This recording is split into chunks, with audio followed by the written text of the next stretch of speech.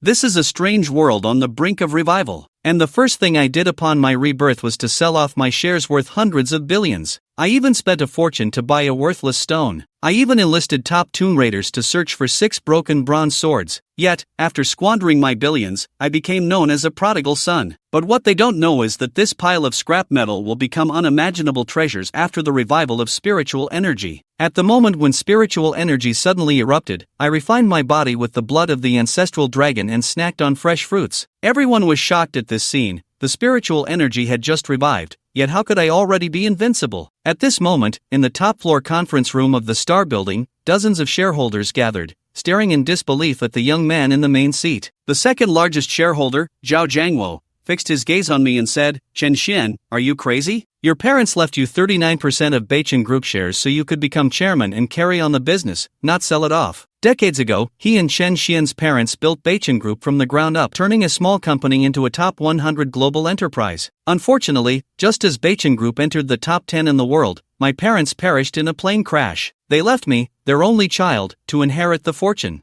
I was usually kind to others and had an extraordinary demeanor, believing I could lead Beichin to continue thriving. Little did I expect that I would end up as a hands-off manager. Beichin Group's business spans multiple fields, with a market value close to $1 trillion. My 39% shares could easily be cashed out for at least 60 billion Chinese yuan. At this moment, the third largest shareholder, Luo Sun, smiled faintly and said, "Old Zhao, you might as well not advise him. Young people have their own ideas. I think cashing out early and enjoying life isn't a bad thing." Luo Sun became a shareholder through hostile takeovers, aiming to suppress the Chen family and take control of Beichin Group. Now that he heard I was selling shares, he nearly laughed out loud, too happy to even think of advising against it. He stood up, scanning the shareholders, and lightly chuckled. "The chairman's position is the most important in the company. Chen Xian seems to lack ambition and capability to sit in that seat. His selling off his shares has no impact on US. Does anyone really think that without him, such a large group can't operate?" The shareholders exchanged glances and silently nodded, not a single one speaking up for Chen Xian. Seeing that everyone acquiesced, Zhao Jiangwo shook his head and sighed, choosing not to speak further. In the center of the storm of public opinion, I remained unperturbed, observing the shareholders' reactions, and suddenly found it quite amusing. This is actually quite normal, as I am the only reincarnator in this world, and only I know that in 10 months, Earth will undergo a tremendous change. With the revival of spiritual energy,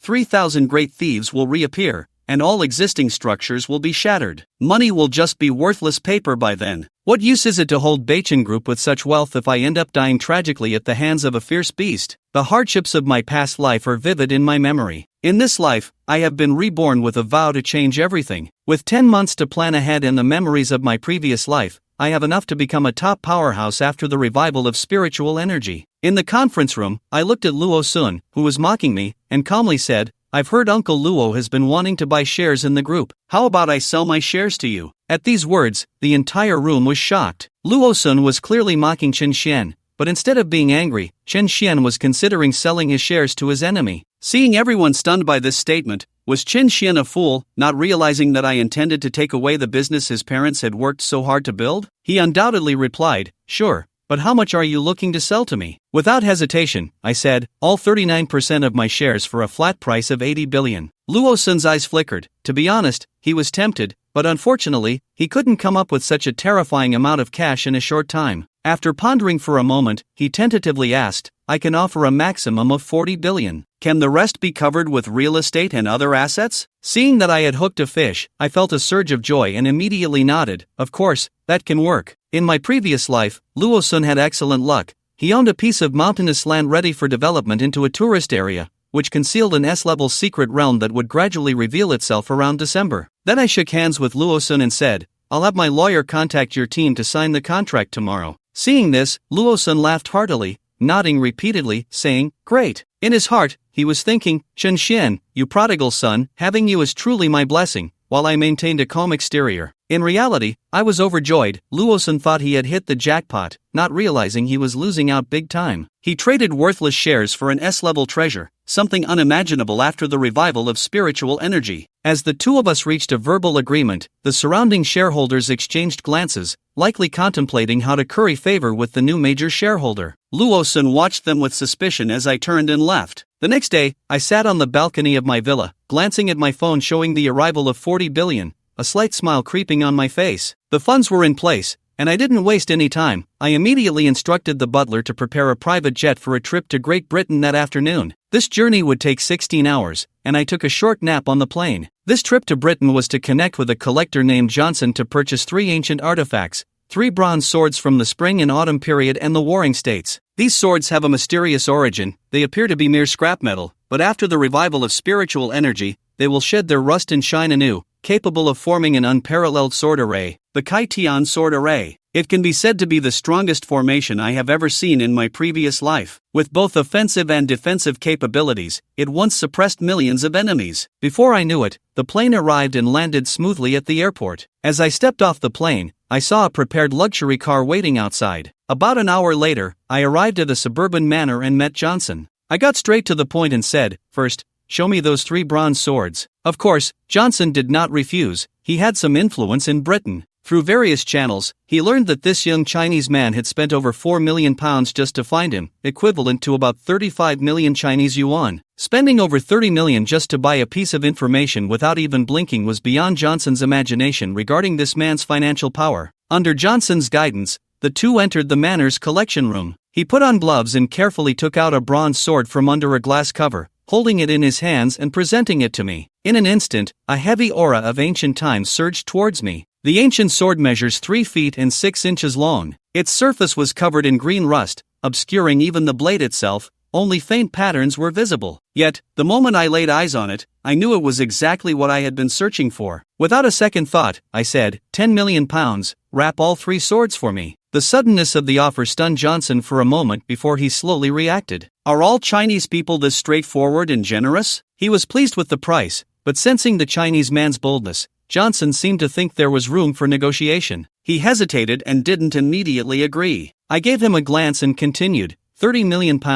Tripling the offer in one breath, what a negotiation tactic. Johnson felt a jolt of realization. He realized he had underestimated this Chinese man's abilities, so he pretended to be profound and solemnly stated that this sword carries the long-standing history of China and cannot be casually priced. I heard Johnson's ramblings as nothing but 2 words, raise the price. I didn't want to waste time listening to him, so I interrupted with, £30 million each. Johnson was completely stunned. £30 million for one sword meant almost 100 million total, or 800 million Chinese yuan. This Chinese man clearly didn't treat money as money. Seeing this, he smiled broadly and quickly agreed to the price. I pulled out a black card and tossed it to Johnson. Johnson understood immediately, caught the black card, and a few minutes later, he received the message he was pleased with. £9 million had been deposited. At that moment, an uncontrollable excitement appeared on Johnson's face. His mouth twitched incessantly, even harder to suppress than an AK. The fool was indeed a fool. This Chinese man had come to give him money. Johnson looked at me, a barely noticeable glimmer of disdain flashing in his eyes, secretly mocking this young Chinese man as a brainless nouveau riche. Little did he know, I was also sneering at him. He had no idea what he was selling today. These 3 bronze ancient swords were among the treasures that would help restore the prominence of the Britons and the Dian kingdom in the future. As I took the 3 heavy bronze swords packed in a peachwood box, a sense of relief crossed my face. It felt like reclaiming my ancestral treasures. I then drove away, and a few days later back in China, the scene shifts to the living room on the 2nd floor of the manor. A knock on the door sounded, followed by my assistant's voice, "Mr. Chen, they have arrived." I extinguished my cigar, relaxed on the leather sofa, and the door opened to reveal my assistant, Xia Wenxi, in a sharp suit, respectfully entering. Behind him followed 3 oddly dressed individuals, a man with braids and an eye patch, a bald, chubby man wearing a gentle smile. There was also a stunning young woman in a sexy leather skirt. I smiled and waved, signaling the 3 to take a seat. The young woman gasped upon seeing the half-burnt cigar in the ashtray, exclaiming, "Corca Royal Courtesan cigar, truly befitting a billionaire, at 1,500,000 each, to just say no is quite something." Surprised, I looked at her and smiled, asking, "What may I call you, miss?" The young woman was not polite at all. She sat down on the sofa and said, "You can call me Shirley. That one dressed like a Caribbean pirate is my senior brother, Zheng Sanlian, and the bald one is my junior brother, Shirtu." She continued, "Without further ado, we are well aware of Mr. Chen's commission. The tomb of King Yu you wish to find is, according to our analysis, an extremely dangerous place. If not for my senior brother, if the Lone and Ba Yi masters were in China, we would definitely have invited them to participate, greatly increasing the chances of success. But even without them, we won't fail." I pondered briefly, understanding the situation. I gestured for my assistant to quickly take out 3 cigars and hand them to me. Leaning back on the sofa, calm, I said, Miss Shirley, I am a straightforward person. I will not shortchange you on the price. As long as the task is completed, I can raise the offer. We settled on 5 million for the 3 Tomb Raiders to help Qin Xian retrieve the other 3 swords of the 6 swords of Yu Wang. A 30% deposit would be paid up front, another 20% upon news of the tomb's location, and the remaining 50% upon retrieving the bronze swords. After sending off the 3 Tomb Raiders, my assistant, Xia Wenxi, stood nearby, looking a bit puzzled and concerned, asking, Mr. Chen, can these people complete the task? I leaned back, smoking my cigar, and replied, if the Lone and Ba Yi masters were here, it shouldn't be a big problem. These 2 are said to be the most professional in the tomb raiding industry. However, it may not be that easy for these 3. My assistant, looking even more worried, asked, is it possible that our money will go to waste? I slowly stood up, patted him on the shoulder, and smiled, don't worry. Even if they can't complete the task, they will find a way to locate the Lone and Ba Yi masters. In the tomb raiding world, reputation and connections are paramount. The assistant was instantly astonished, realizing that I wasn't concerned about whether these people could find King Yu. Rather, I wanted them to lead me to the Lone and Ba Yi masters.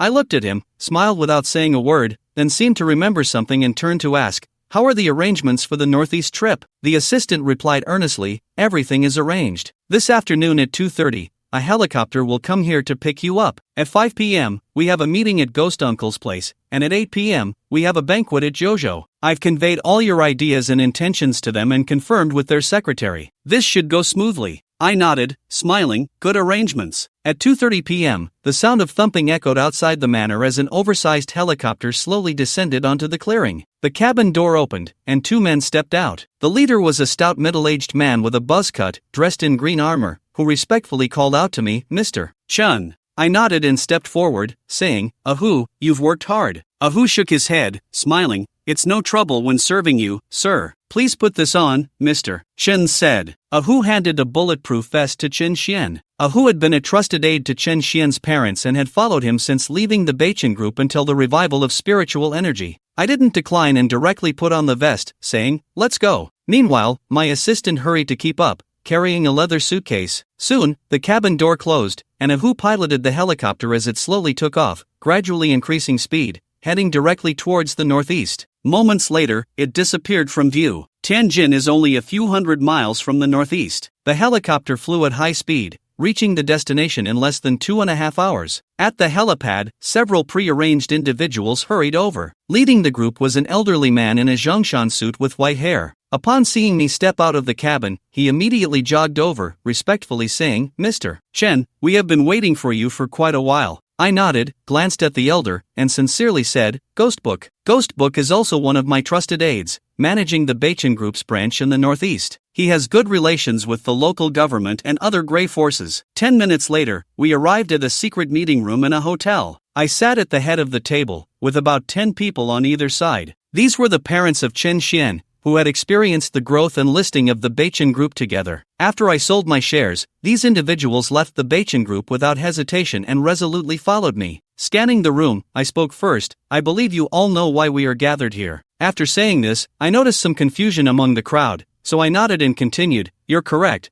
The sale of shares in the Beichen Group was not a rash decision. You, my uncles, have followed the Beichen Group for many years and have dealt with me, so you should understand that I, Qin Xian, am not one to act without strategy. Ghost Uncle immediately nodded, saying, we are well aware of Mr. Chen's capabilities and have witnessed the Beichen Group's accomplishments over the years. The others quickly echoed in agreement, stating that regardless of Mr. Chen's decision, they would remain steadfastly loyal. As I scanned the group, I suddenly realized that Zhao Jianlong, the second largest shareholder whom my parents valued most, was missing, which left me slightly disappointed, but I held no grievances, understanding that everyone has their own aspirations. After a few seconds of silence, I raised my hands to calm the room, which immediately fell silent. I then slowly began, regarding the sale of shares, I can't explain it now, you will all understand in time. This matter will not be mentioned again. Seeing the elders in the room immediately hush, they looked up at me. I continued, the second matter is the purpose of my trip to the northeast. I must stress that what I am about to say must not be disclosed.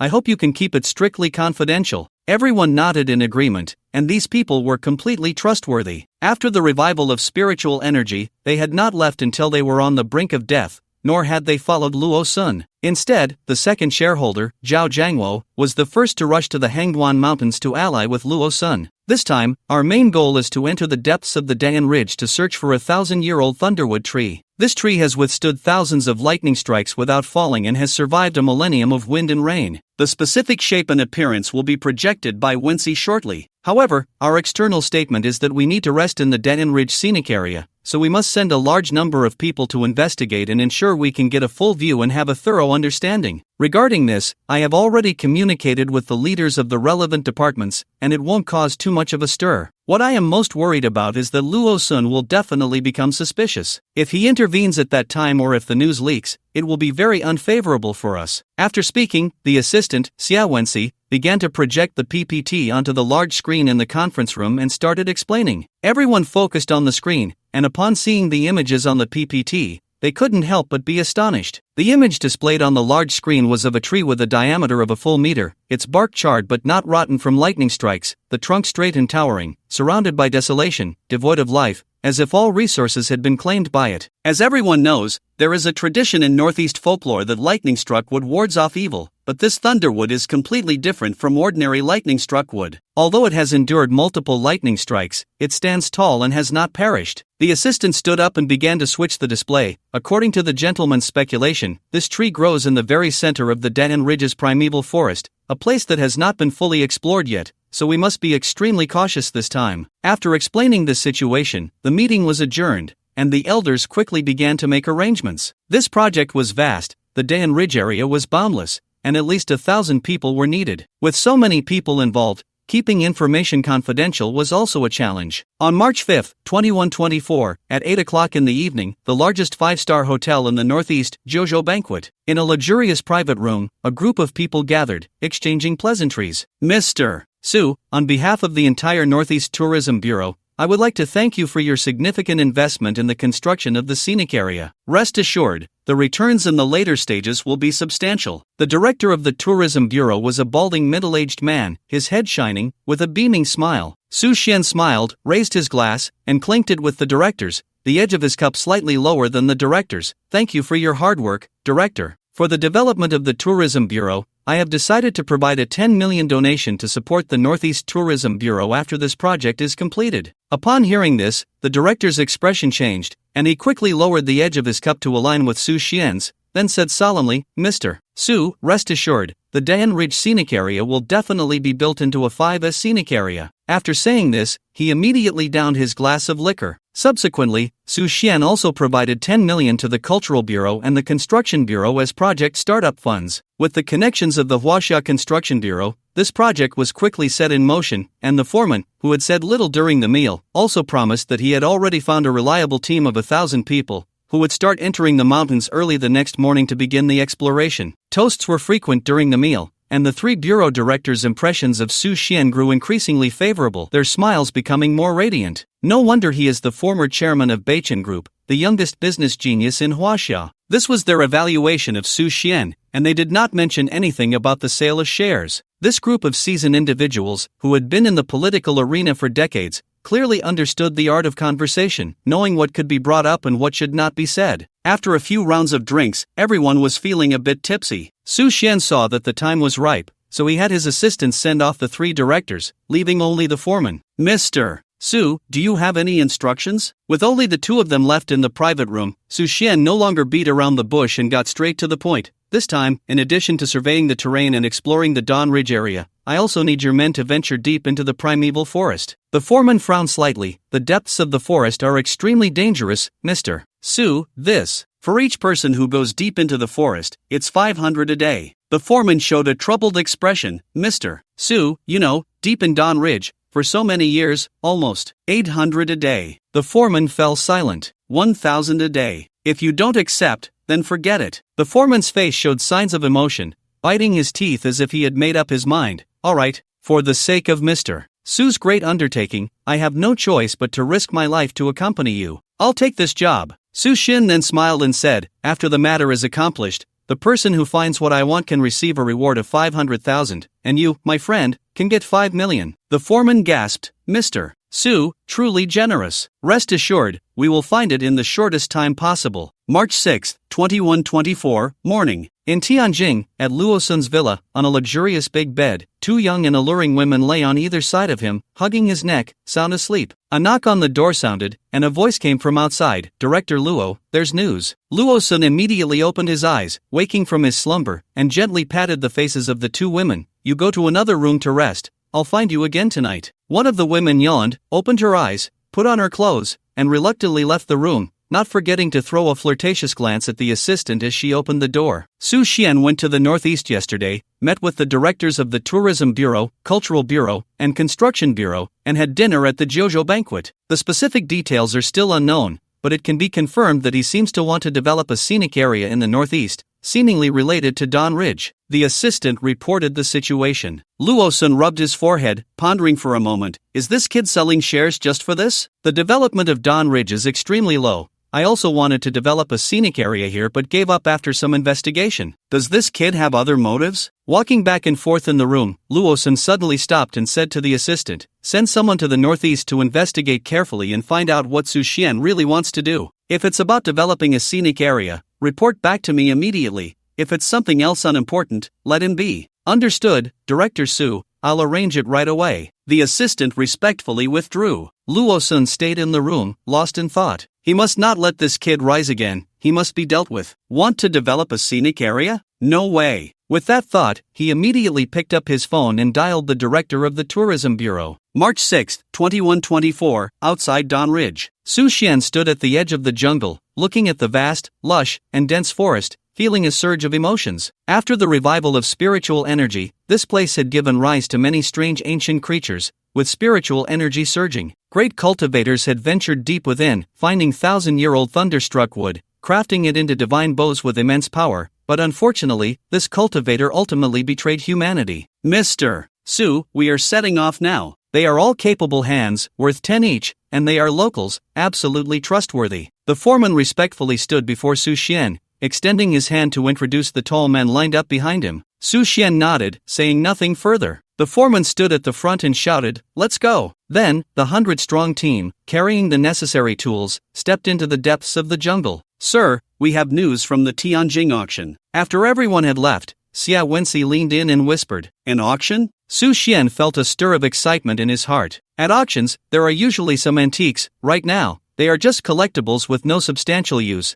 But once the spiritual energy revives, some antiques could absorb that energy and become treasures. Back to Tianjin. It would be useless to stay here, as he couldn't find the thunderstruck wood for the time being, so Su Xian immediately decided to return to Tianjin. He wanted to see if there were any good items at the auction. March 7, 2124. With 2 hours left until the auction began, Su Xian arrived at the auction venue, Imperial Tower, with his assistant. The items for this auction were rumored to be valuable antiques from a bygone era, attracting industry giants, wealthy individuals, and collectors. Oh, isn't this the outstanding entrepreneur of Huaxia, the youngest legendary genius, Director Su? What brings you to this auction? Before reaching the elevator, a middle-aged man in a suit with a gloomy expression and small eyes sneered. He was Xia Jianrun, the vice president of operations at Beichen Group, who had always been subservient and respectful when Su Xian was still with the company. Now that Su Xian had left Beichen, he began to show his true colors. This man was also a confidant of Luo Sun, sent here to participate in the auction and collect some antiques. Su Xian couldn't be bothered to respond to such a lackey. Xia Jianrun, feeling embarrassed, simply turned away and stopped speaking. As time passed, more and more big shots entered the tower,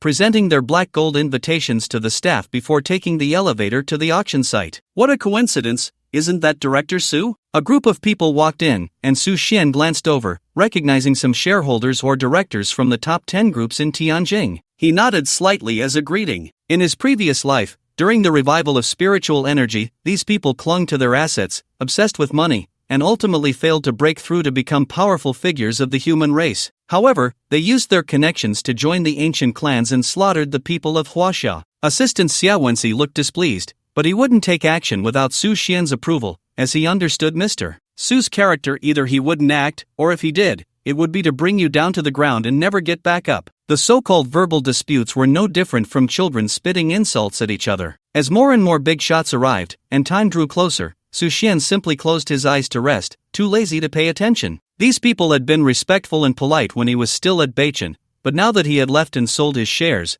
they revealed their true colors. What puzzled Su Xian was that these individuals had weathered many storms and stood at the pinnacle of business. One would expect them to be discreet, yet they were so eager to show their true selves. No wonder, after the revival of spiritual energy, these people had stagnated in their cultivation, and now it seemed their vision was lacking. Perhaps they had relied on some luck to rise to executive positions in their groups, but ultimately lacked the strategic planning to navigate the complexities of business. An hour later, the auction site was already packed with big shots and wealthy individuals, who began to exchange hushed conversations in small groups, some of which reached Su Xian's ears. I heard that the items at this auction are all ancient antiques, including a vase from the Han Dynasty, which is quite valuable. Everyone should pay attention to it later. I'm not very interested in vases, but I heard there are many oddly shaped jade stones, with no signs of artificial manipulation. According to the auction experts, they might be from the Shang or Zhou dynasties. What? There are actually antiques from the Shang and Zhou dynasties? That's nothing. I also heard there's a meteorite said to be 5,000 years old. Su Xian opened his eyes, feeling a surge of excitement within. In the previous life, with the revival of spiritual energy,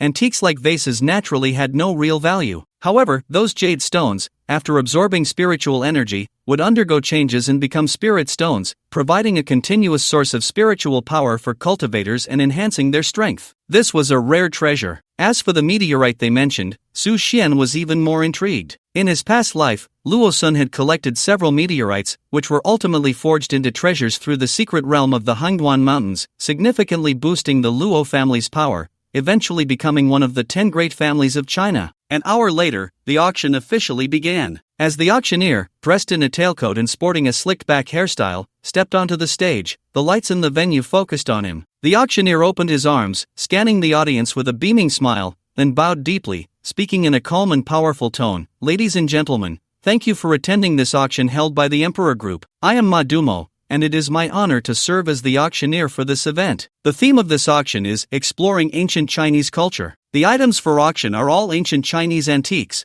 with significant historical value. We welcome everyone to participate enthusiastically. The rules of the auction are: the introduction flowed for over 10 minutes, sounding rather dull. After the introduction, a slender woman in a cheapo pushed the first auction item onto the stage, and the auctioneer moved to the center of the stage to begin his introduction. The first auction item is a Tang Sankai low-temperature glazed pottery, Silk Road, with a starting price of 5 million. Each bid must increase by no less than 500,000, and if there are no bids after 3 calls, the auction will be considered successful. The bidding starts now. In an instant, the atmosphere in the venue became lively. The Tang Sankai, as the most distinctive vase of the Tang dynasty, held profound value and significance, making it a coveted treasure for collectors. However, for Su Xian, the vase had no substantial use. After the revival of spiritual energy in his past life, these aesthetically pleasing vases had not changed at all. Aside from being ornamental, they served no purpose. Therefore, Su Xian couldn't be bothered to bid. After several rounds of intense bidding, a big shot finally won the vase for a high price of 12 million. Congratulations, congratulations. Thank you, thank you. Voices of envy echoed in the room, as many big shots were green with envy. This vase was no ordinary item. It was said to have been crafted by the Tang dynasty royal family, depicting a section of the Silk Road, showcasing the grandeur of the desert, and was highly collectible. The second auction item is a pair of ancient jade stones from the Shang and Zhou dynasties. Ma Dumo gestured towards the green jade stones on the big screen, smiling as he introduced. According to expert appraisal, this pair of jade stones is the oldest antique discovered to date. Based on comprehensive data analysis, it dates back to the Shang and Zhou dynasties, and it is completely natural, with no signs of being cut or chiseled. The starting price is 1 million. And each bid must increase by no less than 100,000. The auction starts now. Everyone expected high enthusiasm, but unexpectedly, very few people placed bids, and their reasoning was quite direct. Even if it were ancient jade, it couldn't have been preserved until now, so this so-called Shang and Zhou ancient jade was most likely artificially made and held little value. The auctioneer suddenly felt extremely awkward, retracting his hand in disappointment,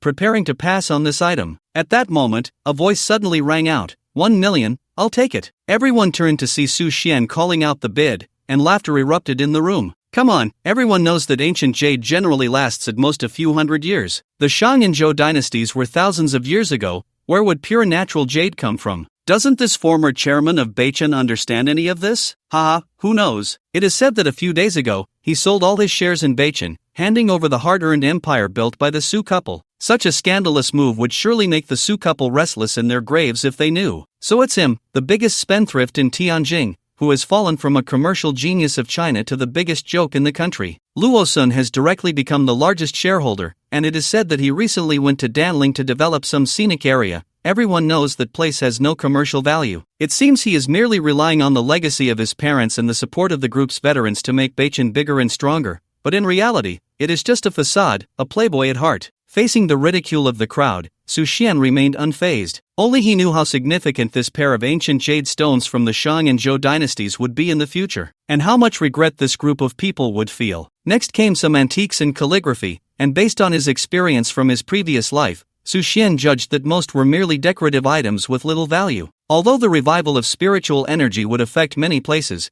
causing some antiques to absorb it and become magical treasures, many still remained unchanged. For example, the auction true work of Wu Daozi, the painting of 100 demons on the night march, looked magnificent, with clear lines and superb technique, but in reality, it had not changed at all after the revival of spiritual energy. Thus, after 7 or 8 auction items were successfully sold at good prices, Ma Domo's face was beaming with joy. This time, his commission was estimated to start at least from $1 million, equivalent to his annual salary. The atmosphere at the auction site was also gradually rising. During the auction of some key items, there was even a gambler's mentality, pressing forward step by step, and the final bidders would naturally cast disdainful glances. What level are you at to compete with me? About 40 minutes later, the auction was nearing its end, yet the atmosphere remained high because everyone knew the grand finale item had not yet appeared. After much anticipation, 5 minutes later, all the auction items had been sold, and Madomo suddenly smiled mysteriously. Ladies and gentlemen, you must know what the grand finale auction item is,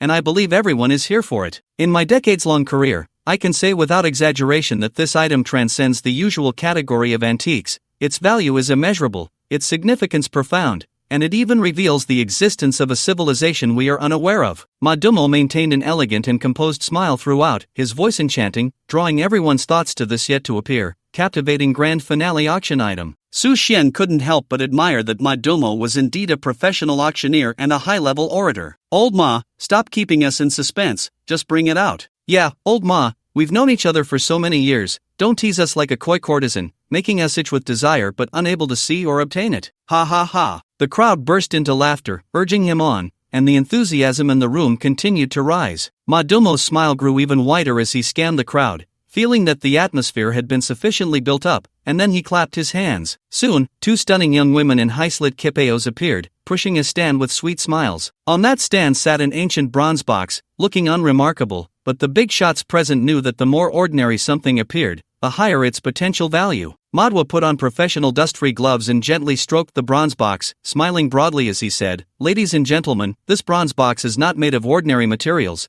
It is crafted from a fusion of 18 rare metals, with unparalleled hardness and extreme antioxidation properties. It is impervious to knives and guns, and resistant to fire and water, allowing it to store and protect the treasures inside to the greatest extent." Su Xian frowned slightly. He had just referred to it as a treasure, not an antique. This meant that the starting price for whatever was inside the box would surely be very high, and the bidders would be numerous. Under the watchful eyes of the crowd, Manhwa slowly opened the bronze box, revealing its contents. Inside was a stone the size of a basketball, reddish-brown in color, with a very irregular shape, emanating a somewhat scorching aura that made everyone catch their breath. Su Xian was internally shocked because the stone on the screen, regardless of its size, shape, color, appearance, or the faint special aura it carried, was exactly the same as the meteorite from his past life. After the revival of spiritual energy, this meteorite was inadvertently acquired by Luo Sun and placed into the secret realm of the Hengduan Valley, forging a terrifying celestial object. Upon seeing that seemingly ordinary stone, some rough individuals who did not understand the antique industry, after their initial breathlessness, began to show expressions of disappointment. "I thought it was some rare antique, it's just an ordinary stone." "Yeah, what a letdown, let's go." These people began to stir, but they did not leave. Although their faces showed fluctuating emotions and they looked down on the stone, Su Xian knew that they were merely putting on an act. They were intentionally belittling the stone to dampen the enthusiasm of other bidders and suppress the auction price, planning to swoop in and acquire it themselves. Did these people really think others were fools? Su Xian sneered inwardly. Manhwa extended his hands, looking mysterious. "Everyone, this stone is not simple." According to professional appraisals, after thorough analysis of the material in comparison with various archaeological data, it has been comprehensively judged to be a meteorite from 5,000 years ago, containing 80 types of previously unseen mineral elements. After a slight pause, Manhwa was pleased to see everyone's rapt attention and continued to entice them. In other words, the elements contained in this stone have yet to be discovered on Blue Star. I believe that in the near future, the periodic table of elements in chemistry may need to be rewritten. This meteorite has a starting price of 20 million, with each bid increasing by no less than 2 million. The auction starts now. After throwing out enough bombs, Manhwa fell silent, leaving the space for imagination to this group of big shots. Su Xian did not hesitate to call out, 30 million. At this, the entire room was stunned, and someone was quite displeased. Is it necessary for you to raise the bid by 10 million? I bid 32 million. Su Xian was undeterred, 50 million. The person immediately became furious. I am the vice chairman of Huaxin Group, my friend, how about giving me some face? I bid 52 million. Once this was said, the remaining bidders found it difficult to follow. Huaxin Group, second only to Beichen Group, is the second largest group in Tianjin, with annual revenue exceeding 800 billion, and is also a representative of the top 10 enterprises in Huaxia. There was no need to offend him over a meteorite. Even if they were itching to bid, they had to restrain themselves. However, there were still those who looked down on him. I bid 54 million. You! Su Xian ignored these remarks and directly raised his paddle, 80 million. Are you out of your mind? A 10 million increase, a 20 million increase, and now you're jumping straight to 30 million? The vice chairman could no longer tolerate it and cursed directly, but in this setting, he could not lose face, so he gritted his teeth and continued, 90 million. The scene was directly stunned, glancing at Su Xian one moment and at Chairman Hua Xin the next. Both were just a bunch of spendthrifts. Su Xian did not hesitate, 150 million. With hundreds of billions in cash,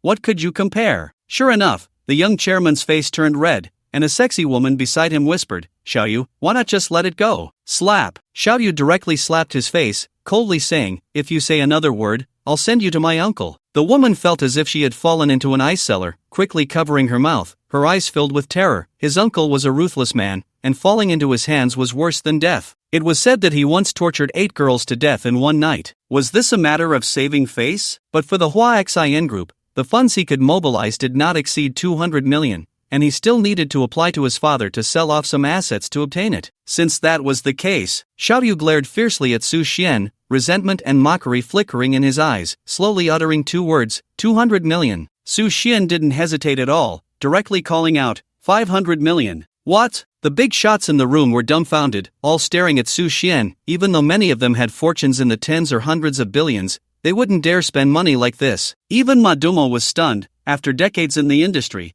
what could possibly be auctioned for 500 million? According to his estimation, this meteorite would end at most at 50 million, but with the involvement of the 2 young men from the major groups, this had turned into a matter of face, and he couldn't back down at this critical moment. Disturbing others' pretentiousness was like killing their parents. Xiaoyu gritted his teeth in anger. If 200 million was all the funds he could mobilize, then 500 million was something his father would barely be able to come up with in person. But at this moment, how could he show weakness? Thinking of this, Xiaoyu directly called out, 800 million. 800 million seemed like an astronomical figure to ordinary people, and even to those billionaires, it was a lot, but for the Hua Xin group, it was nothing. They could still come up with it. Su Xian was somewhat surprised, glancing at Xiaoyu, and roughly understood. Men's pride? How childish. Since that was the case, then 1 billion. Hiss, the entire room fell silent. The sound of a pin dropping could be heard. No one dared to speak. Xiaoyu's face turned pale, and he slumped down in his chair, staring blankly. But he quickly reacted, sneering, a piece of broken stone, 1 billion to buy, truly worthy of being the spendthrift of Beichen, the biggest fool in Huaxia. The others mostly shared this thought, and after this incident, Su Xian had completely become a joke in the entire Huaxia business world. After Ma Dumo's indifferent closing remarks,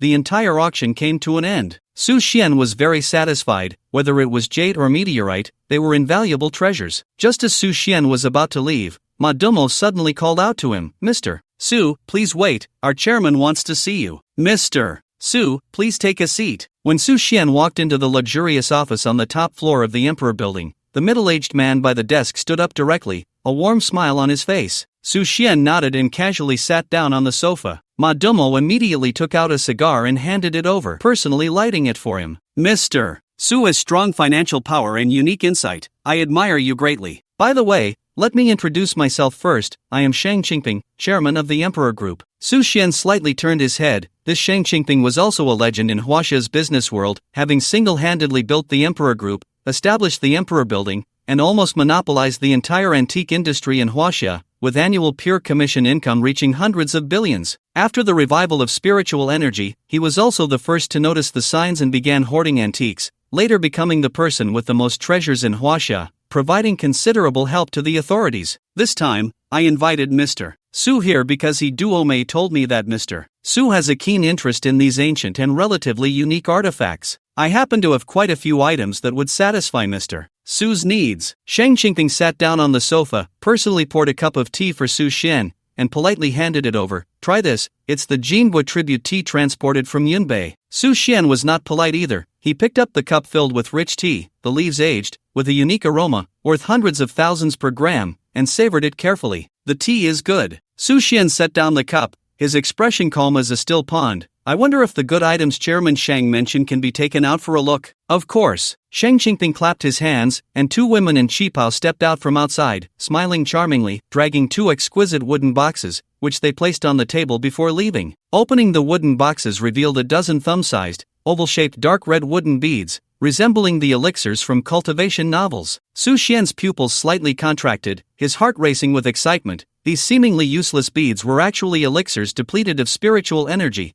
which could rapidly enhance one's realm once the spiritual energy revived. When the ancient great fiends descend, these elixirs would become an important means for human cultivators to elevate their realms, rare and invaluable. The quality is average. Su Xian slowly calmed his excitement, his expression unchanged, though a hint of disappointment flickered in his eyes. Noticing the subtle change, Shang Qingping quickly smiled and said, "Brother Su, I truly apologize for that, but I can guarantee that these items are not simple. After so many years, they still haven't faded or changed. How about this? I would really like to be friends with Brother Su. How about 50,000 for each elixir stone?" Su Xian glanced at him, inwardly ecstatic. These elixirs might seem insignificant before the revival of spiritual energy, but afterward, they would be priceless and extremely precious. Originally, he was acting to suppress the price, and now it seemed to have worked, so he pretended to be reluctant and said, "Then it's settled, Chairman Shang. However many you have, I will buy. I am most interested in these ancient artifacts of unknown origin. Besides these elixir stones, does the chairman have any other good items?" In the end, Su Xian purchased a total of 100 elixirs, spending 5 million. According to his past experience,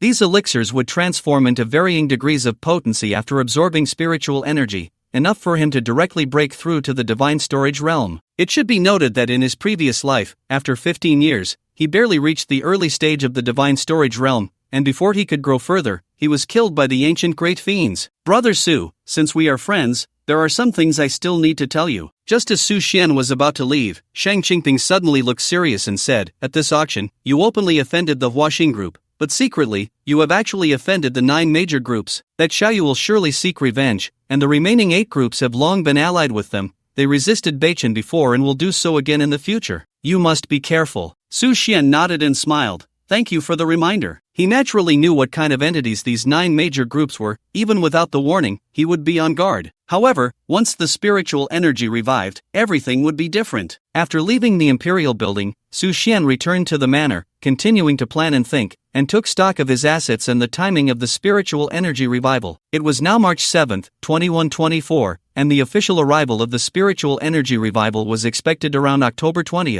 2124. 3 months prior to that date, some anomalies had begun to appear, attracting the attention of certain powerful forces. Therefore, everything must be laid out 3 months in advance to seize the opportunity. Only then could he turn the tide in this life. As of now, 3 bronze swords have been collected, enough to open the sword formation. The other 3 are unlikely to be found anytime soon. After all, the tomb of King Yu is very hidden, and it was only discovered a month before the revival of spiritual energy. The Millennium Thunderstruck wood deep in the Dan Ridge was also found quite late, and it is estimated that it won't be found anytime soon either. The meteorite from outside the Earth is a pleasant surprise. It can be forged into supreme treasures. There are already 100 elixir stones, which seem sufficient for the first realm, but for what comes next, it is far from enough and needs to be continuously acquired. Fortunately, Shang Qingping has extensive connections and is inquiring in secret. It won't be long before a large-scale acquisition can be completed. Ancient jade has already been acquired, so there is no need to worry too much about spiritual energy in the future, but it is still not quite enough. Currently, there are still over 300 billion in assets, which should be enough to gather everything. So, next, Taking advantage of this gap in time, I need to make a trip there. March 8, 2124, Hengduan Mountains. Su Xian stood at the foot of the mountain, gazing up at the towering peaks, resembling a giant steel dragon coiling for 100 miles. The Hengduan Mountains, located in the northwest, rise to an altitude of 7,000 meters, with clouds and mist swirling around the summit, comprising more than 80 peaks. From a distance, the Green Mountains are enchanting, their outlines strong and majestic, leaving one in awe. In the northwestern region of the Highland Loess, the Hengduan Mountains are undoubtedly an anomaly. A river winds eastward at the foot of the mountain, creating a beautiful picture of green mountains and clear waters, nestled against the hills. According to memories from my past life, after the revival of spiritual energy, the main peak of the Hengduan Mountains in the valley below suddenly became an S-level secret realm, rich in spiritual energy, allowing the Luosan family to lead the majority. Boarding a helicopter, I soon landed in the valley at the main peak, and with the help of a Hu,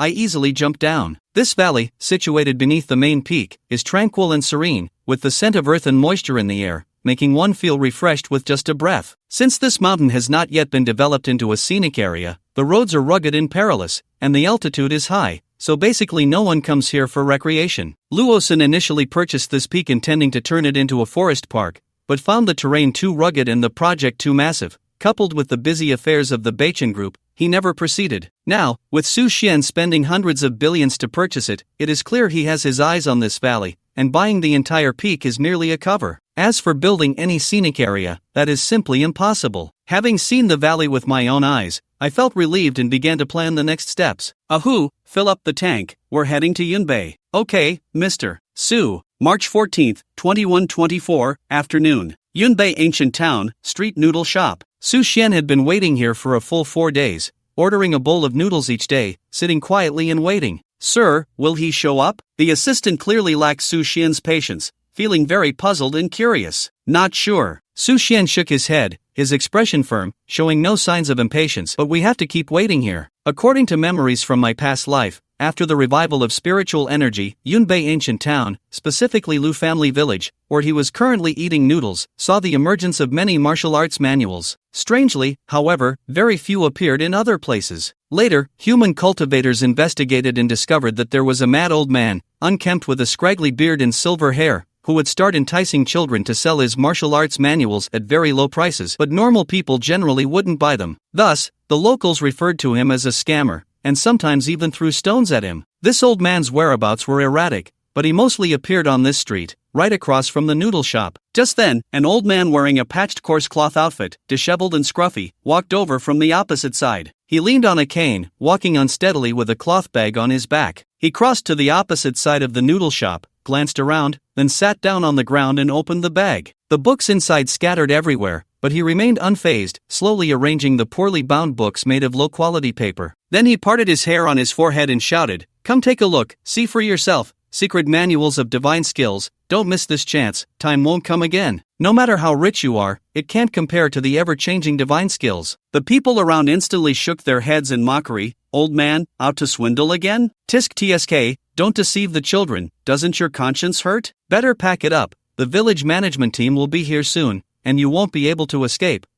The old man, however, was not intimidated at all, snorting coldly, "Isn't it a matter of scholars? Is that called deception? You bunch of ordinary folks, how can you understand the marvelous skills? Go away." Those people laughed and left, the air filled with a joyful atmosphere. "How much for these books?" The old man looked up and saw a young man with an extraordinary demeanor, quickly smiling. 50 each, discounts for multiple purchases, the more you buy, the better the deal. "Sir, would you like to take a look? I have all the secret manuals of divine skills here, treasures that are highly sought after. It seems we are fated today, if you buy more than 10 books, I'll throw in an extra one." Su Xian smiled gently, glancing at the books on the ground, most of which were poorly made. He flipped through them casually, noticing they contained illustrations of techniques, and he was increasingly certain that these were cultivation methods that could be practiced after the revival of spiritual energy. "This Rulai Divine Palm is incredibly powerful, young man, you're in for a stroke of luck, do you know? I only sell this manual to those with fate.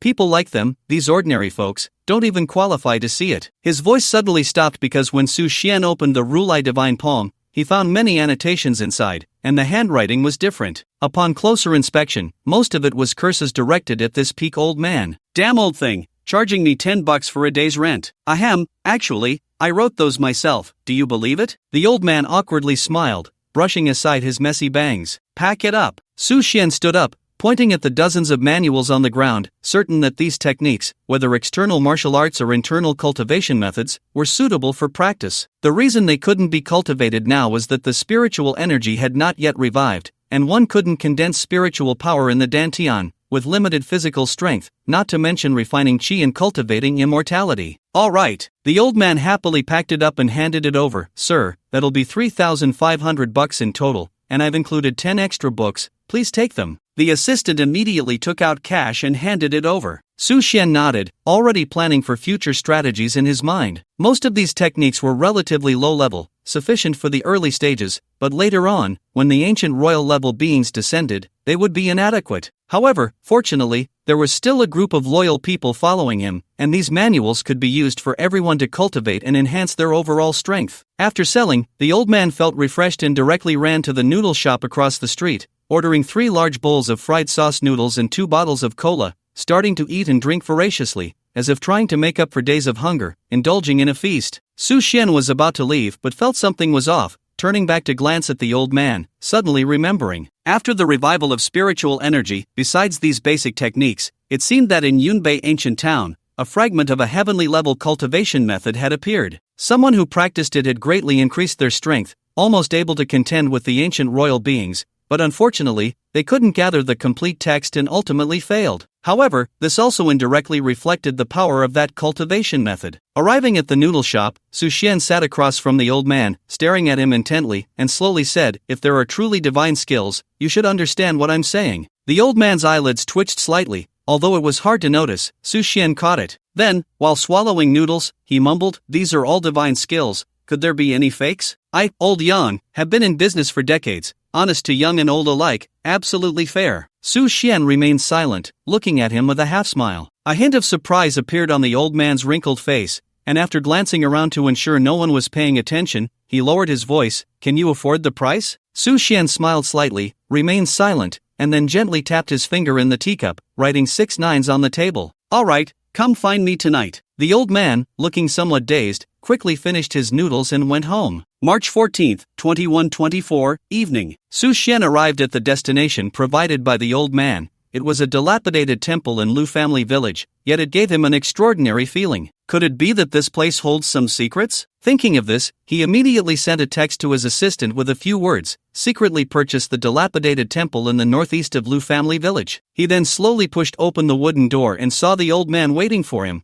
just as he had during the day. "Sir, I believe this is what you want, the true divine skill." The old man chuckled and handed over a book bound in sheepskin. Curious, Su Xian opened it, only to find it filled with dense, indecipherable text, resembling Tibetan, Mongolian, or even Sanskrit, obscure and difficult to understand, exuding an ancient aura. He even suspected that this script might not have appeared in the history of Huaxia. After the revival of spiritual energy, it was said that there existed a complex celestial-level skill called Ancient Heavenly Book, Volume of Heaven, which was the technique practiced by a cultivator in his past life who reached the pinnacle. The style of the characters passed down in that text was identical to this book. Su Xian was certain that the sheepskin book in his hand was indeed the Ancient Heavenly Book, Volume of Heaven, and casually said, "Name your price." The old man slowly extended 5 fingers, a half-smile on his face. Su Xian nodded, "Deal, 50 million. That's a large amount. It might be paid in installments. Send me your bank account number, and I'll pay a portion first." The old man stared blankly, utterly bewildered. What? 50 million? He had been thinking 5,000 or maybe 50,000 would suffice,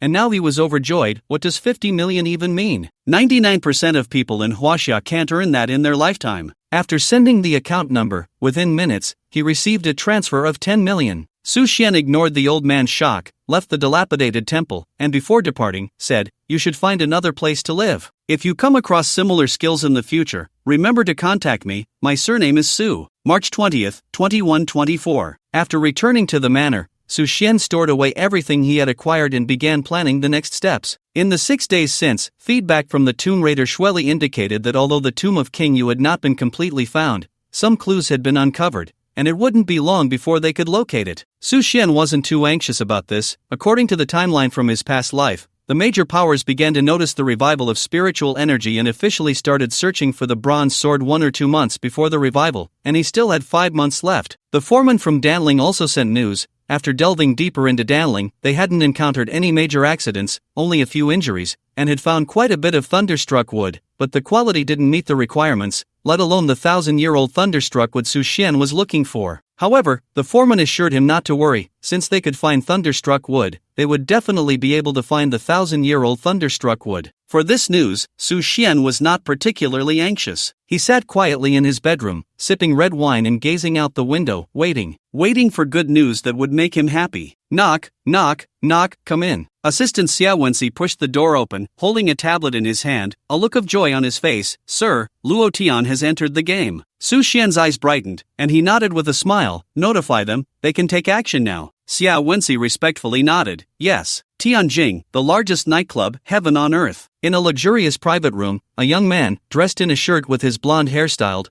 was surrounded by several trembling young women who looked relatively innocent, now covering their faces and crying, their bodies barely clothed. The sexy outfits they wore had long been torn to shreds by the young man, black and strappy, all reduced to tattered pieces. Among them, one stunningly beautiful girl had not yet woken up. The young man was Luo Tian, the son of the chairman of Beichen Group. Due to his lack of ability, Luo Sun completely forbade him from getting involved in any affairs of Beichen and did not provide him with any funds for investment. Luo Tian was very dissatisfied with this, especially since Su Xian had already withdrawn from Beichen Group, and Luo Sun had not arranged any position for him, clearly indicating that he would not be made the successor. If it were just to be a rich second generation, eating, drinking, and playing, living comfortably for the rest of his life, that would be fine. The key issue was that Luo Sun promoted his brother, a bastard child of a mistress, Luo Xiang, to the position of vice president of finance, controlling the group's financial power, which Luo Tian could not tolerate. Therefore, he came to the nightclub to seek entertainment that night. Coincidentally, the nightclub owner, who knew him, informed him that a new batch of girls had arrived. What are you crying about? Do you know who I am? The young chairman of Beichen Group. Luo Tian hated women who cried, directly pulling out a black gold card from his pocket and throwing it in a woman's face, shouting, "Stop crying, take this. There's 500,000 cash in here, enough for you to spend." Just then, the door to the private room was suddenly pushed open, and 5 or 6 young men with colorful dyed hair and piercings walked in. The leader, dressed in a suit, was tall and smiling. "Young Master Luo, why are you so angry?" The newcomer was Shui Yi, the owner of the club, an old acquaintance of Luo Tian. Luo Tian glanced at him, lit a cigarette, and after exhaling a puff of smoke,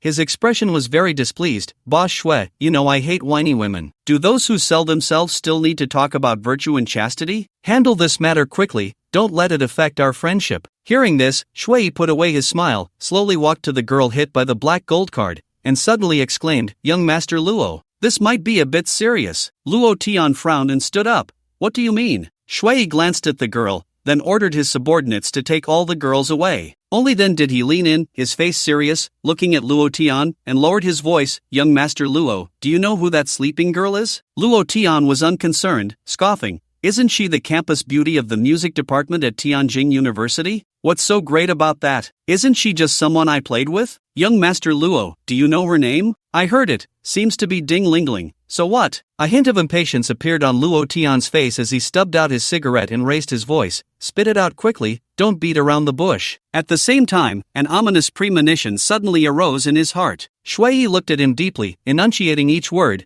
"She is the only daughter of Ding Yishan, the director of the Tianjing Finance Bureau, a precious pearl, and a lily in the Tianjing socialite circle." Luo Tian was taken aback, then exploded in anger. "Shui, what the hell do you mean? Want to mess with me? If you don't clarify things today, I won't let you off." Shui sighed and extended his right hand. "Young Master Luo, to be honest, we went to Tianjing University this time to look for new tea and happened to run into the drunken Ding Lingling, but we didn't pay much attention. It wasn't until last night when the missing person notice came out that we compared the photos and realized." He then opened his phone to show the missing person notice. Luo Tian glanced at it, his scalp tingling as he recognized that the photo was of a girl he had been with last night, drunk and still not awake. Panic surged in his heart, and for a moment, he didn't know what to do. He collapsed onto the sofa, his eyes vacant, and after a while said, "Quick, I need to call my brother and have him handle this." "No, you can't let him know. If he finds out, he will definitely tell my dad, and who knows if I'll even be alive by then. The daughter of the finance bureau director was not something to joke about. Luo Tian was completely at a loss, not even questioning the authenticity of the incident,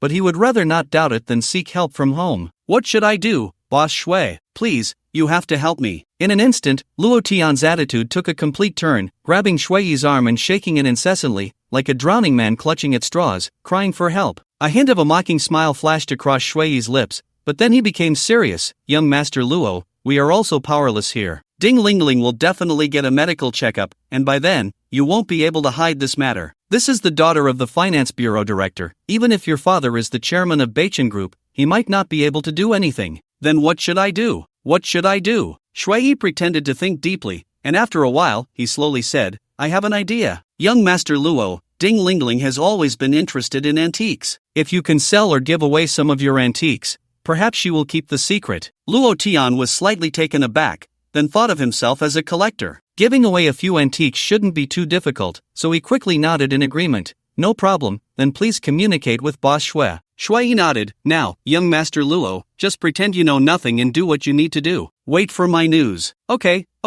I'll do whatever you say. Boss Shui, you must help me, please. March 21st, 2124, in Luo Tian's room. Young Master Luo, you wouldn't want your father or your brother to know about this, would you? A beautiful girl in a purple long dress, with long hair cascading down, looked at Luo Tian with a half-smile. She was one of the women he had been with last night, and also the daughter of the finance bureau director, Ding Lingling. From her tone, it was clear that she didn't seem to feel anger or humiliation about being drunk and sleeping with Luo Tian, but the threat in her voice was unmistakable. Luo Tian's body trembled slightly, especially at the mention of his brother, his face showing unmistakable fear. As a member of the family heir, he was already at a disadvantage. If his brother caught him in this situation, there would be no chance of turning things around. Miss Ding, please say what you need directly. Whatever I have, I will do my utmost to satisfy you. Luo Tian poured her a cup of tea, his face full of flattery. Ding Lingling sat on the sofa, leaning her slender back against the soft cushions, slightly raising her swan-like white neck, and glanced at him with her beautiful eyes.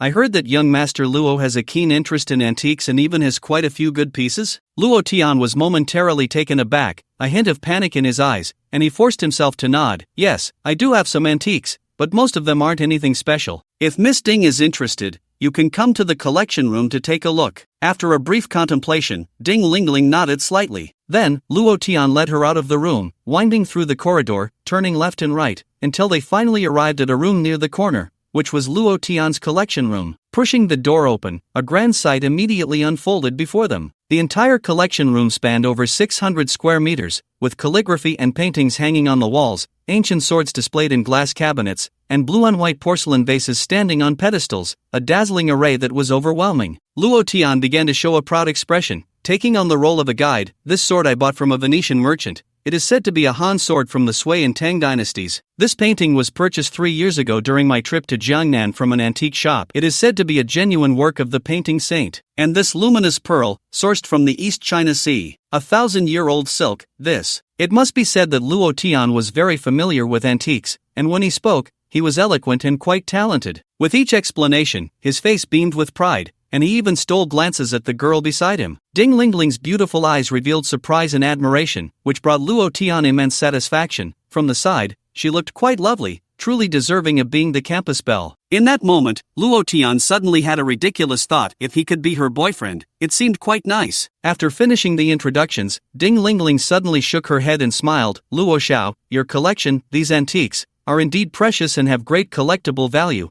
but they are not old enough to be considered rare in my eyes. Do you have anything else that can be presented? Otherwise, you know. Luo Tian's heart jolted, cold sweat rising. He took a breath and slowly said, there is indeed a treasure, which I purchased from a temple in Tibet, and I have kept it stored all this time. No one has been able to clarify its origins, and over time it has been forgotten in a corner. If you hadn't mentioned it, I would have forgotten. I'll go get it now. Ding Lingling's eyes brightened. Oh, there's actually such a treasure. Luo Xiao, you're being too modest. Luo Tian wiped the cold sweat from his forehead, giving an awkward smile. I just forgot, now I'll find it. He then entered the innermost corner. Looking at the white safe, Luo Tian's face lit up as he opened the safe and was greeted by a box inside. He picked up the box, opened it, and saw an object inside, a thumb-sized bodhi seed, entirely black, unremarkable, and even somewhat ugly. Luo Tian carefully held up the bodhi seed, his expression complex, then turned his head and said, "That year, while I was traveling in Tibet, I went to a temple where a wise monk told me that this bodhi seed is rare in the world, and when the right time comes, it will shine brightly, urging me to keep it well." After taking a glance, Ding Lingling was greatly disappointed and said, "Unremarkable, already dried up.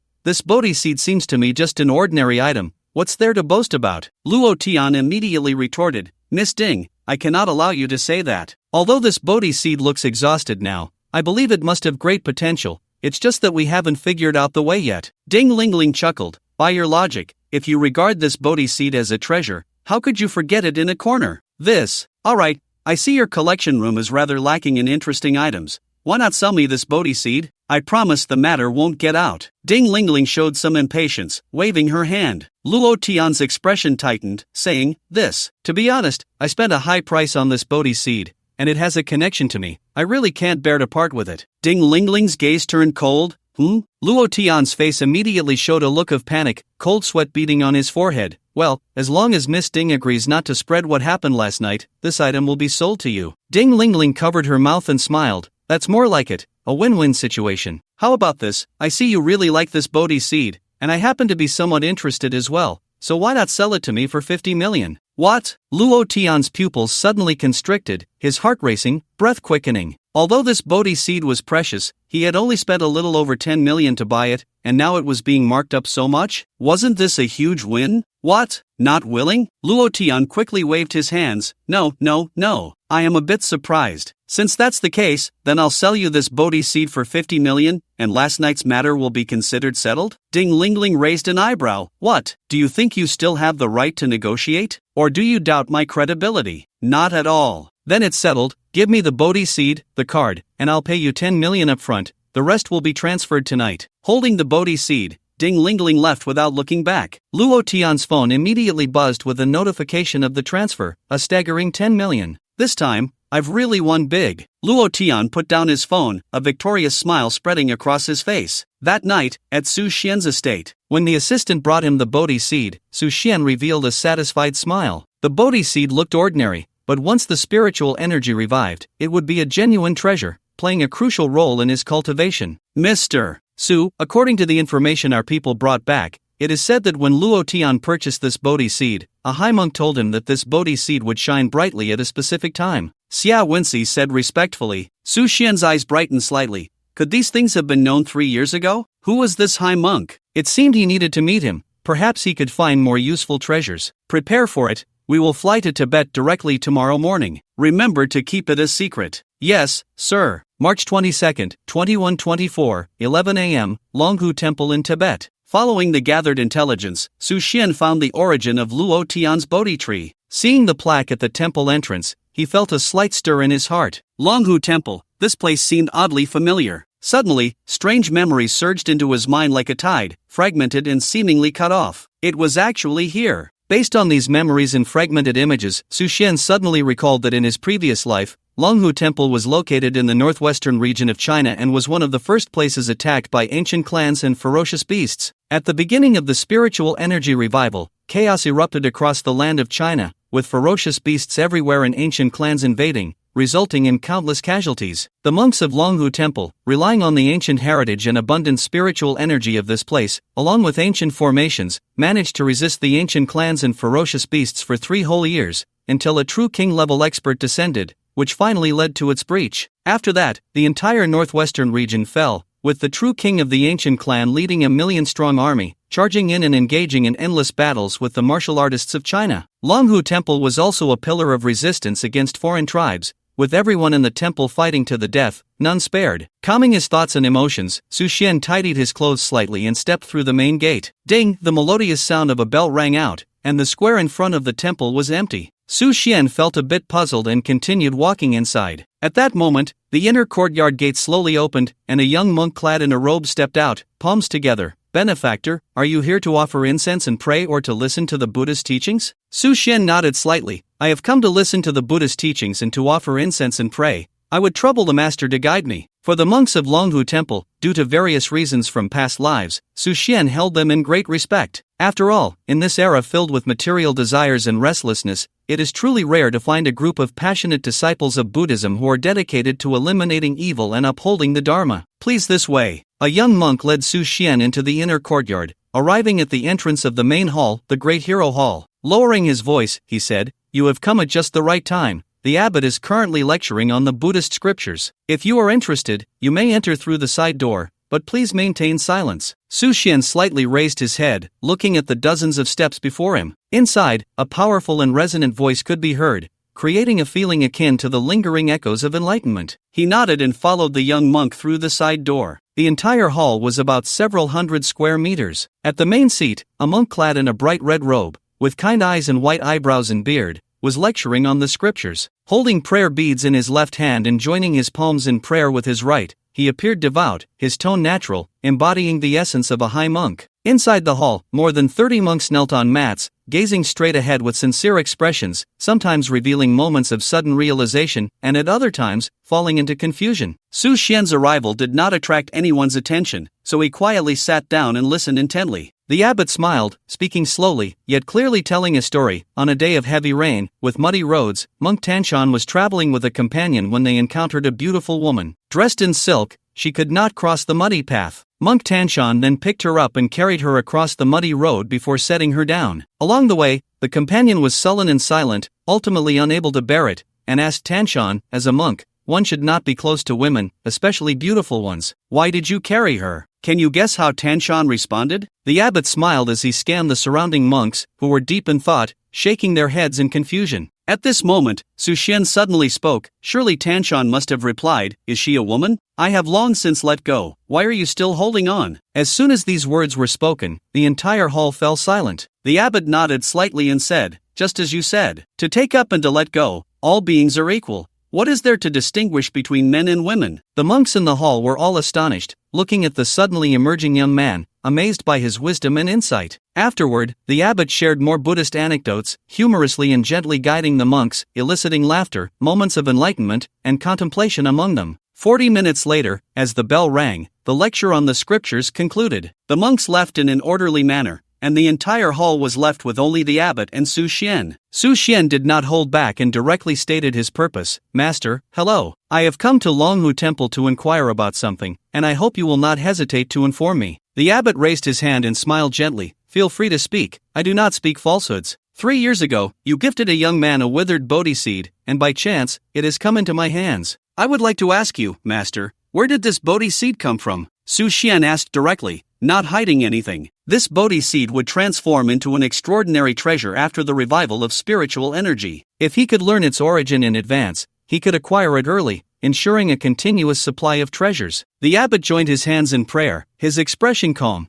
"It seems you have a connection with it. This bodhi seed was something I stumbled upon in the mountains. That day, I sensed a causal relationship between that person and this bodhi seed, so I gave it away. Unexpectedly, that person insisted on buying it, thus severing its opportunity. Now that it has come into your hands, it seems this item has a cause with you." Su Xian felt a bit disappointed. It seemed this bodhi seed could not be mass-produced. He nodded and said, "Thank you, Master. Then I shall take my leave." After speaking, Su Xian slowly stood up, clasped his hands in a bow, and prepared to leave. "Please stay, benefactor." The abbot suddenly stood up as well, smiling. "Your visit to Longhu Temple today may be a fortuitous encounter. Now that you have obtained the bodhi seed, if this poor monk's guess is not wrong, perhaps in the future, Longhu Temple will still need your assistance." Su Xian was greatly shocked, his pupils constricting. This abbot seemed to possess a kind of prophetic ability. Could it be that he also knew about the revival of spiritual energy and the impending calamity in a few months? "There is no need for you to be surprised, benefactor. I am merely speculating. However, since you have come here, I do have something to present to you." The abbot smiled slightly. "May I ask what it is? Please follow me." Half an hour later, on the back mountain of Longhu Temple, Su Xian followed the abbot at a brisk pace until they reached halfway up the mountain. The abbot suddenly turned his head and asked, "What do you think of the terrain of this mountain peak?" Standing on the mountainside, Su Xian looked down, where layers of peaks rose and fell, intertwining, and it was strikingly, "This looks like a giant beast lying prostrate,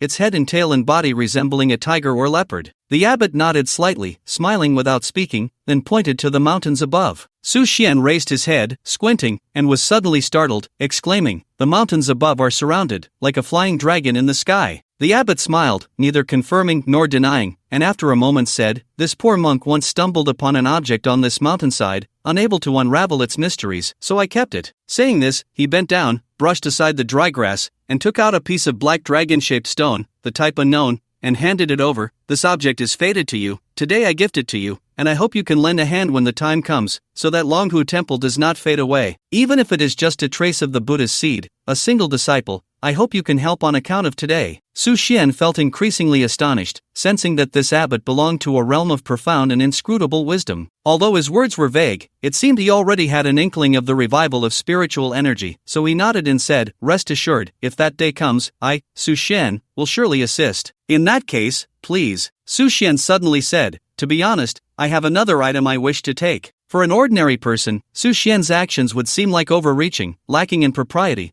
But for the abbot of Longhu Temple, he did not feel anger nor think him greedy. Instead, he smiled and asked, "What is it?" "It is a beast's sinew that cannot be harmed by water or fire, cannot be severed by swords or blades, and possesses great resilience." Su Xian naturally could not describe it plainly. This ancestral dragon sinew only began to reveal its effects and functions after the revival of spiritual energy, and it was a key item in crafting celestial-grade weapons alongside the Millennium Thunderstruck wood. The mountain wind blew, and the abbot of Longhu Temple suddenly withdrew his smile, letting his robe billow, the Buddhist beads around his neck clashing in the wind, producing a dull sound. "Have you thought this through, benefactor?" The abbot suddenly appeared solemn, his face filled with a serious expression, as if inquiring about a matter concerning the fate of all living beings. Su Xian's expression was resolute, nodding, his eyes full of sincerity, without any hesitation. The abbot nodded slightly, looking up at the dragon-shaped mountain peak, undulating under the sunlight, resembling a ferocious beast about to awaken, its murderous aura soaring to the sky. Then he chanted a Buddhist invocation, as if having made a decision, and slowly said, "Since you have made up your mind, this poor monk will not say more. I just want to tell you that this beast's sinew is a rare object.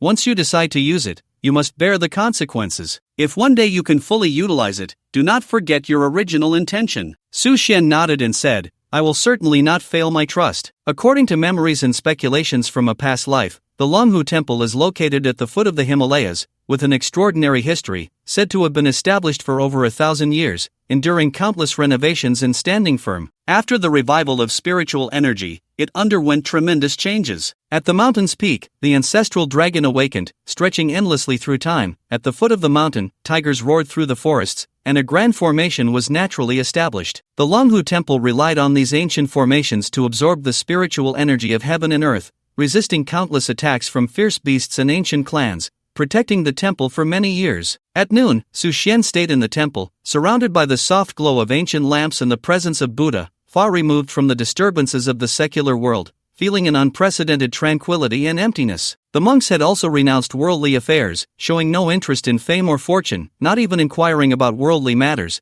They simply ate their meals in silence, listened to Buddhist scriptures, chopped wood, and fetched water. After the meal, Su Xian followed the abbot to the meditation room, where a large character written in bold brush strokes hung in the center, quiet. Below it was a worn-out mat, covered with a layer of fuzz, clearly aged. The abbot took out a 2-meter-long beast tendon from the corner, brown all over, unremarkable, and very soft, handing it over. "This should be the beast tendon you need." Su Xian took it, carefully touching and observing it, discovering that the surface of the tendon was rough, with no unique features. When he tugged on it slightly, he found it had astonishing elasticity. At the same time, a faint, obscure aura emanated from the tendon. It was subtle yet palpable. Su Xian felt a sense of certainty in his heart. This beast tendon was indistinguishable from the ancestral dragon's tendons from his past life, identical in appearance and texture. Especially this indescribable aura confirmed it further. "Thank you, Master. If Longhu Temple faces difficulties in the future, I will surely protect it." Su Xian clasped his palms together in a respectful gesture, his expression resolute. This trip was fruitful. Besides finding the ancestral dragon's tendons, he also obtained a dragon-shaped stone. He looked forward to what kind of extraordinary treasures these two items could create in the future. The abbot closed his eyes, sitting on the mat, no longer speaking. Su Xian slowly rose and left the meditation room. As he walked out of Longhu Temple and glanced back at the plaque, he set off on the journey home with his assistant. What Su Xian did not know was that at the moment they left, a monk entered the meditation room and discovered that the abbot had passed away. In Longhu Temple, the monks gathered in the meditation room, seeing the old abbot sitting on the mat, lifeless, and they all clasped their palms together, chanting in unison, "Amatba." On this day, Elder Faikon, the abbot of Longhu Temple, passed away, causing a stir in temples across the country, with countless high monks observing a moment of silence. By the time Su Xian returned to Tianjing, he learned of this news, his heart tightening as he understood that Elder Feikong had resolved his concerns, no longer attached, passing away and ascending, truly renouncing worldly affairs, ending past entanglements, and resolving karmic ties. On March 22, 2124, in the evening, at Su Xian's manor, less than 7 months remained until the official arrival of the spiritual energy revival. Based on the trajectory and experiences of his past life, it was about 3 months before the revival that prophets began to predict and prepare. These individuals formed a significant force, scouring for antiques, seemingly aware of some secrets. As 2 months approached, more and more people caught wind of it and began to pay attention to antiques, yet many wealthy individuals still did not take action. When only a month remained, those who had first engaged in collecting already held many treasures,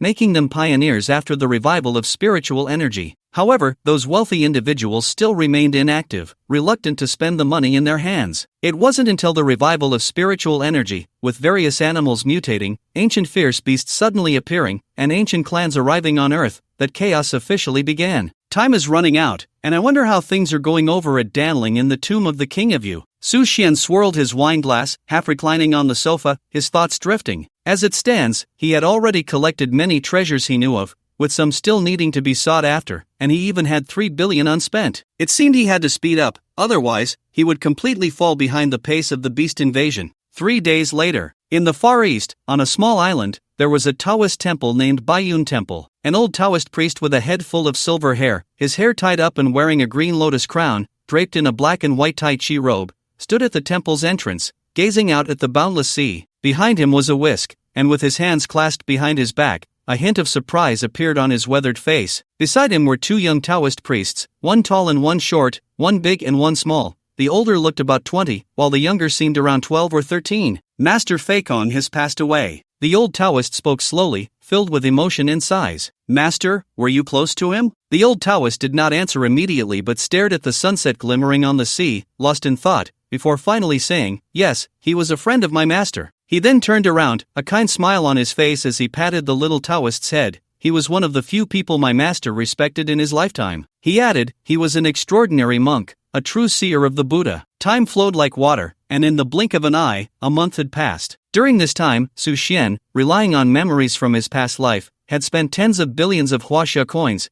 filling his home with antiques. There were millennium-old Ganoderma mushrooms taken from Kunlun Mountain, a dark lump. There was the Hishou vine, said to cure all ailments and prolong life, excavated from southern forests, and rare fruits picked from the deep mountains of the extreme north, which had not rotted even when dried. Meanwhile, news of his extravagant spending, having squandered over 100 billion in cash, spread throughout Tianjing. From a genius of the group and the top young entrepreneur in Huaxia, he had become a laughingstock in just 2 months. Naturally, Luo Sun and the 9 major groups had fanned the flames. In the face of public opinion, turning an elite into a clown was not difficult. The power of the media was immense, and the speed of information transmission online was rapid. Keyboard warriors and internet trolls joined the fray, starting to make a scene. Those clickbait writers quickly followed the trend, churning out sharp and pointed articles one after another. All social media platforms were continuously reporting these shocking events, even beginning to expose Su Xian's past achievements at Beichin, claiming they were solely due to the collective efforts of his subordinates' think tank, and that Su Xian merely reaped the rewards of the team's victories. Some even asserted that Su Xian had taken advantage of his position to sexually harass female employees in the company. Everything came like a storm, sweeping in and instantly trending, topping the charts within a week, even overshadowing the buzz of a well-known singer's album release. At Su Xian's estate, Xia Wenxi held a tablet and began to read aloud. The chairman of Beichin Group, the top group in Tianjing, was found to be incompetent by the group, leading to his forced exit and sale of shares. With this hefty cash, he continues to acquire those absurd and useless antiques, which is truly incomprehensible. Su Xian supported his chin with 2 fingers, shaking his head. Not enough hype. No wonder he has so few likes. Xia Wenxi let out a bitter smile, looked up at his boss, and then continued to flip through the next item. Beichin Elder, current chairman Luo Sun, vice chairman Zhao Jiangwo, desperately trying to persuade him to stay, but Su Xian, young and arrogant, disregarding everyone, resolutely gave up on Beichin Group, abandoning his parents' decades of hard work. A fortune of 10 billion, at just over 20, in business management. He actually squandered money, buying a large number of worthless antiques. Chairman Luo Sun of Beichin Group held a press conference,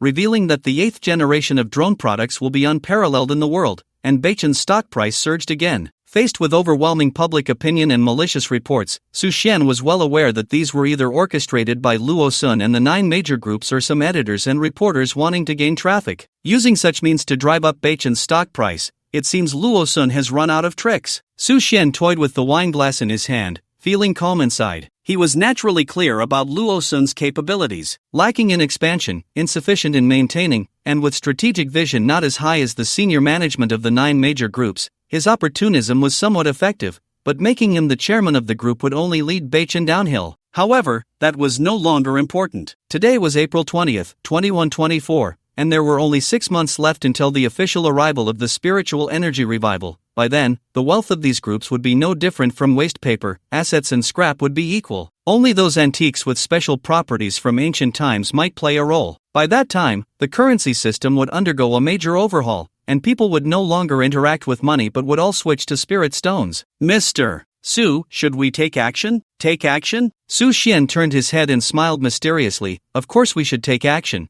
but not in retaliation. Wensi, I want you to use all media power, unite various social platforms, spend heavily, and fan the flames, making this fire burn even more fiercely. Xia Wensi looked at his boss in surprise, his face full of confusion. Do as I say. Yes. Then, the assistant left the room, leaving Su Xian alone. In fact, Su Xian's idea was very simple. His current actions of selling shares and cashing out to buy antiques had already attracted widespread attention, but most still held reservations and had not fully formed a predetermined situation. This way, his actions would receive extra scrutiny, which was very unfavorable for his subsequent arrangements, especially concerning the significant Millennium Thunderstruck Wood and the 6 Swords of King Yu. Rather than that, it would be better to fan the flames and solidify his image as a spendthrift. By then, no matter how he stirred things up, it wouldn't cause much of a reaction, and people would gradually forget. When the critical moment arrived, it would be time to start large-scale acquisitions of antiques and lay out a grand plan. According to memories from his past life, about 3 months after the revival of spiritual energy,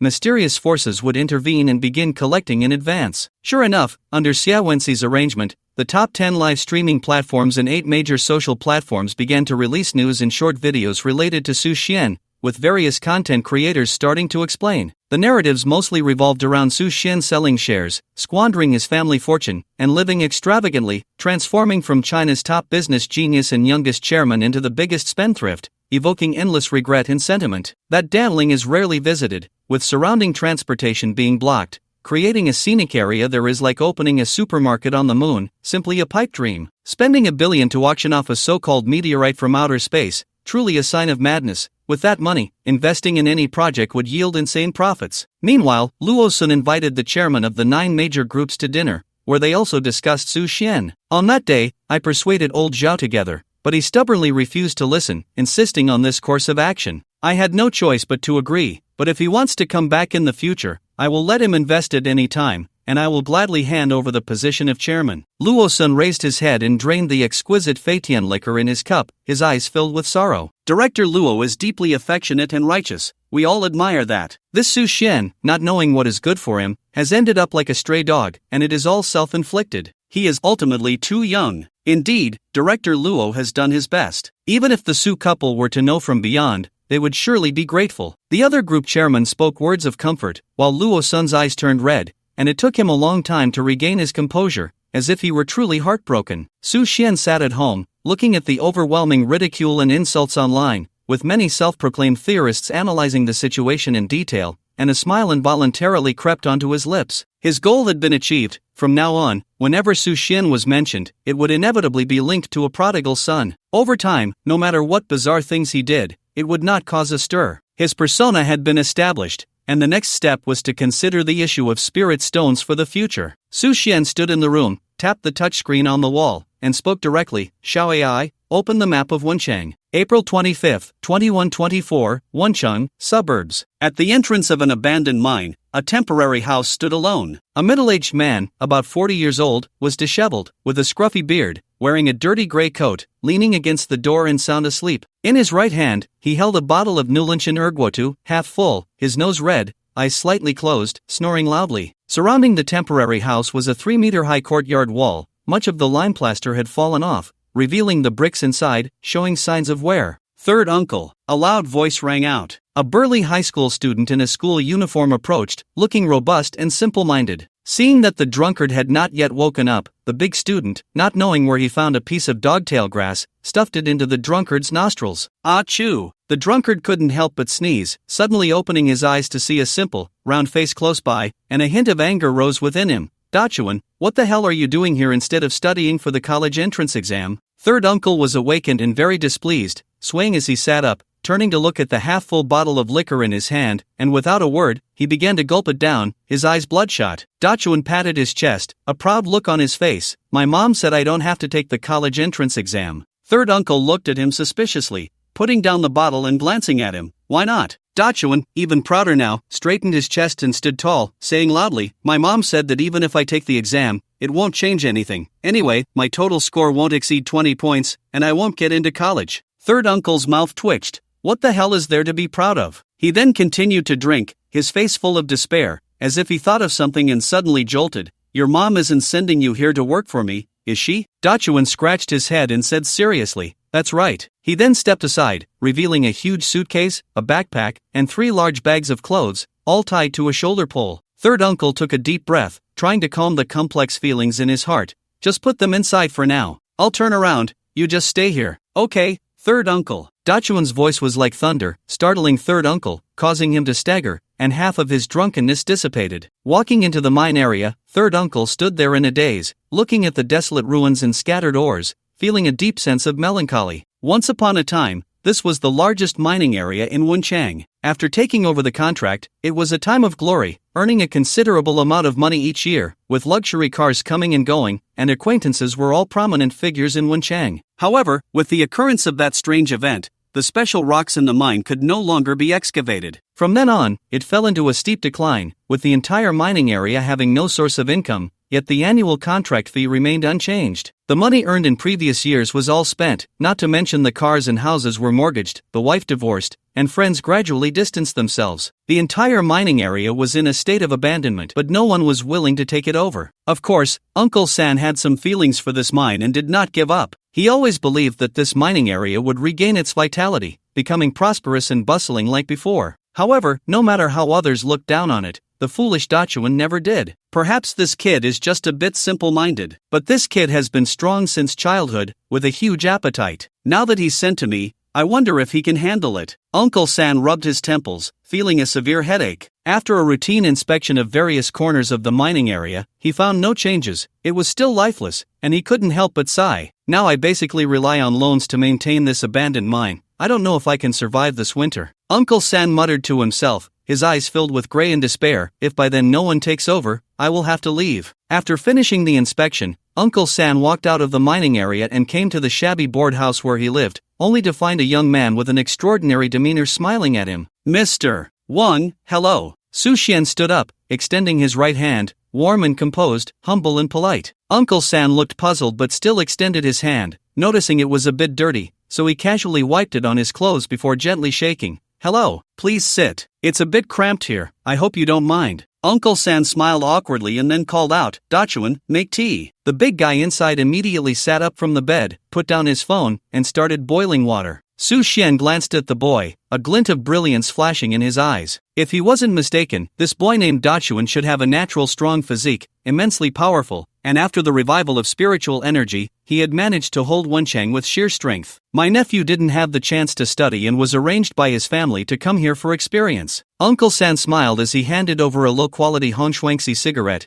then lit one for himself, starting to puff out smoke. Looking at your demeanor, you must be a boss too. If you have something to say, feel free to speak in this rundown place. Su Xian showed no disdain, lit the low-quality cigarette, and also began to blow smoke rings, slowly saying, once a business tycoon in the Wenchang mining industry, the number one in the field, Wang Shi, due to a bizarre incident, the mine no longer produces or has turned into ruins. Reluctant to part with the foundation he built with his own hands, and holding on to a glimmer of hope, he has exhausted his family fortune, guarding it for 10 years, and has fallen to this state. Wang Shi frowned, a cold light appearing on his face, his tone icy. If you came to watch a joke, there's no need. I have heard enough for 10 years. Please leave. Su Xian said seriously, Mr. Wang, you misunderstood. I truly admire your perseverance, Mr. Wang. But if this continues, With no one taking over this mining area, it will be very difficult for you, right? What exactly is your purpose? Mr. Wang, I would like to acquire this mining area for 1 billion,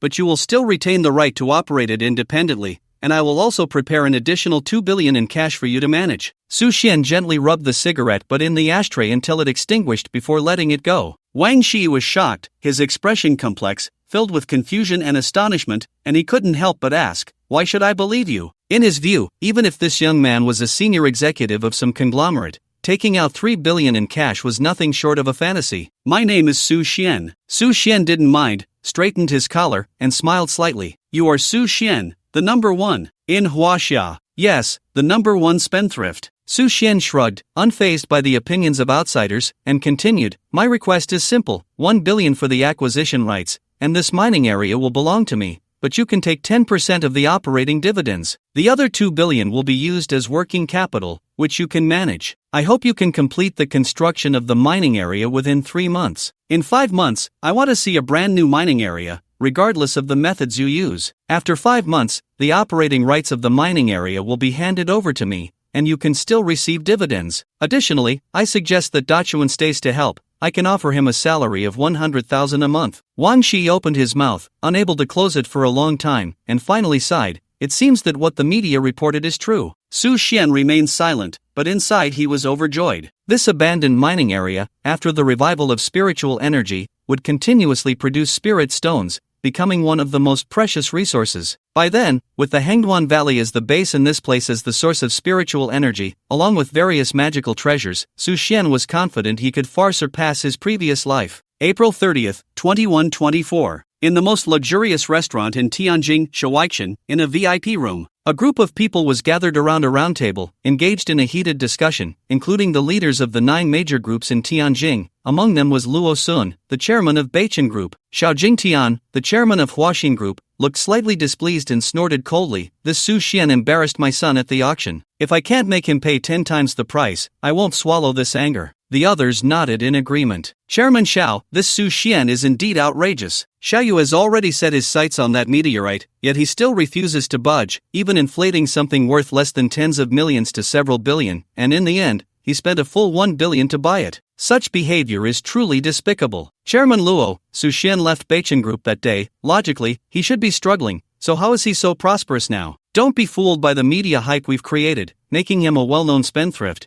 but he seems to have suffered no losses at all. Yes, Chairman Luo, you are already at the helm of Beichen, and that old man Zhao Jiangwo listens to you, but can you tolerate Su Xian living so well now?" Luo Sun silently scanned the crowd, inwardly sneering. These dogs wanted to deal with Su Xian but didn't want to take action, using him as a pawn. He was sure that if one day Beichen Group faced a crisis, these bastards would undoubtedly attack all of Beichen's business operations without hesitation, devouring it until they grew larger. And once Beichen fell, these people would turn on each other, attacking one another. Maintaining a calm facade, he raised his glass. "Everyone, let's have a toast." The glasses clinked, and more than a dozen people drank up, all looking at Luo Sun, seemingly waiting for his statement and speech. After a while, Luo Sun chuckled, "Everyone, I believe Su Xian won't be able to stir up any waves. According to the latest news, guess what Su Xian has done?" After speaking, he couldn't help but smile, clearly delighted. The remaining chairmen exchanged glances, and someone questioned, could it be that he is again buying up some so-called worthless antiques at a high price? Luo Sun could no longer hold back and suddenly burst into loud laughter. "Ha! Just a few days ago, he personally went to Wenchang and actually acquired the abandoned mine area of Wangxi, which has been out of operation for 10 years, offering a sky-high price of 1 billion. Hiss, what? Upon hearing this news, the room full of big shots looked dumbfounded, their mouths agape, before erupting into loud laughter. Ha ha, what a talent, truly a damn talent. This Wenchang mine area suddenly ceased producing over a decade ago, and the more than 300,000 square meters of mine area turned into ruins. Wang Shi sold everything he had, mortgaged his car and house, lost his family, and struggled in vain, yet no one cared. Who would have thought that Su Xian would step in and take over? It's truly unbelievable, unbelievable. Ha ha ha. That's right, after the mine was abandoned, business plummeted, and its value became worthless. If Su Xian were to acquire antiques, there might still be some collectible value, perhaps he could sell them later, but an abandoned mine truly has no value. Is Su Xian out of his mind? Just as everyone was mocking Su Xian, Luo Sun suddenly released another piece of information. In addition, Su Xian also took out 2 billion in cash as operating funds for the mine. Can you believe it? What? The dozen or so people who were already dumbfounded laughed even more exaggeratedly upon hearing this news, bending over in laughter. Could it be that Su Xian wants to create some scenic area? Or invest in other constructions? Impossible. Wenchang is already a poverty-stricken area in China,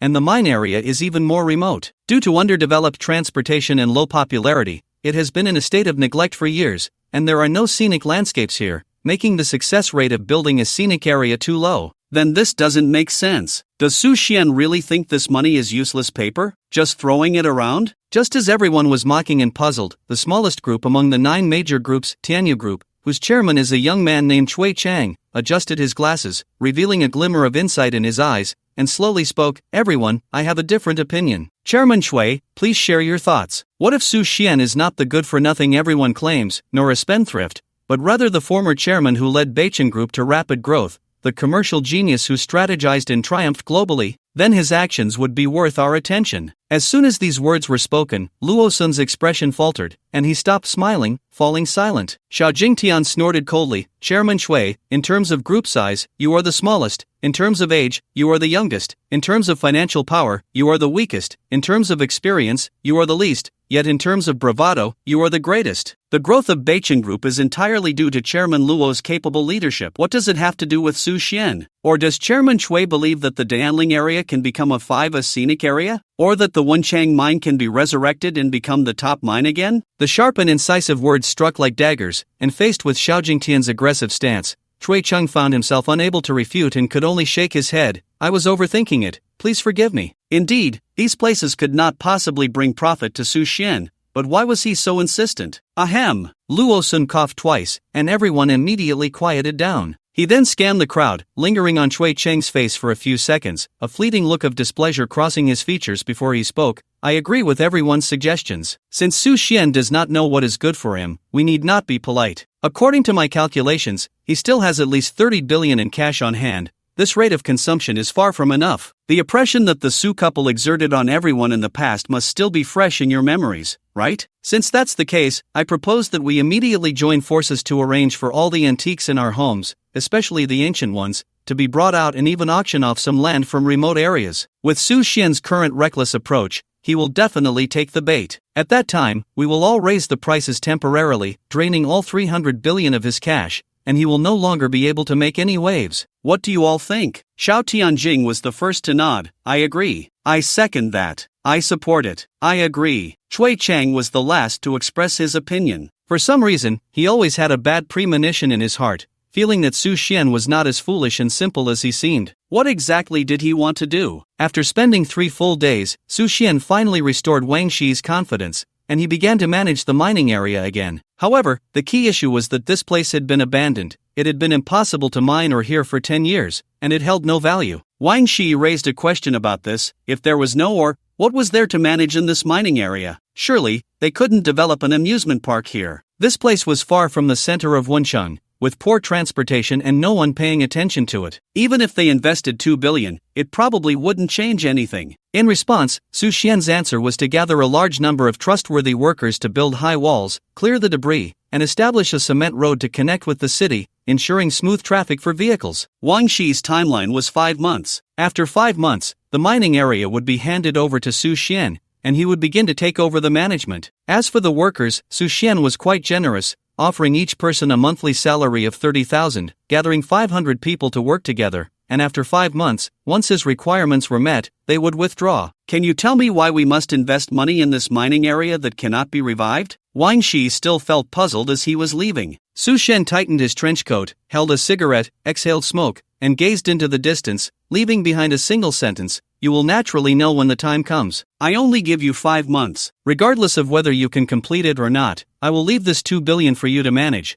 but please make sure to achieve what I want." After saying this, Su Xian decisively left Wencheng. During this time, while chatting with Dachuan, he discovered that this kid was born with immense strength but had a pure heart. After the revival of spiritual energy, he directly transformed into a body of steel, with a physical strength that was astonishing. It would be good to win him over in advance. If he could become a great help in the future, that would be nice. After sorting out the mining area, Su Xian also entrusted his assistant to contact some collectors in Huaxia, gradually spending over 2 billion to acquire a large number of ancient weapons, filling the storage room in the manor to the brim. Time slowly passed, and during this period, Su Xian contacted a foreman from Danling, who had gradually found some lightning-struck wood. Through video identification, he discovered that it was not the unique 1,000-year-old lightning-struck wood from his previous life, but Su Xian still paid those people several thousand as a labor fee. On May 20, 2124, Su Xian looked at the calendar on his phone. It had been exactly 3 months since his rebirth, and there were still 5 months left until the official arrival of the revival of spiritual energy. As expected, 2 months later, some mysterious forces began to slowly take action,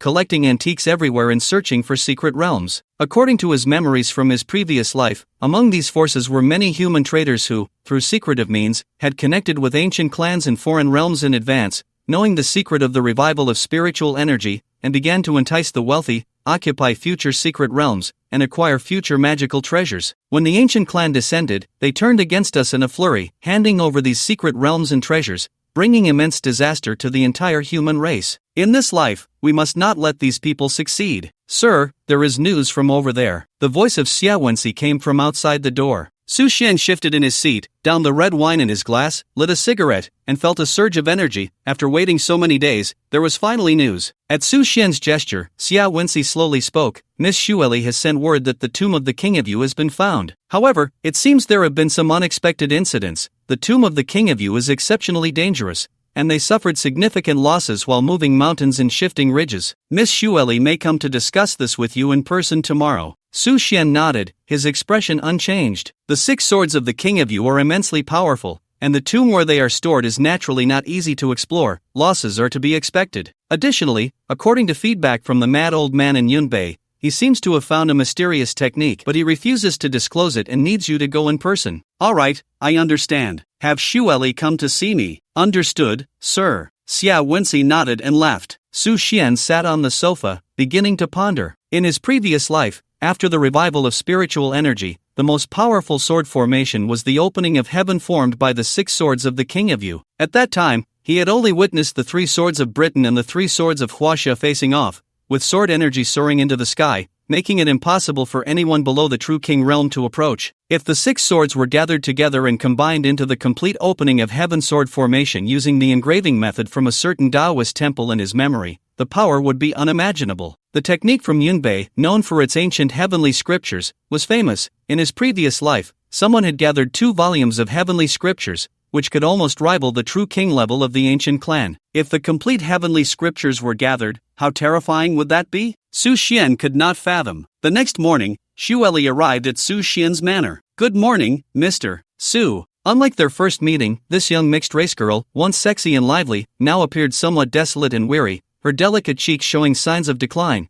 and her lowered eyes no longer held the confidence of their last encounter. To Su Xian's slight surprise, her right arm was wrapped in bandages. Miss Xueli, please take a seat. Su Xian extended his hand, his demeanor gentle. It seems you are not in great condition. Xueli forced a bitter smile, picked up her green tea, drank it all, then raised her head to gaze deeply at Su Xian. Mr. Su, I want to ask you a question. Please go ahead. Why are you searching for the 6 swords of the King of Yu? Xueli enunciated each word, her tone carrying a hint of skepticism. Su Xian extinguished his cigarette, smiled faintly, and replied with slight dissatisfaction, Miss Xueli, I believe I am not obligated to tell you the specific reasons. Besides, I have always enjoyed collecting antiques. Is that a problem? Xueli did not avert her gaze, and after a good 10 seconds without seeing any abnormality on Su Xian's face, she finally shifted her eyes, exhaling a breath. Alright, I'll take it as you like collecting antiques. I came this time to discuss that the tomb of the King of Yu is far more dangerous than we imagined, and we have already lost over a dozen capable hands before even finding the ancient sword. So Su Xian nodded, interrupting her, so, you are here to negotiate a higher price? Xueli was slightly taken aback, then smiled, that's right. After reviewing and summarizing, we unanimously believe that the current 2 factions moving mountains and shifting ridges cannot complete the commission, so we want to invite 2 experts to come out,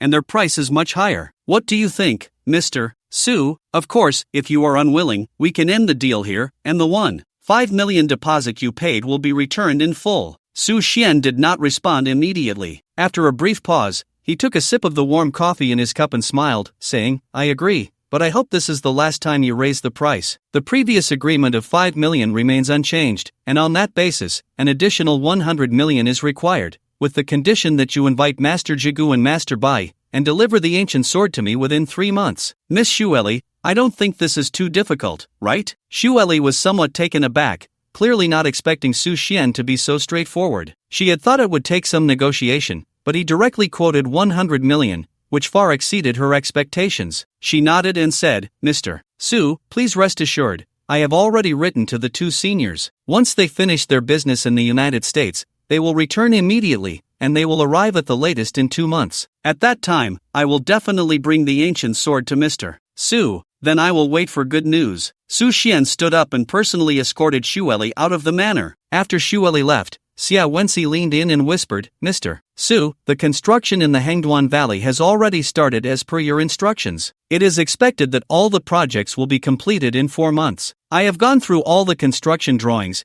and they completely match your requirements. Su Xian nodded, entered the gate, and suddenly turned his head, smiling. I guess Luo Sun and the others can't wait any longer, right? Xia Wenxi was slightly taken aback, then smiled. The 9 major groups have sent invitations more than 10 times in the past half month. I have blocked them all as per your instructions. Su Xian's expression remained unchanged as he took off his cloak, and his assistant immediately took it. Get ready, we are going to meet these 9 major groups. On May 22, 2124, in Luo Sun's villa, in the living room. The leaders of the 9 major groups and some senior executives gathered together, more than 20 people in total. On a square table made of fine wood, fruits, snacks, cigarettes, and drinks were laid out, rich and varied. Do you think Su Xian will come? Someone asked the question everyone was most concerned about. Since sending countless invitations to Su Xian more than half a month ago, even visiting in person had been blocked by his assistant, who informed them that Su Xian was not available. As for phone calls and emails, they had fallen into a black hole, completely unanswered. Originally, everyone was full of ambition, ready to take advantage of Su Xian,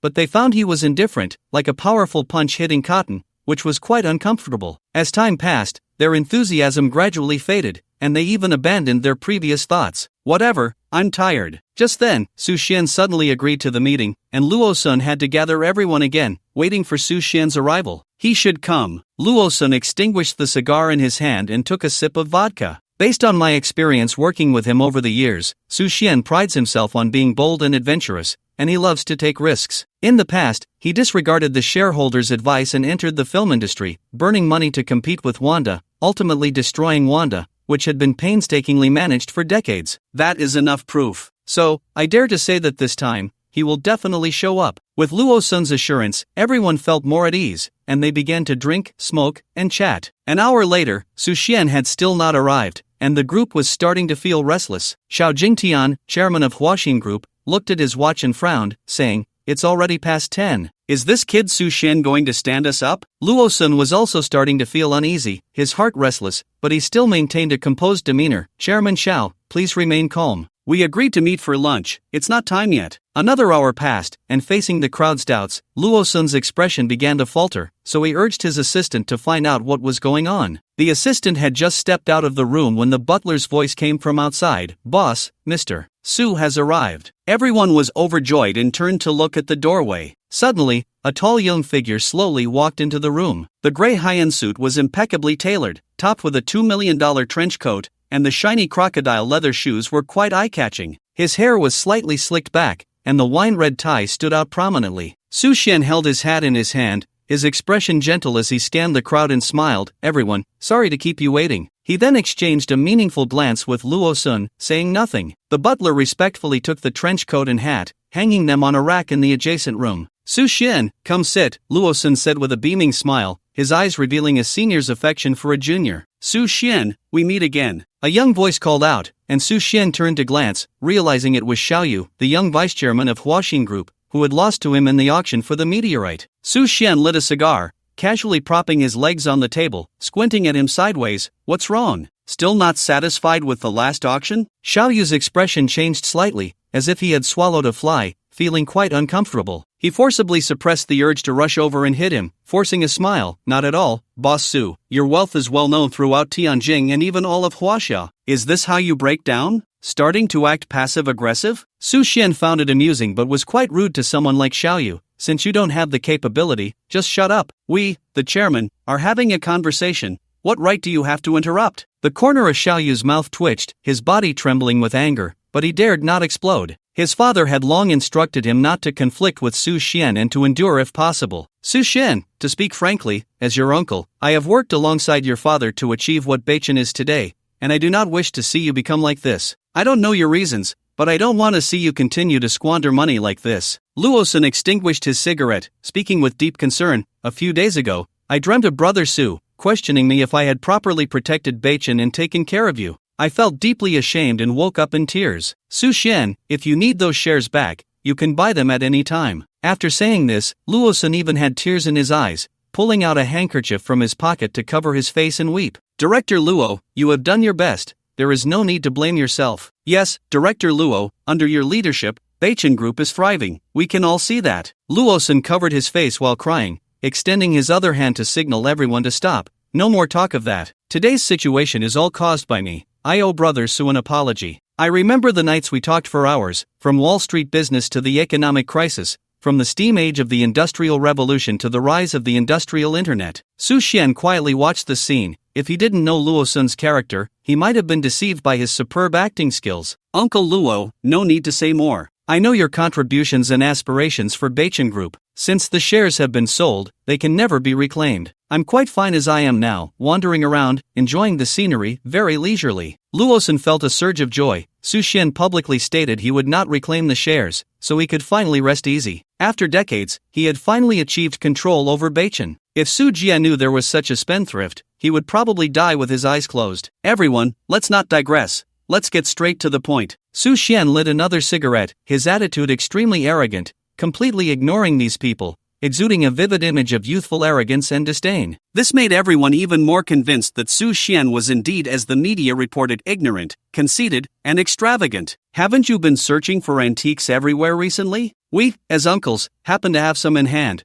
Why don't you take a look and see if you need anything? We're getting old, and when we return to the earth after 100 years, we can't take anything with us. Of course, you don't have to worry about the price. We'll sell them to you at the original purchase price. However, this batch of antiques along with a few plots of land might be a bit pricey. Luosun showed concern, even speaking with a tone that provoked. Su Xian waved his hand, casually flicking the still-burning cigarette into the fruit bowl, his tone extremely arrogant. First look at the items, then we can discuss the price. No more nonsense. He sneered inwardly, knowing this group wanted his cash while he wanted the antiques. They thought they were making a profit, but in reality, they were losing heavily. In 5 months, when the currency system collapses and cash becomes worthless, these antiques might become crucial treasures. The expressions of several chairmen turned unnatural. If it weren't for the need to squeeze the funds from this kid, they would have exploded long ago. Under Luosun's arrangement, the chairman of the 9 major groups took out all the antiques they had acquired for Su Xian to inspect. Upon seeing these items, Su Xian was greatly surprised. Tang Dynasty Jade Rui, Snow Mountain Ice Pearls, East Sea Night Pearls, the relics of the Great Thunder Sound Temple, Dried Stone Dan, along with several plots of land containing secret realms. This was a huge profit. Su Xian was overjoyed internally, but his face showed little interest. This Jade Rui is in good condition, but unfortunately, it has flaws inside. The night pearl is smooth and shiny, looking like it has been nurtured for over 60 years, but it's too small. It's not a top-grade item. The Snow Mountain Ice Pearl has a beautiful icy texture. Even before holding it, one can already feel its chilling aura. It's not bad. As Su Xian selected and evaluated, everyone's hearts were in suspense. After all, if these antiques didn't catch Su Xian's eye, they would definitely not be able to sell them, and their plans would fall apart. What truly surprised Su Xian, however, were not these items but the several mining areas they proposed. Most of these mining areas were in a similar situation to the abandoned ones in Wenchang, but Su Xian knew that after the revival of spiritual energy, these mining areas would undergo a qualitative change. They could either produce spirit stones or special metals used to forge immortal artifacts, which was perfect. After spending 2 full hours inspecting everything, Su Xian finally lit a cigarette, leaned back in his chair, and casually said, "I thought you would give me a big surprise. It seems it's nothing special. Name your price." Luo Sun and Xiao Jingtian exchanged glances, seeing excitement in each other's eyes. A flat price of 20 billion. After saying this, everyone stared at Su Xian, as these items had only cost them less than 5 billion in total. They were even prepared to negotiate. The atmosphere was tense, and no one dared to breathe. Su Xian sneered, "Just 20 billion? Pack it all up for me. I hope to have the contract signed within 7 days. my assistant and lawyer will discuss the details with you then. No need for lunch, gentlemen, I take my leave. As everyone was still in shock, Su Xian took the trench coat and hat handed to him by the butler, put on the coat, adjusted the hat, and turned to leave the hall. A few minutes later, everyone finally came to their senses and then burst into wild laughter. It seems that Su Xian has already fallen into the vortex of collecting, sinking deeper and deeper. The number one spendthrift in Huaxia is none other than him. Ha ha ha. This time we've made quite a profit, congratulations, everyone. No more talk, let's eat. Luo Sun was also overjoyed, everything was going according to his plan. Su Xian was merely a stepping stone for his global fame, and the Beichen Group was just a platform. This time, I've invited a Michelin chef, with top-quality imported foie gras and Australian steak. Please enjoy at your leisure. After returning to the manor, Su Xian began a series of arrangements, while his assistant, Xia Wenxi, started to implement what he had said. The lawyer team, antique appraisers, banking institutions. These tedious tasks required time and energy. For the next few days, you'll be responsible for handling this matter. I need to go out for a while. The mining area, Dan Ridge, and Hengnuan Valley all need to be monitored closely. Sir, please rest assured. On May 28, 2124, in Yunbei ancient town, Lujia village, when Su Xian saw that crazy old man again, he was somewhat taken aback. His hair was neatly combed, dressed in a well-fitted designer suit, shiny leather shoes, and wearing a Swiss mechanical watch worth $1 million, with 4 or 5 burly bodyguards following him. Mr. Su, this way please. The old man was very polite, extending his hand with a beaming smile. 5 minutes later, at the entrance of the villa halfway up the mountain in Lujia village, looking at the sleek supercar and the exquisite 5-story villa, Su Xian suddenly realized that money could indeed change a person's life, and quite significantly. After entering the old man's room, he asked everyone to leave, and the old man stayed alone with Su Xian. He took a bottle of aged brandy from the shelf and said, Mr. Su, would you like to try this? Su Xian nodded, lit a cigarette, and remained silent. After handing over the glass, the old man poured himself a glass as well, downing it in one go, closing his eyes with a look of ecstasy. Mr. Su, you have given me everything I have now, which could only appear in dreams, and now it has all come true. Su Xian said nothing in response. After all, he was just a businessman, and businessmen valued profit and equivalent exchange. He waved his hand and said, It's nothing, this is what you deserve. I came this time to see the ancient heavenly book you mentioned on the phone. The old man nodded, got up, and went to the corner safe. After entering 8 layers of passwords, he took out a yellowed, tattered sheepskin scroll and handed it over. Su Xian took it and saw that the cover was indeed Ancient Heavenly Book, Earth Volume, and the text format inside was exactly the same as the heavenly volume he had acquired last time. It was certain that this heavenly book was the one held by that great cultivator during the revival of spiritual energy in his past life. Back then, that cultivator was merely at the peak of the divine concealment realm, yet he could hold his own against fierce beasts of the golden body realm, which was astonishing. This is indeed what I was looking for, just like last time, it's still 50 million. Su Xian put away the sheepskin book and directly quoted a price. For such a treasure,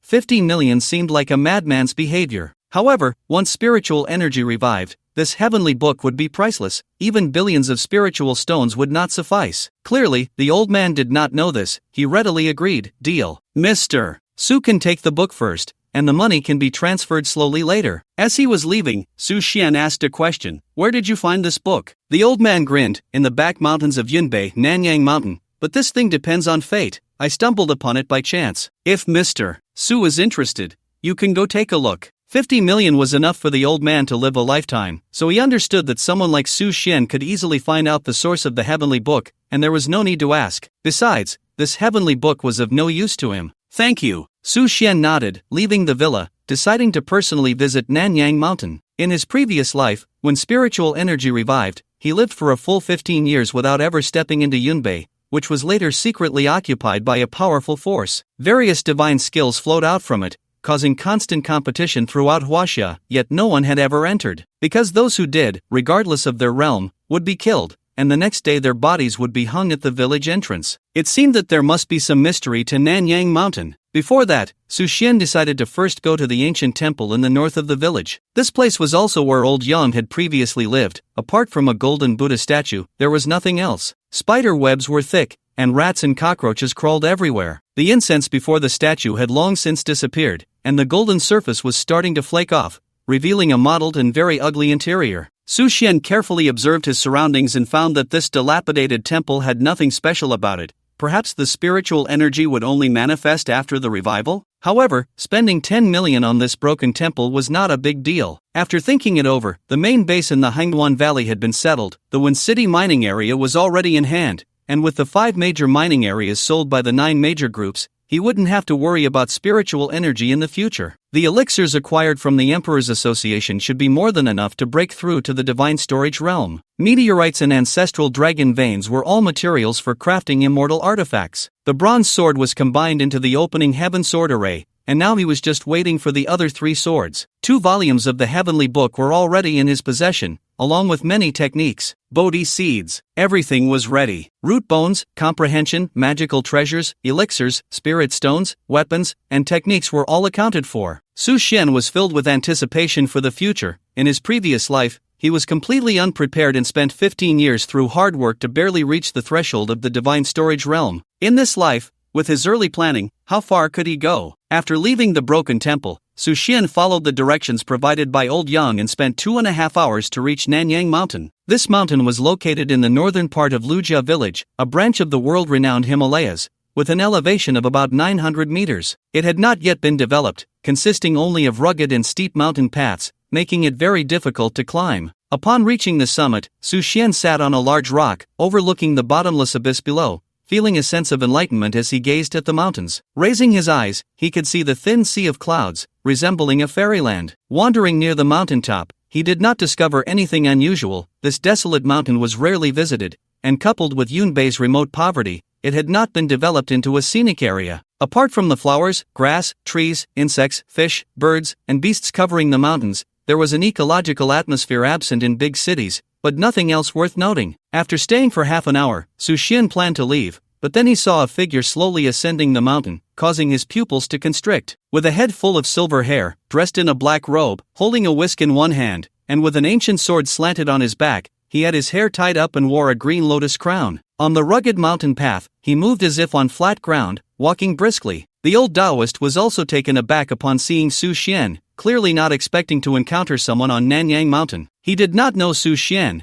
but Su Xian recognized him. The master of Baiyun Temple, Taoist Xianyuan, who had emerged after 10 years of spiritual energy revival, slaying the true king of the ancient clan with a single sword, gaining fame throughout Huaxia. Taoist Xianyuan, Su Xian clasped his hands in a bow, showing great respect. The old Taoist pressed his palms together, slightly nodding in return, his expression puzzled. "You know me? I've heard of you. That's strange." Xianyuan came to the rock and stood shoulder to shoulder with Su Xian, gazing down at the sheer cliff below. "I usually reside by the eastern sea and rarely step into the inland. How do you know this poor Taoist?" Su Xian blinked and smiled. "Perhaps it is fate." Xianyuan laughed heartily. "What a fate it is! It seems that meeting you here on Nanyang Mountain today is also fate. If I am not mistaken, you have already obtained the ancient heavenly scriptures, right?" Su Xian's heart stirred. Did this Xianyuan, from this era, already glimpse the secrets of heaven, knowing about the 2 volumes of the heavenly scriptures, or even the future revival of spiritual energy? It was only May, with 5 months left until the official arrival of the spiritual energy revival. How could he know so soon? However, he understood that Xianyuan was a righteous master, tirelessly guarding Huaxia, so he did not hide anything and nodded. "They are already in my possession. Does the Taoist wish to reclaim them?" Xianyuan shook his head and smiled. "Not at all. The ancient heavenly scriptures have a mysterious origin. They are meant for those with fate. Since you have obtained them, there is no reason for them to change hands. Take good care of them.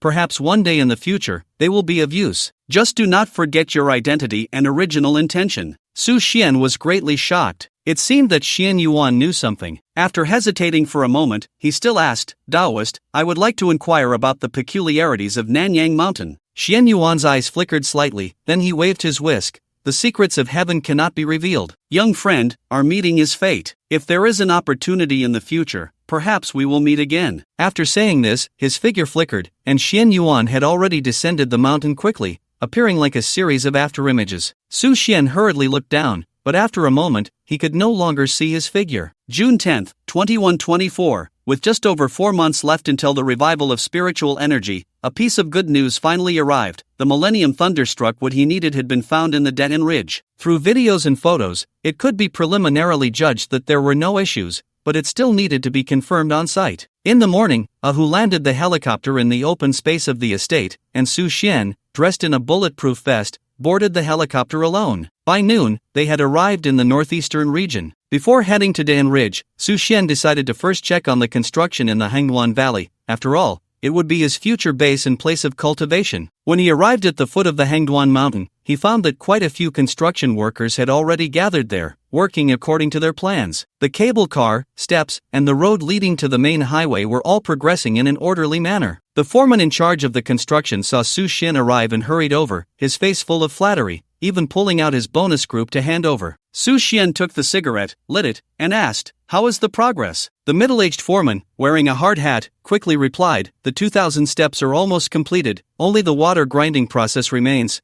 The cable car is basically finished, and around the 25th of next month, you, boss, will be able to take the cable car and enjoy the scenery of Hangduan Mountain. The auxiliary road to the G901 National Road leading to the city is expected to be over 30 kilometers long and will be completed by the end of September." Su Xian nodded. This progress was already in his plans. On October 20th, the revival of spiritual energy would occur, and at that time, the spiritual stones from the 6 mining areas would need to be continuously transported here, making this auxiliary road crucial. The steps and cable car were purely for convenience in ascending and descending the mountain. Before stepping into the Tianyuan realm, one could not fly and would need to rely on these external means. A little modification in the valley would suffice. According to his thoughts, these peaks should be transformed into places for living and resting. Keep up the good work, and be sure to finish according to the plan. After giving this instruction, Su Xian continued onto the helicopter, preparing to head to Dan Ridge. The foreman immediately assured that they would complete it on time, and he held great respect for Su Xian,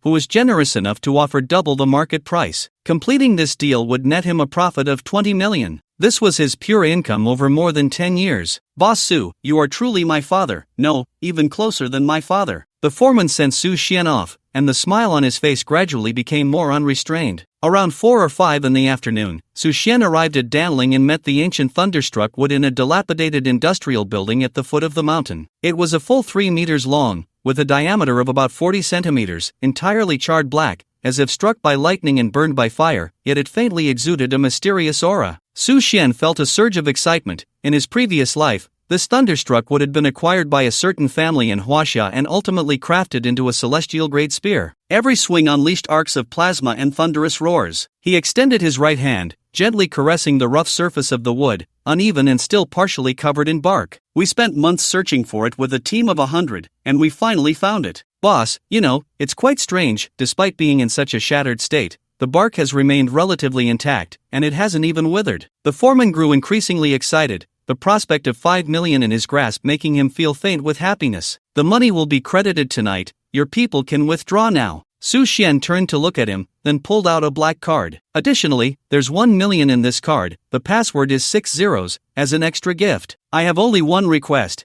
You and your people must keep this a secret for at least 3 months. Can you do that?" The foreman was taken aback, his heart leaping with joy, and he quickly nodded, saying seriously, "Rest assured, boss. The people I've gathered are all hunters and farmers who have lived in the Danling area for generations. They rarely interact with the outside world and are trustworthy. If you need anything in the future, just call me, and I will definitely satisfy you." After receiving the black card, the foreman beamed with joy. 1 million was something he would take 5 or 6 years to earn. This boss was generous. After Su Xian left with the Thunderstruck Wood, the foreman couldn't help but give a thumbs up, thinking about the 5 million he would receive that night, feeling too excited to sit still. Tonight, he could take his brothers to the clubs in Danling City and enjoy themselves. He would definitely call 5 technicians to serve them together, blissful. After meeting with Uncle Gue and the others, Su Xian arranged for some of them to participate in the engineering project in the Hangduan Valley. "Mr. Su, we have over 300 skilled hands here, more than 100 of whom are veterans from the army, battle-hardened,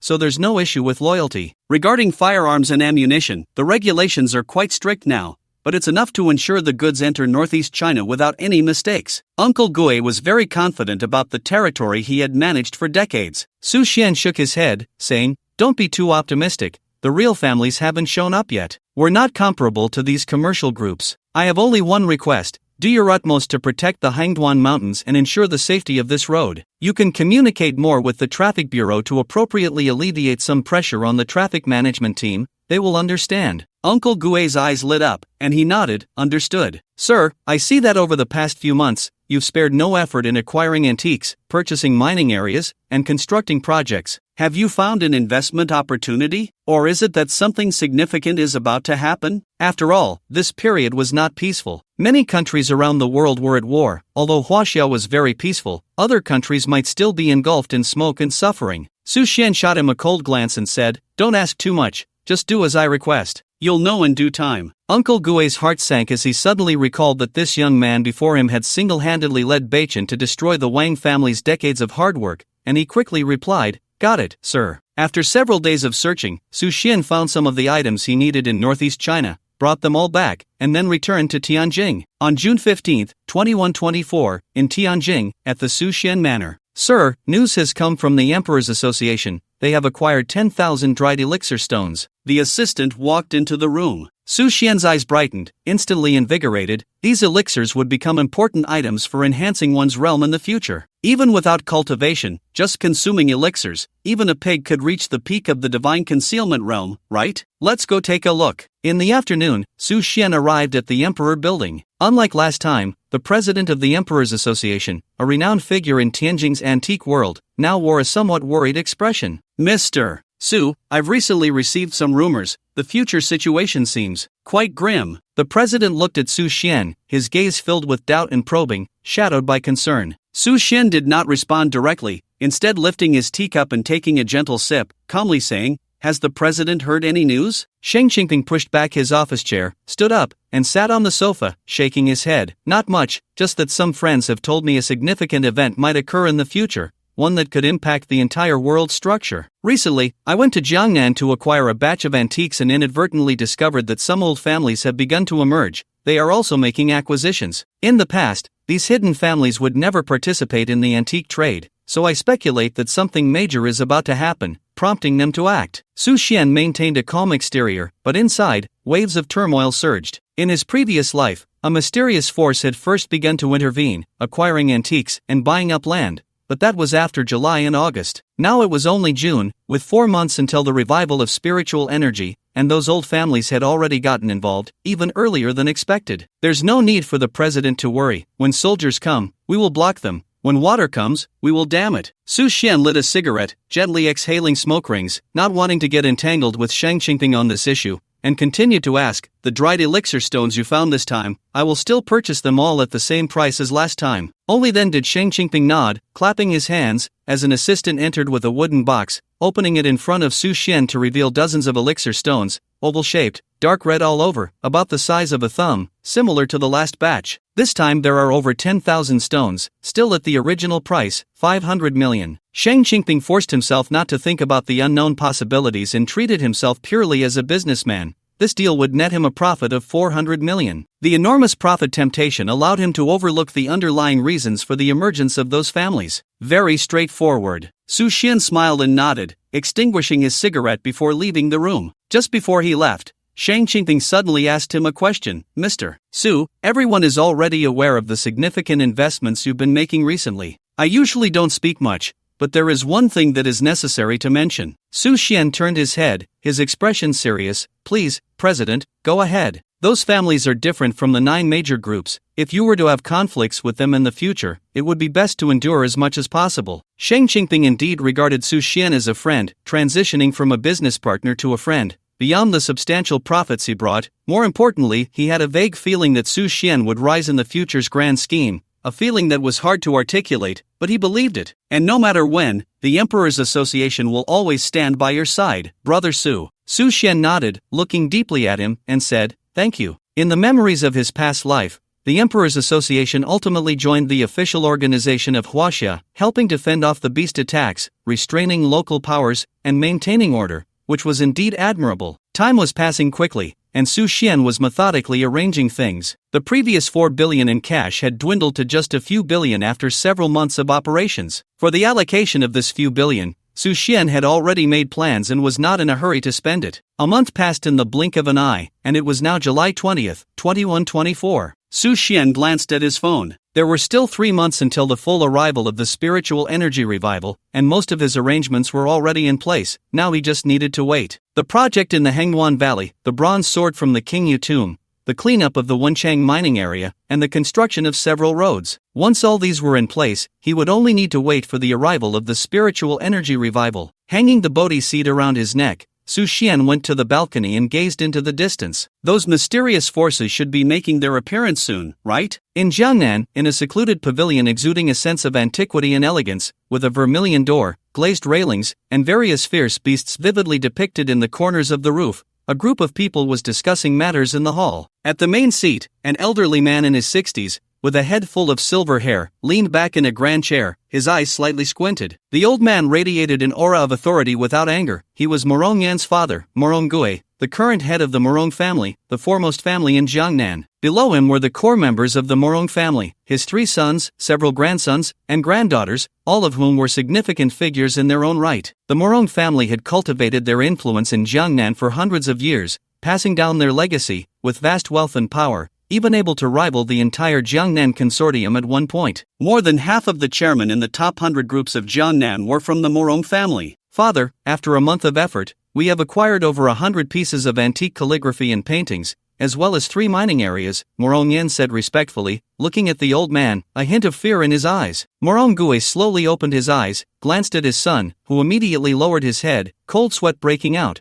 while the others dared not meet his gaze. Morong Gui had once participated in the war against the United States, a ruthless man who emerged from a sea of corpses and blood, known for his mercilessness in business, having caused countless business tycoons to lose everything. What are you so anxious about? Morong Gui finally spoke after a long pause. His sons and grandsons were left bewildered, exchanging glances. If you're not anxious, others will get ahead of you. But they dared not voice their thoughts. According to the prophet, there are still at least 3 months left. Since our Morong family has received this news, others must have received it as well. Suddenly, Morong Gui stood up from the grand chair, hands clasped behind his back, his face radiating extreme confidence, his eyes shining with brilliance. The reason our Morong family has stood firm in China for hundreds of years is that we plan before we act. The one who laughs last is the true winner. Many people have already learned of this news and begun to act, but they are merely ants on the road of our Morong family. Acting too hastily can easily alert the snake in the grass. The Lu family in Hanzhong, the Sun family in Liangguang, the Zhang family in the capital, and the Li family in the northwest, they have not yet made a move. Are they not also waiting for the final strike? After hearing this, the members of the Morong family suddenly understood. 3 months was more than enough time for the Morong family to prepare,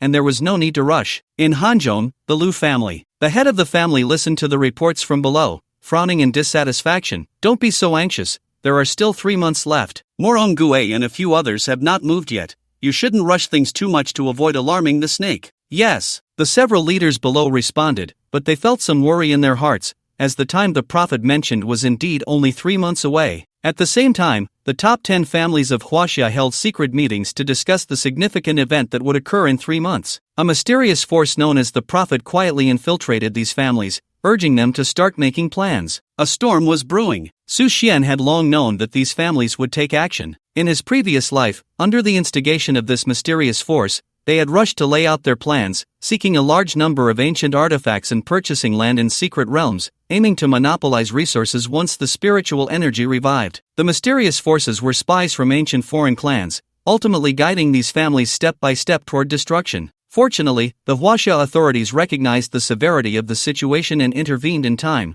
preventing the disaster from spreading. Later, the families awakened, and the younger generation joined the army to resist the ancient clans and fierce beasts. However, in this life, Su Xian took the initiative 5 months earlier, occupying 6 mining areas, an S-class secret realm, the Yu King's 6 swords capable of slaying true kings, as well as 2 volumes of ancient heavenly scriptures and other precious treasures. The outcome would surely be vastly different. More than half a month passed, and good news came from Xueli's side. The Zhiguzhenren and the Baizhenren had finally finished their business in the United States and arrived in Huaxia that evening, intending to meet Su Xian. Su Xian had always been somewhat fascinated by the Toon Raiding sect and had a bit of understanding about it. According to the different methods and tools of Toon Raiders, there were the Mountain Moving sect, the Ridge Unloading sect, the Grave Digging sect, and the Gold Touching sect. There was an old saying, gold touching has symbols, grave digging has seals, mountain moving has techniques, ridge unloading has armor. Zhiguzhenren was an outstanding figure in the mountain moving lineage, while Baizhenren was a genuine gold touching officer,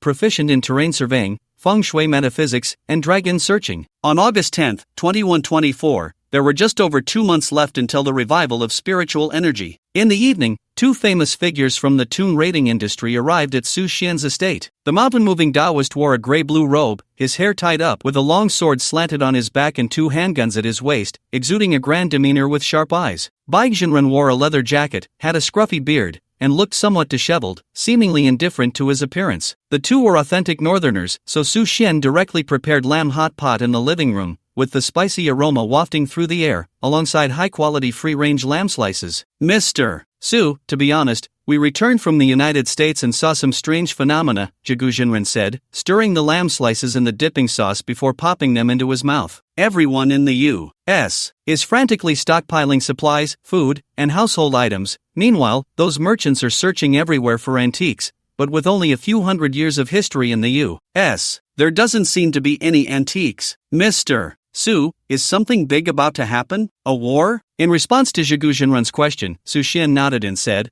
I've heard that a major event may occur, but I can't say for sure what it is. You'll know when the time comes. After saying this, he raised a cup of erguotu and downed it in one go. Bai Jinren, meanwhile, was focused on devouring lamb slices, having already dipped at least 70 or 80 pieces in a single breath. As far as I know, there was a theft at the Yu King's tomb, and 3 of the 6 swords were stolen. After the passage of time, they ended up in a museum, only to be taken by the 8-Nation Alliance during their invasion, with the British stealing them. Zhigu Jinren recounted these strange tales nonchalantly. The person who stole these 3 swords was a subordinate of the former Wei Taizu from the 3 kingdoms, a figure among the gold-touching officers. Su Xian's heart stirred, sensing a potential connection. The spring and autumn period in the 3 kingdoms were separated by 8 or 900 years. Could there really be any relation? Why did Yu King Gojin forge the 6 swords? Why did Emperor Wei steal 3 of them? This is no longer known, but Su Xian only knows that he must gather these 6 swords in order to confront the true kings of the ancient clan in the future. He has witnessed the prowess of true kings, plucking stars with bare hands, destroying cities and opening mountains.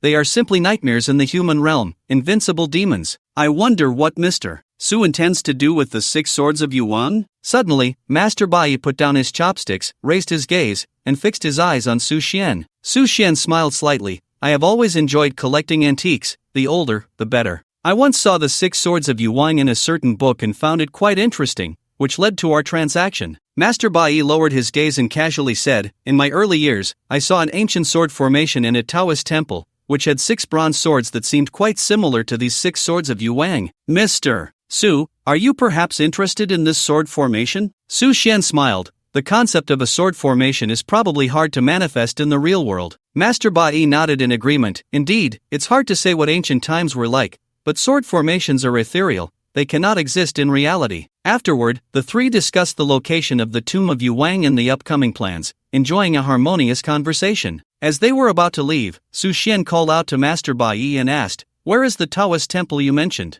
Master Bai glanced at him and after a moment slowly replied, In the East Sea, near Baiyun Temple, there is a graveyard. If Brother Su is interested, you can go and observe, but I advise you, these sword formations are best left as mere observations, do not take them seriously. After saying this, the 2 bid farewell and set off on their journey to the tomb of Yuan. Su Xian had no doubt about their strength. Bringing out the bronze swords would be no problem. Since it was a graveyard near Baiyun Temple, in his previous life, he had been passively drawn into an ancient Taoist tomb for special reasons, where he observed the Kaitian sword formation, which looked exactly like what Master Bai described. However, at that time, he was in a hurry and did not have the chance to sketch it or understand the geographical location. So it was near Baiyun Temple. No wonder he felt like he was on an island, hearing only the sound of waves at night. Recently, he had a chance encounter with Taoist Qian Yuan from Baiyun Temple, who seemed to have come for the ancient heavenly scriptures. It was certain that he knew some secrets, but could not disclose them now. It seems he must visit Baiyun Temple and try to search the area. After all, the complete Kaitian sword formation has immeasurable power. On August 20th, 2124, there were still 2 months until the revival of spiritual energy. At this moment, the construction in the Hangduan Valley was basically completed. After finishing a phone call, Su Xian sat on the sofa, feeling calm inside. Wang Shi also called, saying that the auxiliary road in the Wenchang mining area was being worked on day and night, with over 80 excavators all in operation and hundreds of people working simultaneously. The road was finally built, directly connecting to the national highway. The mining area was also cleaned and repaired, with a large amount of garbage being transported by trucks to the sea. According to his estimates, starting next month, they could completely transport the ore out, but there wasn't much ore left inside, and the quality was not high. The remaining mining areas acquired from the 9 major groups had also been arranged for cleaning and repairs by Su Xian's people, and by October, they would be able to achieve free transportation. Next, Su Xian unhesitatingly invested the remaining billions, notifying Uncle Gui and others, directly hiring 500 people, all of whom were retired soldiers, stationed at key transportation hubs in 5 mining areas. This was to ensure the safe transport of ore in the future. After arranging all this, Su Xian finally felt at ease. Now he just needed to wait for the 3 bronze swords from the tomb of Yu Wang. At the end of August 2124, the 10 great families could no longer sit still and finally dispatched their most capable members to begin the search. In the Jiangnan Morong family, Morong Gui looked out the window, hands clasped behind his back, as the myriad lights of the city shone brilliantly. Behind him were several core members of the Morong family. Let's begin our actions. The first task, find these 6 bronze swords, and figure out how to do it yourselves. The second task, locate these 3 abandoned mines. The third task, find this bodhi seed. The fourth task, Morong Gui issued a series of commands, while his assistants pulled out corresponding images and marked the relevant coordinates. Live up to our mission, Morong is invincible. A dozen people bowed their heads and shouted loudly. Meanwhile, other families also began to take action. Collectors and merchants started to gather antiques everywhere. The entire Huaxia was plunged into a storm of antique trading, with prices increasing by dozens, even hundreds of times, throwing the antique world into chaos. In the luxurious office on the top floor of the emperor's building, Shang Qingping rubbed his brow, looking at the report sent by his subordinates, his smile turning bitter as he murmured, "Brother Su, you really are one step ahead." Soon, his most capable dozen or so people entered the room, waiting for orders. Use all connections to acquire antiques, the older, the better. We must not let them fall into the hands of the 10 great families. Yes, President. Shang Qingping raised his eyes, scanning the crowd, and slowly said, "You must remember, everything we do at the Emperor's Club is for Huaxia. Anyone found hoarding privately, not reporting to the authorities, or not informing me will be executed as a traitor of the Emperor's Club." Yes, President. On August 20th, 2124, in the East Extreme Sea, on an island, at Baiyun Temple, in a tranquil courtyard, shaded by bamboo groves, Su Xian was enjoying tea with Taoist Xian Yuan and his 2 disciples. The tea leaves in the cup were lush and vibrant, standing upright, the tea soup cool and refreshing, carrying a hint of bamboo fragrance. Sipping gently, Su Xian felt an endless aftertaste, his insides feeling clear and comfortable, and he couldn't help but exclaim, "Good tea. May I ask what this tea is called, Taoist?" Xian Yuan, relaxed, leaned back in his chair, stretched his arms, and smiled. "I haven't named it yet, I just found it by chance behind the bamboo grove. It doesn't need to be processed, just boiled with spring water to drink." Xian Yuan's 2 disciples were idly cracking sunflower seeds nearby, the older one called Yi, and the younger one called San Si, the latter smiling broadly, looking at Su Xian with a friendly demeanor. "This person is quite nice, bringing us so many things, dried meat, eggs, snacks, and so many daily necessities." After more than 10 days of inquiries, combined with fragmented memories from his past life, Su Xian finally discovered the whereabouts of Baiyun Temple. It must be said that the islands of the East Extreme Sea are scattered like stars. Without sufficient preparation, it would be difficult to find the exact location of Baiyun Temple. Su Xian came this time mainly for the sword formation mural, so when he arrived at Baiyun Temple, he naturally brought a large amount of goods and food. Taoist Xian Yuan was naturally indifferent and had no taboos, taking whatever was offered and even bringing out the finest tea to entertain. "Mr. Su, finding Baiyun Temple proves that you are fated with us. I wonder what brings you here this time." Xian Yuan, with his head full of silver hair, seemed to Su Xian to have become younger compared to their last meeting on Nanyang Mountain, almost fitting the description of having a youthful appearance despite his white hair. Could it be that the revival of spiritual energy has affected him? In his past life, he had not interacted with him directly and did not know much about him. In this life, they had only met once, but Xian Yuan gave him a feeling of being profound and mysterious. After pondering for a moment, Su Xian decided to state his purpose directly. "To be honest, I have come for an ancient Taoist tomb site. In that tomb, there is a mysterious sword formation composed of 6 bronze swords, with immense power. According to a friend, this ancient tomb site is located near Baiyun Temple, so I seek the help of the Taoist priest." Xian Yuan's expression changed slightly, the smile on his face vanished, and he stared blankly at Su Xian. Upon seeing those imposing yet clear eyes, his doubts and hesitations instantly dissipated. Perhaps, this was fate. After a moment of contemplation, he spoke. "This sword formation requires finding those 6 mysteriously sourced bronze swords to activate it. It seems you have already found some." Su Xian nodded. I have collected half, and the other half is almost complete. Xian Yuan nodded, as he had expected, but did not directly answer his question. Instead, he continued vaguely, a great calamity is about to arise. It seems you are already prepared. Very well, I will make an exception this once. The ancient tomb site is 30 miles north of Baiyun Temple. I will draw the specific location for you shortly. Su Xian was overjoyed and bowed with both hands. Thank you, Taoist priest. After a while, Xian Yuan drew the location of the ancient tomb site on paper, folded it, and handed it to Su Xian, while saying something cryptic. Since you have found the sword formation, you must bear this karma. No matter when, do not forget your original intention. Upon hearing this, Su Xian was slightly taken aback, feeling an inexplicable sense of familiarity. Right, it seems similar to what Elder Feikong had said last time at the Longhu Temple in Tibet. So what exactly is this invisible and intangible karma? I will follow the Taoist priest's instructions. Su Xian nodded slightly and quickly left with the map. After he departed, Er couldn't help but ask, Master, why tell him? Xian Yuan replied seriously, he is the one destined to face the calamity. Er pouted,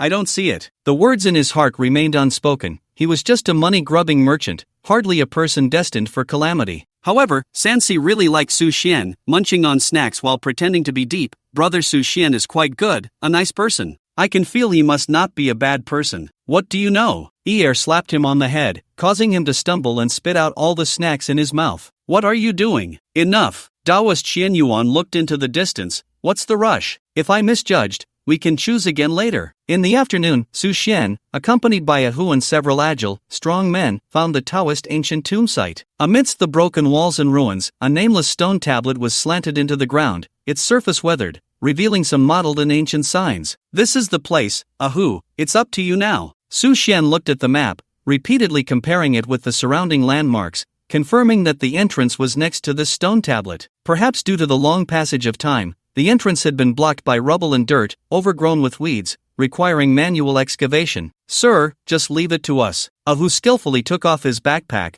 pulled out a folding metal shovel, and quickly assembled it. The 5 or 6 men beside him also swiftly took out their tools and began digging. This group of people was full of energy, all veterans, and excavation work was not difficult for them. Su Xian simply set up a tent nearby, took out a fishing rod, and cast it into the East Sea, where the sky met the sea, knowing he would definitely spend the night here. About 2.5 hours later, as the sun was nearly setting on the horizon, Ahu reported that the entrance to the ancient tomb had been found. Su Xian hurriedly dropped his fishing rod and followed Ahu directly to the entrance. Nearby the stone tablet, a deep pit with a diameter of 1 meter and a depth of over 3 meters had been excavated by these people. The bottom was solid and pitch black, resembling the gaping maw of a monstrous abyss, filled with an unknown terror. Ahu immediately tied a burning candle with a rope and slowly lowered it down, letting it descend for over 10 meters, yet the candle remained lit, though it had not reached the bottom. The oxygen inside should be relatively sufficient, but the depth was quite terrifying. Down, Su Xian commanded without hesitation. He had been to this ancient tomb in his previous life and found no danger. Under Ahu's arrangement, 7 or 8 experienced veterans took up their weapons, donned gas masks, and slowly climbed down the rope. Only after confirming they had reached the bottom did the others begin to descend. This was a relatively hollow ancient tomb, with walls adorned with Taoist-related patterns, such as images of the 3 pure ones, the Taiji Yin-Yang diagram, the 8 trigrams, the heavenly stems and earthly branches, and the 28 lunar mansions, among others. Su Xian held up a torch and, relying on his memory, finally found the wall depicting the sword formation. Everyone take photos from different angles, then we'll head back. Yes, everyone took photos from various angles, completely capturing the sword formation on their phones before slowly retreating. After obtaining the photos of the sword formation, Su Xian couldn't help but breathe a sigh of relief. This was the complete open sky sword formation. With this formation, when the true king descended, he would be in an invincible position, and Huaxia would be saved. At the same time, his assistant Xia Wenxi called, informing him that the Zhigu Zhenwen and the Bai Zhenwen had found 3 more bronze swords and would deliver them to Tianjing the next day. Su Xian felt a surge of energy and immediately decided to take a helicopter back to Tianjing early the next morning. September 20th, 2124, Hengduan Valley. Su Xian looked at the completed steps and cable car, the road leading to the main route, the pile of treasures he had transported to the valley, and the 6 bronze swords arranged according to the sword formation diagram. His heart was calm and unperturbed. Everything was ready except for the east wind. Su Xian even mortgaged his villa to build a simple living space in Hengduan Mountain, hiring a full battalion of 800 men to guard the area. He even entrusted some officials through Uncle Gue and others to pay attention to and ensure the safety of everything here, to guarantee that before the revival of spiritual energy, everything would be foolproof. Mr. Su, as per your instructions, we have set up 360 alarm devices near Hengduan Mountain, and 500 mercenaries equivalent to elite armed police forces. Additionally, in this city, the security team can dispatch 1,000 personnel for support at any time, arriving within 10 minutes. Xia Wenxi stood by, reporting the situation around them. Su Xian nodded silently, still feeling it was insufficient. He had witnessed the madness of those powerful families in his previous life, which had reached a point of no return. Even after the revival of spiritual energy, these people established their own factions, creating powerful forces in opposition to the authorities. Various phenomena indicated that these old families would become exceptionally insane when pushed to a certain extent, disregarding costs and sacrifices to achieve their goals. After pondering for a moment, Su Xin continued to issue orders. This defensive force is still not enough. Immediately call Uncle Gue and have him withdraw some of the personnel protecting the road, reallocating them to the vicinity of Hengduan Mountain to support these mercenaries, at least 500 men. Having trained troops for 1,000 days, it was time to use them. After years of building up power, it was time to put it into action. As long as they could withstand the offensive, once the spiritual energy revived, these families, ancient beasts, the 9 major groups, or those so-called prophets would be of no concern. A strong confidence shone in Su Xian's eyes, though he still felt a bit anxious. In this life, he had done everything he could to plan, and whatever he could think of had been executed. What level he could reach at that time was still beyond assessment. In short, one thing is certain, it far exceeds the previous life. According to the classification of treasures, Su Xian made plans in advance. In the Hengduan Valley, 6 bronze swords were arranged according to the positions of the 5 elements. The Lietian sword was placed in the center, serving as the core of the sword formation, also known as the formation I. The morning light sword, belonging to metal, was placed in the northwest. The dawn sword, belonging to wood, was placed in the east. The water break sword, belonging to water, was placed in the north. The demon suppression sword, belonging to fire, was placed in the south. The chaotic soul sword, belonging to earth, was placed in the southwest. The 5 positions surrounded the central Lietian ancient sword, forming the complete Kaitian sword formation from the Taoist ancient tomb sword formation diagram. The bodhi seed that Su Xin carried with him would undergo a tremendous change once the spiritual energy revived.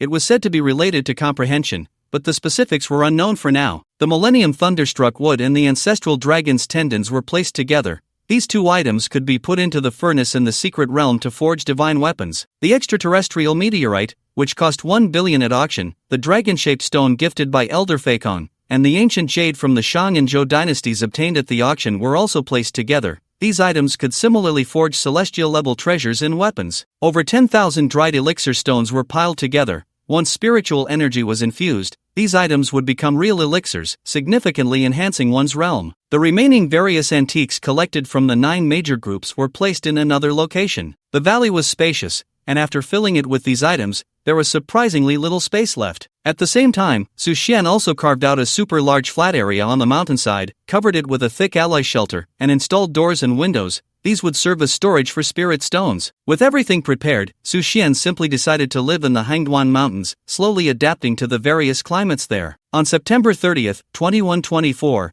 all of China was on holiday, celebrating the most important festival, China's National Day. After finishing their work and studies, people rushed to buy tickets or drove themselves, embarking on journeys to various tourist attractions. In a wildlife park in northeast China, the place was packed with people. The narrator, with a microphone pinned to their chest, began to vividly introduce the northeast tiger, a member of the cat family and the leopard genus, is currently the largest feline. The northeast tiger standing before you is named Xiaohua. She is a 4-year-old girl, usually quite quiet, loves to eat meat, but can be a bit fierce at times. Children, please stand back. Just then, a little girl pointed at the robust northeast tiger and exclaimed, "That tiger, how did it grow 8 legs?" "Little friend, you are really funny," the narrator smiled slightly, casting a kind glance at the girl. "Auntie, it really is." At that moment, a commotion erupted in the crowd. The narrator's expression changed drastically, and unable to help it, turned to look back, only to find the northeast tiger, whom they had been with day and night, the one named Xiaohua, had indeed grown larger, sprouting 8 legs, raising her head and roaring fiercely, slamming a paw down, denting the steel cage. The narrator's face turned pale, but internally remained calm,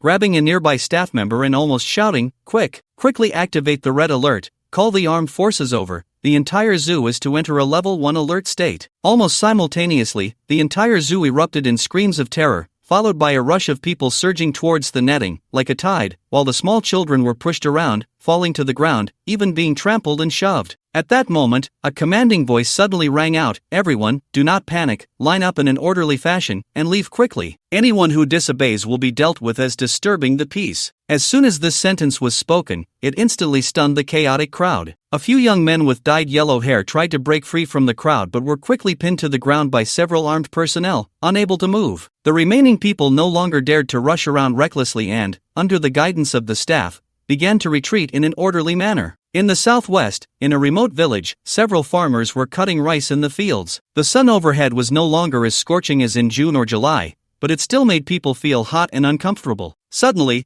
a series of crackling sounds came from the sky. A farmer looked up, and a terrifying sight was reflected in his eyes. Countless hailstones were falling from the sky, hitting people's heads painfully, as hard as stones, coming in with great force. "Quick, go home. Hail is coming." A clever young man immediately put on his hat, shouted at the top of his lungs, and started running frantically. In Jiangnan, at an amusement park, dark clouds loomed over the city, and a tornado wreaked havoc out of nowhere. Screams and cries of terror rose and fell, and the scene was thrown into chaos in an instant. The authorities dispatched a team of 500 to begin directing the crowd, orderly evacuating them to the nearest shelter. At that moment, across the vast land of Huaxia, from every corner of the world, strange phenomena descended. Giant hailstones not seen in 800 years, mutated beasts, unprecedented super tornadoes, terrifying earthquakes, mudslides, tsunamis, typhoons. Natural disasters suddenly struck Huaxia. At the same time, the entire world was facing terrifying natural calamities. In the land of cherry blossoms, an unprecedentedly massive tsunami occurred, instantly destroying over a dozen ports and claiming thousands of lives. In the United States, a rare earthquake struck,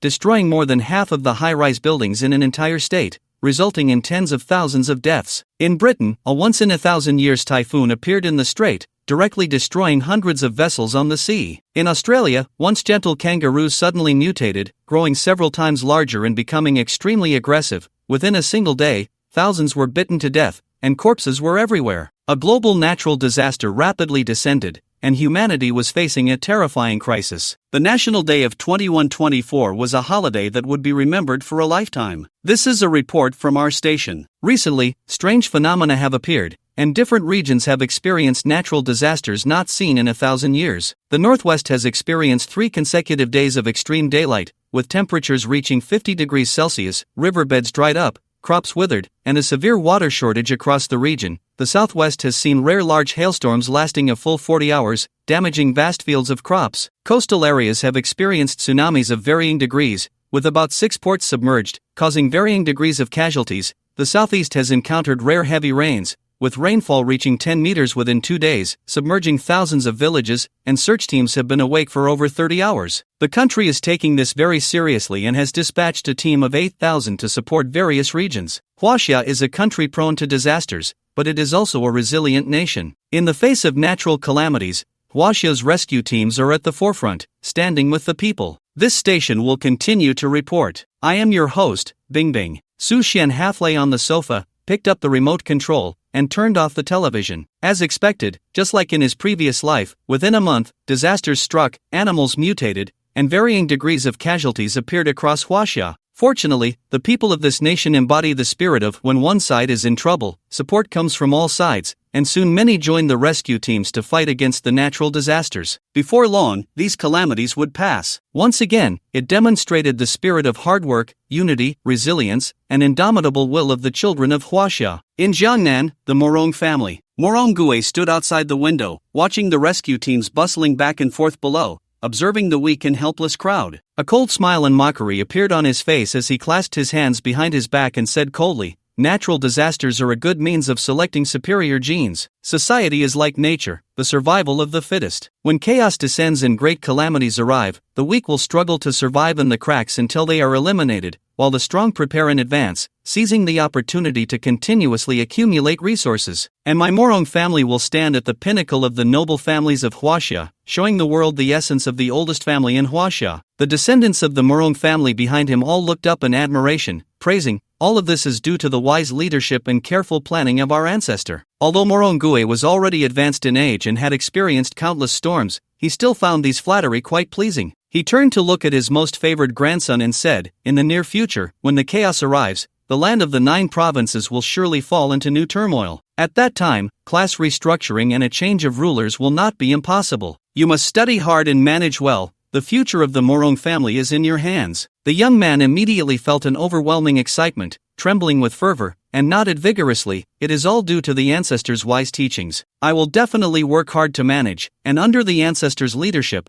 the Morong family will grow and thrive." The other young people cast envious glances at him. Being favored by the ancestor was akin to declaring the great power of the Morong family. Just then, a knock sounded at the door, and a somewhat urgent voice came from outside. "Ancestor, we are back." Since they had not informed Morongue in advance, he did not know how the arranged matters had turned out, but he firmly believed there would be no mistakes. A rare smile appeared on his old face. "Come in." He then turned to the group of young people and said, "Did you see? Our Morong family works with such high efficiency. In a moment, you should listen carefully to how the ancestor has laid out the plans." "Yes, ancestor." Everyone nodded in unison, surrounding the ancestor with serious expressions on their faces. Soon, several middle-aged men in black coats, exuding a chilling aura, slowly entered the room. Upon seeing Morong Fu, they immediately knelt down with a thud. The smile on Morongue's face instantly froze, and a bad premonition rose in his heart. He furrowed his brows and scolded, "What is going on? Could it be?" One burly man quickly replied, "Ancestor, this time we found a master in the tomb raiding world, who located the position of the King of Yu's tomb and went in to search, only to discover that the bronze sword had been stolen,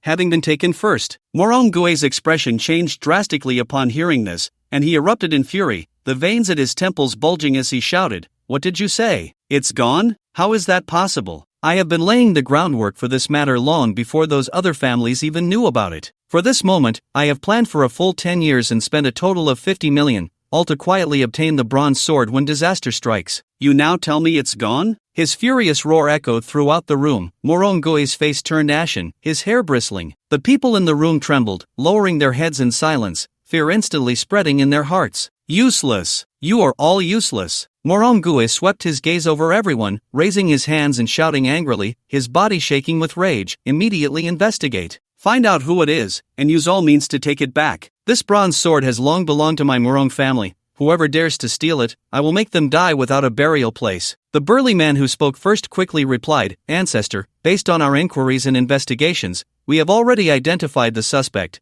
It is Su Xian, the former chairman of the Beichen Group." Morongue furrowed his brows and paced back and forth. Su Xian? Su Jie's son, that young man who has been crazily acquiring antiques in recent months and has been labeled by the media as the #1 spendthrift in Huaxia? Exactly. In an instant, Morongue realized, his anger flaring up. Good. He managed to deceive everyone. The media has been reporting, creating his spendthrift persona, but it turns out he had laid the groundwork in advance. This kid is quite clever, hiding his true abilities. You all need to send someone immediately, no matter the method. We must retrieve the bronze sword. At that moment, another person began to report, Ancestor, the 2 abandoned mines we locked onto have already been acquired by Su Xian. An extensive cleanup has been carried out. Roads have even been built around them, heavily guarded. Ancestor, the jade and elixir stones you wanted have also been taken by Su Xian from the Emperor's Association. Ancestor, the bodhi stone is now in Su Xian's hands. Ancestor. Listening to his subordinates' reports, Morongue's face turned even darker. Unable to contain his anger, he slammed his fist on the table, the force denting it several inches. Taking a deep breath, he said, "All of you are fools, useless,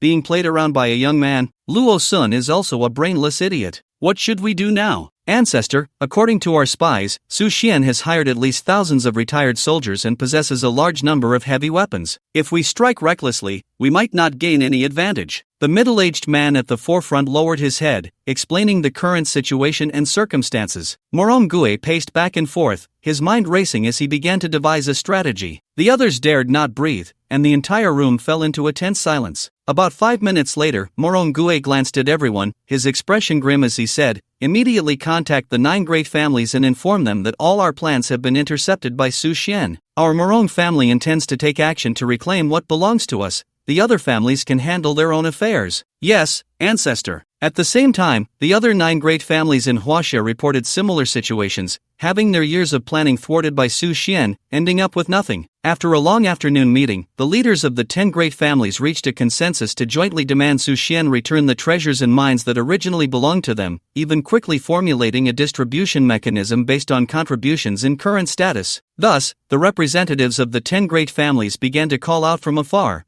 demanding Su Xian return what was not rightfully his. For this, they were willing to pay 30% of the price. Otherwise, they would resort to arms, and it would surely escalate. In the Hangduan Valley, after Su Xian finished reading the letters sent by the 10 great families, he tore them to shreds and quickly took action. Immediately notify all units to enter a state of first-level combat readiness. If they dare to come, we will strike, and I will bear all consequences. Su Xian issued the combat readiness order to his assistant, his eyes gleaming with madness. Chaos was imminent, and he feared nothing. As long as these families dared to come, he would not hold back. And once the spiritual energy revived, this group would be even less of a concern. Killing them in a river of blood would not be difficult. Yes, sir. The assistant slowly walked out of the valley, beginning to relay Su Xian's orders to every location. On October 15, 2124, there were still 5 days until the revival of spiritual energy. Disasters continued to descend, and official agencies from countries around the world had almost dispatched all personnel to form temporary rescue teams, intelligence analysis teams, research teams, and so on. Especially in Huaxia, all government personnel were thrown into rescue efforts, leaving their comfortable rooms without hesitation to rush into the dangerous front lines. If it benefits the nation, should one avoid danger for the sake of personal fortune? The People's Army, the troops of the military district, mobilized all their forces,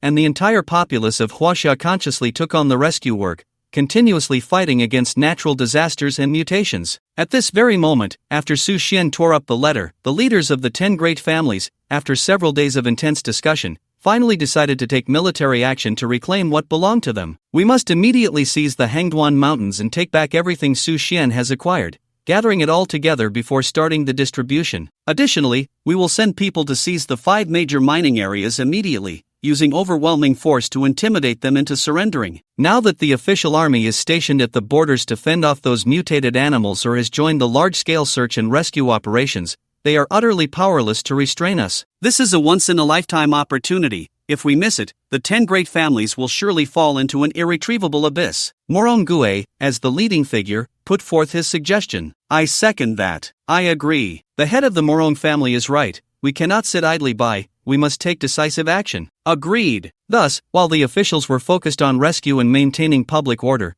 the 10 great families dispatched all their forces to Su Xian's stronghold, the Hangduan Mountains. When hundreds of trucks transported thousands of people to the city at the foot of the Hangduan Mountains, and they came rolling down the highway, Su Xian had already received the news. He immediately summoned all the forces he had previously arranged, gathering them all at the Hangduan Mountains, deploying a full battalion of over 1,000 men, equipped with heavy weaponry, standing ready. Once all the weapons were set up, Su Xian stood atop the Hangduan Mountains, looking down through binoculars, and indeed saw a massive troop stirring up dust on the highway. At the same time, Hu piloted a helicopter, forming a complementary defense with the Hangduan Mountains, continuously providing intelligence and ready to transport Su Xian away from danger at any moment. Standing beside Su Xian were the core subordinates of the Beichen group, all of whom had crossed through fire and water, and now faced real combat, appearing quite tense. Boom! As the roar of the vehicles echoed, the convoy of the 10 great families slowly arrived at the foot of the Hangduan Mountains. On the wide open ground, hundreds of people from the 10 great families began to quickly assemble and set up their weapons, preparing to launch an attack. Su Xian extended his right hand, and the defensive troops on the Hangduan Mountains all loaded their bullets, aiming at the foot of the mountain, ready to unleash a torrent of bullets at a single command. With the advantage of terrain, Su Xian's side held a crucial initiative. After lining up the troops, Morongue, protected by several bodyguards, slowly approached the foot of the mountain, looking up at Su Xian on the mountainside. He took the megaphone and shouted loudly, "Su Xian, I respect your father, Su Jia, and now give you 10 minutes to think. If you can hand over everything, we will withdraw our troops immediately and guarantee not to trouble you again. If you dare to resist, we, the 10 great families, will surely flatten this place, staining the Hangduan Mountains with blood, and you will become a wandering soul." His voice was loud, echoing throughout the Hangduan Mountains, and every one of the 2,000 people present heard it clearly. They all turned to look at Su Xian, the former chairman of the Beichen group, the young man labeled by the media as the #1 prodigal son of Huaxia. Everyone was waiting for Su Xian's response. After all, the other side represented the top 10 families of Huaxia, the strongest unofficial power. It could be said that, apart from the official forces, they represented the pinnacle of strength and power in Huaxia. And at this moment, the 10 great families had united, all for a young man not yet 30, even forming a standoff. Suddenly, on the mountain peak, a fierce wind howled, causing Su Xian's windbreaker to flap loudly. Su Xian took the loudspeaker handed to him by his assistant and, addressing the troops of the 10 great families at the foot of the mountain, spoke in a tone that was decisively ruthless and chillingly indifferent. "One more step, and you will be killed without mercy." Hiss, the entire scene fell silent. The sound of a pin dropping could be heard. Everyone stared wide-eyed, unable to believe this young man, as that emotionless, cold voice echoed in their ears. Kill without mercy. How many years had it been? Since the establishment of the 10 great families, through how many dynasties, even the royal relatives during the feudal period had never spoken to them in such a tone. It could be said that across Huaxia, they almost controlled half of the resources. But now, right before them, a young man in his 20s was telling them, "One more step, and you will be killed without mercy." What arrogance was this? What absurdity! Morongfu's expression fluctuated between dark and light, a storm brewing in his heart, his eyes revealing a terrifying killing intent. He clenched his fists tightly and exchanged glances with the heads of the other 9 great families, all of them nodding before issuing the command, "Advance." He did not believe that Su Xian would dare to resist. He did not believe that Su Xian would dare to oppose the 10 great families. Under his command, the troops at the foot of the mountain pulled back their gunbolts and stepped forward toward the Hangduan Mountains. They were the core figures of the 10 great families, unafraid of death. Seeing this, Su Xian let out a cold laugh and unhesitatingly gave the order, "Open fire." In his past life, all 10 great families had ultimately surrendered to foreign tribes, slaughtering their fellow countrymen without a blink. One of the reasons they were able to grow rapidly was that they obtained those treasures and gained access to the mines. They used the foundation of Huaxia to kill their own compatriots, all for the ancient clan's true king to descend and accept their submission. Their betrayal had caused heavy losses to the Huaxia officials. In this life, they would not have their way. Under Su Xian's command, this group of retired soldiers, without any hesitation, directly opened fire. Whoosh whoosh, bullets fell like shooting stars, striking the ground in front of the family troops, kicking up clouds of dust. This round of gunfire was merely a warning. Those people instantly panicked and hurriedly stopped. Moronggue and the others showed expressions of shock, unable to believe that Su Xian truly dared to shoot, momentarily appearing to be in a difficult position. Advance, and blood would flow like rivers. Retreat, and their faces would be utterly lost. Advance or retreat? In that moment, the hearts of the leaders of the 10 great families surged with shock and uncertainty, along with the fear of Su Xian. He really did fire. What to do? The others looked anxiously at Moronggue. Moronggue took a deep breath, feeling flustered himself. "How the hell should I know what to do? Don't you have brains?" But he did not show it on his face. At that moment, his phone suddenly rang. Answering the call, an extremely anxious voice came from the other end. "Ancestor, the people we sent to the mine have been surrounded by a large armed force sent by Su Xian. We can't escape at all. They are all carrying heavy weapons. What should we do?" Morongfu took a deep breath and then cursed angrily. "Damn it, how the hell should I know what to do?" He then hung up the phone directly, glancing at the stunned people around him, and helplessly replied, "Retreat. When the great calamity comes, we can come back. By then, our strength will be far greater than now." Retreat. Thus, this vast crowd began to retreat in a panic. Su Xian calmly watched this scene, a cold smile in his heart, waiting for 5 days later when they would be nothing. After the 10 great families withdrew from the Hangduan Mountains, Su Xian issued an order regarding the family troops detained in various mining areas. All weapons were to be surrendered, and then they were to be bound with iron chains. No one was to be released, regardless of who they were. As a result, this time, the 10 great families not only failed to achieve their goals but also lost several hundred people across the 5 mining areas. Upon learning of these events, the 9 major groups in Tianjing were filled with regret, lamenting, "We shouldn't have sold those antiques to Su Xian." Having already received news of an impending catastrophe, Luo Sun was particularly distressed at this moment. The other 9 groups felt the same. They had used all their connections, but the items they could acquire were few and far between. The entire antique world had been nearly looted clean by the Emperor's Association, with most of it falling into Su Xian's hands. Over 40 billion. A full over 40 billion. Luo Sun, in a fit of rage, smashed a vase he had bought for hundreds of thousands, shouting, "It's all a conspiracy. Su Xian, you deserve to die." From the sale of shares onward, step by step, you had it all planned out in advance. Damn it! On October 20th, 2124, at midnight, when the clock struck 12, Su Xian sat quietly in the Hangduan Valley, and at his request, the core members of the Beichen group had not slept. all waiting for this moment. Boom! In an instant, deep in the sky, thunder rumbled, echoing through the night. Suddenly, countless bright white lightning bolts descended, tearing a large gash in the night sky. At the same time, a fierce wind howled, and torrential rain poured down. In the mountains and forests, the chilling roars of wild beasts echoed. Before a few people, some unknown plants suddenly grew at a visible speed, instantly reaching 4 to 5 meters high. A rich aura reverberated in the Hangduan Valley,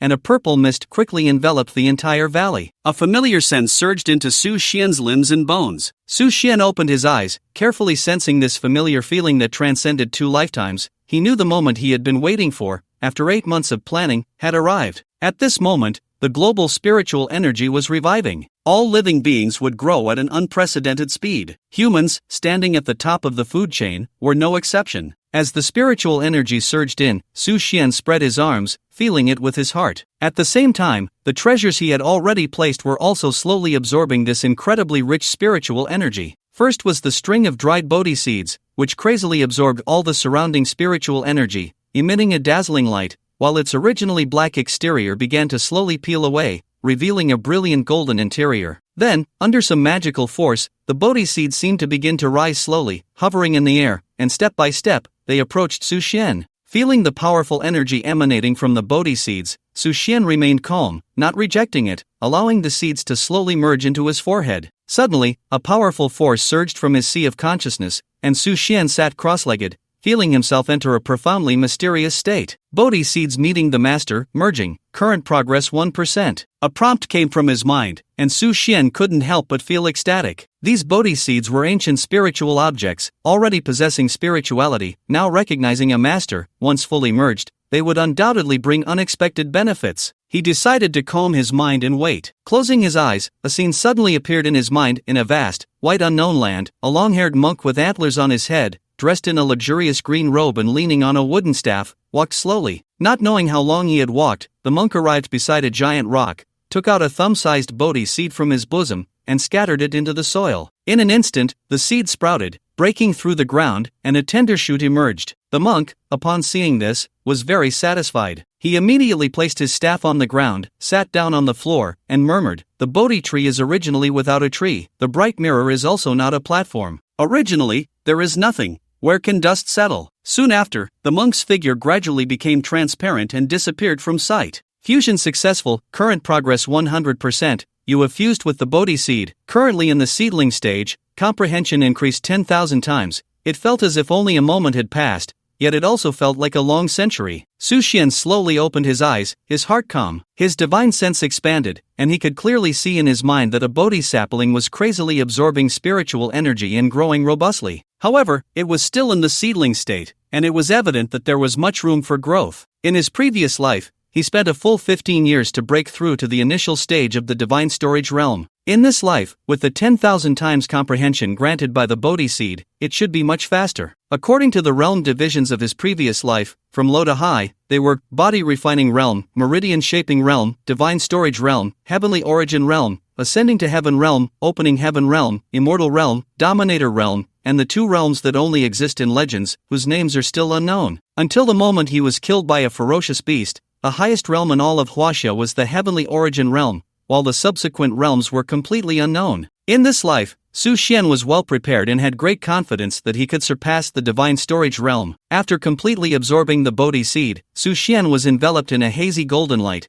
intertwining with the purple spiritual energy, instantly becoming mysterious. At this moment, rich spiritual energy surged across the globe. The families that had prepared in advance did not sleep at all, starting to absorb the spiritual energy and preparing to practice. Meanwhile, those who were unaware might still be in deep slumber. In the Morong family, Morong Gue closed his eyes, sitting in the center of the room, surrounded by dozens of medicinal stones, which were now exuding a rich aura after being invaded by spiritual energy. Without hesitation, Morong Gue grabbed 7 or 8 pills and stuffed them directly into his mouth. Instantly, a surge of abundant spiritual energy coursed through his limbs and bones, the muscles in his arms bulging, and the wrinkles on his face began to slowly disappear. In that moment, he felt at least 20 years younger, filled with energy. After a full hour, he opened his eyes, exhaled, and a confident smile spread across his face. Next time, I should officially enter the body refining realm. The younger generation of the Morong family hurriedly flattered him. The ancestor's blade is still sharp, with comprehension against the heavens, you will definitely be the first to break through to the body refining realm. Congratulations, ancestor. Morongue enjoyed the praise from his descendants, but a hint of resentment and disdain appeared on his face,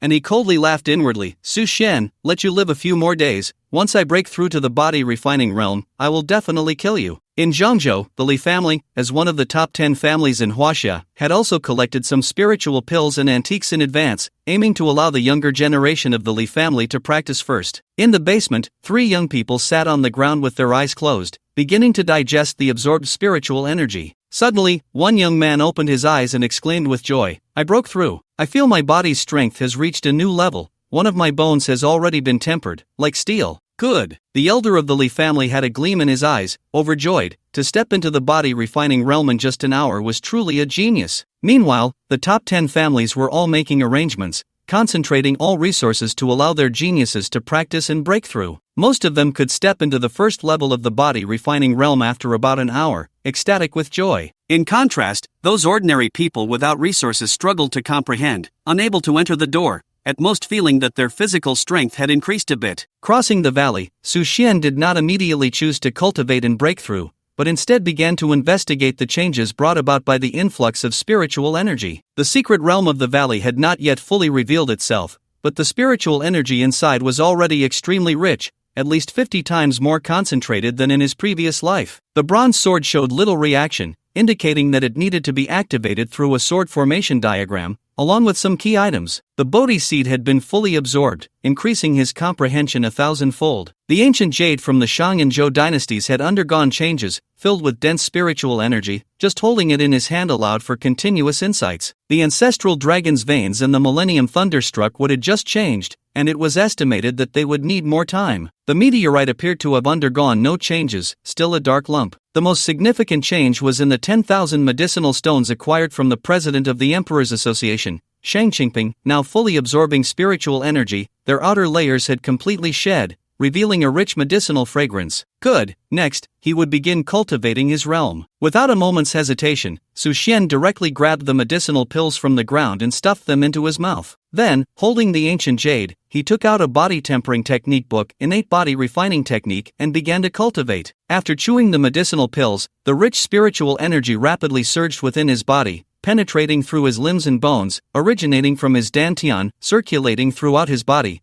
and converging into the sea of qi like a snow-capped mountain. It was like a scorching sun drinking a bottle of frozen watermelon juice, the refreshing sensation permeating his heart and spleen, followed by a slight sourness and swelling. Su Xian could clearly feel as if a small knife was scraping inside his bones, producing a grinding sound that made his teeth ache, along with unbearable stinging pain. At the same time, he felt as if his skin was continuously cracking and then reorganizing, doing so dozens of times without stopping, and with each regeneration, his skin became smoother and more resilient. The veins within his body were also enduring countless impacts from the spiritual energy, causing a painful and sour sensation. Su Xian gritted his teeth and persevered. Compared to his previous life, the commotion this time was several hundred times greater, and the pain had increased many-fold. According to the talents of Huaxia from his previous life, they had encountered similar situations during body tempering. The so-called body tempering realm was essentially about absorbing spiritual energy according to the technique, continuously refining bones and skin, and constantly honing the body to reach a level capable of withstanding the impacts of spiritual energy. If one could endure and successfully transform,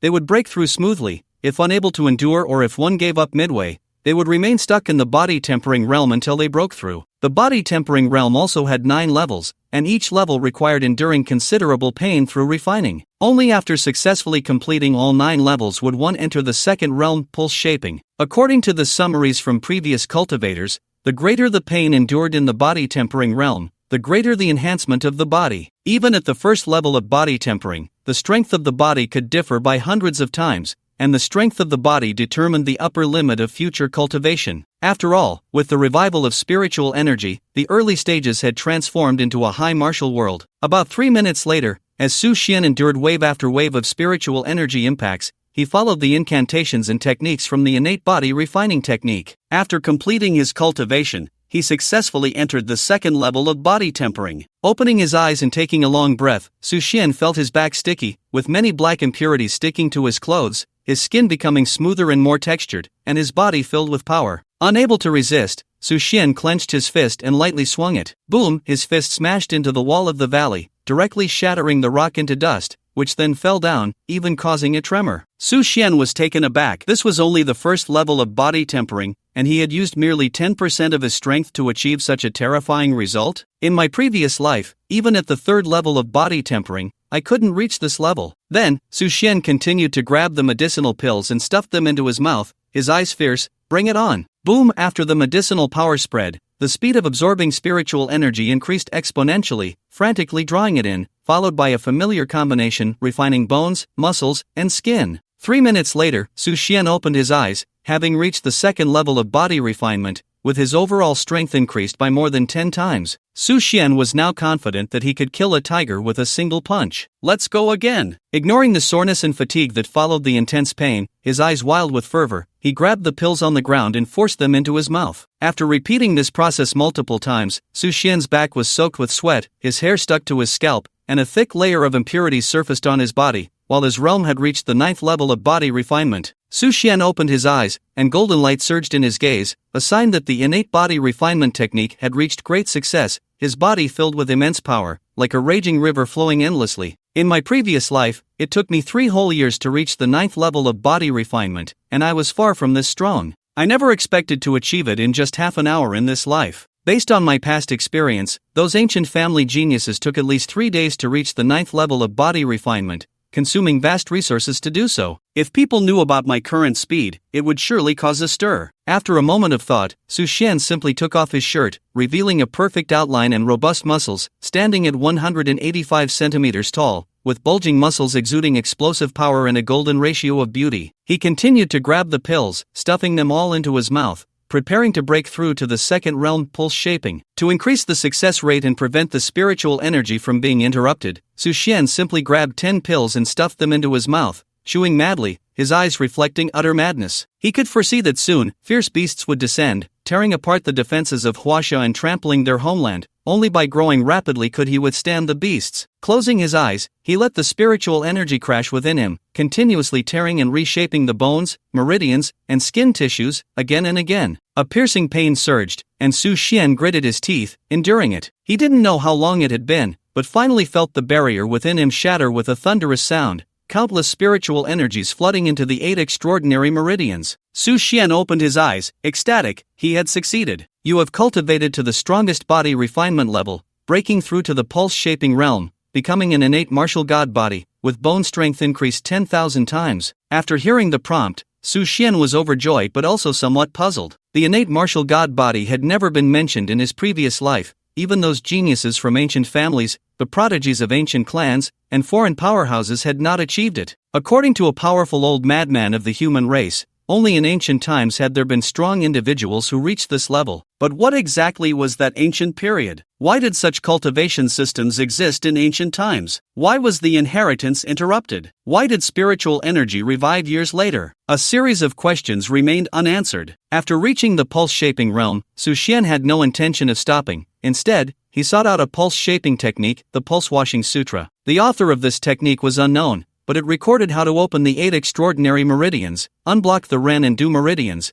and wash away impurities from the meridians, perfectly aligning with the pulse-shaping realm's emphasis on unblocking the meridians and drawing energy into the body. As the pills entered his body, spiritual energy flooded into his meridians, an unusual feeling of soreness and swelling arose, more torturous than body refinement. Su Xian gritted his teeth and persevered, suddenly noticing a gentle pulling force from the ancient jade beside him, seemingly able to neutralize this soreness and swelling, so he quickly grabbed the Shangzhou ancient jade. Instantly, a unique, warm, deep green spiritual energy slowly surged through his meridians, working together with the spiritual energy to widen, cleanse, and transform the meridians. This time, it took a full hour, enduring countless pains, until the ancient jade of the Shang and Zhou dynasties in his hand lost its luster, before Su Xian finally reached the 9th level of the pulse-shaping realm. Unlike the changes in the body at the body-forging realm, he felt that chi had finally appeared within him, and it was several hundred times more than in his previous life. The width and capacity of his meridians had also increased by an unknown amount. Su Xian slowly stood up,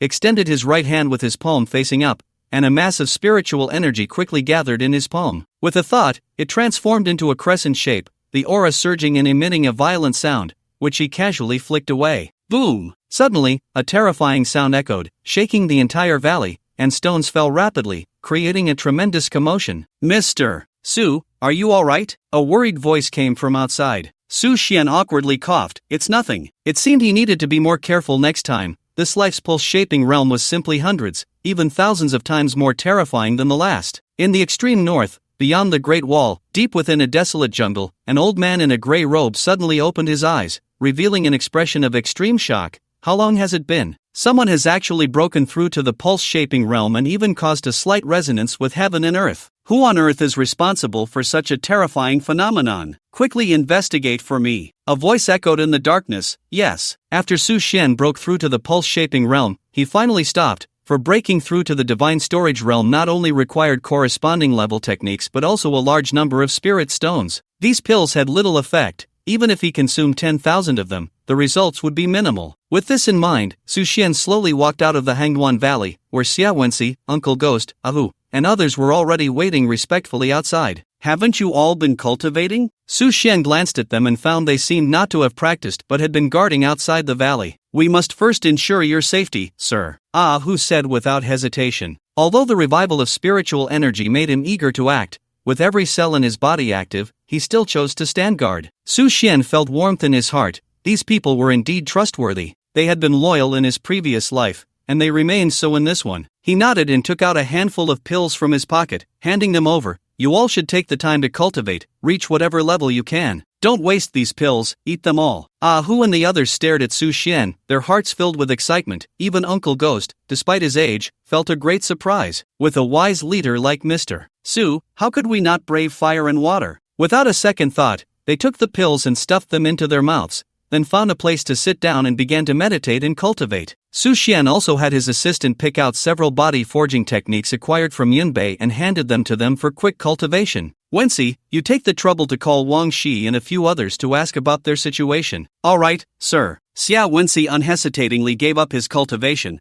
walked to a secluded spot, and began to make the call. Su Xian stood on the mountainside, gazing at the night sky. If he was not mistaken, tonight marked the beginning of the turmoil. About 10 minutes later, Xia Wenxi returned to report, Sir, I've confirmed with the heads of several mining areas. They too have encountered strange phenomena, with a massive influx of unknown spiritual energy, and some have already begun to use this energy for cultivation. However, it seems there hasn't been much change in the mining areas. Su Xian nodded, indicating he understood. It seemed that the production of spirit stones would still take time. Based on the experience of the previous life, during the first wave of spiritual energy revival, those who were best prepared were the prominent families, followed by collectors, then the wealthy, and finally ordinary people. At the same time, chaos erupted globally, with natural disasters and man-made calamities occurring continuously, while the Chinese government also took action to form special organizations. The only thing one needed to do was enhance their strength. Before the invasion of fierce beasts and ancient clans, one must elevate themselves to a terrifying level,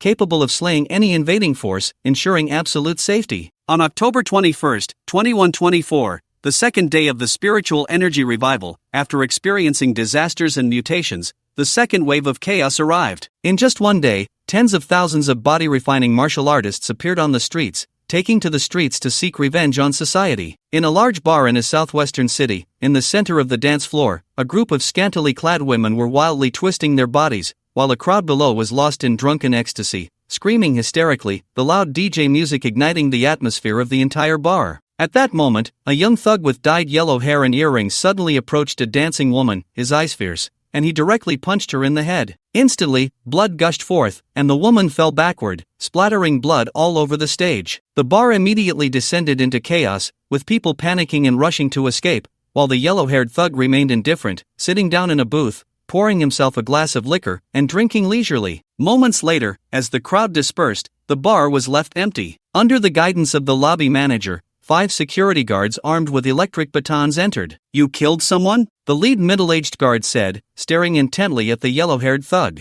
Come with us to the police station. The thug did not lift his head, lighting a cigarette, completely ignoring them. As the guards slowly drew out their batons, preparing to strike, the yellow-haired thug suddenly turned around, directly grabbing a baton, squeezing it with a bit of force, and crushing it, then swinging a punch that shattered the guard's entire nose. 3 minutes later, the 5 guards lay in a pool of blood. The yellow-haired thug grabbed the lobby manager by the hair with one hand and the dancing woman by the hair with the other, dragging them out, leaving 2 long trails of blood behind. The crowd scattered, revealing expressions of terror. He placed the 2 bodies side by side and sneered, "You dog and bitch, I tolerated you when I was weak, but now that I'm at the 5th level of body refinement, I won't tolerate you anymore." He then stuffed his hands into his pockets and swaggered away. The woman was his girlfriend, who often played with the lobby manager, but unfortunately, he was too weak and had always suffered bullying without daring to fight back. Now, with the revival of spiritual energy, he unexpectedly obtained a string of prayer beads, and in just one day, he had reached the 5th level of body refinement, coming to seek revenge. This phenomenon played out in various places. After their strength increased, those who had long been dissatisfied with society acted like wild horses breaking free, launching revenge actions one after another. In response, the government of the imperial capital began to form a force to maintain social order, to restrain practicing martial artists, to ensure the safety of the people, and for the long-term security of society. Starting today, I have decided to establish a practitioners' alliance, named Dragon Rising. In the conference room of the imperial capital, an elderly man with a full head of silver hair, spirited and dressed in a green military uniform adorned with 5 stars, announced an important matter. This elder was none other than Chen Tianping, the director of the Public Security Bureau of China, a retired general with a distinguished military record. Yes. The members of the Security Bureau at the conference table nodded in agreement and began recording the minutes of the meeting. From now on, we will actively recruit practitioners, at least at the 3rd level of body refinement, and the most important thing is character. As long as one's character is solid, we will recruit without reservation, tripling the salary and directly requesting all financial expenditures from the Finance Bureau. In extraordinary times, we must use extraordinary means to protect the safety of the people, which is our top priority. Chen Tianping scanned the crowd, his gaze sharp as an eagle. Everyone nodded in response, their expressions solemn. After the revival of spiritual energy, in just one day, over 100 murders had occurred, and police stations across the country were almost fully mobilized to hunt down fugitives. The Security Bureau in the imperial capital was under immense pressure, needing to coordinate various agencies to maintain social order. Subsequently, Chen Tianping and his team held a meeting that lasted a full 7 hours, focusing on all related matters of the organization. The final conclusion was to recruit experts by any means necessary, handing over those they couldn't manage to the local authorities and establishing branches. Thus, the Longting organization was officially founded. After everyone dispersed, Chen Tianping sat in his chair, burdened with thoughts, the worry on his face not dissipating. According to the latest intelligence reports, many mountainous areas had begun to see a surge of mutated beasts, resembling ancient giant creatures that hadn't been seen for thousands of years. A storm of ferocious beasts was about to ravage the entire Huaxia. After Longting was established, countless aspiring individuals applied, eager to contribute their strength to the nation. In just 5 days, the Security Bureau had recruited 10 branch directors and 500 martial artists at the 3rd level of body refinement or above. After various screenings and background checks, they ultimately retained 8 branch directors and 300 martial artists. They immediately took a series of actions, capturing fugitives, ruthlessly suppressing troublemakers, and participating in rescue operations across various regions. A week later, the chaos in Huaxia was fundamentally resolved, with news reports flooding in. Compared to Huaxia, Western countries, which had always advocated for superficial human rights and freedom, instantly fell into extreme panic and chaos. Those martial artists wielded rifles, sweeping through neighborhoods with gunfire. Rapists, thieves, vagrants, and murderers appeared en masse on the streets, inciting the people to join their actions. The government was overwhelmed, unable to cope, dispatching large numbers of troops to suppress the chaos, yet still failing to eradicate it completely. Meanwhile, the neighboring Sakura country was plunged into total chaos, as groups of martial artists stormed the police headquarters and set it ablaze. In just a few days, over 30 police stations were burned down, with casualties exceeding 1,000. In response, the Prime Minister of Sakura country decided to send actresses to use beauty as a strategy to divide them, while also condemning the situation through the media and deploying military intervention, though the results were unsatisfactory. After 7 consecutive days, good news finally arrived from Wang Shi's side. The abandoned mining area had indeed absorbed spiritual energy and undergone mutations, with irregularly shaped purple stones beginning to appear. These were the spiritual stones that Su Xian had been waiting for. According to memories from his past life, the abandoned mining area in Wenchang was the largest source of spiritual stones in Huaxia. After being seized by the Morong family, their entire clan's cultivation speed surged ahead, ultimately leading them to surrender to the ancient clan during its arrival and turning against the Huaxia officials, causing significant losses. In this life, with the spiritual mine in his hands, he would never allow the aristocratic families to touch even a fraction of it. Under Su Xian's arrangements, Uncle Ghost and others led their trusted subordinates and armed forces to rush to Wencheng to coordinate with the transport convoy there. To ensure smooth passage over the 2,000 kilometers, Su Xian dispatched a 1,000-strong team, all armed with firearms, issuing a deadly order: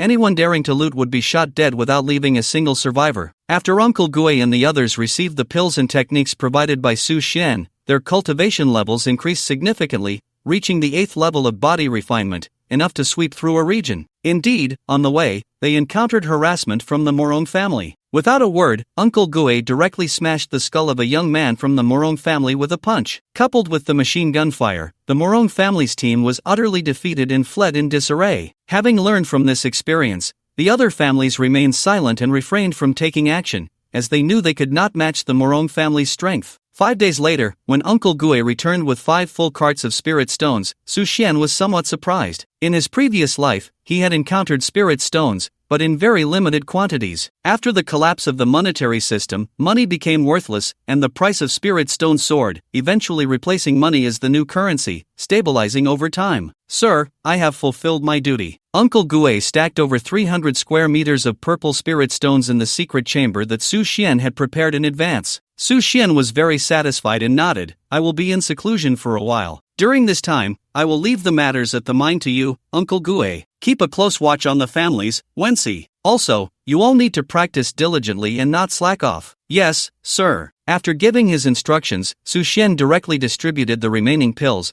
mainly body refinement pills, to Uncle Gui and Wensi to manage. He had no use for them, but they were crucial for them. After receiving the body refinement pills, the core members worked even harder, feeling deeply grateful, and their loyalty to Su Xian increased once again. At the same time, Uncle Gui set aside some body refinement pills to reward those who had contributed the most to escorting the spirit stone transport and who had fired the first shots at the Morong family. After receiving the body refinement pills, those individuals became even more dedicated and loyal, fully regarding Su Xian as their master. There are body refinement pills in the market that are priced but unavailable, and yet the Sir gives them to us like this. Uncle Gui felt a mix of gratitude and disbelief. The Sir has always treated us as friends and family. Xia Wensi looked at Su Xian's slowly retreating figure into the Hengduan Valley, feeling emotional. After following Su Xian for so many years, he had always regarded them as family. All the spirit stones were taken out and stacked in the valley, reaching a height of 4 to 5 meters. The rich spiritual energy instantly filled the entire valley. With each breath Su Xian took, he absorbed the pure spiritual energy into his body, circulating it through his meridians. Now, with the Ren and Du meridians opened and the 8 extraordinary meridians unblocked,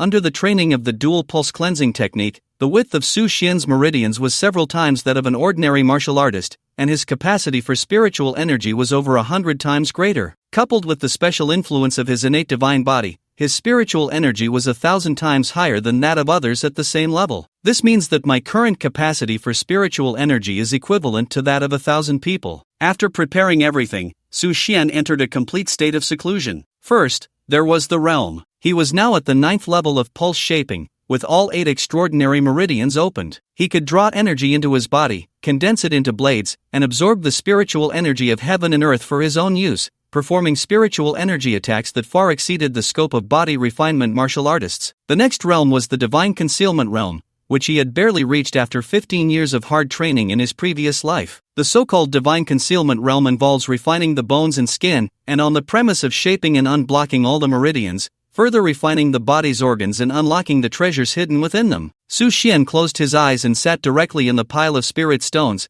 beginning his cultivation according to the technique of the divine concealment realm, dragon elephant divine skill. The rich purple spiritual energy slowly entered his body, beginning to circulate throughout him. In his mind, the sapling of the bodhi tree began to grow wildly, like a long-awaited rain after a drought. In no time, it had reached a height of 2 to 3 meters, becoming a small tree. Although its branches were sparse and its leaves few, the initial form of the bodhi tree had already taken shape. At the same time, a prompt echoed in his mind, absorbing a large amount of spiritual energy. The bodhi tree begins to grow, transitioning from seedling stage to growth stage. Comprehension increases by 100,000 times. Following the requirements of the dragon elephant divine skill, Su Xian opened all the meridians in his body and frantically absorbed spiritual energy. The spirit stones beside him began to dim at a visible rate until they turned into ordinary stones devoid of luster. In an instant, Su Xian felt a painful soreness throughout his meridians, more terrifying than when he had advanced to the pulse refinement stage, as if pierced by countless silver needles, or as if millions of hands were tearing at him, with spiritual energy swirling chaotically, causing his internal organs to churn incessantly. He did not know how long had passed when Su Xian felt his mind clear, his five senses enhanced countless times, even able to catch the heartbeat of others outside the valley. At the same time, a sharp pain surged from his heart, as countless spiritual energies rushed in, as if thousands of ants were gnawing at his heart, making him extremely uncomfortable. Boom! With a loud bang, a purple beam of light shot up into the sky from the Hangduan Valley, illuminating the entire night sky as if it were daytime, lingering for a long time without dissipating. The spirit stones around Su Xian were completely drained of spiritual energy, rolling down like dominoes and crashing onto the valley floor, turning into ruins. The mirror had shattered. A familiar feeling surged in his heart as Su Xian opened his eyes, which were now golden, with a strong heartbeat resonating from his chest, seemingly showcasing his vigorous and powerful vitality. In my previous life, it took me a full 15 years to reach the divine storage realm. And now, in just a few days, I have already reached it, and with spirit stones arriving, I can continuously break through. In my past life, I had no manuals for the divine storage realm, but now I have an abundance of techniques, even 2 ancient heavenly books. I remember the strongest genius in my past life took 3 whole years to reach the divine storage realm, and now, if I have enough spirit stones, I only need half an hour to complete it. Su Xian's eyes were filled with confidence. He believed that in this life, he could far surpass everyone, suppress all prodigies, and crush all noble families. This breakthrough took less than half an hour, yet the commotion it caused was earth-shattering. At the White Cloud Temple, Taoist Qian Yuan stood under the night sky, gazing at the purple beam of light in the direction of the Hangduan Mountains, his expression one of great shock, murmuring to himself, "I never expected that someone could break through to the divine storage realm in just a few days, even causing such a terrifying phenomenon in heaven and earth. This child's talent is the greatest in the world." In the extreme north, beyond the Great Wall, in a desolate land, the old man in a gray robe opened his eyes again, filled with intense shock and horror, looking up at the purple beam of light in the direction of the Hangduan Mountains, exclaiming, "Just a few days ago, he broke through to the pulse refinement stage, and now he has broken through to the divine storage? Who is this person? Could it be that group of old ones reincarnated? Where is number 8? As the old man's voice rang out, the entire desolate land trembled, and then a figure cloaked in black robes slowly approached. "Elder, I am here. A few days ago, I sent them to gather information, and they still haven't reported back. It seems they should have gone and not returned. Huaxia is still as unfathomable as ever." When the gray-robed old man spoke the words Huaxia, a hint of apprehension clearly appeared in his eyes. "This time, you will go personally. I hope you can uncover something useful." Number 8 nodded, understood. As he prepared to leave, the old man suddenly called out to him, looking deeply into his eyes, and slowly said, "Do not be too high profile. Although you have now reached the pulse refinement stage, someone in Huaxia has stepped into the divine storage realm. Your task is to ascertain the information. Do you understand?" Number 8's body trembled, and a storm surged within. After years of careful planning and gathering resources, he had finally managed to break through to the first level of the pulse-shaping realm. Yet, a powerful figure from Huaxia had actually broken through to the divine concealment realm. He quickly suppressed his disdain, cold sweat beading on his forehead, and bowed, saying, "Yes." Then, with a flash, he left the place in an instant. The commotion caused by Su Xian's breakthrough immediately attracted the attention of major forces such as the Longting Organization, the 10 Great Families, the mysterious forces from the extreme north, and the Baiyun Temple. After the revival of spiritual energy, strange phenomena appeared, fierce beasts mutated, and the world fell into chaos. However, due to the establishment of the Longting Organization, Huaxia managed to curb the riots and maintain order, remaining relatively peaceful compared to other countries. Yet, the sight of Su Xian's towering beam of light was something they had never witnessed before. The deputy director of Longting, a young warrior at the 9th level of the body refining realm, stood outside the conference room with his arms crossed, gazing at the dazzling pillar in the sky, lost in thought. Such phenomena are truly rare. I wonder which powerful figure is cultivating to cause this. If we could recruit them into Longting, it would be a tremendous boost. The old director, Chen Tianping, looked at the sky with a sigh, then gently patted the shoulder of the deputy director, Xia Changhe, saying, "Xia, after you finish handling things here, I need you to take a trip in that direction to investigate what exactly happened. If it's one of our human race's strong warriors, make sure to recruit them into Longting at all costs." A flicker of barely perceptible anger crossed Xia Changhe's face, quickly replaced by a smile. Director Chen, don't worry. As long as they are a cultivator, I will definitely bring them into Longting. Chen Tianping nodded, turning to leave with a meaningful remark. Xia, in times of national crisis, we must prioritize the greater good. Chen Tianping had some understanding of Xia Chanhe. Through their interactions over this period, it was clear that he was exceptionally talented, reaching the 9th level of the body refining realm in such a short time, likely due to some fortuitous encounter. However, young people often had a bit of arrogance,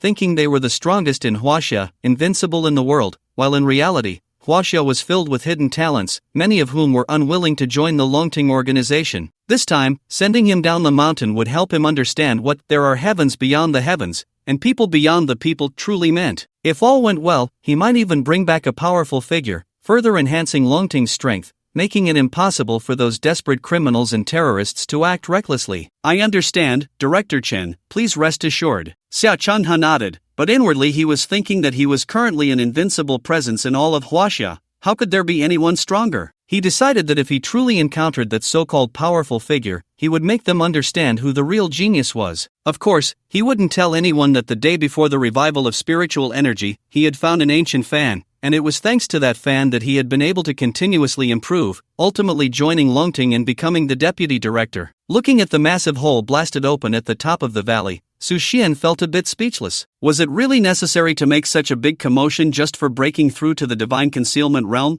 developing his heart, and enhancing his 5 senses? Shaking his head, Su Xian had no intention of repairing the hole. Instead, he sat cross-legged, watching 2 roasted suckling pigs in front of him, his stomach growling, and without hesitation, he picked up an entire roasted pig and began to devour it ravenously. After his breakthrough, Su Xian conducted a test to gauge his strength, and he effortlessly lifted a massive stone weighing 10,000 pounds, even without using more than 20% of his power. To further assess his current strength, he lifted an 8-meter-long truck with just 1 finger. Later, Su Xian was horrified to discover that there seemed to be no heavy object that could test the limits of his strength. Otherwise, after he finished his retreat, he could try to see if he could lift a high-speed train with just 1 finger. 3 minutes later, only the skeletons and overly fatty parts remained of the 2 roasted suckling pigs, and only then did Su Xian feel somewhat full. Ever since his realm had improved and his strength had increased, Su Xian felt that his appetite had also multiplied many times over. 2 pigs, 80 pounds of meat, and he barely felt a bit full. He was certain that his appetite had reached an astonishing level, and eating an entire roasted cow in one sitting would not be a problem at all. After finishing off the 2 roasted suckling pigs, Su Xian had 10 roasted ducks sent in, and in less than 10 minutes, he had cleaned them up, leaving only a pile of bones. Only then did Su Xian let out a satisfied burp, picked up a basin of spring water transported from Yunbei, rich in spiritual energy, and gulped it down. After eating and drinking to his heart's content, Su Xian felt satisfied and planned to leave the valley to test the full extent of his explosive power. Thus, he arrived at the northern peak of the Hangduan Mountains, gazing at the steep cliff walls that looked as if they had been carved by a knife and axe. Taking a deep breath, he raised his right fist and struck with all his might. Boom! Like the sound of a stone breaking the sky, with one punch, the entire cliff wall instantly shattered. Rocks flew everywhere, the ground shook, and the whole cliff began to collapse, producing a deafening roar. That seemingly indestructible hard cliff actually cracked and broke apart, turning to dust like foam, scattering in the air. It took several minutes for it to finally settle, and the cliff wall of the northern peak had completely vanished, causing the peak above to directly fall. Su Xian retracted his right fist, a hint of disappointment in his eyes. A punch that splits mountains and shatters stones is already 1,000,000 times stronger than in my previous life. I estimate the power in my fist has reached over 100,000 pounds, but I'm still not very satisfied. In Su Xian's memory, 3 years later, an unparalleled ferocious beast would descend from the sky, and even a slight movement would be earth-shattering, with astonishing destructive power. That kind of terrifying strength and suffocating physical prowess was not something human martial artists could contend with. If other practicing martial artists saw him like this, they would probably want to hammer him to death. After testing his physical strength and power, Su Xian began to plan to draw on the spiritual energy of heaven and earth to test his intensity. Su Xian gathered his energy slightly, and a milky white light sphere appeared in the palm of his hand, emitting a violent roar of energy. When he saw the timing was right, he hurled it towards a nearby hard boulder. Boom! With a loud bang, the light beam struck the boulder, shattering the 6-square-foot stone into fragments, with stone chips flying everywhere, dust rising, and a strong smell of lime hitting him. Su Xian nodded. He quite liked this level of attack strength, and if it were against ferocious beasts, he would have some confidence. However, he preferred the feeling of smashing with his fists. Close combat, with every punch landing,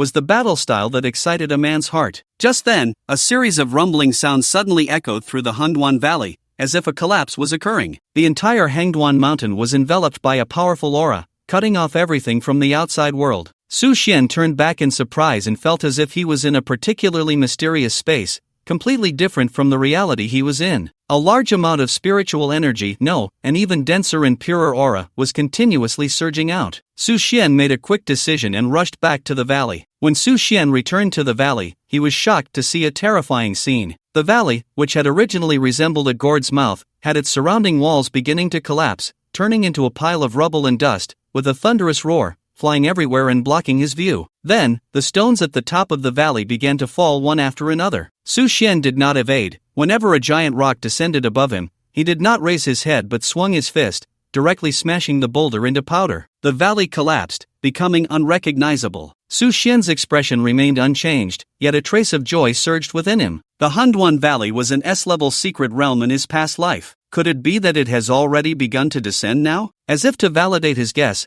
after the valley collapsed, the piles of rubble began to disappear at a visible speed, seemingly devoured by something underground. However, strangely, the 6 bronze swords remained motionless, standing upright on the surface without any impact. Suddenly, amidst the rumbling, as if a mechanism had suddenly activated, walls began to rise from the ground around him, reshaping the valley's appearance. Su Xian glanced at the walls, which were erected according to the 8 trigrams, a total of 8 sides, solid and firm, towering 5 to 6 meters high, tightly enclosing the entire valley, seamless and secure. After the walls took shape, intricate and incomprehensible patterns were carved on them. As Su Xian approached, he discovered he did not recognize them at all. The patterns depicted bizarre creatures he had never heard of. There were 9-headed serpents with deer antlers, ancient trees with human-shaped heads, and gigantic crabs with more than 20 legs, as well as enormous birds with 8 sharp claws. Could these all be ancient beings? There was no time to ponder, as the patterns on the walls suddenly emitted a brilliant golden light, followed by an ancient, obscure aura. The bodhi tree in Su Xian's mind suddenly shook violently, greedily absorbing this light, while a blood hole opened in his brow, seemingly forcefully drawing in the spiritual energy emanating from the patterns. What is this? The bodhi tree actually reacted to these strange creature patterns, and Su Xian felt a strong curiosity about the origins of the bodhi tree and the monk that had appeared in his mind that day. About 5 minutes later, the bodhi tree in his mind finally absorbed all the golden light from the patterns, its branches further growing, directly extending 10 meters,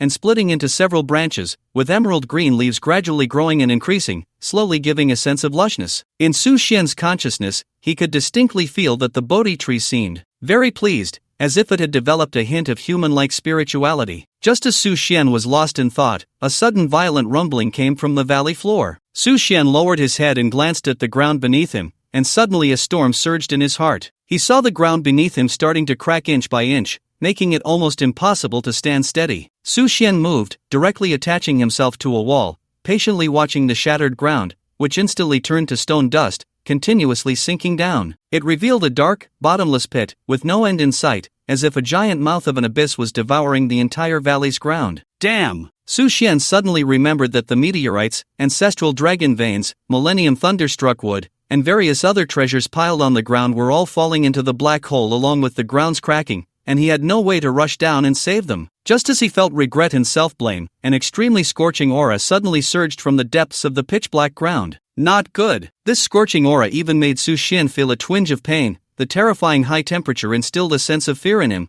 causing him to elevate his body 4 to 5 meters, clinging to the wall, observing the strange phenomenon below. He saw that deep within the earth, hot magma surged forth, bubbling like boiling water, and in just a moment, it formed a sea of lava. The intense heat could almost melt everything in the world. Su Xian felt as if his entire body was about to be melted by the high temperature, with his skin experiencing a stinging, fiery pain. At that moment, the bodhi tree in his mind seemed to awaken, swaying without wind, emitting gentle breezes that gradually dispersed the scorching heat, like a long-awaited rain in a drought, wandering within Su Xian's body. Boom! The magma beneath suddenly surged high, erupting 3 meters into the air, then quickly fell back down, producing a series of crackling sounds. Then, to Su Xian's extreme astonishment, the treasures that had been devoured slowly floated on the surface of the magma. Among them were the millennium thunderstruck wood, the ancestral dragon's veins, the extraterrestrial meteorite, and other acquired treasures. With the bodhi tree's resistance, the magma, which reached several hundred degrees,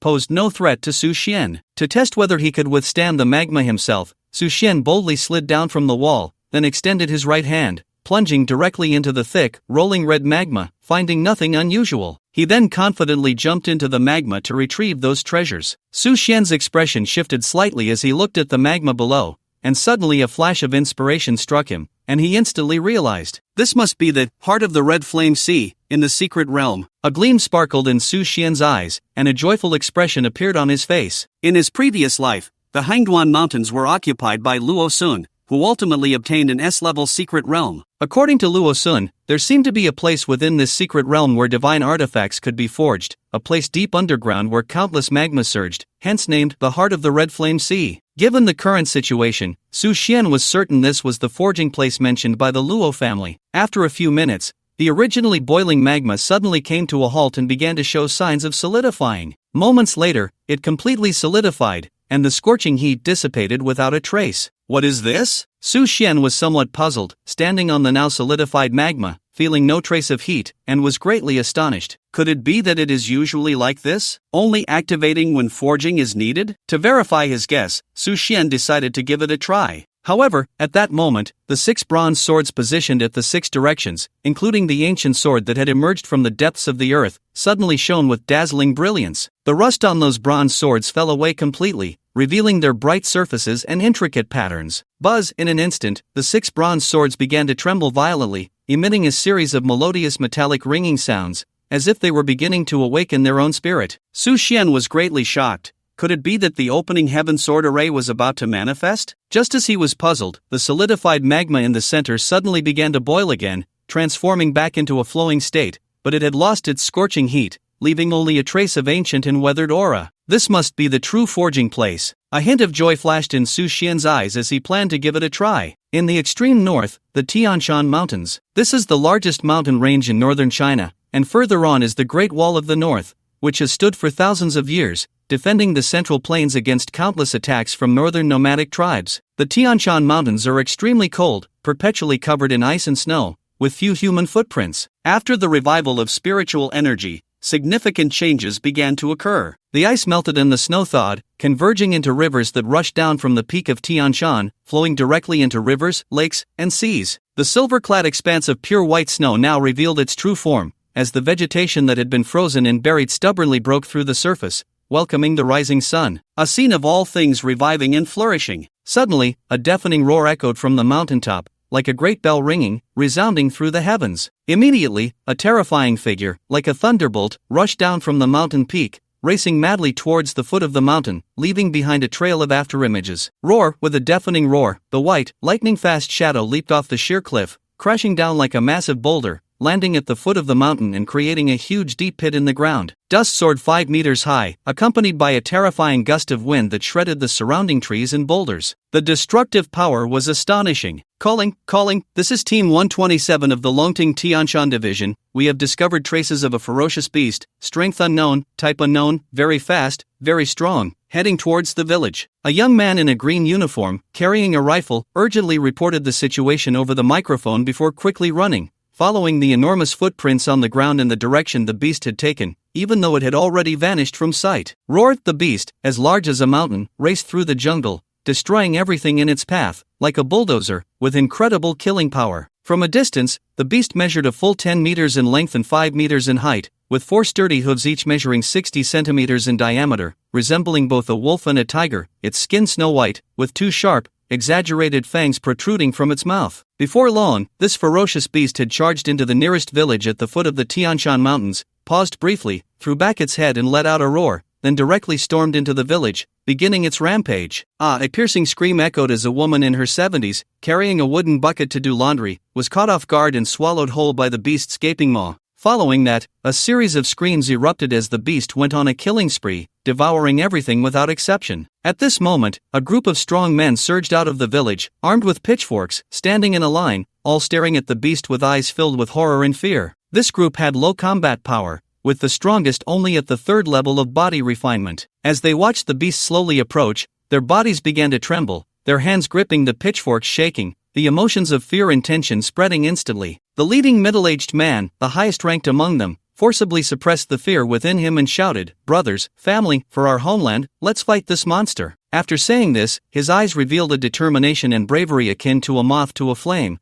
mixed with a hint of sorrow and despair. Old 3, you take the elderly, women, and children and escape immediately. The rest of you, stay with me and hold off this monster. If we're lucky, we might be able to hold out until help arrives. After saying this, the middle-aged hunter, without a moment's hesitation, raised his pitchfork and thrust it directly at the towering beast. Go! What are you waiting for? Another middle-aged man pushed the pale-faced, tearful young man back. Hurry and escape. Don't forget your mission. You must avenge us in the future. Brothers, kill! Soon, this group, overcoming their initial fear, charged forward without hesitation, for behind them was their homeland, their brothers and sisters, and they were the proud men of Huaxia. Old 3 wiped away the tears from his eyes with the back of his hand, looking at the middle-aged man who had been turned into a pulp by the beast's claw, and without further hesitation, turned and ran, trying to stop everyone from fleeing. Whoosh! On the rooftops, 2 agile hunters drew their bows and shot arrows. Clang! Clang! The sharp arrows struck like they hit steel, falling powerless to the ground. The hunters exchanged horrified glances, realizing that the beast's defense and lethality had completely exceeded their imagination. 3 minutes later, all of the dozen or so body refinement hunters were killed by the beast, either smashed into pulp or swallowed whole. Glancing at the people running in the distance, the ferocious beast chose not to pursue them but instead continued towards the next village. Ugh! A warrior from the Longtang squad, seeing the hellish remnants before him, was hit by a nauseating, bloody stench and couldn't help but bend over in dry heave. After a moment, the warrior resolutely followed the trail of the killer and opened his microphone, calling. Baiyun village at the foot of Tianshan has suffered heavy casualties.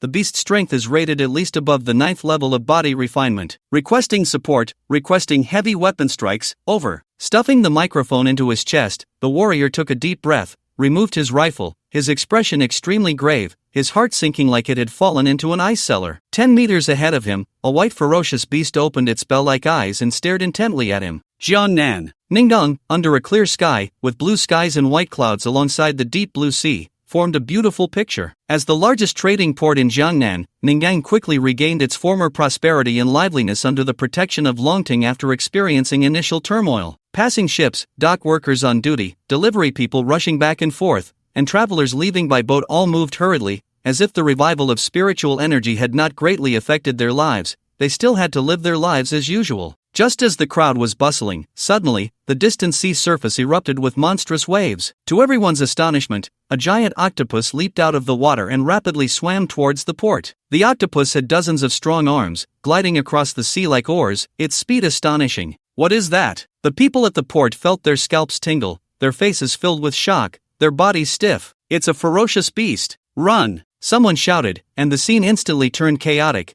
with countless people scrambling to run inland towards the port. Meanwhile, several warriors from the Longting Jiangnan branch exchanged glances, seemingly unsure of how to respond. What should we do? Fight? Fight my ass. The ancestor said that hunting ferocious beasts is Longting's job, not ours. But aren't we Longting warriors? Don't forget, this is Jiangnan, the territory of the Morong family. The warrior who looked like a small leader glanced at the octopus's position and was taken aback. In just a few seconds, it had crossed 100 meters and was estimated to reach them soon. He quickly shouted, "If you don't want to die, hurry and run, find the ancestor." The other warriors nodded, picking up their speed and heading towards the Morong building. However, for those ordinary people who had not cultivated, it was undoubtedly a disaster. In less than 5 minutes, the entire port was a river of blood, with over 100 people killed by the octopus, blood staining the sea. The octopus seemed unsatisfied, its dozens of arms supporting its massive head, gradually pushing inland. On this day, 7 places in Huaxia experienced extremely fierce and cunning ferocious beasts. They had impenetrable defenses, killing power surpassing body refinement,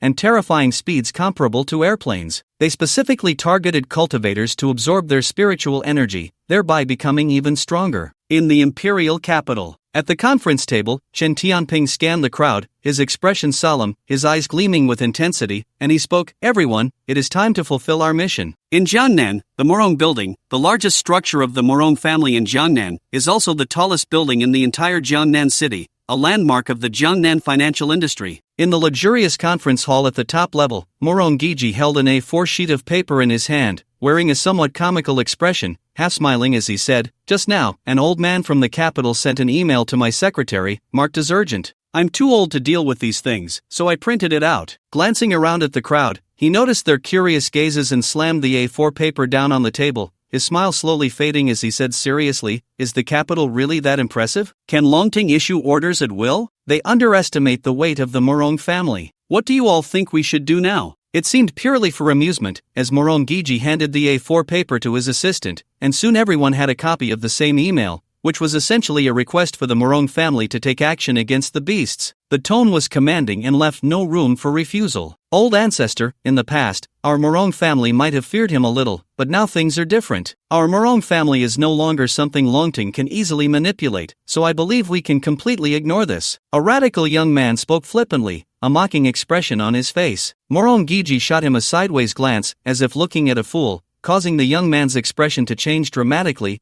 confusion mixed with fear as he looked around, not understanding what he had done wrong. Morong Giji turned his gaze to a very composed young man on his left and asked, "Away, what do you think?" This Away was Morong Giji's grandson and the most valued member of the younger generation. Not only was he intelligent, but he also had strong cultivation talent, already at the 8th level of body refinement, enough to stand proudly among all of Huaxia. Away adjusted his glasses, a harmless smile on his scholarly face, and slowly said, "Old ancestor, on a public level, our Morong family manages the Longting Jiangnan branch. On a personal level, Chen Tianping is an old friend of yours. On a logical level, our Morong family has ruled Jiangnan for so many years, and in times of crisis, we should not stand by and do nothing." "Away, are you crazy? Whatever that old man wants us to do, we just do it?" The first young man to speak looked at Away in disbelief, his face full of dissatisfaction. "Shut up." Morong Giji shot him a cold glance and then casually said, "From now on, you have no right to participate in the Morong family meeting. Get out." The young man was taken aback but dared not hesitate, quickly standing up and leaving the hall, closing the door carefully behind him. "Share your thoughts." Away nodded. "We need to take action,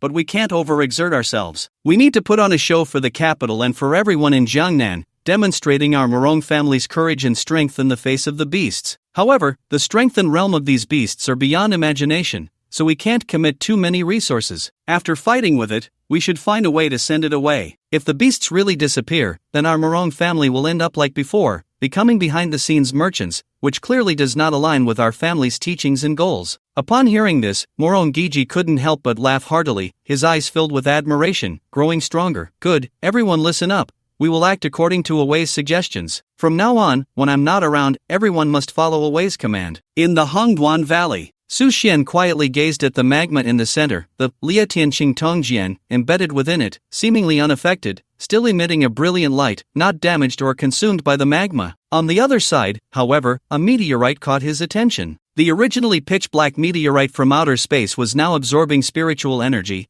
its surface mottled and continuously shedding, revealing the pure white inside and emanating a chilling aura. Even though Su Xian was now a powerful figure in the divine concealment realm, he still felt a sharp pain emanating from within his body, causing him to be greatly alarmed. He channeled his spiritual energy to dispel the chill, then gritted his teeth and directly picked up the meteorite, examining it closely. Once the outer layer had completely fallen away, it revealed a pure essence, as if a dirty quail egg had been shelled, becoming crystal clear. It seemed that this meteorite belonged to the cold attribute. To verify his suspicion, Su Xian unhesitatingly tossed the meteorite into the magma. Sizzle, as the meteorite fell into the magma, it emitted a sound akin to steam evaporating, and was immediately swallowed by the molten rock. Instantly, two different attributes of energy appeared in the valley: fiery heat and coldness. They collided, intertwined, and contended with each other. Suddenly, the meteorite broke free, leaping out of the surface of the magma, rolling in the air as if trying to escape its confinement. But then, the magma at its center transformed into a gigantic humanoid arm,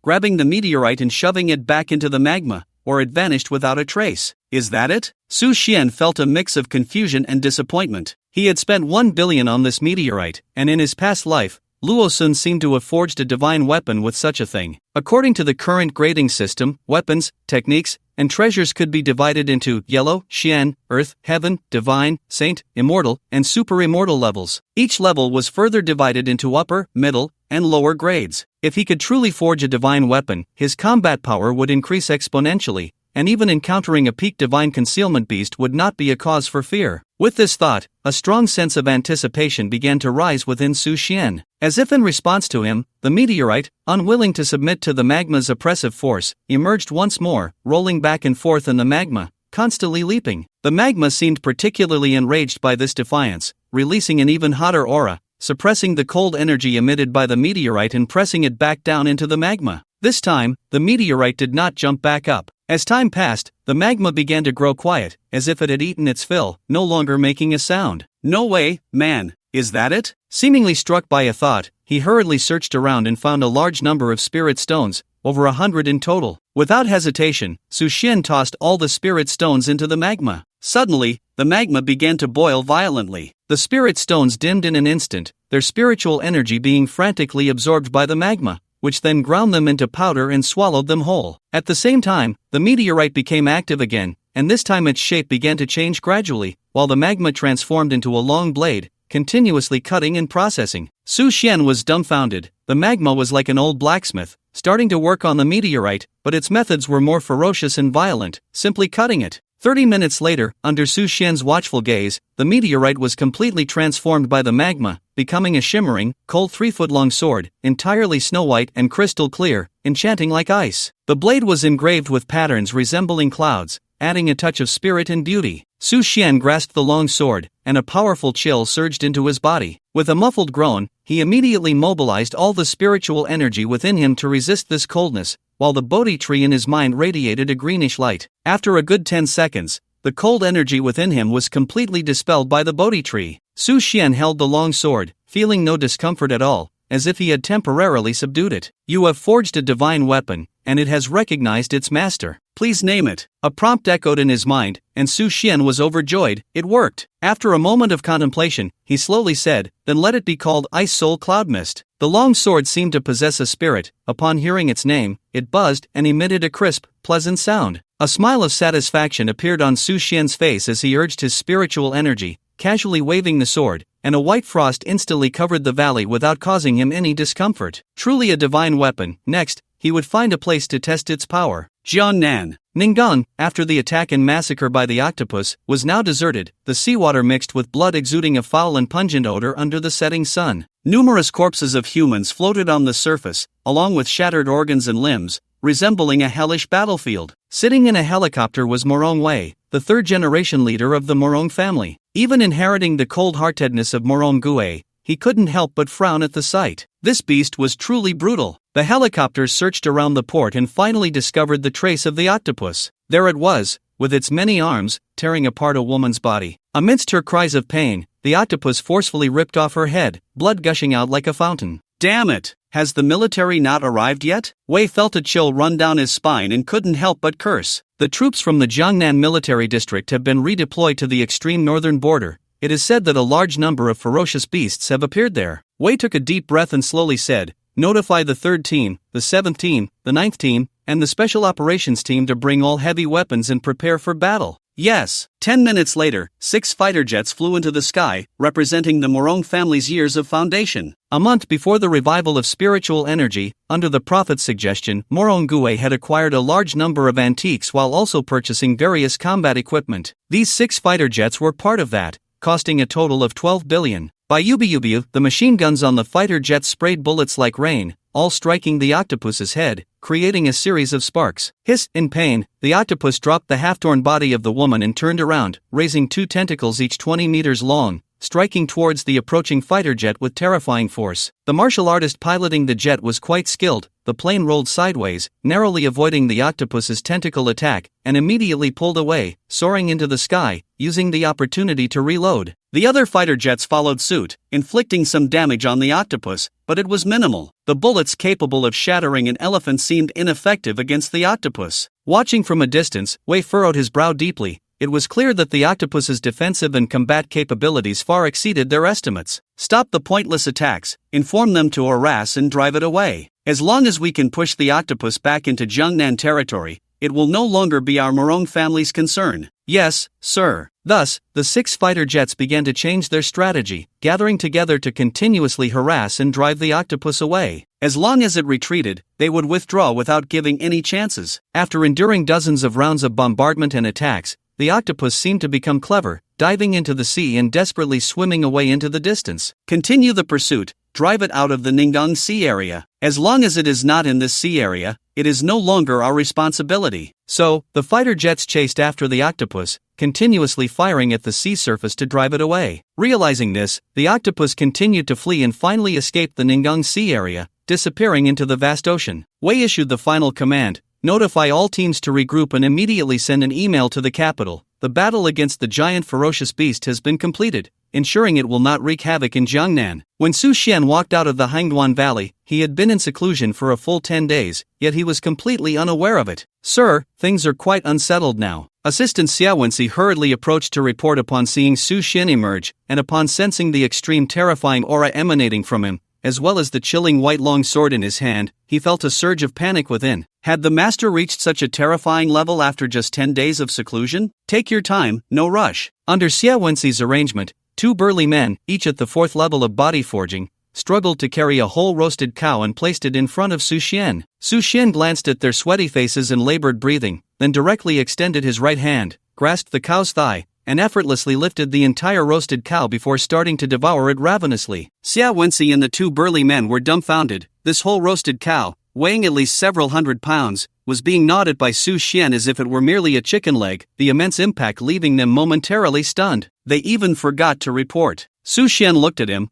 slowly realizing that he had scared them so much with less than 10% of his strength. You may leave now. Wenxi, continue. Su Xian held the roasted cow in one hand, continuously consuming it. Xiao Wenxi took a deep breath to calm his inner shock and slowly said, in the past few days, a large number of ferocious beasts have appeared across the entire territory of Huaxia, with astonishing combat power, and the death toll has already exceeded 2,000. Su Xian paused slightly but did not show any particular reaction. We have several vehicles transporting spirit stones that were attacked, and there were no survivors. Upon hearing this, Su Xian suddenly found the roasted cow in his hand no longer appetizing. He slowly set it down, stood up, and coldly said, which one is closest to us? Xiao Wenxi's eyelids twitched, trembling as he replied, It is a giant ferocious beast that resembles a wolf and a tiger, entirely snow white. The Longting warriors have already lost 30 men to it, and it is said that even Deputy Director Xiao Changhe of Longting has personally intervened. Xiao Changhe? Su Xian was also puzzled. In his previous life, the Deputy Director of Longting was not this person. By the way, I forgot to tell you, sir, Xiao Changhe is already a 9th level master of body forging, and he is said to be one of the top figures in all of Huaxia. In less than a month, reaching the 9th level of body forging was indeed impressive. Su Xian nodded and said, notify Ahu, prepare the helicopter, we will go look for this beast tomorrow morning. Yes, sir. At the foot of Tianshan Mountain, on a vast white snowfield, a dozen soldiers dressed in white camouflage suits crawled forward in the snow. They were disciplined, their steps in unison, and they had formed a formation resembling that of the regular army of Huaxia. Wearing white hats, they almost blended into the snowfield. If one did not look closely, it would be impossible to notice them. The leader, bowing slightly, wore a serious expression, carrying a sword case on his back, with a seemingly ordinary folding fan slanted at his waist. It was Deputy Director Xiao Changhe of Longtung. As they passed through the snowy forest and rounded a mountain, Xiao Changhe cautiously moved his body, peeking out with half his head to see a ferocious beast not far away gnawing on a corpse. His heart raced violently. He took a deep breath and raised his right hand, making a gesture to stop advancing. Behind him, a dozen Longting warriors, each at least at the 6th level of body forging, crouched down, holding their breath, slowly drawing their weapons, ready for battle at any moment. Xiao Changhe turned back, signaling everyone to hide behind cover, and lowered his voice, saying, it is feeding, at its lowest alertness. This is our best opportunity to attack. Here, we are about 80 meters away from that ferocious beast. According to the information provided by the martyr earlier, this beast has a terrifying running speed, reaching up to 20 meters per second. This means we need to react within 4 seconds, whether to dodge or to attack. Now, let's discuss the techniques or treasures you are skilled in. After the revival of spiritual energy, everyone has had some opportunities. Xiao Changhe knows that this group of people represents the highest combat power in Huaxia at present, with an average of the 7th level of body refinement, which seriously threatens his position as deputy director. Perhaps by killing the beast, he could reach the pulse-shaping realm and become the strongest in Huaxia. I have immense strength and can lift an 800-pound boulder. I am incredibly fast. I can reach 15 meters per second when I run at full speed. I practice a technique called the Golden Bell Shield, which has strong defensive capabilities. I can calculate. The last young warrior spoke somewhat shyly. Xiao Changhe nodded and said, now, listen to my arrangements. In a moment, you will harass from the side, using the long-range advantage of the rifle, but be sure to dodge at all times. You will take on the front defense. You will plant landmines in those spots. You will calculate the beast's attack trajectory and remind us at all times. but do not engage in battle. Do you understand? It must be said that Xia Changhe does possess a certain level of command and judgment ability. Everyone nodded in agreement, recognizing his plan. Very well, on the count of 3, we will begin our action. 3. Everyone held their breath, utterly silent. 2. They gripped their weapons tightly and found their positions. 1. As the last number was called, Xia Changhe shot out like an arrow released from a bow, sprinting across the snow. At the same time, a loud clang sounded from behind him as a cold, gleaming broadsword shot out from its sheath. He gripped it tightly in his right hand, filled with killing intent, and launched an attack on the beast. Another agile, slender young man raised his rifle and continuously fired at the beast's back. The remaining members began to move according to their assignments, acting swiftly. Bang, the gunfire erupted, and the 7.62mm bullets from the rifle accurately shot out, hitting the beast's back, but they produced a clanging sound of steel colliding, as the bullets completely failed to penetrate the beast's hide and bounced off. Xia Changhe was taken aback, instantly realizing something was wrong. Damn, the intelligence is incorrect. Retreat. At the same time, he and the warrior who had learned the golden bell shield stood shoulder to shoulder at the front, without hesitation. The broadsword spun, sweeping toward the beast with the force of thunder. The other Longting warriors quickly reacted, but none retreated, as their leader had already charged forward. The 80-meter distance was covered in about 7 or 8 seconds. The beast, under the bullet attack, quickly turned its head, opening its blood-soaked maw and letting out a roar that unsettled the mind. Boom, with the inertia added, the broadsword surged with a wave of energy. As the snowflakes danced, Xia Changhe raised the sword with both hands and swept it toward the beast, accurately hitting its front paw. A sound that made one's scalp tingle erupted. A full-force strike from the 9th level of body refinement, even a sneak attack, failed to inflict any damage on the beast. In shock, Xia Changhe shouted angrily, "Defense!" The warrior beside him raised his hands without hesitation, and a golden barrier instantly rose, covering the two like a massive golden bell. The next second, the beast launched its attack. Its mountain-like body slightly recoiled, then leaped forward, crossing several meters in an instant, raising its front paws, as thick as water buckets, and swung them down like lightning, leaving behind a trail of afterimages. Bang, the sharp claws struck the golden bell shield without any embellishment, and in an instant, the seemingly impenetrable barrier shattered with a loud crash. The young warrior was sent flying, spewing a jet of blood in midair, and then fell to the ground, unconscious. Then, the claws continued their momentum, directly slapping towards Xia Changhe's face. In shock, Xia Changhe gripped his sword with both hands, crossing it in front of his chest to withstand the blow. Poof, he was sent flying, blood also spraying from his mouth, his face pale as paper. Xia Changhe felt his hands completely numb, his internal organs shifting, already severely injured. The remaining dozen or so Longting warriors quickly drew their rifles and opened fire on the beast. By Yubiu, the sound of gunfire echoed in the snowy ground. The beast stood upright, its claws protecting its head, enduring the rain of bullets. As the beast advanced, Xia Changhe let out an angry roar, seemingly resolute,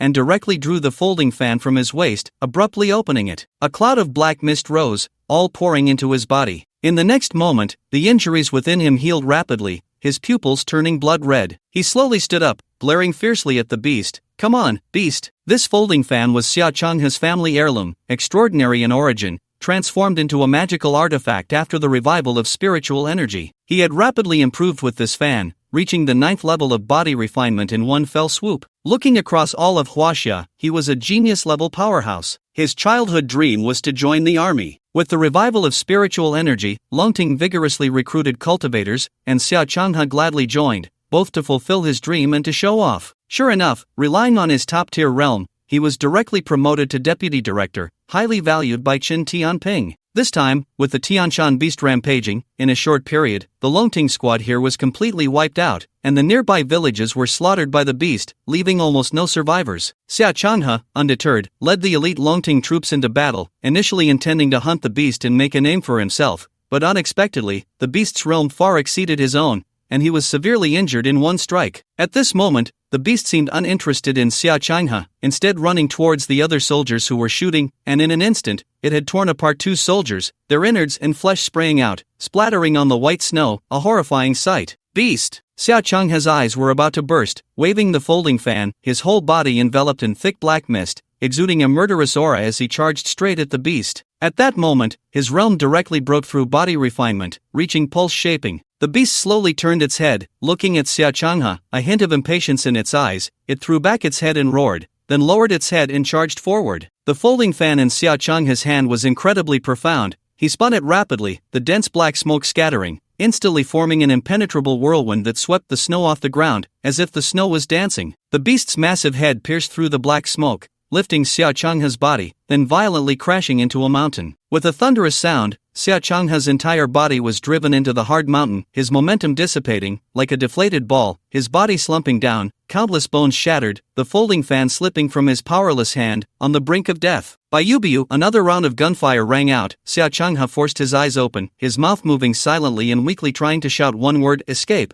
but no sound came out. The beast, enraged, turned and charged towards the group of soldiers, and in a moment, the entire snowy ground was filled with screams. 3 or 4 soldiers torn apart or smashed into pulp by the beast. Yet, not a single one of them fled. Because they were Longting warriors, standing behind them were billions of Huaxia citizens. They bore a responsibility heavier than Mount Tai. I'll fight you to the end. Suddenly, the soldier who had originally buried the grenades, with eyes wide open, directly tied a row of grenades to himself and charged forward, pulling all the fuses. Boom! A tremendous explosion erupted, flames soared, and the soldier detonated the grenades, causing them to explode on the beast, sending snowflakes flying 10 meters high, dust swirling and obscuring the view. Xia Changhe stared blankly at all of this, coughing up a chunk of blurred flesh and blood, his eyes bloodshot, tears streaming down like rain. As the dust settled, the figure of the beast reappeared, standing proudly, letting out a roar. Apart from being covered in snowflakes and dirt, it was completely unharmed. A deep despair surged within Xia Changhe. How could Huaxia cope with such a terrifying beast? The remaining Longting soldiers were equally heartbroken. The strength and realm of this beast descending from Tianshan far exceeded their imagination. It was like an insurmountable mountain, bringing a chilling sense of death and an overwhelming pressure that left them powerless. Xia Changhe watched as the beast slowly approached his comrades, despairingly closing his eyes, his heart like dead ashes, only hoping that news would reach the capital soon, and that the military would deploy powerful heavy weapons to annihilate the beast with thunderous force. Just when everyone was filled with despair, a sudden sound of helicopter rotors whirred through the sky. Xia Changhe gathered all his strength to look up at the helicopter, and then saw it slowly descending, followed by a figure opening the cabin door and jumping down directly. Boom! The snow beneath erupted with a thunderous sound as the figure stomped down, creating a deep pit right in front of the beast, just 10 meters away. Xia Changhe was shocked to the core, and then he saw a tall young man with a long sword on his back, wearing a black hoodie and a hood, looking quite handsome, with sword-like brows and starry eyes, showing no sign of fear at all. He seemed to exude no aura, yet gave off an inexplicable feeling of being utterly unbeatable, even evoking a pressure more terrifying than that of the beast. This person had a profound realm. Xia Changhe's first instinct was that this young man's strength seemed to be no less than that of the beast, meaning this person's realm had likely reached the level of divine concealment. In an instant, Xia Changhe felt his scalp tingle, overwhelmed by deep bitterness and loss. He had originally thought that being at the 9th level of body refinement made him the strongest and most talented in Huaxia, but now it seemed he was truly a frog at the bottom of a well. No wonder the director had said there were anomalies in the Hangduan Mountains, suspected to be a genius breaking through, causing a resonance between heaven and earth. The newcomer was Su Xian, who had been searching for the beast by helicopter all morning without finding any trace, until the sounds of gunfire and roars guided him. When he arrived, he found a ground covered in blood and severed limbs, and the few remaining people looked like they had just engaged in a fierce battle with the beast. It was clear they had failed, and could even be said to have been completely slaughtered, with no chance to fight back. Su Xian wasted no words, squinting his eyes at the beast, which was at least 10 meters long, resembling both a wolf and a tiger. He then leaped over the 10-meter distance and swung his right fist, smashing it down onto the beast's head. Howl! A miserable cry erupted as the beast, weighing over 10 tons, was sent flying by Su Xian's punch, its left cheek visibly caved in, blood flowing slowly from its gaping mouth, a sharp fang broken. Xia Changhe was dumbfounded at this scene. That was a beast that had slaughtered over 100 people. Even the most elite squad from Longting in the capital could not inflict a single scratch on it. Not even grenades or rifles, those terrifying firearms, could cause it any harm. Yet now, this young man, with just one punch, had brought the beast down, even injuring it. The power of that punch must have been at least hundreds of thousands of pounds. Who on earth was this young man? Su Xian struck successfully but felt very dissatisfied, shaking his head with a face full of disdain. Too weak. What? The dragon rising warrior in the snow doubted his ears, staring in shock at the young man. Invulnerable, the elite dragon rising squad was nearly wiped out, and a single move had sent a 9th-level body refinement practitioner flying, yet you say it's too weak? No way, buddy. Su Xian watched as the beast slowly stood up, and immediately moved, charging forward. As he approached the beast, he jumped high, then retracted his calves, knees down, and smashed down hard onto the beast's back. Crack, crack, the sound of bones breaking echoed as the beast, just standing, was knocked down again, crashing into the snow and raising its head to let out an angry roar. At the same time, its tail lashed out like an iron whip, tearing through the air with thunderous force. Watch out! A dragon rising warrior quickly shouted, his heart racing. This beast was truly treacherous. Su Xian couldn't even be bothered to turn around, his right fist smashing out, his whole body glowing with golden light, effortlessly neutralizing the attack that was as powerful as a mountain collapsing, sending the tail rebounding back, crashing heavily into the snow, limp and powerless. Su Xian then mounted the beast's back, raising his fist and smashing it down onto the beast's head. 1 punch, 2 punches, 3 punches. The beast finally couldn't withstand it.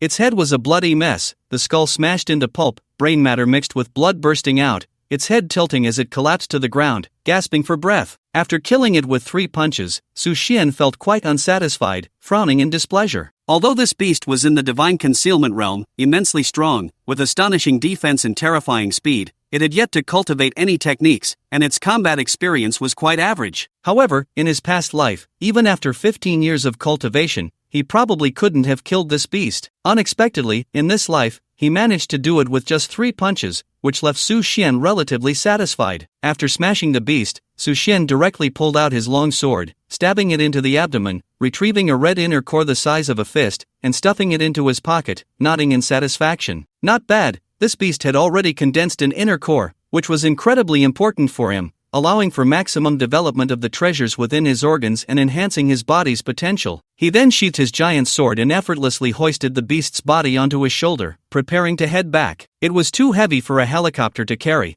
but carrying it back like this was too conspicuous. After thinking for a moment, he waved at the helicopter above. Ahu immediately brought the helicopter down slowly, handing Su Xian his phone. When she arranged for a truck, at least 12 meters long. I'll send you the location. After hanging up, he turned to open the cabin door and boarded the helicopter. Sir, a dragon rising warrior mustered his courage and ran over. Su Xian turned his head, puzzled. What is it? Thank you for saving our lives. We are Dragon Rising. The middle-aged warrior expressed his sincere gratitude to Su Xian but was directly interrupted. First, I'm here to kill the beast. Your lives have nothing to do with me, so you don't need to thank me. Secondly, I don't care which organization you're from, and I don't want to know. Su Xian waved his hand to stop him, then turned and stepped into the cabin, leaving on Ahu's helicopter. The warrior standing there felt awkward, finally letting out a sigh, doing good deeds without seeking fame. No wonder he won't join Dragon Rising. Soon after, these people hurriedly began to rescue their severely injured comrades while dialing emergency rescue calls. Before long, several ambulances arrived, taking Xia Changha and the other injured back. The truck arranged by Xia Wenxi arrived shortly after, with 10 burly men using a 100-ton crane to load the ferocious beast onto the truck. When it was lowered, there was a thunderous crash, and the truck swayed from side to side, its tires even beginning to sink into the snow. The driver gasped, this must weigh over 10 tons. They then transported the beast back to the Hangduan Mountains. However, none of them noticed that after everyone had left,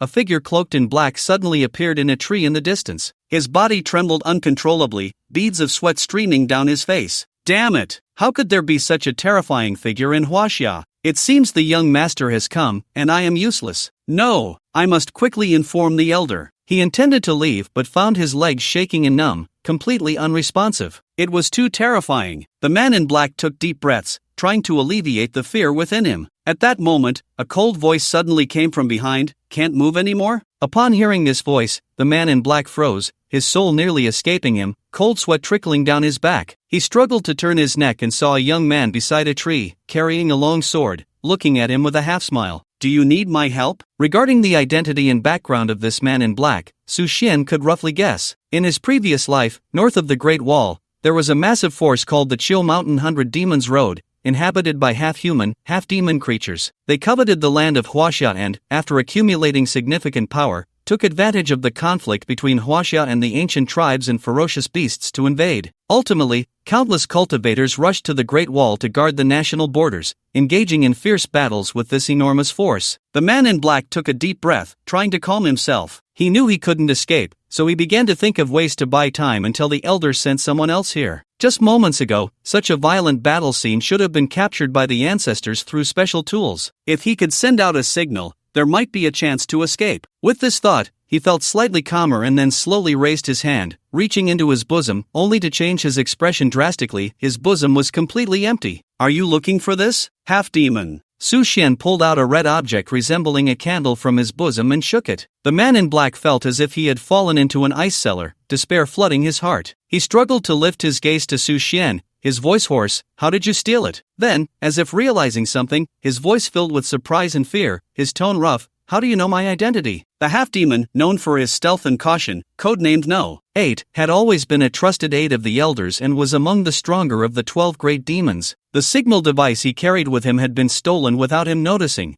which left him in disbelief. Su Xian smiled. "Want to know?" The man in black nodded, clearly very interested in the answers to these two questions, yet he did not notice Su Xian's gradually chilling demeanor. "Then I'll tell you right now." Su Xian displayed an innocent expression. Then, under the expectant gaze of the man in black, he suddenly drew his sword and swung it like lightning. In an instant, a sharp sword aura, carrying endless coldness, flashed by, slicing open the man in black's neck. The blood that flowed out was instantly frozen, covered by a layer of white frost. The man in black's eyes widened, his right hand clutching his neck, making meaningless hissing sounds, and then his entire body collapsed, falling from the tree. Su Xian jumped down immediately, rummaging through the black-clad man's belongings. Apart from a bottle of elixir, a few spirit stones, and a ground-level dagger, there was nothing else. After collecting these spoils, Su Xian boarded the helicopter, and despite Ahu nearly exhausting the fuel, they did not spot a single ferocious beast, ultimately deciding to head back home. When Su Xian returned to the Hangduan Mountains, he found everyone looking at him with a sense of admiration, which was completely different from the past when he would buy people's hearts with money. At the foot of the mountain, the corpse of a ferocious beast over 10 meters long had already been hung up by the people of Hangduan, their eyes gleaming with greed as they stared at the beast's meat. However, no one dared to make a move. After all, this was a beast hunted by Su Xian. Su Xian ignored their various flattery, whether sincere or feigned. He had heard too much of it and found it meaningless. As for the meat of the ferocious beast from the divine concealment realm,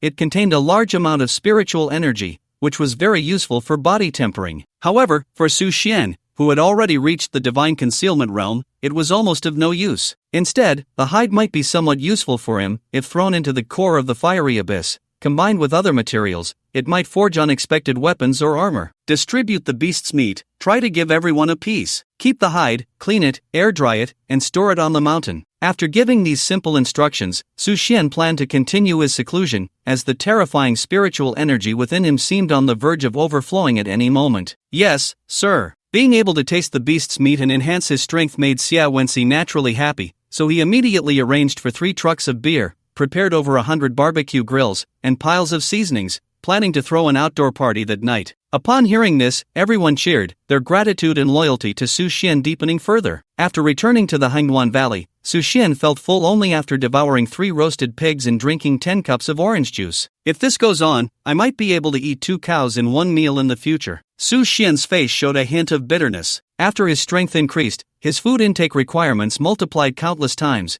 Although this did not affect his body, he did not enjoy the feeling of overeating. Once everything was ready, Su Xian quietly sat in the valley, closed his eyes, and began to cultivate. After reaching the divine concealment realm, in addition to tempering the body, meridians, and organs, some insights were also needed. The potential of the human body's organs is limitless. Cultivation in the divine concealment realm is about extreme development of these organs while avoiding damage. In his previous life, Su Xian had seen some cultivators in the divine concealment realm who, in order to quickly stimulate their organs' potential, did not hesitate to consume large amounts of elixirs with side effects, such as heart-prompting pills, to make their organs stronger and tap into more potential, but in the end, they all suffered varying degrees of aftereffects. Some strong practitioners, on the other hand, consumed their body's potential in advance through extreme cultivation methods, even temporarily activating their body's potential during battles, but in the end, they would all face various problems. Simply put, it seemed contradictory to both develop the body's potential and do so moderately. Cultivation is inherently an extreme endeavor, but maintaining moderation feels like restraint. Su Xian took a deep breath, sat on the ground, took out an inner Dan, and without any hesitation, swallowed it directly. Once the inner Dan entered his body, it began to slowly dissolve, transforming into pure strands of vital energy that circulated through his major acupoints, bringing a continuous flow of spiritual energy. In an instant, the bodhi tree appeared again in his mind, lush and vibrant, exuding endless vitality and aura, absorbing all the spiritual and blood energy in one go. Su Xian couldn't help but be taken aback. So you're not picky? After absorbing everything, Su Xian felt a cool sensation in his eyes, and then countless spiritual energies began to impact and transform them. Unlike the previous development of his heart, this time there was no pain. Instead, it felt quite comfortable. He didn't know how long it had been, but when the spiritual energy gradually dispersed, Su Xian sensed an indescribable change in his eyes, as if his vision had significantly strengthened. Su Xian opened his eyes and saw an ant on the wall of the valley, 20 meters away. He could clearly see the hairs on the ant's legs and even count them. Su Xian was slightly astonished. The substantial enhancement of his vision was a significant indicator of his combat power. In his previous life, he had been stuck at the first level of the divine storage realm for many years, making no progress, and his body's organs had not been strengthened at all, nor had he unearthed any valuable effects. To that end, he had even secretly consumed forbidden pills and practiced prohibited techniques, yet he still couldn't break through the first level of the divine storage realm. Ultimately, he was torn apart by a ferocious beast. You have broken through to the second level of the divine storage realm, strengthened your eyes, and gained the skill Eagle Eye. Eagle Eye, your eyes have become as sharp as an eagle's, allowing you to see small animals hundreds of meters away. A series of prompts echoed in his mind, and Su Xian felt a deep sense of satisfaction. As far as he knew, in his previous life, many practitioners of the divine storage realm could also break through and tap into the potential of their organs, but very few could acquire any skills. For practitioners, among 1 billion people, fewer than 10 could break through 9 times in the divine storage realm and gain a skill.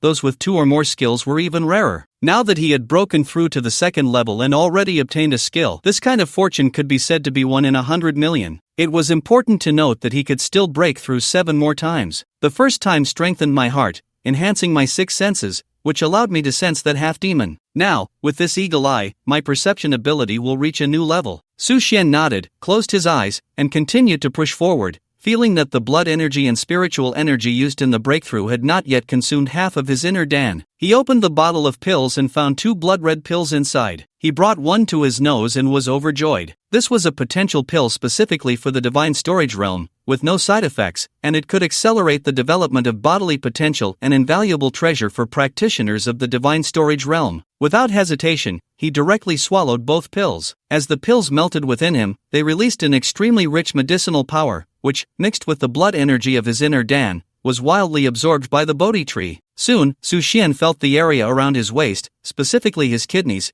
beginning to endure the impact and transformation of spiritual energy. About 10 minutes later, he had absorbed it all. You have broken through to the third level of the divine storage realm, strengthened your kidneys, and gained the skill Unyielding. Unyielding, when you are attacked with force exceeding your current realm, there is a 15% chance to avoid damage. Hearing this prompt and skill, Su Xian was even more delighted. The increase in his realm and strength was secondary. The enhancement of these organs represented a qualitative leap. If all his organs were strengthened to the same level as his bones and skin, then he would no longer need bones and skin to protect his fragile organs, and practitioners would become even more lethal. As for the skill, it was like adding wings to a tiger. A 15% chance was already considerable, enough to allow him to fight against practitioners of higher realms or ferocious beasts. In my previous life, it took me 15 years to barely reach the divine storage realm. In this life, I can effortlessly reach the third level of the divine storage realm. My starting point has already surpassed the end point of my previous life. A gleam of determination shone in Su Xian's eyes. Since that's the case, I will reclaim all the debts from my previous life one by one. Wanchang, once an abandoned mining area, became a spirit stone mine after the revival of spiritual energy, a place that the top 10 families covet greatly. They attempted to attack multiple times but were repelled each time. Wang Shi invested a large amount of money to renovate the mining area and built a series of high-rise buildings around it, including office buildings, warehouses, logistics areas, dormitories, training rooms, and entertainment rooms. In just a few months, this once-forgotten abandoned mining area has become extremely lively. Over 600 retired soldiers were employed, spending their free time playing cards, playing ball, and napping in the entertainment room, enjoying generous treatment with little work. However, at critical moments, they were needed to step up. After the revival of spiritual energy, this group of retired soldiers, who were naturally stronger than ordinary people, quickly entered the body refinement realm,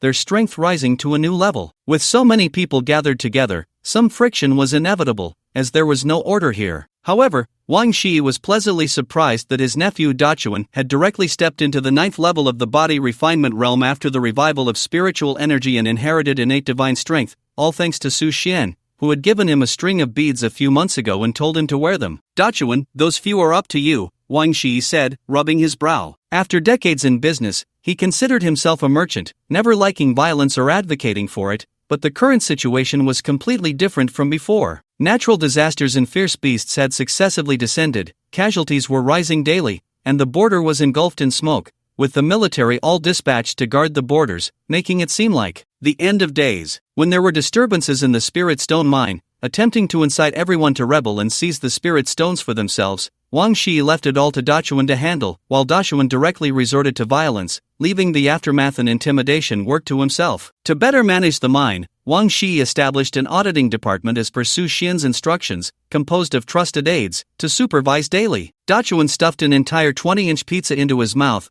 then downed a 550 milliliters bottle of cola in one go, nodding after swallowing hard. Third uncle, don't worry. For brother Su Xian, these were nothing. He then stood up, his nearly 2-meter-tall, robust figure causing the ground to tremble slightly as he walked. In the entertainment room, 7 or 8 burly men in colorful shirts, with cigarettes dangling from their mouths, began to discuss animatedly, looking quite excited. We've guarded this mine for so long, even risking our lives to clash with the Morong family, and in the end, apart from money, we haven't gotten a single hair. Is this reasonable? Is this fair? A man on the sofa spread his hands, his tone quite dissatisfied. You should say less. If the auditing department hears you, they will definitely pull you in, a more composed middle-aged man quickly advised. What the hell? The man who spoke first stood up, rolled up his sleeves to show off his muscular arms, patted his chest proudly. I used to be afraid, but not anymore. He then stated word by word, because I am also at the 9th level of the body refinement realm. Immediately, his blood surged, and the peak strength of the 9th level of body refinement was fully revealed.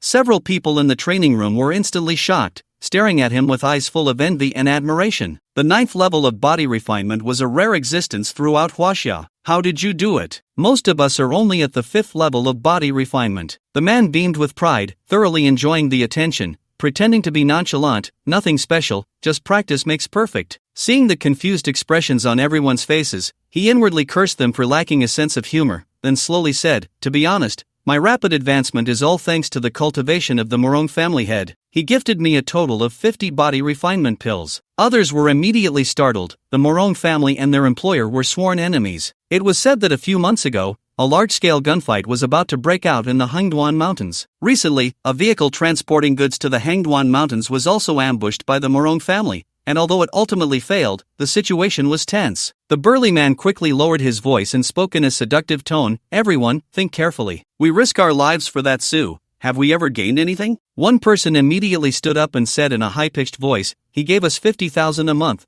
which is 8 times what we earned before. The burly man was taken aback, then sneered disdainfully, what good is money nowadays? Everything depends on realm and strength. Even the officials have stepped in, forming Longting and gathering cultivators. At this time, if we stubbornly defend the mine, we won't even get a piece of spirit stone. What's the point of holding on? It's better to follow me and rely on the Morong family, being treated as honored guests. By then, spirit stones and elixirs will be endless, and we won't have to worry about breaking through to the body refinement realm. Who knows, we might even directly reach the pulse-shaping realm, and then we could truly become powerful figures in Huaxia, with honor and power following closely. The others were clearly tempted, but still hesitated. One person said, from what I understand, Su Xian is not easy to deal with. The Morong family suffered a setback in the Hangduan Mountains and hasn't regained their footing since. Moreover, I heard from a brother over there that Su Xian hunted down a 10-ton ferocious beast. What? The burly man's heart skipped a beat. Hunting a ferocious beast? Up until now, even the Huaxia military hadn't heard of it.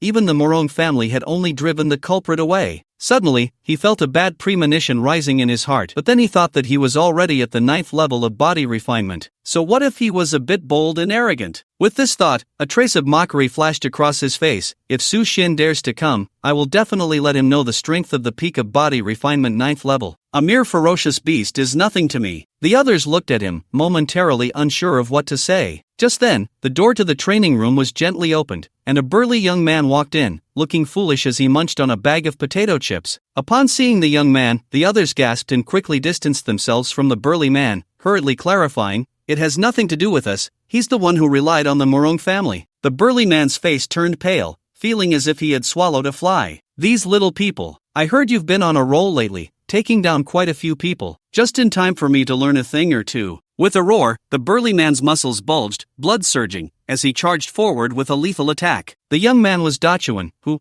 while chewing on his chips, watched the burly man's fierce assault. Suddenly, he tossed aside the chips, his face showing rare anger. I heard you talking bad about my brother Suxian. The burly man was taken aback, thinking, what an idiot. The next moment, Dachuan let out a loud shout, his whole body enveloped in golden light. With a gentle grip of his right hand, he easily clenched the burly man's fist, causing the wind and energy of the punch to dissipate instantly. The burly man was horrified, feeling as if he were caught in a tiger's claw. He exerted all his strength to pull back his fist, but it wouldn't budge an inch. Let go. Fear began to show on the burly man's face as he suddenly remembered that this young man was known for his innate Vajra body. Dachuan smiled foolishly, slightly rotating his right hand, and a crack echoed as bones broke, followed by the burly man's heart-wrenching scream. The others watched, their scalps tingling. Was a 9th-level body refinement being treated like this? Dachuan suddenly released his grip, and the burly man quickly retreated, extreme fear flashing in his eyes. He glanced at the open door and then ran out with all his might. As long as I run out of this big door and go to the Morong family, I can find a master to take revenge for myself. In his mind, Su Xian was always just a nouveau riche with a bit of money, lacking any foundation, unable to last long. Only a prestigious family like the Morong clan would be the most suitable ally, especially after the revival of spiritual energy. This feeling became even more pronounced. Just wait. When the time comes to find someone, I will definitely crush your hand. Unfortunately, the next moment, while he was running with all his might, Dachuan just flashed and blocked in front of him,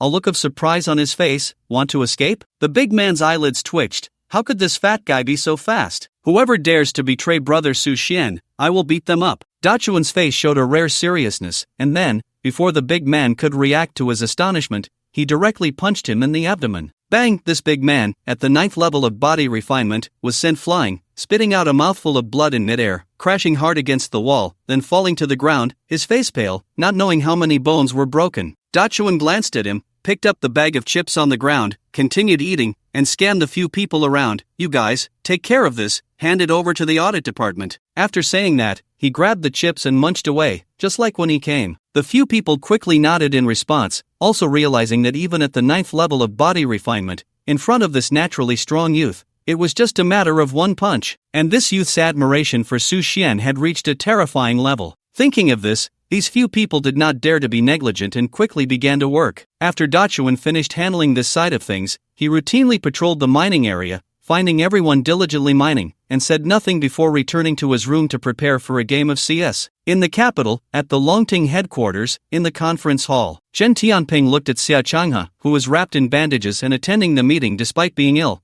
Feeling both admiration and helplessness, China still treats these public servants relatively well. You really didn't need to come, Xia, you should rest well. Chen Tianping sighed, his face clouded with worry. This time, we didn't analyze enough. The strength of the fierce beasts far exceeded our estimates. It seems we must use stronger weapons. Xia Changhe, his whole body wrapped in bandages except for his 2 eyes, looking much like a mummy, spoke. No, I must come. Then, in front of all the senior executives of Longting, he took a breath and said solemnly, because I saw a powerful being descending from the sky, like a god, who punched the fierce beast away and then rode it, hammering it. Xia Changhe vividly described that scene, and as he looked at the expressions of those around him gradually turning to shock, he suddenly felt a sense of relief in his heart. Xia, the powerful being you mentioned, not choosing to join Longting is our loss. Chen Tianping went from shock to sighing, but still felt a bit unwilling. Is there any way to recruit him? Xia Changhe smiled bitterly. Director, let's be frank, he doesn't think highly of Longting at all. I estimate his strength is at least at the 7th level of pulse shaping. The entire room gasped in shock. In just over 10 days, 7th level of pulse shaping. What a genius! It is said that the ancestor of the Morong family spent a lot of resources just to barely cultivate a genius who had just entered the pulse shaping realm. Alright, we won't force it. Since he saved your lives, let's remember this favor for now and repay it when we have the chance in the future. Next, let's discuss the countermeasures for the frequent appearances of fierce beasts at the border. Chen Tianping put away his smile, his expression becoming stern, and the atmosphere in the conference room instantly turned oppressive, as if a giant stone weighed down on everyone's hearts. as you all think, the situation. It's quite terrible. Our Huaxia may be facing the greatest calamity in history. Glancing at the high-ranking officials of Longting, all of whom were at least at the 8th level of body refinement, he thought that with a bit more time, they could step into the pulse-shaping realm, which would significantly increase their chances against the ferocious beasts. But would the ferocious beasts give us time? Would they give all of Huaxia time? What comes after the ferocious beasts? In that moment, the person in charge of maintaining Huaxia's public security felt a deep sense of helplessness. If the cultivator that Xia mentioned were to join Longting, then Huaxia would be safe and sound. For some reason, Chen Tianping had a premonition that he would meet him sooner or later. Rather, he would take action to begin exterminating the ferocious beasts. Thinking of this, he suddenly remembered his daughter, who was still single. It was said that the young man was also available. It seemed. It wasn't impossible. However, everyone, please be sure to lift your spirits. For thousands of years, Huaxia has faced countless natural disasters, invasions, wars, and hardships, yet we have persevered through them all. I believe this time will be no different. Chen Tianping swept away the haze in his heart and inspired everyone with renewed vigor. Indeed, the crowd began to emerge from their fear and sorrow, starting to face the situation seriously. Chen Tianping also began to formulate a series of measures, such as lowering the recruitment threshold for Longting, purchasing large quantities of body-refining pills and spiritual treasures, and consciously nurturing talented candidates, while the specific actions would be carried out by others. Huaxia, extreme northern border, military camp. This was the border between Huaxia and the Grey Bear Empire. 10 days ago, ferocious beasts invaded, sweeping southward and slaughtering the surrounding villages, resulting in countless casualties. The Northern Army Corps, responsible for the safety of the entire North, was naturally dispatched here to resist the ferocious beasts. After sacrificing over 800 lives, expending more than 30,000 rounds of ammunition, losing several warplanes, and over 30 armored vehicles, they finally managed to repel the ferocious beast invasion at the border and even killed one. How is the construction of the defensive fortifications going? A general in a green military uniform, with 5 stars on his shoulder, sat in the main seat, looking troubled. General, we have constructed a 12-kilometer-long defensive wall at the border, starting from Yanshan in the west to the Liao Sea in the east. The wall is 8 meters high, with 50,000 troops deployed along its length, reported an officer at the division level. The general furrowed his brow. 8 meters may not be enough. Continue to strengthen the defenses. If there are budget issues, urge the Finance Bureau in the capital. Border defense is crucial to the safety of the entire human race and must be taken seriously. Understood. The general scanned the crowd, his expression of seriousness and worry not dissipating in the slightest, feeling as if a 1,000-pound stone pressed down on his heart. After a moment, he slowly spoke. Next, let's discuss the follow-up strategies. A young officer wearing glasses, who appeared relatively refined, was the first to speak. He projected a PowerPoint presentation onto the big screen, stood up, adjusted his glasses, and began to explain. According to all current intelligence, including our combat engagements, there are a total of 5 ferocious beasts in this batch, though we cannot rule out the possibility of hidden ones. They are all unknown creatures on Earth, with only a few records in ancient texts. Therefore, we speculate that with the revival of spiritual energy, these ancient creatures have also awakened, and as long as they are living beings, they will kill, clearly retaining their traditional hunting instincts.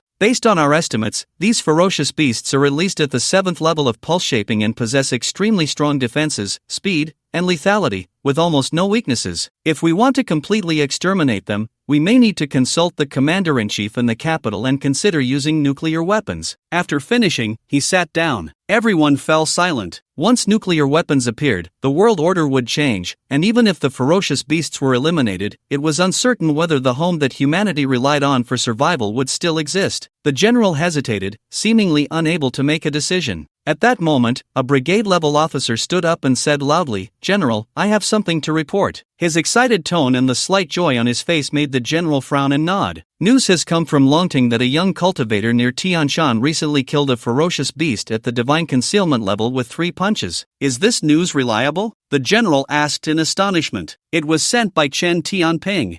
Upon hearing this report, the entire conference hall fell silent. Only the sound of pounding hearts could be heard. These officers, who had fought their way out of mountains of corpses and seas of blood, collectively fell silent at this moment, their hearts filled with shock. If someone else had said this, they would have absolutely doubted it. However, this brigade commander was known for speaking the truth without any discount, and Chen Tianping was even more pragmatic. If he said 3 punches, it would definitely not be 4. Immediately investigate this person's information, use all resources of my northern town army, and be sure to recruit him. The general suddenly saw hope. his expression revealing excitement and anticipation. With this person around, how could they worry about the ferocious beasts not being exterminated? Even if we let him be the commander, no, directly make him general, that would be fine. Everyone was dumbfounded. How strict was the military system? Every promotion was based on solid military achievements, let alone becoming a general. Even being a brigade commander or regiment commander was unheard of. It was clear that the general had already regarded this unknown young cultivator as the hope for eliminating the ferocious beasts, perhaps even the hope for all of China. Yes, General. In the Hangduan Valley, having fully digested the effects and changes after the breakthrough, Su Xian could completely adapt to the eagle eye skill, which was equivalent to installing a 100-fold telescope with microscopic functions. As for the indomitable skill, Su Xian had yet to find a suitable target to try it on. Perhaps he would wait until he challenged someone above the divine concealment level? However, without a foolproof guarantee, Su Xian would definitely not take risks. After all, a 15% probability was still quite low when it came to life and death. The Ice Soul Cloud Mist Sword had only been used to kill a half-demon so far, and he hadn't had the chance to use it otherwise. In his previous life, shortly after the ferocious beasts descended, those mysterious forces gradually began to step out from behind the scenes. At that time, the major families also started to turn against the official stance of China. Calculating the time, it should be less than 2 months. By then, he would let this divine sword drink blood and kill to his heart's content, a fierce look emanating from Su Xian's eyes. During this time, the 5 mining areas had begun to transport resources one after another. Since the last time they repelled the Morong family, the major families had temporarily endured and did not launch further attacks. However, Su Xian knew that these people would not give up easily. They were definitely waiting for the right opportunity to strike decisively. Su Xian sat cross-legged, radiating a golden aura, the rich spiritual energy almost filling the entire valley. This was the benefit of the secret realm, with a spiritual energy density 100 times higher than ordinary places. Naturally, the cultivation speed was much faster. The day before yesterday, a family publicly declared that they had broken through to the pulse shaping level and claimed to be the first in China to do so, and no one opposed it. It seems that currently, apart from me, the highest cultivation level among Chinese cultivators is still the pulse shaping level. Su Xian nodded, feeling quite satisfied with the current outcome. In less than a month, he had already surpassed the 15 years of hard work from his previous life. At that moment, the magma at the center of the earth began to boil again, bubbling and hissing with heat. The scorching temperature rushed towards him, but it was blocked by the green light emitted by the bodhi tree. Behind him, the Ice Soul Cloud Miao sword was restless, buzzing with energy. Quiet, Su Xian said softly, and the divine sword behind him actually stopped, becoming obedient, like a child being scolded for misbehavior. Watching the restless magma, Su Xian's heart began to understand slightly. During this time, whenever the magma surged, it seemed to be the most successful moment for forging weapons. He quickly scanned his surroundings and tossed the Millennium Thunderstruck, what he had painstakingly searched for, along with the ancestral dragon veins gifted by the Longhu Temple, into the magma. After the Thunderstruck would merged with the magma, strands of azure lightning power crackled, transforming into arcs of electricity that fiercely battled the magma, seemingly unwilling to yield. As for the ancestral dragon veins, they caused even more violent changes upon entering the magma. The magma surged to over 6 meters high, the intense heat seemingly capable of melting the world. Then, a phantom appeared in the void, a dark 5-clawed divine dragon, roaring with its head held high, and a faint dragon's roar echoed back and forth in the valley, lingering endlessly. Su Xian's heart trembled greatly. The origins of the ancestral dragon veins were mysterious, and after so many years, a single dragon vein could still preserve such terrifying divine consciousness. At that moment, the bodhi tree appeared in his mind again, radiating green light to resist the impact of the void's ancestral dragon. The magma seemed quite unwilling to submit, rolling and boiling while pulling the dragon veins and Millennium Thunderstruck wood into the earth's core. About 10 minutes later, the magma began to calm down, and Su Xian's expression changed. Had it succeeded? Suddenly, the magma surged with a loud splash, and a cyan-blue divine bow, shimmering with dazzling light, slowly floated up. The bow was 2 meters long, its body engraved with obscure runes, and arcs of electricity danced upon it, quietly hovering in the void. It was a spectacle of flowing light, truly extraordinary. Su Xian was overjoyed. Another divine weapon had emerged. Then, a notification echoed in his mind. Successfully forged a celestial-grade divine weapon, Heaven's Punishment Thunder God Bow. The forging level of the Earth Core Red Flame C has been upgraded to LV2. What? It turns out that the Earth Core Red Flame C can be upgraded? As Su Xian pondered this, a picture suddenly appeared in the void, depicting a war god clad in celestial armor, riding atop an 8-cornered qilin, holding a divine bow, exuding an imposing presence. Upon closer inspection, the divine bow looked exactly like the one he had just forged. Instantly, a bold guess emerged in Su Xian's mind. Could it be that this heaven's punishment thunder god bow was once the weapon of this war god? Moments later, the phantom dissipated, and the thunder god bow slowly moved towards Su Xian. He extended his right hand and gently grasped the divine bow, feeling a wave of ancient aura surge into his body, along with the method of using the bow imprinted in his mind. This divine bow required no arrows. As long as there was enough spiritual energy, it could shoot continuously. Spiritual energy? I have plenty of that. With this thought, Su Xian smiled slightly. In Jiangnan, underground, a strangely shaped structure resembling an altar was situated in the pitch-black depths. Inside the altar, 12 figures cloaked in black robes surrounded a round table. Everyone, the time has come, we must act. The figure in the center, with fingers interlocked, spoke in a hoarse voice. Wait, I've recently heard some very bad news. Is it related to our plan? We don't know yet. However, if we don't handle this matter well, the arrival of the master in 3 months will surely be obstructed, and none of us will have a good ending then. What news? Someone in the north has broken through to the divine concealment realm, forging divine weapons and slaying fierce beasts, holding control over 5 major mining areas. This person is none other than the one who previously stole the bronze sword from the tomb of King Yu, named Su Xian. The first to speak trembled slightly upon hearing this, and after a moment, exhaled deeply, calmly saying, "Notify the 10 great families, kill him." The northern army has been in a standoff with the fierce beasts of the north for over a month,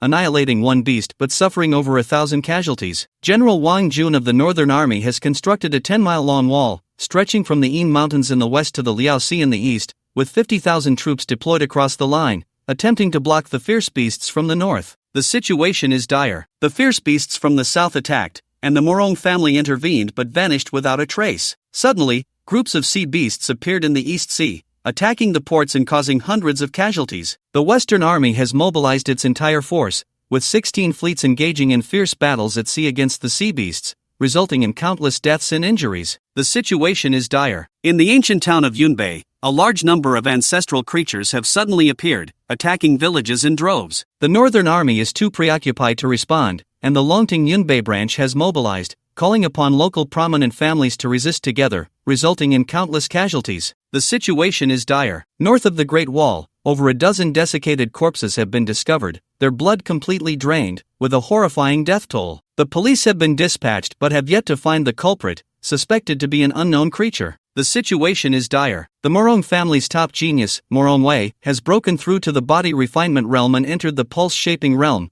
reportedly the first genius among the 10 great families to reach this level. The Morong family claims that a revival is in sight. Xia Wenxi began to report on all that had transpired over the past month and the current situation, which could be summed up in 2 words, dire. Su Xian quietly listened to this news while tearing apart a steak. Compared to the previous life, the arrival of fierce beasts in this life has been much faster, and their numbers have significantly increased. The overall situation is not optimistic, with thousands of humans dying daily at the claws of the beasts. Unless a strong individual can step into the divine concealment realm and lead a team to systematically eliminate the fierce beasts, the current crisis may not be resolved. In fact, the Huaxia government is facing unprecedented pressure. Since the revival of spiritual energy, sudden changes have occurred, and the most terrifying aspect now is the fierce beasts. Almost all 8 armies have been mobilized to establish a series of defensive lines along the border, but they have not been able to completely annihilate the fierce beasts. At this critical juncture, some leaders began to decide to deploy heavy weapons, even nuclear weapons,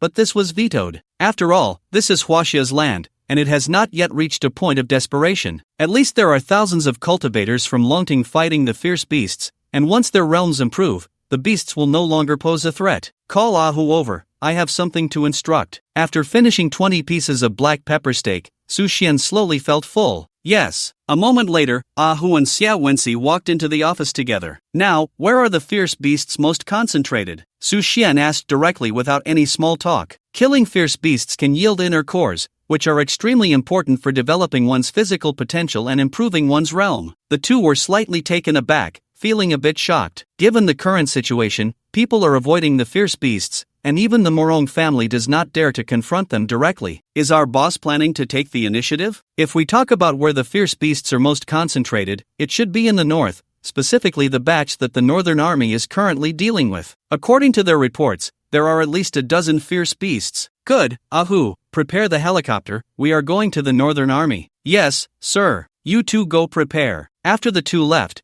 Su Xian began to prepare himself, inserting the Ice Soul Cloud Miao sword into his back and slinging the Heavenly Punishment Thunder God Bow diagonally across his back, looking like a hunter. At the same time, he took 10 pieces of the most concentrated spiritual stones, which had reached the high-grade level, enough for him to absorb for a while. Half an hour later, Ahu piloted the helicopter, carrying Su Xian directly north towards the location of the Northern Town Army. The Northern Town Army, front line, 35 miles west of Shanhaiguan. Roar! A fierce and resounding roar pierced the sky, sounding the horn for the attack on the Northern Town Army camp. Prepare for battle. A regiment commander stood in the watchtower, watching the fierce beasts charging from about a kilometer away, their momentum overwhelming, numbering at least a dozen. This is bad, those cunning beasts. The commander's heart sank. This morning, reconnaissance planes had been sent out to scout the area, and within a 20-mile radius, not a single beast had been found. According to the military political commissar's estimation, this place should not be the focus of a beast attack. Unexpectedly, these beasts had concentrated their forces and were launching a coordinated assault. Report to headquarters, this is Regiment 126.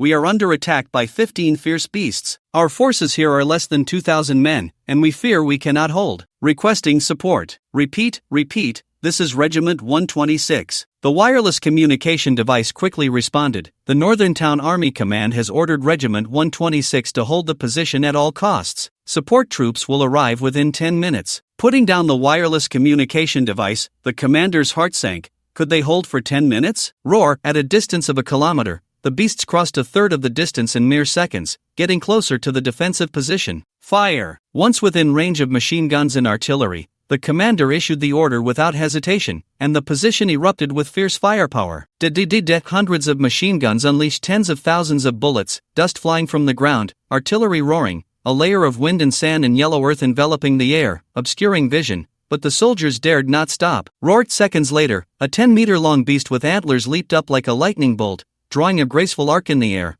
instantly crashing into the position above. The penetrating alloy bullets only left shallow marks on its body, unable to pierce through. In an instant, a gap was torn in the position, and the beast raised its sharp claws, casually swatting 4 or 5 men away. Close combat. The commanding officer shouted angrily, unsheathing his machete without hesitation, his blood surging as he charged forward. Kill! A dozen soldiers around the 7th level of body refinement drew their long knives and rushed forward, their killing intent soaring to the sky. The beast opened its massive bloody mouth and roared, engaging in battle with the group of soldiers. In no time, a pile of corpses lay scattered on the ground, and the beast finally showed some wounds, but it did not affect its movements at all. In such a short time, the remaining beasts climbed onto the position one after another, and in an instant, the battle situation fell into a great disadvantage, with soldiers dying every moment. The commander's eyes were about to burst. He was directing the battle while urging headquarters for reinforcements. So far, only 2 minutes had passed. 8 minutes left. What to do? Just then, a sudden sound of helicopter rotors stirring came from the sky. The commander looked up to see a young man with a bow and long sword on his back, opening the cabin door and leaping down from a height of 100 meters. Is he crazy? Jumping down from such a height? The commander's eyelids twitched. Boom! The young man in a tight black suit crashed into the position like a cannonball, creating a deep pit in the ground. Support has arrived so quickly? The commander felt a surge of joy. The young man had jumped down from 100 meters without a scratch, and the aura emanating from him far exceeded that of body refinement, even reaching the late stage of pulse shaping. The noise from Su Xian's landing was so great that it caused the fierce battle between the two sides to pause, with soldiers and beasts alike staring at him, their faces filled with shock and confusion. After a quick glance, there were at least a dozen ferocious beasts. Su Xian decided to end the battle swiftly, so he slowly drew the Thunder Punishment Divine Bow from his back. In an instant, the entire space was filled with terrifying lightning, the Azure Divine Bow shimmered with colors, and blue arcs of electricity danced upon it, looking quite extraordinary. Su Xian activated Eagle Eye to lock onto his target, which was a 40-meter-long python. Each time its tail struck, several warriors were sent flying, either dead or severely injured, with astonishing lethality. The python turned its head, flicking its tongue, and stared at Su Xian. In the next moment, Su Xian gathered all his spiritual energy, golden light flashing, as the bodhi tree in his mind emitted a green glow, and then he drew the bowstring. Boom! At that moment, the heavens and earth changed color, dark clouds rolled in, and lightning tore open a rift, descending directly. The surrounding soldiers were all stunned, staring blankly at this celestial phenomenon, their hearts filled with terror. What is this? The captain gazed at the dimming sky, the rolling dark clouds, and the continuously falling lightning, looking utterly bewildered. This was far beyond his comprehension. What kind of powerful being could cause such a celestial phenomenon just by drawing a bow? Su Xian pulled the divine bow to nearly a full moon state and then released it. Whoosh! Instantly, an arrow 4 meters long and as thick as an arm, formed from blue light, shot through the air with the force of 1,000 pounds, creating a sonic boom due to its incredible speed. Almost simultaneously, a deafening explosion echoed as the arrow accurately struck the python, directly blowing its body into a mist of flesh, scattering everywhere. With blood and flesh flying, a black inner core soared high into the air. Su Xian reacted quickly, leaping up to catch it, feeling its icy coldness in his hand before tossing it into the cloth bag hanging at his waist, continuing to search for the next target. The python was pierced through, leaving no bones behind, and the other dozen ferocious beasts exchanged glances before they began to turn and flee, jumping off the city wall in a collective retreat. This young man before them brought too much fear, an existence they could not hope to defeat. What? The soldiers were dumbfounded, watching as this young cultivator, who dared to challenge 50,000 men, face hundreds of aircraft, and confront dozens of tanks, even suppressing the northern town army, was now being fled from by the ferocious beasts? Su Xian frowned. Clearly, this group of beasts had a much better sense of danger than that wolf-tiger beast. But since I'm here, can you escape? Su Xian leaped into the air, locking onto a fleeing beast, drawing his bow to shoot. Releasing the arrow, it shot like a meteor, hitting its mark with a deafening explosion,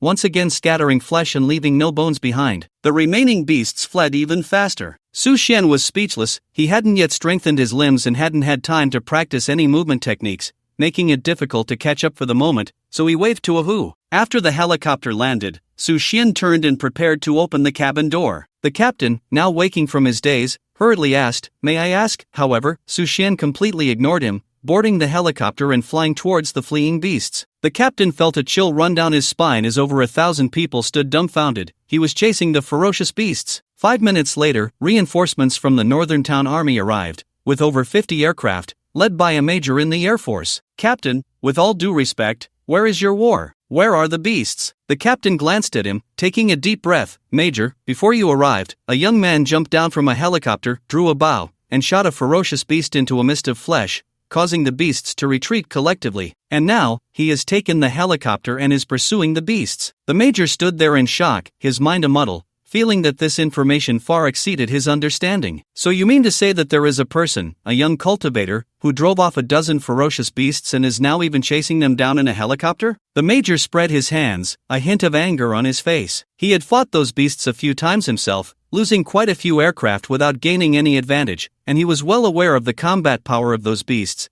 It was impossible for one person to handle them. Thus, he expressed doubt about the scene described by the commander. The commander was taken aback, then suddenly furious. "Major, you can question me, but you cannot insult that hero who is like a god. There are over 1,000 people present who can testify, and from where you are standing now, if you look down, you will know." The major opened his mouth but said nothing, then looked down, his scalp tingling. The ground was covered in chunks of flesh. He bent down to pick up a piece and saw black scales as hard as steel. Comparing it slightly, he immediately knew the answer in his heart. These scales belonged to that cunning python. The patterns, shapes, colors, and sizes all matched perfectly. The major took a deep breath, his mind bearing an unprecedented shock, which finally condensed into one word: damn. "Why the hell didn't you keep him? He is the hero the general has been longing to recruit." The major suddenly remembered what the general had said before, even instructing him to search everywhere for that hero who had killed ferocious beasts with 3 punches near Tianshan. Now it seemed that besides his fists, he also had a divine bow,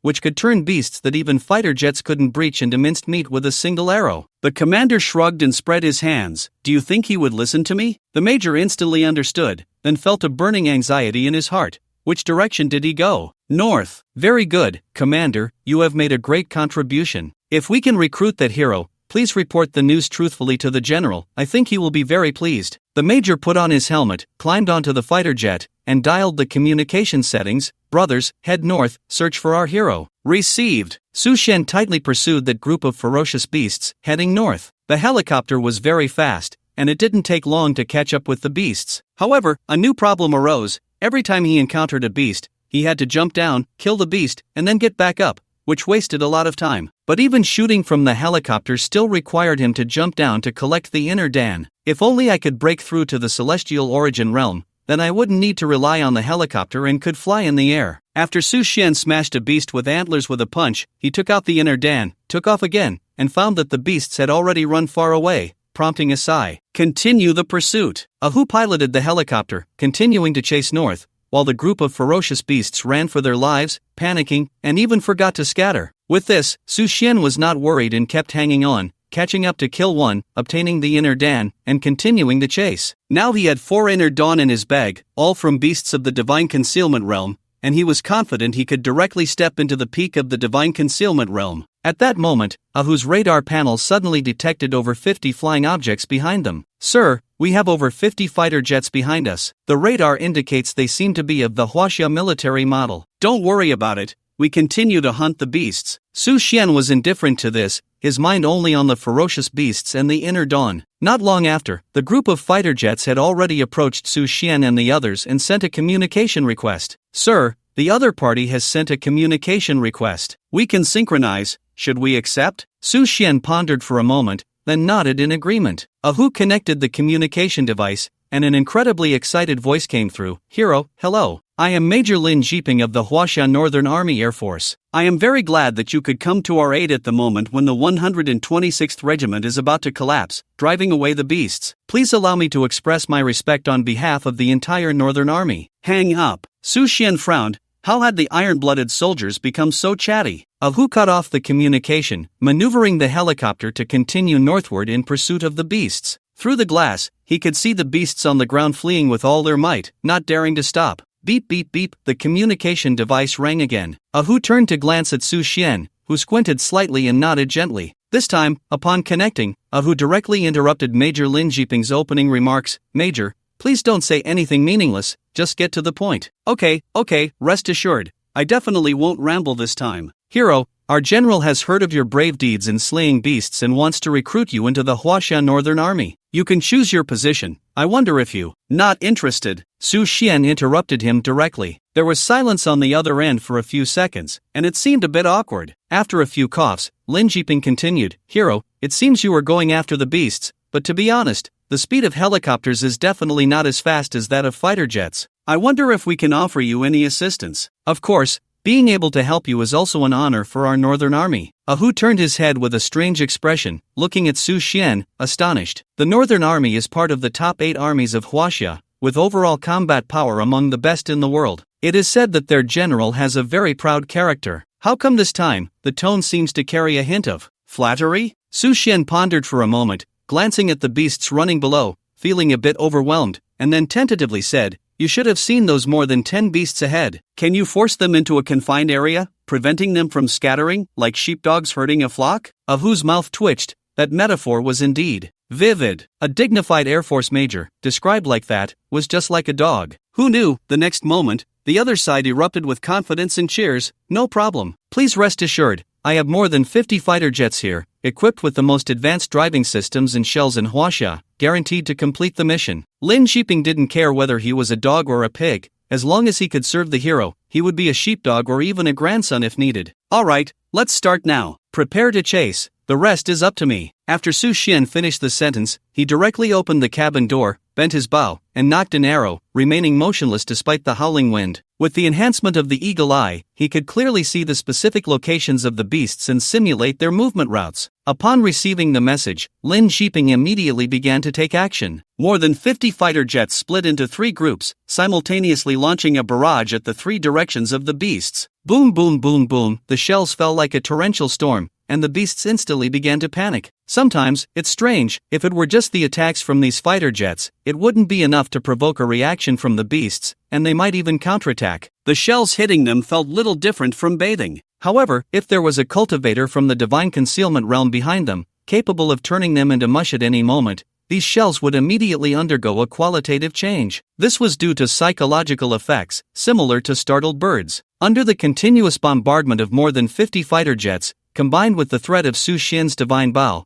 the group of beasts began to retreat from those 3 directions, rushing toward the remaining one. Hero, we have completely sealed off the firepower in the east, west, and south directions. 3 kilometers to the north is a sheer cliff, 1,000 meters high. They cannot climb over it. Lin Jiping, seeing the ferocious beasts charging northward according to his plan, began to explain confidently. Su Xian paid no attention and instead hung by the cabin door, following closely. After about 2 or 3 minutes, the group of ferocious beasts finally reached the cliff, roaring in anger as they slowed down, turning their heads to look at the figure in the sky, that unbeatable nightmare. Su Xian glanced at the group of beasts, then jumped from a height of 100 meters, crashing into the ground like a cannonball, creating a large pit, and then drew the Ice Soul Cloud Sword, advancing step by step like the Grim Reaper, slowly closing in on the beasts. With each step, his aura rapidly climbed, and when he was less than 50 meters away from the beasts, he radiated pure golden light, while the divine sword in his hand caused the air in the void to begin freezing. Quick! Record this! The Major, coming back to his senses from his shock,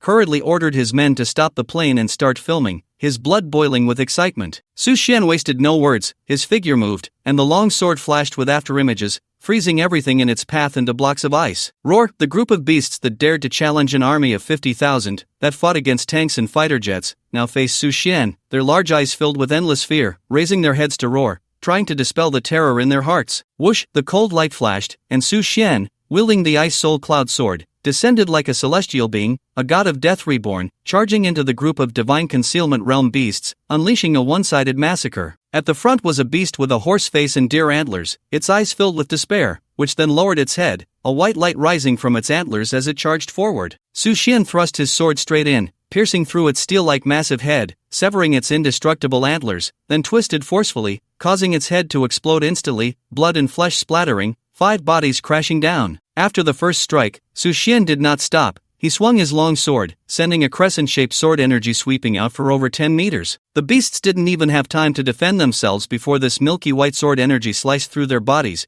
blood just beginning to spill before being frozen by the cold, white smoke rising. The front row of several beasts fell to the ground with a crash, and Su Xian did not pause, charging forward, leaping high to land on the back of a beast resembling a wild boar, gripping the sword hilt with one hand, and forcefully plunging it into its skull, then twisting hard, causing its entire head to explode, blood and flesh a blur. After jumping down, he thrust his sword into another beast's gaping maw, his right hand suddenly exerting force, the sword energy like a rainbow, crashing through the beast's throat. Using the Ice Soul Cloud Sword for large-scale combat for the first time, Su Xian was satisfied with its performance. It was indestructible and could release cold air to slow down enemies, truly a divine weapon. However, he still felt it wasn't thrilling enough, so he tossed the long sword aside, leaped forward, and with both fists, directly caved in the head of a beast, then sat on it, tightening his right hand around its neck, applying a bit of force, causing its head to explode, blood and brain matter spraying out. In no time, over a dozen beasts lay dead, not even able to put up a decent resistance. Blood stained his clothes, the setting sun like blood. Su Xian was covered in the beast's blood, looking like an ancient god of slaughter. The Northern Air Force, suspended in the air, stared in shock, even forgetting to shift gears, quietly watching Su Xian, their hearts filled with terror. A feast of slaughter, he is a god. The Major stammered, slowly murmuring to himself after a while. Until the bag could no longer hold the inner cores, Su Xian waved his hand towards a who. I still need to find a storage ring. I remember that in my last life, this thing hardly appeared. In all of Huaxia, you could count them on one hand. Perhaps it will only show up when a true king-level being arrives. After Ahu landed, he handed over several large bags. Su Xian gathered the inner cores and stuffed them all inside, a smile barely concealed on his calm face. All this effort was for this moment. The harvest was good, and Su Xian's mood improved accordingly. At that moment, over 50 fighter jets found a clearing and slowly descended. Major Lin Jiping rushed out of the cabin door, unable to contain his excitement as he ran over to Su Xian, his face filled with admiration. "Hero!" Lin Jiping shouted as he saw Su Xian preparing to step onto the cabin door. Su Xian turned around and calmly asked, "Is there something you need?" Lin Jiping was taken aback, then took a deep breath to calm his shock, his face breaking into a smile as he slowly spoke. "Hero, may I ask your esteemed name?" "Su Xian." "Ah, you are that Su Xian." Su Xian nodded with a smile. The Major had heard of Su Xian before, the former commercial genius of Huaxia, who took charge of Beichin in his 20s and turned it into a world-class enterprise, creating a commercial legend for Huaxia. However, more than half a year ago, he suddenly sold his shares and began aggressively acquiring antiques, with the media widely reporting and promoting his image as a spendthrift. Unexpectedly, the Su Xian standing before him now was a god of death, single-handedly slaying over a dozen ferocious beasts, which had caused the Northern Army, the top of Huaxia's 8 legions, to lose sleep and suffer countless casualties. The sudden contrast was hard for him to accept, and he could only attribute it to unscrupulous media that would fabricate anything for clicks. The Major calmly gazed at Su Xian, his eyes filled with respect, and suddenly bowed deeply, stating seriously, "Mr. Su, no matter what you think, in the eyes of our Northern Army, you are our savior and a hero of Huaxia. On behalf of the entire Northern Army, I sincerely thank you." Su Xian waved his hand, his expression indifferent. "I killed the beasts not to save you. To be frank, I'm not very concerned about whether your Northern Army can hold off the beasts." The major was momentarily stunned, his mouth agape as he looked at Su Xian. But Su Xian suddenly became extremely serious, his expression resolute. "Whoever dares to invade Huaxia will pay the price they deserve." The major and the soldiers behind him immediately stood at attention, saluting. "Understood, we know Mr. Su's stance. As I said, the doors of our Northern Army will always be open for Mr. Su, and you are welcome to come anytime." Su Xian ignored him, turned, and walked into the cabin. The helicopter's rotor began to stir slowly, rising continuously until it became a dot in the sky, disappearing from the major in his subordinate's sight. "Return immediately and report to the general. Our Northern Army is saved, Huaxia is saved." The major was ecstatic, his voice trembling, the heavy stone in his heart vanishing in an instant, the haze that had troubled him for days dissipating. With this guardian, what fear did Huaxia have of the ferocious beasts? What fear of invaders? They would all be crushed. After returning to the Hangduan Valley, Su Xian immediately began to enter seclusion. Things had already exceeded the changes of the last life. In just over a month, ferocious beasts at the divine concealment level had appeared, while in the last life, it took over 3 months for them to show up. Not to mention, they were still divine concealment level beasts. It seemed that the horror of this life far exceeded that of the last, and he didn't know what else he would face next. The only way to resolve all these troubles was to accelerate the improvement of his strength. Remember, in the last life, that group of mysterious forces, the alien race known as the Prophets, should be appearing soon. This group of aliens is even more terrifying than ferocious beasts. They incite the betrayal of noble families, they sacrifice countless lives, and resurrect ancient clans. The arrival of the ancient clans turned China into a complete hell, with the country in ruins and families destroyed, countless cultivators enslaved, and countless civilians displaced. Thinking of this, Su Xian's desire for power grew even stronger. After entering the Hangduan Valley, he took out 200 spirit stones from the warehouse, and without hesitation, he crushed them in his hand and began to absorb their energy. At the same time, he took out the inner core of the murderer from his bag and swallowed it directly. Once the inner core entered his body, it began to slowly melt under the catalysis of spiritual energy, dispersing into strands of spiritual power that wandered throughout his body. Now, Su Xian had reached the 3rd level of the divine concealment realm, with his heart, eyes, and kidneys significantly developed, and he had acquired the skills of Eagle Eye and Indomitable. 5 minutes later, all the spiritual energy from the inner core was absorbed, and the energy from more than 30 spirit stones was completely consumed, turning into a pile of ash. Su Xian's realm was also pushing towards the peak of the 3rd level, just a step away from breaking through. At that moment, Su Xian's lungs suddenly suffered a violent impact from the spiritual energy, causing a faint pain, as if a bone-scraping knife was scraping back and forth in his lungs, seemingly removing something. At the same time, the bodhi tree in his mind suddenly appeared, now grown into a towering tree, lush and green, emitting a strong green light that made one feel as if they were in a spring breeze, with powerful vitality that lasted endlessly. The green light instantly began to intertwine with the spiritual energy in his body, with the spiritual energy responsible for transforming Su Xian's lungs, while the green light tirelessly repaired and alleviated the pain. After 5 full minutes, Su Xian felt a barrier within him shatter, and his lungs became as hard as iron through continuous restructuring. The transformation was successful. Su Xian opened his eyes and exhaled a long breath. Taking another breath, he absorbed a significant amount of the dense spiritual energy in the valley. A simple breath could actually absorb spiritual energy. Su Xian felt invigorated. With the successful transformation of his lungs, his potential was tapped,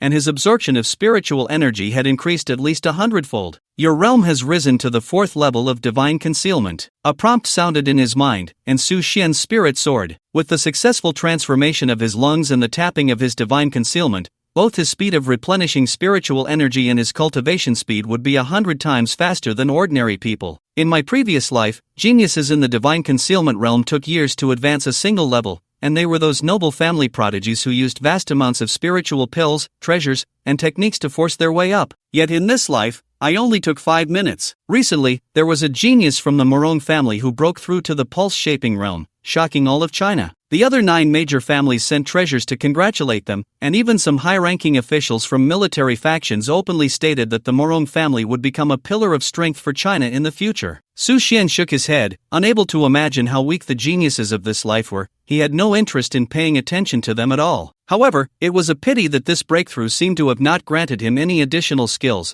which Su Xian felt was somewhat regrettable. After taking several deep breaths in succession, Su Xian slowly adapted to these changes and began to understand a bit. The rhythmic breathing seemed to allow him to absorb even more spiritual energy. He then continued to take another inner core and swallowed it, absorbing a full 40 spirit stones, but found that the spiritual energy in his body still hadn't reached the threshold of the 4th level of divine concealment. It seemed that the further he went, the more spiritual energy was required to advance in realm, and one inner core was no longer sufficient to break through a level. It was just like playing a game. The further you go, the more experience points you need to level up, and the monsters you need to defeat become stronger. One is not enough, so let's have another. Su Xian's heart hardened, enduring the pain, and swallowed another inner pill. At this moment, the spiritual power within him surged wildly, like a raging river, rapidly spreading to his limbs and bones, directly reaching the threshold needed for advancement, but it seemed to still be lacking a bit. Devour! Su Xian cursed under his breath, gritted his teeth, and pulled out another inner pill to stuff into his mouth. Instantly, the spiritual energy scattered, and a mighty force of spiritual power surged forth,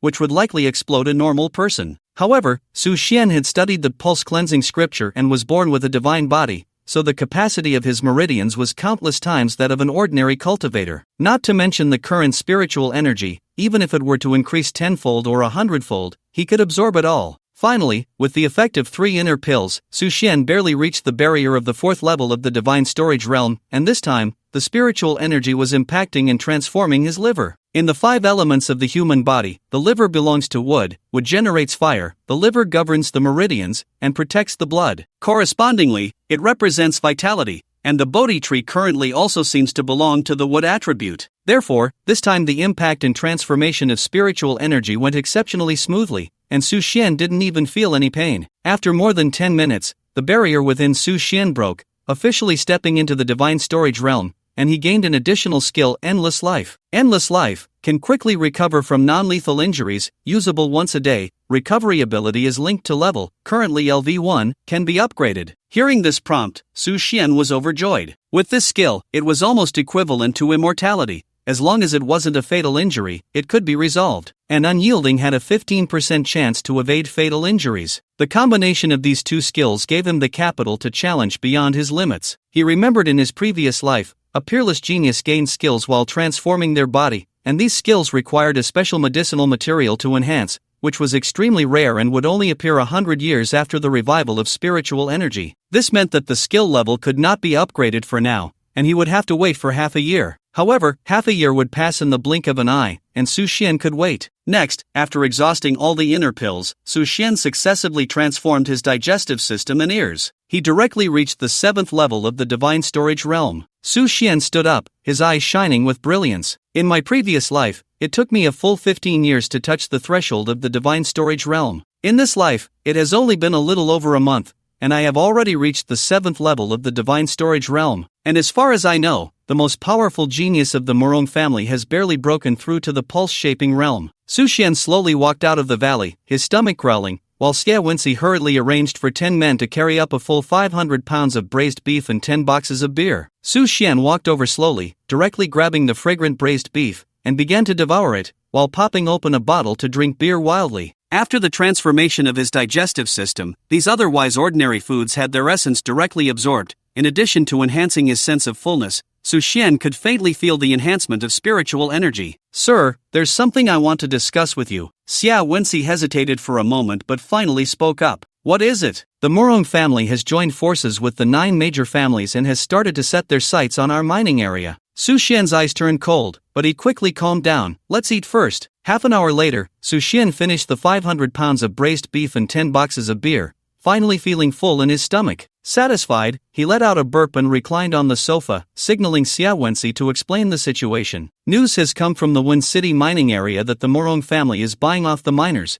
attempting to incite a rebellion and break in from within. It has now been taken over by Dechun, and the auditing department has intervened for investigation. In the white mining area, many strange cultivators have recently been spotted sneaking around, seemingly probing for information. According to the people over there, it is highly likely that they are from the aristocratic families. In the South City mining area, Morongwei personally piloted the plane, flying a few circles in the air before dropping a harsh remark that next time he came to this mining area, it would change hands. From the words of his assistant, Xia Wenxi, it was clear that the top 10 families had begun to take action, attempting to encroach on their mining areas, with some even infiltrating from within. Meanwhile, Su Xian had been busy enhancing his strength, slaying fierce beasts, and forging divine weapons, completely ignoring the situation. Now it seemed that these families had become a bit too arrogant. It appeared that his desire to remain uninvolved was being mistaken for fear of showing up. Send a message to Morong Gue. If he shows any signs of targeting my mining area again, I will ensure they are expelled from Huaxia. Su Xian's expression was calm, as if discussing an inconsequential matter. In reality,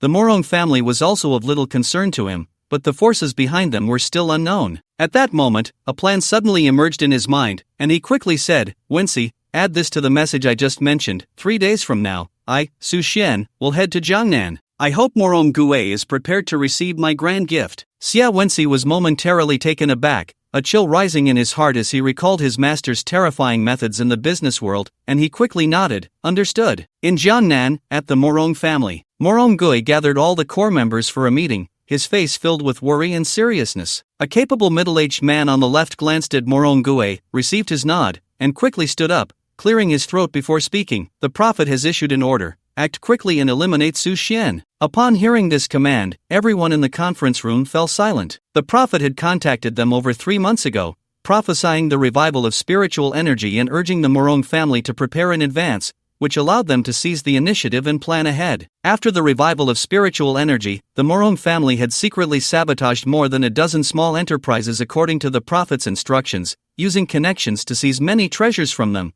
which had allowed the family's young talents to advance rapidly, with 4 of them now having entered the pulse-shaping realm. Therefore, for the Morong family, the prophet was their benefactor, and his origins were unknown. They naturally obeyed the prophet's orders without hesitation, especially since it involved Su Xian, who was at odds with the Morong family. Away, you are now the leader of the Morong family. What are your thoughts? Morong Gue's expression was calm, but there was a hint of worry in his eyes. Ancestor, since the prophet has given this order, it means Su Xian must be eliminated. Moreover, Su Xian has taken our bronze sword in those several spirit stone mining areas. He is already an enemy we cannot coexist with. As the current strongest member of the Morong family, Morong Wei possessed terrifying strength at the 3rd level of the pulse-shaping realm. Coupled with his cleverness, he had been promoted to leader by the ancestor, so his words carried weight. Morong Gue nodded, ignoring the others. Therefore, eliminating Su Xian is essential. Exactly. Morong Wei nodded, his expression calm as he continued. If I'm not mistaken, the other 9 major families should have received the same order, so this time the Morong family must unite with the other 9 families to jointly eliminate Su Xian. And since Su Xian is far away in the Hangduan Mountains, the Li family, being the closest, should be the first to investigate the situation. After all, we still don't know Su Xian's true strength,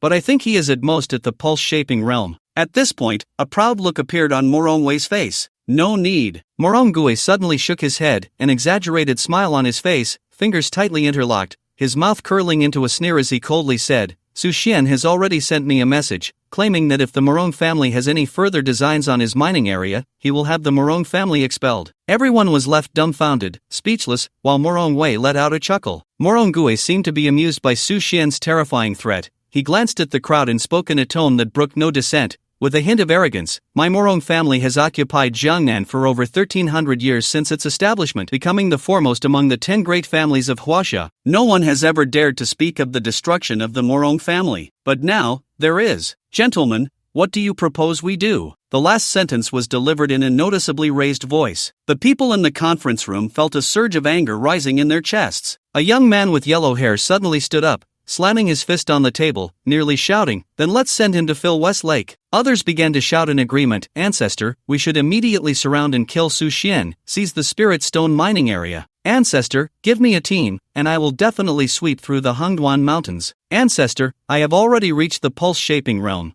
I am willing to challenge Su Xian alone and announce it to all of Huaxia. The crowd was fervent, as if they were about to smash Su Xian's head. Morongui felt quite satisfied. With an external enemy at hand, unity was more important than anything else, but they must not act recklessly. He raised his hand, slightly pressing down in the air to signal everyone to be quiet, and slowly said, 3 days from now, Su Xian will personally come to Jiangnan, and he is preparing to bring a great gift to my Morong family. At that time, everyone can show their performance. Now, the meeting is dismissed. Awei stays. The crowd left the conference room in confusion, leaving only Awei and the ancestor. Ancestor, Su Xian may not be so easy to deal with. He has occupied the mining area, and according to our intelligence, he has already transported hundreds of trucks of spirit stones. Coupled with the various antiques he previously acquired, his realm may not be much lower than mine. Morongwei adjusted his glasses, his gaze revealing a hint of rationality. Moreover, our insider in the Wenchang mining area has already been dealt with, and among them was a master at the 9th level of the body forging realm. Morongui nodded, his expression serious. The earlier bravado was merely to boost morale. Facing Su Xian required more caution,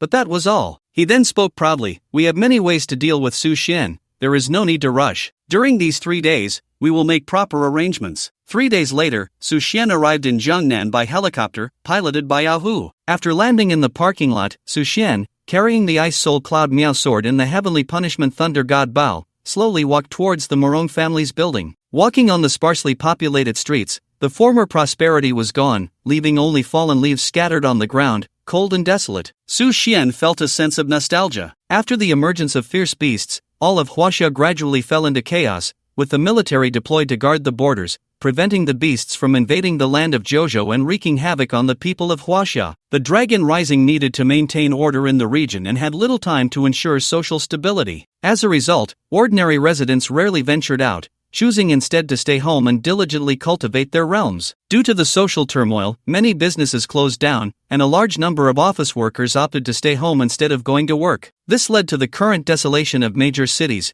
with the entire economy collapsing, which was also a precursor to the collapse of the monetary system. Crossing the street and arriving at the bottom floor of the Morong building, Su Xian looked up and couldn't help but feel the luxury of the place. At that moment, a group of over 10 young people suddenly surged out from inside. They wore trendy clothes, had brightly colored hair, and their bare arms were covered in tattoos, blocking Su Xian's path and staring at him with ill intent. A boy about 17 or 18 years old, chewing gum and dressed in a flashy jacket, stepped out of the crowd, tilting his head and squinting his eyes. What do you want? Su Xian smiled slightly. It seems that the old ghost Morong is truly at his wit's end, sending you useless bunch to disgust me. I'll count to 3, and you better get lost. Upon hearing this, the crowd revealed disdainful smiles, staring at Su Xian, their bodies unmoving. Su Xian slowly began, 3, 2. The group of young thugs, averaging at the 7th level of body refinement, still did not move, even provocatively saying, I'm standing right here, come hit me. 1. As the last word fell, Su Xian moved, throwing a punch that caused the entire body of the young thug in front of him to explode into a mist of blood. The remaining people showed horrified expressions, dumbfounded, their brains momentarily unable to process what had just happened. 8th level of body refinement, turned into mush with a single punch? Su Xian showed no mercy, 1 punch for each, all turned into meat paste. For this group of thugs, who usually committed crimes and helped the Morong family with murder and smuggling, Su Xian had no intention of showing mercy. Moreover, he had not come to the Morong family today for a visit, but to kill. About 7 or 8 seconds later, more than a dozen young thugs were all killed, their bodies gone, leaving behind a pool of thick blood and scattered flesh on the ground, emitting a pungent, bloody smell. What audacity! At that moment, another group rushed out, armed with various weapons, their demeanor fierce, as if facing a great enemy. The leader, a 2-meter-tall man with bulging muscles and a buzz cut, his square face filled with anger, shouted, Su Xian, without asking for the truth, in broad daylight, slaughtering innocent civilians, do you still have any regard for the law? Su Xian took out a handkerchief to wipe the blood off his hands, coldly saying, I'll count to 3 again, if you don't clear the way, you'll meet the same fate. He then raised his finger to start counting, 3, 2. The group quickly made way, no one daring to stop this killing god who could take down an 8th level body refinement expert with a single move. Su Xian ignored them, slowly walking into the hall, scanning the dozens of people on high alert, and finally approached the front desk, looking at a young woman in a professional suit, smiling, Please take me to Morong Goi's office, I have an appointment to drink coffee with him at 9 o'clock, and there are still 3 minutes left. I hope your elevator is fast enough, don't delay. The young woman turned pale, forcing a smile, Okay, please follow me. She then led Su Xian into the high-speed elevator and pressed the button for the 105th floor. On the top floor office, the ancestors of the 10 great families and the young generation of geniuses watched the surveillance footage of Su Xian's massacre, all gasping in shock. He doesn't take us seriously at all. Later, we must teach him a good lesson. Morong Wei looked at them as if they were idiots, raising his hand to kill an expert at the 9th level of body refinement, and they thought they could teach him a lesson? The high-speed elevator was very fast, reaching the 105th floor in less than 20 seconds. The front desk woman brought Su Xian to Morong Gui's office. Knock knock knock, the woman knocked on the door, and after receiving a response, pushed it open. Seeing the room full of people, her fear slightly eased, and after leading Su Xian in, she slowly left. Su Xian entered this super luxurious office, over 1,000 square meters, and saw 50 or 60 people all staring at him. There were disdain, fear, confusion, and contempt. And in the central position, an old man with a head full of white hair, slicked back, his eyes sharp as an eagle, was sizing up Su Xian. It was Morong Gui. "Welcome, Mr. Su, to our humble abode." Morong Gui quickly stood up, adopting a host's demeanor, with a slight smile on his face, as if he were greeting an old friend he hadn't seen in years. "Just now, a group of clueless fools welcomed me, but now, there are no bones left." Su Xian let out a cold laugh, sitting directly in a chair beside the round table, propping his feet up on it, his expression arrogant as he stared at Morong Gui and said, "Old Ghost Morong, I heard you've been eyeing my mining area lately, even planting insiders to incite rebellion. I won't waste words today. Since I said I would bring you a big gift, I will keep my word. How about this? On the Jiangnan side, you give up 5 mining areas, compensate me with 10 billion, and hand over Morong Wei to me, and I won't pursue your responsibility." Su Xian's words were extremely rude and arrogant. In over 1,000 years, the Morong family had never been extorted like this at their own doorstep. Morong Gui's eyes flickered, his inner fury boiling. Even if there was no encroachment on the mining areas, even if they were all taken for themselves, Su Xian had no right to be so arrogant and domineering. According to the Morong family's style, if they coveted a mining area, it was your fortune and blessing. Su Xian, how dare you ask for compensation? Even demanding 10 billion in compensation, where would that come from? If we talk about losses, it would be the Morong family's loss. Not to mention handing over Morong Wei, who was the greatest asset for the Morong family's dominance and the pillar of their future. Impudent! Su Xian, who do you think you are? How dare you shout here in the Morong family? If you have the guts, do you dare to duel me one-on-one? A young man from the Morong family with dyed yellow hair suddenly stood up, slamming his palm on the table under Morong Wei's hint, looking quite imposing. Su Xian glanced at him, a waste of the 2nd level of the pulse-shaping realm, and immediately lost interest, coldly saying, "I don't duel with wastes, get lost." Hiss, the room full of young people immediately felt offended. A dignified 2nd level pulse-shaping realm expert, almost the pinnacle of cultivators in Huaxia, was actually called a waste by Su Xian? Judging by his demeanor, he seemed to be merely at the pulse-shaping realm, but the weapons behind him looked quite impressive. "You dare insult the genius of the Morong family. You deserve to die. Since you are so arrogant, I will teach you a lesson on behalf of everyone." The young genius of the Morong family slowly stepped forward, his blood boiling, muscles bulging, a fierce aura filling the entire office. The crowd quickly parted, giving Su Xian and him a clear path, then gathered to watch. They were also eager to see just how capable this arrogant and shameless guy really was. The muscular man grinned menacingly, cracking his neck, and slowly approached. Then, with a fierce glint in his eyes, he delivered a powerful knife hand strike from above,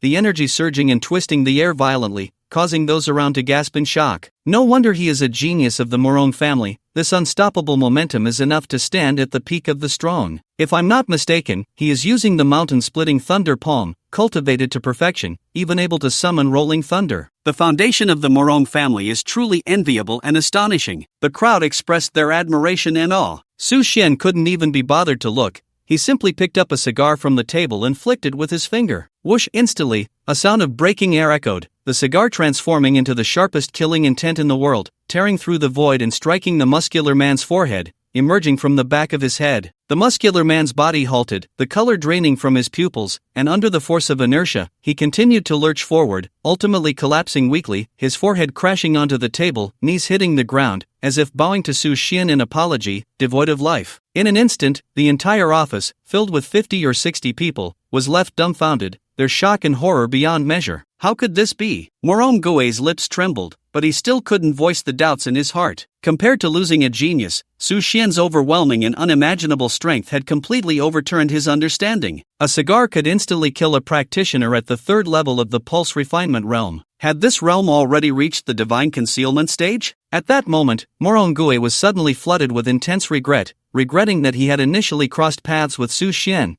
and even more so for attacking the Hangduan Mountains. One misstep led to another. If he were a strong practitioner at the divine concealment stage, then it was beyond the reach of the Morong family's connections. At this moment, Morongue felt as if his heart had turned to ashes, his face pale, and he was speechless for a long time. The other 9 great families were also on edge, their hearts filled with the same regret. Is this what they call a genius? Su Xian grabbed the muscular man's hair and tossed him aside like a dead dog. Thud, the body fell heavily in front of Morongue, making his already pale face even more awkward, and the fear in his eyes grew stronger. Su Xian, let me weigh your worth. At that moment, a young man from the Morong family, at the 4th level of the pulse refinement realm, shouted as he stepped forward, completely ignoring Morongue's hints. He exuded a terrifying blood aura and drew a large knife, his eyes blood red. Su Xian turned around and glanced at the young man, who wore a jade guanyin around his neck, radiating a mysterious aura. It seemed this was also a treasure, giving him unrealistic confidence. The young man knew Su Xian's strength was formidable, so he did not charge in recklessly like the previous one,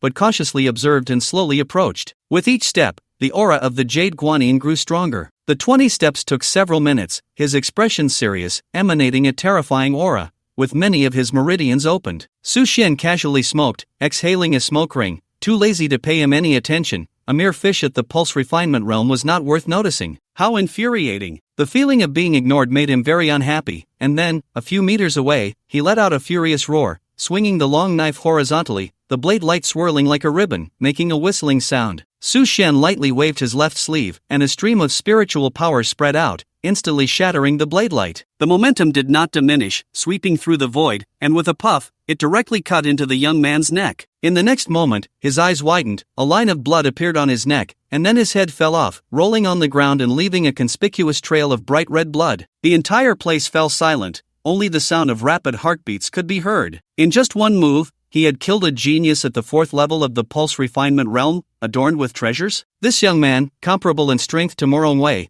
could be said to be the pinnacle of the Morong family's combat power, yet before Su Xian, he was like an ant, easily crushed. Morong old ghost, I'll give you 3 seconds to consider. Su Xian extinguished the cigar in the ashtray, looking down at Morongue with a cold expression. The immense pressure made everyone lower their heads, not daring to make eye contact. 3. The voice sounded like death itself. This ancestor of a family that had dominated China for decades, this elite figure who had thrived in the business world, this almost uncrowned king of Jiangnan, at this moment, lacked even the courage to speak. 2. Su Xian shook his head in disappointment and continued counting. All right, I agree. Morongue exhausted all his strength, enduring all humiliation to say this, then his body slumped, leaning against the sofa, powerless, trembling uncontrollably from fear. This was a demon. This was a voracious beast. Very well, it would have been better to say so earlier. Later, my assistant will send you the card number. I want to see the balance reflect the number I expect by tomorrow morning, otherwise, you understand the consequences. Su Xian picked up the exquisite coffee on the table and drank it in one gulp.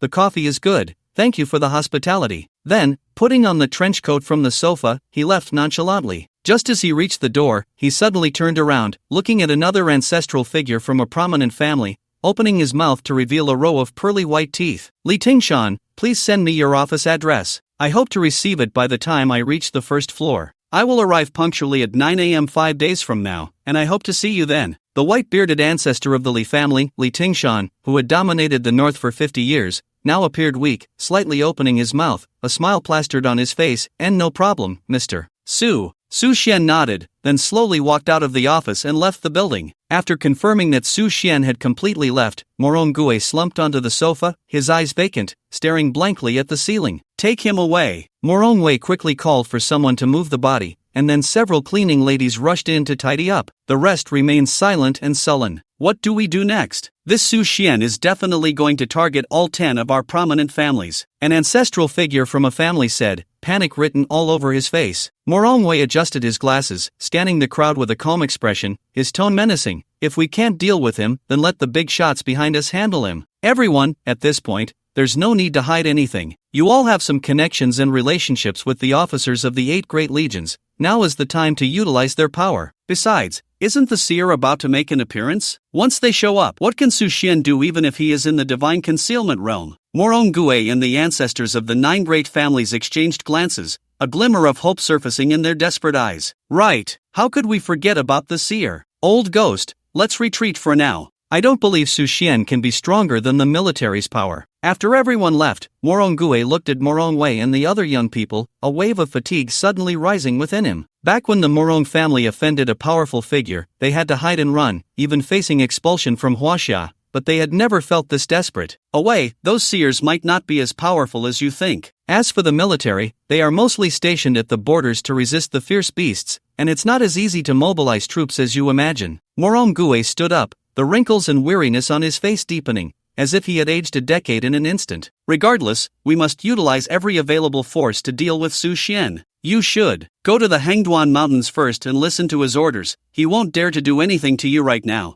You all can leave, I want to be alone for a while. Sir, the handover with the Morong family went very smoothly. All 5 mining areas have been taken over, and contracts have been signed. Our people are also set to arrive this afternoon to officially take over. Morongue has already arrived at the Hangduan Mountains. As per your instructions, we have placed the spirit lock ring on him, and he cannot use any spiritual energy now. The 10 billion cash has been received. After hanging up the phone with his assistant, Xia Wenxi, Su Xian did not leave Jiangnan but instead found a relatively secluded hotel. Standing by the window covered in fallen leaves, he gazed at the distant sea level, where thick clouds rolled in, almost touching the horizon, creating a very oppressive atmosphere. It was now December 20th, 2 full months since the resurgence of spiritual energy began. In his previous life, the 2 months had been a relatively calm period, with no fierce beasts, no half-demons, and no mysterious seers making an appearance. The 10 prominent families had taken advantage of the situation to rise, relying on their own foundations and resources to produce several geniuses. However, in this life, everything was progressing much faster. In less than a month, the ferocious beasts had launched a fierce attack on the borders of Huaxia, resulting in countless casualties. Longting was also on the brink of expansion, unable to oversee the vast land of Jiuzhou, and could only manage through delegated authority. Once local powers could not be restrained, the regions managed by Longting would be manipulated by the aristocratic families, becoming their own forces, ultimately aligning step by step with the ancient clans, standing in opposition to humanity. Therefore, for the Morong family, the number 1 traitor, Su Xian would show no mercy. Knock, knock, knock, the sound of knocking echoed. Come in. Who dragged in 2 2-meter-long trays filled with roasted meat and slowly walked in. Sir, please have your meal. Su Xian nodded, sat down at the dining table, put on gloves, and directly stuffed roasted meat into his mouth. Since his realm had improved, his physical strength had increased, and his organs had become more powerful, reaching an extraordinary level. Su Xian's appetite had also grown proportionally, and he only ate meat. Eating meat was naturally more satisfying when torn by hand. Chopsticks and forks could not meet his needs with their small portions. How is the search progressing? Su Xian asked, his mouth full of meat. According to your instructions, we found that place. Hu opened a tablet, sliding his finger across the map. However, that place has been requisitioned by the military and turned into a secret military base, and we cannot get close at all. To avoid conflict with them, our people have temporarily retreated. Su Xian nodded and asked, which unit does this military belong to? The 3rd Division of the Jiangnan Corps, Marine and Land Special Operations Team. Su Xian immediately understood. The commander of the 3rd Division of the Jiangnan Corps was likely closely related to the Morong family. In his previous life, that group of mysterious forces had relied on the protection of the Morong family to survive the initial chaos and weakness, ultimately summoning their king, wreaking havoc in Huaxia, until the emergence of the Bronze Sword Array barely managed to resist. We need to think of a way. Su Xian pushed the tray aside and handed over a number. This is the phone number Lin Jiping gave me. You call him and say I asked him for help. Consider it a favor I owe him. Yes, sir. At the main camp of the Northern Army, there was a wave of cheers. Since the last battle outside Shanhaiguan against the ferocious beasts, the threat from the beasts had been completely eliminated. For several consecutive days, reconnaissance missions had ventured hundreds of miles without discovering any trace of the beasts, proving that they no longer existed. The entire northern border was now safe, and the news brought a great sigh of relief to the entire army, with long-lost smiles returning to the faces of the soldiers. After all, no one liked to fight. Thus, the general decided to celebrate for 3 days across the entire army, even prohibiting alcohol. Military songs floated around the camp, expressing the soldiers' longing for home. The aroma of roasted meat wafted through the air, making one's mouth water. In the command room, General He Jintian displayed rare excitement and enthusiasm. Quick, tell me how that deity killed the ferocious beasts. Air Force Major Lin Jiping immediately saluted, took a deep breath, his face filled with solemnity and admiration, pacing back and forth as he vividly recounted. Just as the frontline soldiers were retreating step by step and the defense was about to collapse, suddenly, the sound of propellers stirred the air,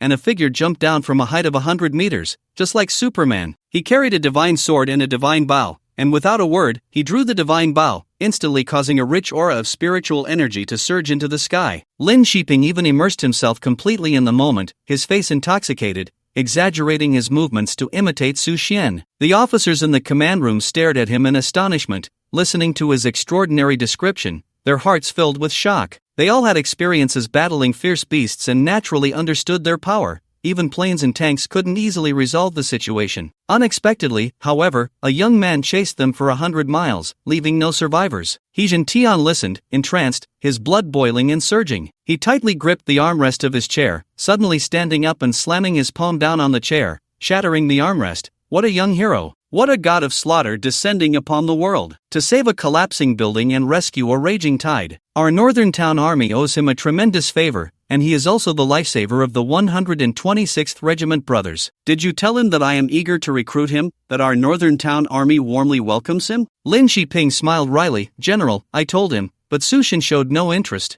I still left him my number, but I don't know if he remembered it. He Tian was slightly taken aback, thinking that he was a 5-star general, one of the 8 major legions, a towering figure in contemporary Chinese military circles, renowned and famous, yet rejected by a young man? No, he was not an ordinary person, he was a prodigy. The general's eyes sparkled. Rejection is the right choice, prodigies have such a character. As long as he can help China, his stance is there. Whether he joins the military is not that important. Just then, the major's phone in his pocket suddenly rang. He looked confusedly at the general, who nodded. In the military, using a mobile phone was generally not allowed, only during breaks. This time, the general celebrated and simply distributed phones to everyone. Lin Shiping answered the call. Hello, who is this? Ah, you are Su Xian's assistant. Hello. Not a bother, not a bother. Please go ahead. About this matter, let me consult. Lin Shiping pressed the speakerphone and then said, General, it's Su Xian's assistant.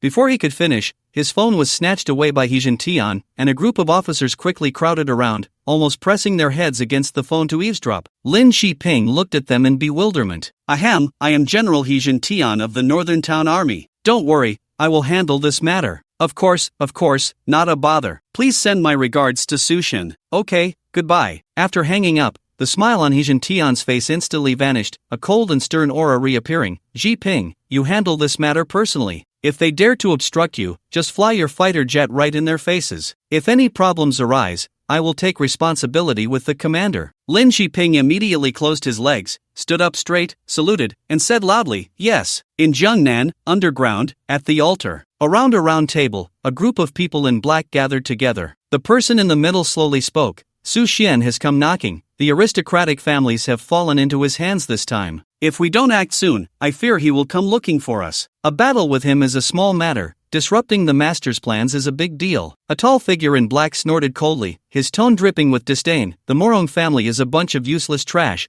at most at the pulse-shaping realm, and they got there by piling up a lot of pills and spirit stones. Su Xian is probably also at the pulse-shaping realm, just with some opportunities. Why worry? Another person pondered for a moment before speaking. As far as I know, Su Xian should be around the 3rd level of the divine concealment realm.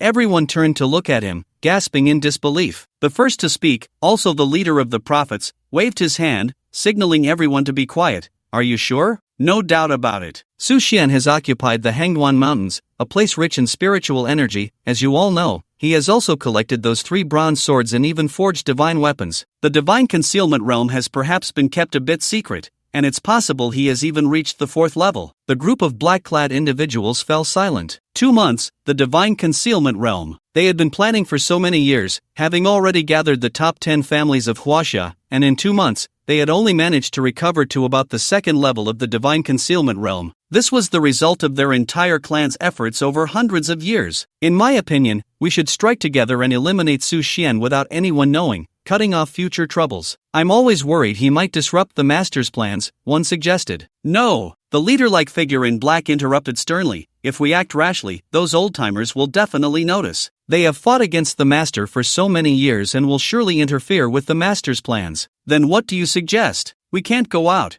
and we can't stay in either. Besides, Su Xian has already sent people to investigate. It won't be long before they find this place, and we won't be able to hide. Yes, what should we do? Don't panic, we still have a trump card. The leader suddenly sneered. After so many years of planning, the propaganda from 3 months ago, besides the top 10 families, many are also our people. Since Su Xian is watching this place, we just need to create something to draw his attention away. How do we attract him? The others looked at him curiously. Do you remember the Wentiangong that was destroyed by Yujing years ago? The leader scanned the crowd and said calmly, Wentiangong? The legendary gathering place for cultivators, founded by one of our clan's elders, attracting talented individuals from all over to seek the Tao and question the heavens, ultimately destroyed by those scoundrels from Yujing. A black-clad individual's eyes flickered with resentment. Wentiangong was a painful memory for this group of prophets. Although we were not born in that era, we can learn from our clan's ancient texts that the battle back then was incredibly fierce. It is said that many years later, the spiritual energy of heaven and earth vanished,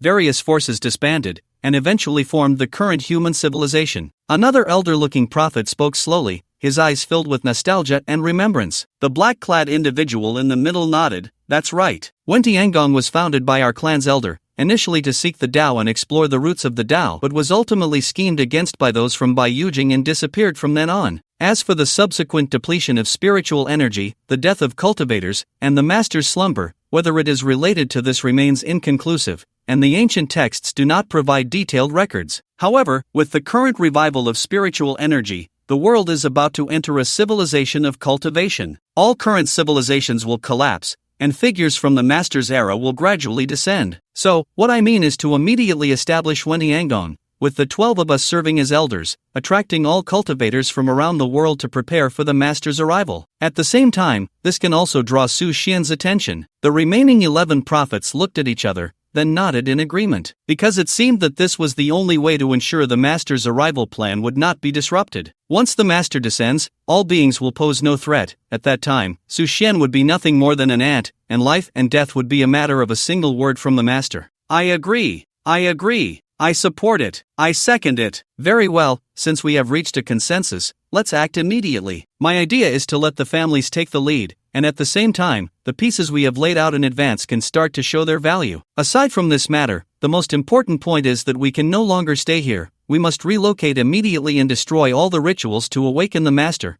including this altar. The man in black had a glint in his eyes, showing a determination akin to a warrior cutting off his own arm. No, we have been planning the master's scheme for months. We have also meticulously prepared the altar for a long time. How can we just say to destroy it? I do not agree. I do not agree either. We have expended so much effort to prepare the conditions to awaken the master. Not to mention these 9 crystal coffins, but those magical tools were also hard to find and took us a long time to obtain. Seeing the others opposing, the leader-like figure in black snorted coldly. If we do not relocate now and Su Xian breaks in, how will you respond? Even if you can kill Su Xian, can you guarantee it won't attract the attention of those old ones? Whether it's the crystal coffins, the magical tools, or the altar, I have long prepared for this. After relocating, the ritual to awaken the master will need to be redone, and the formation will need to be rearranged. At most, it will delay us by a month. There will be no other impact. The others looked at him, astonished. They hadn't expected he had already considered these matters and had prepared more than one altar in advance, so they no longer opposed. After the meeting ended, 12 tall figures in black walked out in unison, looking at the altar before them with reluctance. Inside were various magical tools they had painstakingly gathered. Let's do it, everyone. The leading man in black spoke, spreading his hands, closing his eyes, and murmuring incantations. In an instant, a flame rose in the palm of his hand, growing stronger as the incantation quickened, reaching several meters high. The black-clad figures beside him mirrored his actions, chanting incantations, and various elemental spheres appeared, formed from spiritual energy. Wind, rain, thunder, lightning, light, darkness. 12 different elemental spells emerged simultaneously, illuminating the dim void as if it were daylight, vibrant yet filled with a terrifying aura. This was the divine ability of the 12 prophets' elemental summoning. Rise, the man in the center lightly commanded, throwing the fireball into the altar engulfed by night. In an instant, a roaring fire erupted, crackling loudly. The next moment, the remaining prophets also threw their spheres. In an instant, the altar was filled with chaotic currents of various elements, with wind and rain, thunder and lightning, light and darkness alternating. The entire shapeless altar was violently attacked by the 12 different elements, and in no time, it was completely consumed, slowly collapsing, with the crystal coffins and magical tools inside gradually melting away. Let's go, we will return. The leading man in black took a deep look at the altar, now engulfed in flames and struck by lightning, gradually collapsing into ashes, before turning to leave. The 12 prophets slowly departed from the place together. Affected by the revival of spiritual energy, many industries had basically halted operations, and people were practicing at home, leading to nearly empty streets. It was as if the apocalypse was approaching, with people hoarding food at home, nearly emptying the supermarkets. Fortunately, in today's society, there is overproduction, and goods cannot be sold out, so these halts did not have too much impact. Under the intervention of Longting and the government's advocacy, some industries began to slowly resume work, giving a sense of a new beginning. Haneo Fresh, Huainan headquarters. As people began to hoard food, their fresh produce was selling exceptionally well during this period, completely breaking historical records. The manager of the base sat in the office, rubbing his temples, his face full of bitterness. Business was too good. There weren't enough hands. Looking at the reports from various departments on the computer, his heart sank even further. Nowadays, the sales of fresh produce across the country are continuously increasing, and profits have reached astonishing levels. However, due to a lack of a large workforce, supply still cannot meet demand. Although many simple manual tasks have been replaced by numerous intelligent robots, many key positions remain irreplaceable, such as those in the planning department, scheduling department, after-sales department, and so on. Who can help me bring in more temporary workers? Just as the manager was feeling distressed, there was a knock on the office door. Knock, knock, knock, come in. A tall man, nearly 2 meters in height and dressed in a red work uniform, slowly walked in. Young, you came at the right time. Do you have any friends who are looking for work recently? Bring them to me,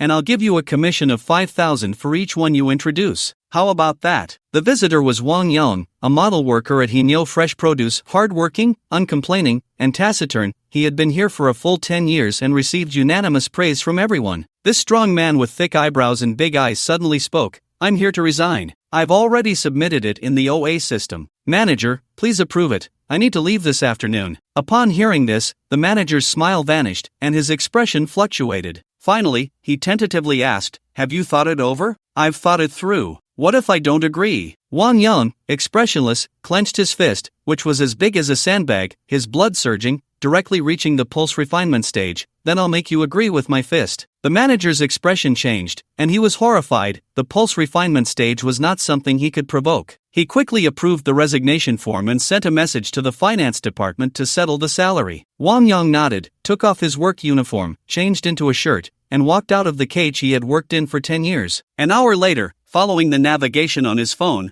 Wang Yang found a remote peak in Huainan. After glancing up, he began to climb. The mountain wasn't very high, and he reached the summit in less than half an hour. At the top, there stood a magnificent palace, with a square area exceeding 30,000 square meters. Above the steps leading up was a very tall stone gate, 6 meters high, with 3 large characters inscribed, Wentian Palace. Wang Yang slowly stepped inside, then entered the main hall, forcefully inserting a giant sword into the incense burner behind him. He opened his phone and began posting messages on major recruitment websites. When Tian Palace is hiring cultivators, don't miss out. Cultivation 4 days a week, 6 hours a day, internal skills, external techniques, legendary abilities, secret skills, theoretical classes, etc. All without restrictions. No security deposit, no advance payment. Anyone with a cultivation level of at least the 3rd stage can join for free. Here, you will cultivate with your fellow disciples, free from exploitation and oppression. There are no restrictions other than cultivation improvement, and accommodation is provided. After posting these messages, Wang Yang hesitated for a moment, then edited one last line. The head of Wentian Palace, currently at the 5th stage of pulse refinement,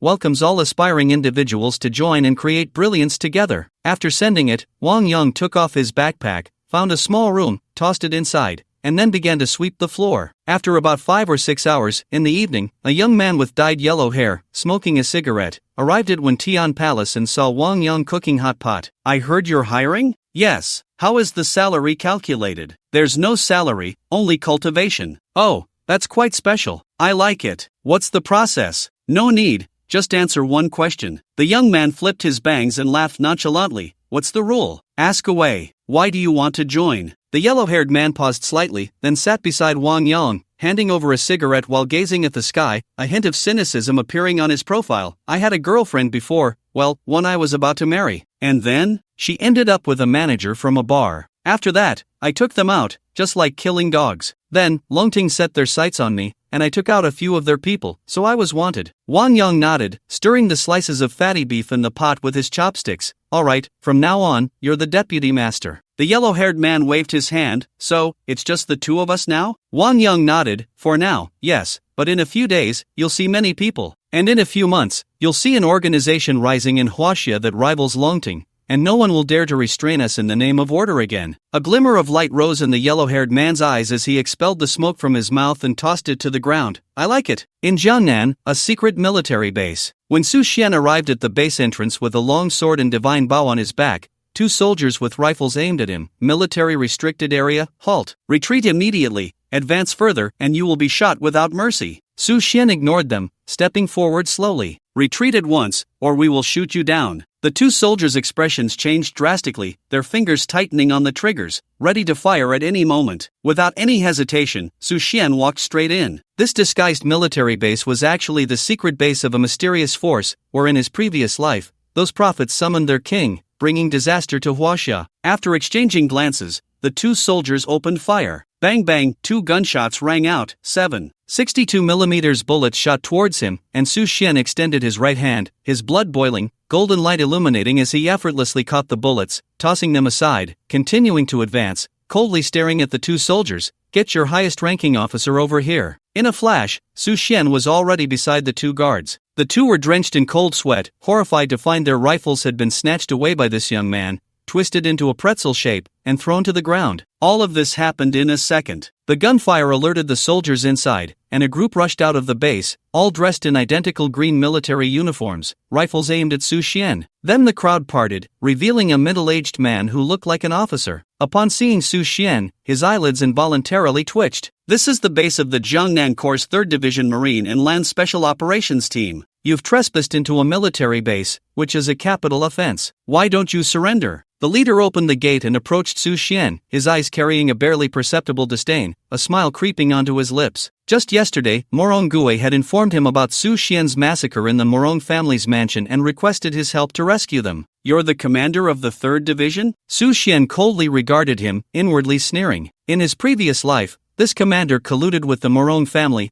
ultimately betraying Huaxia when the ancient clan descended, turning against them and delivering a devastating blow to the Jiangnan Corps. I advise you to surrender quickly and come with me to the military court. The commander clung tightly to the charge of Su Xian's trespass, using the military court to pressure him, clearly standing on the high ground. Very well, I demand that you open the gate immediately and let me in. I suspect you are colluding with foreign tribes and need to conduct a search. As long as he found evidence, this commander would definitely be finished, and he could eliminate these prophets in one fell swoop, ensuring Huaxia's safety. Nonsense! Who do you think you are? Do you have a search warrant? A military base is not something you can just search. Comrades, take him down immediately. Following that, the group of soldiers surrounded Su Xian, their guns nearly pointed at his head. Su Xian held great respect and admiration for soldiers, but once they colluded with foreign races and stood against humanity, it tipped the scales in his heart. Whoosh! Su Xian's figure flickered, like a ghost, weaving through the crowd, leaving behind a trail of afterimages, like a gust of wind. The people around felt a blur before their rifles vanished from their hands. In that case, I'll search it myself. Bold! Stop! The commander immediately shouted angrily. Just then, a thunderous roar suddenly echoed from the sky, and everyone looked up to see hundreds of fighter jets flying in, firmly surrounding the military base. Subsequently, the leading jet slowly landed in the open space, and a tall, imposing young man with a cold expression stepped out of the cabin, followed by a dozen armed soldiers. Good morning, Su God. The newcomer was Lin Jiping, acting on He Jintian's orders. The commander's brow furrowed as he glanced at their military uniforms and said in a deep voice, "You are the Air Force of the Northern Defense Corps?" A sense of unease rose within him. The Northern Defense Corps was the foremost among the 8 major corps of Huaxia,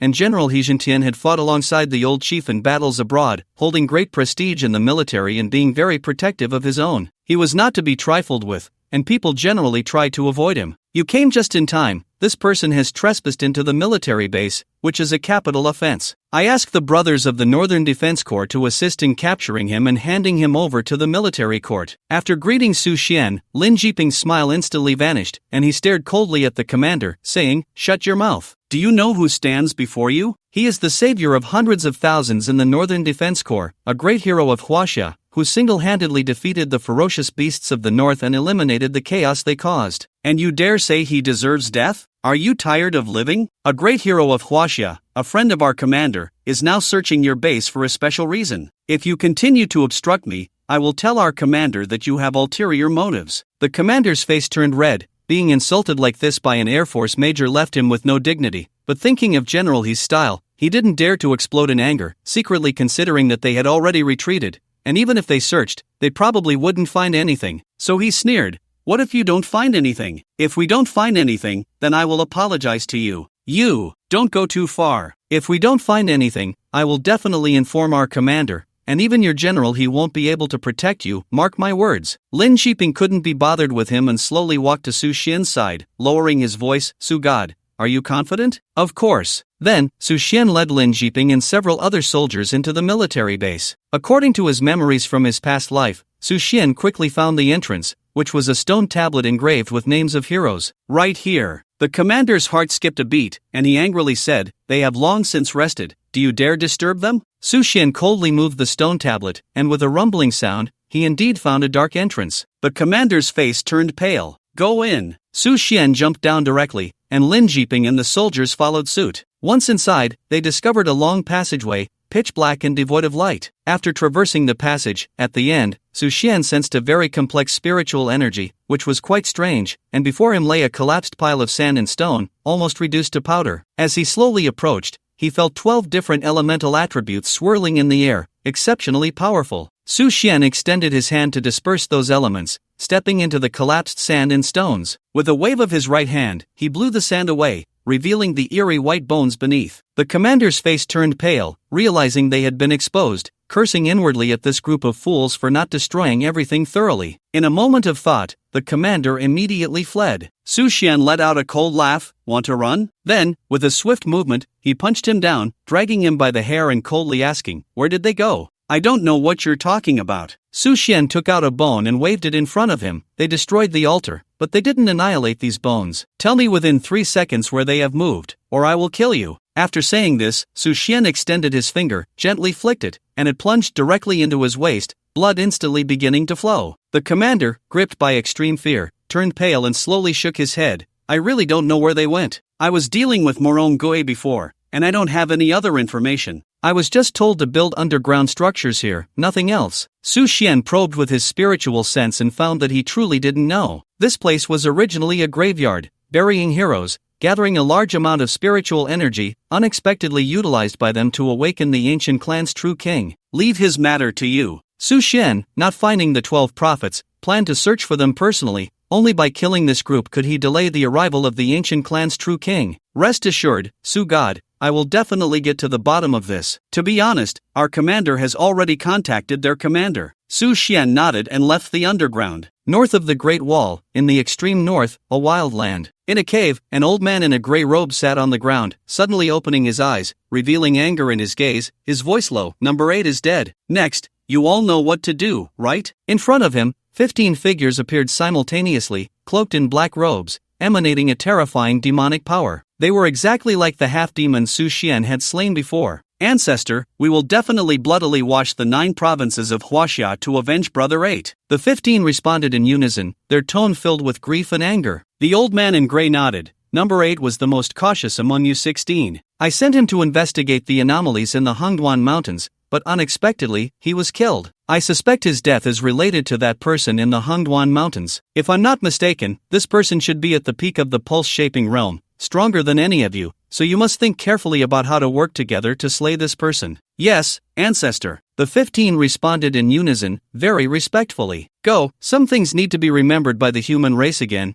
or else my 100 demons' path will forever be buried in the dust of history." As the gray-robed old man said this, a hint of battle intent and killing aura appeared in his eyes. If not for the constraints, he would probably be leading the 100 Demons Path army himself at this moment. At that time, the great battle between humans and half-demons would be reenacted. After the 16 left, the grey-robed old man asked into the void, "When will the Holy Sun emerge from seclusion?" "Ancestor, in half a month, the Holy Sun will be able to emerge." "Good, then let these 15 fill the time for this half-month." The 15 black-clad individuals mounted steeds resembling Chilans, followed by countless half-demons, densely packed, overwhelming. "Set off!" The leader drew a curved blade and shouted angrily. When the first ray of morning light pierced the dawn, a cavalry unit surged north of the Great Wall of Huaxia, sweeping forward in a grand charge. They were a dark mass, moving with incredible speed, the sound of hooves piercing the night, waking the guards on the Great Wall, the 168th Brigade of the Northern Defense Army. "Enemy attack! Enemy attack!" The soldiers on duty shouted loudly and sounded the alarm. Instantly, the alarm lights flashed, and the loud sound spread in all directions, waking the soldiers from their slumber. Under the command of various officers, this disciplined Northern Defense Army group donned their combat uniforms, put on helmets, picked up their guns, and rushed to the top of the Great Wall, forming a line. What is that? The Great Wall stood 8 meters high, and below, a dense mass of cavalry was cloaked in black robes, riding strange mounts. Some were armored beasts with antlers, some were giant white wolves 4 to 5 meters long, and some were fierce-looking Chilans. Their weapons were varied and numerous. Their formation was chaotic, surging forward like a swarm. Prepare for battle. A major commander at the position felt a chill run down his spine. His instincts told him that these cavalry would be difficult to deal with. Load. Following the command of the regiment leader, all the machine gunners at the position loaded their bullets, while the artillerymen quickly prepared in the rear. There were also rifle teams and a dozen warplanes hovering in the sky. 3,000 meters. The regiment leader, holding a telescope, roughly estimated the distance of the cavalry. At their speed, they will reach the city in a few minutes. Notify the death squad to get ready. Once they engage in close combat, we will need them to hold the line. The death squad of the Northern Defense Army was formed after the revival of spiritual energy, entirely composed of cultivators, with the lowest reaching the 3rd level of body refinement and the highest at the 7th level. Everyone held their breath, silently watching the front. Since the revival of spiritual energy, the Northern Defense Army had faced numerous battles, confronting one life and death crisis after another. Although they had just resolved the crisis of the Northern Beasts, now this group of seemingly materialized cavalry had arrived. Boom, boom, boom. Suddenly, a thunderous drumbeat echoed from afar, striking the soldiers' hearts like a fierce wind and rain. Woo, woo, woo. At the same time, a passionate horn sounded, enveloping the entire battlefield. Cavalry, horns, war drums, and charges momentarily made everyone feel a sense of disorientation, as if they had returned to the ancient era of cold weapon warfare. At this moment, they became the invaded side, also the side of justice. Prepare. As the cavalry drew closer to the Great Wall, the regiment leader shouted loudly, his eyes fixed on their distance. When they entered the kilometer range, he ordered without hesitation, fire. As the words fell, the artillerymen took the lead in attacking. Bang, bang, bang. Hundreds of cannons fired from the positions, tracing beautiful arcs, filled with billowing smoke, and instantly fell into the cavalry ranks. The sound of explosions roared, dust flying as countless cavalry were blown away, horses whinnied, and chaos ensued. After one round of shelling, they entered a preparation phase. The second round of shelling officially began. Meanwhile, the machine gunners in the front row held their guns firmly and began to sweep fire. Flames erupted, bullets poured like a torrential rain, instantly piercing into the cavalry ranks, and the cavalry in front fell like wheat. In the face of hot weapons, this group of blood-soaked half-demon cavalry appeared to be no match. Before even reaching the Great Wall, they had already lost over 1,000 men. Is this the technological civilization of Huaxia? The leading figure in black, the first leader of the 16 riders of the 100 demons, charged forward while examining the bullets in his hand, hot and emitting a pungent gunpowder smell. With a gentle squeeze of his left hand, he crushed the bullet, his spiritual power surging, and with a sudden pull of the reins, he shouted, and the Chilan soared into the air, directly leaping over the 8-meter wall and crashing into the position. The twin blades spun, and a series of anguished screams erupted on the battlefield. The frenzied demonic energy coalesced around his body, forming a thick barrier that deflected all incoming bullets. The hot weapons of the Northern Town Army were utterly ineffective against him. Kill! As this half-demon slaughtered people as if chopping vegetables, the Northern Town Army was being cut down in disarray, and from behind, the Death Squad charged forward, wielding their mountain-cleaving blades. Dozens of body-refining realm warriors erupted simultaneously, unleashing an astonishing force that soared into the sky. Number 1 furrowed his brow, retreating in shock, exclaiming,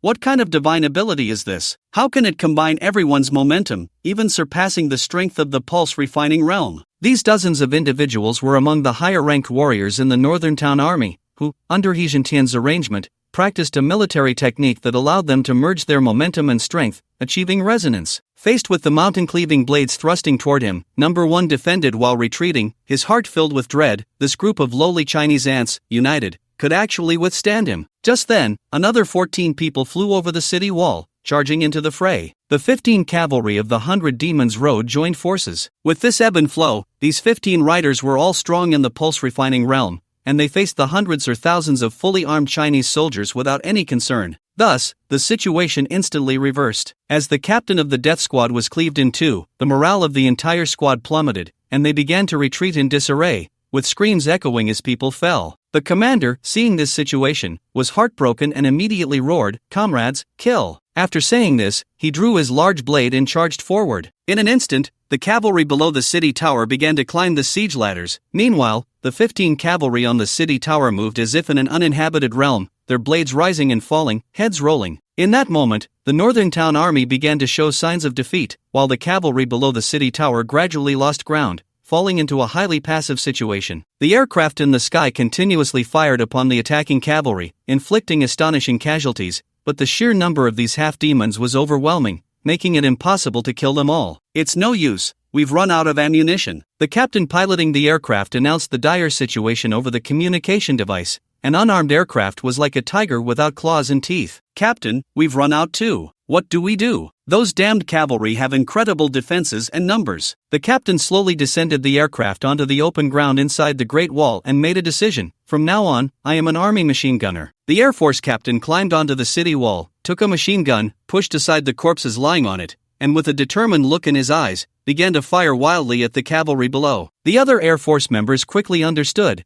picking up weapons and engaging in battle with the half-demon cavalry. "Interesting, a bunch of ants dare to obstruct us." Number 1 suddenly removed his black hat, revealing 2 deer antlers and half of his head, with only sparse hair on top, his skin a sickly green, and his blood-red pupils radiating an inhuman glow. "What kind of creature is this?" The commander leaned on his large blade, panting heavily, filled with horror. These humanoid beings possessed boundless spiritual power, an impervious physique, and a frenzied intent to kill. "Speed up, brothers, the ancestor is very dissatisfied with us." Number 1's blade flashed, slicing the death squad members into chunks, then ordered his subordinates to finish quickly. Thus, these 15 became even more frenzied, slaughtering wildly. In less than half an hour, the thousands on the city wall had been completely wiped out, and a large number of half-demon cavalry surged onto the city wall. "Continue the attack. Keep killing until we reach the Hangduan Mountains." Number 1 raised his long knife, roaring to the sky, his green face filled with extreme excitement. The Northern Defense Army's main camp. He Jintian summoned all officials below the rank of brigade commander for an emergency meeting. "Everyone, according to the latest intelligence, the 168th Brigade's position has been attacked by unknown creatures, and it seems they are in grave danger." The faces of all the officers changed dramatically, their hearts filled with horror as they stared at the brigade commander, seemingly still in shock. Just then, a voice suddenly came from outside. "General, urgent report." When the intelligence officer entered, the sorrow and heaviness on his face made everyone's hearts tighten, and he read out the most unwelcome fact. "The Great Wall has fallen, the entire 168th Brigade has been annihilated, and the half-demon cavalry is charging straight in. Within 2 days, they will reach our northern defense line." Upon hearing this news, everyone fell into silence. He Jintian's eyes turned red. The 168th Brigade had fought to the death, and before he could send reinforcements, they had already been wiped out. This meant that the attacking half-demon cavalry had become terrifyingly powerful. Just as the beast crisis had been resolved, they were now facing the threat of these beasts from the north, plunging the entire Northern Defense Army into a grave crisis. "Commander, we may have to request assistance from other military districts, and if necessary, apply to use nuclear weapons.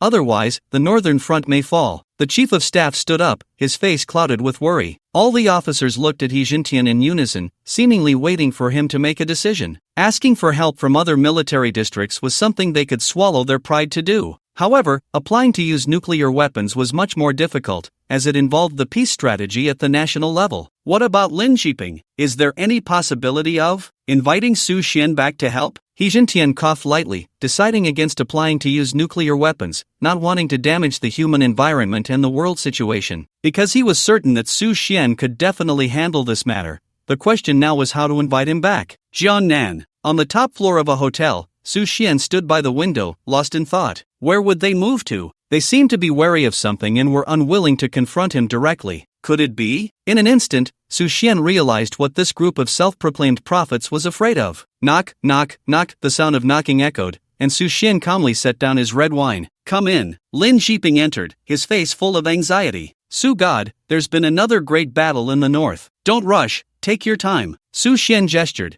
and a Hu poured him a glass of vodka and handed it over. Lin Jiping waved his hand. No, I still have to fly back in a warplane later. This morning at 4 o'clock, before dawn, the 168th Brigade guarding the front line of the Great Wall was suddenly attacked by tens of thousands of cavalry and was completely annihilated. As far as I know, there were hundreds of heavy machine guns, dozens of warplanes, and a death squad composed of 5th-level cultivators, whose combat power was absolutely top-notch in the entire Northern Defense Army. However, according to the brigade commander's description, those tens of thousands of cavalry seem not to be human, but a type of humanoid creature. The brigade commander called them half-demons. Su Xian's heart sank. The timeline had advanced again. In his previous life, in the extreme north, there was a force composed of half-demons called the Hill Mountain 100 Demons Road. They led an army to attack the northern border a year after the revival of spiritual energy. That battle was devastating. The Great Wall was breached, and half-demons rampaged through the central region. In the end, several unparalleled powerhouses emerged in Huaxia, and after the loss of over 100,000 lives, they finally expelled the half-demons beyond the Great Wall. As a result, many sword cultivators rushed to the Great Wall to reside there, confronting the half-demons. Because every day could bring a life-and-death battle, they lived in despair year-round. Later, the Northern Wall was also called the Wall of Despair. Those half-demon cavalrymen are mostly fine, bullets and shells can penetrate them easily. However, the dozen or so leaders are highly skilled, impervious to blades and guns,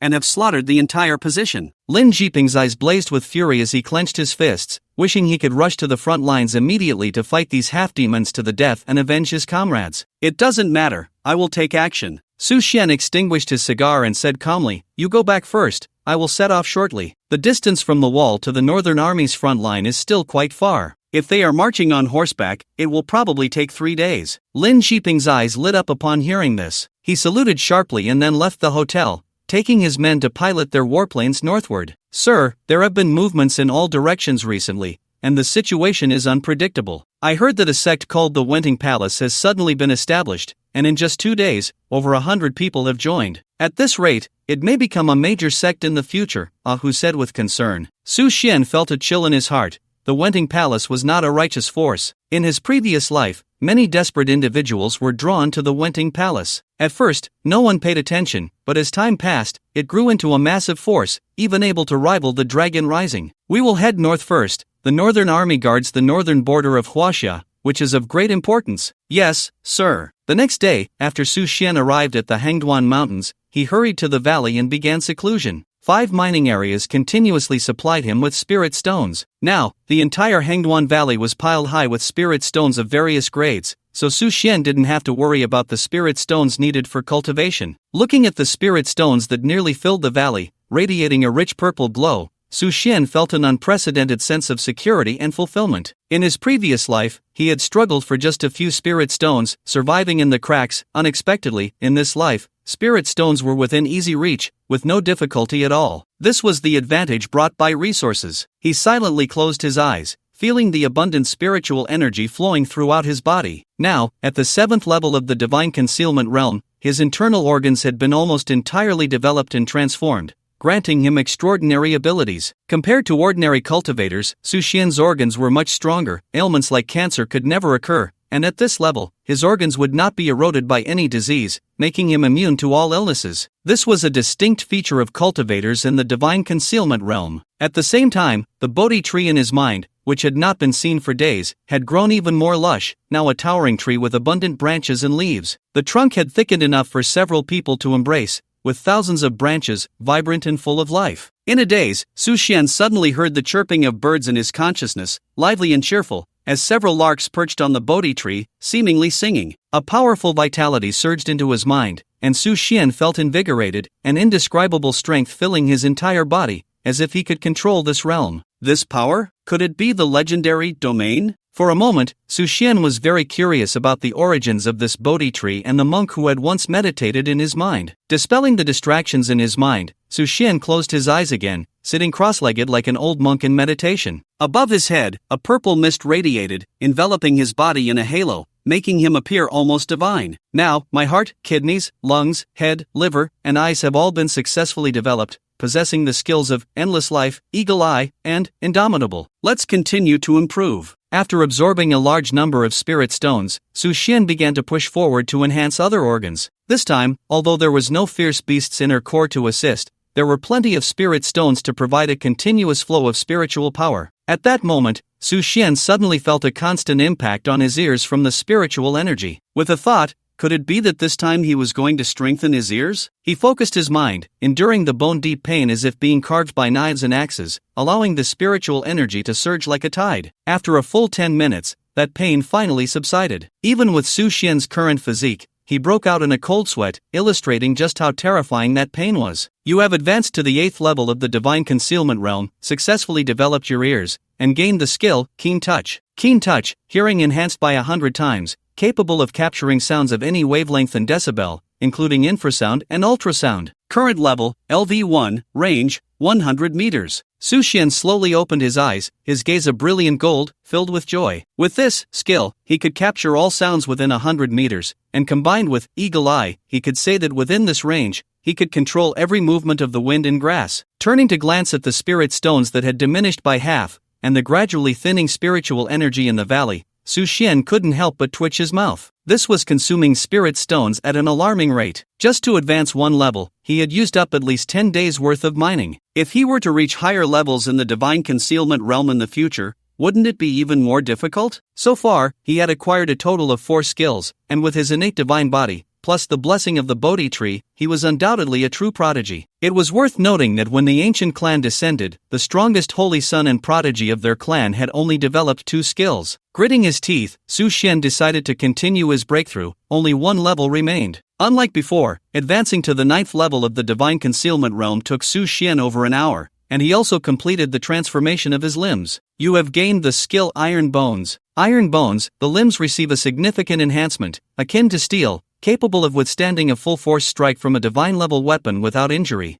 Even though Su Xian had already witnessed the miraculous abilities of his current life, he was still shocked by this skill. A divine-level weapon was in existence that was 1 in 10,000. A full-force strike would likely be something even the peak of the Divine Concealment Realm could not withstand. Thinking of this, Su Xian felt even more confident. Even if the ancient clan's true king, who had once destroyed heaven and earth, were to descend, he would not be afraid in the slightest. At the peak of the Divine Concealment Realm, all of Su Xian's organs had been fully developed and transformed. To test his strength, he directly swung the Ice Soul Cloud Meow sword at his arm. The cold air rushed in, producing a clanging sound, yet his arm remained unscathed. Su Xian was overjoyed. With his current physical strength, even a missile attack would likely not cause any physical harm. After completing his realm advancement, Su Xian thought for a moment and decided to select a technique that, combined with the ice attribute of the Ice Soul Cloud Meow sword, could provide a significant enhancement. The techniques he had acquired from Yunbei Ancient Town were now all treasured by him. Any single technique could be sold for over 10 million in cash,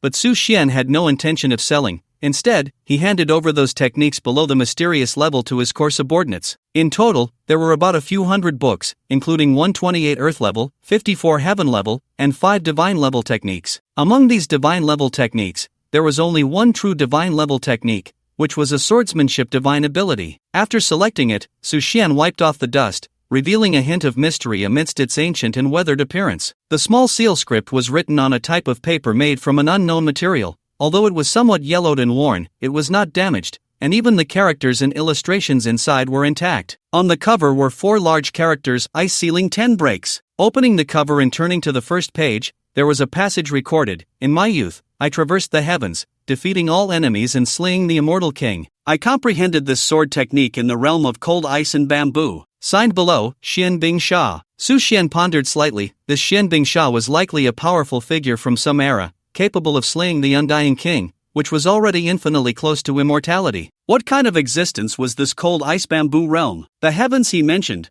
where were they? Su Xian had a vague feeling that the revival of spiritual energy was probably related to that vanished era. The cultivation of immortals and technological civilization seemed to have a disconnection, yet now, as the spiritual energy revived, it appeared that this technological civilization was about to be lost again. It was like a circle, a cycle of repetition, endlessly continuing. Shaking off the distracting thoughts in his mind, Su Xian began to study this divine-level swordsmanship. With the blessing of the bodhi tree, he quickly grasped the essence of the ice sealing 10 breaks. That was to use the super-strong ice attribute to freeze all things, then infuse enough spiritual power, concentrating it at one point to shatter. The ice sealing 10 breaks consisted of 10 forms, each form's difficulty increased tenfold from the previous one. Even with Su Xian's 10,000-fold comprehension, he could only grasp 6 forms within 10 minutes, which left him slightly dissatisfied as he shook his head, still too slow. However, he did not know that it took Xian Bingsha 3 whole months to create the ice sealing 10 breaks and 3 years to fully master it. If Xian Bingsha knew of Su Xian's complaints now, he would probably return from some dimension and directly strangle him. After finishing his swordsmanship training, Su Xian began to study the 2 volumes of heavenly scriptures, but unfortunately, there were no results. The characters on the heavenly scriptures were very ordinary, seemingly just some health-related texts, lacking much significance, and Su Xian was not in a hurry. In his previous life, it took over a year to decipher these heavenly scriptures, so he could wait patiently. On the front lines of the Northern Army Corps. Where are they now? He Zhentian stood before the map, asking in a deep voice. General, they have crossed the Mo River and scaled the Yin Mountain, less than 100 kilometers from our front line. At their marching speed, they will likely be at the city by dusk. Are all units prepared? He Zhentian turned around, his face serious. General, our Northern Army Corps of 100,000 has already made the resolve to die. Good, we shall not disgrace the name of the mighty army. The general's eyes revealed complex emotions, a firmness mixed with deep affection, and a reluctance intertwined with exhilaration. What about Su Xian? General, Su Xian entered seclusion 3 days ago and has yet to respond. All right, go prepare. In this battle, we will let the whole world know what the Northern Army Corps is. He Zhentian clenched his fists, his blood boiling in his heart, and in a daze, he recalled the days of charging into battle. In Tianjing, at the Beichen Group's luxurious top-floor conference room, during the shareholders' meeting, at the head of the table, Luosun puffed on a cigar, leaning back in his office chair, his expression particularly grim. To his right sat Zhao Jiangwo, the group's second-largest shareholder, who also wore a sullen face and said nothing. On the big screen, the group's financial director was presenting the quarterly revenue and profit report. Director Luo, shall we begin now? Asked a middle-aged woman with short hair, dressed in professional attire, in a low voice. Luosun nodded, glancing at the red numbers on the screen, feeling a wave of irritation. In recent months, since Su Xian sold his shares in Beichen and he took the position of the largest shareholder, with Zhao Jiangwo's full support, Beichen Group originally planned to continue advancing into new fields, acquiring companies, and expanding output value. However, unexpectedly, the game company they invested 300 billion in, which was initially a hot topic, suddenly took a downturn and began to incur losses. Luosun could not understand this, although some shareholders had drunkenly mentioned that Luosun and Su Xian had completely different management philosophies and operational methods, leading to 2 different paths for Beichen. Su Xian was skilled at recognizing and employing talent, and he could even personally step in to help senior management solve problems. However, Luosun was different. In his philosophy, whether it was the upper management or the shareholders, they were all working for him. He only cared about results. If the performance was poor, he would replace them. As a result, after Luosun took control of Beichen, he implemented a series of punitive measures and elimination mechanisms, causing many professional managers and top technical talents to leave Beichen and join competitors. Over time, this led to Beichen Group starting to decline. Good morning, members of the shareholders meeting. I will now report on Beichen Group's 4th quarter financial report, which will take 15 minutes. As you can see from the PPT, Beichen Group's total operating revenue for the 4th quarter was 218.2 billion, with main operating revenue at 195 billion, other operating revenue at 20 billion, and non-operating income at 3.2 billion. Compared to the 3rd quarter, this represents a decrease of 50%,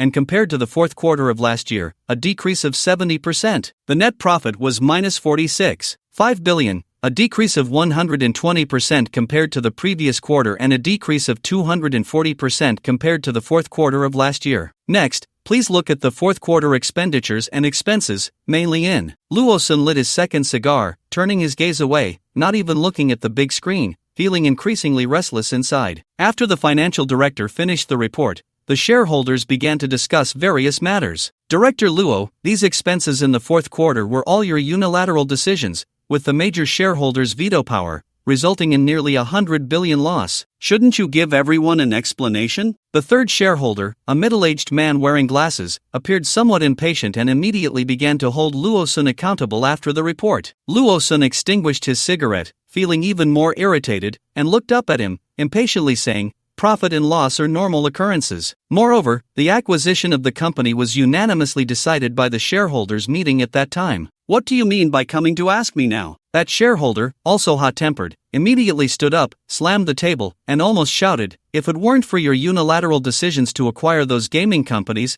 how could it have turned out like this? I've said it before, when Su Xian was in charge of Beichin, he would definitely develop cautiously. Every acquisition strategy was carefully determined and analyzed by the shareholders meeting after assessing the risks and benefits. And you, as the largest shareholder, you pressured everyone to agree, and in the end, everyone else pays the price? If Su Xian were here, this situation would never have happened." Luo-sun originally didn't want to respond to him, but upon hearing Su Xian's name, he felt his blood pressure rise and directly picked up the ashtray, smashing it down. "Shut up! If you like Su Xian so much, why didn't you follow him back then?" That shareholder, also a master in body refinement, reached out with his right hand and directly grabbed the ashtray, coldly saying, "Without Su Xian's extraordinary insight and strategic vision, don't forcefully expand territory. Being able to maintain Beichin's foundation without being eaten away by competitors is already quite good." With a cold snort, that shareholder was resolute and left the meeting room without hesitation. Luo-sun's face turned a deep shade of red, filled with anger, while the shareholders present all lowered their heads,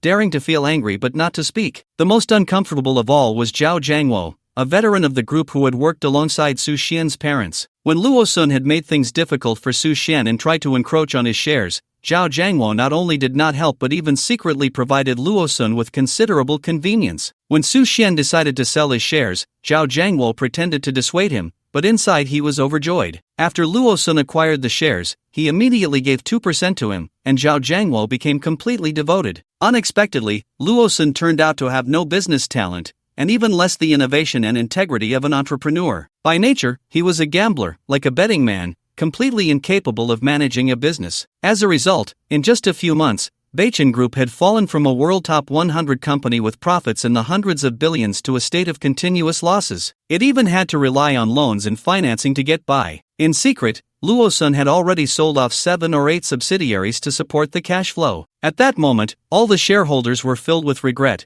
thinking how great it would be if Su Xian were still around. None of this would have happened, and at this moment, everyone felt a deep hatred for Luo-sun. Luo-sun glanced at the crowd, snorted coldly, and slammed the door as he left. After he departed, all the shareholders hurriedly gathered around Zhao Jiangwo. "Old Zhao, you are an old friend of Su Xian's parents and a veteran of the group. Why not invite Su Xian back? All of us shareholders will sign a joint statement requesting Su Xian to overlook past grievances and take the helm of Beichin again. At the same time, we will hold a shareholders meeting to request external intervention, to initiate legal proceedings to remove Luo-sun from the position of chairman of the group." Zhao Jiangwo felt a twitch in his eyelids. At this point, if Luo-sun insisted on this course, everyone would likely be dragged down. Forget about dividends, even previous investments would be lost. He couldn't help but feel a mix of emotions, thinking that if he had been able to mediate when Luo-sun was suppressing Su Xian, it wouldn't have come to this. He sighed and said, "I'll try my best." Given his understanding of Su Xian, this task was as difficult as climbing to the sky. Su Xian had always been clear in his hatred and was very capable in his actions. In the Hongduan mountain valley, Su Xian emerged from seclusion, and his assistant, Xia Wenxi, immediately approached him. "Sir, 2 matters. The first matter is from the Northern Army Corps. It is said that the half-demon cavalry has crossed the Mo River and scaled the Yin Mountains.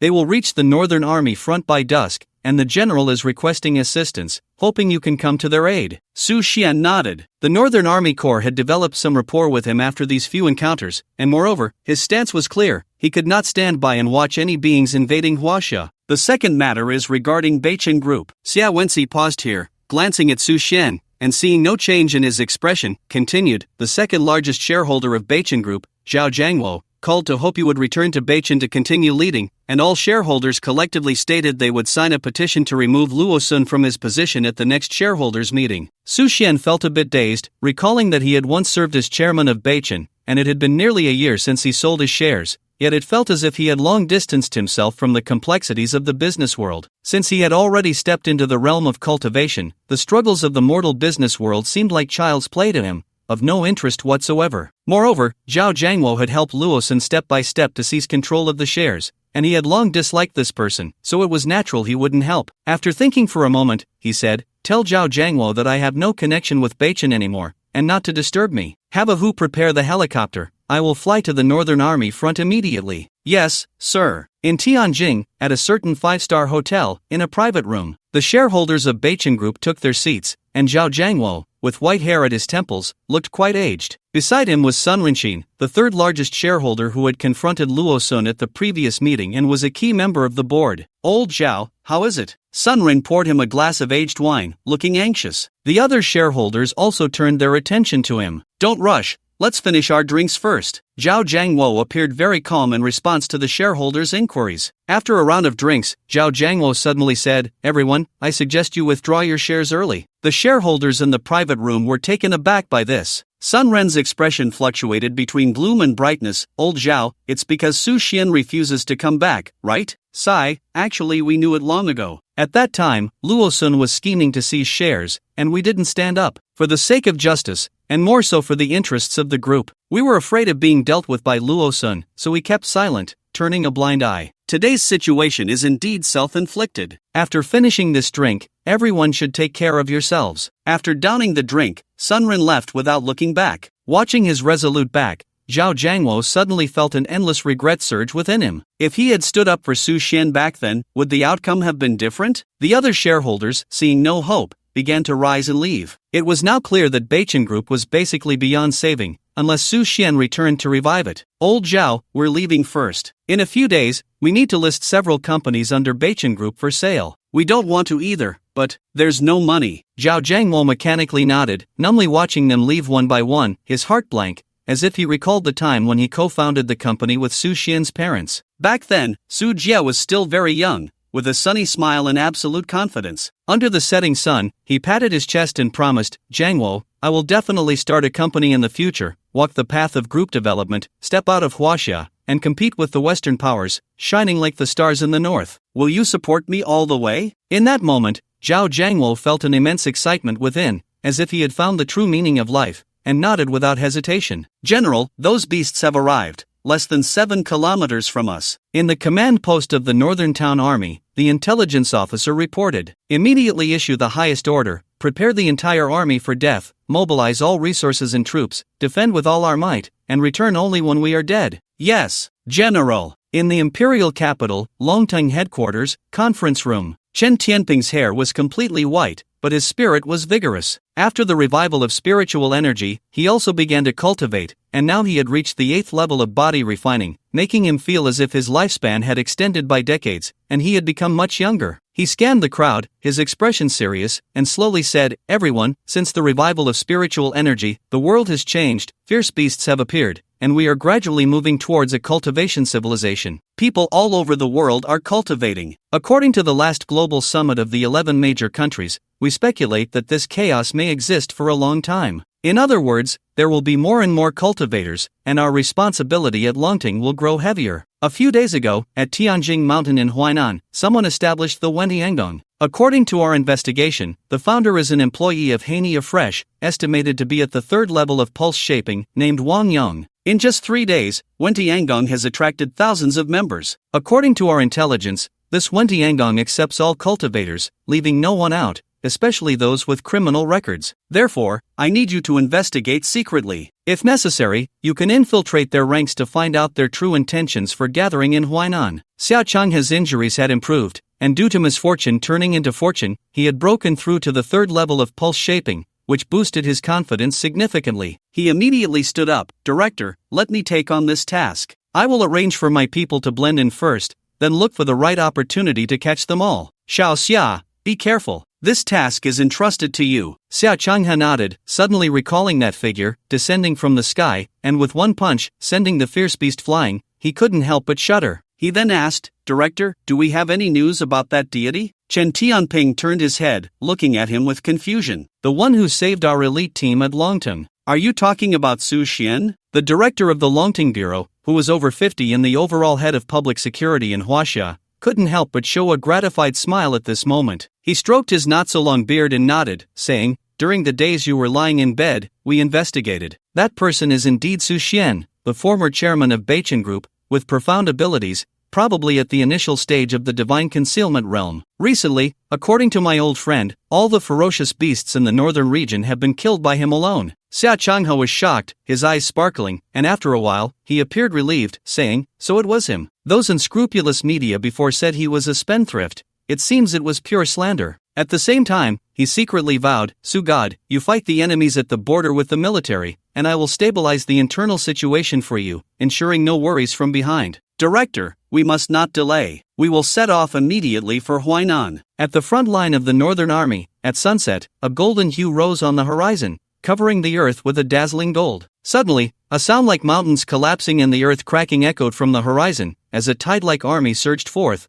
breaking through the Great Wall and invading the northern region. The defense of the Northern Army became the last line of defense for Huaxia. Once breached, this group of half-demon cavalry would wreak havoc in Guangzhou, and at that time, the entire Huaxia would be plunged into war. In fact, it wasn't just the northern region, the East Sea, the western side, and the southern islands were all under attack from ferocious beasts. The 8 major legions were stationed at the border, doing their utmost to resist them. Meanwhile, within Huaxia, the Longting Bureau was maintaining order. The current situation for Huaxia was quite difficult. On the frontline wall, He Jintian disregarded the objections of numerous officers and personally climbed the wall, watching the half-demon cavalry on the screen, which looked like locusts crossing the land, and his heart began to race. "How far away are they? General, the radar shows 10 kilometers. However, according to the feedback from the reconnaissance aircraft squad just now, the enemy seems to have slowed their advance and even set up camp." He Jintian slowly shook his head. "They are not stopping their attack. They are looking for a more suitable opportunity, possibly at midnight or dawn. We must not be careless. This war is not only the largest battle for my northern army's 100,000 lions but also a battle for the fate of Huaxia. If the northern region falls,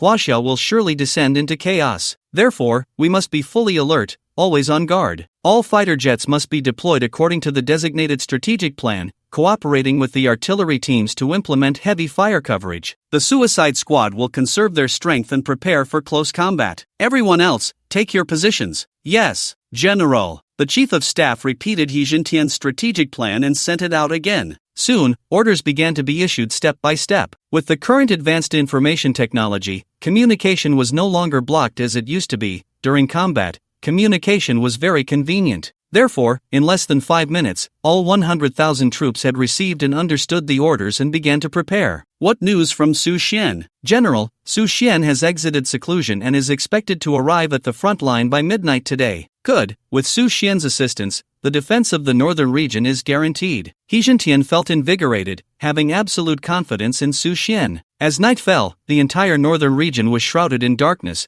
but the forces deployed by the Northern Army surrounded the city walls. 100,000 troops were divided into 2 teams. One team was conserving their strength, while the other was on high alert guarding the walls. The defensive position, winding for more than 10 miles, had been raised to 10 meters at He Jintian's request, with heavy machine guns placed every few meters, continuously on watch, along with various searchlights and aircraft overhead, making it as solid as a fortress. Thousands of radars are spread around, with advanced reconnaissance systems and a military defense network built with modern technology, ensuring that any movement cannot escape detection. Thousands of warplanes, tens of thousands of cannons, and several thousand machine gunners are present. This level of military defense and firepower is sufficient to guard the borders. However, it is unfortunate that this time the Northern Army faces beings from a cultivation civilization. The wind is calm, and the night sky is pitch black, but no one is relaxed. Everyone knows this is merely the last calm before the storm. As time passes, finally, in the early hours, the sound of hooves echoes through the night sky, rushing in from afar. The enemy has mobilized their entire army. Everyone prepare for battle. When the news arrived, He Jintian issued the order to prepare for combat. The 10-mile city wall was ready, bullets were chambered, shells were in position, and the suicide squad quietly awaited in the rear, while fighter jets began to circle like eagles in the sky. Dong dong dong, the muffled sound of hooves grew closer, breaking the tranquility before dawn, as a tide of half-demon cavalry launched a fierce charge. Battle begins. With the general's command, the fight erupted instantly. First, the fighter jets, aided by searchlights, located the enemy's concentrated positions and began a frenzied bombardment. The thunderous sounds continued as hundreds of fighter jets dropped bombs capable of leveling mountains and unleashed a barrage of machine gun fire. In an instant, after a round of cleansing, over 1,000 of the 50,000 cavalry were lost. The leader in black raised his gaze to the position of the aircraft, then drew a 3-meter-long spear from behind his mount, using the momentum of the charge to hurl it forward with great force. The spear pierced through the night with tremendous power, whistling as it tore through the air, and struck the fighter jet like lightning. Boom! The explosion sounded as the spear directly penetrated the aircraft, the force contained within causing several jets to explode, black smoke and flames rising to illuminate the night sky before slowly descending. He Jintian clenched his fists, his heart bleeding. The Air Force is the hardest to train, and these airmen of the Northern Army are elite aces. Losing one comes at a heavy cost. Air Force Major Lin Jiping's eyes were bloodshot. Seeing this, he immediately warned everyone to evade. In the next moment, over a dozen spears imbued with terrifying demonic power were thrown out, resulting in another 30 or more aircraft falling. Instantly, under Lin Jiping's command, the fighter jets climbed higher, creating distance. While this maneuver could avoid being hit by the spears, it also meant missing suitable offensive opportunities. However, under the current circumstances, sustaining an attack was difficult. Lin Jiping could only evade the spears while launching counterattacks, the fighter jets gliding through the air like hawks, showcasing the superb piloting skills of ace pilots. This significantly reduced the resistance from the half-demon cavalry. Boom! Just then, the artillery positions began to fire in unison. Flaming shells were launched, accurately landing among the half-demon cavalry. In a single encounter, hundreds of cavalry were blown high into the air, dust swirling as severed limbs flew, and screams echoed. The leading black-clad knight let out a cold snort, suddenly accelerating, continuously dodging the shells, his dual blades spinning to deflect the incoming large-caliber bullets, while he couldn't be bothered to block the rifle bullets, as they couldn't penetrate his defenses. Thus, the entire scene became quite bizarre. Among the half-demon cavalry, the leading dozen charged like ferocious beasts, moving at incredible speed, impervious to shells and bullets, yet the tens of thousands of troops behind them were thrown into chaos, suffering heavy casualties, the front becoming a thunderous pit that could not be crossed, with fighter jets circling overhead, constantly searching for opportunities to strike. Don't mind them, the 15 of us will charge straight in. For the half-demon cannon fodder, these 15 warriors from the Chiu Mountain 100 Demon Road felt no pity at all, and like a well-rehearsed act, they climbed the walls and slaughtered all the Huaxia soldiers. He Jintian naturally noticed the strength and ferocity of these 15, and seeing it with his own eyes today made his scalp tingle. He quickly shouted angrily, "Dare to die, squad! All of you, charge in, use all your strength to stop them." With a roar, hundreds of martial artists wielding large knives stepped onto the battlefield in unison. The 15 half-demon cavalry pulled their reins and flew directly onto the city walls, as if entering a no-man's land, instantly engaging in battle with the Dare to Die squad. The air swirled chaotically, and the aura surged, with flames occasionally rising, illuminating the night sky as if it were day. The battle escalated to a fever pitch in an instant. Kill! Both sides pressed together without reservation, engaging in brutal hand-to-hand combat. Leave none alive, may the ancestors bless us. Suddenly, number one felt the blessing of the ancestors, his demonic power surged, and his realm temporarily elevated, almost reaching the divine concealment. In an instant, his confidence soared, and with a sinister grin, he removed his hood, revealing a chilling green face. Dare to Die squad, charge! He Jintian anxiously looked up at the sky, not seeing the arrival of helicopters, feeling slightly puzzled, but he firmly believed that the young man, like a god of death, would surely arrive. Dozens of martial artists wielding large knives formed a group to block the 15 half-demons. Although their realms were far inferior, they remained fearless, raising their long knives and charging forward. There were no techniques or moves, just the most common military weapons, clean and efficient, yet carrying a fierce killing intent. Number one was slightly surprised. Just a few days ago on the Great Wall, he had faced dozens of opponents without feeling pressure, but now, with hundreds forming a battle array, an irresistible force and momentum surged forth like a tidal wave. If it weren't for the ancestors temporarily boosting his cultivation and enhancing his demonic power, perhaps he wouldn't have been able to prevail today. But now, everything was different. Number one didn't take the Dare to Die squad seriously. His main goal was to avenge number 8 and slay the murderer. Number 5, number 7, number 9, you three defend, I will take the lead, the rest of you sweep the formation, move. With a command from number 1, the 3 half-demons stepped forward, planting their crescent blades into the ground, their emaciated hands pressing on the sword hilts, murmuring incantations. This was the secret technique of the Chiu Mountain 100 Demon Road. They had always believed in totems, and whenever they faced a powerful opponent in battle, they would pray to their ancestors for strength. The remaining 10 or so positioned themselves to confront the Dare to Die squad members. As time passed, the 3 half-demons completed their sword formation, and suddenly, a green light shot up into the sky, forming a strange 6-pointed star in the night sky, with endless demonic power surging in. Number 1's body continuously swelled, growing over 3 meters tall, his muscles bulging at a visible rate, his eyes blood red,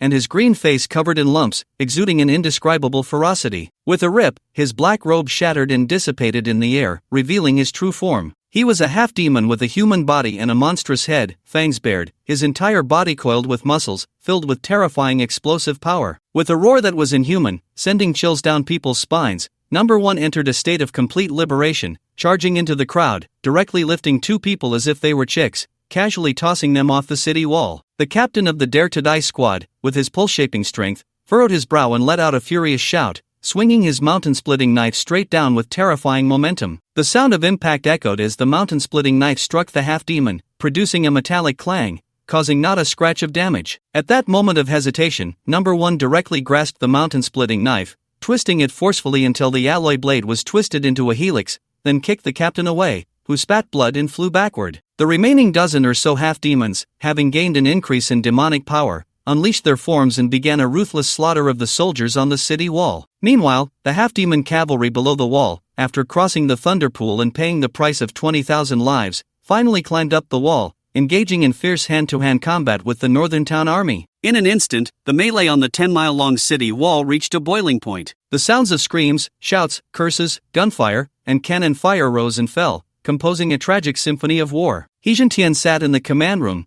watching the horrific scene before him, his face darkening, his heart feeling as if it were crushed under a 1,000-pound stone. If this continued, the Northern Town Army might be lost. Is this the calamity of our Huaxia? All the soldiers, with a heart resigned to death, fought fiercely against the half-demon cavalry, with not a single person retreating. Just then, a sudden explosion echoed across the battlefield, causing He Jintian's eyelids to twitch, and he quickly asked the chief of staff, "What happened? Why was there an explosion during hand-to-hand combat?" "General, some soldiers, seeing the enemy's strength, chose to embrace death with explosives." At the same time, voices rang out across the sky. "Chuanzhong Wang Fugue, go!" Then a burly man with thick brows and big eyes, holding an explosive pack, jumped directly into the midst of the half-demon cavalry. A thunderous explosion erupted, flames shooting into the sky, and at least dozens of half-demons were blown to pieces. Yunbei Sun Dalai, Hanzhong Zhao San, Yunbei Guozin. Countless brave warriors, seeing the situation worsening, hastily strapped on explosives and jumped off the city wall to prevent these beasts from climbing up. Flames soared, explosions continued to ring out, and the sky was illuminated a deep red. On the vast earth,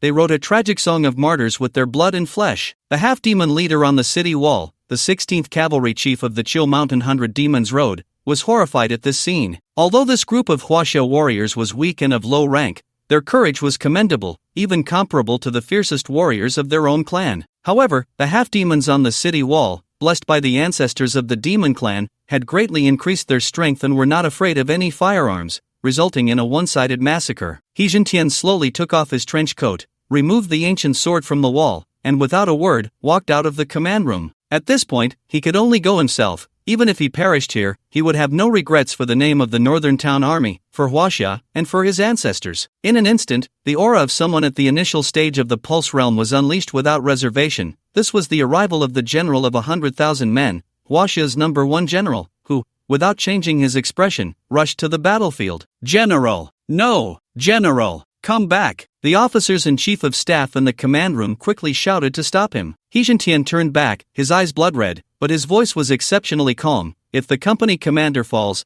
the battalion commander should take over. If the battalion commander falls, then the regiment commander will step in. My Northern Town Army has always been this way. My soldiers risk their lives, so how can I, He Jintian, cherish my own life? Now, in this battle that concerns the fate of the nation, I do not wish to leave any regrets. You continue to call for Su Xian, I will go ahead." After saying this, He Jintian drew the ancient sword, its sharp light instantly illuminating the night sky, his entire aura rapidly rising, and then he directly walked up the city wall, fearlessly confronting the half-demon leader. "You are the leader? Good. Your head should be quite valuable." #1 placed the blades of his twin knives beside his lips, extending his tongue to lick the bloodstains, a look of intoxication appearing on his ugly green face. Just then, a thunderous sound suddenly echoed from the sky, the sound of propellers stirring. A sense of unease suddenly rose within number 1, who looked up at the sky. There, a figure jumped down directly from a height of 100 meters. Boom! As soon as he landed, the entire city wall shook, and Su Xian landed between Heijintian and number 1, creating a large pit in the wall, with countless stone fragments and debris swirling in the air. Sorry, I'm late. Su Xian, dressed in a black robe, slowly drew the Ice Soul Cloud Miao sword from behind, then fixed his gaze on the group of half-demons in black robes,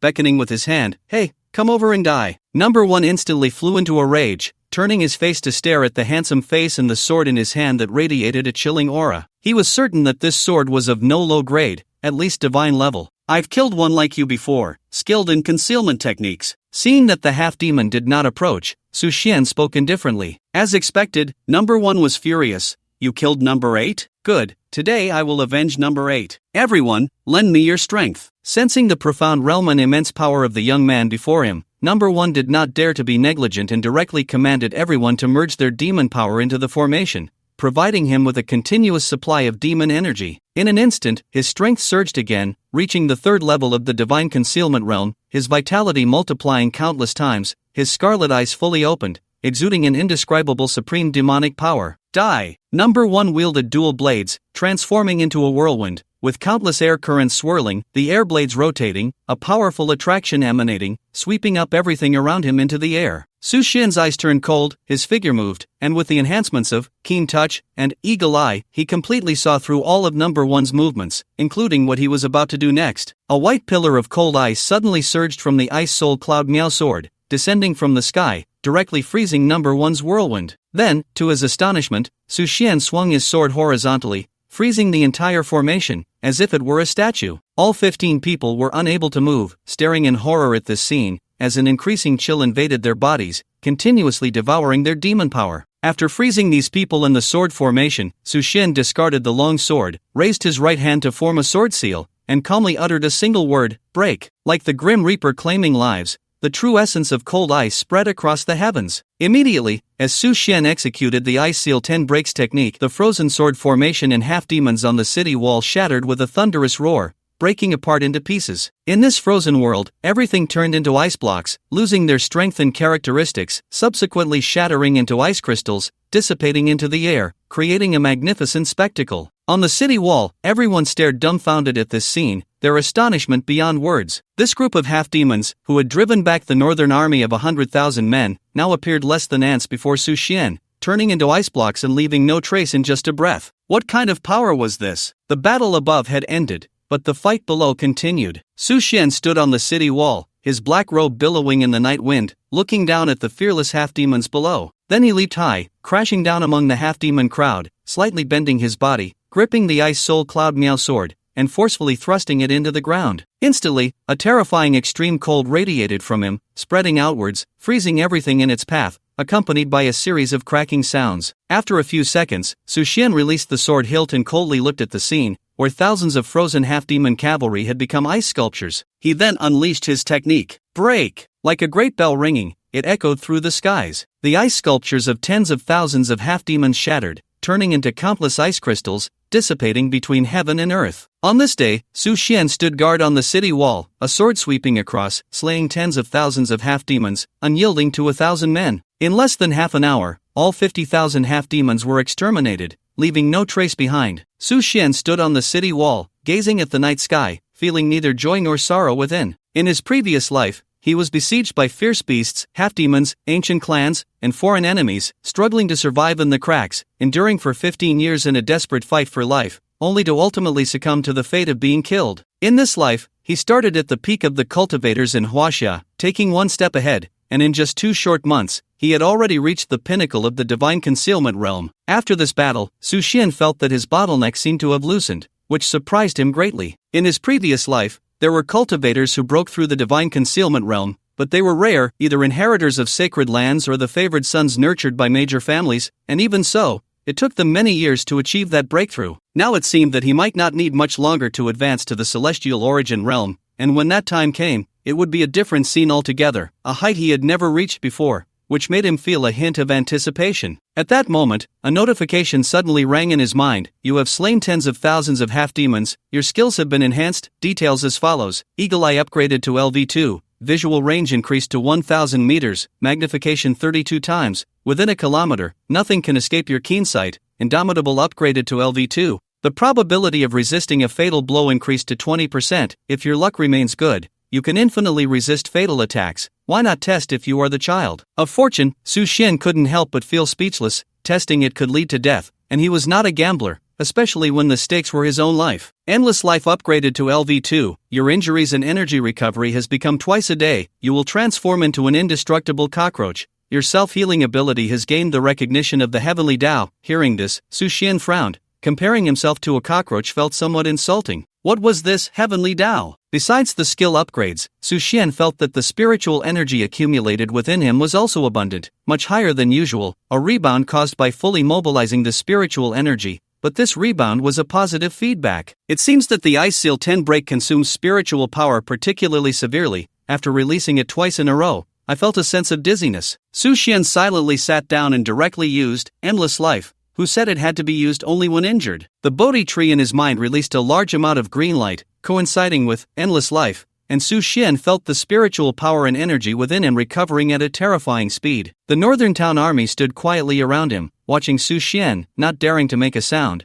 fearing to disturb him. After the battle, smoke filled the air, blood flowed like rivers, and the night wind carried the stench of blood, as if narrating the cruelty of war. After more than 10 minutes, Su Xian felt that the spiritual power he had consumed had completely recovered, even more abundant than before. He nodded in satisfaction, opened his eyes, and saw hundreds of eyes staring at him, filled with gratitude and respect. Su Xian's heart stirred slightly. The Northern Town army was indeed disciplined, living up to its reputation. He nodded at He Jintian and slowly said, "General, I suggest we should deploy nuclear weapons. Future enemies will only become stronger, and I cannot always arrive in time." He Jintian's expression grew serious as he nodded. "I will apply to the military in the imperial capital. This time, thanks to Mr. Su, otherwise the Northern Town army would have been removed from the 8 major legions tonight. Mr. Su's kindness will be remembered by our 100,000 Northern Town soldiers. In the future, if there is any way we can be of use, please do not hesitate to ask." Su Xian nodded, then waved to Ahu as the helicopter slowly descended. Su Xian walked into the cabin door, and with the whirring of the propellers,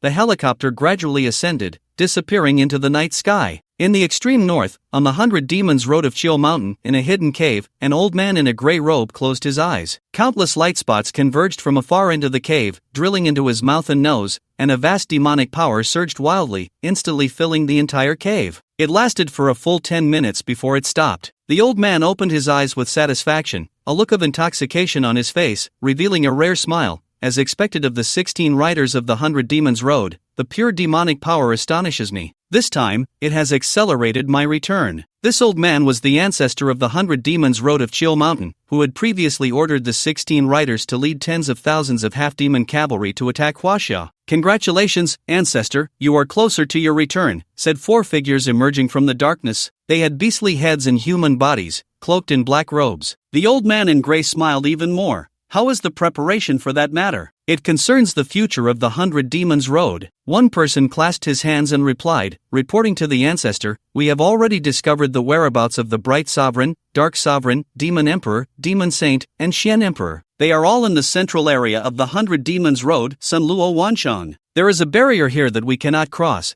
but we sense the presence of the 5 Demon Kings. They seem to still be in slumber." Upon hearing this, the old man in gray pondered for a moment, then slowly said, "There is no rush for this matter. After 1,000 years of planning, there is no need to hurry. When the time comes, they will naturally awaken. However, there is another matter. You must act quickly. Please instruct us, ancestor. The 16 riders of the 100 Demons Road have died in battle. We cannot coexist with Huaxia. Inform the Holy Son of this news, and when he emerges, he can decide for himself. All our sacred objects and spiritual treasures are at his disposal, and our warriors are ready and waiting for orders." "Understood. The Holy Son will emerge in 3 months. We will definitely deliver the news and ensure the Holy Son leads an army to battle Huaxia, fighting to the death." One of them, appearing somewhat clever, quickly responded. The ancestor's intention was clear, to spare no effort in dragging the entire 100 Demons Road into war, and the purpose of it was none of his concern. This old ancestor of the demon race, one of the 6 leaders of the 100 Demons Road, had once reached the peak while leading the half-demon lineage. For some unknown reason, he had fallen into slumber until 2 months ago when the spiritual energy revived, slowly awakening. However, due to his strength not yet being restored, he had not been able to return. Alright, you may go. Continue to gather information about them, and also spread more news about Huaxia slaughtering our race. Understood. The 4 figures then slowly disappeared, and the old man in gray looked into the void, his eyes shining with brilliance. I have absorbed all the demonic power of the 16 riders. My strength is recovering, but I am still far from my peak. If I want to break free from this cage, I need more demonic power to return. Oh, Holy Sun, I hope that when you emerge, you will still be as before, with unparalleled talent, crushing all beings. In Huainan, at the Wentiangong. In just a few days, the once quiet mountain peak had become lively. In the center of the square, hundreds of people stood straight, listening to the admonition of the deputy headmaster, Huang Mao. Listen carefully, everyone. Skills are not honed through mere words, and realms are not obtained out of thin air. They are built through perseverance and daily effort, through practice. Every move, every accumulation of spiritual energy is not achieved overnight. Our Wentiangong has always advocated the principle that the capable rise, the average remain, and the incompetent retreat, with the aim of creating the strongest sect in Huaxia, alongside that lofty dragon rising. From now on, everyone will stand in horse stance for 1 hour. Those who cannot hold on will be immediately eliminated. If anyone is unconvinced, feel free to challenge me. Arrogance, disdain. Hundreds of people in the audience were filled with indignation, but they had no choice. After all, this sect leader, Huang Mao, had profound skills, reportedly already at the 3rd level of pulse shaping. Sect leader Wang Yang completely ignored the sect's affairs, delegating all matters to Huang Mao, which made him even more arrogant and domineering. However, after some time, these disciples discovered that although the requirements of the Wentiangong were strict, it actually helped significantly in improving their own strength. Some who often struggled at their levels managed to break through thanks to Huang Mao's taunts, stimulation, and appropriate guidance, while some who did not fully understand their techniques, even on the verge of going mad in their body tempering practice, made rapid progress after Huang Mao mercilessly pointed out their flaws, suddenly realizing what they had been confused about for months. Thus, everyone had mixed feelings about Huang Mao, both loving and hating him, yet they dared not show disrespect. After all, those who defied him had already ended up in the hospital. A glance around revealed that no one had any objections. They all stood obediently and properly in horse stance, with some even putting in extra effort and seriousness. Huang Mao, like everyone else, was also standing in horse stance on the stage, his movements very standard, while continuously saying, "Before the revival of spiritual energy, I also stood in horse stance every day without giving up. Otherwise, do you think my level and strength were just picked up out of thin air?" Hearing this, everyone worked even harder, eager to quickly break through to the pulse-shaping stage. At the foot of the mountain, Xia Chanha, accompanied by a dozen warriors from Longting, gathered in a hidden cave. To investigate the true situation of the Wentiangong, he chose to do so directly at the foot of the mountain. "Deputy Chief, we have found out that the Wentiangong was created by Wang Yang, but the buildings and facilities inside were actually completed a long time ago. After some investigation, we discovered that it was the Morong family from Jiangnan who handled it, using the development of a scenic area as a pretext, but in reality, it was a grand affair that never came to fruition." A Longting cultivator began to report slowly. Xia Chanha nodded and then asked, "What are the main members' identities? Do you know?" "Deputy Chief, their deputy sect leader is named Huang Mao, a murderer wanted by the police. It is said that he killed several people on the street, but unfortunately, the police have been unable to capture him. As for the other members, through investigation, we found that most of them are fugitives with criminal records. They are not good people. This group of people gathering here likely has grand schemes. We must remain vigilant." The young cultivator's face was filled with worry. Xia Changha nodded. "I understand. I can report the situation to the chief. By the way, how is Ming doing now?" "Currently, he is relatively safe. We are getting all our information from him." Xia Chanha furrowed his brow, suddenly feeling a bit uneasy. After pondering for a moment, he said, "Immediately notify him to return to the team. We have already grasped the general situation of the Wentiangong, and if we need to take action, we must ensure the safety of our people." "Yes, I will notify him right away." In the Wentiangong, in a dark secret chamber, a middle-aged man with disheveled hair was chained by his hands, hanging from a giant steel pillar, his whole body bound by thick ropes, covered in bloodstains that were particularly shocking through his shirt. "So stubborn?" Huang Mao, with a cigarette in his mouth, looked somewhat dissatisfied and ordered a subordinate beside him, "Go get some salt, stuff it in the wounds, and then continue beating him. If he faints, splash him with cold water to wake him up." "Yes." Huang Mao stood up and directly shoved the cigarette butt into the man's wound, instantly eliciting a scream of agony. Huang Mao stared at him, a cold smile on his lips. Let's see how tough your bones are. After that, he straightened his clothes and slowly left, inwardly sneering. Longting, huh? I want to see just how much you weigh. In the Hangduan Mountains, after Su Xian returned, he immediately chose to enter seclusion. After slaying 50,000 half-demons, Su Xian found that his mindset had changed. Previously, when he killed a few cultivators from the Morong family, he didn't feel anything particularly significant. But this time, after killing a full 50,000, he felt somewhat unaccustomed. Killing was not something he enjoyed, it felt unpleasant, especially when he saw countless severed arms and limbs flying into the sky, the bloody scent wafting through the air, and the spine-chilling screams that assaulted his senses. The triple stimulation of sight, smell, and hearing could drive a person mad. No wonder it was said that those who had killed millions in the past became numb, their hearts cold as blades, ultimately walking the path of demonic cultivation, viewing life as mere grass, and eventually falling into madness. For cultivators, killing was not a path to cultivation, the state of mind was the most important aspect,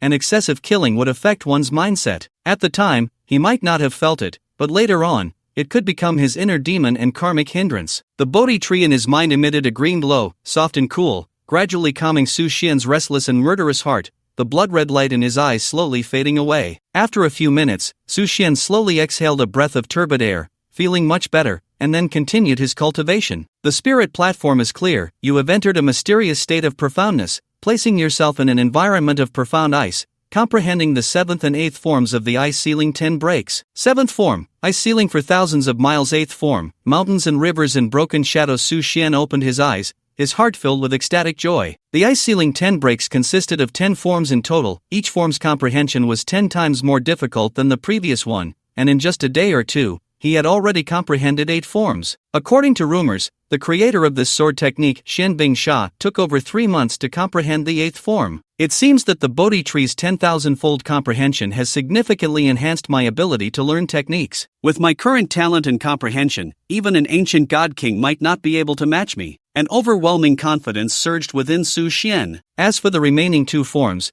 Su Xian had attempted to continue comprehending and deducing them, but found it impossible to complete. It might be due to insufficient realm or inadequate conditions, but he could not proceed any further, so he simply gave up. After all, these 8 forms were already enough to sweep through peak cultivators in the divine storage realm, and even if a Tianyuan realm powerhouse descended, he could still fight. In the following time, Su Xian began to patrol the entire Hangduan Mountains. After pouring in billions in funding, the construction facilities became increasingly complete. The entire Hangduan Mountains, aside from the valleys, had been significantly transformed and could now accommodate 1,000 people. A 4-lane highway connected the city to the foot of the mountain, quite luxurious, and along the road, his people stood guard, 24 hours a day, ensuring a continuous transport of spirit stones. The original storage rooms for spirit stones were far from sufficient, and under his assistant's planning, they had now expanded to a total of 20 storage rooms, holding nearly 2,000 cubic meters of spirit stones, weighing over 10 tons. According to the needs of the sword formation from his past life, Su Xian roughly estimated that even if 6 bronze swords operated 24 hours a day, it would be enough to sustain for a month without interruption. If this mining speed continued, Su Xian estimated that the sword formation could remain active for at least 6 months, capable of slaying true kings, making it nearly invincible here. If he added the 5 mining areas contributed by the Morong family, Su Xian estimated that it could last at least a year. A year seemed ample, but was it really enough? The answer is negative. In the previous life, Su Xian witnessed firsthand the catastrophic disaster that befell Huaxia when the true kings descended. Wherever they passed, it was as if locusts had swept through, leaving not a blade of grass behind. Practitioners of the Tianyuan realm were not qualified to approach. At that time, it was said that martial artists of the golden body realm were crushed into meat paste by the aftermath of 2 true kings battling, even before they got within 100 meters. Only those who reached the ascending heaven realm had the strength to fight back. Su Xian stood on the platform halfway up the mountain, leaning against the railing, with an endless desire rising within him. He had to break through to the ascending heaven realm as soon as possible, or he would be unable to withstand the true king's descent. After inspecting various places on the mountainside, Su Xian slowly felt at ease. The people he had hired, after receiving small favors, worked diligently and wholeheartedly. The cultivation methods he had acquired from Yunbei ancient town, many of which were of the yellow and Shen grades, were of no use to Su Xian, so he gifted them to the outstanding practitioners and even had Uncle Gui and others take the time to provide guidance. These methods, which were useless to Su Xian, were very helpful to his hired hands.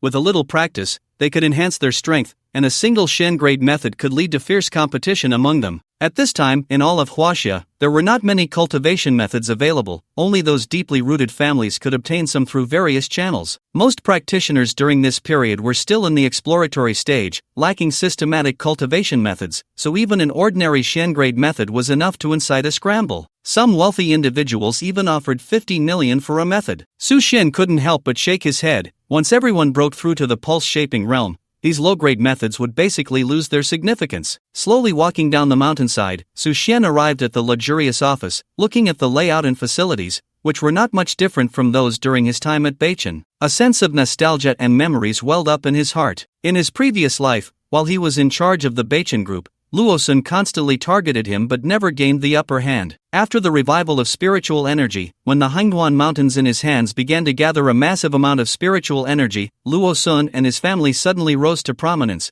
relying on this S-grade secret realm to become one of the 10 strongest families in Huaxia. Unexpectedly, in this life, he had laid out his plans in advance, selling shares, occupying the Hangduan Mountains, and seizing the initiative, while Luosun remained entrenched in Beichen, ultimately facing a dismal end. It's not yet the time for despair, although the fierce beasts at the border have restrained all 8 legions, and the half-demons in the north are launching a massive attack, with the alien prophets stirring, and the Weniangum already established, the 10 great families beginning to plot rebellion. But none of these are what worries me the most. My greatest concern lies ahead. Su Xian stood at the window of the office, murmuring to himself, feeling a deep sense of unease and resentment. "Sir." At that moment, his assistant, Xia Wenxi, walked in. Upon hearing the news of Su Xian's emergence, he immediately began searching for him. Su Xian turned around to look at him, at this assistant who had always been by his side, whether in his glorious rise or his lonely times, and felt warmth in his heart as he smiled and said, "I can see that you still often think of the Beichen office. Do you want to go back?" Xia Wenxi was slightly taken aback, then smiled and replied, "Sir, after all, we worked at Beichen for so many years, the bond is quite deep. Of course, compared to your kindness in recognizing my talents, these are nothing. I was afraid you would feel nostalgic, so I took the liberty to build it this way. If you are not satisfied, I will arrange for someone to rebuild and redesign it immediately. As for returning to Beichen, to be honest, wherever the boss is, that's where I am. And now our influence can rival the top 10 families. Frankly speaking, Beichen isn't worth our return. It's no longer an era where business reigns supreme and money is everything." Su Xian was slightly surprised. This assistant had some insight and vision, which he knew, but he didn't expect him to be so far-sighted. Even people like Luosun and Zhao Jiangwo couldn't grasp it, stubbornly holding onto Beichen without considering how to adapt to the current changes. "That's right, knowing you can think this way puts me at ease." Su Xian sat in his office chair, took out a pack of cigars, and pulled one out. "Care for a smoke?" The assistant quickly waved his hand. "No, sir, you know I never smoke. I don't like the smell." Su Xian couldn't help but roll his eyes at him, lighting the cigar and slowly exhaling a smoke ring. "You really are no fun. You don't chase women, don't smoke, don't drink, and don't mess around. Being able to serve you is already very satisfying for me." "Well, forget it." Su Xian waved his hand. "Let's talk about the recent situation." The assistant adjusted his glasses, opened a folder, and instantly entered work mode. "We've completely taken over the 5 mining areas of the Morong family and have started transportation. According to the methods you taught us, production has doubled. The 100 billion in cash compensation from the Morong family has been used as you instructed to acquire several plots of land in different cities. So far, those places haven't changed much. The Li family also transferred 100 billion in cash this morning, which hasn't been used yet. You can allocate it as you wish. I suggest using it for salary purposes. Additionally, the other 8 major families have also sent cash, totaling 500 billion. 200 billion has already arrived, with 300 billion expected to be completed within 3 days. The Northern Army Corps has gifted us 20 fighter jets and 30 experienced pilots. I dare not make a decision or refuse, but their General He Jintian guaranteed with a pat on his chest that these people are absolutely loyal and reliable, so please accept them no matter what. Longting has also sent some elixirs because you saved their deputy director's life, mostly for body refinement, totaling 100,000. Moreover, the president of the Emperor's Association, Shang Qingping, has heard about your battles in the northern border and is very impressed, sending over more than 30 spiritual treasures, which should be of high grade. Su Xian was taken aback. During this time, he had either been fighting or in seclusion, either killing people or slaying monsters, with no time to attend to his assets. He didn't expect that in just a few days, he had gained 700 billion in cash, 20 fighter jets, and even the goodwill of Longting and the Emperor's Association. So, does this mean he has become a wealthy boss? By the way, sir, there's another matter. Go on. Director Chen from Longting said they have arranged personnel to engage with the Wentiangong. If you have the time and are willing, please shed some light on it. By the way, here is the basic situation of Longting. After speaking, Xia Wenxi handed over a report. Su Xian glanced at it and understood the gist. Got it. Have a who prepare, we will go to Huainan tomorrow. Yes, Huainan, at the foot of Wentiangong. What did you say? Can't get in touch? Xia Changhe frowned, raising his voice, his bad premonition growing stronger. Yes, I find it very strange too. A few days ago,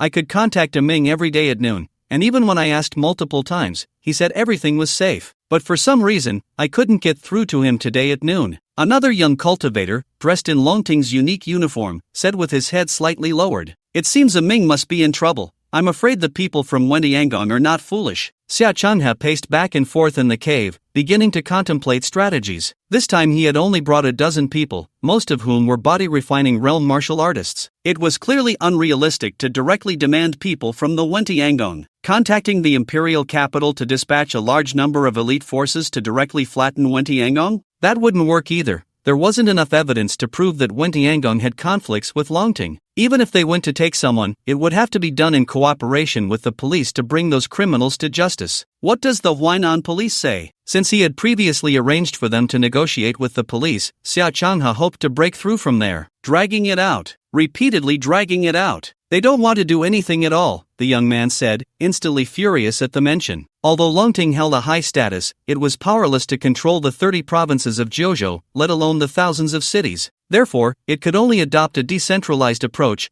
which led to a mix of good and bad, and it was impossible to exert jurisdiction over the police and public security agencies. The Huainan police had taken a delaying approach, claiming insufficient manpower today, too many cases tomorrow, and the day after that Wentiangong had not yet been involved in any violations. Excuses were endless, and the key was that they could not directly command them. What does the Longting Huainan branch think? Xia Changhe had heard before about the various branches of Longting, many of which were merely filling positions and had not played a role in maintaining public order, even colluding directly with local powerful families to commit crimes. Therefore, he had come to Huainan secretly, without notifying anyone. But now that things had come to this point, perhaps he needed to rely on their local influence and familiarity to get things done better. Same as always. I've communicated with the person in charge here. He pretended to be deaf and mute, not taking it seriously at all. Speaking of the Longting branch in Huainan, the young man felt even angrier. This group was more disgusting than the police station, the latter at least not under his jurisdiction,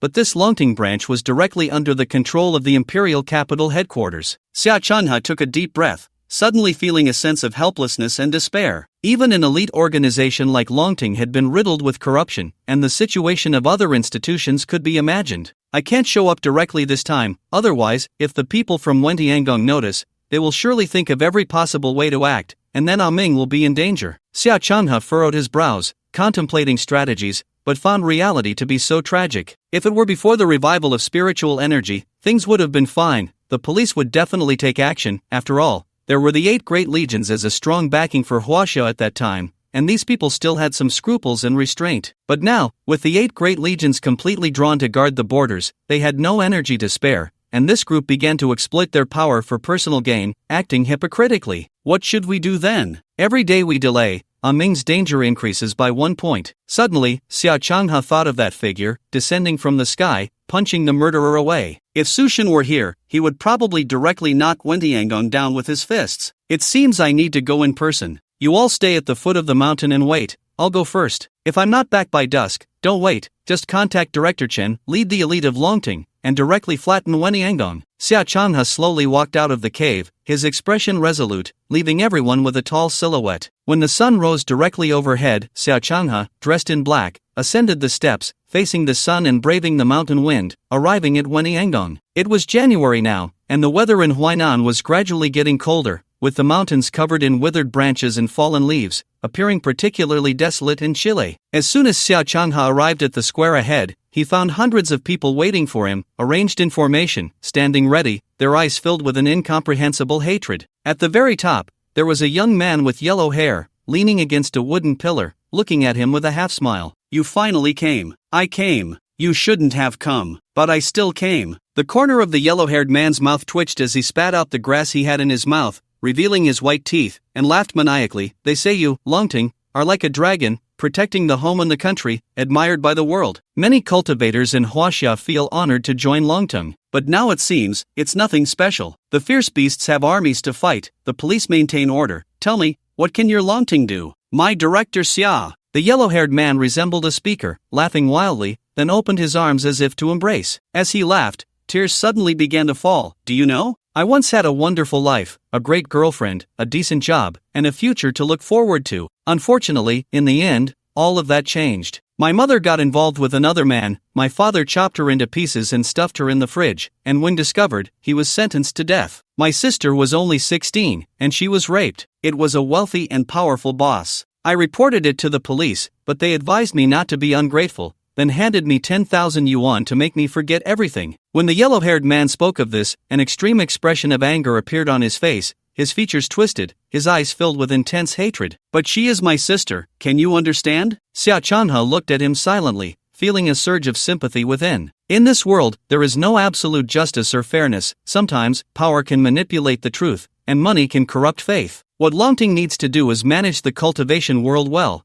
preventing chaos, while individual unfortunate experiences cannot be compared to the larger situation. I can understand your feelings. Under the coercion of power and money, at that time, you had no choice. The yellow-haired man was somewhat surprised, then cried and laughed at the same time. Director Xia seems to resonate a bit, not like those high and mighty lords. So, in the end, I decided to find a way myself. I worked for a big boss, and after gaining his favor, I found an opportunity to eliminate the scum who insulted my sister. I will never forget the expression of that arrogant scum when I held a knife to his neck, begging desperately. It made me realize instantly. It turns out, those with money and power are so fragile, and strength is so important. Ha ha ha, so the revival of spiritual energy also gave me great power, but fate loves to play tricks on me. My girlfriend, that bitch, got involved with the bar's manager and mocked me right in front of me. So, later, I killed her and that manager. Thus, I joined the Wentiangong, where I have absolute say because power is paramount, so I am free. Now, Director Xia, what kind of morality do you plan to use to arrest me? Feeling the yellow-haired man's sharp gaze like a blade, Xia Changhe couldn't help but frown and asked, "Release my people, and I can spare your life today." The yellow-haired man was taken aback, then burst into laughter. My dear Director Xia, are you mistaken? If you want to release someone, fine, defeat me first. After saying that, he moved, and in an instant, the yellow-haired man's figure vanished, a fierce aura slicing through the air. Xia Changhe's brow tightened, the pulse-shaping realm. So fast. The next moment, the yellow-haired man's figure suddenly appeared behind Xia Changhe, raising his fist and striking down with tremendous force. Xia Changhe did not turn around, slightly sidestepping to avoid the blow. The yellow-haired man missed his strike and instantly changed his move, delivering a sweeping punch. Xia Changhe had no way to evade, raising his right arm to block. With a loud thud, both retreated several steps, sliding across the ground. Third level of the pulse-shaping realm. Xia Changhe shook his numbed arm, his face filled with astonishment. Aren't you the same, Director Xia? Truly surprising, the yellow-haired man squinted, and in the next moment, charged forward, drawing a dagger from his waist with incredible speed, leaving a trail of afterimages in the air. The sharp gleam of the blade, accompanied by crisp sounds, instantly enveloped his opponent in a killing intent. Good. Xia Changhe's eyes lit up as he focused on the intricate knife techniques and the chilling gleam. His fighting spirit surged, and without hesitation, he took off the fan from his waist, twirled it into a flower shape, and charged forward to engage. In an instant, the air was filled with chaotic currents as the dagger and fan clashed, producing a series of crisp sounds. The cold light intersected, erupting with shrill cries in the air, and the overwhelming energy made it dangerous to approach, creating a spectacular scene. The disciples of the Asking Heaven Palace watched in rapt attention, their eyes wide, not daring to breathe for fear of missing a crucial moment. The yellow-haired man's expression darkened, his surprise growing stronger. He had initially thought Xia Changhe was weak and that he could easily take him down, but he never expected his opponent's realm to be so powerful, forcing him to retreat continuously. It's over. Xia Changhe had figured out the yellow-haired man's attacks and patterns. Though they seemed fierce, there were only a few moves. As his words fell, with a clang, the dagger in the yellow-haired man's hand fell to the ground, and with a cry of pain, he clutched his bleeding arm, looking at Xia Changhe with a mix of fear and resentment. Now, it's time to let him go. At that moment, a calm voice rang out. I'll fight you. Xia Changha retracted his fan and looked toward the voice, discovering a tall, sturdy middle-aged man with a buzz cut and a square face slowly descending the steps. You are Wang Yang? Xia Changha's expression grew serious. According to his investigation, Wang Yang was the founder of the Asking Heaven Palace, and the recruitment information posted on various platforms came from him. He was also the current head of the palace. 4th level of the pulse-shaping realm, comparable to the geniuses of noble families. It would be difficult for him to handle. However, as the deputy director of Longting, how could he show fear? Xia Changha's aura shifted, dispelling all the seriousness and fear in his heart, his momentum surging, and his fighting spirit intensified. Wang Yang was slightly taken aback, then his calm eyes revealed hints of surprise and appreciation as he nodded and said, You are stronger than I imagined, though I'm not referring to your strength, but rather your mindset. When facing a stronger opponent, you can overcome your fear. This is the most basic quality of a strong person. Just based on this, I already acknowledge you. I won't let you die too disgracefully later. His calm declaration astonished the hundreds present. This was the deputy director of Longting, the only one in all of Huaxia. This was officially recognized, yet our headmaster casually said he would kill him. At that moment, everyone turned to look at Wang Yang, speculating about his identity and background, certain it must be something terrifying.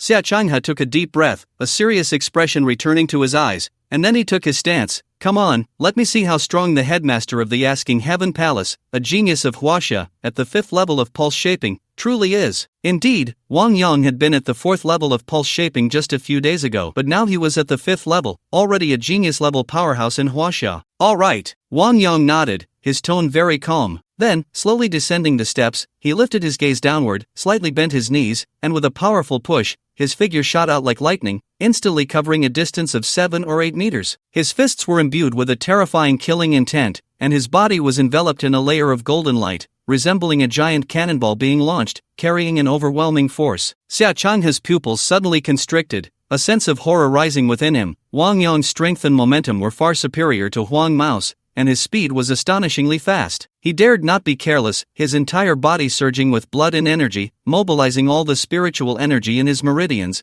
crossing his arms in preparation to defend. Bang! The sound of their collision echoed, and Xia Changha felt as if a 1,000-pound force had struck his arms, his entire body being violently pushed back, a numbing sensation spreading from his arms throughout his body, leaving him in a state of rigidity, a fiery pain piercing through his skin. So strong! Even before the force of the punch had completely dissipated, Wang Yang, like a fierce tiger descending the mountain, leaped into the air again, his eyes filled with ruthlessness and sharpness, a barely perceptible sneer appearing on his calm face, as if he were staring at a corpse, looking at this young deputy director of Longting. Die! Wang Yang's fists were filled with terrifying explosive power, his speed astonishing, the air crackling with energy, tearing through the void, creating a fierce wind, strong and domineering. Xia Changha was filled with dread, and without any hesitation, he spun his fan, a mass of black mist rising up, enveloping him completely, and forming a 3-inch energy wall in front of him. This was the special effect of the fan of unknown origin. Releasing all his trump cards, concentrating all his strength for defense,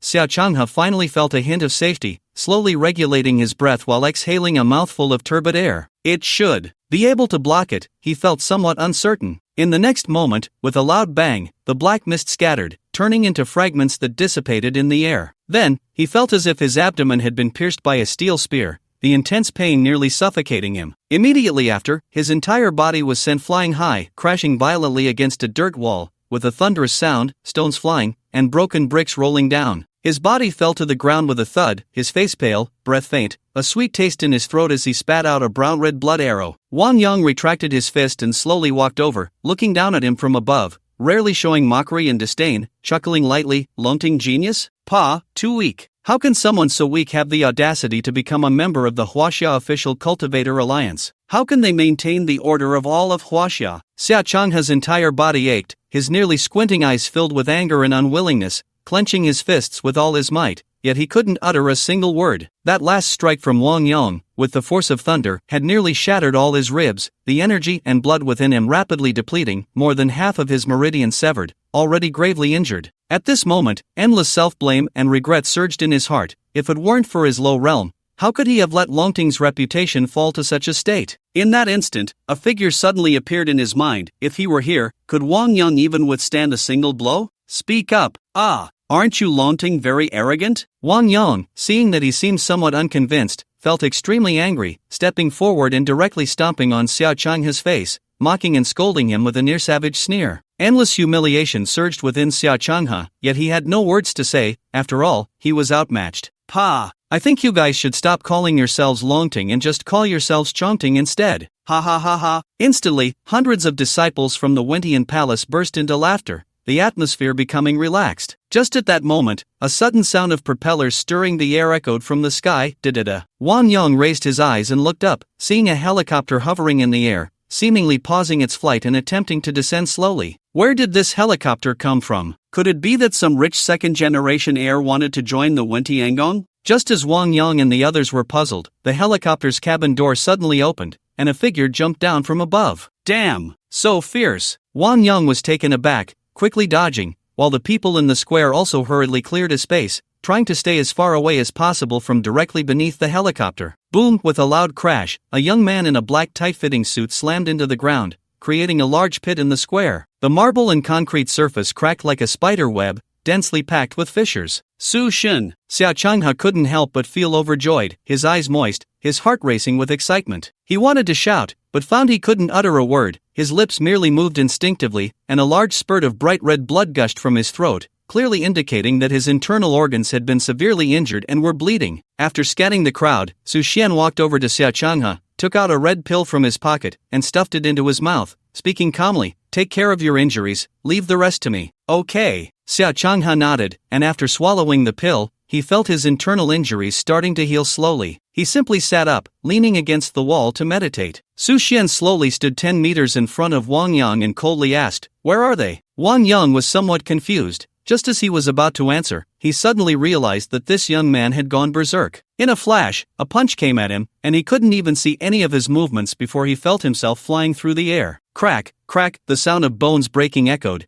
and excruciating pain surged through him. Wang Yang couldn't help but let out a miserable howl as he crashed to the ground, his face pale and barely breathing. In the next moment, Su Xian's figure was like a ghost, stepping on his face. "Why are you all so weak? Also, why won't you answer my question?" Wang Yang was dumbfounded, looking at him with grievance. "You didn't even give me a chance to respond." The yellow-haired guy and the hundreds of Wentiangong disciples in the square stared in shock at this scene. Just a moment ago, the sect leader was beating Xiao Changhe, stepping on his face. The next moment, the sect leader was being beaten by the young man, with his face being stepped on. The dramatic turn of events left them momentarily stunned. "Damn!" The yellow-haired guy spat out a mouthful of blood. Having just adjusted his breathing to temporarily suppress his injuries, he cursed loudly and charged forward, shouting, "What are you all waiting for? Grab your weapons and come at him together." Su Xian turned his head, giving him a cold glance that made the yellow-haired guy's entire body stiffen, abruptly halting his charge. His throat felt dry, and his whole body seemed to plunge into an ice cellar. The overwhelming sense of danger instantly made him abandon his plan to continue attacking. Behind him, some of the Wentiangong disciples, a good number of them desperate men, pulled out their weapons, glaring fiercely at Su Xian as they charged forward. Su Xian looked at them indifferently, slowly raised his right hand, pressed his thumb and middle finger together, and then gently flicked. Whoosh! A fierce wind howled, and the foreheads of those men were instantly pierced, each one sporting a horrifying blood hole before their bodies fell to the ground, collapsing in droves, eyes wide open in death. After consecutively killing 40 to 50 people, the restless crowd finally began to calm down, revealing expressions of horror, their hearts filled with dread. The indifferent young man before them was like the Grim Reaper. Anyone who dared to challenge fate would meet their end in less than 3 seconds. Violence, in certain situations, is the best means to resolve difficulties, while slaughter is the ultimate expression of violence. Suppressing these desperate men could not be more fitting. Su Xian turned his head and leaned down to look at Wang Yang. "I'll ask you one last time, where are they?" Wang Yang understood now. This young man who killed without hesitation was likely asking about the prophet, but could he answer? Moreover, he didn't even know where the prophet was. As he hesitated, Su Xian instantly lost his patience and coldly said, "Fine, you've missed your chance to live." As the words fell, under Wang Yang's horrified gaze, Su Xian's right hand pressed down directly. "Stop!" At that moment, a voice came from the great hall, laced with anger. Su Xian ignored it, his right hand still pressing down. With a thunderous sound, the force erupted, directly blowing Wang Yang's head into a mass of flesh, brain matter, and blood splattering everywhere. A 5th-level pulse refinement practitioner was thus easily slaughtered, like killing a pig, and everyone was horrified, fear spreading like a tide. "Impudent! Brat! How dare you!" In an instant, several voices came from the direction of the great hall. Then, a very calm voice appeared, since you want to see us, come to the Great Hall right now. This voice? Su Xian pondered for a moment, memories flooding back. In his previous life, the alien race had made early arrangements, sending 12 individuals to descend before the revival of spiritual energy. They directly manipulated the aristocratic families, connecting various powerful clans, and cultivated a large amount of influence, with the Wentiangong being one of them. In the end, when the alien king descended, the aristocratic families collectively turned against humanity, and those who had made early arrangements also flocked to the alien race, betraying the human alliance and putting China in a dire situation. Coincidentally, it was also at the moment the alien king descended that the 11 Western nations united to attack China from all sides, attempting to dismantle it. Even the neighboring Sakura country sent numerous ninjas and elite constructs to try to overthrow China. Fortunately, at that time, China had unparalleled strong individuals who rose powerfully, guarding the four corners and confronting the aliens and the 11 nations, preventing the destruction of China. However, as time passed, with the intensification of spiritual energy revival and the increasingly strong changes in the world, the forces descending upon China from various planes grew stronger, leading to a decade of turmoil for China. The risk of annihilation was ever present, and Su Xian cautiously survived, yet ultimately could not escape the fate of being killed. In this life, since I have made early arrangements, I must eliminate these alien forces in advance, such as the Wentiangong and these so-called 12 prophets. With this thought, Su Xian's killing intent and battle spirit surged, and he walked straight toward the Great Hall. When Su Xian arrived at the Great Hall, he saw 12 tall figures cloaked in black robes, standing in a row, quietly watching him, their eyes filled with shock, disdain, anger, and various other emotions. "Young man, we are surprised by your bravery. However, for your recklessness, you must pay the price. Do you understand?" The black figure in the center spoke calmly, his eyes peering out from the black hood, staring intently at Su Xian, seemingly trying to capture a hint of fear or confusion on his face. But clearly, Su Xian showed no change, even looking at them, as if he were looking at prey. "Damn it! What kind of look is that? Young man, do not be too arrogant." Several angry voices erupted, and the prophets, seeing Su Xian's chilling gaze, couldn't help but curse. As the 12 prophets of the ancient clan, they had always been high and mighty. If it weren't for the sudden depletion of spiritual energy back then, forcing them to sleep and seal themselves in a special secret realm, how could this kid in the divine concealment realm dare to act so presumptuously? Su Xian looked at the 12 of them, once nearly invincible in the last life, even recovering to the heavenly origin realm later on, and suddenly laughed. "I'll give you 1 minute to tell me where you've moved the altar, or else what?" A prophet, already fed up with this life of hiding and dodging, especially when facing a mere human who had just begun to cultivate, immediately questioned with a sinister tone upon hearing Su Xian's threatening words. Su Xian glanced at him, his heart coldly laughing at the 7th level of the divine concealment realm. "Or else, I will slay all 12 of you and turn your bones to ashes." Su Xian slowly drew the Ice Soul Cloud Miao sword, a serious expression appearing on his face, but not for long. This was the first time since he began to cultivate that he faced cultivators above the 7th level of the divine concealment realm, and there were 12 of them, no less, and they were ancient clan prophets. "You have guts. Impudent. Arrogant. Prepare to die." The angry shouts came one after another.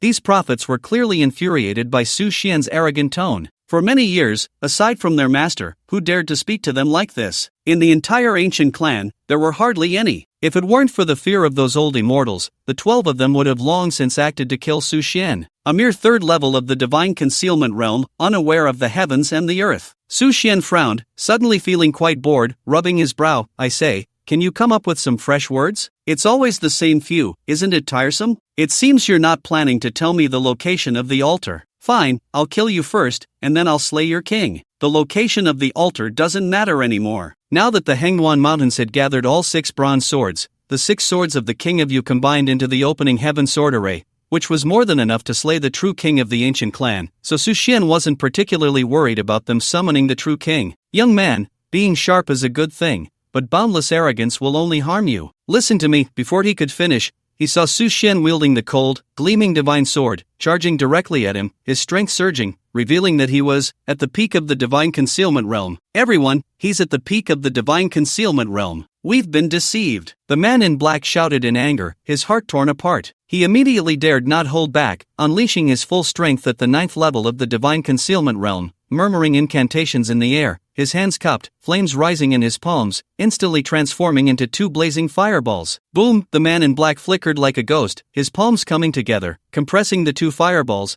then slowly pulling his hands apart, forming a long sword made of flames in an instant. Holding the fire sword, his black robe billowed, exuding the demeanor of a cultivator. The others quickly understood that this person was powerful, exceeding their expectations, and they had to join forces with all their might to have any chance of contending. Without hesitation or reserve, they all employed techniques to gather energy into blades, using elemental power to transform into sharp weapons, then launched a siege against Su Xian. In an instant, the entire Great Hall was filled with wind, rain, thunder, lightning, ice, fire, light, and darkness, the various elemental energies intertwining. Su Xian, dressed in black, with the divine sword flashing with terrifying coldness, caused all the prophets who faced him to be eroded by the cold, slowing their movements by a third. This group of prophets surprisingly all possessed the strength of the 8th level of the divine concealment realm, and coupled with their rich combat experience from hundreds of years ago, for a moment, the 12 joined forces and managed to hold Su Xian back, creating a stalemate in the battle. Su Xian's heart sank. Each of these 12,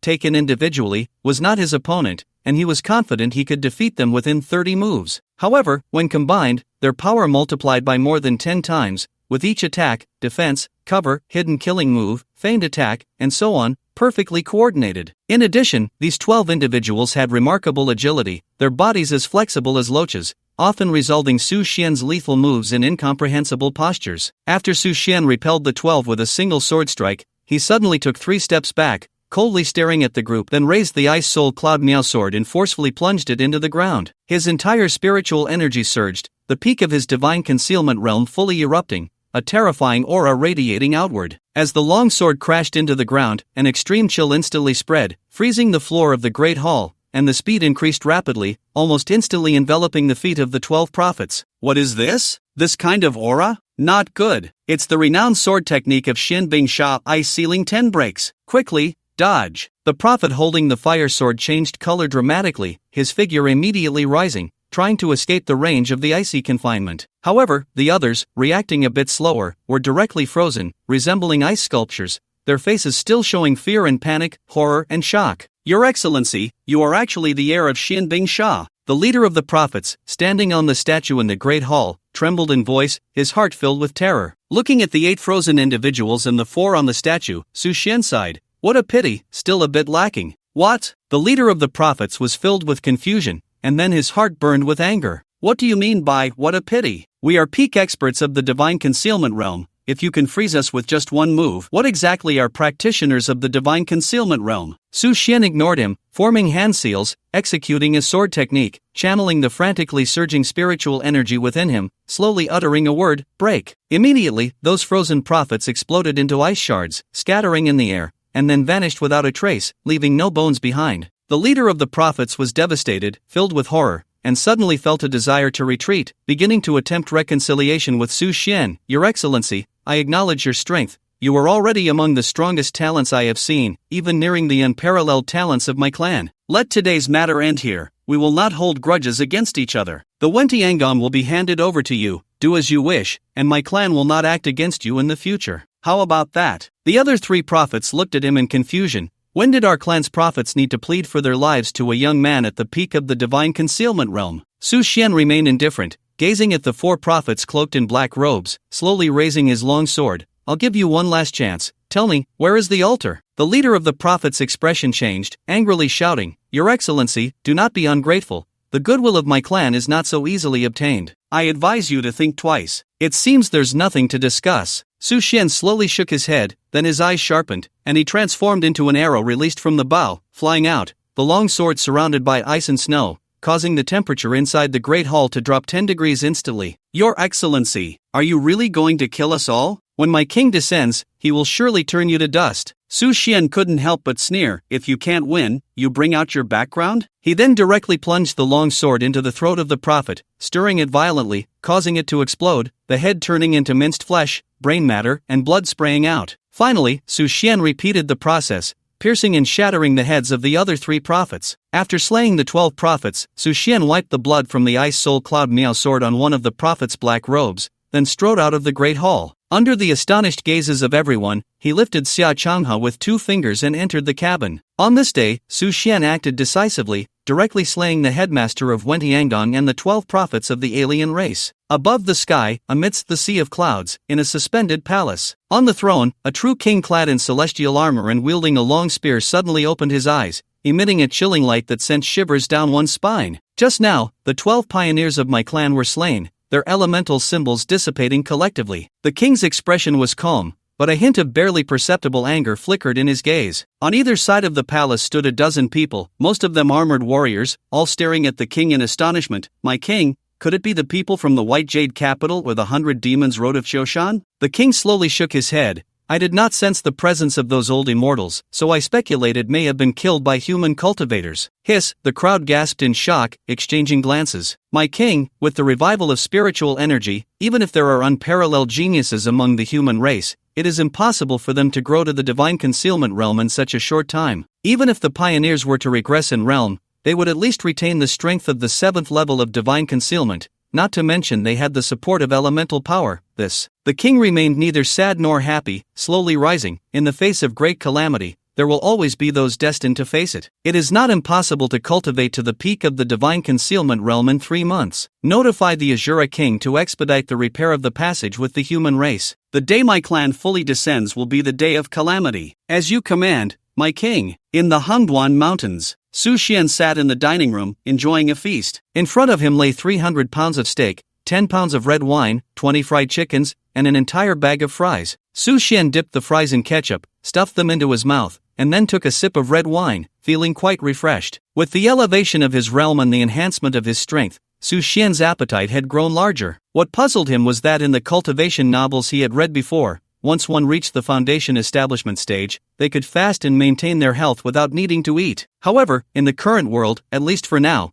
it seemed necessary to continuously replenish food to ensure the body could absorb enough nutrition and energy. For Su Xian, he could naturally control his physical state and remained immune to ailments, but he still missed the tactile sensation of food, which is why he had maintained a daily intake of 300 to 400 pounds of meat. After finishing the red wine, Su Xian lit a cigar, propped his legs on the table, and leaned back in the sofa chair, listening to his assistant's report. Sir, the top 10 families have transferred all their cash to us, and they have also compensated with a sufficient amount of spiritual pills and treasures. The detailed list is here for your review. Su Xian took the tablet, glanced at it briefly, and found most of it to be yellow and earth-gray treasures, which did not catch his interest, so he replied disinterestedly, just collect it all. For those who are relatively loyal and capable, reward them a bit. Understood, sir. Xia Wenxi adjusted his glasses, recorded this in the tablet's memo, and continued reporting, Sir, there are a few bad news next. The Eastern Town Core encountered terrifying beasts in the East China Sea. They can move mountains and seas, swallowing warships whole. Heavy weapons and battleships are ineffective against them. Even missiles and nuclear weapons have caused no damage. Just yesterday, those beasts emerged from the sea, with human heads and serpent bodies, wielding harpoons and long spears, killing all 20,000 of the Eastern Town Corps' navy. 8 brigade commanders and 3 division commanders of the Eastern Town Corps bravely sacrificed themselves,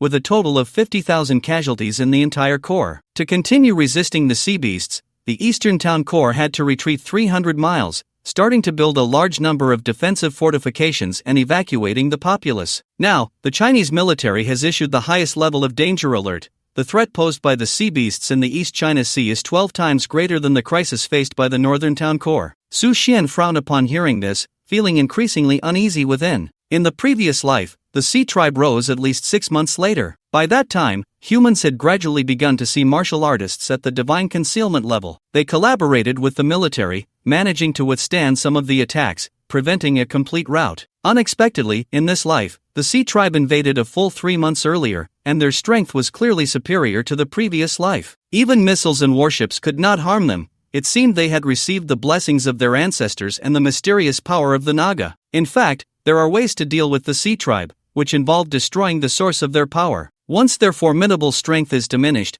they could be easily taken down with missiles. However, the problem is that the lair of these ferocious sea beasts, who worship the Naga, is difficult to locate. Continue, Su Xian said, exhaling smoke while urging his assistant to keep reporting. On the western border, the Jinshi Legion is not only facing the threat of ferocious beasts but also various sneak attacks from the Asan nation. According to our intelligence, it seems that a large number of cultivators have emerged within Asan, who call themselves messengers of Brahma, descending to the mortal realm solely to cleanse sins, and they have incited the military to repeatedly invade the borders of Huaxia. Upon hearing this, Su Xian narrowed his eyes, a murderous intent gradually surfacing in his gaze. In the previous life, Asan willingly acted as a lapdog for the United States and Britain, frequently harassing the western border, even deploying those so-called Buddhist cultivators in an attempt to stir up trouble and drag Huaxia into the flames of war. Had it been during Huaxia's prosperous times, they would not have dared to do so, but when Huaxia faced various enemies and was struggling, they emerged. They deserved to die. As for Asan, there's no need to worry about them,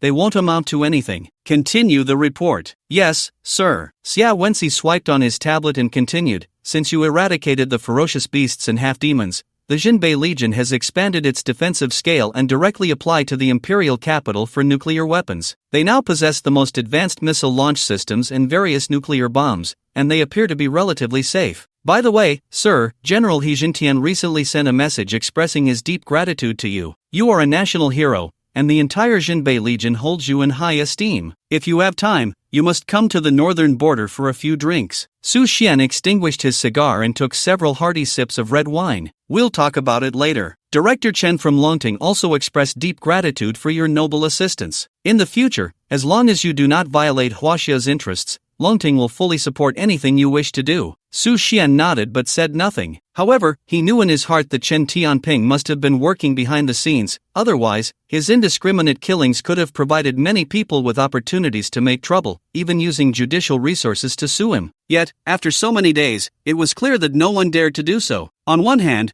the 10 great families had recognized their own ruthlessness and their relationship with the Jinbei Legion. On the other hand, Chen Tianping must have used his connections to easily resolve these matters. However, Su Xian was indifferent to all this because Huaxia was about to face an even more terrifying disaster, and eliminating these people in advance would prevent them from causing trouble later on. As for the border issues, Su Xian currently had no mood or obligation to help them. As long as the ferocious beasts did not step into his territory, these matters could be handled by the military. The Jinbei Legion was merely an accident. Sir, another piece of news is that the Jinnan Legion is facing the same problem. The southern islands are eyeing Huaxia's territorial waters, attempting to take advantage of the sea beasts attacking Huaxia to tear off a piece of flesh. When Xia Wenxi said this, his expression was grave, filled with worry. The war in the south is in a state of anxiety, as the fierce beasts have yet to arrive. Many countries are involved, trying to vie for maritime sovereignty with Huaxia, with the United States as the behind-the-scenes instigator. No problem, if you want to eat meat, you need good teeth. Su Xian picked up a piece of steak and tore into it vigorously. During this time, I will enter seclusion, as usual, continuing to monitor the situation and ensure the normal transportation of all mining areas. After finishing all the meat, Su Xian dropped this statement: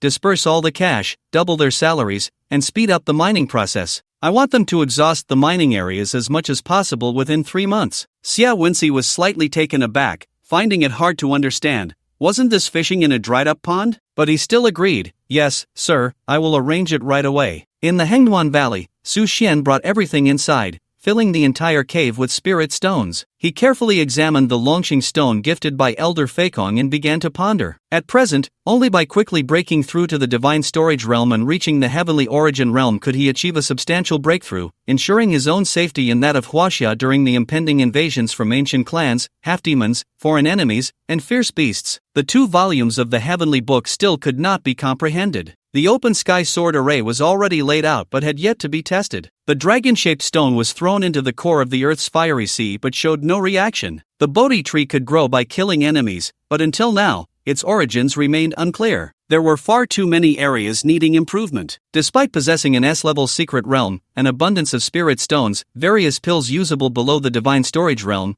and several not overly valuable magical treasures, Su Xian felt it was far from enough. After all, in his previous life, he had witnessed the true kings of ancient clans ascending to the heavens in a single step, demolishing cities with bare hands. He had seen flawless divine beings withstand nuclear bombs unscathed. He had encountered the fierce beasts of the Naga clan, leaving mountains crumbling and cultivators turned to fossils. He had even heard of thousands of sword cultivators on the Great Wall being turned to mush in an instant by a demon emperor. There were too many powerful beings, and his current realm was far from sufficient. He must break through. With this thought, Su Xian closed his eyes, continuously absorbing spiritual energy. The spiritual energy within him surged wildly, flowing through his limbs and bones, in an instant resembling a torrent of a great river rushing to the sea. Above the divine storage is the heavenly origin realm. According to the description of a certain sword master from his previous life, the so-called heavenly origin realm is when all the organs of the human body are fully developed in the divine storage realm, tapping into their potential before entering another realm.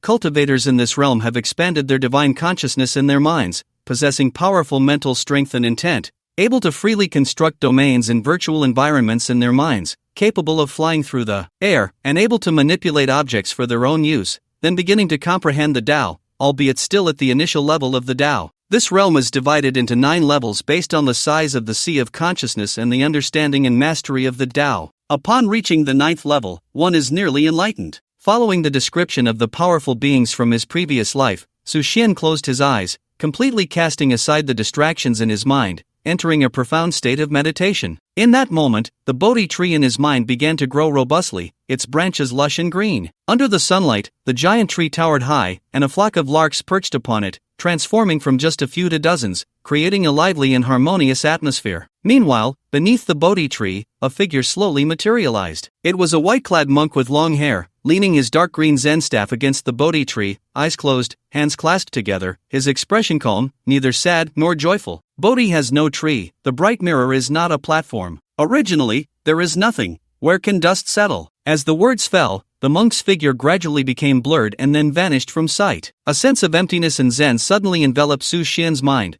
making him feel as if he were adrift in a vast ocean, or floating among the clouds. You have comprehended the primary form of the Tao Zen. At that moment, the images in Su Xian's consciousness shifted once more. In the endless expanse of white snow, the sky was submerged in frost, and an extreme chill swept across the world. A figure in a white robe, with black hair, wielding a long sword, walked slowly through the desolate snowfield. His expression was devout, sometimes lost, sometimes resolute, and at times enlightened. Suddenly, heavy snowflakes fell gently upon his head and clothes, lingering for a long time. The man crossed the sword over his chest, his expression dazed, and then a clear light flashed in his eyes. He dropped the long sword and exclaimed joyfully, "I understand." In the next moment, sword energy surged, piercing the heavens and breaking through the frost that blanketed the sky. You have comprehended the primary form of the Tao, sword intent. You have broken through to the celestial origin realm. It was unclear how much time had passed. It felt like a moment, yet also like a millennium. Su Xian sensed the spiritual energy within him growing increasingly abundant, and the barrier that had trapped him in the divine concealment realm shattered with a thunderous crash. 2 invisible yet undeniably real Taoists now existed in his sea of consciousness, one named Zen, the other sword intent. Su Xian opened his eyes, stood up, and felt his consciousness expand like a vast ocean, while his power seemed to become more restrained. Exiting the cave, Su Xian looked up at the mountain peak. With a thought, his body lifted off the ground and soared into the sky. He could finally fly. As Su Xian flew for the first time, he felt his body was still unbalanced, making him cautious. Watching the scenery retreat on either side and feeling the cool breeze flow past his ears, Su Xian found it all wonderfully refreshing. In his previous life, he had spent 15 years as a beginner in the divine concealment realm, with his physical development being minimal, struggling to survive in the cracks of existence, living a very constrained life. In this life, in less than 4 months, Su Xian had already broken through the divine concealment realm, reached the celestial origin realm, and could fly in the void, even mastering 2 primary forms of the Tao. Comparisons in life yield corresponding feelings of satisfaction or disappointment. However, after a brief moment of joy, Su Xian was more focused on how to continue growing stronger. For now, he needed to control his body well, maintaining different flying postures and speeds. Su Xian began practicing flying above the Hangguan Mountains, sometimes placing his left hand beside his head and raising his right hand, flying at high speed, at other times, standing straight in the void, gliding with his feet, sometimes flying backward, lying down, sitting, or spinning in the air. He tried various postures and ultimately found that simply standing straight was the best, as it was the easiest to manage and allowed for better speed control. Suddenly, Su Xian had a whimsical idea. He tossed the Ice Soul Cloud Miao sword into the air while simultaneously controlling the long sword in his mind, standing on it to practice sword flight. Half an hour later, Su Xian had nearly mastered both flying in the void and sword flight, understanding their differences, one practical, the other for show. Meanwhile, the workers below were astonished, watching their boss flying back and forth in the void, deeply shocked, ultimately concluding, the boss is a superhero. After breaking through to the celestial origin realm, Su Xian was temporarily unable to discern how to continue improving. In his previous life, he had only reached the divine concealment realm and had never stepped into this level. However, even so, he was not worried. he could always improve and progress by feeling his way forward. Having mastered the techniques of void flight and sword flight, Su Xian returned to the Hengduan Valley, sat cross-legged, and began to comprehend the Tao he had grasped: Zen and sword intent. Zen is the state described by Buddhism, and the goal it pursues. According to Buddhist teachings, practitioners of Zen can be divided into 5 levels: the Zen of external paths, where practitioners aspire to ascend to heaven and attain the rewards of paradise, maintaining a mindset of detachment from the mundane world, satisfied with the illusory pleasures of meditation, unaware of the principles of mind and dharma. This state is also the initial stage of entry. The Zen of ordinary beings recognizes cause and effect, but only for the benefit of their own body and mind or the joy brought by life, not yet reaching the realm of liberation from life and death, nor viewing life and death with indifference, nor finding joy in life and death. The Zen of the small vehicle comprehends the emptiness of the 4 elements and the non-self of the 5 aggregates, but cannot yet grasp the truth of the emptiness of the objective world. The Zen of the great vehicle, also known as the Bodhisattva Zen, can generate the great Bodhi mind, practicing the great vehicle Buddhist teachings for the benefit of others, gradually revealing the middle way while letting go of attachment to self and dharma. Upon reaching the 5th level, one attains the Zen of the limitless, also known as the Supreme Zen, witnessing the Tathagata, remaining tranquil and non-action, merging all phenomena, realizing the equality of all dharmas. To achieve profound Zen and mental states, one also needs meditation, which is the stabilization of the mind, further divided into 9 different spiritual realms: inner dwelling, equal dwelling, stable dwelling, near dwelling, harmonious dwelling, tranquil dwelling, subdued dwelling, functional dwelling, and spontaneous dwelling. In Su Xian's mind, these concepts related to Zen continuously flickered, gradually leading him into a state of emptiness, where past, present, and future converged into a single point,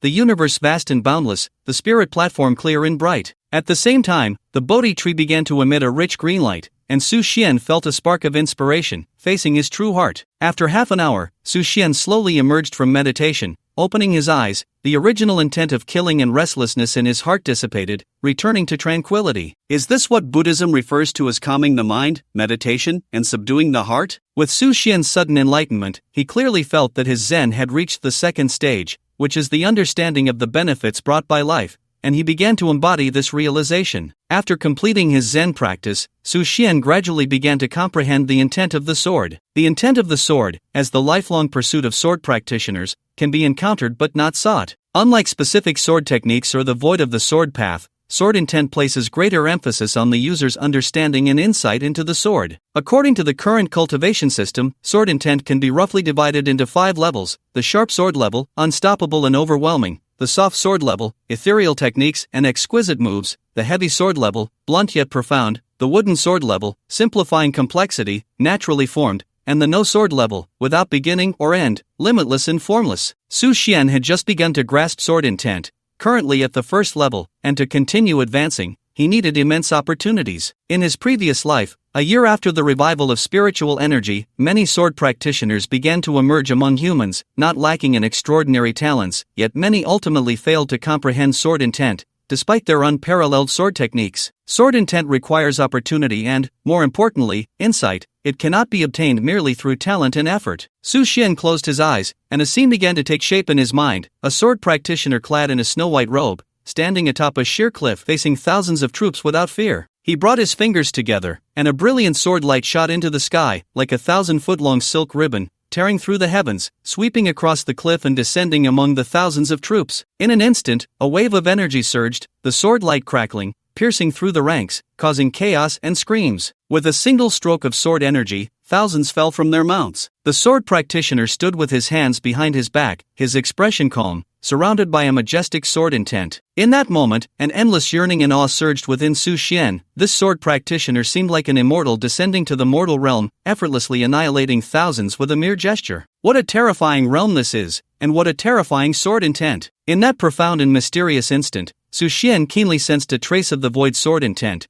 yet could not harness it, feeling a tinge of disappointment. If I could master this ethereal sword intent, perhaps my combat power could be elevated several levels. An hour later, Su Xian slowly withdrew his consciousness, the images in his mind dissipating like smoke, cold sweat trickling down his back, as if he had experienced a long century, watching an entire battle spanning 1,000 years. After a brief rest, Su Xian suddenly noticed a commotion coming from the corner. He stood up and approached the corner, finding the instigator among the pile of spirit stones, a dragon-shaped stone, which was a gift from Elder Fa Kong, the abbot of the Longhu Temple. Could it be that it is now absorbing spiritual energy and about to undergo a transformation? Over the past 3 months, Su Xian had observed this dragon-shaped stone multiple times, but had seen no results, leading him to doubt whether this stone was an ordinary one. Fortunately, it was a gift from Elder Fa Kong, and Su Xian believed that this enlightened monk was no ordinary person. From their previous conversations, he could even deduce that this monk must know the truth and secrets of the spiritual energy revival, but was unable to tell him. Moreover, the bodhi tree in his mind also came from this monk, as did the ancestral dragon veins used for the heavenly punishment thunder god Bao. Therefore, Su Xian believed that this dragon-shaped stone would surely reveal its true nature, and was by no means an ordinary object. Sure enough, after 4 months, the dragon-shaped stone finally began to stir. The completely black dragon-shaped stone started to hum and vibrate, jumping continuously on the ground, appearing very lively. At the same time, streams of purple spiritual energy emanated from the pile of spirit stones, all being absorbed by it. Then, the black hard shell on the surface began to peel away inch by inch, revealing its original color inside. It shimmered with a brilliant golden light, shooting out and instantly enveloping the entire valley, as if coated with a layer of gold. Su Xian slightly curled his lips. Were treasures always this dazzlingly golden? Once the outer layer of the dragon-shaped stone completely fell away, Su Xian decisively grabbed it, and then the magma in the core of the earth began to boil again, seemingly filled with a strong desire, surging madly towards Su Xian. Su Xian had seen this phenomenon before, so he was not surprised.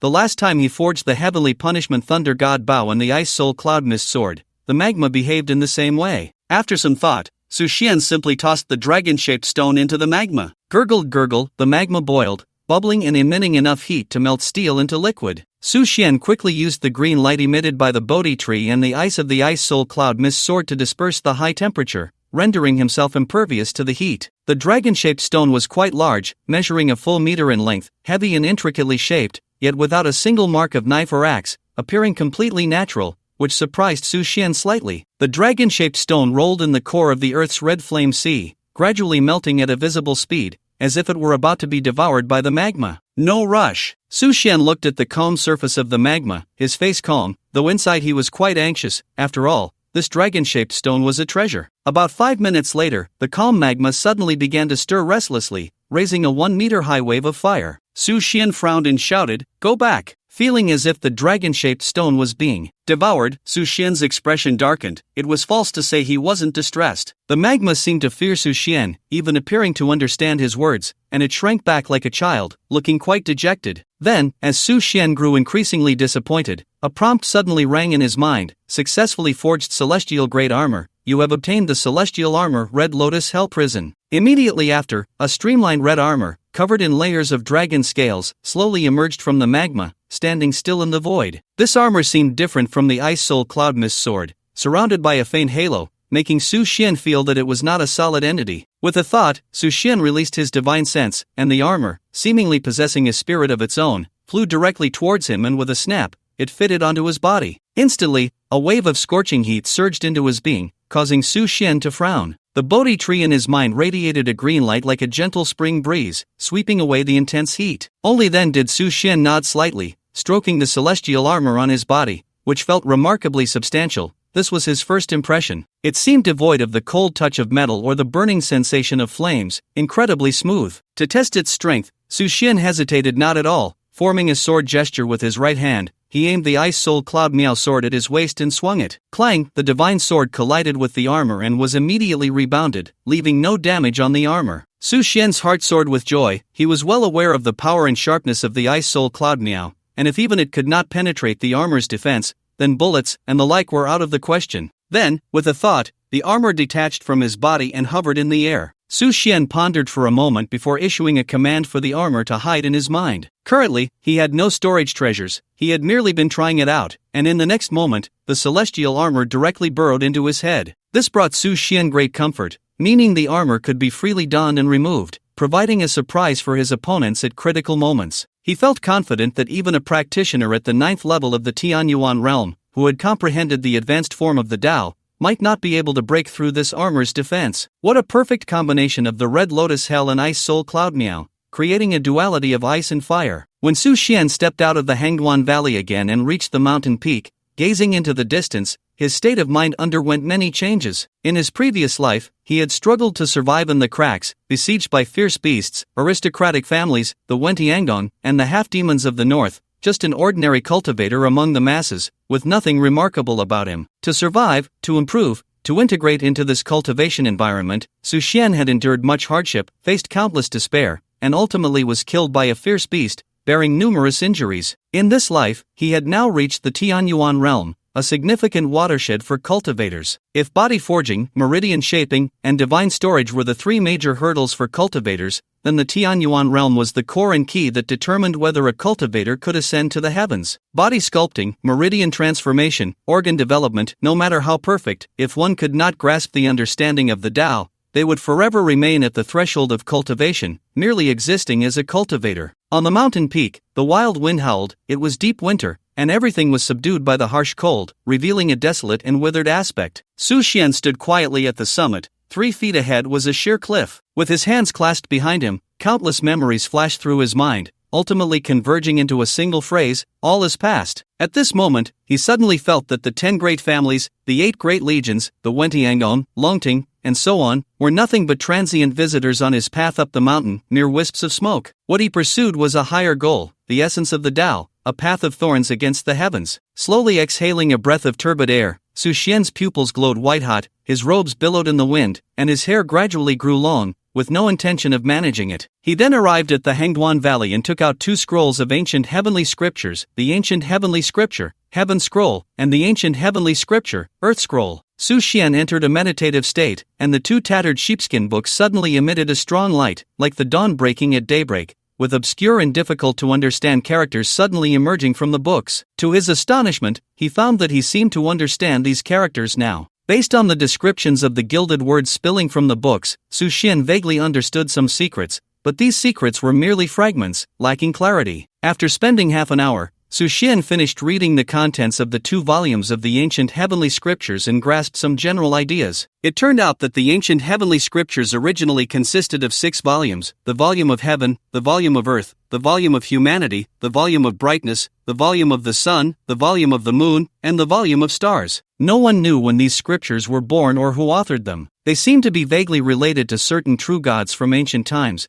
but the records were sparse, failing to reveal the full picture. Long ago, a powerful being gathered all 6 volumes and became the strongest in the 3 realms. Ultimately, his strength broke through its shackles, nearly approaching the heavenly path, and he seemed to have discovered some secrets before disappearing without a trace, while the 6 volumes of the ancient heavenly scriptures scattered across various places. According to legend, if one could comprehend the 6 volumes, they would find the path to ascend to heaven, become a king, transcend to divinity, and achieve immortality. Among them, the volumes of the sun, moon, and stars seem to record the celestial phenomena of the vast world, detailing the mysteries of the birth and extinction of all things. The volumes of heaven, earth, and humanity recorded the secrets of timing, geographical advantages, and human harmony, containing supreme divine abilities. Mastering any one of them would be enough to become a peak powerhouse. I remember in my previous life, someone obtained the volume of heaven, learned a certain divine ability from it, and shattered mirrors as easily as drinking water, becoming a top powerhouse in Huaxia, battling the true kings of ancient clans, the lords of fierce beasts, and the demon emperors of the 100 Demons Road. Su Xian pondered, slowly opening the volume of heaven,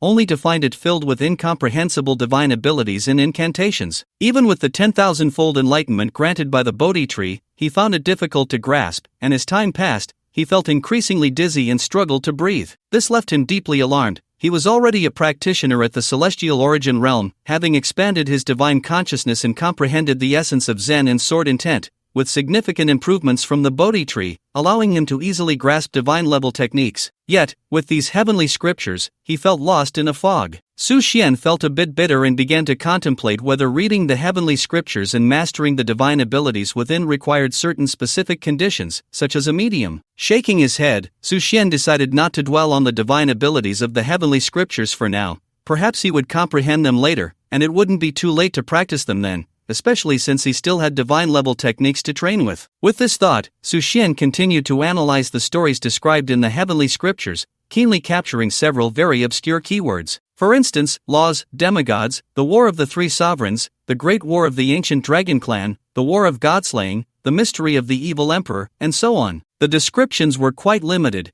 with many crucial points omitted. Su Xian could sense that the author of the heavenly scriptures seemed to be deliberately concealing some secrets, and this secret appeared to be closely related to the revival of spiritual energy. However, he couldn't fully grasp it at the moment. Among them, the volume of Heaven detailed the concept of heavenly timing, referencing the teachings of various schools of thought and citing some obscure idealistic philosophies, as well as various signs from ancient times. More descriptions focused on the origin and formation of heaven, which seemed to have intricate connections with certain saints from the primordial era, yet it was not explicitly stated. As for the volume of Earth, it narrated the formation of Earth, seemingly appearing at the same time as heaven, but one was an ascent while the other was a descent. In even earlier times, heaven and earth appeared to be in a state of chaotic primordiality. Su Xian closed the 2 volumes of the heavenly scriptures, furrowing his brow and shaking his head. Relying solely on these 2 volumes is insufficient to glimpse the origins and mysteries of heaven and earth, nor can it reveal the fundamental reasons for the revival of spiritual energy. Only when all 6 volumes of the heavenly scriptures are gathered can the truth and secrets be revealed. However, through these fragmented pieces of information, combined with his own analysis, Su Xian could roughly infer some things,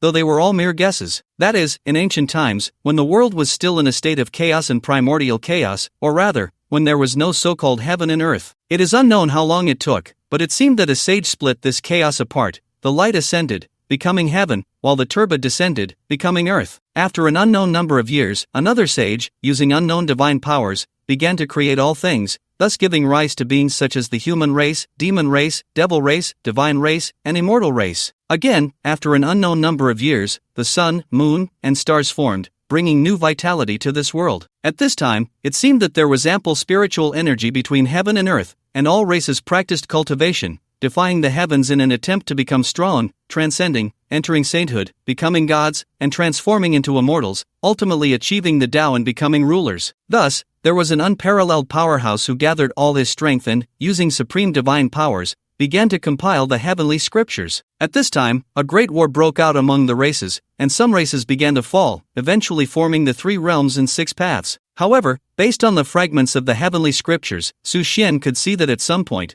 the spiritual energy suddenly dried up, and countless powerful beings vanished without a trace. Now, with the revival of spiritual energy, the information plan has completely broken down. Technological civilization has replaced the cultivation civilization, and now it has returned to the era of cultivation civilization, only that technological civilization coexists simultaneously, while humanity has become the ruler of the world. So, what exactly is the missing piece of truth? Su Xian was very puzzled. This was not recorded in the heavenly scriptures. After a short rest, he tried to read the divine powers recorded in the heavenly scriptures again, but he found it very difficult, still unable to understand, let alone comprehend in practice. At this moment, a thought suddenly struck him, a mysterious and profound Taoist. Perhaps, I should go seek his guidance. With this thought, Su Xian carefully put away the heavenly scriptures, sealed the valley with a secret formation, and slowly walked out. Notify Ah Hu to prepare the helicopter. We will set off early tomorrow morning. Yes, sir. In the East Sea, on an unnamed island, at Baiyun Temple, Xian Yuan sat in the courtyard, leisurely drinking tea and playing chess. Opposite him was his eldest disciple, Yi, who was now scratching his head, staring at the chessboard where the giant dragon had been slaughtered into disarray. Strictly speaking, it was not a giant dragon,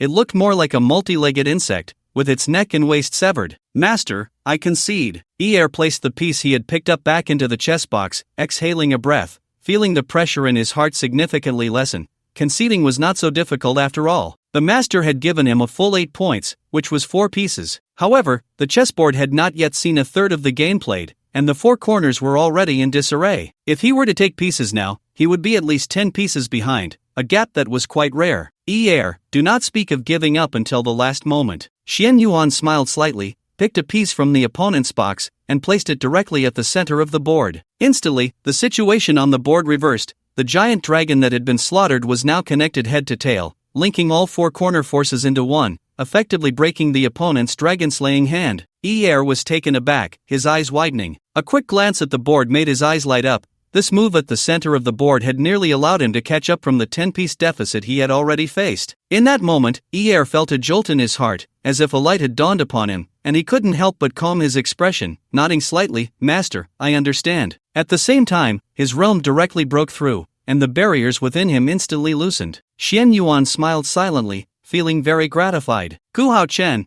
there is not much more I can teach you. At that moment, not far from the eastern sea, suddenly, tumultuous waves surged, and a figure slowly emerged from the water, riding the towering waves, holding a trident in hand, clad in scarlet armor, wearing a purple gold crown, with crimson eyes, exuding an imposing presence. Xian Yuan, long time no see. A voice that seemed to transcend a millennium echoed, like a thunderclap. This voice approached in waves, resonating deeply. The expressions of the two changed, and they quickly looked at their master, sensing the ominous tone. Even the 3 or 4 little Taoist priests, who were dozing off in a rattan chair, drooling, were startled awake by the voice, looking blankly at their master and then at their senior brother, as if asking, "What happened?" Xian Yuan's expression shifted slightly, his smile fading as he gently waved his sleeve. No need to panic upon seeing an old friend. While I am away, you too must not forget to clean and study the scriptures. Yes, yes. The 2 little Taoist priests nodded in agreement. Xian Yuan stroked his beard slightly, and in the next moment, he leaped high, soaring directly from the courtyard like lightning towards the seaside. The eastern sea, an uninvited guest, came riding the waves. Xian Yuan stood still in the void, his Tai Chi yin-yang robe spotless, calm and composed, as if he were one with the universe, perfectly harmonious, without flaw or impurity. The man holding the long trident, clad in celestial armor, felt his arrogance slightly wane, a hint of astonishment in his expression. "Xian Yuan, you have approached the Tao." "Not yet attained the Tao," Xian Yuan replied with a slight smile, gazing at the Sea King, who resembled a war god. "A friend from afar, how delightful it is. King Kanglan, your esteemed presence is a great honor, and I apologize for not welcoming you properly. There is no need for such formalities between us." King Kanglan waved his hand, then, riding the towering waves, soared into the sky, slowly descending onto the land. As the waves receded, his true form was revealed: human head, serpent body. With the revival of spiritual energy, I have been asleep for an unknown duration, suddenly awakened by my descendants. Xian Yuan, do you know the reason behind this? The Sea King, resembling a war god, was indeed an old friend of Xian Yuan, and this time he had come to the eastern sea in search of answers. The revival of spiritual energy and the return of all races to the former era of cultivation might not necessarily be a good thing. Especially considering the many great wars that had occurred long ago, King Kanglan held no particular fondness for cultivation or awakening. Because the revival of spiritual energy meant the possibility of war, and according to current understanding, it seemed the sea race had already clashed with the human race, which displeased him even more. Xian Yuan's expression grew serious as he slowly shook his head. "I do not know. Is there truly something that you, the unparalleled fierce person, all-knowing and all-powerful Xian Yuan, do not know?" King Kanglan slowly landed on the ground, his serpent tail coiling around a large stone, crashing it down before him. Then he sat down slowly, taking out a set of tea utensils from his storage bag, filling them with seawater, extending his right hand to conjure a flame, directly boiling the tea water, then gently pushing a filled teacup forward. "It has been a long time. Come, taste my Dao of heavenly heart, and see if it still has the original flavor." Xian Yuan waved his right hand, drawing the tea water to him from afar, sitting down opposite, gently sipping the fragrant, exquisite spirit tea, instantly feeling the refreshing aroma enter his body, his whole being relaxed, unable to help but nod in praise. As expected of Dao, it still has that flavor, unchanged. He then placed the teacup on the stone before him, his expression serious. King Kanglan also sipped the fragrant tea, looking up at the sky, filled with emotion. "The tea is still the same tea, but this world is no longer the same world. I flew around the East Sea and discovered that the human race has created many unprecedented things: strange birds that soar through the sky, hiding in their bellies, monsters that spew flames and roll along, and things that cannot even be named." Xian Yuan smiled faintly. "Song Lan Wan, you have slept for too long. Nowadays, although the human race lacks spiritual energy for cultivation, they have developed another kind of civilization, which they call technological civilization. By borrowing external forces, they can achieve abilities comparable to cultivators. There is a weapon that can even destroy cities and open the heavens, burning mountains and boiling seas." Song Lan Wan's face involuntarily showed confusion. The human race has no spiritual energy for cultivation, yet they can develop like this? How strange. In that moment, he couldn't help but recall a long time ago, during the era of coexistence among the myriad races, when a human emperor rose, attained the great Tao, and contended with true gods, gaining fame throughout the ages. The human race is indeed a peculiar species. They appear weak, yet their resilience is remarkably strong. Xian Yuan looked at the dark clouds pressing down from the sky and slowly said, "Although we do not know why spiritual energy suddenly appeared or how it was exhausted 1,000 years ago, you and I still know a thing or two." Song Lan Wan's face immediately fell into reminiscence, and after a while, he looked astonished, glancing at the sky before cautiously whispering, "Are you referring to the calamity?" Xian Yuan smiled without speaking, continuing to sip his tea. Is there anyone destined to face the calamity? I have already found them. That person will probably arrive here soon. As expected of you, Xian Yuan, your insight is as admirable as ever. You flatter me. Song Lan Wang drank 3 cups of enlightenment tea before slowly asking, so, will we repeat the same mistakes this time? That is uncertain. By the way, what is going on with the sea race? Why have they suddenly launched an attack? Speaking of this, Xian Yuan also felt puzzled. The sea race had always coexisted peacefully with the human race, one on land and the other in the sea, without interference. Song Lan Wang's eyes suddenly filled with a hint of melancholy, and he said with some emotion, I have slept for too long, and with the exhaustion of spiritual energy in the past, my sea race's cultivation has continuously regressed, ultimately becoming ordinary beings. By the time I awoke, my clan was already in chaos, with 3 kings of strength not inferior to mine controlling the entire sea race. They advocate attacking the human race to seize the secret realms and spiritual stone mines scattered in different places. Xian Yuan nodded thoughtfully and said, Are they also kings from your era? No, they are from this revival of spiritual energy. They have obtained some powerful inheritances and divine abilities, and in just a few months of cultivation, they reached the Tianyuan realm and declared themselves kings. My strength has yet to recover, so I am temporarily unable to restrain them. Song Lan Wang's cheeks flushed slightly, revealing a look of embarrassment and self-mockery, while his gaze also carried a hint of plea for help. Xian Yuan's heart stirred, understanding why he had come to seek him. After pondering for a moment, he said, You know the rules on my side. I know, but I do not wish for the sea race and the human race to go to war. After all, they should not become enemies, at least they weren't in the past. Looking at this once mighty king who had traversed the 3 realms, now appearing so desolate and awkward, Xian Yuan thought for a moment before saying, We naturally cannot interfere, whether it be the human race or the sea race, but I can recommend someone, perhaps he can resolve this. You mean that person destined to face the calamity? Upon hearing this, a glimmer of hope rose in Song Lan Wang's despairing eyes, and he almost blurted out, Does he have an inheritance? What is his current realm? Xian Yuan smiled slightly. His inheritance is quite significant. I can't explain it clearly in a short time. As for the realm, it has never been a standard for measuring strength. Perhaps he is at the divine concealment realm now. We will know the specifics when we meet. Song Lan Wan's smile instantly vanished from his face, shaking his head. The divine concealment realm is too weak. No matter how good the inheritance is, he is not their match. Allowing him to intervene in the affairs of my sea race now would only bring him harm. Xian Yuan, thank you for your kindness, but he truly cannot. Whether he can or cannot, we must see him first to know. The God Concealment Realm and the Heavenly Origin Realm, although only one realm apart, are separated by a distance of 100,000 miles, as you know. I truly cannot bear to let this child destined for calamity interfere in our sea clan's internal strife. It weighs heavily on my heart, especially since his strength is too weak. King Kanglin waved his hands repeatedly, his expression of disappointment growing more intense. At that moment, a figure suddenly appeared in the sky, like an arrow released from a bow, flying swiftly towards them. Beneath him, countless swords paved the way, leaving a dazzling white light in their wake. The two looked up in shock, only to see a young man dressed in a white robe, carrying a white longsword and a blue divine bow, racing towards the East Sea. Upon spotting the 2 figures below, he descended directly from the air. Su Xian greets the Taoist. Su Xian clasped his hands in a bow, nodding slightly. Xian Yuan stroked his white beard, a look of complete satisfaction on his face, especially as he watched King Kanglin's astonished expression, which brought him great comfort. Come, have a seat. Su Xian nodded, neither servile nor overbearing, and took a seat with a swagger. Let me introduce, this is King Kanglin of the Sea Clan. Su Xian was slightly surprised, observing the half-human, half-snake figure clad in celestial armor,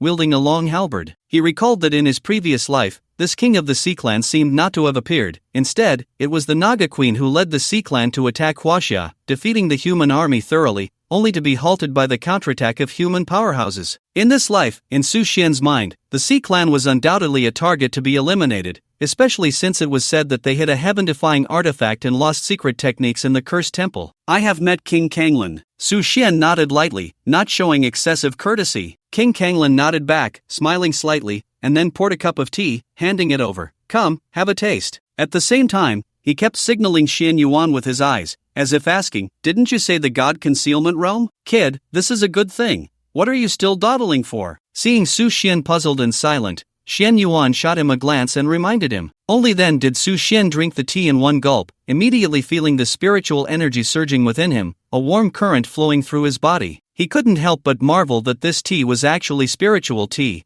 seemingly having an inexplicable enhancing effect on the circulation of spiritual energy in his body. "No matter what you came to ask me about, there's a favor you must help this old man with." Xian Yuan looked at Su Xian, who seemed hesitant to speak, and quickly took over the conversation, stroking his beard and smiling, appearing quite profound. "Please speak, Taoist." This King Kanglan, due to a rebellion within his clan, has 3 kings taking advantage of the situation, inciting the entire clan to attack Huaxia. Therefore, I hope you can intervene to stop the war, and if necessary, you can even behead these 3 kings as a warning to others. Kings? Don't worry, they are self-proclaimed, they are merely in the heavenly origin realm. Seeing that Su Xian seemed to still be considering, Xian Yuan kept signaling to King Kanglan, who understood and quickly took out a storage bag from his waist, handing it over. "This is a storage bag. Inside are water-avoiding pearls that will allow you to move through the sea as if on solid ground. There are also some precious elixirs I collected in my early years, which will help you comprehend the Tao in the heavenly origin realm. If you can help deal with these 3 kings,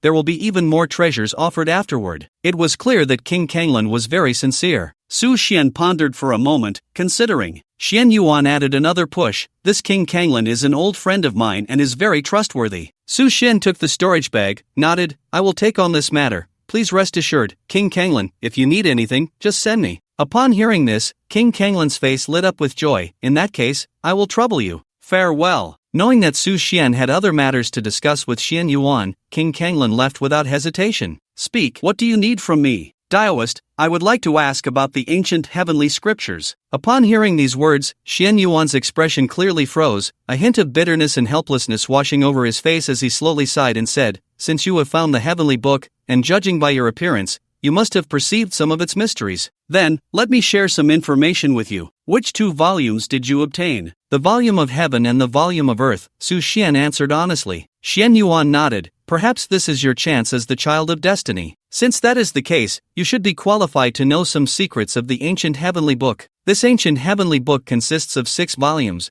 as you probably already know, so I won't repeat it. Long ago, when the heavens and earth were first opened, and all races were born, when the sun and moon rose and set, and the stars shifted, it is said that spiritual energy was abundant, and countless true gods were born, achieving immortality and sainthood. However, in ancient times, a great war broke out, with 3 of the most powerful cultivators fighting from the heavens to the earth, from the human realm to the demon realm, shattering countless blessed lands and parallel dimensions, plunging everything into darkness for over a decade, ultimately resulting in 2 deaths and 1 disappearance. These 3 had reached the highest realm, long lost to history, almost approaching the Tao, and ruled over a region. This great war is referred to by later generations as the War of the 3 Emperors. After the war, all things withered, and the races reached a consensus to jointly repair the heavens, earth, mountains, rivers, sun, moon, and stars, and to recuperate. Through countless years of research on the sun, moon, stars, and the people of heaven and earth, a powerful being recorded these secrets for future generations to reference, including many ancient divine abilities and secret methods. However, while compiling the heavenly book, this powerful being suddenly felt a strange force spreading through the 3 realms, continuously devouring his will, causing him to alternate between confusion and madness. No one knows how long it took, but at the moment the heavenly book was completed, this unparalleled powerhouse went mad, suffering a backlash from the heavenly book, killing indiscriminately, instilling fear in all races, and was known as the Peerless Fiend. After finishing, Dao Xian raised his gaze to the sky, where the dark clouds were lowering, and beneath the heavy clouds seemed to hide countless fierce beast eyes, overlooking the earth and taking in the myriad forms of humanity. Su Xian was digesting this astonishing amount of information, vaguely sensing that he had touched upon a secret of ancient times, yet in reality, he grasped nothing. For instance, what was the cause of the War of the 3 Emperors? Who were these 3 emperors? Who was the one who wrote the heavenly book? Xian Yuan seemed unclear about this as well. And what secrets did this peerless fiend hold? That too was unknown. Everything was shrouded in mist, and the more he thought, the more his head ached. Su Xian rubbed his brow and decided not to think about it anymore. As long as he maintained his current state of advancement and laid plans in advance, he would not fear even if all races descended. Right now, you still cannot comprehend the techniques within the heavenly book because you lack a medium. Xian Yuan suddenly revealed a shocking piece of information. Su Xian's pupils contracted. No matter how he read the heavenly book, he could never penetrate or understand the techniques within. Clearly, he recognized every word, but when combined, he had no idea what they meant. This painful feeling was akin to struggling with English exercises back in school. Dare I ask, what is the medium? Where can I find it? Understanding Su Xian's urgency, Xian Yuan did not respond directly but instead asked lightly, the techniques of the Heavenly Book may have many unknown and terrifying side effects. Do you still wish to cultivate them? Like a wake-up call, Su Xian's heart trembled. In a daze, he seemed to recall that in his previous life, the powerful being who mastered the techniques of the Heavenly Book ultimately vanished without a trace. Many speculated that he was in seclusion, but no one truly knew what had happened. Is it possible that the techniques hidden within this Heavenly Book conceal something else? However, if one cannot comprehend the Heavenly Book, then they will not learn those long-lost divine abilities, nor will they uncover the secrets of spiritual energy depletion and revival, and they certainly will not know what truly happened in ancient times. These secrets must be intricately related to the myriad races that will continuously descend upon the world in the future. With this thought, Su Xian's gaze became resolute as he nodded and said, "Even so, I still wish to comprehend this Heavenly Book." Xian Yuan nodded, a hint of appreciation flickering in his eyes. Cultivators are inherently those who go against the heavens. If one is timid and hesitant, how can they attain the path of divine abilities? He then said to him, "The reason you cannot comprehend the Heavenly Book is that it is written in the ancient script and works from a bygone era. Although you have certain special treasures to assist you, allowing you to barely understand the text, you cannot truly grasp or penetrate its meaning. If you wish to comprehend and understand the Heavenly Book, and even learn the supreme divine abilities within, you need to find a treasure called the Sealed Demon Stone. It is said that this treasure has existed since the primordial times and can transform the text and content of the Heavenly Book into a form you can understand." Su Xian nodded and asked, "May I ask, Taoist, where can I find this Sealed Demon Stone?"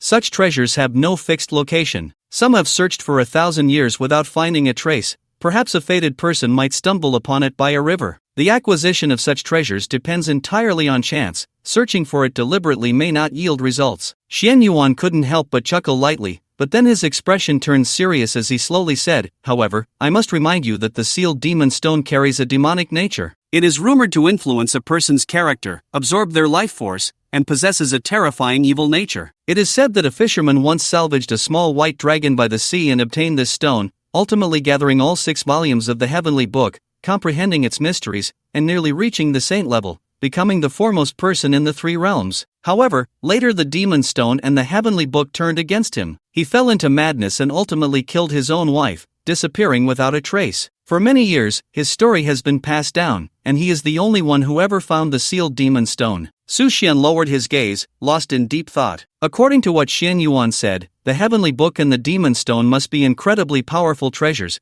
perhaps even surpassing the celestial level, but the negative effects they bring are equally terrifying. "Thank you, Taoist, for your reminder and for sharing this information." Su Xian stood up, bowed deeply, expressing his sincere gratitude to Xian Yuan. "I wonder if the Taoist has any further instructions?" Xian Yuan smiled but did not directly answer his question. Instead, he looked up at the sky and noticed that the dark clouds continued to descend, almost reaching sea level, creating an overwhelming sense of oppression. Following his gaze, Su Xian looked up and also noticed something was amiss. The dark clouds had dropped at least 10 meters in a short time. "Taoist, could it be that these dark clouds—" Xian Yuan raised a finger, signaling him to be silent, then extended his right hand, calculating with his fingers. His pupils widened, and he silently exclaimed that it was bad. He then turned back, staring blankly at Su Xian, and asked, "What are your thoughts on the current situation? How would you choose?" Su Xian was taken aback, then took a deep breath and replied earnestly, "Beasts, half-demons, sea tribes, ancient clans, everything sees Blue Star as a place to invade. It seems they want to occupy Blue Star. I suspect they are running out of resources and need to achieve racial expansion through war and plunder. With the arrival of spiritual energy revival, the myriad races will enter the cultivation era, their strength will grow increasingly powerful,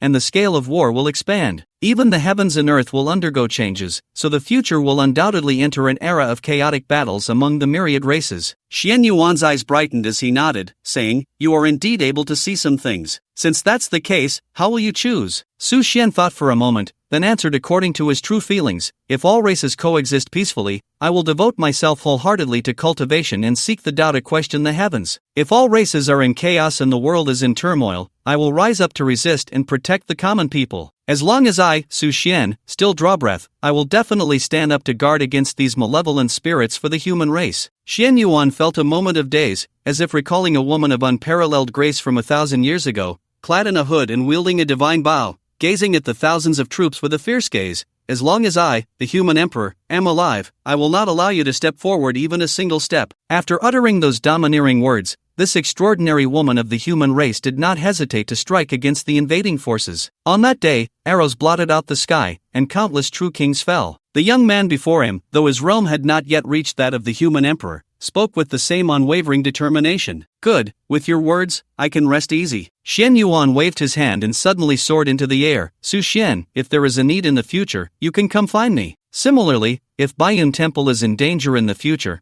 I hope you can lend a hand to resolve the crisis. Su Xian was taken aback. How could he, merely at the Tianyuan realm, be regarded so highly by Xian Yuan? But he still nodded. Rest assured, Taoist. If Baiyun Temple faces difficulties in the future, I, Su Xian, will definitely come to its aid. Ha! If the fierce winds rise one day, you will cry while I laugh. Watching the figure in the yin-yang Dao robe disappear into the horizon, Su Xian bowed in that direction. After leaving Baiyun Temple, Su Xian immediately returned to the Hangduan Valley and called for his assistant, Xia Wenxi. How is the situation in the eastern region? Xia Wenxi shook his head. Not good. The eastern army is retreating steadily, nuclear weapons have been used, almost leveling the coastal ports, yet they still cannot stop the Sea Tribe's army, which possesses terrifying abilities, it is said. Su Xian nodded, remaining silent. After a long while, he asked, have they sought our assistance? Not yet. All right, I understand. Contact the northern army. If the eastern region cannot hold on, do not force it. Xia Wenxi was slightly taken aback but still nodded. Yes, sir. Su Xian then prepared himself and headed straight for the eastern region. Since he had promised the king of Kanglan, he would fulfill that promise. The Sea Tribe, huh?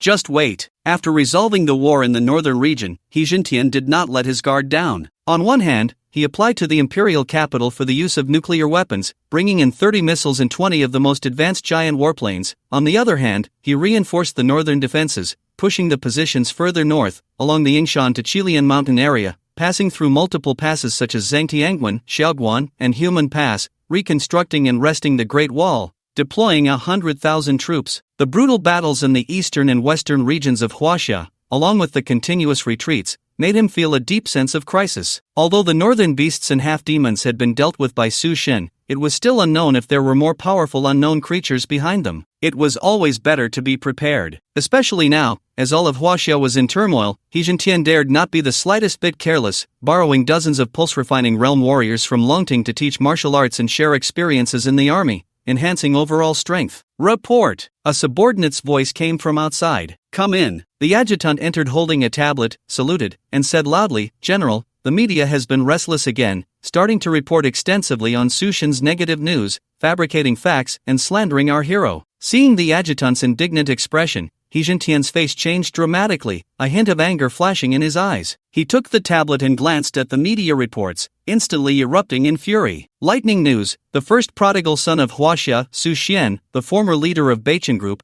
is said to have recently committed numerous heinous acts in Jiangnan. For more details, please continue to follow today's news. Southern District News: Huaxia's prodigal son Su Xian went to Huainan today, secretly heading to Wentiangdong, where he unleashed a massacre, harming the innocent. We urge Longting officials to intervene and restore justice for the deceased. Please continue to follow Southern District News for updates. Orange Juice News: the first prodigal son of Huaxia, Su Xian, reportedly spent a staggering 100 billion to purchase multiple abandoned plots of land, causing a stir in the entire business community. Major businesses unanimously believe this move will impact the real estate market. Su Xian is attempting to disrupt the entire market. We call on the Business Association and the top 10 families to take action and for relevant departments to stop such behavior. Please continue to follow Orange Juice News for updates. Glancing at these highly sensational reports, He Jintian felt an unnameable anger rising within him. Immediately connect with the Cultural Bureau, the Broadcasting Bureau, and other relevant units to thoroughly investigate these platforms and editors. Do it in the name of the Northern Town Army, and stop the slander. If they continue to insult Su Xian, they are going against my Northern Town Army. He Jintian slammed his tablet onto the ground, shattering it into pieces, yet his hatred remained unquenched. These damned unscrupulous media, it was one thing to create hype,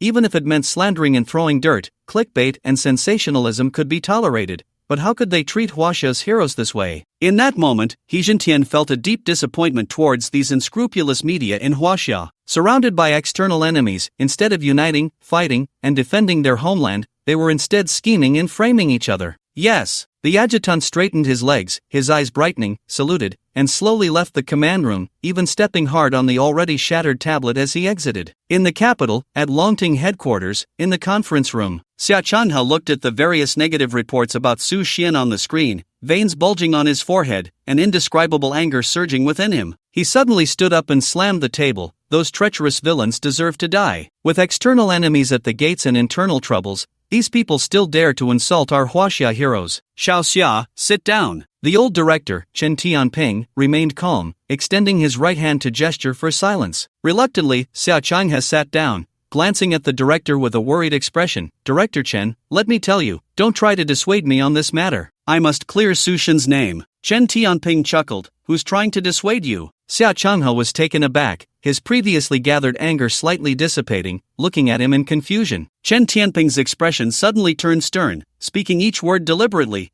What are you still dawdling for? Go get them. Unite with various units and drag out the masterminds behind these media. If they dare to use their connections, utilize Longting's privileges and bring them all in. Damn it, I've long been fed up with these clowns. Afterward, widely report on Su Xian's background in slaying beasts to clear the stigma those bastards have placed on him. Xiao Xia, if you don't handle this well, I will be very disappointed, understand? Looking at this irritable old man, with a face full of sternness, Xia Changhe fell silent, momentarily seeing the fierce figure of him breaking through a sea of corpses and blood. His lips twitched. Not, bro? Just a moment ago he was calm, and now he's even more agitated than I am? Don't worry, Director Chen, I will handle this matter well. In Jiangnan, at Orange Juice Media, in the chairman's office, a middle-aged man in a suit with slicked back hair, holding a cigar, sat in his office chair with his feet propped up on the desk, swaying slightly as he answered a phone call. Don't worry, we've hired dozens of editors who have been immersed in trending articles for over a decade, and we've processed more than 100 reports. In just 24 hours, we've exceeded 300 million searches. As for now, the effect you wanted has been completely achieved. This Su Xian, besides being known as the biggest spendthrift in China, is also a murderous maniac, contemptuous of the law, harming his fellow countrymen. He's become a rat in the street, everyone is shouting to beat him, and over 300,000 netizens are even hunting him down. Payment? No need, no need. If it weren't for your support back then, there wouldn't be today's Orange Juice Media. It's my honor to serve you. Alright, let's leave it at that. We'll meet again next time. After hanging up, the chairman of Orange Juice, who had dominated the media industry for 30 years and had hardly met a rival, looked radiant at this moment, pleased with the unexpectedly good results of the task. Despite repeatedly declining, he still paid out 5 million in rewards. According to his plan, aside from the wages due, he would take out 30,000 for the relevant personnel, leaving the remaining 4,900,000 for himself. Knock, knock, knock. A knock sounded at the door. Come in. Chairman Ding, there's someone named Xia outside looking for you. Ding Yuanying was in a good mood. Although somewhat puzzled, he decided to meet the visitor. Previously, he would have been too lazy to bother. Then, a young man dressed in a brown jacket and wearing a cowboy hat walked in, directly sitting across from him without greeting, pulled out a cigar from the table, lit it, and propped his feet up on the desk, slowly blowing smoke rings with an arrogant attitude, casting a sideways glance at Ding Yuanying, his face full of disdain. Sir, what can I do for you? Ding Yuanying frowned slightly, very displeased with this stranger. If it weren't for the 5 million he had just received, he would have made sure this person didn't leave his office. Xia Changhe extinguished the cigarette but flicked it away, then stretched out his arms, resting his head on them, and coldly said, within half an hour, take down all negative news about Su Xian and publicly apologize in the name of Orange Juice. Oh, and the apology needs to include a video, and you must appear in person. Ding Yuanying was taken aback, then couldn't help but burst into laughter. Friend, where are you from? How dare you come here to stir trouble? He then clapped his hands, and 4 burly men with unfriendly expressions walked in, glaring at Xia Changhe, their strength at the 9th level of body refinement fully displayed. Xia Changhe glanced at him, his eyes fierce, and stood up from his chair, charging into the midst of the 4 men. With a powerful swing, he sent one of them flying, then threw 2 straight punches, shattering the noses of the others, who fell to the ground screaming in pain. My patience is limited, don't let me down. Xia Changhe put on his hat, coldly staring at Ding Yuanying, who was trembling in shock, his eyes wide. The 9th level body refinement experts hadn't even had a chance to fight back before being beaten down. Not daring to make a move, Ding Yuanying quickly arranged for people to start taking action. Following the same method, Xia Changhe went to several other media companies, resolving the chairman's issues in the same way. He then checked various platforms, and all previous negative reports about Su Xian were retracted, with the chairman of major media platforms publicly apologizing, even vividly recounting Su Xian's deeds of slaying beasts in the north. On behalf of the 40,000 employees of Orange Juice Media, I apologize to everyone. We fabricated facts and slandered the great hero of China, Su Xian, causing him mental distress and leading everyone to misunderstand him,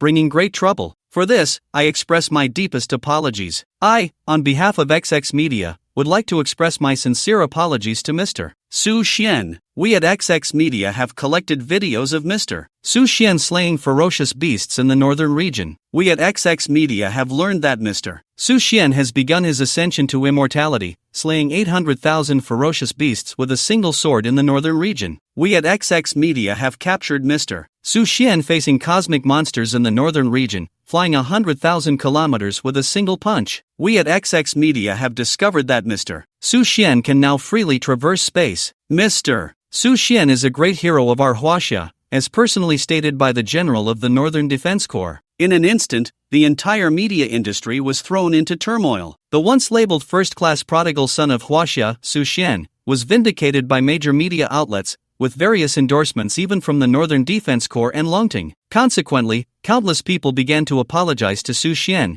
leaving messages on major media platforms. God Su, I'm sorry, please forgive our ignorance. God Su, I'm sorry, I spoke too loudly before. God Su, I'm sorry, you are the true hero of our Huaxia. In the Hangduan Valley, Su Xian furrowed his brow as he looked at the exaggerated reports from these media platforms and the apologies from millions, feeling somewhat amused. On the internet, there is always a group of people who follow the crowd, lacking their own sense of right and wrong in judgment. When they realize they were wrong, they begin to apologize in the same manner. The key issue is that when faced with the same situation again, they will still make the same choice. In these past few days, Su Xian did not go out again but often sat cross-legged on the mountain peak, feeling the cold wind blowing and capturing the flow of spiritual energy. He had reached the second stage of Zen meditation, but it was becoming increasingly difficult to continue improving. The state of mind emphasized in Buddhism is empty yet allows all things to be equal, which is actually a challenging state to achieve. Thus, there are teachings of lesser vehicle and greater vehicle Buddhism. At this stage, to truly look down on life and death,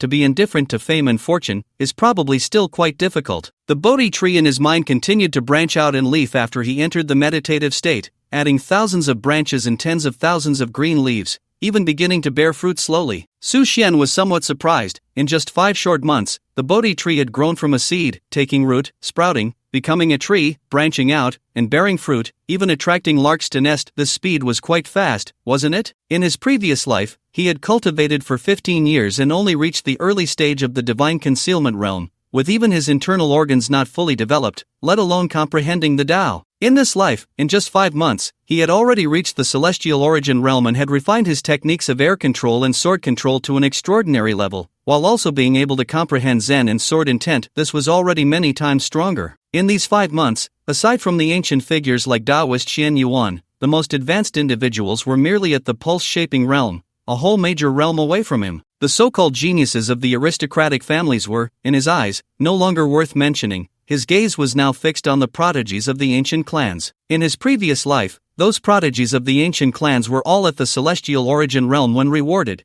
and he had no qualifications to spar with them. Now it seemed he might be able to fight them. Looking at his skills, after so many battles, Eagle Eye had been upgraded to LV3, Endless Life, LV3, Unyielding, LV3, Keen Touch, LV2. The significant enhancement of his skills added a few more trump cards to Su Xian. With the Red Lotus Hell armor for protection, even a full-force strike from a peak celestial origin realm cultivator could be withstood. Coupled with the Ice Soul Cloud Mist and the Heavenly Punishment Thunder God Bao as divine weapons by his side, Su Xian was very confident that he could fight anyone below the Golden Body realm. Even if I truly reach the Golden Body realm, I still have the assistance of the 6 swords of the King of You and the Opening Heaven sword array. At that time, it remains uncertain who will prevail. For a whole half-day, Su Xian sat in meditation at the mountain peak, contemplating the ethereal Tao between heaven and earth, continuously absorbing the rich spiritual energy of the Hangduan Mountain secret realm. Feeling that the time was about right, Su Xian returned to the Hangduan Valley. 5 months had passed, and according to the progress of the previous life,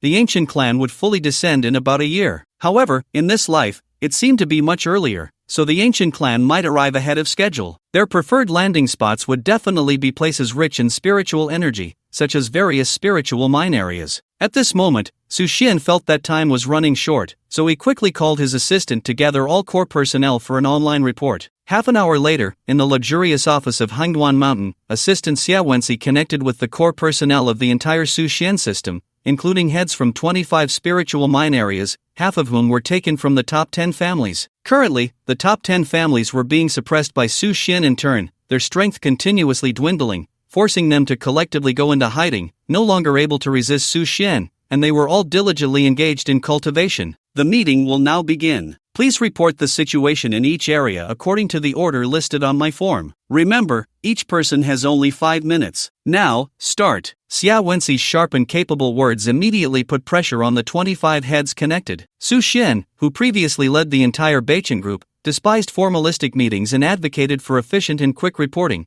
focusing on key points. The first to report was Wang Shi, the head of the Wenchang spiritual mine area. Mr. Su, esteemed colleagues, good afternoon. I am Wang Shi, the head of the Wenchang spiritual mine area, and I will now report on all matters concerning the mine area. In February, at Mr. Su's request, we increased manpower by 300 and invested in 200 advanced machines, increasing the mining speed by 80%. We produced 5,000 top-grade spirit stones, 30,000 high-grade spirit stones, 80,000 mid-grade spirit stones, and 170,000 low-grade spirit stones, with 500 scrapped. Currently, we have 850 personnel, and last month we eliminated 121 people, of which 20 were undercover agents sent by the top 10 families. We now have 500 million in active funds, which can sustain 8 months of salary payments and equipment rentals, and our mine area is estimated to be fully mined in about 2 months. My report ends here, thank you all. Wang Shi, a true business mogul, delivered a concise and powerful report directly addressing Su Xian's main concerns, earning high recognition from him. Su Xian nodded, his left hand's 2 fingers resting on his left cheek, his right hand gently tapping the table in contemplation, then asked, "If I were to ask you to complete the mining in 1 month, could you do it?" Wang Shi was slightly taken aback, then nodded. With additional manpower and equipment investment, working in 2 shifts, it would be no problem. Good, start now. Adjust the mining plan and ensure the entire spiritual mine is completed within a month. If you need any conditions, just contact Wenxi directly. Understood, sir. Although Wang Shi did not understand Su Xian's reasoning, he still agreed without hesitation, driven by his instinctive professional ethics. Next, the other mine area heads reported. These individuals were carefully selected by Uncle Ghost and posed no loyalty issues, remaining steadfastly loyal to Su Xian, though their capabilities were somewhat inferior to Wang Shi's. In response to Su Xian's request to accelerate mining, it was clear that they did not execute as effectively as Wang Shi. The shortest would take 3 to 4 months to complete, while the longest could reach a year. Su Xian frowned, remaining silent, while everyone quietly watched him, not daring to speak, waiting for his next instruction. About a full minute later, Su Xian slowly spoke, his face bearing a serious expression, and said, "From now on, you each go adjust your plans. My requirement is that the spirit mines must be fully mined within a month. If there aren't enough people, add more. If there isn't enough equipment, add more. If you can meet the deadline, the reward will be 100 million in cash, 1 Earth-level technique, and 10 mysterious-level techniques. I will personally guide you for half an hour. If you fail to complete it, there will be no rewards, and you will lose your priority in the distribution of techniques." As his words fell, everyone in the video conference was stunned. It should be known that in the current environment and market, let alone how invaluable an Earth-level technique is, even a mysterious-level technique is something that is hard to come by. If a mysterious-level technique were to appear, it would surely cause a frenzy in the entire cultivation world. However, now Mr. Su clearly told them that as long as they completed the task, they would directly be rewarded with 10 mysterious-level techniques. If this were to spread, the entire cultivation world would be in an uproar. And as for the Earth-level technique, the whole of Huaxia would explode. Mr. Su was indeed wealthy and powerful. The treasures he possessed were enough to match the top 10 families of Huaxia and all major forces. Thus, everyone expressed their determination to complete the goal within a month, no matter what. At the same time, Su Xian instructed his assistant to allocate 30 billion in cash as operational funds for these 25 mining areas. After arranging these matters, Su Xian spent some time understanding the situation with each mining area manager, while also frankly stating that even if the mining areas were abandoned in the future, there would still be other tasks for everyone to do, which made everyone even more enthusiastic. After the meeting, Su Xian lit a cigar, stood by the window, and gazed outside, suddenly noticing that the dark clouds in the sky lingered, just like the ones he encountered above the eastern extreme sea that day. What was going on? Could it be that the ancient clan was going to descend early? Sir, the spirit stones in the Hangduan Mountains are almost piled up to the point of overflowing, and everyone's cultivation speed is continuously accelerating. Why do we still need to mine all the spirit mine areas within a month? In Xia Wenxi's view, hastily mining the spirit stones without such a demand was akin to fishing in a dried-up pond. Because if the spirit stones could be preserved, they could even regenerate, although not in large quantities. Su Xin did not turn around and said lightly, "You will understand later, just do as I say for now." "Understood, sir." Assistant Xia Wenxi nodded and then left the office. Su Xian finished his cigar, turned, and left the office, heading to the Hangduan Valley to start planning carefully. In his previous life, the 12 prophets of the ancient clan arrived on Earth early, established the Wentiangdong, allied with the top 10 families, and brainwashed countless Huaxia cultivators. Ultimately, after a year, the ancient clan collectively descended, and these people turned against them at a critical moment,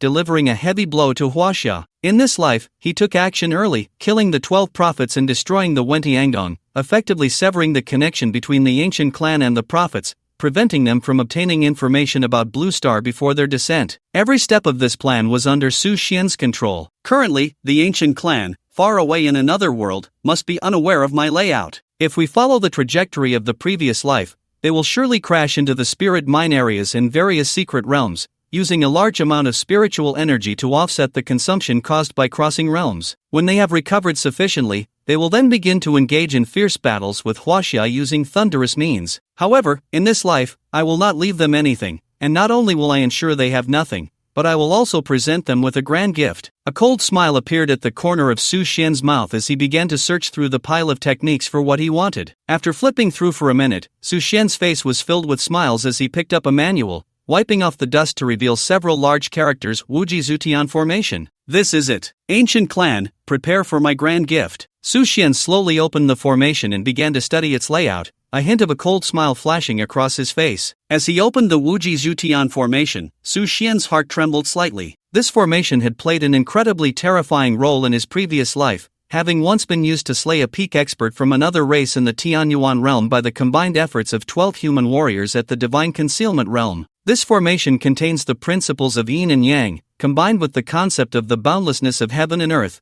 gathering spiritual energy within the formation, making it unpredictable, with over 9,000 variations. The essence of this formation is Wuji. Heaven and earth are boundless, the myriad realms are infinite. The formation requires multiple people to activate it, but if one's strength is sufficient, a single person can serve as the eye of the formation and manage all the necessary activation points. The person within the formation controls the 8 directions: life, death, obstruction, surprise, injury, rest, opening, and scenery, cycling endlessly, giving rise to a similar effect as the 8 gates golden lock formation. Su Xian quickly flipped through the Wuji Zutian formation, beginning to study its rules and changes. With the enhancement of the Bodhi tree's 10,000-fold comprehension and the influx of countless spirit stones, after 10 minutes, Su Xian had already grasped the essence of this formation and imprinted it in his mind. I have already comprehended the changes of the formation. Now I just need to find a suitable eye for it. The so-called eye of the formation is essentially the source that activates it, often requiring a practitioner with high cultivation and proficiency in formations to command it, in order to unleash its powerful functions and slay enemies. The eye required for the Wuji Zutian formation must also be well-versed in the 8 gates formation, familiar with various changes, and able to operate flexibly. Thinking of this, Su Xian felt a bit troubled. Such a person is hard to find in this era where the Bagua and Taiji have nearly vanished, and traditional martial arts have been replaced. With this thought, a hint of sorrow rose in his heart. For thousands of years, the vast land of Huaxia has seen the martial arts and formations left by ancient ancestors discarded by generation after generation until forgotten. Instead, there is a great admiration for various foreign performance-based acrobatics, leading to the burial of Huaxia's martial arts and national arts in the river of history, barely making a ripple. Perhaps I can ask Longting to help find some. With this thought, Su Xian immediately had Xia Wenxi contact Xia Chang'e. The other party almost picked up the phone instantly, speaking very politely. "Wenxi, what's the matter?" "Director Xia, hello. Mr. Su wants to find some practitioners proficient in Taiji Bagua and the 8 gates formation. The higher the realm, the better. Can you help find some?" "Of course. How many do you need?" "The more, the better, at least 200. "No problem, leave it to me." "When do you need them?" "The sooner, the better." "Okay, don't worry, I will prepare these personnel within 7 days, and I will personally assess them to ensure their loyalty and obedience. Then I'll trouble you, Director Xia. Don't mention trouble, Su Xian's matters are my matters. Also, please convey my regards to Su Xian. Alright, goodbye. After hanging up, Su Xian's expression was somewhat strange. After exchanging a glance with Xia Wenxi, he stroked his chin. When did Longting become so close to us? Sir, it's probably because of you. Xia Wenxi looked at Su Xian's demeanor, gritting his teeth, his eyes filled with resentment. Ha ha. Su Xian waved his hand. On this side of the Hangduan Mountains, I've roughly made a defensive map. The main peak and side peaks, the valley, the mountainside, and the base at the foot of the mountain are all laid out. Follow this defense map and arrange for people to build the fortifications. Additionally, these key points need to be manned. Take the spirit stones directly from the warehouse. I need to go out for a while. Xia Wenxi nodded, swiped the tablet,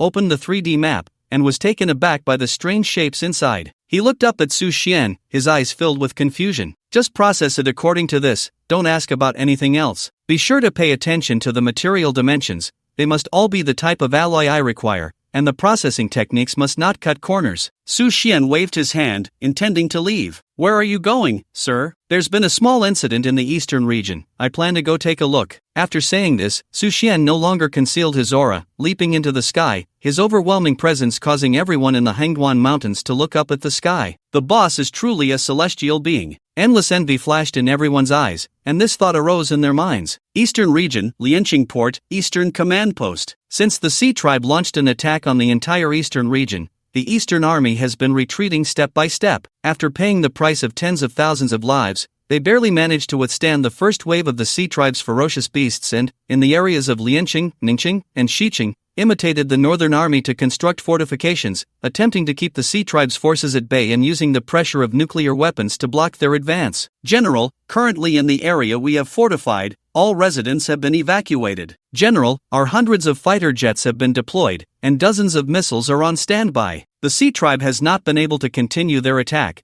We have successfully halted their westward advance and blocked all routes. General, our Eastern Army has already kept the Sea Tribe at bay in the eastern region. Please send a message to the imperial capital to request promotions for the brothers. In the command post, the high-ranking officers of the Eastern Army could not hide their joy and pride, all praising General Wei Minghuang and subtly implying that the Sea Tribe's forces had been unable to enter the borders of Huaxia due to the Eastern Army's sniping. But is that really the case? Wei Minghuang was cursing inwardly. In just a few months, he had fought over 30 battles against the Sea Tribe, and not a single one had been won. Each time, they had paid a heavy toll in lives and various nuclear weapons just to barely hold back the Sea Tribe's ferocious beasts, and they hadn't even managed to kill any. Every time he thought of the Northern Army's complete annihilation of the ferocious beasts and the heroic deeds of the 50,000 half-demon cavalry, Wei Minghuang felt even worse. The 8 major armies had always been secretly competing. It was an old tradition, and no one wanted to be inferior to others. In such a situation, there were still a few senior officers in the Eastern Army who distorted the facts,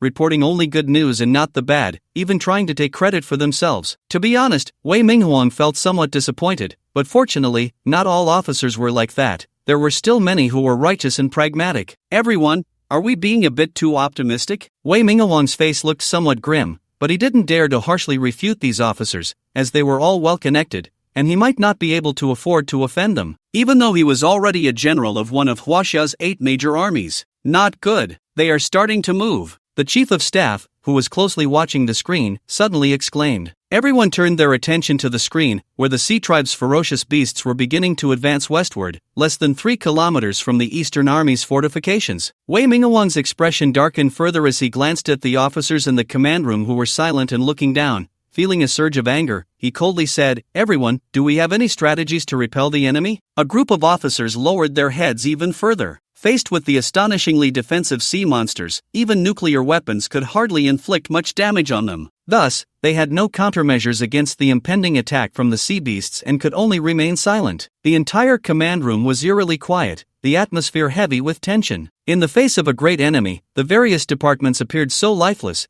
and Wei Minghuang couldn't help but feel a surge of helplessness and disappointment. The Eastern Town Army was originally a patchwork force, with some high-ranking officers having taken their positions through certain connections, making it impossible for him to offend these powerful families. This led to a lack of unity within the entire army, making it far less combat effective than the Northern Town Army, which had been built by He Jintian himself. After more than 10 seconds of silence, seeing no reaction from the crowd, Wei Minghuan's expression grew colder. He took a deep breath, slowly shook his head, and sighed. Well, since you all have no countermeasures, we will proceed according to my plan. I have invited Su Xian to assist us, and when the time comes, you must all follow his arrangements. Any disobedience will be treated as defiance of military orders and dealt with according to the laws of Huaxia. Hiss, the officers raised their heads, looking at the general. General, it's hard to understand. Although Su Xian has assisted the northern town army in slaying beasts and repelling half-demons from the north, I believe he cannot kill the sea monsters. After all, the strength of these sea creatures is not comparable to that of half-demons. That's right, General. Su Xian clearly belongs to the northern faction. I've heard that his stronghold is in the Hongduan Mountains. Inviting him to join us recklessly may not be a good thing. General, please think twice. Even if Su Xian is personally strong, it is understandable to ask for his help,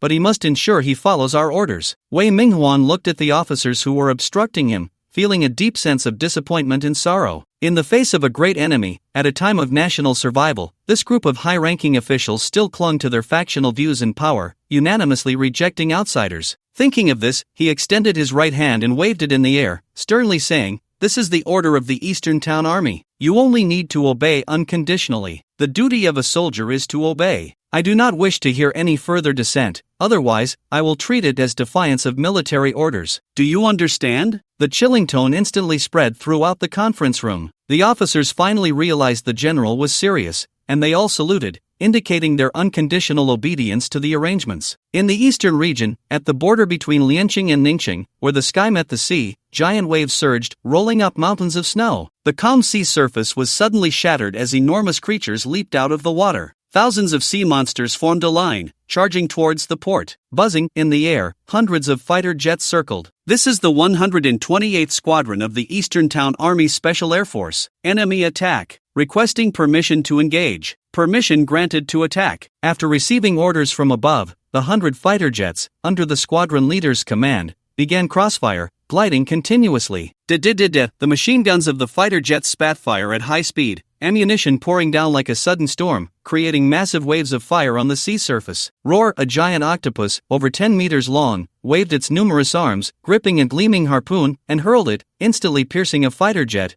which exploded with a thunderous roar, thick smoke billowing down as it crashed. Encountering a divine concealed realm beast, requesting support from headquarters. Meanwhile, the navy of the Eastern Town Army also attacked from all directions, massive warships cleaving through the waves like monsters, creating towering sprays of water on either side, advancing with great momentum. Boom! The battleship's cannon tore through the void, carrying the force of thunder and the breath of destruction. After being positioned, it accurately struck the group of sea beasts. However, the imagined scene of severed limbs and flying blood did not occur. At the moment the shell fell, these giant creatures in the sea seemed to gain some mysterious power, emitting a dark red glow that formed an impenetrable barrier around them. The 75mm shells crashing against the dark red light curtain merely stirred up a few ripples, causing no substantial damage at all. Damn it! On the deck of the main battleship, the captain, dressed in a white uniform and of robust build, watched the screen showing thousands of shells falling into the beast horde without effect. He clenched his fists in anger, feeling as if a 1,000-pound stone pressed down on his heart, rendering him immobile. Who could eliminate these terrifying beasts? Was our China really going to face utter disaster? Continue the attack, switch to 110mm large-caliber shells,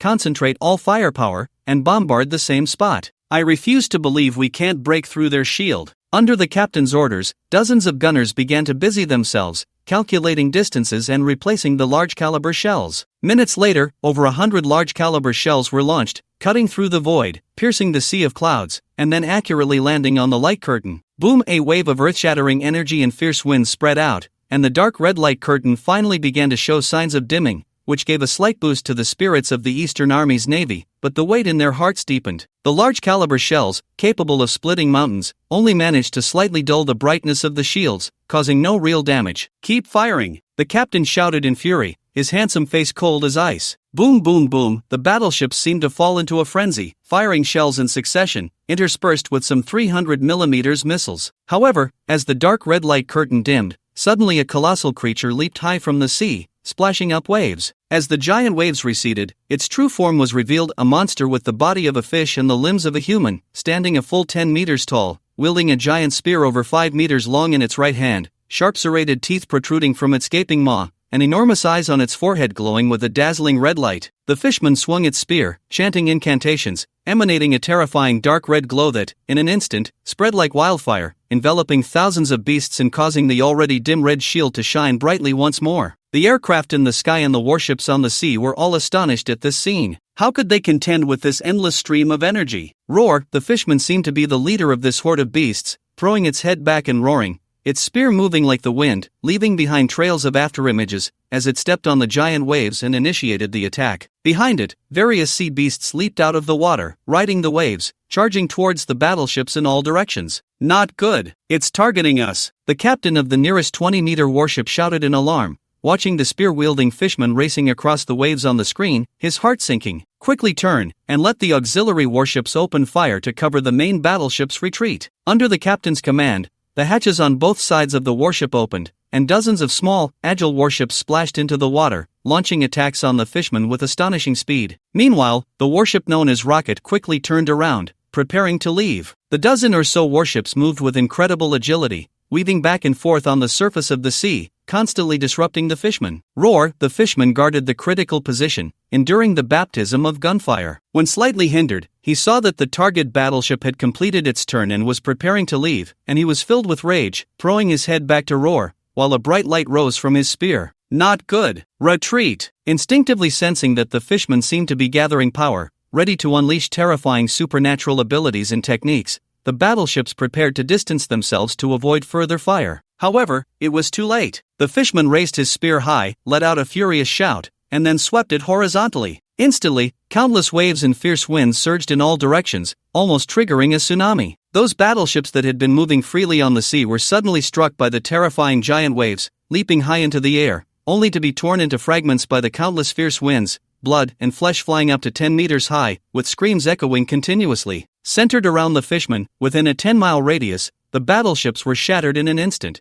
and the soldiers aboard vanished without a trace. No! On the naval commander's ship, the colonel watched the scene, his eyes nearly bursting, letting out a heart-wrenching cry. In just one move, over 100 people had perished, and countless battleships had turned to debris. The terror of this beast had far exceeded their understanding. Since the revival of spiritual energy, many extraordinary creatures had appeared across China, and they had been invincible in this era of firearms. Retreat! The colonel issued the order to withdraw. Such a level of beast was no longer something their navy could engage with. Continuing would only increase casualties. At the same time, the Air Force major also issued a command for full coverage of the Navy's retreat, and immediately countless aircraft dove down, the sound of machine guns ringing out across the sea, smoke and gunfire instantly enveloping the entire surface. However, the major's heart felt cold. This sea creature seemed unable to fly into the air, but that didn't mean they lacked aerial capabilities, especially the enormous octopus monster at the center, its arms waving, javelins raining down, each throw destroyed an aircraft, killing both machine and crew. Under the Air Force's cover, the losses of the battleships gradually decreased, and the beast was hindered, unable to unleash its full power as before. Although a dark red light curtain enveloped the area, it seemed this thing also had a time limit and could not emit light indefinitely, so these sea creatures hurried to protect critical areas,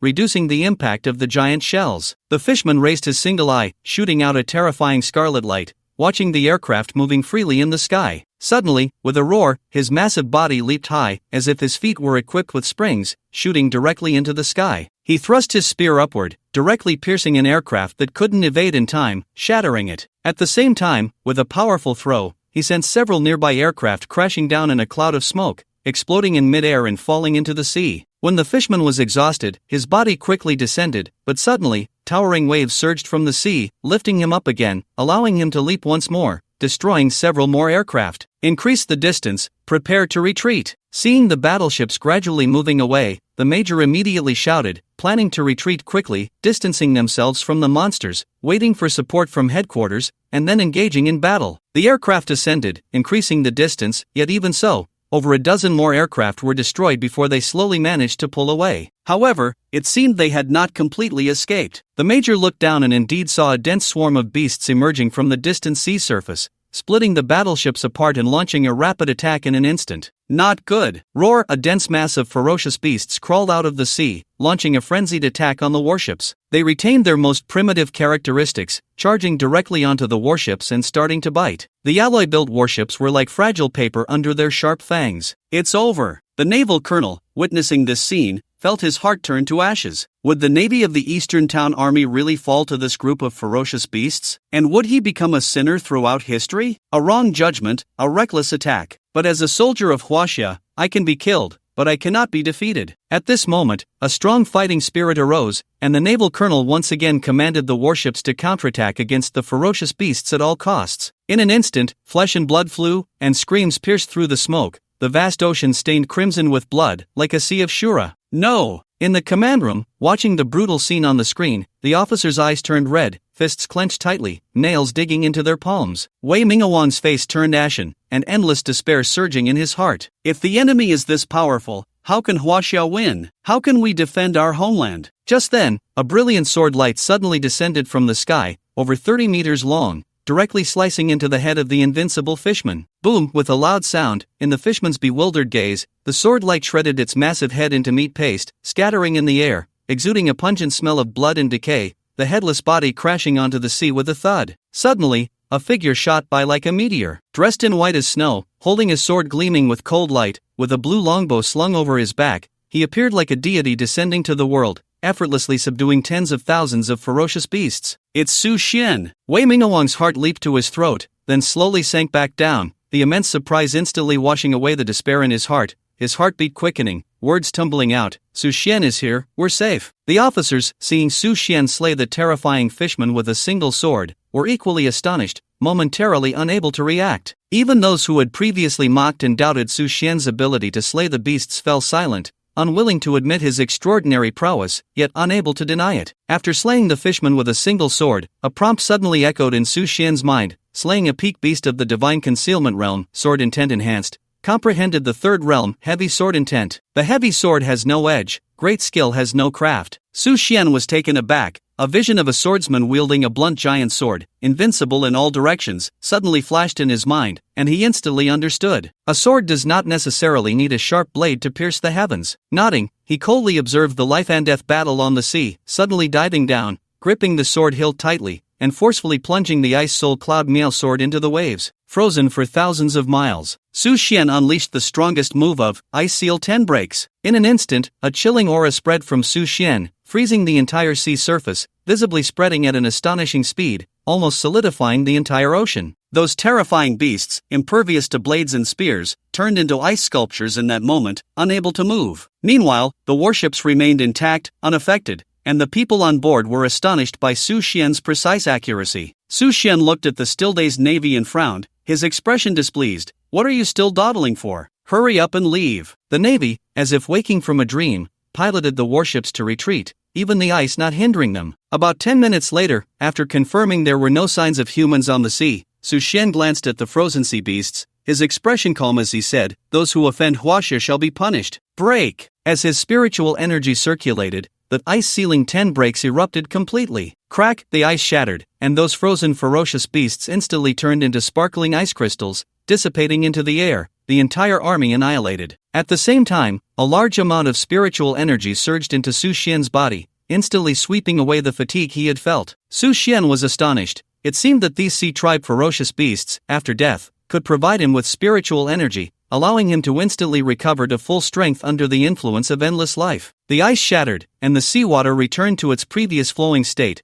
but the ferocious beasts had turned to dust. After taking a glance, Su Xian flew away directly. In a moment, you must treat Su Xian with the utmost respect. Whatever he says, you must listen and do. If you disobey his orders, it is equivalent to disobeying military orders. Wei Minghuang scanned the officers, his voice calm yet carrying a hint of severity and unspoken authority. Mr. Su, please come in. When Su Xian flew to the outside of the command room, the high-ranking officials of the Eastern Town Army collectively came out to greet him, standing in a row with warm smiles on their faces. General Wei Minghuang even hurried to the front and saluted Su Xian with a standard military salute. Su Xian nodded, his expression indifferent. Having just slain thousands of ferocious beasts, his momentum was at its peak, dressed in white like snow, untainted by a single drop of blood. Mr. Su's swordsmanship is divine, slaying tens of thousands of ferocious beasts with a single sword, freezing 1,000 miles in one breath, saving the Eastern Town Army and turning the tide in the eastern region. He is a great hero of our 1.3 billion people in Huaxia.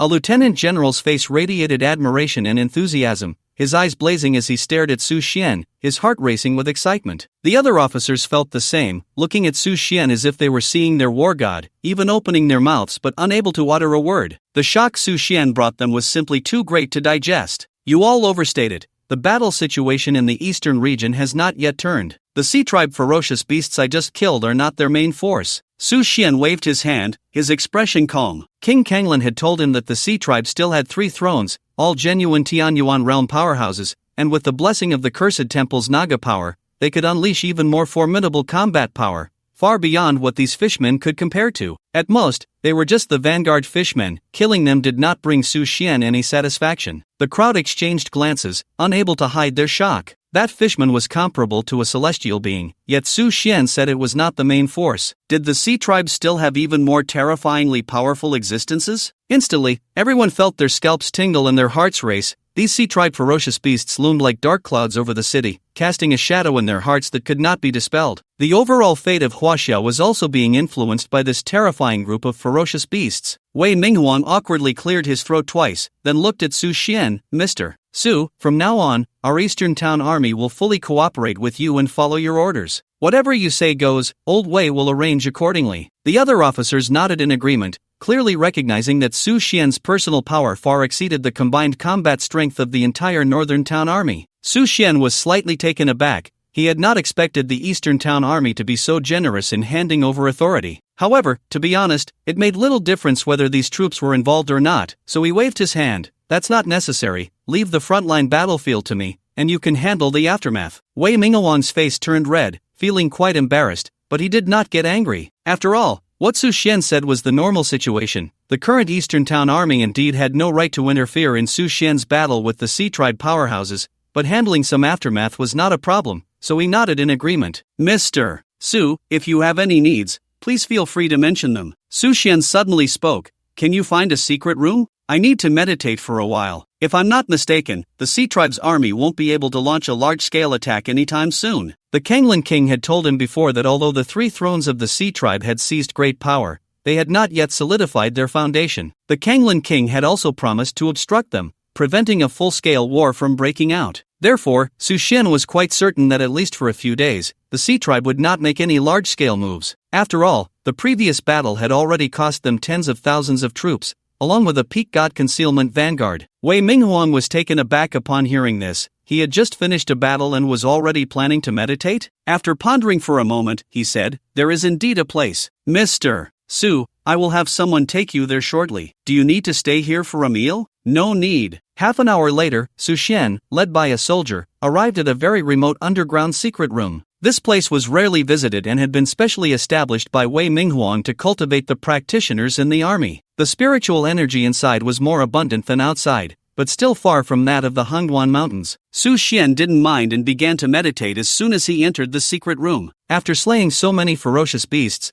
the spiritual energy he absorbed was already more than 10 times what he had previously gathered in the Hongduan Mountains. Since he had cultivated the pulse-washing scroll to perfection and had developed all the organs in his body, Su Xian's meridian strength and spiritual energy capacity were more than 100 times that of practitioners of the same realm. This meant that the spiritual energy storage of 100 Tianyuan realm practitioners was only just equal to his. This was also the effect of his innate divine body. As he digested the spiritual energy, he began to think and comprehend. In his previous life, he had spent a full 15 years reaching the God Concealment realm and had never experienced the scenery above the Tianyuan realm, so he had no shortcuts and relied solely on his gradual comprehension. He remembered that in his last life, those powerful human beings took a full 15 years to barely reach the Tianyuan realm, except for those hidden big shots who existed when spiritual energy was exhausted. No one knew how long they had actually lived. For example, Taoist Qian Yuan, in his previous life, rarely made a move, and one of the few times he did was to battle the true king of the ancient clan using Taoist techniques. They fought until the sun and moon lost their color, and the heavens and earth trembled. In this life, however, it had not even been 6 months, and he had already reached the Tianyuan realm, even comprehending the 3 realms of sword intent and the 2 realms of Zen intent. The gap between the two was beyond description. Some information surfaced in his mind, and Su Xian began to take stock. Realm, first layer of Tianyuan realm. Techniques, ice sealing 10 breaks, innate body refinement technique, pulse washing scroll. Talent, 10,000 times comprehension, innate divine body. All items, bodhi tree, unknown grade, heavenly punishment thunder god bow, Ice Soul Cloud Mist Sword, Red Lotus Calamity Prison Armor. Sword Intent, 3 realms, Heavy Sword Level. Zen Intent, 3 realms, Minor Vehicle Level. Skills, Endless Life LV3, Indomitable LV3, Keen Touch LV3, Eagle Eye LV3. Mental Power, 1000, First Layer of Tianyuan Realm. The surplus mental power instantly piques Su Xian's interest. The Tianyuan realm, at its core, was about strengthening mental power, opening up spiritual consciousness, comprehending the power of heaven and earth, and grasping the initial existence of the Tao. According to the powerful beings from his previous life, mental power seemed to be one of the measuring standards for this realm. However, the most important thing was still the comprehension of the Tao. He remembered that in his last life, some unparalleled human powerhouses relied on vast resources to finally break into the Tianyuan realm and become strong figures in Huaxia, but very few could comprehend the initial stages of the Tao, such as sword intent, fist intent, Zen intent, and so on, which were unheard of. In this life, his sword intent and Zen intent had already reached the 3 realms, clearly surpassing the top powerhouses of his previous life by a considerable margin. As for this life, now apart from myself and those old immortals who remain hidden from the world, the highest among them have barely reached the peak of the pulse-shaping realm, with their extraordinary meridians still unconnected. Moreover, the majority of cultivators are still in the physical body refining stage. Thinking of this, a feeling of loneliness like snow suddenly rose in Su Xian's heart. In all of Huaxia, who could still fight with me? Just as he began to take stock, he suddenly noticed that the bodhi tree in his mind had responded, and it began to grow at a visibly rapid pace. From its original height of over 10 meters, it directly grew to 50 meters. Originally lush and leafy, it now branched out tenfold, while its roots deeply penetrated, crazily absorbing the abundant spiritual energy within Su Xian, draining a third of it in an instant. Su Xian was taken aback and cursed glutton under his breath, but he did not stop it. Since planting the bodhi seed until now, this bodhi tree had brought him too much power and benefits. Its heaven-defying comprehension allowed him to grasp divine-level and even immortal-level techniques at a low realm. The endless energy and light it emitted could withstand the high temperatures of the Earth's core's red flame sea. The lark resting on it could mend the gaps in his body, and combined with his innate divine body's special constitution, it brought Su Xian's body closer to a pure form. As the bodhi tree devoured, its shape underwent slight changes. After blooming, it surprisingly began to bear small fruits, oval-shaped, green with a hint of crimson, about the size of a thumb, resembling jujubes. However, this time, the bodhi tree only bore 3 small fruits, which appeared quite tender. Su Xian was somewhat surprised. It was rumored that the bodhi tree flowers after 7 years and bears fruit after 15 years. It seemed that the bodhi tree in his mind had experienced many years and accelerated its process under the catalysis of spiritual energy. At the same time, Su Xian felt that his mental power seemed to be affected, gradually beginning to rise. What is this? Su Xian was astonished, feeling the barrier of the first level of the Tianyuan realm starting to loosen, as if it were about to break at any moment. He immediately cast aside all distractions, sat cross-legged, and began to breathe using his unique method, circulating spiritual energy through the small circulatory system, flowing from the dantian's qi to the limbs and bones, impacting every meridian, continuously striking against that layer of barrier that was about to shatter. The Tianyuan realm is a very special realm, marking the dividing line between martial artists and true cultivators. Below the Tianyuan realm, one is merely a martial artist refining their body and energy, not yet stepping into the realm of true cultivation, still just a pure martial artist and energy refiner. Above the Tianyuan realm, the sea of consciousness breaks open, allowing one to sense the existence of the Tao, officially entering the realm of true cultivation and becoming a true cultivator. In addition to an increase in lifespan by 1,000 years, one can truly achieve flight. After striking for a full 1,000 times,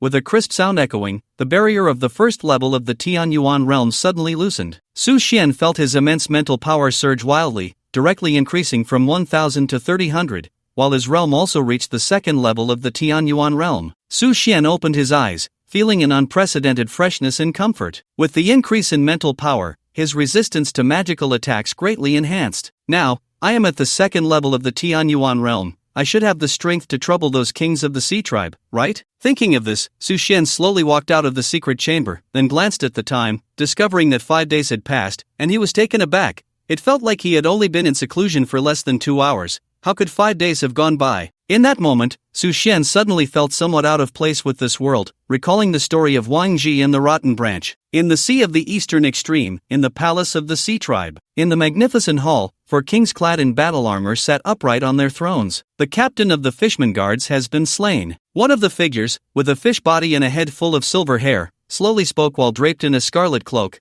He was none other than King Jiliu, one of the 3 kings of the sea tribe. King Kanglan, as far as I know, you went out a few days ago? What were you doing? Another king, who looked no different from a human, with a robust build and a face full of coldness, suddenly turned his head and glared at the human-headed, serpent-bodied King Kanglan. King Chaoshi, do I need to report to you where I go? King Kanglan replied disdainfully, his eyes shining with intensity as he fixed his gaze on King Chaoshi. Enough of the noise, let's think about how to deal with this group of Huaxia troops. The last one, a beautiful woman in black armor with curly hair and multiple snake heads on her head, hissing out her tongues, was none other than the Naga queen of the sea tribe. The 4 kings gathered to discuss an important matter. To be able to slay the Merman Guard captain, one must at least reach the Tianyuan realm. It seems I need to take action to test the waters. King Jiliu's silver hair floated without wind, and a fervent battle intent shone in his eyes. The other 3 kings found it hard to understand King Jiliu's seriousness. King Chaoshi, who resembled a human, wore a look of contempt and sneered, King Jiliu, are you making a mountain out of a molehill? The Merman Guard captain is simply outmatched.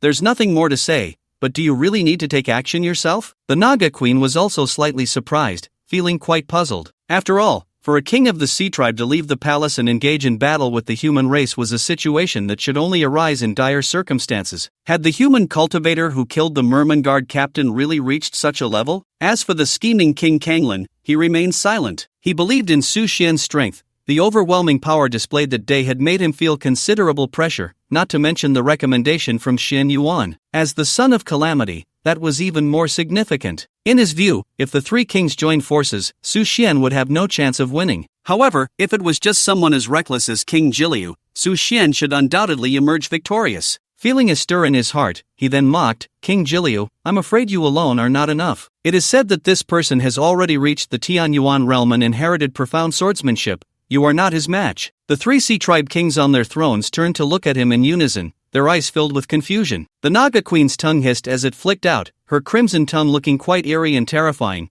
her stunning face slightly shifting. King Kanglan, how did you come to that conclusion? The implication was that there was a hint of questioning in her tone. In the past, the sea tribe was led by King Kanglan, but unfortunately, his weakness and lack of ambition led to the sea tribe's continuous defeats, ultimately preventing them from participating in the Great War of the Myriad Races. Years later, as spiritual energy dwindled, King Kanglan fell into a deep slumber, and the 3 kings who had been suppressed suddenly joined forces to become the leaders of the sea tribe. To avoid causing turmoil and unrest within the entire sea tribe, they took over King Kanglan's tribe without bloodshed and forced him to acknowledge their legitimate identities. Thus, the 3 of them remained on guard against King Kanglan, and naturally, they each harbored their own schemes, making King Kanglan the balancing point of their power struggles. Humph! King Jiliu, provoked, immediately became displeased, letting out a cold snort as he stood up. His large red cloak swirled around him like a rising flame, an imposing aura radiating outward, the invisible pressure extending endlessly, revealing his full strength at the 3rd level of the Tianyuan realm, with a hint of pride on his face. If I cannot slay this child, I, King Jiliu, am willing to step down from the throne. The other 3 kings exchanged glances, their eyes unable to hide their shock and astonishment. King Jiliu had clearly become genuinely angry,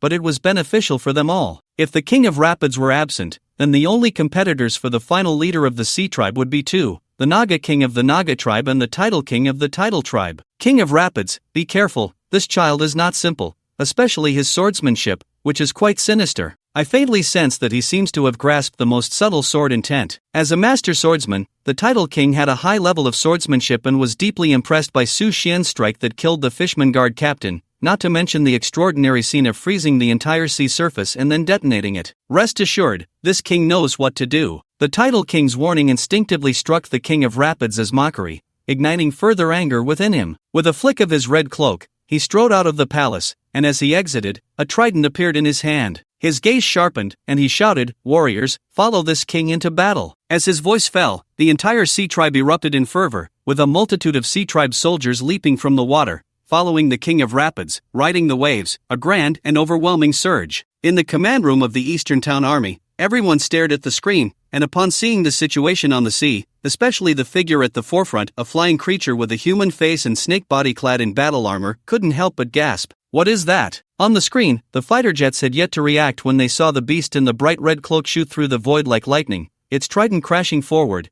directly skewering several closely packed aircraft together like candied hawthorn, casually tossing them aside, causing them to tumble in the air and explode. plummeting into the sea amidst thick smoke. Wei Mingwan's face turned pale. "Where is Su Xian?" The officers exchanged glances. "It seems he is in seclusion." Upon hearing this news, Wei Mingwang sighed and issued an order: "Deploy all fighter jets, do your best to intercept, and buy time for Su Xian." Although they knew the fighter jets could not stop that terrifying beast, they had no choice but to send out a large number of aircraft, exerting all their strength to block it. As long as Su Xian emerged from seclusion, he would surely be able to slay this sea-tribe beast. Suddenly, all the high-ranking officers of the Eastern Town Army held great confidence in Su Xian. Boom, boom, boom. Under the leadership of the King of Rapids, the Eastern Town Army quickly collapsed, spiraling out of control, with countless aircraft being shattered and warships destroyed. The explosive sounds on the sea were deafening, and screams echoed through the sky, turning the entire battlefield into a hellish scene, blood staining the sea, mingling with the seawater to emit a nauseating stench of blood. The wind wailed. The clouds drifted. Between heaven and earth, a melody of sorrow and despair permeated the air. However, as one of the 8 great legions of Huaxia, the Eastern Town Army, despite being no match for the sea tribe's ferocious beasts, displayed a fearless spirit in the face of death. Their eyes were blood-red, firmly gripping their weapons, exerting all their strength to engage in fierce combat with the sea tribe beasts. Stubborn resistance. Watching his men below begin to be killed, the King of Rapids frowned and snorted coldly. Then, his figure flickered, gripping the center of the trident with both hands, and began to swing it continuously. In an instant, the sea surged high, and towering waves swept in, countless turbulent currents swirling violently, crashing against the various equipment of the Eastern Town Army, smashing 10-centimeter thick alloy steel plates to pieces, and countless armored vehicles shattered, sending soldiers' bodies flying into the air. This was also the King of Rapids' signature move, 10,000 Streams Dance. Just then, in the sky, a brilliant sword light illuminated, like a glimmer of brilliance shining in the Milky Way, crossing the void from west to east, carrying an endless aura of slaughter, cleaving towards the giant waves. What a good sword! The King of Rapids looked on with intense admiration, quietly watching as the sword light shattered the massive waves and torrents he had unleashed, sending countless droplets scattering into the air. Then, a figure descended from the sky, shooting towards him, holding a long sword, standing still in the void, coldly staring at the King of Rapids. The god of Su has emerged. The Eastern Defense Legion, which had been retreating under the onslaught of the Sea Tribe's army, suddenly felt their morale soar, cheering in unison as they gazed at the figure in white, their eyes filled with endless admiration and fervor. Su Xian's arrival was like a calming drug for them, instantly dispelling their despair and replacing it with high spirits, making their attacks even fiercer. In contrast, the Sea Tribe's army was deeply shaken. All eyes turned to the two figures confronting each other in the sky. "So you are the one who killed the Merman Guard captain, huh? You seem to have some strength." The King of Rapids stood still in the void, his serpent tail swaying, showing a hint of appreciation, though internally he was already somewhat panicked. The brilliance of that sword strike had surpassed that of the Tide King, who was known as a master swordsman for 1,000 years. Su Xian ignored him, sheathing his sword behind him, taking down the Thunder Punishment God Bao, and with a slight effort, he drew the longbow to a full moon. Countless white arrows formed from condensed spiritual energy appearing, and he let go. Whoosh! With a thunderous roar, the white arrow surged with plasma, lightning snakes dancing, piercing through the void with a momentum that seemed capable of destroying heaven and earth. The King of Rapids' expression changed drastically. How could this young man disregard martial ethics, suddenly abandoning his sword for a longbow? Not daring to be reckless, he suppressed his shock and astonishment, stirring his trident with a loud shout. Immediately, the ocean surged high, forming a 10-meter-wide wall of water in front of him. Boom! The arrow, imbued with lightning and propelled by Su Xian's terrifying strength at the third level of the heavenly origin realm, charged forward,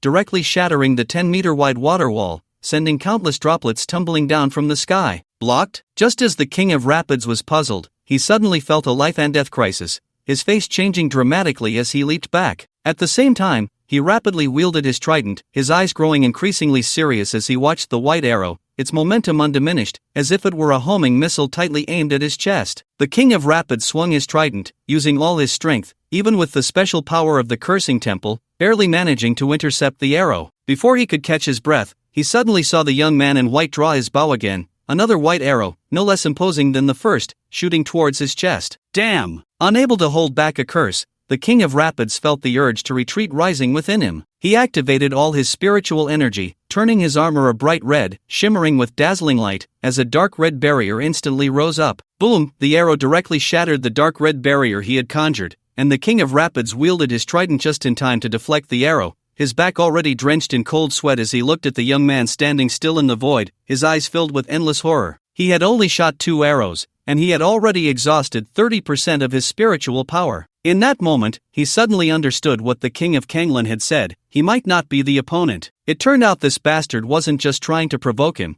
it was possible that he really wasn't a match. The king of Rapid's eyes darted around. The scene of the Sea Tribe's army being defeated below him was no longer his concern. He was now only focused on one thing: how to retreat safely and quickly return to the Sea Tribe's palace to inform them of this news, so they could gather the strength of the four kings and come back to battle this young man fiercely. The four kings of the Sea Tribe had been famous for many years, while this young man was clearly not over 30, though it seemed somewhat shameless. There was no better way at the moment. After all, compared to face, one's life is more important. With this thought, the king of raging currents did not hesitate, using all his spiritual power, his figure rapidly plummeting, as if he wanted to dive into the seabed as quickly as possible to escape the damned youth's pursuit. A cold smile appeared at the corner of Su Xian's mouth as he flickered beneath the king of raging currents, watching him with amusement. Want to run? The king of raging currents looked at the ghostly figure of the young man in white below, his eyes wide with shock. How did you get here? In response, Su Xian delivered an uppercut. The king of raging currents instinctively leaned back,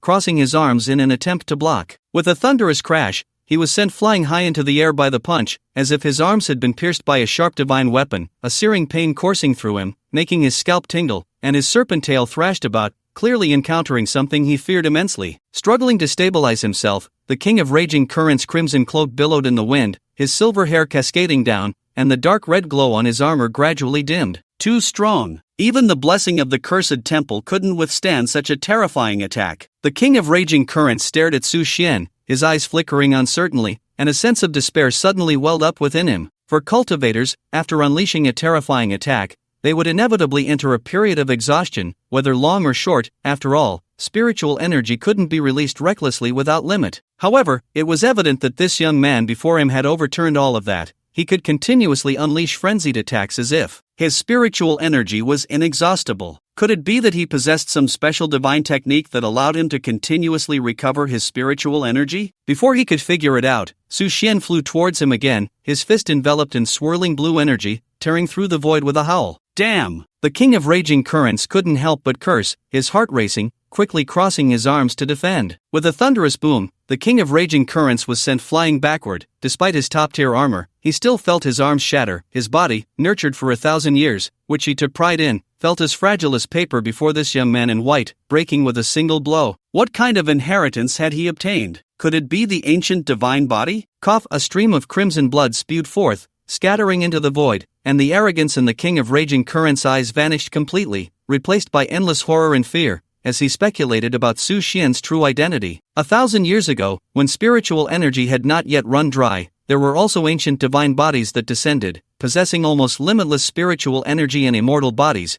their physical strength even surpassing that of the Dragon Clan. It should be noted that during the time when the world was first opened and all races coexisted, the strength of the Dragon Clan's divine body was the strongest among all races. Yet these unparalleled powerhouses did not possess the ability to crush cultivators of the same realm like this young man before him, who was at the heavenly origin realm, and could even overpower a king of the Sea Tribe. Amidst surprise and confusion, Su Xian's fist swung towards him again. The king of raging currents felt his heart shatter, and at the same time, he was filled with rage. Is this never-ending? 10,000 flow armor. With a shout, the king of raging currents suddenly discarded his trident, quickly forming an ancient and complex hand seal, and spat out a mouthful of blood from his throat. In an instant, the armor on his body erupted with a blood-red glow, a mist enveloping him entirely, creating a thick barrier that even distorted the light, making it impossible to see his true form. Su Xian's fist wind was fierce, and as he entered this red mist, he suddenly felt a sense of danger. However, the fist had already been thrown, and there was no reason to withdraw. With a thought, the Red Lotus Calamity armor suddenly emerged from his mind, quickly covering his body, radiating a terrifying heat that could almost boil the heavens and earth, and devouring the king of raging currents' red mist inch by inch, disappearing in mere moments. What is this? An immortal level armor? The eyes of the king of raging tide filled with horror and fear. In that moment, he seemed to feel that life and death were just a breath apart. The opponent actually possessed divine level armor, rendering his ultimate move, the myriad flow armor, completely ineffective. At this moment, the once invincible king of the sea, who had just effortlessly slaughtered the Eastern Town Legion, was overwhelmed by deep despair. Today, he could not escape calamity. He could only hope that the Naga King and the Title King could sense the urgency and come out early to eliminate this person. Otherwise, in the future, the Sea Tribe would surely be exterminated by him. Boom! Su Xian's straight punch, carrying an astonishing momentum, surged forward, piercing through the King of Raging Tide's myriad flow armor and creating a massive gash in his chest. Suddenly, the King of Raging Tide opened his eyes wide, grabbing Su Xian's arm with a fierce expression. Die! Immediately after, his body exploded. Countless ice spikes formed from water droplets shooting towards Su Xian like a torrential downpour, carrying a destructive aura. Su Xian's expression remained indifferent as he allowed the countless ice spikes to crash against the Red Lotus Hell prison above him, all of them being devoured. The sound of clanging continued for over 20 seconds as tens of thousands of ice spikes relentlessly bombarded him. The body of the King of Raging Tide had turned to mush, scattering in the air and falling onto the sea surface. Su Xian glanced down at the Red Lotus Hell prison on his body. Despite being divine-level armor, it still suffered some damage under the full force of a self-detonating cultivator at the third level of the Heavenly Origin realm. He even felt a slight discomfort in his internal organs. If it weren't for the enhancement of my divine body and the terrifying strengthening of my organs, I would have been injured by now. However, moments later, the skill Endless Life activated, and combined with the unique healing properties of the bodhi tree, it instantly restored his internal organs. Su Xian reached out and pulled the descending trident directly to his hand. Upon closer inspection, he found that the trident had 3 razor-sharp edges, gleaming with a chilling light, and the handle was engraved with runes depicting fierce beasts that he could not decipher, looking quite menacing. After a slight swing, he felt the power was quite good. Su Xian nodded, judging that this trident was of no low grade, at least semi-divine level, and then placed it in his storage bag for future use. He then looked down at the battle below. With the King of Raging Tide killed, the situation instantly reversed, and the enhancement from the Sea Tribe's ferocious beasts seemed to vanish, the dark red light screens dimming. The morale of the Eastern Town Legion surged as they launched fierce attacks, their eyes bloodshot, eager to tear the invading Sea Tribe to shreds. Their homeland had been invaded, comrades killed, blood flowing like rivers, smoke filling the air, and the land shattered. Every soldier in the Eastern Town Legion felt deep resentment in their hearts, with artillery fire raining down like a storm, all aimed at the heads of the sea beasts. Su Xian took a rough glance, moving through the center of the battlefield, eliminating several ferocious beasts at the Divine Concealment realm. He found that there were no longer any threats to the Eastern Town Legion, so he stood tall and left. He felt that after killing the King of Raging Tide, the skills within him seemed to have greatly improved, especially as many critical attacks from the King's self-detonation were evaded by the unyielding skill. In the command room, Wei Minghuang and others watched this scene in shock. Su Xian is already nearing divinity. He is truly a blessing for our Huaxia. After a long while, Wei Minghuang said with eloquence. The other officers were speechless for a long time, when suddenly one of the generals proposed, I heard that the western and southern regions are also facing immense pressure, with neighboring countries teaming up to invade our territory, ferocious beasts rampaging, slaughtering our compatriots. If Su Xian were to go, wouldn't the conflict be resolved in an instant? Wei Minghuang glanced at him, took a deep breath, and said, The God Su does not belong to the 8 great legions. He comes and goes freely, almost existing like a deity. How can we interfere? This time, his willingness to lower himself to come to the eastern region is already out of respect for General He Jintian. Otherwise, who could summon him? Everyone was taken aback, growing increasingly curious about Su Xian's background and identity, while also feeling a twinge of bitterness. The Northern Legion has such a deep friendship with the God Su. Why can't our Eastern Legion have the same? Ultimately, isn't it just the leader's attitude towards Su Xian that differs? With this thought, everyone couldn't help but turn their gaze towards Wei Minghuang, clearly filled with resentment. Wei Minghuang's heart skipped a beat, cold sweat trickling down his back, and he sternly shouted, What do you mean by this? Do you think my attitude towards the God Su is poor? He Jintian merely seized the opportunity and gained the God Su's favor ahead of time. There's nothing wrong with that. I, Old Wei, can do the same. From now on, all matters concerning the God Su, big or small, are the responsibility of our Eastern Legion. Even those bastards in the imperial capital who want to test the waters must weigh their options. Upon hearing this, everyone took a deep breath. As the leader of the Eastern Legion, Wei Minghuang had spent half his life in the military and ranked among the top 3 generals in all of Huaxia. His promise carried significant weight. Their curiosity about Su Xian deepened, but considering his recent display of decisively slaying the leader of the Sea Clan, he was indeed worthy of it. After returning to the secret chamber, Su Xian's mind was filled with a series of notifications. Unyielding upgraded to LV4, current probability of evading fatal attacks increased to 25%,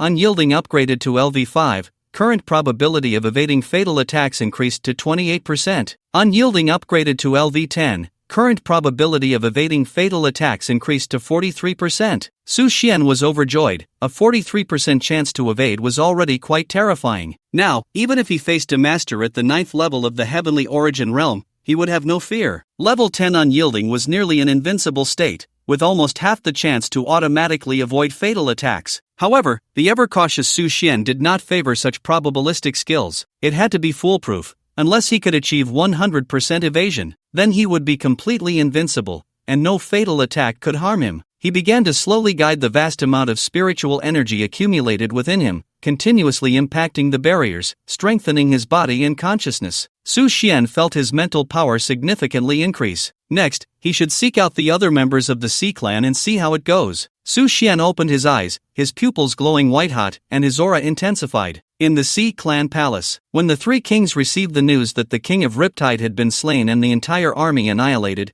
they quickly convened an emergency meeting to discuss countermeasures. This child must not be left alive. The three of us will strike hard immediately, no longer caring about those old, immortal beings. We must kill him first, or we won't be able to eat or sleep in peace. The Tide King stood up, surrounded by terrifying sword energy, his killing intent boiling. The Kanglan King sat on the throne, silent, feeling equally horrified. The king of Riptide was at least a Heavenly Origin Realm powerhouse. 1,000 years ago, he had even reached the Ascendant Realm, though he had not fully recovered yet. To think he could be defeated so quietly. I agree. Tomorrow, I will summon the sacred artifact of the Naga clan, and with the two of you working together, we will slay this child. The Naga king could no longer sit still, standing up. Kanglan King, what do you say? Seeing the two turn to look at him, the Kanglan King quickly stated, I agree. Good. Tomorrow morning, we will all move out together and strike hard to slay this subordinate. That night, Su Xian declined Wei Mingguan's invitation and returned to the training room to continue his cultivation. After reaching the Tianyuan realm, body refinement and meridian shaping no longer had much effect, and his physical development had already reached an exceptionally strong level. Continuing to invest effort in this area would yield diminishing returns, akin to a nearly full bottle of water. If one kept pouring, little could be absorbed, leading to more waste. To increase the capacity of the water, one would need to expand the bottle's size either by modifying the original or simply replacing it with a larger one. The same principle applied to cultivation. Once the body had been transformed to a certain extent, it was difficult to undergo a complete metamorphosis unless one broke through to the golden body realm, at which point the body would become nearly flawless. Thus, at this stage, the focus should be on gaining insights to attain the Tao, continuously enhancing one's consciousness and elevating one's realm. Su Xian closed his eyes, his long hair flowing, dressed in white like snow. Scenes of battling the king of raging waves involuntarily surfaced in his mind. The king could manipulate the ocean waves for his own use, unleashing powerful AoE effects that stacked continuously, a unique divine ability. It was through this continuously stacking spell that the king gained the recognition of the entire sea tribe. Soon, the bodhi tree in his mind emitted a green glow and began to automatically simulate and practice the king's techniques. Each move was strikingly similar, as if he were immersed in countless waves, harnessing the power of the sea to evolve. 10 minutes later, Su Xian opened his eyes, clarity flooding in. He had completely comprehended the king of raging waves' divine ability. Extending his right hand with his palm facing up, water droplets appeared, and Su Xian gently flicked them. In an instant, the water droplets shot forth like lightning, piercing through the chamber made of alloy and special materials with such force that even Su Xian was taken aback. A confident light sparkled in his eyes as he stood tall and slowly walked out of the chamber. Dressed in white, exuding an indescribable elegance, Su Xian looked up at the sky, slightly bending his knees before leaping into the air, soaring towards the horizon, leaving behind a layer of white airwaves, like a rainbow arching through the sky, dazzling and brilliant. Under the night sky, Su Xian moved like lightning, piercing through the clouds, only to find dark clouds looming ever closer to the ground, causing him to furrow his brow. Since last month, he had noticed that these clouds were sinking lower, harboring various auras he could not penetrate, even carrying a sense of destruction. In his previous life, after the revival of spiritual energy, the world underwent great changes, but such strange phenomena did not appear. As Su Xian passed through the clouds, he felt an inexplicable pressure enveloping him, and his inner worries intensified. In this life, after the revival of spiritual energy, the sea tribes, demon tribes, and ancient tribes seemed to have arrived much earlier, and in less than half a year, powerful beings from the Tianyuan realm had already descended. In his previous life, that would have meant the end for all of China. In just half a year, it was impossible for a Tianyuan realm expert to be stationed. Now, apart from himself, there were no other Tianyuan realm cultivators, and even those in the divine concealment realm were few and far between. In that moment, Su Xian felt as if he were trapped in a deep whirlpool, unable to escape. Well then, let the soldiers come and the water rise. Any race that dares to invade China will have to step over my corpse. Su Xian stood still in the void, gazing down at the sea, a cold wind blowing, carrying the chilling aura of the waves. He took out the water avoidance pearl, cradling it in his palm, and with a swift descent, he plunged into the water with a thunderous crash. Following the coordinates provided by the king of Kanglan, he began to head towards the sea tribe's palace. With the water avoidance pearl, Su Xian moved through the sea as if walking on solid ground, breathing and moving without any inconvenience. In the vast ocean, schools of fish swam back and forth. Below them were red corals, numerous reefs, and aquatic plants, clearly still in their natural state. The bottom was covered with soft fine sand, layered with pebbles, and in the pockmarked holes, several sea snakes poked their heads out, hissing as they flicked their tongues. A dazed lobster crawled at the entrance of a hole, its pair of claws proudly crossed in front of its head, seemingly waiting for prey to bite. When they were less than 3,000 meters from the palace, the underwater scene underwent a dramatic change. The pristine seabed completely vanished, replaced by low houses, with giant shells serving as doors and windows, and turtle shells forming the roofs, looking quite sturdy. In this area of water, the faint marine life was almost nowhere to be seen. As Su Xian moved through the water, several night demons wielding forks and knives suddenly blocked his path. They were ugly in appearance, their black bodies dripping with dark green liquid, exuding a nauseating stench. On their large heads, their features were quite peculiar, with mouths located on foreheads covered in green hair, and ears positioned beneath their noses, looking very out of place. Stop! This is a forbidden area for the sea tribe. Retreat immediately! Several night demons waved their shiny forks and knives, shouting at Su Xian. Su Xian did not pause for a moment. With a flick of his right hand, a gust of wind pierced through, instantly turning the 5 or 6 sea tribe night demons into dust, a cloud of green blood mist exploding in the water. With a wave of his hand, 2 barriers of condensed seawater appeared on either side of Su Xian, separating the blood mist as he continued forward. In just a few moments, he had created distance, and as he moved closer to the palace, the houses grew taller, reaching over 20 meters when he was less than 1,000 meters away. 2 giant fishmen emerged from inside, wielding curved blades, their large eyes perched on their foreheads, sharp teeth bared from their gaping mouths, letting out a chilling roar before dashing forward like lightning. Su Xian's eyes narrowed. These 2 fishmen were powerful, having reached the peak of the divine concealment realm. As they charged, they left behind a flurry of afterimages, stirring the seabed into a frenzy. The white curved blades radiated an unmatched sharpness and murderous intent. In an instant, the fishmen crossed a distance of over 100 meters. Su Xian's mind stirred, and with a grasp of his right hand, countless waves surged from all directions, converging in his palm, causing the entire seabed to tremble violently. At the same time, the 2 lightning-fast fishmen reached Su Xian's side, unleashing their exclusive divine ability, Shadow Dash. The blade's edge was almost touching Su Xian's skin, bringing a faint sting, and he felt his spiritual energy being devoured by these 2 fishmen, continuously draining away. What kind of divine ability is this? If he hadn't broken through to the celestial origin realm, he might have fallen to these beasts. Su Xian allowed his spiritual energy to be absorbed, then waved his right hand. Boomed countless waves, folded and compressed, were released in an instant without reservation, a tremendous power far exceeding the celestial origin realm enveloping the 2 fishmen still in their afterimages. The next moment, a thunderous sound erupted. These countless waves transformed into incredibly sharp blades, turning the entire sea into a battlefield, layering upon layer, the power continuously increasing, until, in the horrified expressions of the 2 fierce fishmen, their bodies were sliced into pieces, dissipating into the ocean. When the 2 peak fishmen of the divine concealment realm vanished, Su Xian felt the spiritual energy he had just lost rapidly surge back into his body. This divine ability is quite good. It can absorb a person's spiritual energy without even touching them. Su Xian nodded inwardly. If this fishman reaches the heavenly origin realm, this divine ability, if unknown to others, could easily lead to disaster. Raising his head, Su Xian's eyes blazed white, radiating killing intent, his whole being resembling a cold, ghostly sword, bloodied as soon as it was drawn. In front of him, a large group of sea beasts wielding all sorts of bizarre weapons surged forward madly. There were enormous lobster monsters, their massive pincers nearly capable of severing the entire seabed, their faces twisted and fierce. There were beasts with 9 snake heads, spewing green venom that instantly melted the stones on the seabed, releasing puffs of blue smoke. There were fishmen guards wielding tridents, swaying their thick tails, causing the ground to shake as if they would overturn the entire seabed. There were also short gunmen, sporting long brown beards, draped in purple cloaks, shouldering a gigantic firearm that was disproportionate to their size, shouting incessantly and appearing quite noisy. These sea beasts had turned the eastern ports into a scene of blood and gore, countless innocent civilians brutally slaughtered,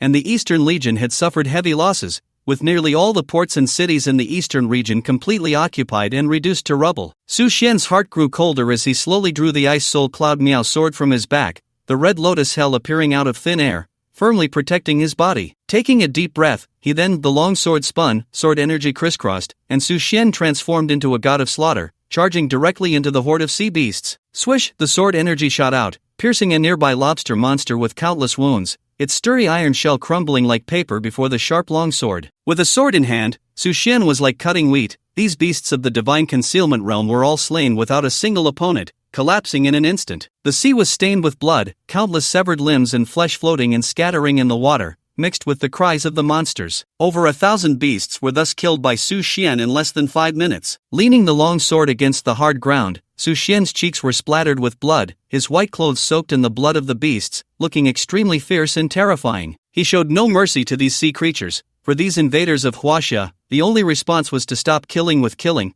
to suppress violence with violence. Su Xian slowly stepped out from the mountain of corpses and sea of blood, making his way step by step toward the palace. At this moment, the entire seabed lit up with bright lamps, illuminating the dark underwater world, as countless sea creatures emerged from their homes, gazing at the young man dragging his long sword on the ground with a mix of fear and curiosity. Su Xian's gaze swept over, discovering that these were all sea civilians, of low realm and weak strength, and unarmed, their eyes filled with terror. He had no intention of exterminating these sea civilians. His purpose was to completely resolve the conflict between the sea tribe and the human tribe, to slay the 3 kings. If they obstructed him, he would kill them all without mercy. The rest would be left to King Kanglan. Halt! Just as he was about to see the resplendent palace, a cold female voice rang out. Su Xian's expression turned icy as he stared at the 3 figures emerging from the towering palace, his face calm, the long sword pointing at them from afar. It's your turn. In front of Su Xian stood the remaining 3 kings of the sea tribe. The Naga king, with a head full of curls and an extraordinarily beautiful face, had a human head and a serpent's body, clad in black armor, appearing both aloof and majestic,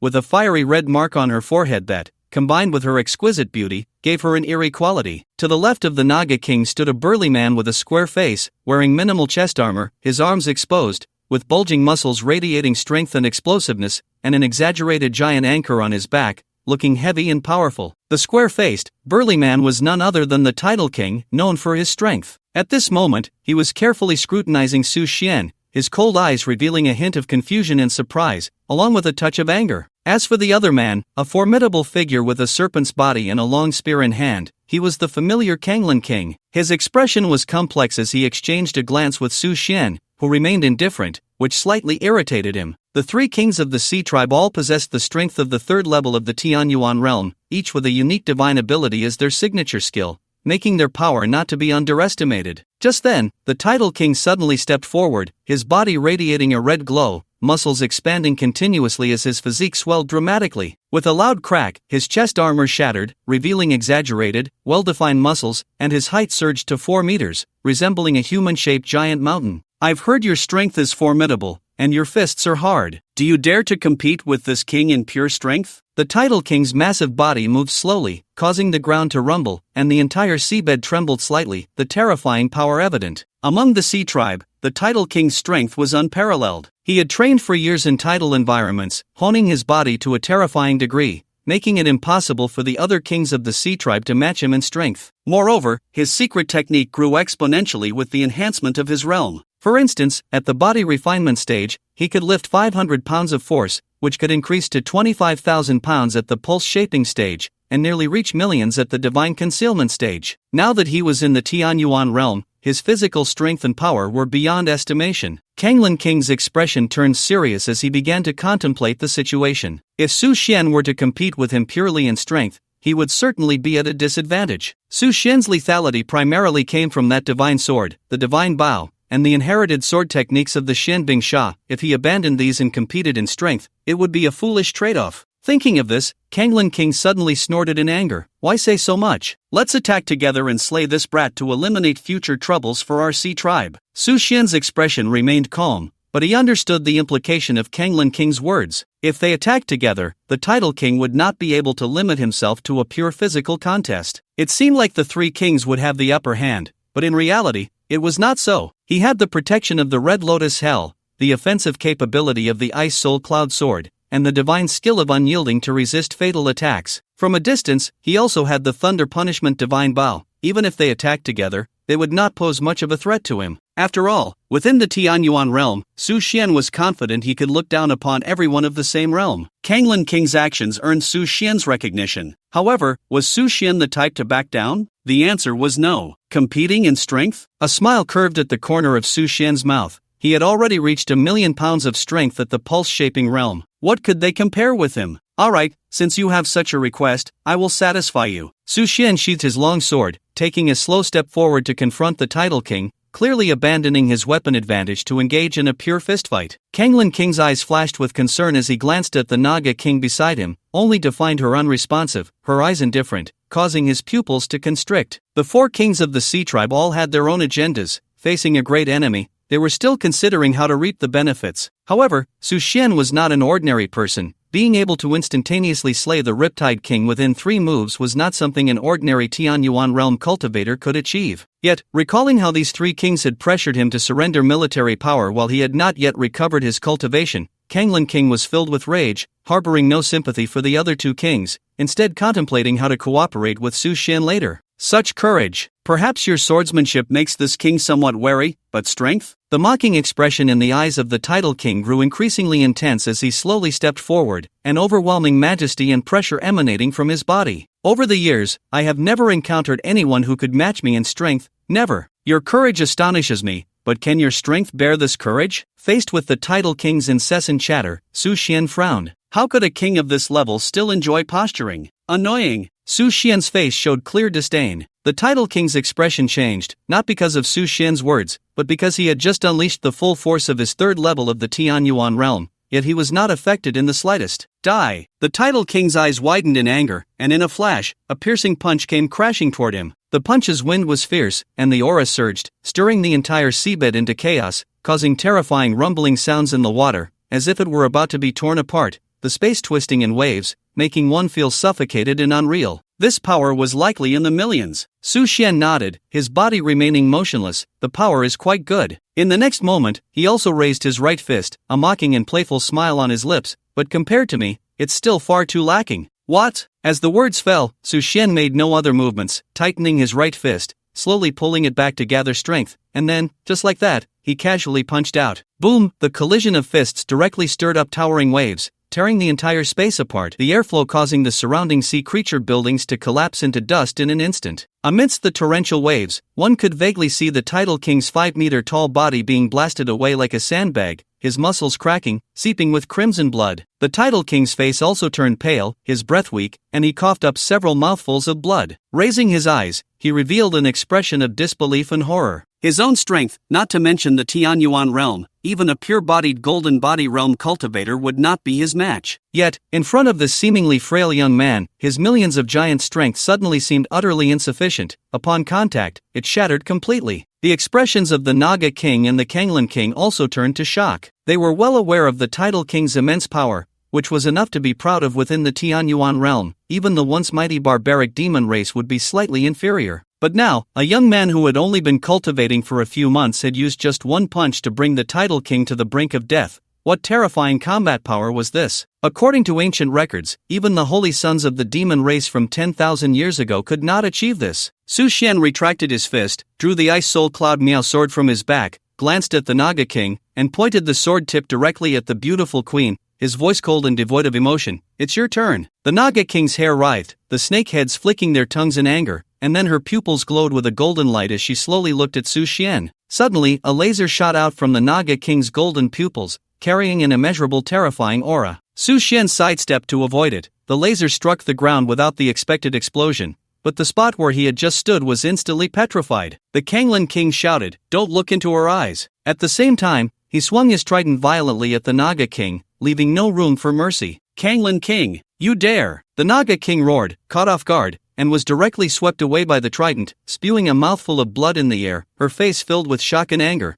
glaring fiercely at the Kanglan King. The latter's right hand glided through the void, and a shield formed from condensed water droplets appeared in front of him, blocking the Naga King's line of sight. He then looked at him with a cold smile on his face. Naga King, Tide King, Raging Current King, you three took advantage of my slumber to seize control of the sea tribe. While my cultivation has yet to recover, you have cunningly plundered without rest, dragging the entire sea tribe into an endless abyss. Today, I shall clean house and give the sea tribe a bright future. Su Xian stood to the side, coldly observing the scene without making a move. Now that both the Naga King and Tide King were injured, killing them was not difficult, but no one knew what other powers they might still be hiding, so caution was prudent. The Naga King spat out blood, his expression complex, filled with extreme anger. Kanglin King, you have invited disaster into our midst, harming the entire sea tribe, and you will surely become an object of scorn for all. As for your claims of plunder, Kanglin King, you have experienced the calamities of the previous generation and should understand that the revival and depletion of spiritual energy are merely the arrangements of those few. If we sit idly by, focusing solely on our cultivation, the fate of the Dragon Clan will be our fate as well. Do you understand? Kanglin King's heart stirred, but his expression remained unchanged as he sneered. All I know is that waging war against the human race at this moment is extremely unwise, so you must die today. The sea tribe must be under my control to grow strong. Good. Since you are so stubborn, I shall make you die. The Naga King glanced at the Tide King lying on the ground and shouted in anger, why aren't you making a move? Kanglin King's pupils constricted,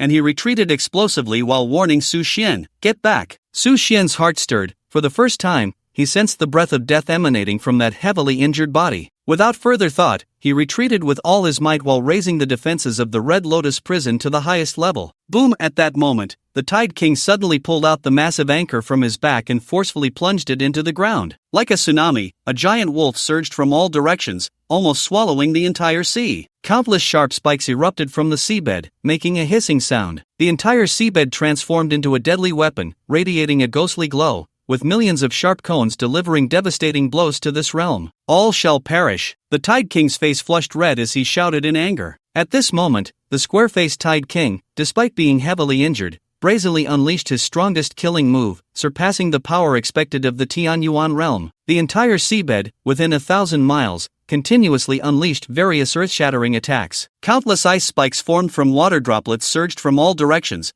firmly locking onto the figures of Kanglin King and Su Xian, launching thousands of attacks. Countless spikes drilled up from the seabed, towering 3 meters high, nearly indestructible, piercing the entire sea tribe's creatures and structures, leaving them riddled with holes, ultimately turning them into ruins. The ground shook, and the magnificent glazed palace behind him instantly collapsed into dust. Kanglin King's expression was one of extreme horror as he hurriedly activated his powers, wrapping himself tightly in a massive white scallop, using its hard shell to withstand millions of strikes. Ding ding ding ding, the incessant sounds echoed throughout the underwater world. The treasure that Kanglin King had spent 1,000 years refining, the seashell, began to show cracks under the Tide King's all-perishing attack, resembling a spider web, densely covered, with signs of imminent shattering. Hiding within the seashell, Kanglin King was filled with dread, unable to believe that the Tide King would forcefully activate his powers in such a heavily injured state, disregarding life and death. This was a mutually destructive strategy. It seemed that the seashell could not hold out for long. Thinking of this, King Kanglin pressed his thumbs and index fingers together, murmuring a spell, in the name of Kanglin, transform into the strongest shield. Open! As he spat out blood, King Kanglin's face turned pale, and the spiritual energy within him continuously dissipated. The feedback he received was a blue halo surging around him, completely enveloping the soon-to-shatter seashell,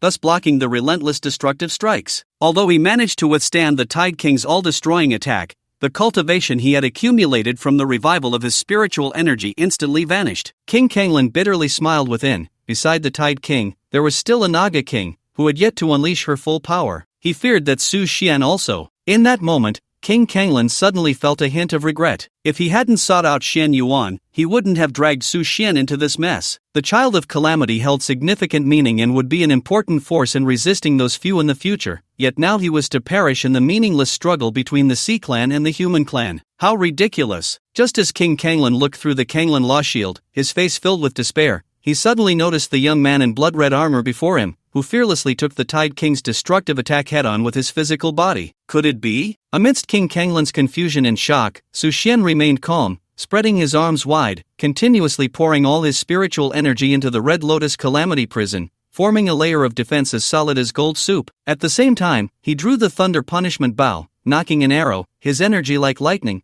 constantly eliminating the ice spikes shooting towards him. As for the attacks from other directions and the ground spikes below, he did not resist them at all, allowing them to bombard him relentlessly. Ding ding, countless ice spikes collided against the Red Lotus Calamity prison armor, instantly melting under the scorching high temperature, turning into droplets that weakly struck the armor, causing no harm whatsoever. As for the ground spikes beneath his feet, Su Xian relied on his innate divine body to forcibly withstand them. Many of the lethal attacks were directly evaded by unyielding, resulting in the all-destroying divine ability, capable of annihilating the heavens and earth, causing only limited damage to Su Xian. Sizzle, a ground spike instantly pierced through Su Xian's foot, but the next moment, the injury healed automatically. Endless Life had now reached a very high level, allowing for almost continuous use. Combined with the special recovery properties of the bodhi tree, Su Xian had nearly become immortal. As long as he had a breath left, he could almost recover. What? You are from the Celestial Clan? Seeing this scene, the Naga King was filled with horror, looking at Su Xian in disbelief. The Tide King's all-destroying attack was immensely powerful. Even cultivators at the 9th level of the Celestial Origin realm had to retreat, lest they be slain. Yet now, this Su Xian clearly had less than the 3rd level of the Celestial Origin realm. Even if he possessed celestial-grade armor, it was impossible for him to completely withstand it. After all, he could not unleash the power that celestial grade should have. Incomprehensible. Looking again at his injuries that healed in an instant, there was only one possibility: he was a member of the Celestial Clan or had obtained their inheritance. It was said that in the ancient era when myriad clans coexisted, the Celestial Clan was renowned for its powerful recovery abilities, almost reaching the point of immortality. Su Xian ignored him, glancing at the nearly exhausted Tide King, whose face was pale and breath faint, gritting his teeth, his hands trembling, as his spiritual energy continuously drained, supporting his ongoing spellcasting. This method of forcibly activating divine abilities using life and spiritual energy as fuel was akin to mutual destruction. But unfortunately, the Tide King, having exhausted everything,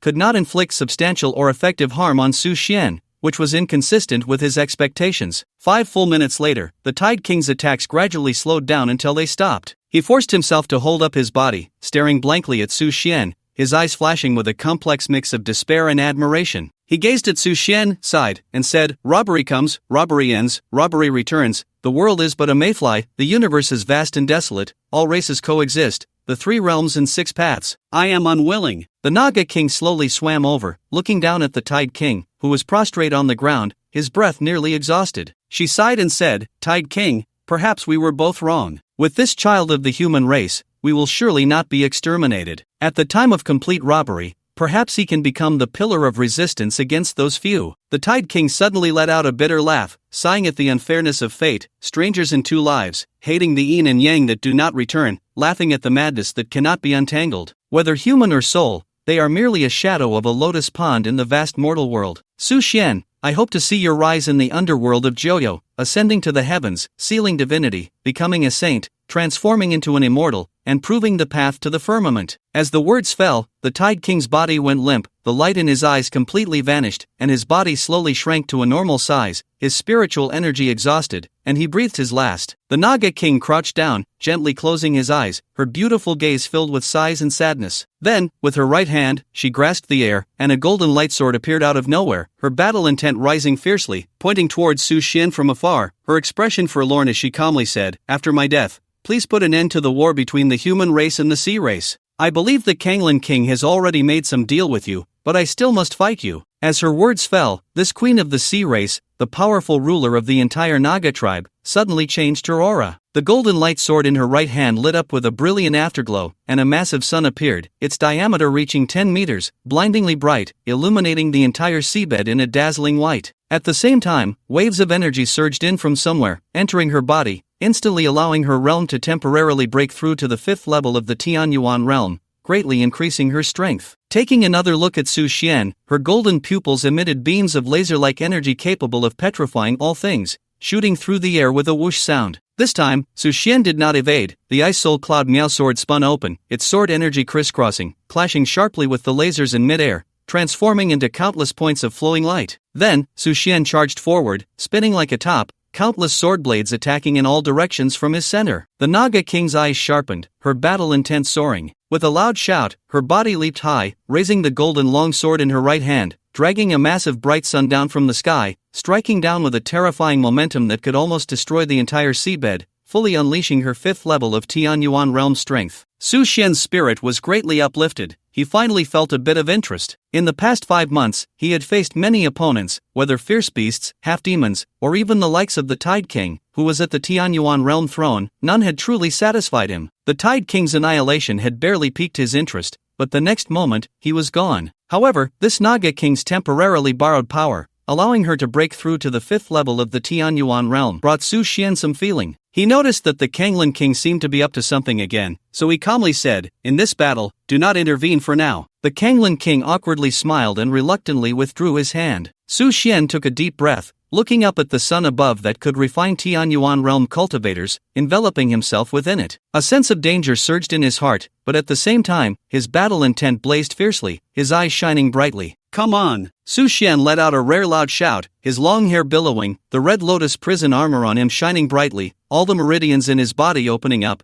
and the spiritual energy of a cultivator at the same realm surging wildly 100-fold. The Ice Soul Cloud Miao sword was raised above his head, and a sword light over 100 meters long shot into the sky, carrying a chilling killing intent, advancing unimpeded. With a crisp sound, Su Xian's sword light was unstoppable, directly piercing a hole in the radiant sun that brought endless pressure. In the next moment, that dazzling sun shattered with a roar, transforming into countless streams of light. The Naga King stared blankly at this scene, her heart like dead ash. Her strongest strike was dissolved by a single sword, and the feeling of helplessness surged over her like a tide, instantly destroying her fighting spirit. Su Xian's eyes flashed, and his figure shot forward like lightning, a sword horizontally aimed at her throat. Then he sheathed his sword and stood quietly, watching her. The Naga King covered her throat, suddenly breaking into a smile, feeling a sense of relief in her heart, her body slowly collapsing to the ground, the black armor stained with spots of crimson, bloody, and stunningly beautiful. At this point, all 3 kings of the Sea Tribe were resolved. The Kanglan King, for a moment, did not react, as if everything were a dream. The nightmare that had troubled him was just resolved. "It's time to fulfill your promise." Su Xian glanced at the Kanglan King. Awakening from a dream, the Kanglan King nodded. "Follow me." The sacred artifact of the Sea Tribe is placed in the cursed temple, providing endless power to the Sea Tribe. As the Kanglan King walked, he began to explain, in the past, when all races coexisted, the Dragon Clan mysteriously vanished. Some said they were exterminated by the Divine Clan, others said by the Human Clan, and some claimed that during the War of the Gods, the ancient Dragon Clan was shot down together. After thousands of years, things have changed, and the descendants of the Dragon Clan, the Dragon God, defied the heavens, uniting with a woman from the Human Clan, giving birth to 2 sons. One of them inherited the Dragon Clan's affinity for water-based divine abilities,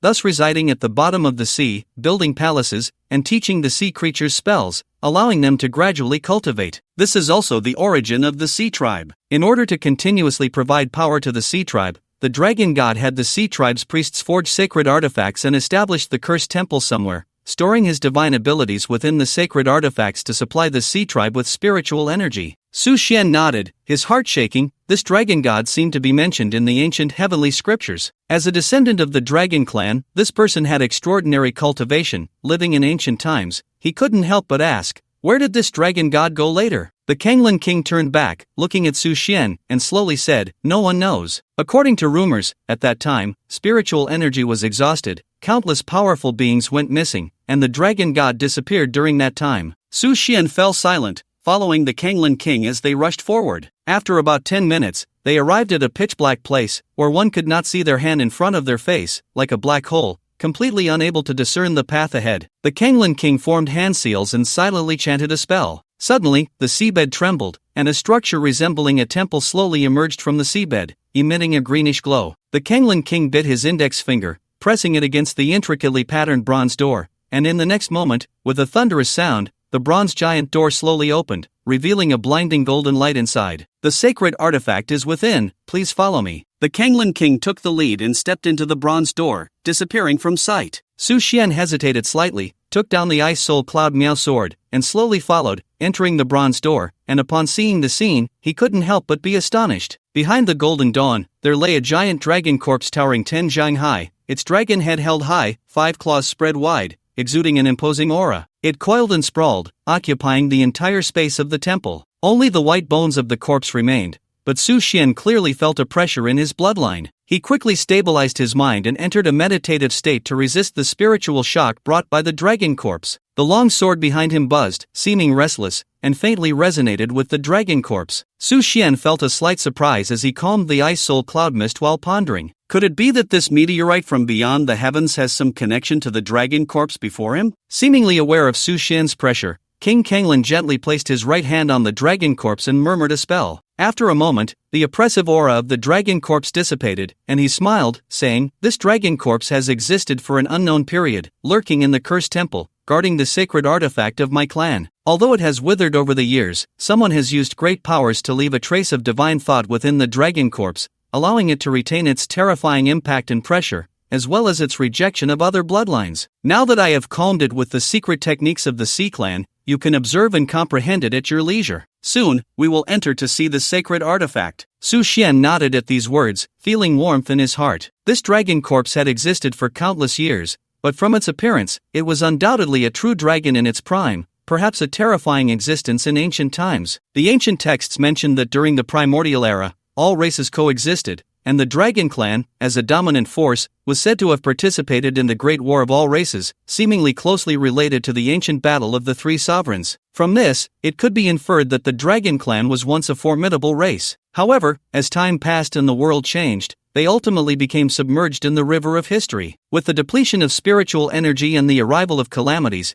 the ancient races seem to have suddenly vanished, as if evaporating from the three realms and six paths, no longer existing. What secrets and truths were hidden in all of this, Su Xian could not know at present. Perhaps only by finding the sealed magic stone and collecting all the ancient texts could these mysteries be unveiled. Just then, he suddenly noticed a strong green light emanating from the bodhi tree in his consciousness, which surprised him. Every time the bodhi tree reacted this way, it either warned of strong enemies and dangers or indicated the presence of opportunities for active comprehension. It seemed that this time it was the latter. Su Xian immediately sat cross-legged, closed his eyes to nurture his spirit, and let go of all distractions in his mind, quickly entering the third stage of meditation. In front and behind him, there was no one and nothing. The spiritual platform was clear, and the six senses were absent. In this world, there was a void. Suddenly, a scene appeared in his mind. It was a distant time, in a wild land, during the Great War of all races, filled with roars and screams, spells and weapons, turning the wild land into a battlefield of asuras. In the void, three tall figures with wings on their backs, single horns on their heads, and adorned in magnificent battle armor stood quietly, overlooking the eternal battle with cold eyes, as if watching ants fight. At that moment, a figure suddenly soared from the fighting crowd below, accompanied by a loud shout, "Eternity rushes by, the universe is unpredictable." The person had two horns on their head, surrounded by a brownish light, turning everything they passed into scorched earth, distorting time and space, causing all things to wither and age in an instant. Holding a rusted large knife, their face was as cold as water. With anger and despair in their eyes, they stood in midair,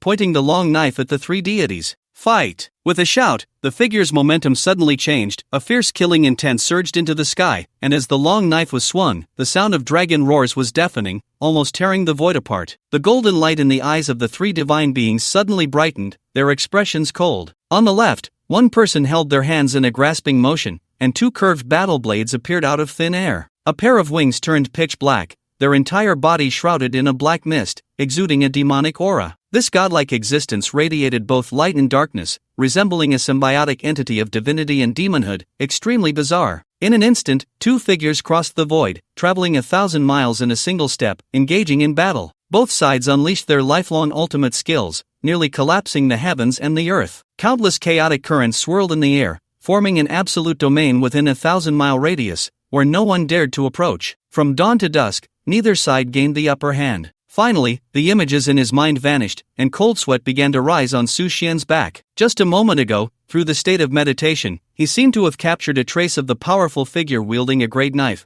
a terrifying technique that caused all things around to wither and perish. At the same time, a prompt suddenly echoed in his mind: "You have obtained the Dragon God Inheritance, Eternal Rush." Prompt, Eternal Rush, is a Dragon God ultimate skill, a passive existence that allows living beings within a certain range to wither and disappear, accelerating aging and the passage of life, which can be controlled at will. The range and effect depend on the level. The current level is LV1, with an influence range of 5 meters. You have not yet comprehended the power of time, so you cannot cause life to pass away, only slow down some movement speed. It can be upgraded. Su Xian's heart stirred, filled with ecstatic joy. This divine ability was something the dragon god had used to crush numerous powerful beings in the past. It was rumored that the dragon god mastered the power of time, able to wield the irreversible force of time to forcibly accelerate the passage of an opponent's years, thus dominating their fate. This terrifying power was vaguely mentioned in the heavenly book, and he never expected it to come from the dragon god's defiance against the heavens. Su Xian gradually understood that the reason he could not decipher the divine abilities in the heavenly book was not only due to the lack of the sealed magic stone but also because he had not encountered the corresponding inheritance methods, making it impossible to comprehend and grasp them. Meanwhile, the heavenly book's earth character scroll explicitly recorded the terrifying techniques of the power of time. Now that he had obtained the dragon god inheritance, it perfectly corroborated the records in the heavenly book. With this thought, Su Xian's desire to decipher the heavenly book grew stronger. Beside him, King Kanglin, an existence who had lived for endless years, looked at the dragon corpse with an expression of disbelief, as if witnessing a monster, as brown light spots surged from the dragon corpse, all flowing into Su Xian's body. This signified that Su Xian had already gained the recognition of the dragon corpse. However, he was not a member of the Sea tribe. In that moment, a complex mix of emotions surged within King Kanglin: disbelief, confusion, and loneliness. The dignified king of the Sea tribe had spent 1,000 years in this place and still could not gain even a trace of recognition, let alone capture the aura and inheritance left by the dragon god. Instead, this young man before him had directly obtained the dragon god inheritance, soaring to great heights, leaving him with a bittersweet feeling, envy mixed with a hint of loss, shock intertwined with a touch of comfort. After all, Su Xian and he were now on the same front, and the conflicts between the human and sea tribes had come to an end. Seeing King Kanglin's complex expression, as if he wanted to say something but hesitated,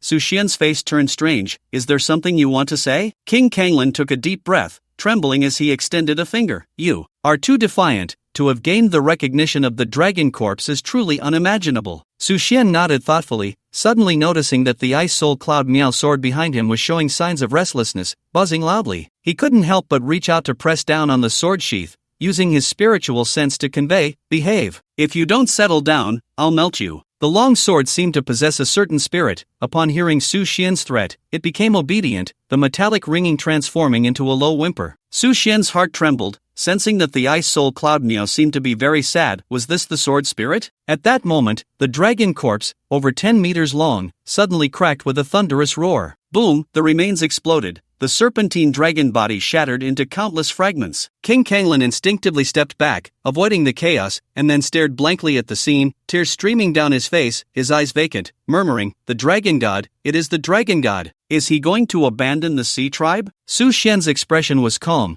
but his heart was already stirred by turbulent waves. This dragon corpse had existed here for countless ages, waiting for a legacy? Its collapse was related to his own inheritance? Could it be that all of this was the dragon god's scheme? In a vague sense, Su Xian felt a great net pulling him in. In his previous life, for a full 15 years, he was merely a novice in the divine concealment realm, almost the lowest existence among the 3,000 sects of cultivation. In this life, he was already able to access information from these ancient levels, which puzzled him. It seemed that everyone was revolving around the thread of spiritual energy depletion and revival. He then looked at King Kanglin, his face resolute, and said, "There is no need to worry, the dragon god has not completely departed. I can sense that he seems to be in a space we cannot reach right now." What Su Xian said was not empty words. Just moments ago, in a grand dream, he could confirm that the figure with the sword was undoubtedly the dragon god defying the heavens. As for the 3 deities in the sky, he was currently unaware of their identities. After a while, King Kanglin snapped out of his despondency, suddenly feeling himself age in an instant. The original fighting spirit he had now turned somewhat disheartened. "To be honest, I just saw the true form of the dragon god in my dream. He is concerned about the safety of the Sea tribe and hopes that no matter how many calamities there are,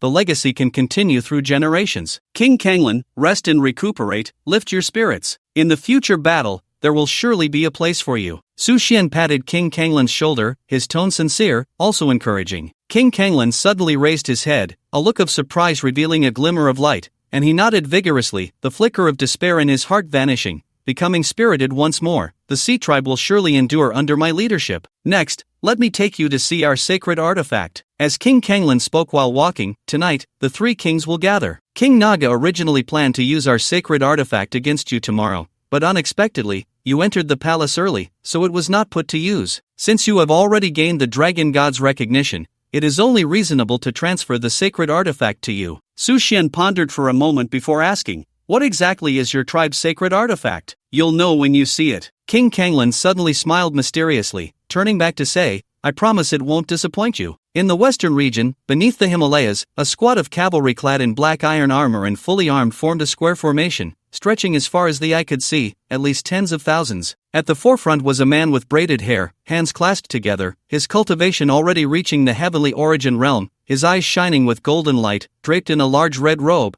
with sandalwood prayer beads around his neck, exuding endless killing intent. Everyone, this land of Tibet originally belongs to my country, Asan, and the Buddhist teachings also came from my Asan. Now, Huaxia has taken it for themselves. Today, we, the cavalry of the heavenly kingdom, must trample this place for the glory of Asan. With that last shout, this Buddhist practitioner from Asan almost yelled at the top of his lungs, and the tens of thousands of iron cavalry behind him raised their long spears in unison, shouting, for the glory of Asan, for the glory of Asan. The leading Buddhist practitioner wore a proud expression. These cavalry were carefully selected from Asan, all possessing strength above the pulse-shaping realm. As a believer of Brahma and Shiva, he scoffed at modern firearms, believing that the strongest force in the world was the Buddhist teachings, and the most powerful individuals were the Buddhist practitioners. Therefore, these tens of thousands of cavalrymen, all uniformly devoted to the teachings of Buddhism, were practitioners of the faith. According to the principles of Buddhist cultivation, the enhancement of one's abilities and realms relies on the power of faith and the will of incense offerings. The collective faith of these cavalrymen directly allowed him to leap from the pulse-shaping realm into the celestial origin realm. This time, taking advantage of the fierce beasts invading Huaxia, which left the neighboring country of Asan unable to manage its borders, he stepped into Huaxia's territory, intending to start from Tibet and turn the entire Huaxia into his followers. At that point, ascending to the heavens, achieving divinity, becoming a saint, and entering immortality would be no difficult task. The Buddhist practitioner slowly raised his right hand and chanted, Brahma Amitba, charge with me. With a command, this practitioner soared into the sky, flying directly over the entire Himalayas, heading straight for Tibet. Behind him, the cavalry surged like a rolling tide, rushing forward rapidly, overwhelming and blotting out the sun. Longhu Temple. The current abbot, Elder Huiyuan, was sitting on the ground in the woodshed when he suddenly opened his eyes and called for the novice outside. Notify all the monks to gather in the square. Yes. Seeing the elder's anxious expression, the novice felt quite puzzled and somewhat worried, wondering if something significant was about to happen. Moments later, 180 monks from Longhu Temple stood in the square, dressed in faded robes, their expressions calm but slightly puzzled. Elder Huiyuan slowly emerged, walked to the front of the square, scanned the monks, and said loudly, Everyone, the great calamity spoken of by Elder Feikong has already begun. They have entered our Huaxia territory and are about to reach Longhu Temple. Now, in the name of the 23rd abbot of Longhu Temple, I ask you all to prepare for battle immediately and fight against the enemy. 180 monks nodded in unison, Amitba. Then this group of monks left the square one after another, going to their rooms to retrieve their weapons, and then they surged out, standing in front of the stone tablet inscribed with the words Longhu Temple, forming the Longhu Temple formation. Since the revival of spiritual energy, these monks had been cultivating according to the scriptures left by Elder Feikong, steadily improving their realms, and now they had all reached the peak of the pulse-shaping realm, their strength evident. Elder Huiyuan himself had mastered the great hand seal of the esoteric school and had already reached the celestial origin realm. Dong dong dong. In the next moment, the sound of galloping hooves, like a sudden storm, shook the surroundings, as if spring thunder had erupted. A tide of iron cavalry rushed from afar, and in the sky above, a Buddhist practitioner draped in a bright red robe flew in. Elder Huiyuan looked up at the sky, and that practitioner almost instantaneously arrived above Longhu Temple, then leaned down to observe the scene below. Are you the one in charge here? The practitioner looked down at Elder Huiyuan, whose white beard fluttered, and couldn't help but ask. Huiyuan nodded. I am the current abbot of Longhu Temple. Why do you not quickly retreat? The practitioner stood in the air, hands behind his back, exuding confidence and ease. In the past, your Xuanzang stole scriptures from my Asan country, thus opening the Buddhist gate. Now I have come to take these scriptures back. Of course, since you all believe in Buddhism, why not convert to my Hinayana Buddhism and worship Brahma loudly? How about that? Elder Huiyuan's expression remained calm, his hands pressed together as he chanted a Buddhist name, Amitba. Buddhism knows no national boundaries, all beings are equal. Donor, you have already grasped the form. If you do not retreat, I will consider you to be causing chaos in this pure land of Buddhism, and my Buddha will not tolerate it. As his words fell, Elder Huiyuan soared into the air, appearing in his hand, filled with killing intent, like a wrathful Vajra. The monk's pupils contracted, his robe billowing, and he suddenly laughed, saying, "I forgot to tell you, I am the foremost practitioner of the small vehicle Buddhism from the country of Asan, known as Master Raji. If the elder does not mind, you may take me as your teacher. I will grant you the small vehicle teachings, bestow upon you the scriptures of another dimension, and teach you the secrets of longevity." At the same time, a tide of cavalry approached Longhu Mountain, surrounding the gates of Longhu Temple so tightly that not a drop could leak through. Elder Huayuan's glimmered. "No need for more words, let your actions speak." Then, in a flash, he engaged in battle with Raji. In the command room of the Jinshi Legion, Commander Lin Ziming wore a face full of worry, his eyes bloodshot from 48 hours without sleep, staring at the electronic map on the screen, which was covered in dense markings, most of them deep red, indicating areas that had fallen. "Let's hear the latest situation," Lin Ziming said hoarsely, his expression increasingly troubled. An officer in a green uniform stood up abruptly. "Report, General. Since the beast invasion in the western region, we have fought over 80 battles, and our casualties have exceeded 20,000. We have lost more than 70 strongholds, over 50 aircraft have been destroyed, and 10 tanks. A total of 102 beasts have been killed. Nearly 300 square kilometers of our western territory have fallen, becoming a camp for those beasts charging down from the Himalayas. According to current estimates, if we cannot summon strong reinforcements to the front lines, the area of the western region will likely continue to expand, and the border with the country of Asan will surely take advantage of the chaos, putting all of Tibet at risk, which could lead to turmoil in Guangzhou, potentially dragging the other 7 legions into the fray." As his words fell, the high-ranking officials in the command room fell silent. When it came to fighting, these iron-blooded men of Huaxia would never flinch for a second. Facing death was a basic quality. However, when the opponent was not an enemy army or even human, but those terrifying beasts that were impervious to blades and bullets, and even nuclear weapons could not eradicate them, even the elite Huaxia army, one of the 8 legions, the Jinshi Legion, found it hard to cope. Lin Ziming suddenly noticed a location near the foothills of the Himalayas in the entire western region that had not turned red, feeling quite strange. He widened his eyes and said in a hurried tone, "Zoom in on this place, let's see where it is." Then, a 3D image of a uniquely shaped mountain and temple appeared on the screen. "General, this place is called Longhu Mountain, and that temple is Longhu Temple." "Then what is that in the air? And those black cavalry, what are they?" Lin Ziming's pupils contracted as he saw the black cavalry, his heart in turmoil. An officer stood up, took off his hat, and took a deep breath. "General,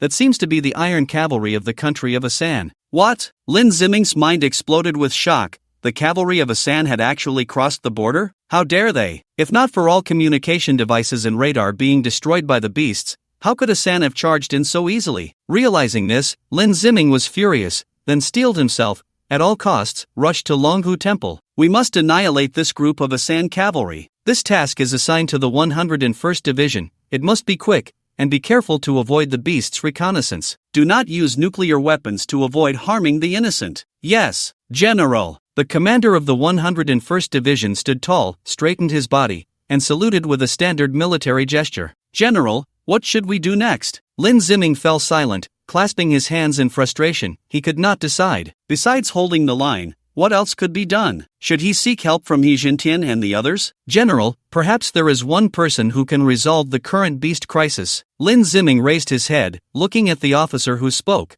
with a questioning expression. It was just a while ago that the entire northern region's beasts and the half-demon cavalry were eliminated, and He Jintian treated Su Xian, the former chairman of the Beichen Group and now a super cultivator across the Hangduan Mountains, as a guest of honor. He is also the hero of Huaxia, reported by the media. "General, we can't hesitate any longer. Only Su Xian can save the entire eastern region." Lin Ziming raised his head, a flicker of hesitation in his eyes, but ultimately made up his mind. "Immediately contact the Northern Defense Corps. I want to speak with General He." In the face of national affairs, what does a little face matter? Even if he mocked him, or even if he defecated on his head, as long as it could resolve the crisis in the western region, it would be nothing. In the command room of the Northern Defense Corps, He Jintian, dressed in formal attire, was busy studying the map, feeling quite pleased. Ever since Su Xian resolved the crisis in the northern region, there had been no military conflicts for the entire Northern Defense Corps. However, the recent attacks from the beasts had given him some warnings.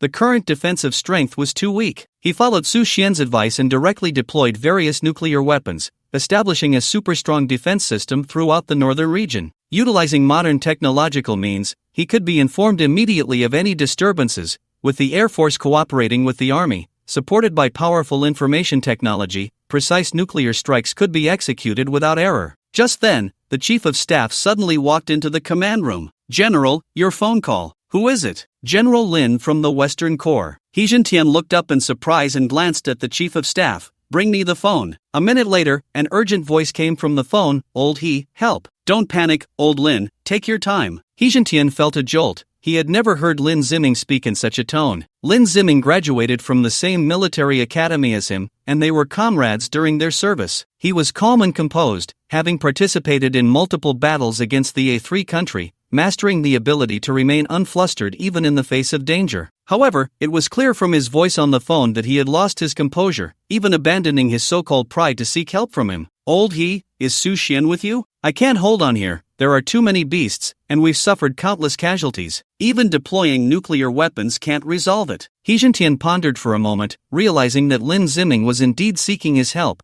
hoping for Su Xian to take action. This thought made him chuckle. The 8 major corps of Huaxia were among the most formidable armies in the world, yet now they couldn't even defend the borders against the beasts. The Northern Defense Corps was unable to withstand the Northern Beasts and the Half-Demon Army. The Eastern Corps was being pushed back by the Sea Beasts, and now the entire Western region was on the brink of collapse. Not to mention the most complicated Southern region, where reportedly over a dozen countries and several beast factions were entangled, creating chaos. Everything depended on Su Xian to resolve. Among the billions of people in Huaxia, many pointed fingers at the situation online, but when the nation faced life and death, how many stood up besides the military and official forces? And many of those Su Xian protected were precisely such people. At that moment, He Jintian suddenly felt the irony of the world. After the revival of spiritual energy, the cultivation civilization had already overshadowed technological civilization. In this clash, technological civilization was directly crushed. Taking a deep breath, He Jintian's expression turned serious as he spoke into the phone. "Old Lin, Su Xian is not with me right now. He has gone to Old Wei's place. A large number of beasts have also appeared in the eastern region,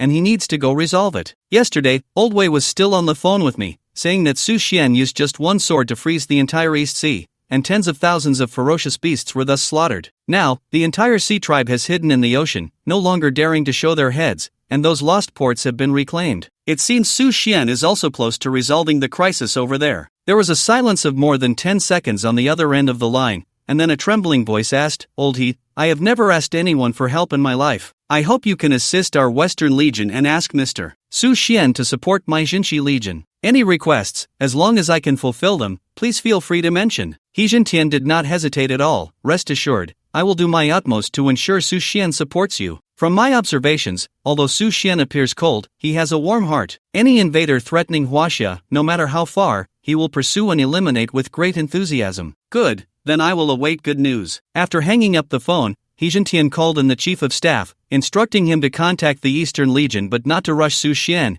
to understand his movements and see if he could be persuaded to help in the east. Passing through the main hall of the cursed temple, King Kanglin brought Su Xian to the deepest part, where the sacred artifacts of the sea tribe were stored. It was a huge blood-red horn, 5 meters long, entirely blood-red, adorned with a few white patterns, complex and obscure. An ancient and profound aura emanated from it, causing Su Xian to feel a resonance with the energy within him. Howled in the distance, Su Xian felt a tingling sensation on his scalp, and in the void, it seemed there was a deafening dragon's roar, loud and powerful. "What is this?" King Kanglin seemed unaware, his expression calm as he gently caressed the blood-red horn, his movements very gentle and cautious. He treated it with care, as if it were his lover, yet with a hint of reverence, as if it were an elder. "This is our tribe's sacred artifact, the demon dragon horn." King Kanglin stood before the massive horn, turned his head, and his face was filled with pride, his eyes shining with immense pride and honor. "This demon dragon horn has protected our tribe for thousands of years. It contains the divine consciousness left by the dragon god, capable of continuously providing divine power to the sea warriors, allowing them to temporarily enhance their realms and strength during battle. As for its origins, we have no way of knowing. We only know that in ancient times, during the Great War of the Myriad Races, the dragon god found a burial site for true dragons in the grave of the gods and used transcendent means to create this horn. In the blink of an eye, thousands of years have passed, and the world has changed, yet this demon dragon horn has not undergone any transformation. The divine consciousness within it has gradually faded, and it can only be kept in the cursed temple, nourished by the residual power of the dragon corpses within the hall. Now that you have gained the dragon god's recognition, are the son of destiny, and have prevented the sea tribe from descending into the abyss. I represent the entire sea tribe in gifting you our sacred artifact, wishing to forge a friendship with you, and hoping that in the future, when calamity strikes, you can protect the sea tribe. Su Xian's expression stiffened as he examined the massive horn. The intricate patterns on it were beyond his comprehension, but the ancient and profound aura it contained made him feel an inexplicable shiver. This was the divine consciousness left by a being of a higher realm. Currently, I am only at the Tianyuan realm and cannot yet comprehend the aura contained within this horn. Perhaps when I break through my realm in the future, I can explore its mysteries. Su Xian nodded, looking at King Kanglin, and slowly said, if the sea tribe encounters difficulties in the future, I, Su Xian, will look after one or two matters, but I cannot guarantee more. That is enough. King Kanglin nodded as well. From his perspective, having lived for thousands of years, Su Xian was not merely a genius of the human race. His insight and intellect were undoubtedly among the very top in these thousands of years. With the judgment of Xian Yuan added, as the child of calamity, his future achievements are undoubtedly immeasurable. Perhaps he could step into the lost realms, which is not impossible. After gifting the demon dragon horn to Su Xian,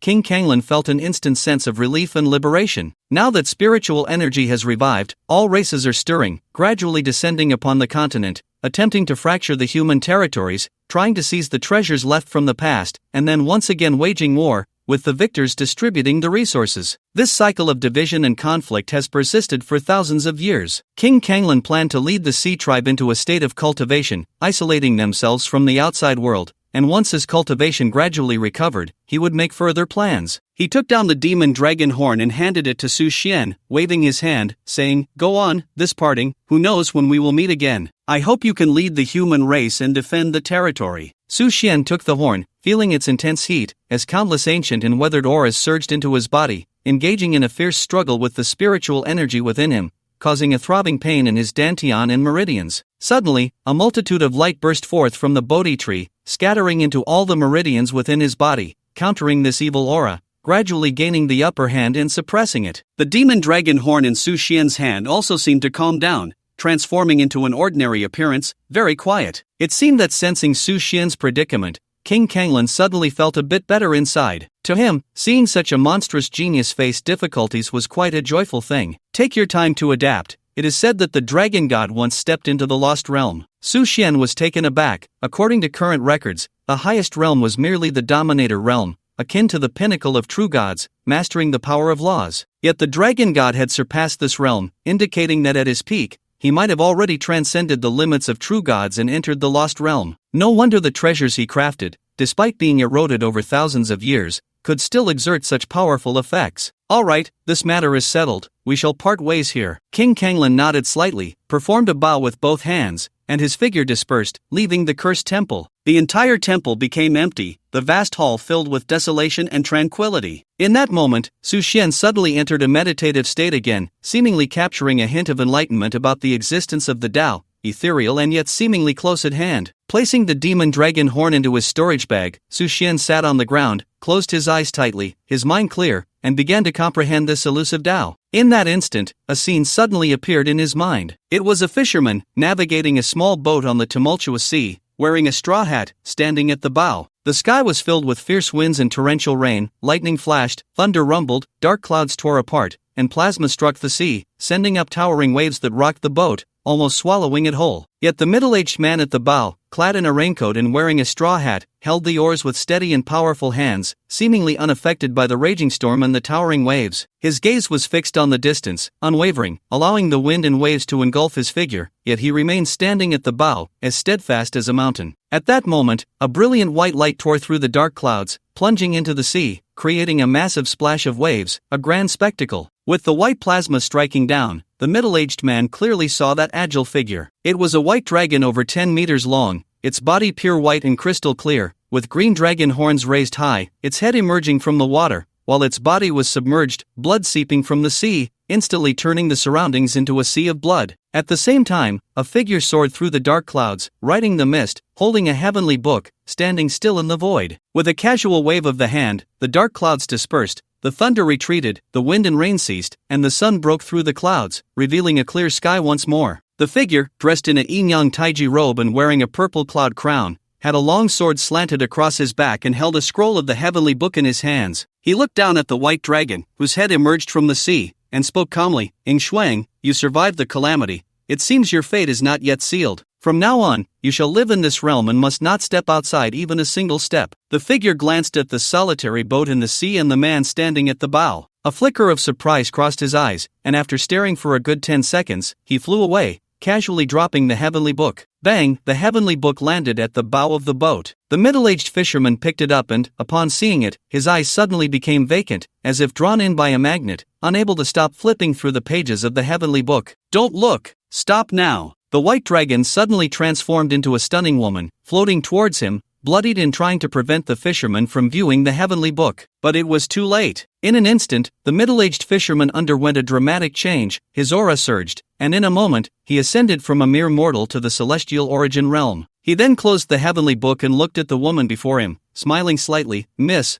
are you alright?" Boom, the scene dissipated, and Su Xian opened his eyes, feeling as if his head might explode. The content the middle-aged fisherman had seen in the heavenly book seemed to connect with his consciousness, and then a prompt echoed in his mind. "You have comprehended the existence of the chaos path. Your consciousness has increased tenfold. Continue to comprehend, and you may have the opportunity to obtain the chaos path." Chaos path? Su Xian left the cursed temple, silently pondering. Was this white dragon named Ing Shuang part of the dragon clan? And who was this middle-aged fisherman? What about the young man in the Taoist robe in the sky? What was the chaos path? All of it made him feel that perhaps all the secrets were hidden within the ancient heavenly book. It seemed he must find the sealed magic stone as soon as possible to unravel the secrets of the heavenly book. When he emerged from the seabed and reached the land, all the senior officers of the Eastern Town Army were personally welcoming him at Ning City Port. Wei Minghuang rushed over enthusiastically, laughing, "Su God!" Dozens of officers looked at Su Xian in unison, shouting, "Su God!" Su Xian felt a bit dazed. He preferred to act low-key, and these soldiers seemed overly enthusiastic. He waved his hand and said, "The threat from the Sea Tribe has been eliminated. There is currently no danger here. I suggest you strengthen your defenses and do everything you can." Wei Minghuang nodded. "Rest assured, Su God, after this battle, we will definitely strengthen the eastern defense line." Su Xian nodded, turned around, and was about to leave. "Su God, please wait. Is there something? The eastern front still needs your support, General," he called, "and the situation is not optimistic." Su Xian lightly responded with an "oh" and did not pay it any mind. While helping Huaxia resist the fierce beasts was commendable, he was not someone to be commanded at will. With over 1 billion people and 8 major legions, what were they for? "Su God, it is said that the Longhu Temple in Tibet seems to have been invaded by Buddhist cultivators from the A3 country." Wei Minghuang thought for a moment and decided to inform Su Xian of this news. Su Xian's pupils constricted, a surge of killing intent erupted from him, and without a word, he soared into the sky, racing towards Tibet, disappearing into the heavens in an instant. This scene left tens of thousands of soldiers below gasping in awe. Su God is truly ridiculously strong.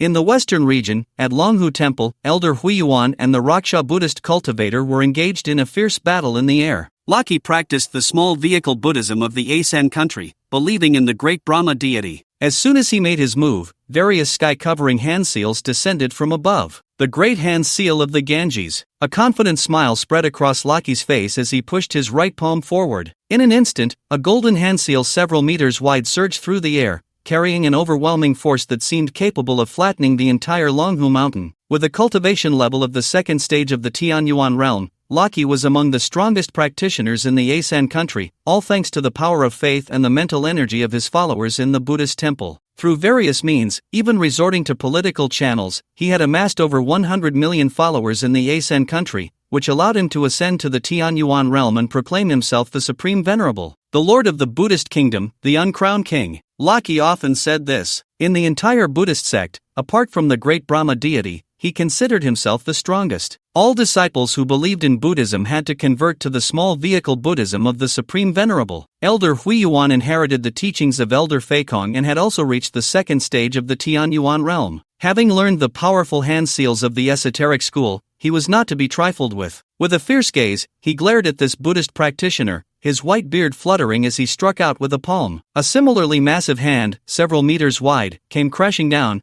directly colliding with the great hand seal of the Ganges. This technique was also learned by Elder Huiyuan from the secret manual left by Elder Feikong, called the Great Compassion Palm, its power not to be underestimated. In an instant, the two giant hands exploded in the air, creating a terrifying shockwave that shattered everything in their vicinity. The treetops of towering trees were directly severed, and the clouds in the sky were torn apart. A look of surprise emerged on Loki's face. He could not accept that his great hand seal of the Ganges had been blocked, his expression tinged with anger and confusion. Not bad at all, to be able to catch my great hand seal of the Ganges. Although I only used 30% of my power, you have every reason to be proud. As soon as he finished speaking, Loki charged forward fiercely, this time opting for close combat. He threw both fists out, his body making a strange starting posture in the air, his right leg raised and placed near his left knee, arms spread wide, leaning forward like a monkey. Elder Huiyuan remained unfazed, appearing in his hand. With a loud shout, the crackled with immense power, blue plasma jumping across it,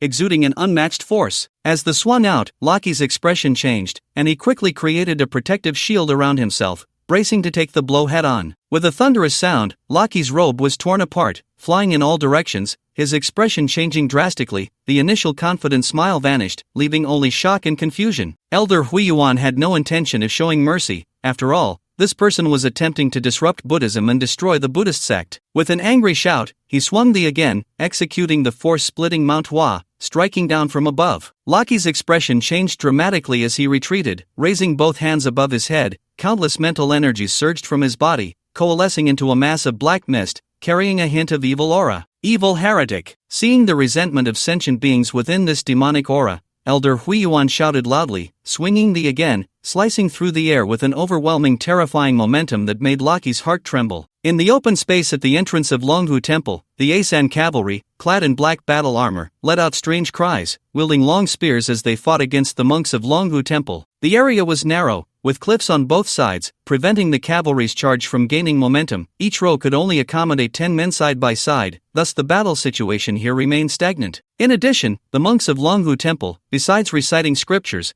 practiced many formations at the request of Elder Feikong, such as the 18 Bronze Men formation and the Tiangang Beido formation. These formations provided powerful defensive capabilities, preventing the aggressive cavalry from India from ever stepping through the gates. Moreover, the battle between the two in the air had not determined a victor. Over time, the morale of the Indian cavalry significantly declined, leading to small-scale unrest and signs of defeat. Riki occasionally glanced at the battle on the ground, anxious and increasingly aware of the strength of the Tibetan monks from Huaxia. Initially, he thought that with his strength at the Tianyuan realm, he could easily crush everything upon arriving in Huaxia, dealing with any high-level cultivators himself, while leaving the ground battle to his invincible black-armored cavalry. Capturing Longhu Temple would only take a few minutes. Now, it seemed he had underestimated the situation. This Longhu Temple actually harbored experts at the Tianyuan realm, and the monks within had gained tremendous enhancements due to the revival of spiritual energy. Over 100 of them, using this narrow passage,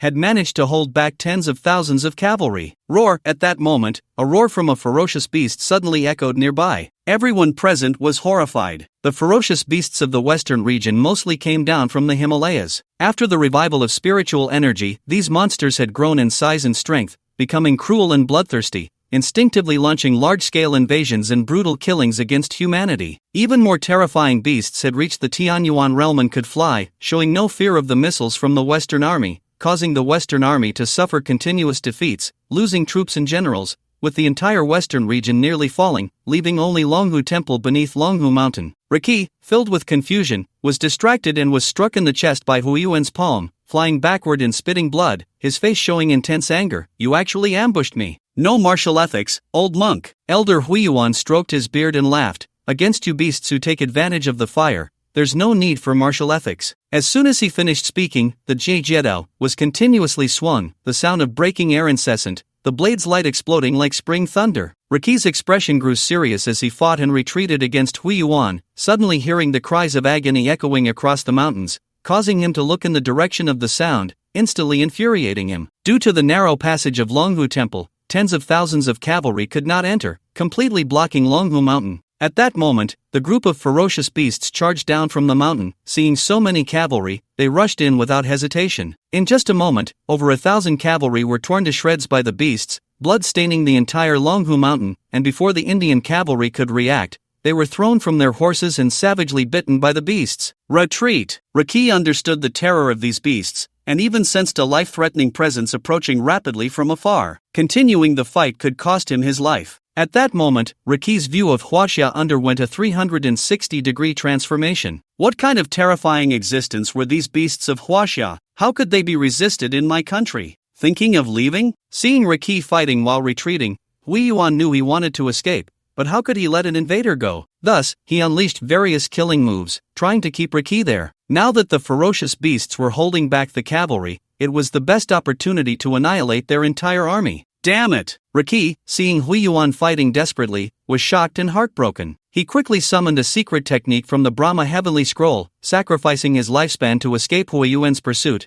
then coldly looked at him from afar. Old monk, let's keep the green mountains unchanged and the waters flowing. Next time we meet, you won't be so lucky. He had made up his mind that after returning to the country of Asan this time, he would never come out again, but would vigorously develop his followers. When he reached 1 billion, he would return to Huaxia. Can't see you. Suddenly, a cold voice flashed past his ear. Raji was greatly shocked, a sense of death's crisis rising from his feet. In the moment he was slightly dazed, he saw a figure in white shooting towards him, holding a long sword, a sword light crossing the void. When he reacted and wanted to dodge, he suddenly found his speed had become as slow as an ant, unable to take a single step, and just like that, his neck was severed by the sword light. His head flew into the sky, and his body quickly fell. The number one cultivator of the country of Asan, the supreme master of the small vehicle Buddhist teachings, was thus killed in an instant by a single sword. When Hui Yuan rushed over, he happened to see that figure in white like snow, palms together. Amatba, it turns out to be Master Su. Su Xian slightly nodded, his expression concerned, and asked, Master, are you alright? Hui Yuan smiled and shook his head. This poor monk is fine.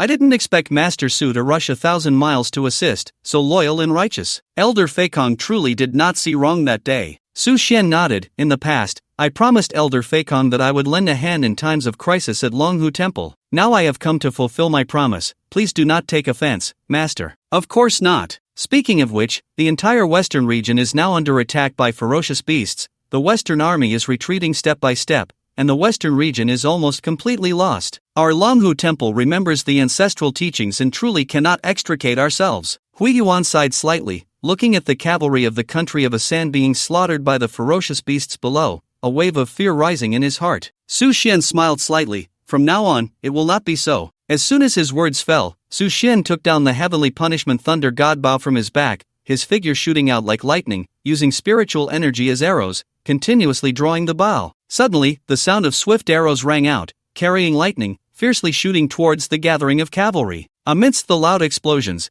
countless cavalry were swept away by the air currents carried by these arrows. With each arrow that fell, at least 100 people were blasted into the air, countless severed arms and limbs rolling in the air, blood instantly dyeing Longhu Mountain, turning it directly into a Shura hell. Hui Yuan opened his mouth, wanting to say something but hesitating, then clasped his hands together, chanted a Buddhist name, and with his spinning, joined in the slaughter, the blade light exploding, casually sending dozens of cavalry from the country of Asan flying. Su Xian frowned slightly. Such efficiency was too slow, so he put away the heavenly punishment thunder god Bao, quickly looked at Hui Yuan, and said, Master, can you let the disciples of Longhu Temple return to the temple and activate the defensive formation? Hui Yuan was slightly taken aback, then quickly understood that Su Xian must be about to use a large-scale killing move, and nodded. No problem, this poor monk will arrange it right away. He then flew down to the place where the monks of Longhu Temple and the black-armored cavalry were forming a formation, raised his palms, directly sending the front row of black-armored cavalry flying, and shouted loudly, All monks, retreat to the temple and activate the mountain protection formation. The monks, without any hesitation,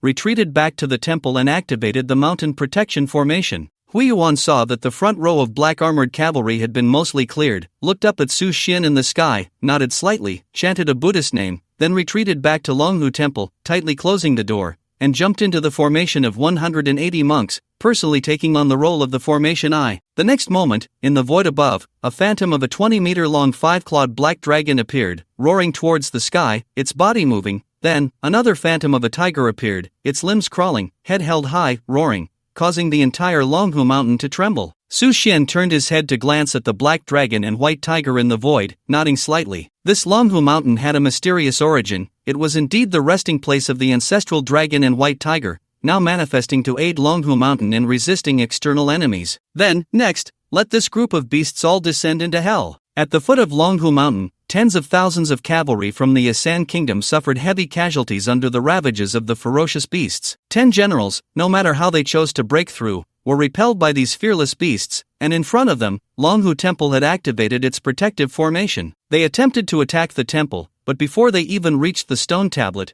they were shattered by a terrifying force. Surrounded from all sides, this group of cavalry who had stepped into a foreign land felt a deep despair. If it weren't for the fact that the Venerable insisted we come here, how could we have fallen into such a predicament? I was still at home eating curry chicken, one general said indignantly, removing his helmet and slightly adjusting his damp bangs, his curled mustache rising, revealing his extreme anger. You dare question the Venerable, who is the strongest cultivator of our country? A short general shouted, expressing his dissatisfaction. The Venerable? Ha! He has already had his head chopped off by that swordsman, and you still defend him? Truly, your head must have been kicked by a cow in the Ganges. Stop arguing. Do you still want to go home and eat curry chicken? Seeing that these two generals were still quarreling, another burly general with curly hair began to intervene. Upon hearing curry chicken, the two arguing generals immediately quieted down, snorting in disdain and falling silent. Right now, our biggest trouble is not those terrifying beasts. No matter how sharp their teeth or claws, they cannot easily tear through our armor. The black-faced general began to analyze rationally. The most terrifying opponent is that young man in white above. Did you see his sword? It carries a chilling aura that makes one tremble. If I'm not mistaken, this young man should be the strongest sword cultivator in Huaxia. As long as we deal with him, we can be saved. The remaining generals looked at him as if he were an idiot. The Venerable is so powerful, yet he was beheaded by him with a single sword. How can we, who can't even fly, deal with him? Exactly. We are currently weak. How can we possibly fight him? In my opinion, we might as well commit suicide. There's no need to eat curry chicken anymore. Looking at the despair and hopelessness of these generals, the black-faced general couldn't help but feel contempt, snorting coldly. Who said we have to fight him? As long as we kneel and beg for mercy, won't that be enough? Well said, then I'll go first. One general eagerly knelt on the ground and bowed to Su Xian. The other generals immediately felt furious for not keeping up. The next moment, with a thud, the kneeling general's body stiffened and slowly fell forward, a blood hole appearing on his forehead. The remaining generals hadn't even had time to react before they saw Su Xian flick his fingers, and a terrifying force pierced through their foreheads, causing them to collapse to the ground, breathless. After killing the leading generals, Su Xian grasped the ice soul cloud mist with both hands and flew down, his spiritual energy surging wildly, his long black hair flowing. Immediately, waves of immense force surged out from his body, converging into a river, instantly submerging Longhu Mountain, forming a vast ocean. Countless black armored cavalry swallowed by this ocean, struggling to rise. As for the group of ferocious beasts, they were also knocked off balance by the sudden tide. What does he want to do? Elder Hui Yuan in the air watched this scene, puzzled. Is he going to drown the cavalry and the beasts? The next moment, Su Xian provided him with the answer. He saw Su Xian, dressed in white as snow, fiercely thrust the ice soul cloud mist into the ground. The world froze for miles. Centered around him, every place with seawater was frozen, and it spread at a visible speed, instantly freezing the countless black armored cavalry and ferocious beasts across the mountains and fields. Elder Hui Yuan, inside the Longhu temple, was shocked at this scene. What terrifying swordsmanship was this? He himself was at the Tianyuan realm, but it was impossible for him to unleash such a terrifying divine ability. Not to mention the consumption of spiritual energy, even 20 Tianyuan realm cultivators might not be able to achieve it. After all, this was the genius that Elder Feikong had his eyes on. This terrifying strength left other cultivators of the same realm far behind. Su Xian slowly rose into the air, standing still in the void, looking at the ice sculptures covering the mountains and fields without missing a single one. Then, he formed a seal with his hands and shouted, "Break!" As his voice fell, the ice sculptures shattered instantly, exploding into countless ice crystals that dissipated between heaven and earth. Tens of thousands of cavalry and ferocious beasts from the Asan kingdom were directly slain, leaving no trace behind, turning into smoke. Elder Huiyuan stood still in the void, watching this brutal scene, unable to help but chant a Buddhist phrase. After all, the Buddhist teachings did not advocate killing. Su Xian activated his divine sense and discovered several powerful presences at the Tianyuan realm just 2 kilometers away from Longhu Mountain. Furious yet amused, he held his divine sword, donned his celestial armor, transformed into a shooting star, and rushed towards the location of those auras. A few minutes later, Su Xian saw those powerful beings. They were several ferocious beasts that had already transformed into human forms. The leader, clad in a white fox fur, had a handsome face with a sickly flush on his cheeks. The moment he saw Su Xian approaching, a hint of shock and fear appeared in his peach blossom eyes. To his left was a werewolf, standing 5 meters tall, with a robust physique, bare-chested, showcasing powerful muscles, exuding explosive strength, and glaring fiercely at Su Xian. The remaining few were ferocious beasts that had taken on human appearances, looking at Su Xian with ill intent, fear evident in their eyes. That previous sword strike had instilled extreme fear in these ferocious beasts, who had already reached the Tianyuan realm, leaving them with no intention of resisting Su Xian. Since you're here, why rush to leave? Everyone, I have a sword, please. Su Xian's expression turned cold, his killing intent soaring. He crossed his long sword in front of his chest, and countless sword energies crisscrossed, slicing around the already transformed ferocious beasts, instantly cutting them into chunks of flesh that flew in the air. A thunderous explosion echoed as the leaders of the ferocious beasts, who had troubled the western region for months and caused the defeat of the 100,000 troops, were effortlessly slain, not even having time to react. Su Xian's expression remained grim, his heart devoid of any waves. He had long lost any feeling towards killing, like a butcher who had been slaughtering fish in a market for 30 years, his heart as cold as a knife. What is that? In the command room of the Western Town Army, Lin Ziming and the senior officers of the entire Western Town Army stared intently at the battle on the big screen. In just 10 minutes since Su Xian's arrival, tens of thousands of iron cavalry and ferocious beasts were annihilated in the blink of an eye, leaving no bones behind, not even having time to escape. How did he do that? A commander who had fought fiercely against the ferocious beasts for months, having engaged in dozens of battles, stared at the scene on the screen, speechless. These ferocious beasts that had come down from the Himalayas had reached a terrifying level of physical strength, able to withstand missiles without a scratch. In the face of these ferocious beasts' formidable combat power, technological civilization was insignificant, ruthlessly crushed, unable to inflict any damage. They had once fallen into despair, even prepared for the entire 100,000 Western Town Army to heroically sacrifice themselves to stop the ferocious beasts. However, at this moment, in front of this young sword cultivator, the ferocious beasts that had brought disaster to the western region of China were slain with a single sword strike, not even managing to beg for mercy. What kind of terrifying existence was this? Is this the legendary cultivator after the revival of spiritual energy? With a flip of the hand, he can summon clouds and rain. With a wave, he can burn mountains and boil seas. With a gesture, he can destroy cities and open the heavens? Lin Ziming took a deep breath and slowly said, "He is Su Xian, the first god of death in Huaxia, the strongest." The officers couldn't help but gasp in shock. The name Su Xian had appeared many times, and his terrifying achievements were well known in the Northern Army Corps. Alone with a sword, he guarded the Northern Sky Pass, causing 50,000 half-demon cavalry to flee in terror, annihilating their entire army, and making the fierce beasts of the north tremble in fear, not daring to step into the northern territory. In this battle, he beheaded over 100,000,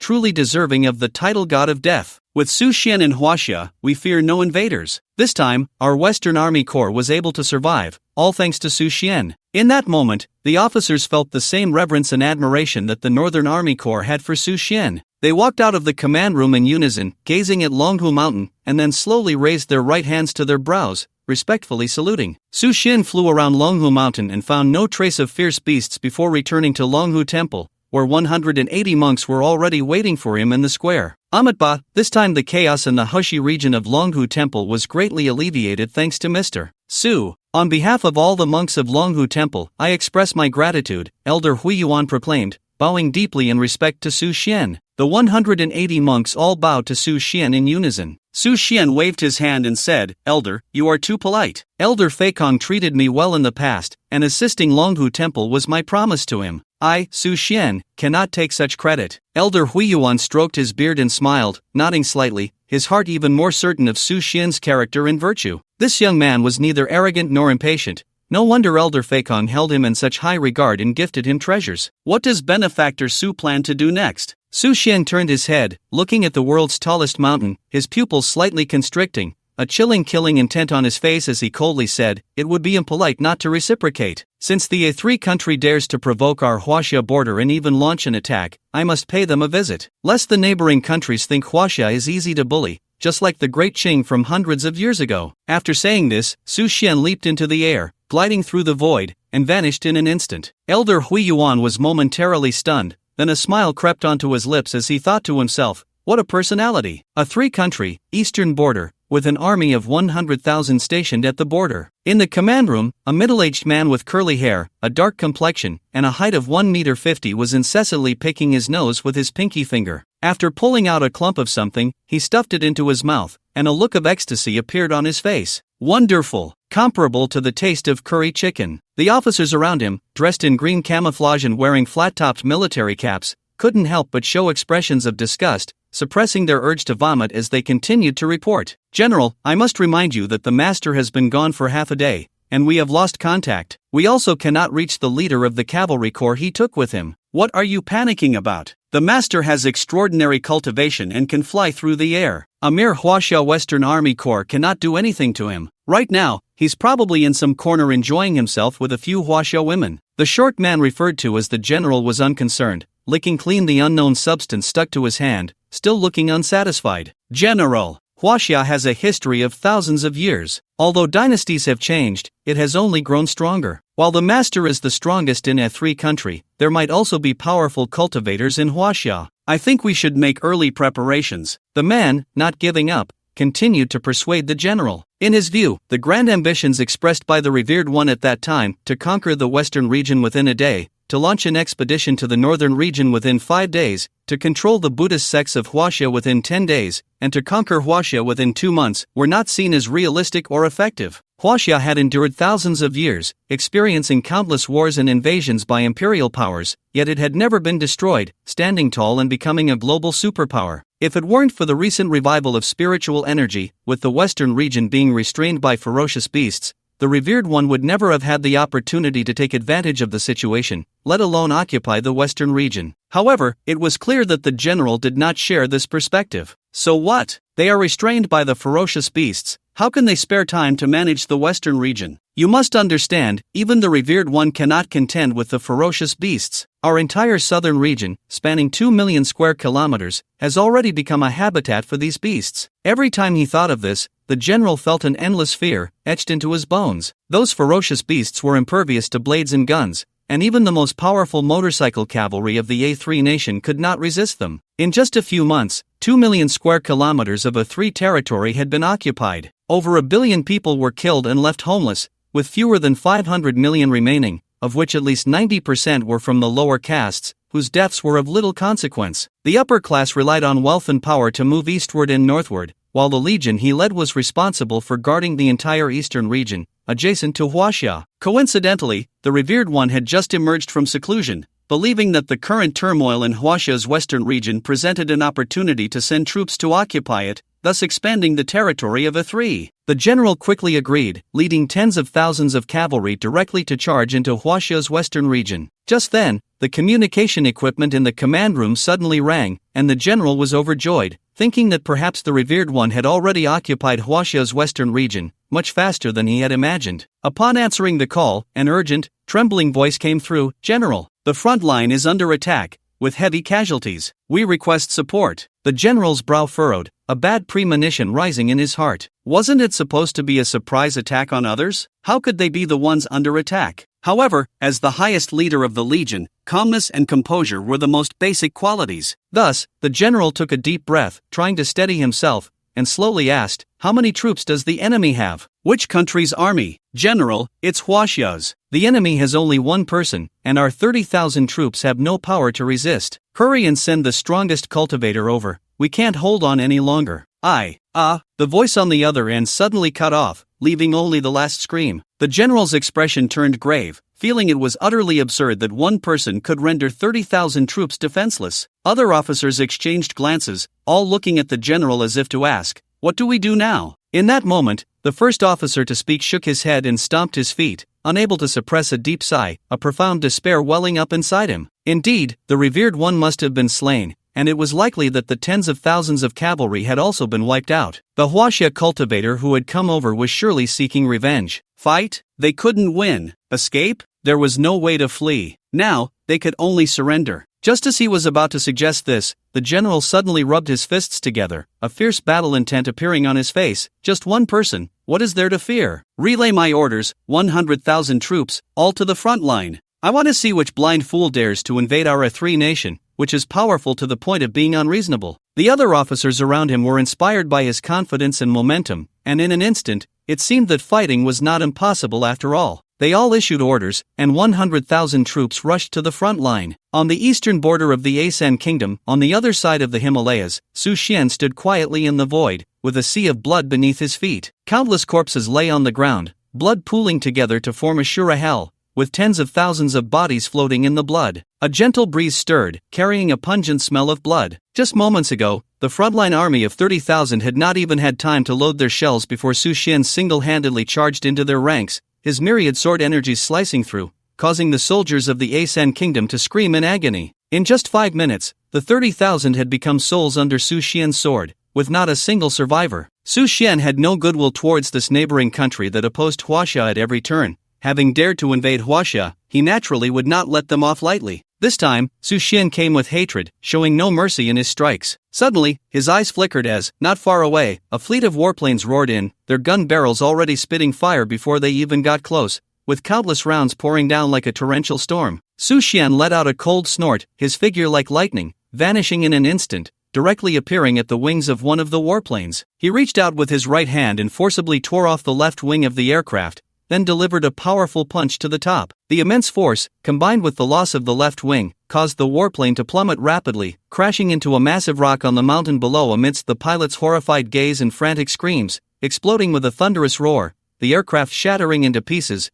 thick smoke billowing as the pilot was instantly turned to ash. After dealing with this warplane, Su Xian drew the thunder punishment divine bow, pulled back the bowstring, and unleashed a surge of energy like lightning, shooting directly at the nearest warplanes, which exploded with a resounding crash, smoke billowing down as the aircraft fell. Following the same method, in less than a minute, Su Xian destroyed over 50 warplanes, slightly venting the hatred in his heart, but it was far from enough. At that moment, a massive missile suddenly shot towards his position from afar, traveling at a terrifying speed. So fast! Su Xian's eyes narrowed, and instead of choosing to evade, he swung his fist forward without hesitation. Boom! The 20-meter-long, 1-meter-diameter giant missile was forcibly shattered by Su Xian, the terrifying heat and shockwave scattering outward, nearly melting everything around. Countless sharp shrapnel, exuding unmatched sharpness and cold light, sliced towards Su Xian. The terrifying aftershocks from the explosion were enough to split mountains and shatter stones, turning all living beings within 1,000 meters into dust. However, facing the attack of a nuclear weapon and the thousands of degrees of heat, Su Xian showed no signs of retreat, allowing the shrapnel and shockwaves to strike him, clashing against the Red Lotus Calamity armor, producing a clanging sound,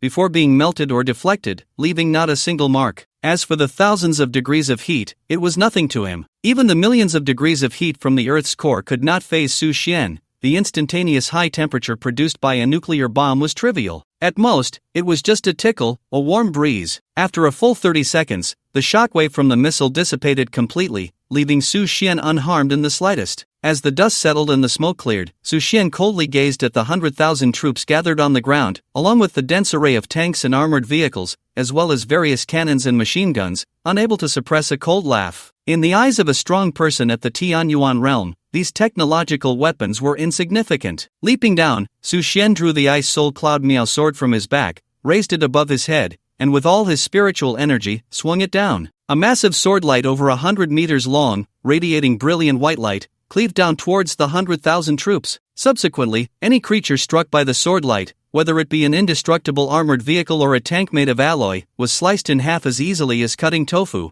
and the soldiers of the Asan country, caught beneath the sword light, stared blankly as this blade of light, comparable to a doomsday disaster, turned their bodies into powder and blood mist. The sword light seemed to carry an endless amount of spiritual energy, splitting the location of the 100,000 troops in two, forming a canyon 20 meters wide, stretching from the eastern border of Asan to the west, dividing the entire Asan country before slowly coming to a halt. Any creature hit by the sword light was cut into two pieces. If viewed from above, one would find the entire Asan country cleaved into two large sections along the entire Himalayan mountain range. What a terrifying sight that was! On the ground, the generals and numerous officers who had narrowly escaped the sword light were so frightened that they wet themselves, their faces pale, their bodies weak, unable to breathe smoothly. The young swordsman in white above became an indelible shadow in their hearts for the rest of their lives, a nightmare for the entire Asan country. Meanwhile, the ferocious beast army far in the southern and western borders of Asan looked on in confusion at the sword light that had cleaved them apart, at a loss for what to do. At the same time, the entire Asan country experienced a magnitude 15 earthquake due to this sword strike,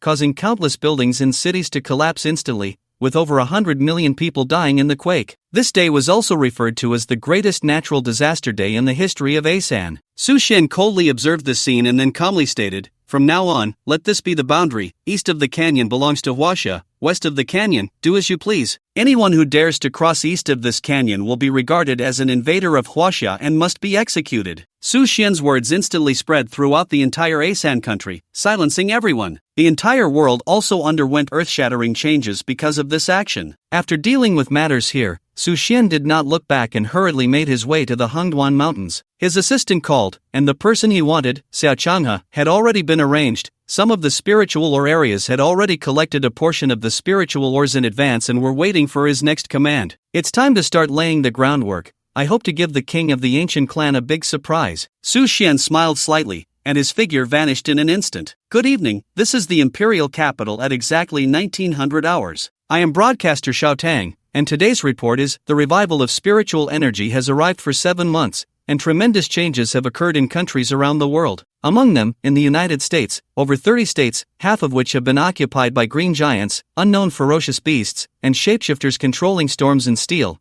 The 7 major legions have suffered a total of 700,000 deaths, with civilian casualties exceeding 80 million. According to official reports from the United States, overall productivity has regressed by 150 years, over 7,000 urban buildings have been destroyed, and more than 200 million residents have been displaced, plunging the nation into chaos and turmoil. In response, their government has formed a powerful hero legion, known as the Revenge Alliance. Since the revival of spiritual energy, the news broadcast at 1900 hours in Huaxia has garnered the attention of everyone in the country, with viewership ratings soaring to first place. The news reported daily is closely related to everyone's lives, and today's report is an analysis of the current situation in various countries around the world. Xiao Tang, a short-haired beauty dressed in a well-fitted suit, spoke fluent Mandarin on the screen, maintaining high popularity. In the British nation, a battle against ferocious beasts in the Strait of Dover resulted in the loss of 500,000 soldiers. With continuous retreats, over 1/3 of the national territory has already fallen, and the Prime Minister is preparing to rebuild special forces to resist the ferocious beasts. In the land of cherry blossoms, a sudden surge of ninjas has emerged, appearing in various cities to specifically hunt down men. According to official statistics from the land of cherry blossoms, over half of the young men have already been killed, and the methods are extremely brutal. This outcome indicates that more than 90 million women will be unable to marry, and their birth rate will decline once again. In the ice mountain of Mao country, a large number of ferocious beasts have suddenly appeared. They are exceptionally brutal, killing anyone they see, and have already occupied half of the cities. A vast territory has been overrun, with more than half already taken. Everyone is huddled in the south, preparing for a desperate battle against the beasts. In the office in the Hengduan Mountains, Su Xian propped his legs on the table, smoking a cigar while savoring the exquisite red wine brought by Weibo, his eyes slightly squinted, looking content. The large screen displayed the turmoil in various countries around the world. The ferocious beasts were brutally tearing apart and ravaging the people of different nations, destroying their sturdy buildings, and twisting the military's firearms into pretzels. At this moment, the armies of various countries also displayed the spirit of soldiers, refusing to surrender in the face of death, engaging in fierce battles with the beasts. Inside the office, Assistant Xia Wenxi, along with Uncle Ghost, Ahu,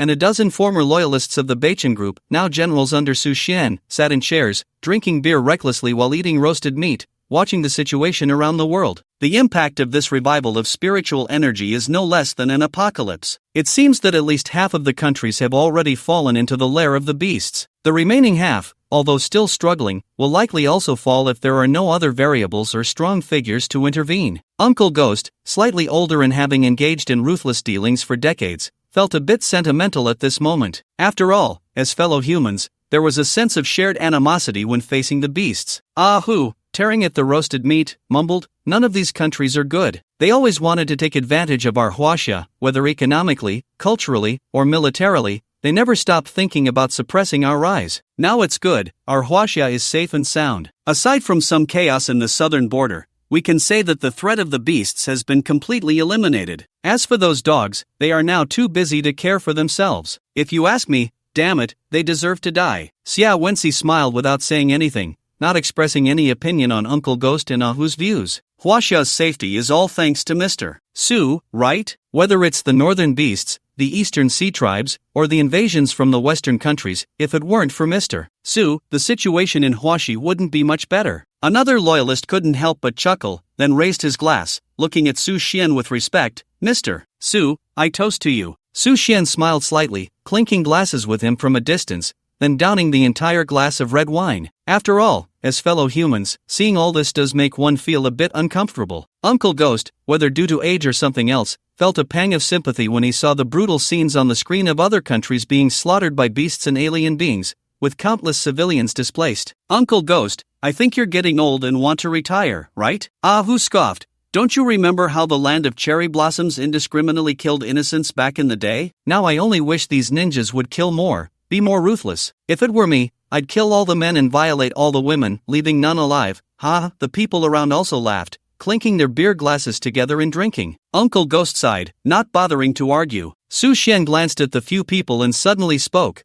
With the revival of spiritual energy and the arrival of fierce beasts, every country in the world is treated fairly. This is when the unity and strength of each nation are put to the test. Whether it's Sakura country or the United States, they are not worthy of sympathy. We just need to take care of ourselves. Uncle Ghost immediately broke out in a cold sweat, his heart racing. Su Xian's words were, in fact, a warning. After all, the troubles in Huaxia had not been completely resolved, and in the past month, the top 10 families had been stirring, while some previously unheard of small forces had sprung up like mushrooms after rain, gathering together, with many desperate individuals organizing to confront Longting. The 8 military corps, exhausted from dealing with border conflicts, naturally had no energy to manage the situation, and Longting, with its limited numbers and headquarters in the imperial capital, had delegated local matters to branches, leaving no extra strength or manpower to impose restrictions, making it inevitable that many with ulterior motives would emerge. However, to Su Xian, all of this was inconsequential. Because the rise and fall of Huaxia, the future crises, were beyond the comprehension of this group of people, they could only be the lowest-level keyboard warriors, pointing fingers at the world online while being submissive in reality. If something were to happen, this group would hide far away. The other dozen or so people, upon hearing this, turned their gazes toward Su Xian, sensing that he had more to say. Su Xian downed the red wine in his cup, then squinted his eyes, a serious expression on his face as he slowly spoke. Now that we have quite a few people in the Hangduan Mountains and 25 mining areas, I plan to establish an organization. I've already thought of a name, Tian Dao Meng. The reason for this name was that Su Xian was expressing his ambition to step into the realm of ascending to the heavens and contend with the Tao of Heaven, so he simply gathered these people to establish the organization in advance. The dozen or so people murmured the name, nodding in agreement. It was a name that exuded power and made one's heart surge with excitement. The establishment of Tian Dao Meng will be handled by Wensi. You must think through all aspects, including personnel, development plans, organizational structure, financial resources, and resource allocation, etc. Xia Wensi was slightly taken aback, then nodded vigorously. Understood, sir. I will not let you down. Su Xian then turned his gaze to Uncle Ghost and slowly said, the offensive and cultural cultivation of Tian Dao Meng will be entrusted to Uncle Ghost. You must remember our purpose, to focus on cultivation and not interfere in the disputes of other forces. However, if someone provokes us, crush them with thunderous force. Looking at Su Xian's fierce gaze, Uncle Ghost was slightly stunned, then nodded firmly. Understood, sir. Next, Su Xian detailed the other aspects of Tian Dao Meng to several core members and discussed the organizational structure and principles with the dozen or so people present, using some methods from corporate management. In the end, everyone unanimously decided to adopt a voluntary principle. After all, forcing strong individuals would not yield corresponding loyalty. The main criterion for accepting and recruiting members was their values, whether they aligned with the core purpose of Tian Dao Meng, which was to seek the Tao and cultivate, striving to enhance their strength. Secondly, the character of these cultivators had to be examined, whether they could withstand scrutiny and investigation. Finally, their cultivation talent and realm strength were also crucial, as Tian Dao Meng would be an important force for Su Xian to confront the ancient clans in the future, and it was impossible to select individuals without any realm strength. After finalizing all the details, Su Xian pondered for a moment before suddenly speaking. Wensi, the cultivation methods I have treasured in the warehouse. Once everything is truly established, distribute them to the members of Tian Dao Meng according to their realms and contributions to the organization. Remember to make plenty of copies to ensure that those who have made contributions can learn the methods. Understood, sir. Xia Wensi's fingers swiftly glided across the tablet, quickly jotting down Su Xian's requests, and bolding the phrase, those who have merit can learn the techniques, while also constructing a corresponding allocation system in his mind. After arranging everything, Su Xian waved his hand, and everyone left the conference room to begin preparing for the establishment of the Heavenly Tao Alliance, leaving only Xia Wensi still recording on the tablet. Wensi, your task is heavy. In the future, you will also be a core manager of the Heavenly Tao Alliance. Remember one thing, we cannot exploit our members like a company. We must cultivate talent like a sect and provide them with training plans, Su Xian said earnestly, his face serious as he flicked the ash from his cigarette. After all, these people will play a significant role in the future. He recalled the last life when the true king of the ancient clan descended, and millions of foreign races invaded countries around the globe, launching fierce attacks. Due to the severe shortage of cultivators worldwide, most forces acted independently, leading to a piecemeal defeat, while official institutions were powerless to reverse the situation. Ultimately, many forces were either devoured or surrendered to the ancient clan, betraying humanity. In the end, it all boiled down to the failure to organically integrate human cultivators, to build a powerful sect force, and to lay out a management plan for cultivation in advance, resulting in humanity being a scattered mess. In this life, I will lay the groundwork early. Now that the spiritual minds have basically been fully mined, the freed-up manpower can be used to cultivate and establish the Heavenly Tao Alliance. Ancient clan, in this life, I will not let you have it so easy. Su Xian's eyes sparkled with determination. Sir, don't worry, I understand, Xia Wenxi nodded, having followed Su Xian for 10 years and fully grasping the mindset and thoughts of this young chairman. In the past, when he was in charge of the Beichen Group, he had repeatedly sought benefits for his employees, raising salaries 5 times in 1 year, making them twice the industry average. Later, he faced a united boycott from over 30 top enterprises in China, which, under the pretext of disrupting the market, strongly demanded he lower employees' salaries and allowed only 1 raise per year, not exceeding 10%. For this matter, Su Xian resolutely confronted these 30-plus companies, not only refusing their unreasonable demands but even raising employees' salaries every quarter. This angered entrepreneurs across China, and even some famous entrepreneurs from decades ago came out to publicly denounce Su Xian's actions in the media. The most notable among them was a tycoon in glass manufacturing, who hired a media freelancer to write a 10,000-word article overnight, attacking Su Xian with fervor, akin to Chen Lin's denunciation of Cao Cao in the past. Ultimately, under external pressure and the united coercion of the entire shareholders meeting,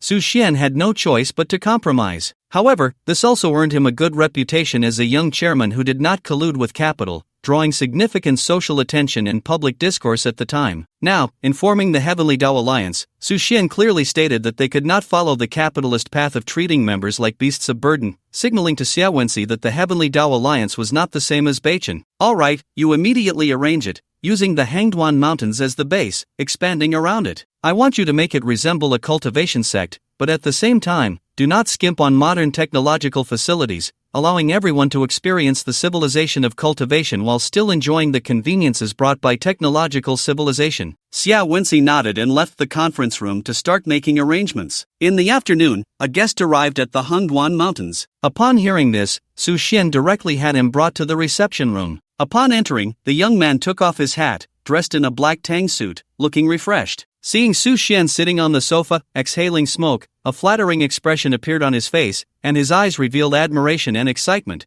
God Su. Xia Changhe slightly bent his waist and bowed to Su Xian, then turned around and instructed the several people of varying sizes and ages behind him, "Come over and pay your respects, this is Su Xian." The 7 or 8 people behind him, each with different expressions, quickly stepped forward, clasped their fists, and bowed deeply to Su Xian. "We pay our respects to Su Xian." Su Xian nodded slightly, a gentle smile on his face. He glanced at Xia Changhe and the folding fan at his waist, and suddenly said, "Director Xia has also broken through to the divine concealment realm. Congratulations." Xia Changhe was immensely excited by Su Xian's praise, his face slightly flushed, and he quickly waved his hand, saying, "Su Xian overestimates me, my meager realm is nothing compared to Su Xian's rapid progress. We already know about your feat of cleaving a great canyon in the Asan country. Your prestige has now become the highest in Huaxia. Whenever your name is mentioned, everyone gives a thumbs up." Su Xian smiled without speaking. He did not care how the world viewed him. What mattered was that he was doing his best to ensure the safety of Huaxia and prepare for future crises in his own way. "Are these the people you gathered? Thank you for your hard work." Xia Changhe quickly shook his head.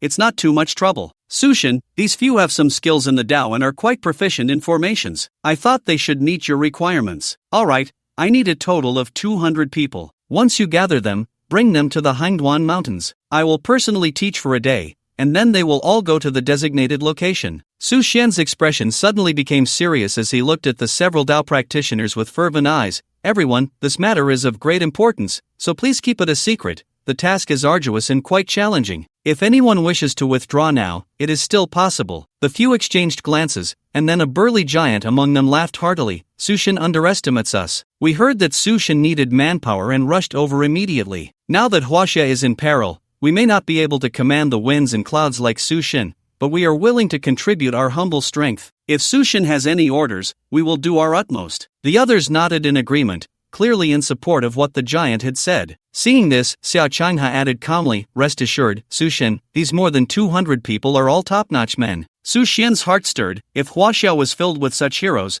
what could they possibly fear from external enemies? After a brief conversation with Xiao Changhe, and once those people had left, Su Xian called out to Xiao Changhe, looking at him, "Director Xia, I see you practice external techniques. I have a suitable cultivation method here that should go well with your fan." Xiao Changhe, who had originally planned to leave, trembled at these words, turned back, tears shimmering in his eyes, his expression filled with excitement. For a long time, he couldn't utter a word, his admiration and respect for Su Xian deepening significantly. "All right, no need to say anything, Longting still needs you." Su Xian patted his shoulder and smiled. After Xiao Changhe happily took away the 18 styles of the Peach Blossom Fan manual, Su Xian felt the spiritual energy within him becoming abundant, and the barrier at the second level of the Tianyuan realm began to loosen. He knew it was time to break through. Arriving at the Hengduan Valley, Su Xian began to meditate, closing his eyes and starting to replicate the scenes from his previous battle with the several Sea Clan kings. Undoubtedly, the Tidal King's move 10 Directions Annihilation was immensely powerful, surpassing the realm of Tianyuan practitioners. If it weren't for his celestial grade armor for protection and the unyielding skill to evade fatal attacks, he might not have been able to completely withstand it. Even if he could block it, he would still be injured. Fortunately, endless life continuously restored him, which rendered the Tidal King's suicidal attack nearly ineffective. As for the Naga King's tomorrow, it also used the illusionary divine power to condense spiritual energy in killing intent, but it appeared rather ordinary. However, her eyes were truly terrifying. Anyone who made eye contact with her would be petrified. Aside from that, Su Xian did not sense any presence that could threaten his life, yet he did not dare to be careless. In his previous life, he had witnessed the arrival of the ancient clan's true king, a scene that was almost godlike, standing at the pinnacle of the cultivation world, where words became laws, and with a mere gesture, cities were destroyed and heavens were opened. The Chinese army had no power to resist at all. "I must become strong as soon as possible. The situation and pace of this life have accelerated significantly. The arrival of the ancient clan may not take long." Su Xian closed his eyes and began to carefully comprehend the spiritual energy between heaven and earth. After comprehending the third layer of sword intent, Su Xian had reached the realm of heavy sword without edge, no longer pursuing extreme sharpness. With every movement, he could shatter the heavens, employing pure strength to crush, making technique less important. After comprehending the third layer of Zen state, Su Xian's mindset had become very clear. He faintly sensed the profound experience described in the Lesser Vehicle Buddhism, seeing the true self, seeing the Tathagata. These states of mind could support him in unleashing a massacre without being affected. After absorbing more than 200 top-grade spirit stones, a small mountain of residue powder had accumulated in front of Su Xian, while the rich spiritual energy within him was almost about to burst out, filling his meridians and causing waves of swelling pain. Su Xian felt a slight surprise in his heart. After practicing the pulse cleansing scroll, the capacity of his meridians to hold spiritual energy was at least 100 times that of cultivators of the same realm. This meant he could unleash the Tidal King's all directions annihilation a full 100 times. This was a terrifying level, equivalent to stuffing the spiritual energy of 100 Tidal Kings into Su Xian's body. However, even so, the top-grade spirit stones still filled his meridians, indicating that the spiritual energy contained within these stones was quite formidable. Moreover, the yield of top-grade spirit stones he currently had was also quite terrifying, enough to support the future heaven-opening sword array. Su Xian focused his mind, emptying his thoughts. The bodhi tree, bathed in spiritual energy, began to grow continuously, further branching out. The bodhi seeds slowly began to mature, and the hundreds of lark birds resting on it reached a lively chatter. The bodhi tree seemed to have grown again. Although he still did not know the origin of this bodhi tree, Su Xian knew that this treasure must be an incredibly terrifying existence from ancient times, perhaps not weaker than the ancient heavenly scriptures. Perhaps he would only be able to investigate the true origin of this bodhi tree after reaching a certain realm. At that moment, a groan of the dragon god against the heavens suddenly appeared in Su Xian's mind. It was still that scene, in the void. The dragon god was fighting against the winged deity, both sides covered in wounds, countless chaotic currents cutting through their armor, blood splattering everywhere. The long knife in the dragon god's hand had also lost its luster, while the winged deity's golden armor was dented, and the divine weapon in hand was full of cracks. Suddenly, the dragon god discarded the long knife,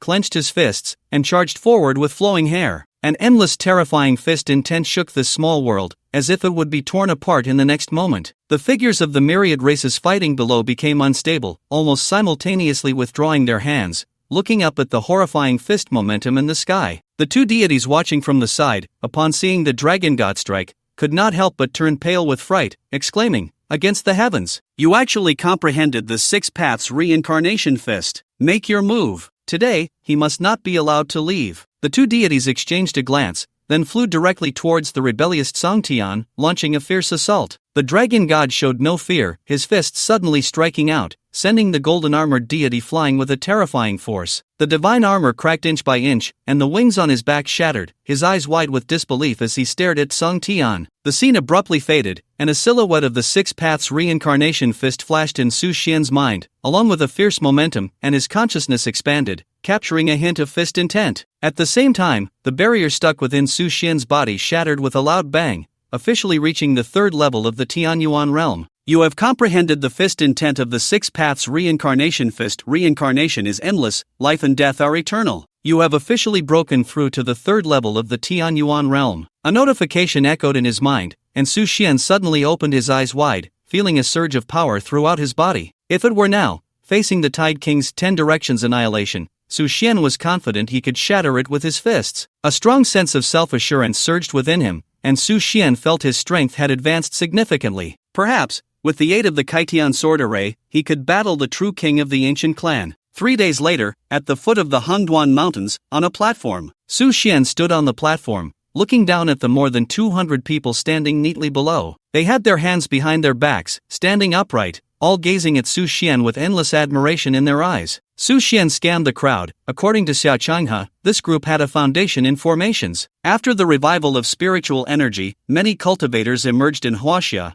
practicing various techniques. Huaxia, vast and rich in resources, with a long history, had seen a flourishing scene of 100 schools contending thousands of years ago, leaving behind countless ancient artifacts. After the revival of spiritual energy, these artifacts underwent mutations, becoming treasures of various qualities. Some people obtained treasures by chance, thus gaining corresponding cultivation techniques and paths. Among them, some practiced formations. They might not have strong individual combat power, but when coordinated according to specific formations, they could unleash immense power. Coincidentally, the 200 people standing on this platform were such cultivators. Their loyalty and character had been personally tested by Xia Changhe, so there was no problem. Next, it was time to teach them how to use the Wujizutian formation as quickly as possible. Su Xian remained silent, extending his right hand to draw in the air. As his hand danced like a dragon and phoenix, a mysterious formation diagram vividly appeared in the air, rippling with waves, as countless spiritual energies surged into the formation, instantly bringing it to life. Su Xian pointed at the formation that resembled the 8 formation diagram and began to introduce it.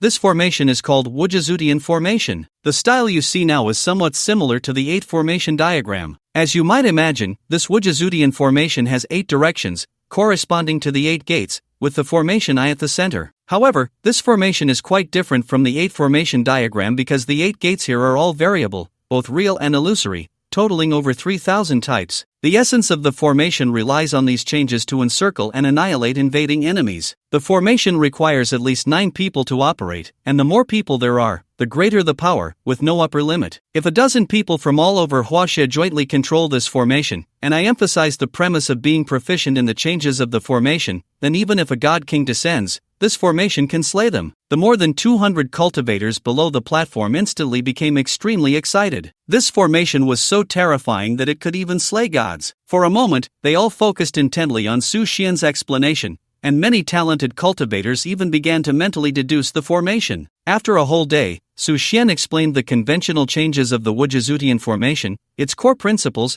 and precautions in detail. As for how much they could comprehend, it all depended on their understanding abilities. In the evening, more than 200 people, under Xia Wenxi's secret arrangements, took secret transportation to reach the 25 spiritual mine areas distributed in the east, west, south, and north, and began to set up formations according to Su Xian's instructions. "Sir, can they really handle such profound formations?" Xia Wenxi asked, somewhat puzzled. "It doesn't matter. Even if they can't fully unleash the power of the formations, as long as they diligently cultivate according to my instructions for these few months, they shouldn't be underestimated," Su Xian replied. Although he had reached a level where he no longer needed to eat, he was still accustomed to the deliciousness and texture of food, and would occasionally indulge in some grilled steak and fine red wine. As he stuffed a whole tomahawk steak into his mouth, Su Xian raised his goblet and took a sip of red wine, slowly asking, how is the situation in the southern region? Currently, the ferocious beasts in the northern region had all been dealt with, so there was no need for concern. The half-demons on the Chiu Mountain 100 Demons Road showed no signs of movement for the time being. He had shifted the northern front line 1,000 miles north, directly reaching the border with the Mao Kingdom. As long as there was any movement from the half-demons, they would be the first to notice. Su Xian believed that those cunning half-demons would not rashly attack in the short term. Even if problems arose, he could rush over immediately. In the eastern region, the 3 kings of the Sea Tribe had already been slain, and King Kanglan had retreated with the Sea Tribe, having obtained the Dragon God's inheritance. The Sea Tribe would definitely not cause trouble again, and the entire eastern region was now very safe, requiring no concern from him. As for the western region, ever since he had taken decisive action and ruthlessly slain the ferocious beasts that had emerged from the Himalayas, no beast dared to invade the western military. The Asan Kingdom was now in a state of nationwide panic, with their strongest warrior killed by him, and the entire territory of the country split in half. He believed they no longer had the courage to invade, and the Western military had already reclaimed all the cities and villages in the Western region. The only area that needed attention was the Southern region. The Southern region was more complex than the other 3, as it was a boiling pot with 2 to 3 dozen countries stirring up trouble, and there were quite a few ferocious beasts as well. Upon hearing this, Xia Wenxi immediately reported, "Sir, the situation in the southern region is quite strange. The South China Sea Islands, with hundreds or even thousands, are home to more than 30 countries and over 90 tribes. When the ferocious beasts descended, dozens of countries participated in the battle simultaneously. The scene, according to the battle reports from the southern military, it seems the ferocious beasts are still fighting against the armies of various countries around the South China Sea, without much impact on the southern military, although there are still some casualties. Among them, 5 countries are causing the most trouble." Su Xian put down his wine glass, lit a cigar, and raised an eyebrow. "Tell me more." "Among them, the most aggressive is the Sakura country. This country has wolfish ambitions, attempting to expand everywhere. Historically, they have committed many heinous acts against our Huaxia, and there are countless instances of them occupying our territory." Xia Wenxi adjusted his glasses, his eyes revealing a fierce light, seemingly harboring great disdain for the Sakura country. This time, with the backing of the United States, the Sakura country is even more brazen, openly claiming several islands in the South China Sea as their own, and declaring globally that those islands have always belonged to the Sakura country. In reality, they were once our Huaxia's territory. If it weren't for the loss during the Qing dynasty, how could it have come to this? Su Xian waved his hand, coldly saying, "It doesn't matter, let them jump around for a few days. What about the other countries?" "The other countries are basically the United States lackeys, including Coconut Country, White Elephant Country, Thousand Islands, and Rubber Kingdom." Su Xian nodded, deep in thought. "In that case, I have no choice but to pay them a visit. It's time to let them understand a principle. Huaxia is not something these jumping clowns can meddle with, not in the past, and certainly not now." In the southern region, the South Sea Islands, dozens of giant warships are patrolling. Their speed is not fast, but the expressions of the Navy on board are serious. These warships are from the Coconut Nation, and the waters they are in are near their country. They have just fought against ferocious beasts and have already lost 10 giant warships, with 3,000 elite sailors sacrificed. On the leading warship, the captain, dressed in a white military uniform and wearing white gloves, is observing the front with a telescope. The sea is calm, the sky is blue, everything seems so peaceful. Suddenly, a loud noise cuts through the sky, and the sound of horns echoes across the entire sea area. In his line of sight, more than 100 warships are coming in a dense formation, aggressive and completely unreasonable. The captain of the Coconut Nation is taken aback and quickly orders a warning horn to be sounded, while signaling retreat from the ship's top. The resounding horn shatters the tranquility of the sea, but the distant warships pay no heed to the Coconut Nation's warning and continue to sail through the waves. The captain is filled with dread upon seeing the flag of the Cherry Blossom Nation, and he shouts angrily, "It's the Cherry Blossom Nation. So arrogant, this is the territory of my Coconut Nation. Captain, what should we do now?" The captain's face turns pale, and after a moment he says, "Fire the shells, warn them that this is the territory of my Coconut Nation. If they continue to advance, it will be seen as provocation. My Coconut Nation is not afraid of the Cherry Blossom Nation's warships." Yes. In the next moment, the warships of the Coconut Nation fire their cannons, the shells landing in front of the Cherry Blossom Nation's warships, creating towering waves, an impressive display. "Damn it! Counterattack!" The captain of the foremost Cherry Blossom Nation warship shouts loudly. Immediately, over 100 giant warships from the Cherry Blossom Nation open fire together. The deafening roar reverberates across the entire sea, countless shells directly hitting the warships of the Coconut Nation, causing them to explode into pieces. Although the Coconut Nation retaliates, they are no match for the Cherry Blossom Nation and are ultimately forced to retreat in disarray back to their homeland. Meanwhile, the Cherry Blossom Nation claims this sea area as their own and continuously calls for reinforcements from their headquarters, requesting more fleets to support them, while also asking the American warships to intervene in the South Sea. Kazuki Ichiro, continue advancing. Captain Yamamoto, a plump middle-aged man standing at the bow, exudes extreme confidence. Kazuki Ichiro, a colonel in the Navy's Second Fleet, is momentarily stunned upon hearing his superior's orders, then exclaims, "Sir, if we go further north, that will be the territory of Huaxia. What are you afraid of? The Huaxia fleet is too busy to deal with us right now. Besides, in terms of naval military strength,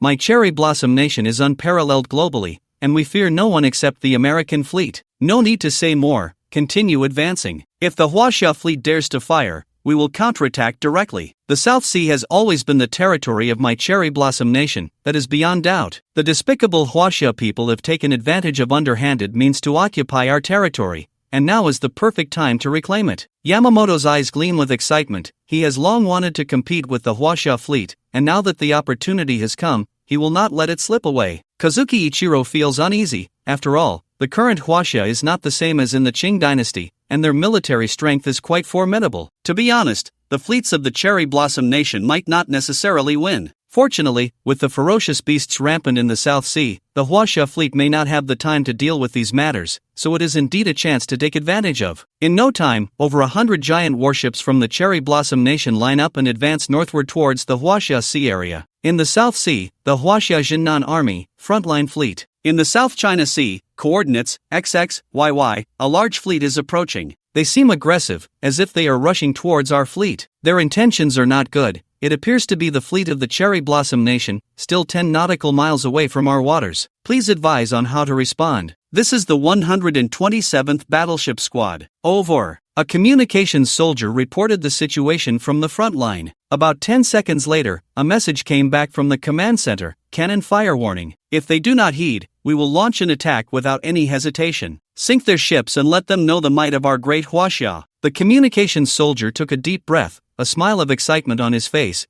and relayed the message to the naval colonel. Upon hearing this, the colonel became even more excited and immediately issued the order, "Launch the attack. Sink all those dogs from the Cherry Blossom Nation. Whoever sinks the most will be treated to steak tonight." Instantly, all the battleships prepared, accurately positioning their shells. In the next moment, countless shells soared into the sky, tracing a beautiful arc before directly landing among the fleet of the Cherry Blossom Nation. Boom! Thick smoke billowed, the sound of explosions was deafening, and the shells instantly engulfed the ships of the Cherry Blossom Nation, like a sudden storm, melting several vessels in an instant, countless fragments flying into the sky before falling into the sea. Baka! Counterattack! Everyone counterattack! Do these Huaxia fleets think they can defy the heavens? Yamamoto screamed while immediately connecting with the United States across the Pacific. "General, we have not yet entered Huaxia waters and are facing a furious counterattack from their fleet. Requesting support." A voice from AU's Navy colonel came through. "Hey, Yamamoto, listen to me,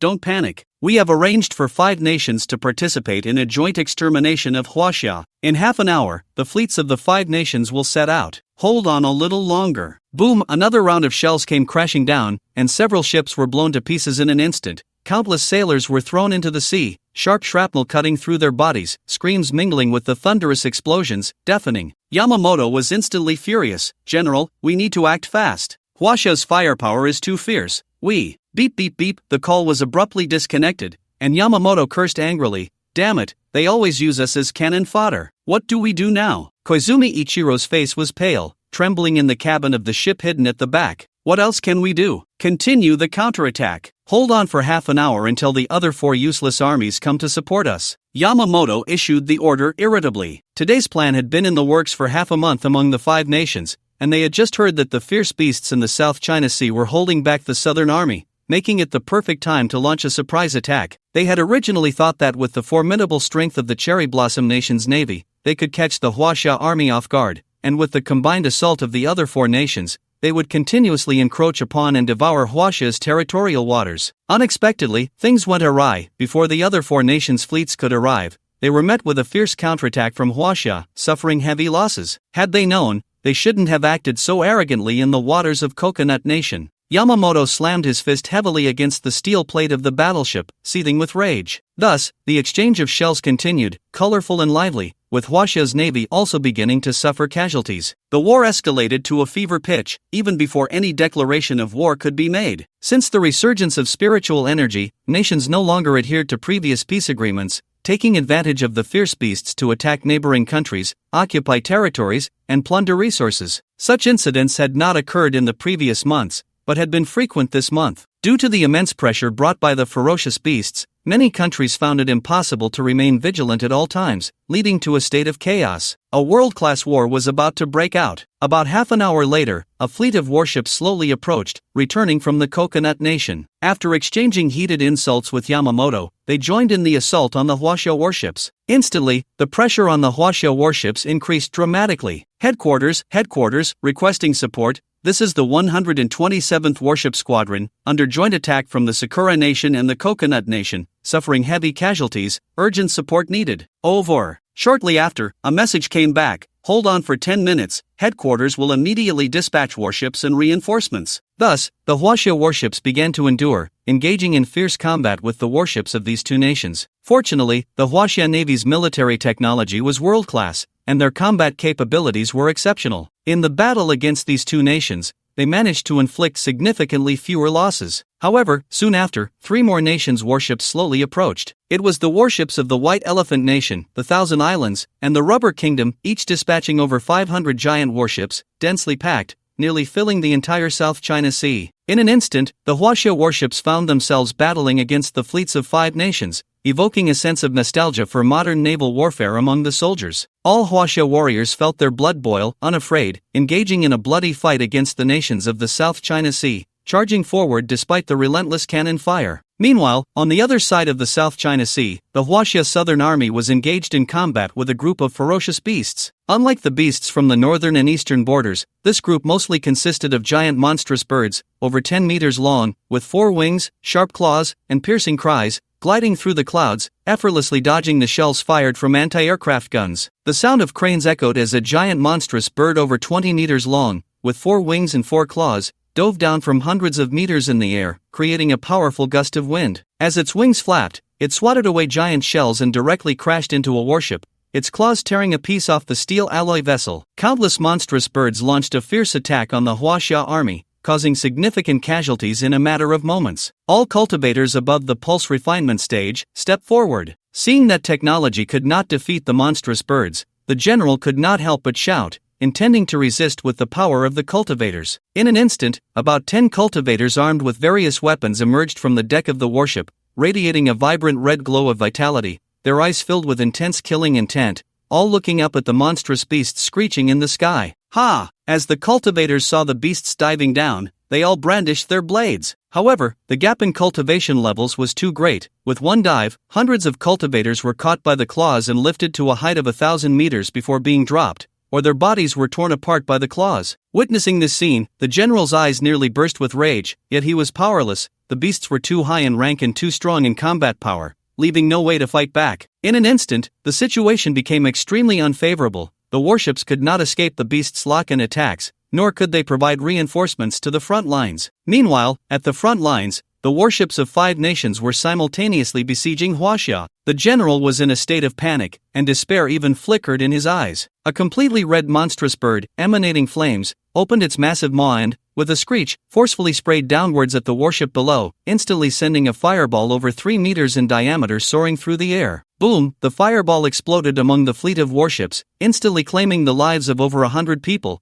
while the remaining soldiers' eyes turned cold as they continued to fire at the ferocious beasts. Although their efforts had little effect, they remained resolute in their shooting. Is heaven trying to destroy my southern army? The general's eyes revealed immense despair as he watched the monstrous beasts blotting out the sun, diving down through the clouds. At that moment, a brilliant sword light suddenly ignited, stretching 50 meters long, cutting through the sea of clouds and slashing into the densest cluster of beasts. Like a long rainbow piercing the sky, the chilling light instantly sliced the group of beasts in half. The sword light dissipated, and any beast touched by it was cleaved into two. Blood rained down, and corpses tumbled, as this one strike claimed at least 200 ferocious beasts. Whoosh! A figure flickered in midair, dressed in white as snow, with long hair flowing, holding a divine sword, resembling an immortal descending to the world, exuding an indescribable elegance. Instantly, the group of beasts stirred restlessly, filled with fear at the sight of the young man in white, and began to retreat, trying to distance themselves. Below, the general of the southern army of Huaxia, witnessing this scene, after an initial moment of shock, revealed a look of wild joy, his previously despairing heart shifting once more at the sight of this sword immortal,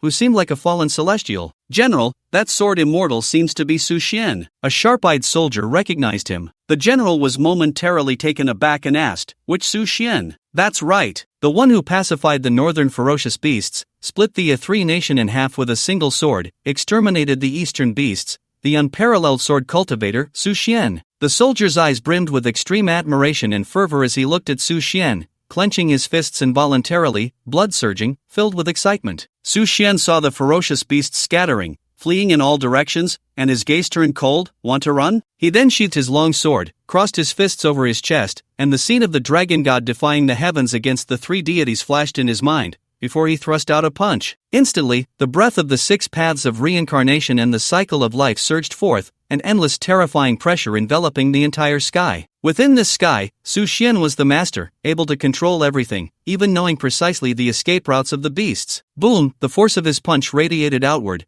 forming a shockwave that surged forward like lightning, catching up to the fleeing beasts in an instant, slaying them all. Blood rained down, feathers fell, as thousands of ferocious beasts were turned into a blood mist, their bones obliterated, leaving the southern army utterly powerless against the giant monstrous birds. Su Xian nodded silently. "Not bad." He then slowly descended, arriving before the general. "Thank you, Su God, for your strong assistance in saving my southern army." The general saluted sincerely, expressing heartfelt gratitude to Su Xian, but at the same time, a hint of worry appeared on his face. "Su God, I still have something to deal with. Please wait a moment." Seeing his anxious demeanor, Su Xian furrowed his brows. "What is it?" Anger surged on the general's face as he said, "Just over half an hour ago, the frontline 127 warship squad encountered an invasion led by the Sakura Nation and 4 other countries. I need to dispatch warships immediately for support." Upon hearing the name of the Sakura Nation, Su Xian's killing intent surged, his expression instantly turning cold as he waved his hand. "I'll go personally." He then leaped high into the air, vanishing like a shooting star,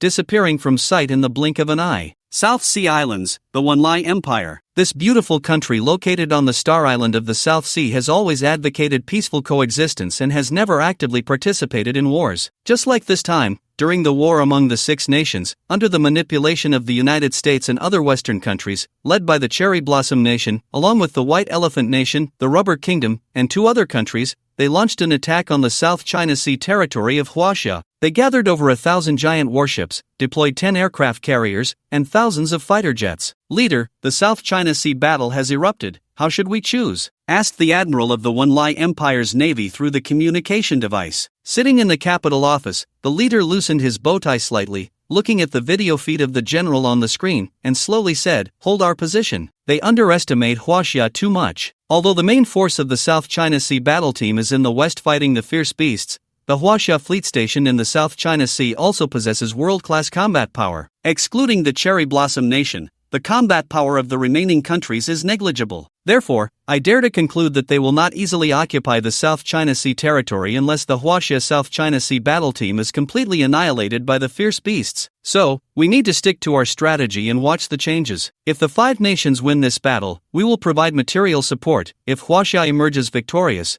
we will block the retreat of the 5 nations and establish an alliance with Huaxia." The general in the video nodded in agreement after saluting. "Understood, leader." Meanwhile, over 30 countries in the South China Sea chose to observe the battle and did not intervene. Huaxia has a history spanning thousands of years and has risen for over 200 years. In terms of technological power, military strength, and political and economic influence, it is a world superpower. They are quite curious about Huaxia's true strength. Coincidentally, with the revival of spiritual energy and the arrival of fierce beasts, the 8 major legions of Huaxia were tied up by the border beasts, which led these countries that have always opposed Huaxia to jump out. They seized this opportunity to see clearly whether Huaxia's military strength is truly unparalleled. In the South China Sea, on the Tianya Islands, the sky was filled with artillery fire, causing the islands to collapse. Thick smoke billowed over the sea, countless warships were sunk, the sea temperature suddenly rose, and the bodies of soldiers from various countries floated on the surface. The Huaxia Southern Army's 127th Warship Squadron, led by a young captain in his 20s, with a square face, thick eyebrows, and a resolute expression,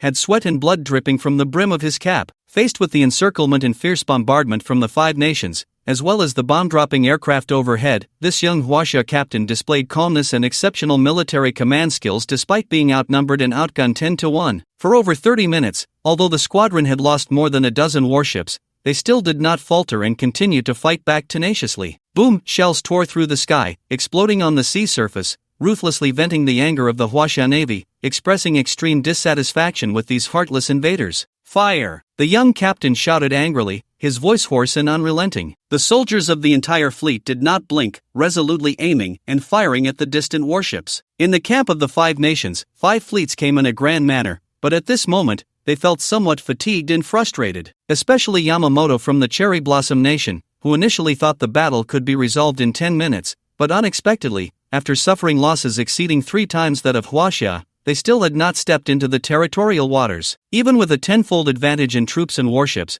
they still could not take down the Huaxia fleet, and this was under the condition that the main force was not present and with the natural advantage of deploying 10 aircraft carriers. In the command room, Yamamoto stood up from his seat, furious. Baka Yaru, your fleets are useless, your soldiers are trash. We're already close to the territorial waters of Huaxia, ready to crush them with our firepower, yet you all are dragging your feet, useless. All of you are useless. The commander of the White Elephant Nation slammed his palm on the table without courtesy. How much better can you Sakura Nation be? Our submarine was blown to pieces as soon as it got close, and our small warships were attacked in a suicidal manner by that group of lunatics from Huaxia as soon as they entered the territorial waters. How do we fight? If they don't care about their lives, should we not care about ours either? The commander of the Thousand Islands Nation remained silent. Seeing that the two were about to argue, he immediately spoke in a deep voice, "Stop arguing. The Huaxia army is fearless, which we truly did not expect. We don't need to play a life and death game with them. Since we have the advantage in equipment and troops,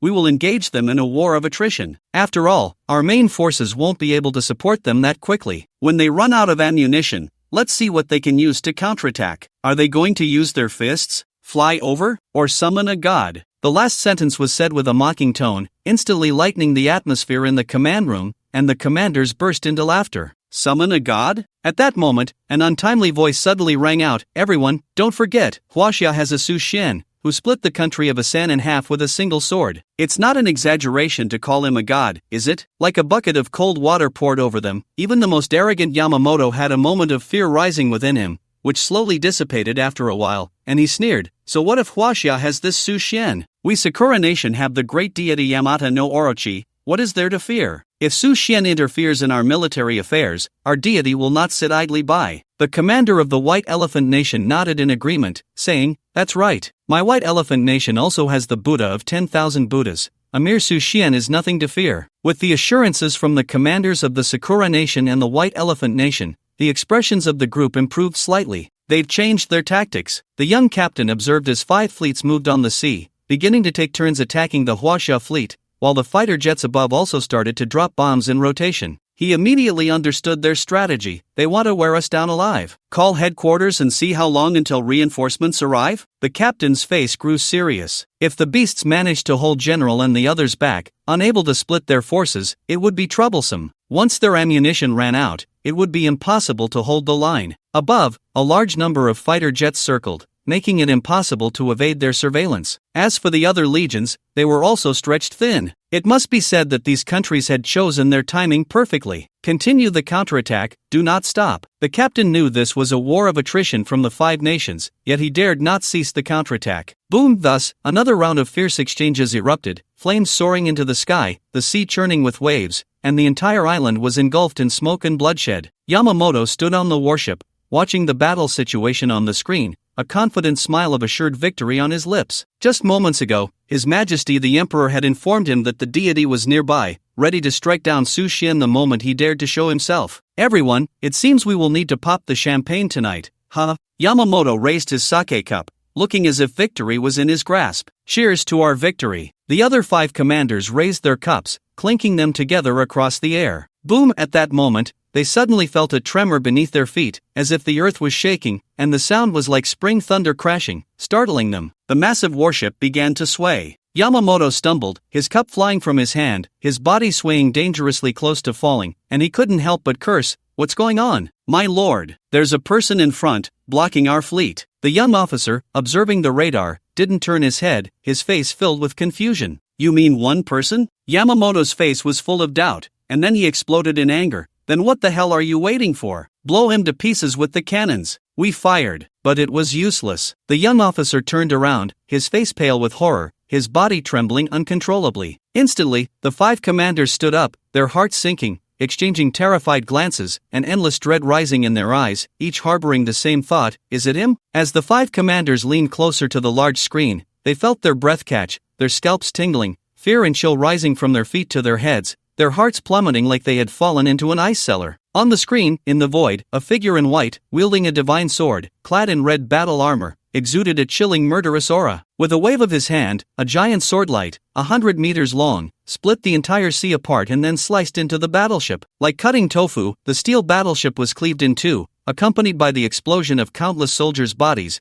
blood raining down, a scene of horror. "It's Su Xian!" Someone shouted, and instantly, panic spread throughout the command room of the 5 nations, everyone trembling in fear. In the next moment, Su Xian dove down, swinging his sword, his body spinning as if it had detached, the sword energy slicing through. Hundreds of warships were cut into countless pieces, severed limbs flying into the sky, blood falling into the sea, instantly dyeing it red, transforming it into a hellish battlefield. The aerial combat forces attempted to launch an attack, machine guns spitting fire, the sound echoing. Su Xian turned back coldly, letting the storm of bullets hit his chest, feeling like mere tickles, soft and powerless. Then, his figure moved like lightning, landing on top of a fighter jet with a swoosh, grabbing the top of the aircraft, applying a bit of force, and directly tearing the top off, then punching down, turning the pilot's head into a mist of blood. Immediately after, he swung the left wing of the fighter jet, hurling it at high speed into a cluster of aircraft, causing a thunderous explosion that shattered the group of jets. Su Xian casually took down the thunder punishment godbow from his back, the bowstring crackling, and arrows infused with plasma instantly obliterated the armies of the 5 nations in this sea area. With a swoosh, Su Xian landed on the main battleship, looking at the 5 commanders with mockery, who were slumped on the ground, their eyes filled with fear, gasping for breath, so scared they lost control, unable to muster the strength to stand. At this point, the fleet of the 5 nations was completely slaughtered by Su Xian. Aside from the 5 commanders on the main battleship, he showed no mercy, exterminating the soldiers of these hostile nations. Su Xian sat on a soft sofa, took out a bottle of red wine, poured himself a glass, then tilted his head back and drank it all, calmly looking at the group of people, and said, "Not bad, wine from the 80s. The 5 commanders, elite naval leaders, turned pale, unable to utter a word, staring at him in horror. After praising the wine, Su Xian surprisingly had no other words, instead taking out a cigar, lighting it, and blowing smoke rings, surveying the luxurious decor inside the battleship. Completely ignoring the 5 commanders, he seemed as if he were on a vacation. The more nonchalant Su Xian appeared, the more restless the 5 commanders became, as if a butcher's knife was poised at their throats, yet it never came down. If Su Xian had come in and directly announced their death sentences, then killed them,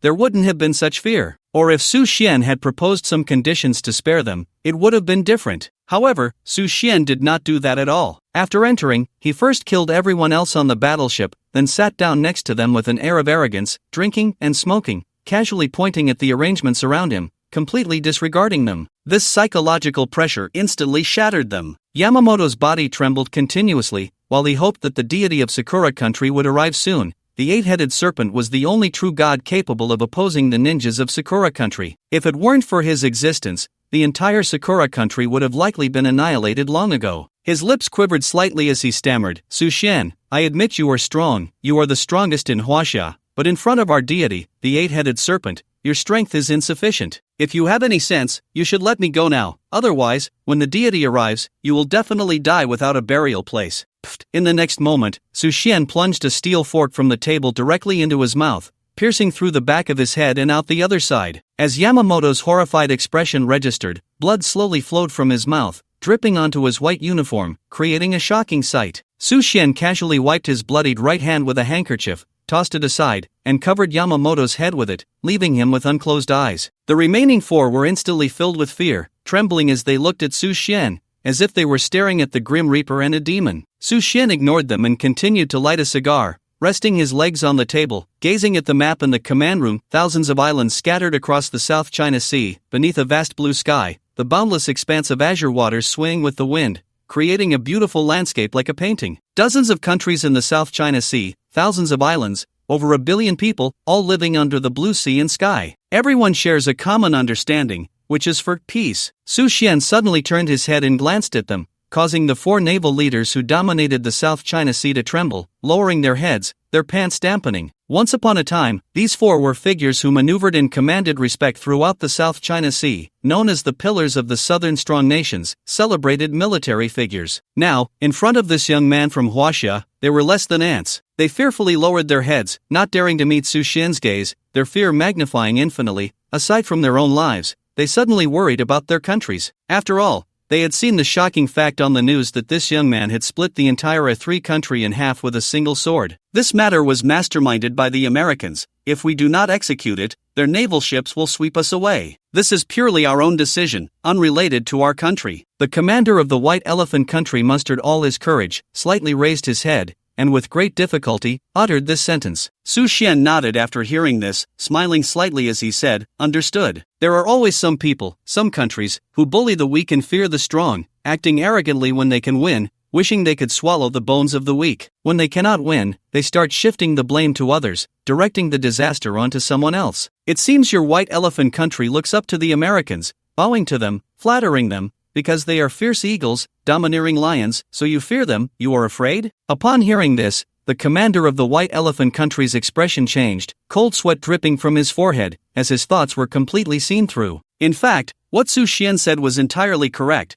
They feared the Americans' might and hegemony, choosing to submit while harming their neighbors. Su Xian suddenly stood up, took a deep breath, and shook his head, saying, "You fear the Americans, but do you not fear Huaxia?" The 4 commanders were taken aback, a complex mix of emotions surging within them. On one hand, they felt ashamed of the weakness and fear they had shown towards the United States. On the other hand, they began to contemplate the strengths of China. In terms of technology, military, economy, and politics, China was undoubtedly a superpower that could rival the United States in today's world, choosing the path of peaceful coexistence and never bullying the weak or dominating the world like the United States. At that moment, Su Xian's expression suddenly changed slightly as he glanced at them and sneered, "It seems you still don't understand your own weight." As soon as he finished speaking, Su Xian's right hand made a grasping motion in the air, directly seizing the 4 individuals, rendering them immobile. He then leaped out of the battleship, tossing them onto the deck, and stood still in the air, calmly watching the warships rushing in from all directions. Cutting through the waves, the 5 nations dispatched a dense array of warships, speeding towards them in an attempt to encircle the entire South China Sea. Meanwhile, China's Southern Defense Corps, with its main fleet, was also arriving in full force, creating a standoff with the warships from all sides. Enemies all around the world? Su Xian crossed his arms, surveying the massive warships that appeared to him as nothing more than a rabble, feeling somewhat amused yet also saddened. China advocated for peaceful coexistence, having regarded itself as a nation of Eastern etiquette for thousands of years,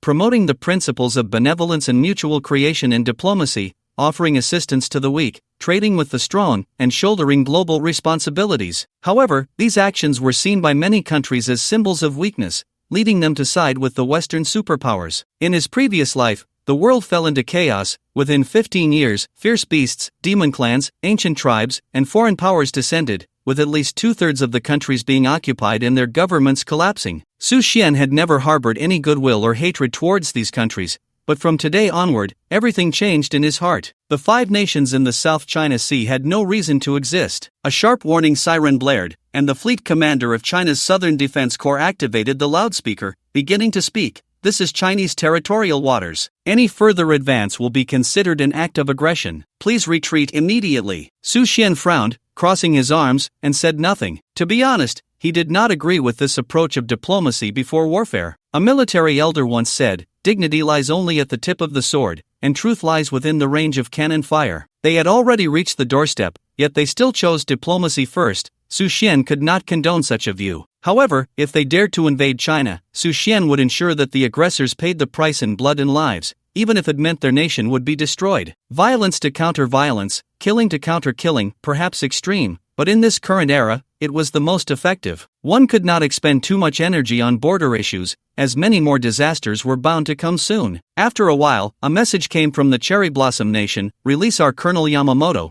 and we will withdraw our troops immediately. Soon, China retaliated directly: impossible. You must withdraw your troops within 10 seconds, or you will be considered invaders and dealt with ruthlessly. The forceful and domineering response instantly caused an uproar among the 5 nations, and their leaders began to converse. However, there were no signs of retreat. Tension mounted, and a great battle was on the verge of breaking out. Su Xian shook his head, holding up Yamamoto's corpse, slowly ascending into the air, and coldly gazing down at the Cherry Blossom Nation's warships, the chill in his eyes growing stronger. Years ago, it was this group of beasts that invaded China, committing crimes that enraged both gods and men. Baka Yoru, it's Colonel Yamamoto. Let go. Damn it. Chinese pigs, hurry up and release our colonel. Faced with the furious accusations from the Sakura Nation, under the gaze of countless eyes, Su Xian directly threw Yamamoto's corpse downwards. Then, his long sword struck fiercely, countless sword energies crisscrossing, instantly slicing Yamamoto's body into pieces, blood scattering in the air, and flesh rolling into the sea. Countless people were dumbfounded, unable to imagine that the renowned naval general Yamamoto of the South China Sea was treated like a pig or a dog by a Chinese cultivator,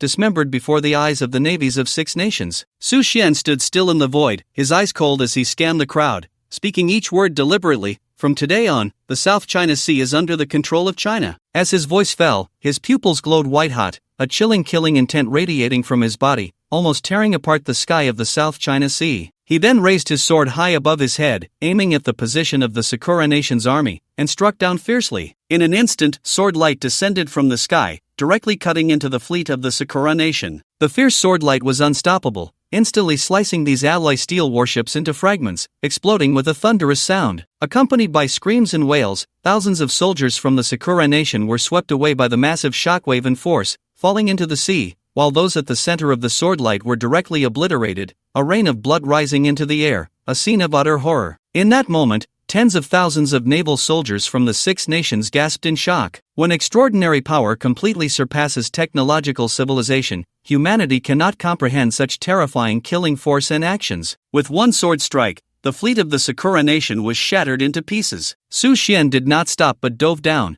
charging into the fleet of the White Elephant Nation. Countless sword energies erupted, roaring across the sea surface, a colossal dragon soaring into the sky. Su Xian, like a god of death descending, left a path of destruction in his wake, sword energy reducing warships and soldiers to fragments, severed limbs flying into the air, blood raining down. The entire sea surface resembled a hellish battlefield, everywhere filled with endless blood and carnage. The stench of blood and wind rushed towards him with the sea breeze, the seawater stained, blood slowly flowing, the thick, viscous blood turning the azure sea into a hellish crimson. Su Xian stood with his sword, dressed in white, billowing in the wind, his killing intent continuously rising. Indifferently watching the soldiers struggling in the sea of corpses and blood below, a voice cold to the extreme rang out. This is just the beginning. When Su Xian slowly descended onto a giant warship, Colonel He Ziming of the South China Sea Fleet immediately approached with a beaming smile. Thank you, God Su, for stepping in and resolving the crisis in the South China Sea. You are a hero of all of China, and we all pay our respects to you. After speaking, the colonel raised his right hand to his brow, his face serious, giving a standard military salute, his eyes filled with gratitude. Clang! Tens of thousands of sailors stood at attention on the deck and in the cabins, looking at Su Xian with admiration and gratitude, their right hands slowly raised to their brows, saluting him. Thank you, God Su. May heaven bless China. Thank you, God Su. May heaven bless China. The chorus of thousands echoed, shaking the heavens and earth, merging into a magnificent song. Su Xian nodded and looked at the colonel. From today on, the entire South China Sea is Chinese territorial waters. You are to take over and deal with these corpses. He Ziming nodded solemnly, his expression serious, and said loudly, Rest assured, God Su, I will handle this matter well. Su Xian nodded, then turned to leave. He Ziming watched the towering figure, his heart pounding as if he were seeing a great leader, feeling extremely excited, his emotions surging, and then slowly asked, May I ask where God Su plans to go now? Su Xian did not look back, soaring into the sky like a shooting star chasing the moon, his loud and domineering voice echoing in the air. The Cherry Blossom Nation, a tiny land, has repeatedly invaded Huaxia. It deserves to be exterminated. As his words fell, his figure instantly vanished into the horizon. The army of 10,000 fell silent, bowing once more, their gazes lingering on the disappearing silhouette in the sky, unable to withdraw their eyes for a long time. The colonel suddenly took a deep breath and spoke clearly, word by word, I am willing to lead the troops across the Yellow Sea and the East China Sea to attack the Cherry Blossom Nation. Is anyone willing to go with me?" The surrounding 10,000 soldiers erupted into loud voices without hesitation. "We are willing to go. To attack the Cherry Blossom Nation, I will go no matter what. Count me in." In an instant, the crowd was filled with fervor, all eager to cross the East China Sea and head straight for the territory of the Cherry Blossom Nation. The colonel's eyes glistened with moisture as he looked at the brothers around him, suddenly choking up as he spoke. "To be honest, I have not received orders to deploy troops to the East China Sea to fight the Cherry Blossom Nation. It's just that Sushin has gone alone. As sons of Huaxia, how can we sit idly by? You all need to think carefully. Following me means disobeying military orders and deploying troops without authorization, which will incur strict military punishment." A burly man with a bushy beard directly took off his white military cap and threw it into the vast sea. "This action is my personal decision and has nothing to do with the Southern Town Army." In an instant, everyone followed suit, tossing their caps away. "If I back down today and do not follow Sushin, when I return home, my wife and my son will definitely laugh at me." A young sailor, after throwing away his hat, declared resolutely, "So, I choose to follow Sushin, even if it means losing my head, I accept it. To hell with it." The colonel looked at this army of 10,000, so determined, and not a single one gave up due to military rules and orders. His heart warmed, tears welling in his eyes. He shouted, "Everyone, handle your affairs first. We depart in 1 hour. Target, East China Sea. Whatever happens, even if the King of Heaven comes, I will bear it." When Su Xian's body reached the territorial waters of the Cherry Blossom Nation, various warnings and alarms immediately sounded below. "Quickly retreat. You have entered the territorial waters of the Cherry Blossom Nation. If you do not leave within 3 seconds, you will bear the consequences." Su Xian stood in the void, taking down the Thunder Punishment God Bow from his back, glancing at the heavily fortified defenses of the sea base. There were a full 100 anti-aircraft guns, their dark barrels exuding a spine-chilling aura. More than 30 patrol warships roamed back and forth. Over 100 radars were distributed in an orderly manner, monitoring an area of several miles. In addition, there were more than a dozen launchers towering into the clouds, bringing an overwhelming shock. It must be said that the defenses of the Cherry Blossom Nation were indeed comprehensive, but unfortunately, they were facing the god of death, Su Xian. Boom! 3 seconds later, the sea base of the Cherry Blossom Nation launched an attack. A rain of shells accurately targeted Su Xian, bombarding him. Su Xian stood quietly in the void, gripping the Thunder Punishment God Bow, blue arcs of electricity instantly enveloping his arms, emitting a sizzling sound. The Red Lotus Hell armor radiated a terrifying red light, forming an indestructible barrier around Su Xian's body, allowing the torrential rain of shells to strike him without any sensation, all rebounding away. Thick smoke filled the air, the booming explosions enveloping the void, a full minute of continuous bombardment erupting into dazzling bursts of light in the sky. "He must be dead. He's definitely dead. Thousands of shells are enough to flatten an entire city. Why do I have a bad feeling? Just wait and see." Below, several naval leaders of the Cherry Blossom Nation, each about 1 meter 40 tall, were discussing among themselves. In the next moment, as the smoke cleared and the mist dissipated, Su Xian's figure emerged, the red glow on him intact and undamaged. What? Impossible. How could he withstand the attack of a cannonball? The naval forces guarding the East China Sea at this base in the Cherry Blossom Nation were dumbfounded, their hearts filled with horror as they stared at Su Xian in the sky, completely unable to comprehend. Su Xian's eyes were cold as he dispelled the red glow and drew his bow. In an instant, a sharp, urgent whistle sounded, and an arrow, a full meter in diameter and 100 meters long, formed from condensed spiritual energy, transformed into a blue giant dragon, flickering with azure lightning and leaping with incandescent plasma, carrying a terrifying momentum that could destroy the heavens and tear apart the sky, shot forth. Boom! The arrow struck the entire naval base, producing a deafening explosion, instantly sending a towering mushroom cloud into the sky. The high temperature and shockwave flattened the base, which had cost the Cherry Blossom Nation $1 billion, turning it into ruins. As for the people inside, they were all blown to bits, leaving no trace of their remains. Su Xian retracted the heavenly punishment Thunder God Bao, coldly watching the intercontinental missile flying towards him, 100 meters long and 10 meters in diameter, carrying at least 30 tons of TNT. His expression remained indifferent, his pupils glowing incandescently, as the bodhi tree in his mind emitted a faint green light. Break! Faced with this intercontinental missile capable of leveling an entire city, Su Xian's expression showed no change. He clenched his right fist, lunged forward, and unleashed a terrifying force that struck the missile. Boom! The terrifying power of his fist shattered the missile, and the sound of explosions rang out as 30 tons of TNT detonated simultaneously, sending a massive shockwave towards Su Xian,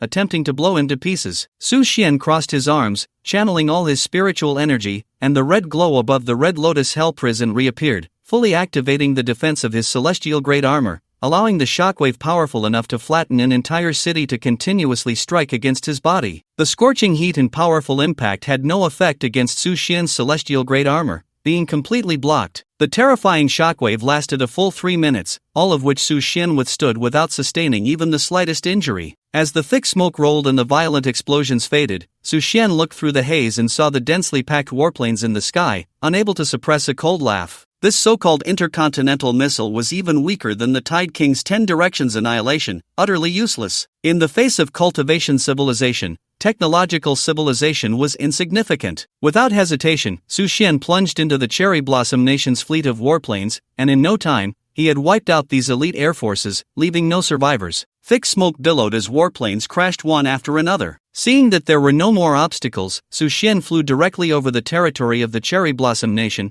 coldly gazing down at the city below, chaotic, dirty, desolate, and bleak. Since the revival of spiritual energy, the Cherry Blossom Nation had suddenly been plagued by numerous terrifying ninjas, who were highly skilled and proficient in various ninjutsu, illusion techniques, and physical arts. Their methods were cruel, specifically hunting down young males in the Cherry Blossom Nation, leaving no survivors. Although the Emperor of the Cherry Blossom Nation had called for military action to encircle and eliminate them, the results were poor, and many cities continued to live in fear and gloom. The military had no ability to restrain or control these elusive ninjas. While the Cherry Blossom Nation also had cultivators who had gained some opportunities, they were completely powerless against these cunning ninjas, being ruthlessly slaughtered. The cities of the Cherry Blossom Nation were shrouded in shadow. It was said that at this time, a sea snake previously used for experiments by the military suddenly inherited the legacy of the ancient 8-headed serpent, transforming into a monster with 8 tongues. Strangely, this giant serpent did not attack the civilians of Sakura Country. Instead, it fought fiercely against this group of ninjas. As a result, Sakura Country was not completely exterminated, and half of the cities were temporarily less dangerous. Su Xian fully released his divine sense, closed his eyes, and stood still in the void. He then sensed several powerful auras within 100 miles. He immediately drew his long sword, his white robe billowing like snow, and shouted loudly, "The cultivator Su Xian from Huaxia is here. Is there anyone in Sakura Country who dares to fight?" In an instant, Su Xian's voice echoed throughout the void, resonating across the entire Sakura Country, carrying a powerful momentum, unstoppable and exuding dominance. Seeing that the several strong auras did not respond, Su Xian's eyes suddenly turned cold, and the divine sword in his hand erupted with a chilling light. Brilliant sword radiance descended from the sky like the Milky Way, landing on a 100-meter-high building beneath him. Boom! A loud explosion rang out, and the 100-meter-high building instantly collapsed, countless concrete and brick fragments raining down. The entire skyscraper was sliced in half by the sword light, crashing to the ground and reducing the surrounding buildings and cars to dust. Countless screams erupted, and the entire city fell into further chaos and madness. "Now, it's time to make an appearance, isn't it?" Su Xian stood with his sword, coldly watching the people of Sakura Country running back and forth in the streets, while the police stepped out to maintain order. Suddenly, a purple portal lit up beside Su Xian. Following that, 6 ninjas dressed in black robes slowly emerged from the portal, their phantoms flickering as they tightly surrounded Su Xian. "Huaxia's cultivator, you are too arrogant." The leading ninja, clad in a long black robe adorned with a blood-red circular pattern, looked both enchanting and sinister. Su Xian glanced at the 6 ninjas. Their strength was impressive, all at the 3rd level of the Tianyuan realm. Moreover, their positions, seemingly casual, actually blocked all possible escape routes. If another cultivator of the same realm were to come, they might indeed fall into the encirclement and find it hard to escape. Like the ferocious beasts of Huaxia, the ninjas that descended upon Sakura Country were also mysterious beings from the revival of spiritual energy, though their origins remained unknown. Just like the ferocious beasts, countless cultivators and scholars had spent immense effort and time studying them over the past 15 years, yet nothing conclusive had been found. After the revival of spiritual energy, the first phase was the arrival of powerful beings from ferocious beasts and other races. Clearly, ninjas and ferocious beasts were not of the same kind,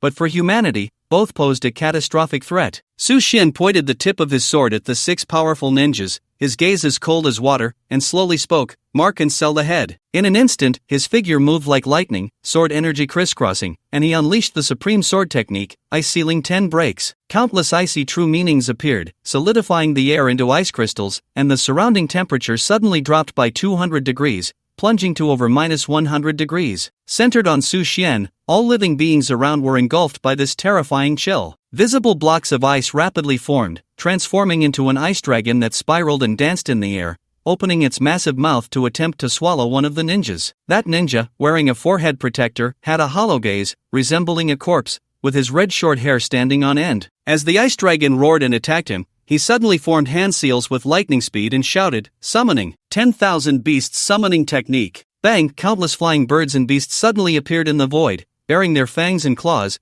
viciously pouncing on the ice dragon, engaging in a fierce battle. They clawed and bit at the ice dragon, emitting howls of rage. At the same time, the remaining 5 ninjas simultaneously formed seals and launched an attack on Su Xian. Ninjutsu. All things in nature. Ninjutsu. Light wheel flash. Ninjutsu. World destruction slash. Around Su Xian, vines suddenly sprouted, moving at a visible speed, tightly wrapping around him. Those vines, shimmering with a dark green luster, were as agile as tentacles, and after entangling Su Xian, they frantically absorbed his spiritual energy, like a festering wound, terrifyingly so. Then, in the void above, a black-haired ninja raised his hands above his head, holding a black-red sun, opening his mouth to roar as he violently smashed it down towards Su Xian with the force of thunder. Behind him, a red-haired ninja moved like lightning, with a clang, sword energy crisscrossing like a ghost, directly slashing towards Su Xian's back. Faced with the joint attack of these 6 ninja kings, Su Xian remained calm, allowing the vines to absorb his spiritual energy while watching the battle between the ice dragon and the monster. Roar! With the monster's wails and roars, the ice dragon instantly pierced through the summoned beast, blood and flesh flying, severed limbs falling. The dragon's roar echoed through the skies, the towering ice dragon spiraled down like a meteor, effortlessly breaking through the encirclement of ferocious beasts,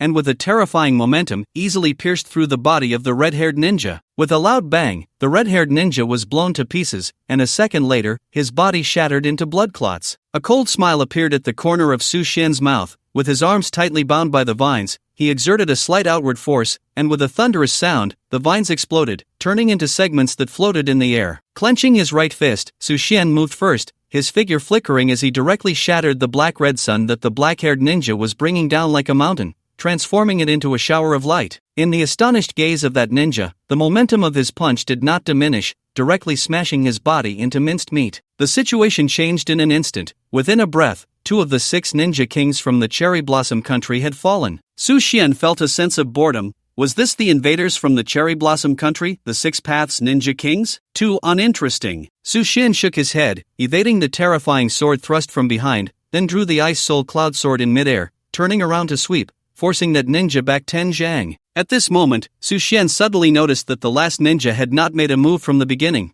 Now, he suddenly flickered and retreated dozens of zhang, then stood still in the void, spreading his arms and rapidly forming seals. In front of him, the space twisted, the world dimmed, and a deep purple mist rose, followed by the slow appearance of a figure in a black robe, its face indistinguishable, resembling a shadow. It was discernible that it was a monster with a dog's head and a human body, wielding a massive scythe, the aura of death spreading around. The ninja showed no hesitation, extending his right hand. Swish! The dog-headed figure's scythe swung down, and the ninja's arm was directly severed. Then the dog-headed figure absorbed it, swallowing it down its throat. In the next moment, the 2 ninjas killed by Su Xian actually walked out from the void, like walking corpses, their eyes vacant, still draped in black robes, coldly staring at Su Xian. Then, the dog-headed figure cackled eerily, vanishing into thin air, and the surroundings returned to their original state, the world clear again. Su Xian nodded slightly, looking at the leader of the 6 ninjas, his voice calm. Reincarnation, a bit interesting. You are the 6 Paths Ninja Kings? The leader of the ninjas remained calm, his expression as still as a well, with no fluctuations on his square face, his voice cold. To die at the hands of the 6 Paths is your honor. Let me introduce myself. I am the leader of the 6 Paths Ninja Kings, Tianqian Dao. They are respectively Renjian Dao, Shura Dao, Diyu Dao, Agui Dao, and Chushang Dao. By the way, let me inform you, my realm is the 4th level of Tian Yuan, 1 level higher than you. Su Xian nodded, his expression calm. Your realms are indeed impressive. If I'm not mistaken, 6 Paths Ninja King, you are their leader, or to put it another way, they are all mere puppets, extensions of you. Heavenly God Path, practicing Heavenly God ninja techniques, is immensely powerful. The one who just reincarnated should be from the Hell Path. The one releasing vines to absorb spiritual power is from the Azura Path. The one with superb swordsmanship, attacking from behind, is from the Human Path. The one using summoning techniques is from the Beast Path. able to control all beasts. The one with the shining halo must be from the hungry ghost path. You 6 each play your roles, working in perfect harmony, capable of unleashing a strong offensive effect, but unfortunately, you have encountered me. The white pupils of the heavenly god path suddenly constricted, clearly shocked. In such a short time, he had been seen through. This Huaxia cultivator before him was extraordinary and not to be underestimated. Just now, he had only made 3 moves. 1 move to slay the beast path, 1 to obliterate the hungry ghost path, and 1 to force back the human path. Such strength was unheard of. Although the hell path possessed the ability to reincarnate, each time it consumed a part of its own body, and it could not recover in a short time. Having just revived the hungry ghost path and the beast path, he had already severed his right arm and could not afford to expend any more. Realizing this, the heavenly god path immediately began to command. Divine technique, heavenly star pull. The heavenly god path formed seals with both hands, powerful spiritual energy coalescing, chaotic air currents rampaging through the void, instantly forming a black vortex around him, continuously absorbing everything nearby. Su Xian felt his body being pulled toward the black vortex, which had a diameter of 10 meters, and the surrounding giant trees and tall buildings were shattered and sucked in by this powerful attraction. This was the power of space. Su Xian's heart sank. The power of space had begun to touch the realms of rules and domains, something that could only be accessed by reaching the ascending heaven realm and completing the heart demon ladder. However, this heavenly god path was clearly only at the 4th level of the heavenly origin realm. How could he possess such divine abilities? There was only one explanation. He had once reached the ascending heaven realm but had fallen and had not fully recovered yet. At that moment, the bodhi tree in Su Xian's mind suddenly emitted a green light, completely nullifying the external attraction towards him. Su Xian stood still in the void, calmly watching as the heavenly god path manipulated the black vortex, his confident expression gradually turning to one of surprise. Impossible! The expression of the heavenly god path changed dramatically, his robe billowing in the wind, his pupils filled with disbelief as he looked at Su Xian. The heavenly star pull, as a super shadow-level divine technique, had completely transcended the limits of ninja techniques, easily dealing with cultivators of the heavenly origin realm. Yet now, it was casually dispelled by a Huaxia cultivator of the same realm, leaving him utterly baffled. Su Xian's expression remained unchanged as he took off the thunder punishment bow, suddenly turned, drew the bow, and rapidly released 4 arrows in quick succession, each carrying terrifying plasma and thunder, aimed at the 4 nearest ninjas. Block! The heavenly god path's eyes widened in horror, waves of panic rising in his heart. The moment the divine bow was drawn, he felt a life and death crisis. He dared not be careless, forming seals with both hands, raising a soil wall glowing with orange light in midair to block the arrows. With a thunderous crash, the soil wall shattered instantly. The heavenly god path's expression changed drastically as he formed seals again, shouting, 9 layers of the gate of life and death. In an instant, he expended a large amount of spiritual energy, erecting 9 terrifying monstrous gates in front of him, each engraved with the furious visage of the king of hell. Bang bang bang, 9 consecutive sounds rang out. The 9 layers of the gate of life and death, capable of blocking everything in the world, were all shattered by Su Xian's arrows. Fortunately, the remaining force was exhausted, bursting into fragments less than half a meter in front of the heavenly god path, turning into scattered points of light. However, the remaining 3 did not have such good fortune. The human path originally planned to continue its ambush from behind, but was met with a barrage of arrows from Su Xian, who turned around swiftly. It hurriedly wielded its sword to defend, only to be horrified to find it was utterly unable to block the attack, watching helplessly as the arrows pierced through its chest. The Azura path wrapped itself in vines, attempting to shield itself from the terrifying arrows, but was blown apart, blood raining down from its body, riddled with wounds, its face pale, breath faint, and its spiritual energy nearly depleted. The beast path was directly obliterated into dust by the arrows, not even having time to use its summoning technique. How powerful! Retreat! Despair shone in the eyes of the celestial path, its heart shifting from shock to endless fear, realizing that this Huaxia cultivator was terrifyingly strong, far beyond what the current 6 paths could contend with. Without hesitation, it issued the command. As long as the hell path could escape, the others would survive. Under the command of the celestial path,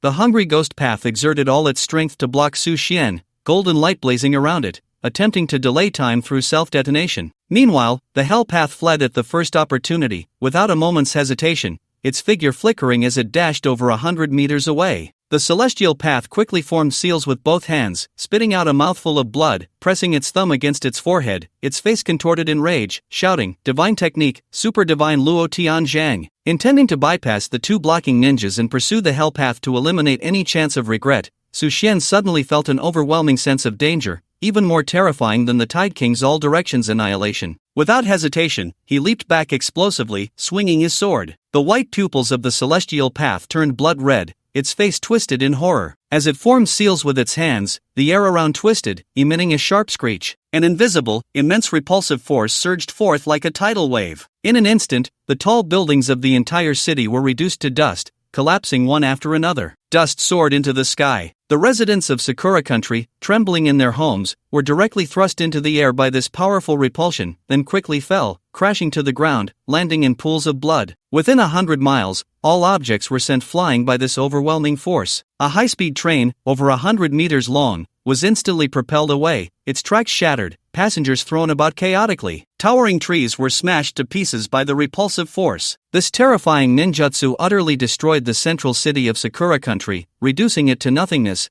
comparable to a nuclear bomb's cleansing, leaving not a blade of grass. Countless people were hurled into the sky, screaming in agony, either crashing to the ground and turning into puddles of blood or being torn apart by this horrific power, transforming into blood mist. In an instant, the city of Sakura Country became a hell on earth, a wasteland. The celestial path gasped for breath, the spiritual energy within it rapidly depleting. This divine technique far exceeded the star attraction, consuming 80% of its spiritual energy. Is it done? The celestial path expanded its consciousness, searching around, not detecting Su Xian's presence, its face showing confusion and a hint of relief. It seemed that this Huaxia cultivator had been killed by this earth-shattering ninjutsu, leaving no trace behind. Now, I can rest easy. The celestial path let out a long breath, having expended a tremendous cost to finally eliminate this Huaxia cultivator. This time, it might be troublesome for the hell path. The celestial path shook its head, a bitter smile on its face. I feel something is off. The hungry ghost path beside it furrowed its brows and suddenly spoke softly. The celestial path's heart sank,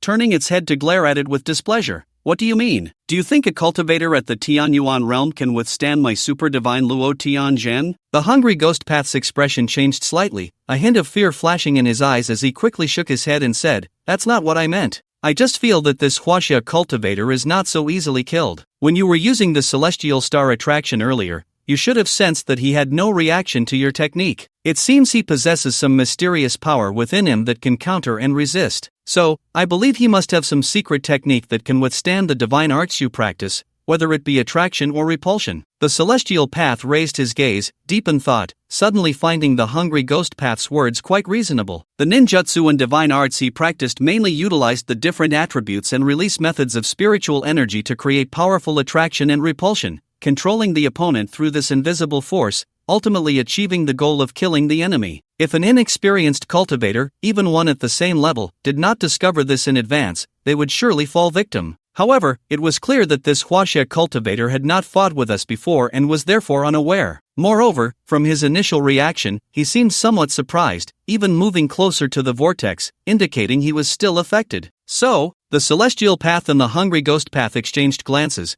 and then felt a chill run down their spines, a cold sensation rising from their feet, and they spoke in unison, "Hellblade! Damn it! This cunning Huaxia cultivator, his target is the Hell Path." The celestial path shouted in alarm, quickly activating the Six Paths Unity sensing technique, instantly locating the Hell Path hundreds of meters away. The aura was fine, and he breathed a slight sigh of relief, but then recalled the vanishing aura of the Huaxia cultivator, causing his expression to change drastically. "Hurry!" The hungry ghost path, having expended relatively little energy, nodded and swiftly activated his movement technique, rushing towards the Hell Path. Now, the hope of the entire Six Paths rested on the hungry ghost path. As long as he was alive, the Six Paths would be reborn, endlessly reincarnating, immortal and indestructible. If the hungry ghost path were killed, they would never be able to resurrect, and the fall of the Six Paths would be inevitable. Thinking of this, the hungry ghost path was burning with anxiety, the long sword in his hand shimmering with a chilling killing intent as he madly pursued the location of the Hell Path. 1,000 meters away, the Hell Path covered half of his right hand, his face as pale as paper, moving like lightning, quickly heading towards the stronghold of the Six according to the celestial path's instructions,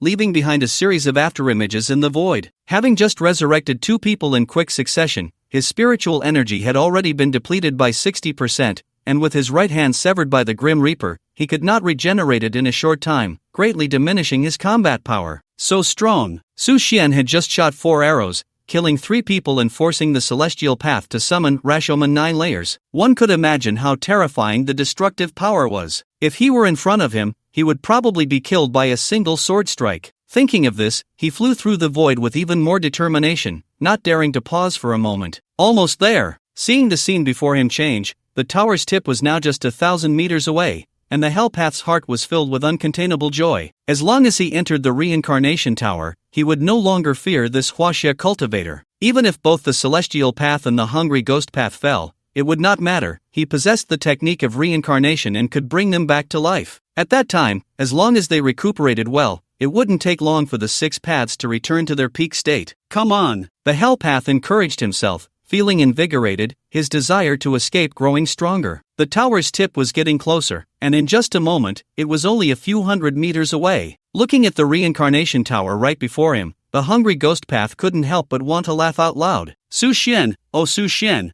what can you do once I step into this reincarnation tower? A smile began to spread across his face, even taking on the posture of a victor. However, the next moment, when he lifted his gaze, the smile on his face gradually faded, his expression stiffened, and a pervasive fear spread throughout his body, making him feel as if he had fallen into an ice cellar, halting in the void. Before him stood a figure in white, wielding a long sword, clad in blood-red battle armor, resembling a demon from the depths of the abyss, looking down upon the world with disdain. The lingering shadows of death. In an instant, Hell Path felt his heart stop beating. Run? Keep running! Su Xian's lips curled in contempt and mockery as he coldly regarded him. Hellpath said nothing, standing silently in the void. The despair in his heart surged like a tidal wave, relentless and overwhelming, a wave of weakness coursing through his body. He could no longer run, no longer fly. It was as if he had suddenly found relief. Why aren't you running? Su Xian stepped forward, crossing the void until he stood about 10 meters away from Hellpath, stopping there. Want to come in? Give it a try. The long sword in his hand suddenly struck like a spirit snake, silent and swift,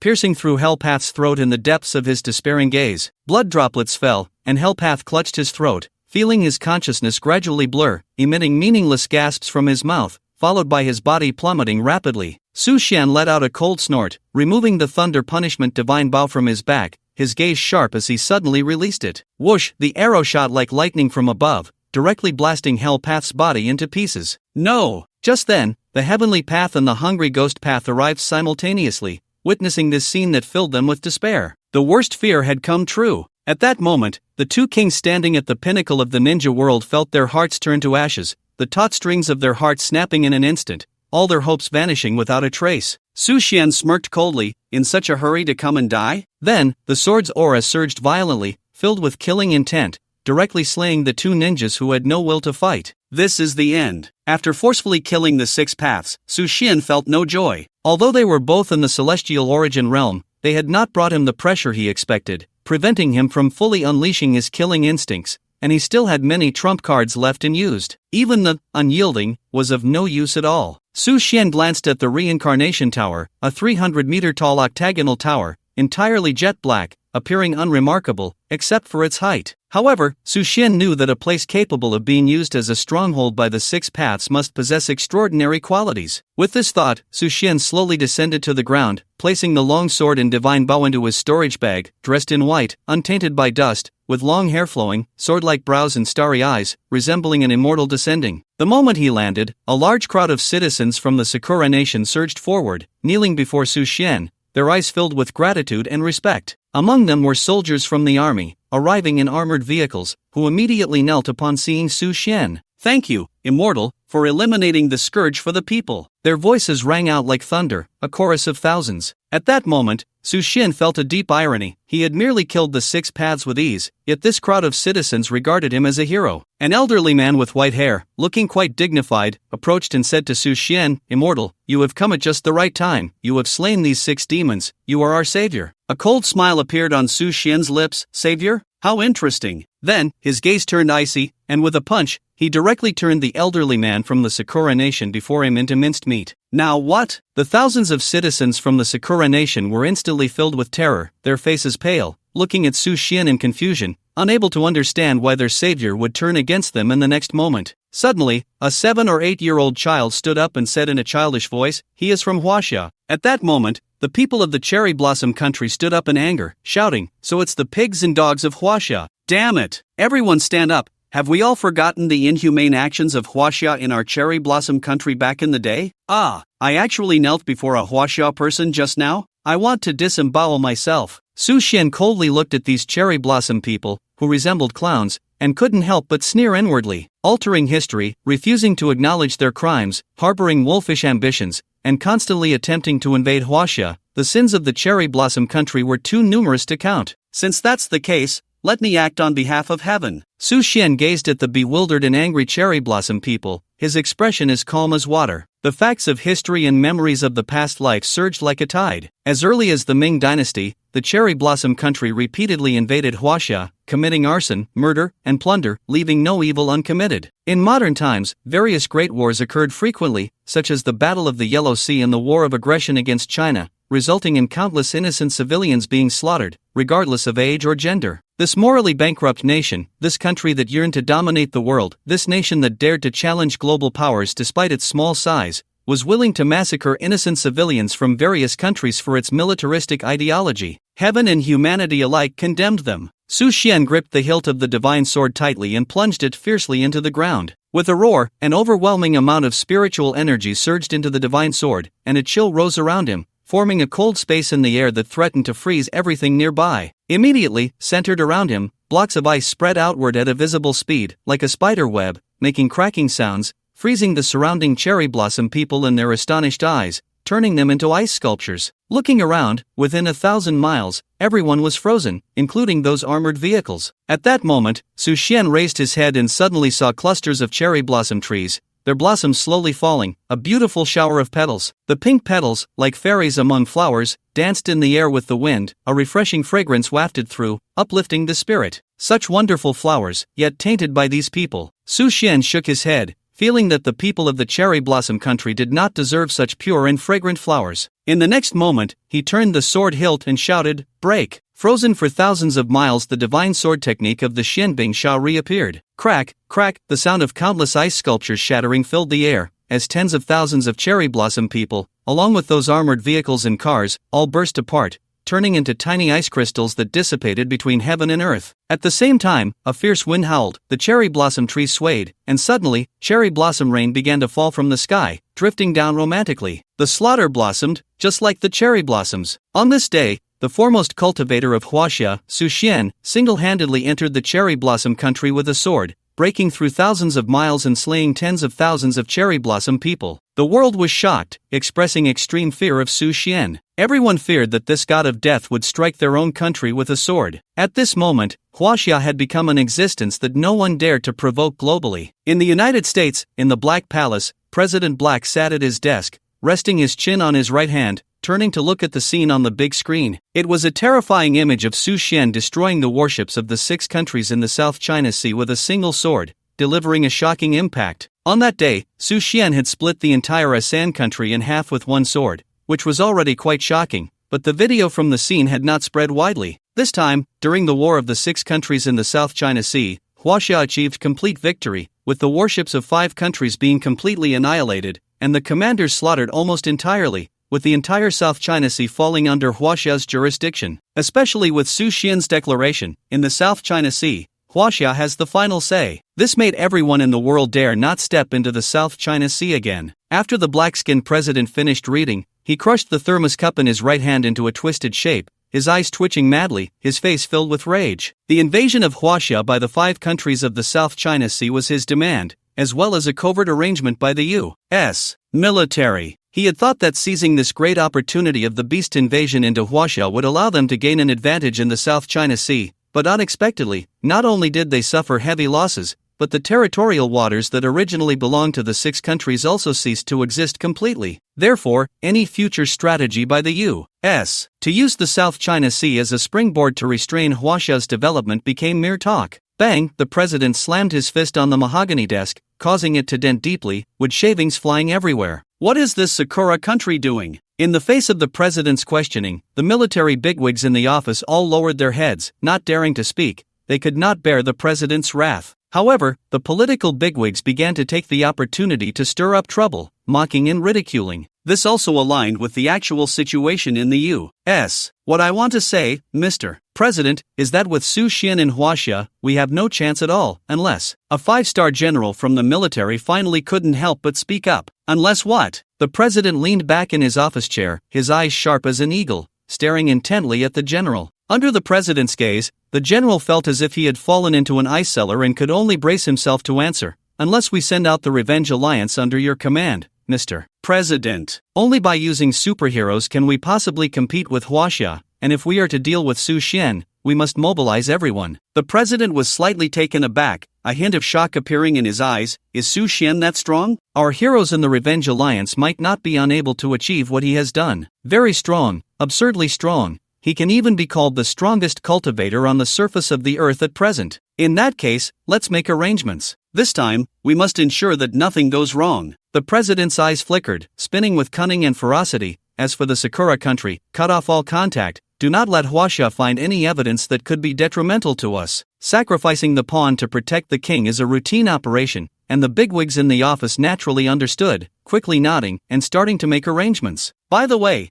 what about the states we lost before? How are they now? Mr. President, I was just about to report to you. After the Revenge Alliance was mobilized, we have already recovered 1/3 of the territory we lost. I believe that within 3 months, if no new beasts or other creatures descend, the country will return to the unified state. The president smiled. That's good news. At the entrance of the reincarnation tower, Su Xian looked inside, feeling that it was not so simple. Like the gaping mouth of an abyss, the inside of the reincarnation tower was pitch black, with a stone door wide open, carved with strange images. There were scenes of monks meditating, confronting demons and monsters. There were monsters with 8 heads, spewing water and fire, engaged in rampant slaughter. There were werewolf knights in armor, their swords pointing directly at the demons. It looked quite eerie. Su Xian extended his index finger and gently drew a line, and a dazzling white light suddenly appeared at his fingertip, emitting a strong brightness that illuminated the entire dark reincarnation tower as if it were daytime. As soon as he stepped into the reincarnation tower,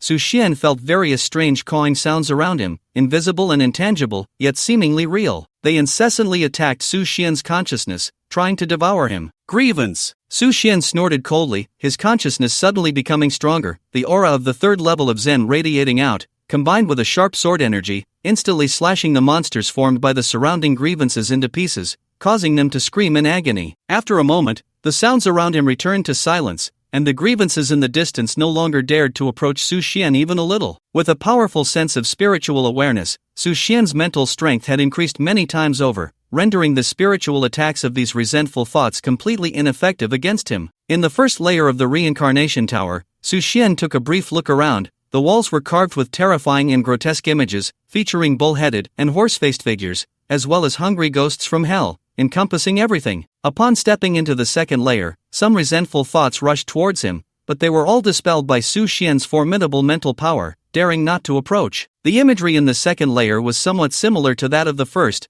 both styles being exceedingly bizarre and horrifying, resembling scenes from hell, yet differing in that the artistic style was even more terrifying. Upon reaching the 3rd layer, aided by the white light in his hand, Su Xian saw blood-red patterns depicting countless naked figures bound over a burning oil pot, their faces contorted in expressions of agony as they awaited their cooking. Could it be that this reincarnation tower reflects the scenes of the 18 layers of hell? Su Xian pondered, continuing to ascend slowly, climbing the stairs step by step, his spiritual awareness spreading out, discovering that this place harbored extremely powerful resentful entities. From the void came a series of piercing wails and cries, as if these resentful thoughts had experienced unimaginable horrors in their past lives. The reincarnation tower, the cycle of life and death, was perfectly aligned with the 6 paths of reincarnation. In that moment, Su Xian felt a shift in the fist intent within his mind, as if it began to resonate and respond to the atmosphere of this place. Having obtained the 6 paths reincarnation fist of the dragon god defying the heavens, it coincided perfectly with the essence and philosophy of the reincarnation tower. Su Xian simply sat down on the ground, closed his eyes, and began to comprehend. The figure of the dragon god defying the heavens in his mind became increasingly clear, and the 36 forms of the 6 paths reincarnation fist were slowly absorbed, replicated, and imprinted until he mastered them. Around him, the breath of the endless cycle of life and death grew stronger, sometimes resembling an old tree on the verge of withering, sometimes like new buds sprouting from dead wood, at times an elderly man whose light was fading, and at other times a vibrant youth full of life. Birth, aging, sickness, and death, the alternation of decay and flourishing, various states appeared around him. The resentful thoughts hidden in the void gradually transformed from initial fear and restlessness into calmness, as if they had found their obsessions and a sense of belonging. Moments later, a figure in a green military uniform gradually appeared in the void. It was a soldier from the Cherry Blossom Empire, who had perished on the battlefield, still concerned about his wife and children at the moment of his death, thus unable to enter reincarnation, becoming a wandering soul, drifting to the Cherry Blossom Nation, and was imprisoned in the reincarnation tower by the Six Paths Ninja King. At this moment, under Su Xian's demonstration of the true meaning of reincarnation, the middle-aged man finally understood that his obsession stemmed from his longing for his wife and children. However, he was already dead. If his soul did not disperse, his wife and children would also suffer alongside him. The separation of the living and the dead was an inescapable fate of reincarnation. "Thank you, my lord." The figure in the void bowed and knelt before Su Xian, then dissipated into the world, re-entering the six paths of reincarnation. Almost simultaneously, figures began to appear in the void, all of them homeless wandering souls, unable to re-enter the six paths of reincarnation due to their lingering obsessions, imprisoned here by the Six Paths Ninja King, continuously strengthening the reincarnation tower and providing a vast amount of reincarnation power for their cultivation. Once all the resentful thoughts in the reincarnation tower dissipated, Su Xian slowly opened his eyes, his pupils glowing white-hot. After this brief meditation and comprehension, Su Xian discovered that his Six Paths reincarnation fist had advanced further, and there were signs of loosening barriers in the third realm of Tianyuan. At that moment, he suddenly remembered that the Six Paths Ninja King gave him the feeling of a walking corpse. Could it be? Su Xian's pupils contracted, and a bold guess emerged in his mind, which he needed to verify. It seems the secret lies at the top level. Su Xian raised his gaze, looking at the top of the reincarnation tower, revealing a contemplative expression. As his consciousness opened, he ascended 300 meters, and at the top, he felt a strong yet seemingly aged and ailing aura. At the same time, a familiar presence, though faint, was undeniably there, and this aura seemed related to the ancient heavenly scriptures. Su Xian stood up and began to climb step by step towards the top of the reincarnation tower. The reincarnation tower, over 300 meters tall, had a total of 60 floors, each filled with a multitude of resentful thoughts, with terrifying and grotesque patterns carved into the walls, resembling hellish murals. As Su Xian transcended the resentful thoughts with the true meaning of reincarnation, they dissipated into smoke, and upon re-entering the six paths of reincarnation, the hellish murals on the walls gradually began to change. The eerie red glow that had flickered before vanished completely, leaving only stone carvings, as if they had lost the support of their souls, reduced to mere shells. Su Xian's mind stirred, and his consciousness opened again, discovering that the aura at the top of the tower seemed to be slowly weakening, giving him the impression that the person at the top of this tower is about to collapse. Are these patterns seals for the resentful thoughts? Once the resentful thoughts are transcended and dissipated by me, these seals lose their effectiveness and become meaningless. At the same time, the person at the top seems to be cultivating and improving through the resentful thoughts. Once they disappear, his cultivation begins to decline gradually? Su Xian began to ponder. In this reincarnation tower, every step he took allowed him to advance further in his six paths reincarnation fist, so Su Xian chose not to fly directly up but to ascend slowly step by step. This was both a test of his state of mind and a great opportunity to comprehend the true meaning of the six paths reincarnation fist, using it to sharpen the primary form of the Tao, the fist intent. Although he was currently only at the third level of the Tianyuan realm, he had mastered the primary forms of three Taos, sword intent, fist intent, and Zen intent, giving him combat power comparable to that of a close combat cultivator. With the addition of the 10th level of Indomitable and the Celestial Great Armor, Crimson Lotus Hell Prison, Su Xian was confident he could contend with peak Golden Body Realm cultivators. As for the ancient clan True King from his previous life, who had reached the Ascendant Realm or even higher, he would need to rely on the Yu King's 6 swords, combined into the Open Heaven Sword formation, to match him in battle. From the revival of spiritual energy until now, in just over 8 months, not even a year, he had already attained such strength, comparable to the top-tier standards that would appear in the human race a decade later in his past life. Reflecting on the various hardships he faced in his previous life,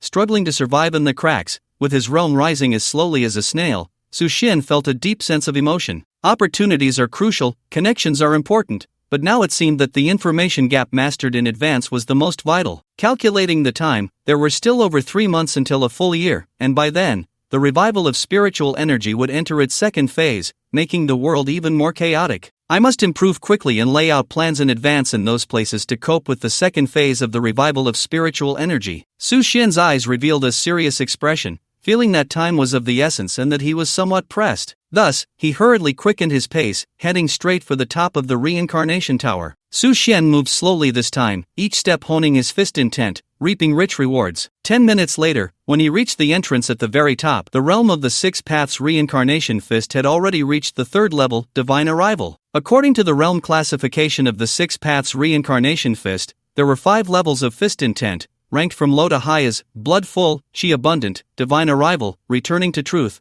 and seeing the divine unbroken. He had now reached the realm of divine arrival, placing him among the top combat powers within the same realm. Even the ancient clan prodigies and the demon clan saints would feel inferior before him. Pushing open the stone door at the top of the tower, Su Xian slowly stepped inside, the white light in his hand illuminating the entire hollow tower top as if it were daytime, piercing through the darkness in an instant. Cough, cough, cough, cough. Ahead, on the throne of white bones, came a series of heart-wrenching coughs, as if the heart itself were being coughed out, sending chills down one's spine. Su Xian's expression remained calm as he slowly approached, stopping 10 meters from the throne, scrutinizing the emaciated figure seated upon it. The young man, draped in a gray robe and gaunt to the bone, had long hair that grew like weeds, a pale complexion with a sickly flush, and a somewhat handsome face. He lifted his gaze, which was a bright white, adorned with black patterns, and a third eye was situated on his forehead. The reincarnation eye. Su Xian recognized this type of pupil, a talent rumored in the ninja world of Sakura country, possessing the ability to control corpses and bring the dead back to life. In that moment, he understood that the Six Paths Ninja King must be controlled by this seemingly frail young man before him. "Youth, I am surprised that you could come here," said the emaciated young man on the throne, revealing a slight smile, his eyes radiating a hint of appreciation, though his skeletal frame made the smile unsettling. Su Xian ignored him, extending his right hand to draw a stone bench from the side, then slowly sat down,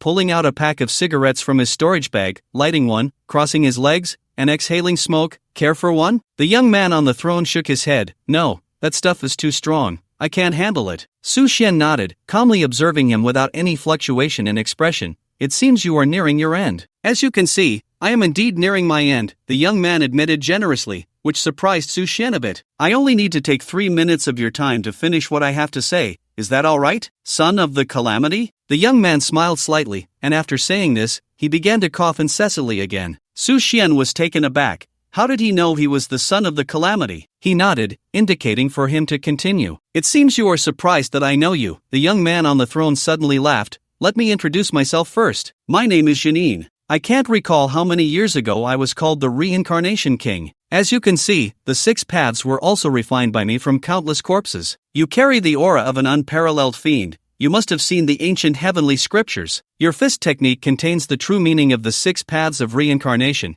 It should be related to the dragon god defying the heavens. Your swordsmanship resembles that of the ancient sword master Xian Bingsha. Could it be that you have inherited his legacy? And your divine bow has an extraordinary origin. It is made from 1,000-year-old thunderstruck wood, which is intricately connected to the ancient thunder spirits." Cough, cough, cough. All of his cards had been seen through by this young man, who appeared to be merely at the celestial origin realm, yet whose aura was continuously weakening. Su Xian was astonished. This person must have lived for thousands of years, corresponding to the period of spiritual depletion mentioned in the ancient heavenly scriptures. "Son of the calamity, rest assured, I mean no harm." Janine maintained a gentle smile. "I have been waiting here for someone who can bear calamities, comprehend opportunities, and shoulder the heavy responsibilities of calamity completion, calamity extinction, calamity initiation, and calamity dispersal. Now it seems I have waited for that person, and it is you. Now, can you tell me your name?" Su Xian coldly regarded him, a hint of confusion in his eyes, and did not answer, instead asking in return, "What is calamity?" Throughout this journey, Su Xian had heard Xian Yuan speak of calamity, had heard King Songlan mention it, and had heard King Tide speak of it as well. He had even seen the strange images of the middle-aged fisherman and the white dragon in his dreams,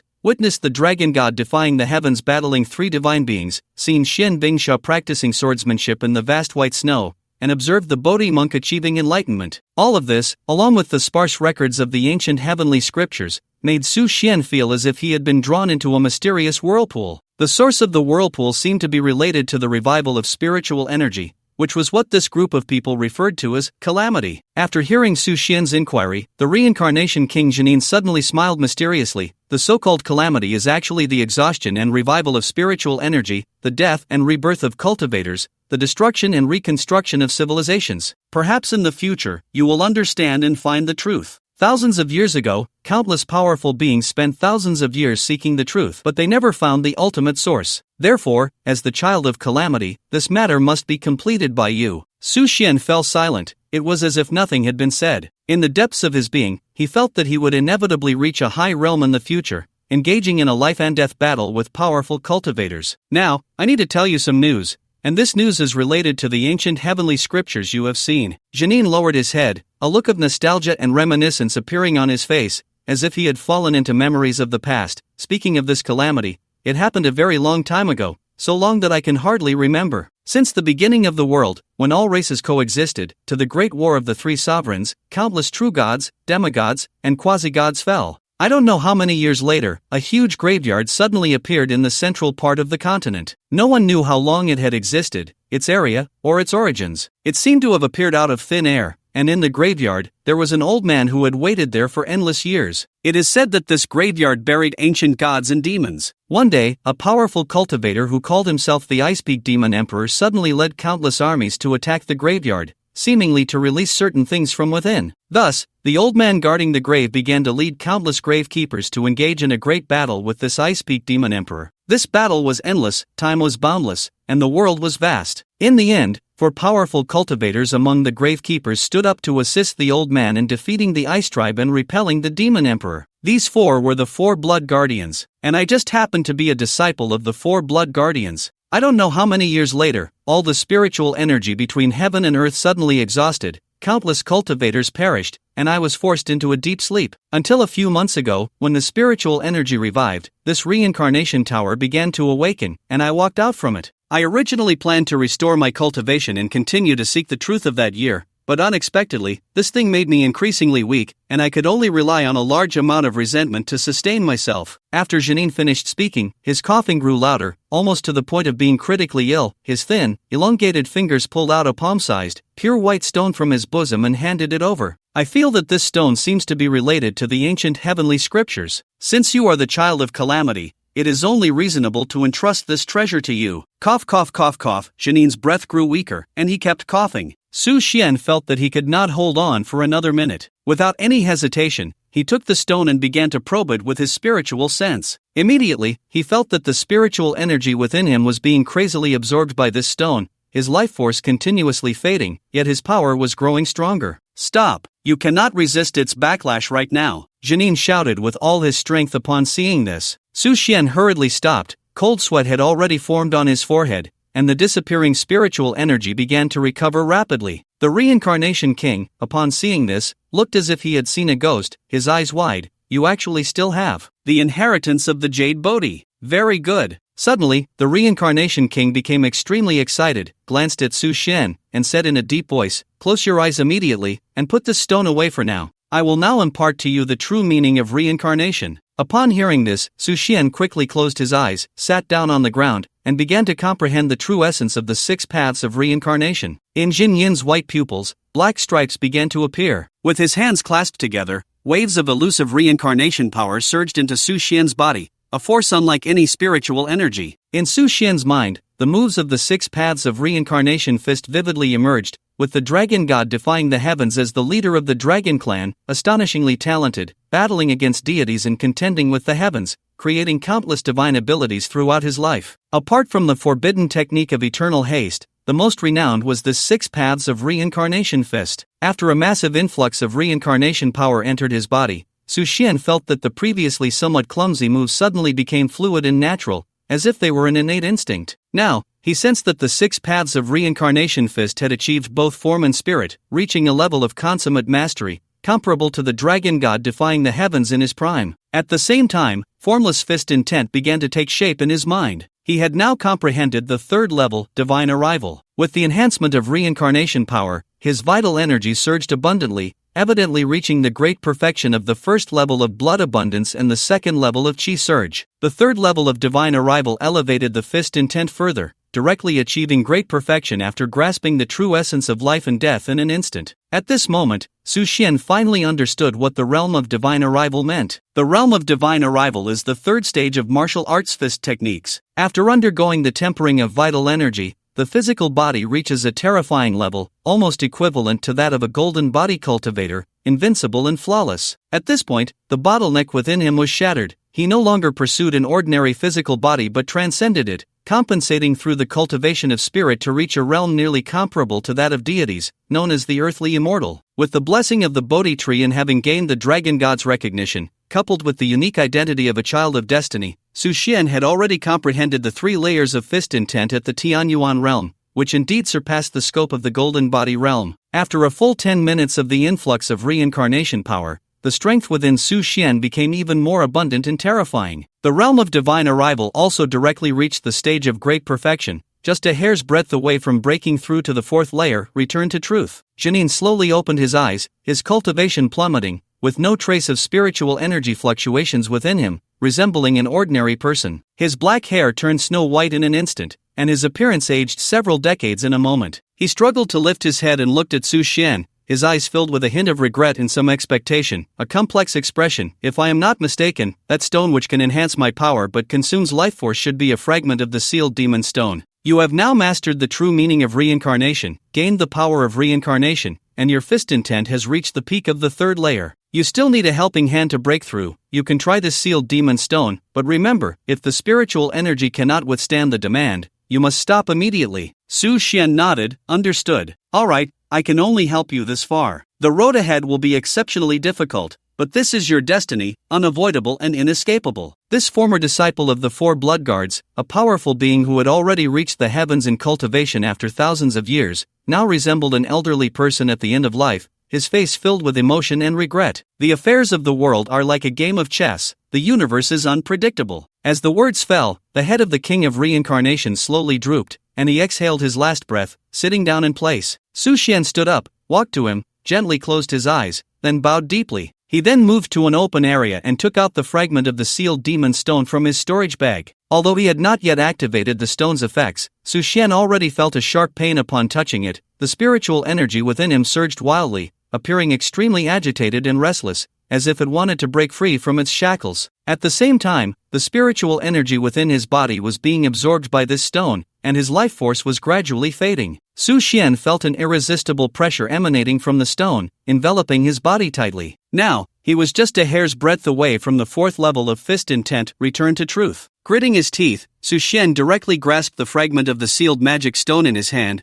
then poured a large amount of spiritual energy into it, activating the stone according to the incantation taught to him by the King of Reincarnation. Suddenly, the sealed magic stone emitted swirling black mist, filled with an evil aura. Su Xian felt as if 10,000 leeches were clinging to him, sucking his blood, and countless stinging sensations surged forth as his life force was continuously drained, causing him to age rapidly. Just as Su Xian was taken aback and prepared to stop, the Bodhi tree in his mind suddenly radiated a green glow, completely dispelling the negative effects brought by the sealed magic stone. The black mist, upon seeing the green light, fled as quickly as a mouse would from a cat, and in no time, it was entirely consumed by the green light emitted by the Bodhi tree. Absorbed? Su Xian was taken aback, gaining a deeper understanding of the Bodhi tree's origins. It seemed that so far, the green light emitted by the Bodhi tree was nearly invincible. How powerful must its master, the Bodhi monk, be? Seizing the terrifying power from the sealed magic stone fragment, Su Xian began to absorb it frantically, as countless terrifying auras surged wildly within him, the terrifying energy contained within being absorbed by Su Xian at an alarming rate. Before long, Su Xian felt that his 3rd level of fist intent was faintly on the verge of a breakthrough. Blood-full, chi flourishing, spirit reached, return to truth, seeing the divine unbroken. Each level of fist intent required various arduous training to achieve. He was currently at the peak of spirit reached, the best time to refine his fist intent. If he missed this opportunity, he might never reach the realm of spirit reached in this lifetime. With this in mind, Su Xian resolutely concentrated all his spiritual energy and rapidly charged towards the 4th level of fist intent, return to truth. The black evil aura from the sealed magic stone flowed endlessly into Su Xian's body, only to be absorbed again by the green light from the Bodhi tree, repeating the cycle. About 10 minutes later, Su Xian's mind was clear, and his body was filled with inexhaustible power. his fist intent officially broke through to the fourth level, return to truth. Returning to simplicity, seeing mountains as mountains, encountering the true self, this resonated with the sudden enlightenment spoken of in Buddhism. At this moment, Su Xian's aura quickly retracted, and in the blink of an eye, he resembled an ordinary person who had never practiced before. It worked! Su Xian immediately halted the effect of the sealed magic stone, carefully examining the fragment. According to the King of Reincarnation, this was not the complete version of the sealed magic stone. There were a total of 7 fragments, and when gathered, they could be called the final version of the sealed magic stone. The divine abilities and techniques recorded in the ancient heavenly book also required the sealed magic stone as a medium and vessel to comprehend. At this moment, Su Xian's desire for the sealed magic stone reached its peak. He had to collect the sealed magic stones as soon as possible to unlock the secrets of the ancient heavenly book and learn the divine abilities within, so he could stand invincible, even in the face of the true king of the ancient clan. Su Xian stood up, looked at the body of the King of Reincarnation once more, bowed, and prepared to leave. His journey to the Cherry Blossom Kingdom was not yet over. Su Xian slowly walked out of the Reincarnation Tower and found that the area was already surrounded by thousands of troops. They were all soldiers of the Cherry Blossom Kingdom, fully armed, deploying all heavy weaponry. Fighter jets circled in the sky, armored vehicles were densely packed on the ground, rocket launchers were set up, aiming at Su Xian, and missile launchers in the distance were also ready, poised to strike at any moment. With just a command, tens of thousands of bullets and shells would rain down here, leveling the Reincarnation Tower to the ground. It seemed that the army of Sakura Country, aware of Su Xian's slaying of the Six Paths Ninja King, charged in recklessly, tightly surrounding the Reincarnation Tower. Faced with these troops from Sakura Country and their terrifying heavy weaponry, Su Xian suddenly felt a sense of boredom. At his current level and in this body, heavy weapons had no effect on him at all. Did they not know this? Su Xian suddenly found the people of Sakura Country to be quite foolish. So, he swaggered out of the Reincarnation Tower, casually inhaled with his right hand, and directly grabbed the nearest high-ranking officer from Sakura Country, then coldly surveyed the crowd. In the next moment, under everyone's gaze, he gently squeezed his right hand, and with a thunderous sound, crushed the officer, who was at least of colonel rank, into a mist of blood that burst apart. Su Xian! An angry shout rang out. In the next moment, countless shells poured in, machine guns rattled, flames spewed from the gun barrels, and 50 rocket launchers surged forward from a distance. Su Xian stood still, making no move, allowing these weapons capable of destroying an entire city to crash against his armor and body, causing not a scratch. Stop! Realizing something was amiss, the commander of Sakura Country immediately issued a ceasefire order. As the thick smoke cleared and the dust settled, a tall figure slowly emerged from the fog of war. Su Xian's expression was calm, like a still pond. His consciousness had already detected a powerful presence 500 meters away, not weaker than the Reincarnation King, seemingly observing from the shadows. Mr. Su, if you leave Sakura Country now, we will not hold you accountable, and from now on, we will not set foot on Huaxia territory again. How about it? The commander of Sakura Country, Army Chief General Okamoto Saburo, communicated with Su Xian through a device. A mocking smile appeared at the corner of Su Xian's mouth. Now they were calling him Mr. Su. Soon, would they be calling him father or ancestor? This was Sakura Country, a dog that bullied the weak and feared the strong. Finally, someone who can speak human language. Can you represent the military of Sakura Country? Su Xian pointed towards a building hidden 100 meters away, where, behind layers of defenses, was the Army Chief General Okamoto Saburo. After a moment of silence, the response came heavily. I can represent the will of His Majesty the Emperor and the intentions of the military of Sakura Country, Mr. Su can rest assured. As long as you leave now, we can treat this as if nothing happened, and from now on, Sakura Country will not step into Huaxia territory. Upon hearing this, Su Xian couldn't help but laugh in disbelief, slowly saying each word. You are not qualified to negotiate with me. I now demand that you leave within 10 minutes and bring your emperor to me, otherwise a cold light flickered, killing intent surged. I will flatten your Sakura Country and erase it from the world map.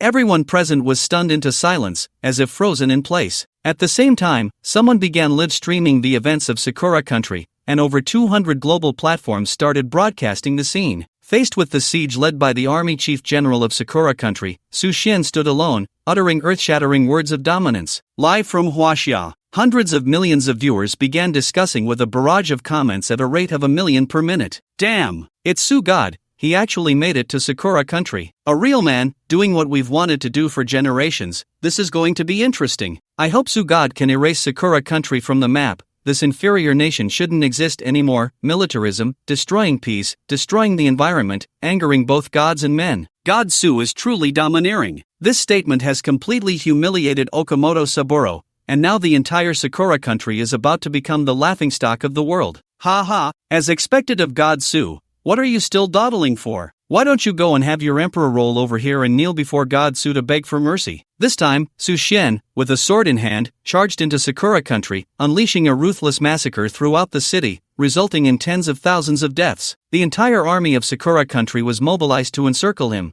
but those heavy weapons capable of leveling the entire city became utterly ineffective in front of Su Xian. Compared to Su Xian, the entire Sakura country suddenly felt that ninjas and ferocious beasts were not so terrifying after all. At least heavy weapons and nuclear weapons could eliminate them. At the same time, live streaming platforms from other countries around the world began to broadcast the scenes from Sakura country. In that moment, they suddenly re-evaluated the cultivators of Huaxia, whose celestial-like presence was so overwhelmingly powerful. Taking a deep breath, Okamoto Saburo felt as if he had swallowed 10 pounds of excrement, his expression fluctuating between dark and light, unsure of how to respond. If he dared to defy Su Xian, his head might be on the chopping block the next moment. If he showed weakness in front of tens of thousands, no, in front of billions of people watching live, then the dignity of Sakura country would be trampled underfoot, and they would never be able to hold their heads high again. In an instant, Okamoto Saburo found himself in a dilemma, while Su Xian stood there, calm and composed, regarding the tens of thousands of Sakura country's soldiers as nothing. Just then, Okamoto Saburo's aide whispered beside him, "Commander, the Divine Lord will arrive at the scene shortly." Upon hearing this news, Okamoto Saburo's spirit lifted,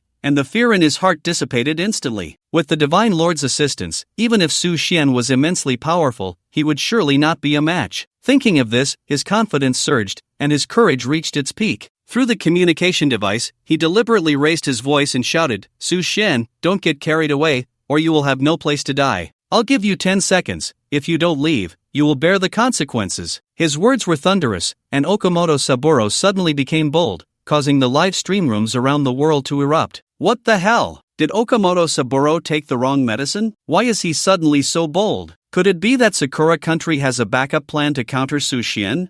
I feel like Okamoto Saburo is about to kneel. Just as the people in the livestream were discussing, Su Xian's eyes narrowed, and he followed the sound, locating Okamoto Saburo's position. He slightly bent his knees, and then his whole body shot forward like an arrow released from a bow. Boom! Everything in front of Su Xian, whether it was armored vehicles, the army of Sakura country, or the hard walls of skyscrapers, was either knocked away or shattered by Su Xian. "He's coming," Okamoto Saburo's aide reminded him. "Where is the Divine Lord?" Seeing Su Xian's figure getting closer, Okamoto Saburo was terrified to the core, almost unable to breathe, and he furiously shouted, "Did you not say the Divine Lord would arrive soon? Why is he not here yet?" The aide appeared extremely awkward, lowering his head and slowly saying, "Commander, the Divine Lord will arrive in 3 minutes. We just need to hold off Su Xian for 3 minutes. 3 minutes? Are you joking?" Okamoto Saburo felt as if he had fallen into an ice cellar, his heart sinking to the bottom. Knowing he could not escape Su Xian's pursuit, he simply ordered all the prepared cultivators in the building to block the entrance,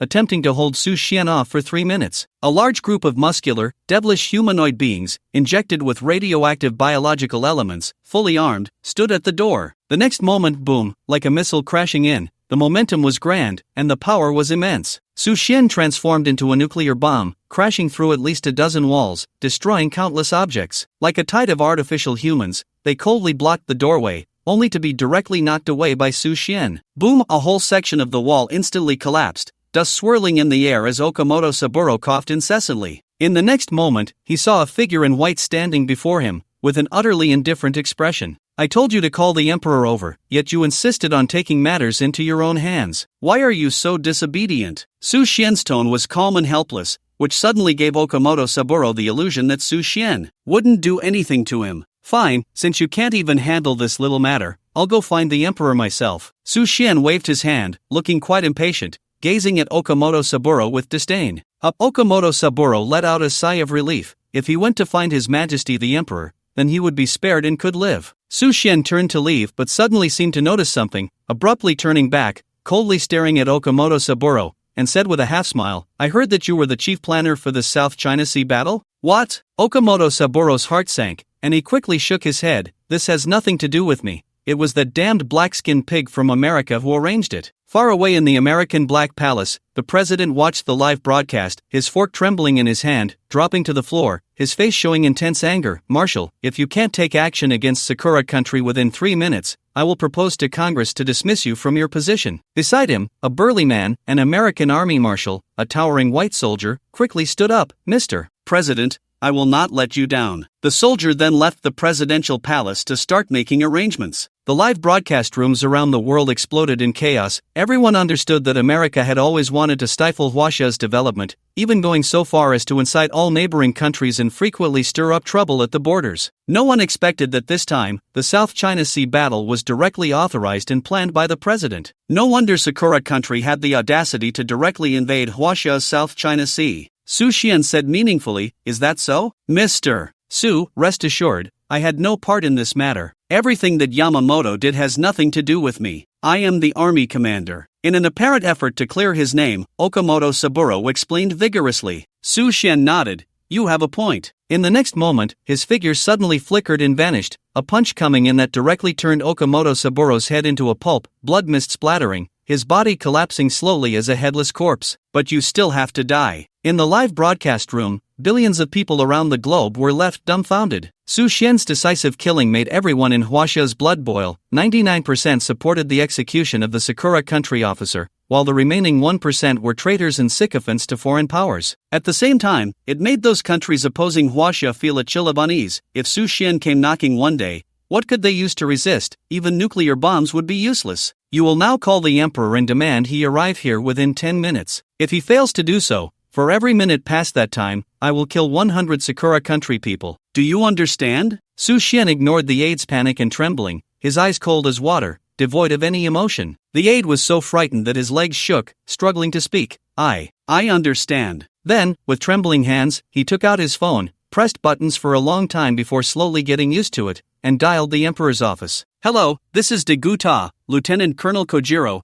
aide to Army Commander Okamoto Saburo. Please inform His Majesty the Emperor that he must arrive within 10 minutes. Hurry! What? His Majesty wants to rest? Tell him that if he can't make it in 10 minutes, the army has no reason to exist. What? His Majesty still wants to eat? There's a meeting? He can't arrive for an hour? This aide, facing Su Xian like a mouse seeing a cat, bombarded the Emperor's secretary with frantic demands, cursing loudly. Tell him to come quickly. Yes, right now. Many people have already died. Yes, now, immediately. Don't know? Just turn on the live stream and you'll see. That's right, Commander Okamoto has already heroically sacrificed himself. After struggling to explain for a full 3 minutes, the other side finally understood. It seemed that the army of Sakura country was facing a life and death crisis. The secretary immediately went to wake His Majesty the Emperor and informed him of the dire situation. Your Majesty, I think we must make a trip. At least for now. It seems that our Sakura country is in a very unfavorable position. It can be said that it's a matter of national survival. The secretary adjusted his glasses, opened the live stream, his expression grave. The emperor glanced at the screen and suddenly flew into a rage. A bunch of useless fools. What Bushido? What Ninja King? They are all useless, unable to stop even a small cultivator from Huaxia. Your Majesty, do you think a cultivator who can slay 6 ninja kings, walk out of the reincarnation tower, and withstand a nuclear bomb with his physical body is weak? The emperor took a deep breath, stood up, and suddenly took down a sword that hadn't been used for decades from the wall, calmly saying, Notify the Divine Lord to go and eliminate the Huaxia cultivator. We will set off immediately. Yes, Your Majesty. Alright, time's up. Su Xian looked at the aide, scanning the crowd. As the situation escalated, the people of Sakura country all surged out,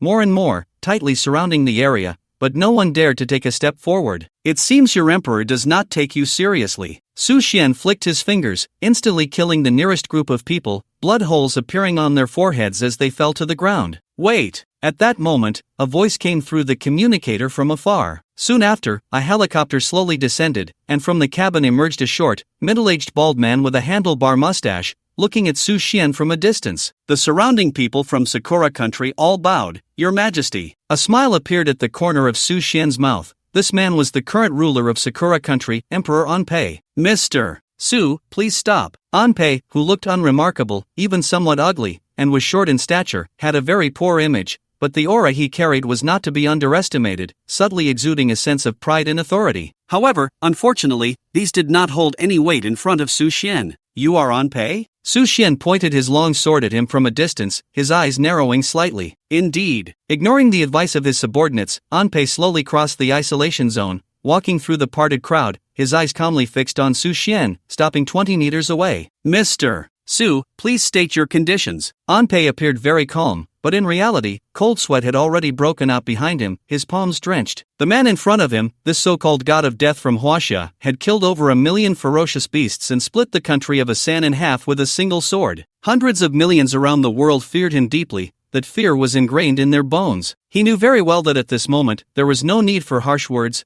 nor would they have any effect. It was better to lay everything out plainly. The reason Su Xian invaded the Cherry Blossom country was mostly to seek justice for the battle in the South China Sea, which Ampi could understand very well. The most urgent matter now was to buy time, waiting for the Divine Lord to arrive and engage Su Xian in battle. With the Cherry Blossom country's army cooperating, only then would it be possible to completely eliminate Su Xian. Su Xian opened his divine sense and had already detected a powerful aura several dozen kilometers away, which should be the Divine Lord they spoke of, Yamata no Orochi. This aura was not weaker than that of the Reincarnation King, and it seemed to be at the level of the Celestial Origin realm. It's very simple. All those who participated in this South China Sea battle will be handed over to Huaxia for processing. Su Xian narrowed his eyes, thrusting his sword into the ground, his expression cold, exuding a chilling killing intent. Additionally, from this day forth, I require you to sever all ties with the United States. If I find out that you are still in contact, then next time I will definitely flatten the Cherry Blossom country,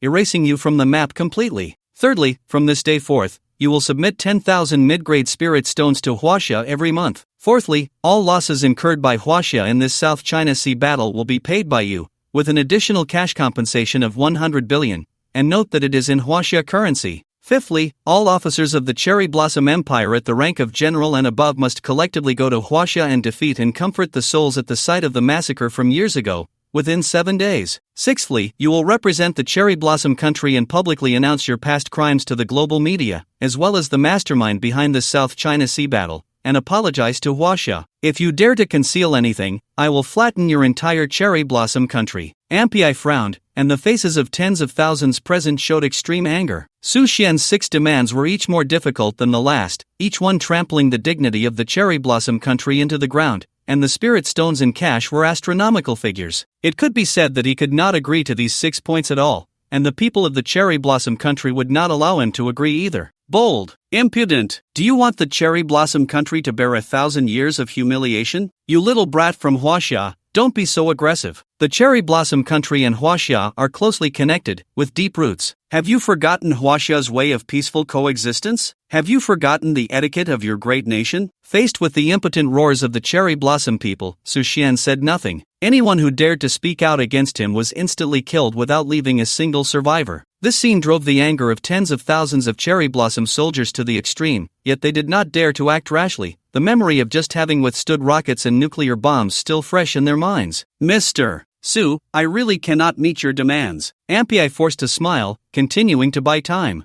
According to his secretary's judgment, the Divine Lord would arrive in no more than 5 minutes, and at that time, killing Su Xian would not be impossible. I believe you can agree. Su Xian's figure flickered and vanished from the building, appearing directly in front of Ampi, the bright blade of his sword pressed against his neck. What do you think, Your Majesty? The bone-chilling cold seeped through the skin, the icy killing intent penetrating to the marrow. At that moment, Ampi finally understood the fear and pressure those who had been slain by Su Xian faced in their final moments, trembling all over, cold sweat soaking through his shirt. After a long sigh, he shook his head and said, Mr. Su, even if I agree to your request, the people of the Cherry Blossom country will not let me go. Then what does that have to do with me? Su Xian gently slit his sword, a drop of blood quietly falling. The sharp pain of the skin being pierced instantly surged through. Ampi shuddered, not daring to oppose any longer, and quickly nodded in agreement. Mr. Su, I agree to your demands. It seemed that Ampi had exhausted all his strength to utter these words, then closed his eyes, filled with humiliation and pain. Surrounding him were tens of thousands of people, looking at their most revered emperor in disbelief. Anger and curses instantly erupted. Your Majesty, why did you agree to him? Our Sakura nation has countless brave sons. We will never become slaves of a fallen nation, even if it costs us everything. We cannot compromise. Your Majesty, you have betrayed the oath you made when you took office. You have betrayed the people of Sakura Nation. You are no longer worthy of being our emperor. Please don't agree to him, Your Majesty. We can fight him to the death. Your Majesty, why? The roars of these people shook the heavens, as if they were eager to rush over and battle Su Xian, gritting their teeth, eyes wide open, yet not a single person dared to step forward and confront Su Xian directly. Su Xian sneered inwardly, they were all a bunch of loudmouths. Ampere felt as if his heart was dead ash, suddenly overwhelmed with deep disappointment towards this group of Sakura citizens who feared the strong and bullied the weak, who were afraid of death. They spoke of the spirit of Bushido, vowing to defend their homeland, yet in front of this Huaxia cultivator, not a single person dared to take a step forward. Is this the current state of the people of Sakura Nation? At this moment, Emperor Ampere felt like a lamb waiting to be slaughtered,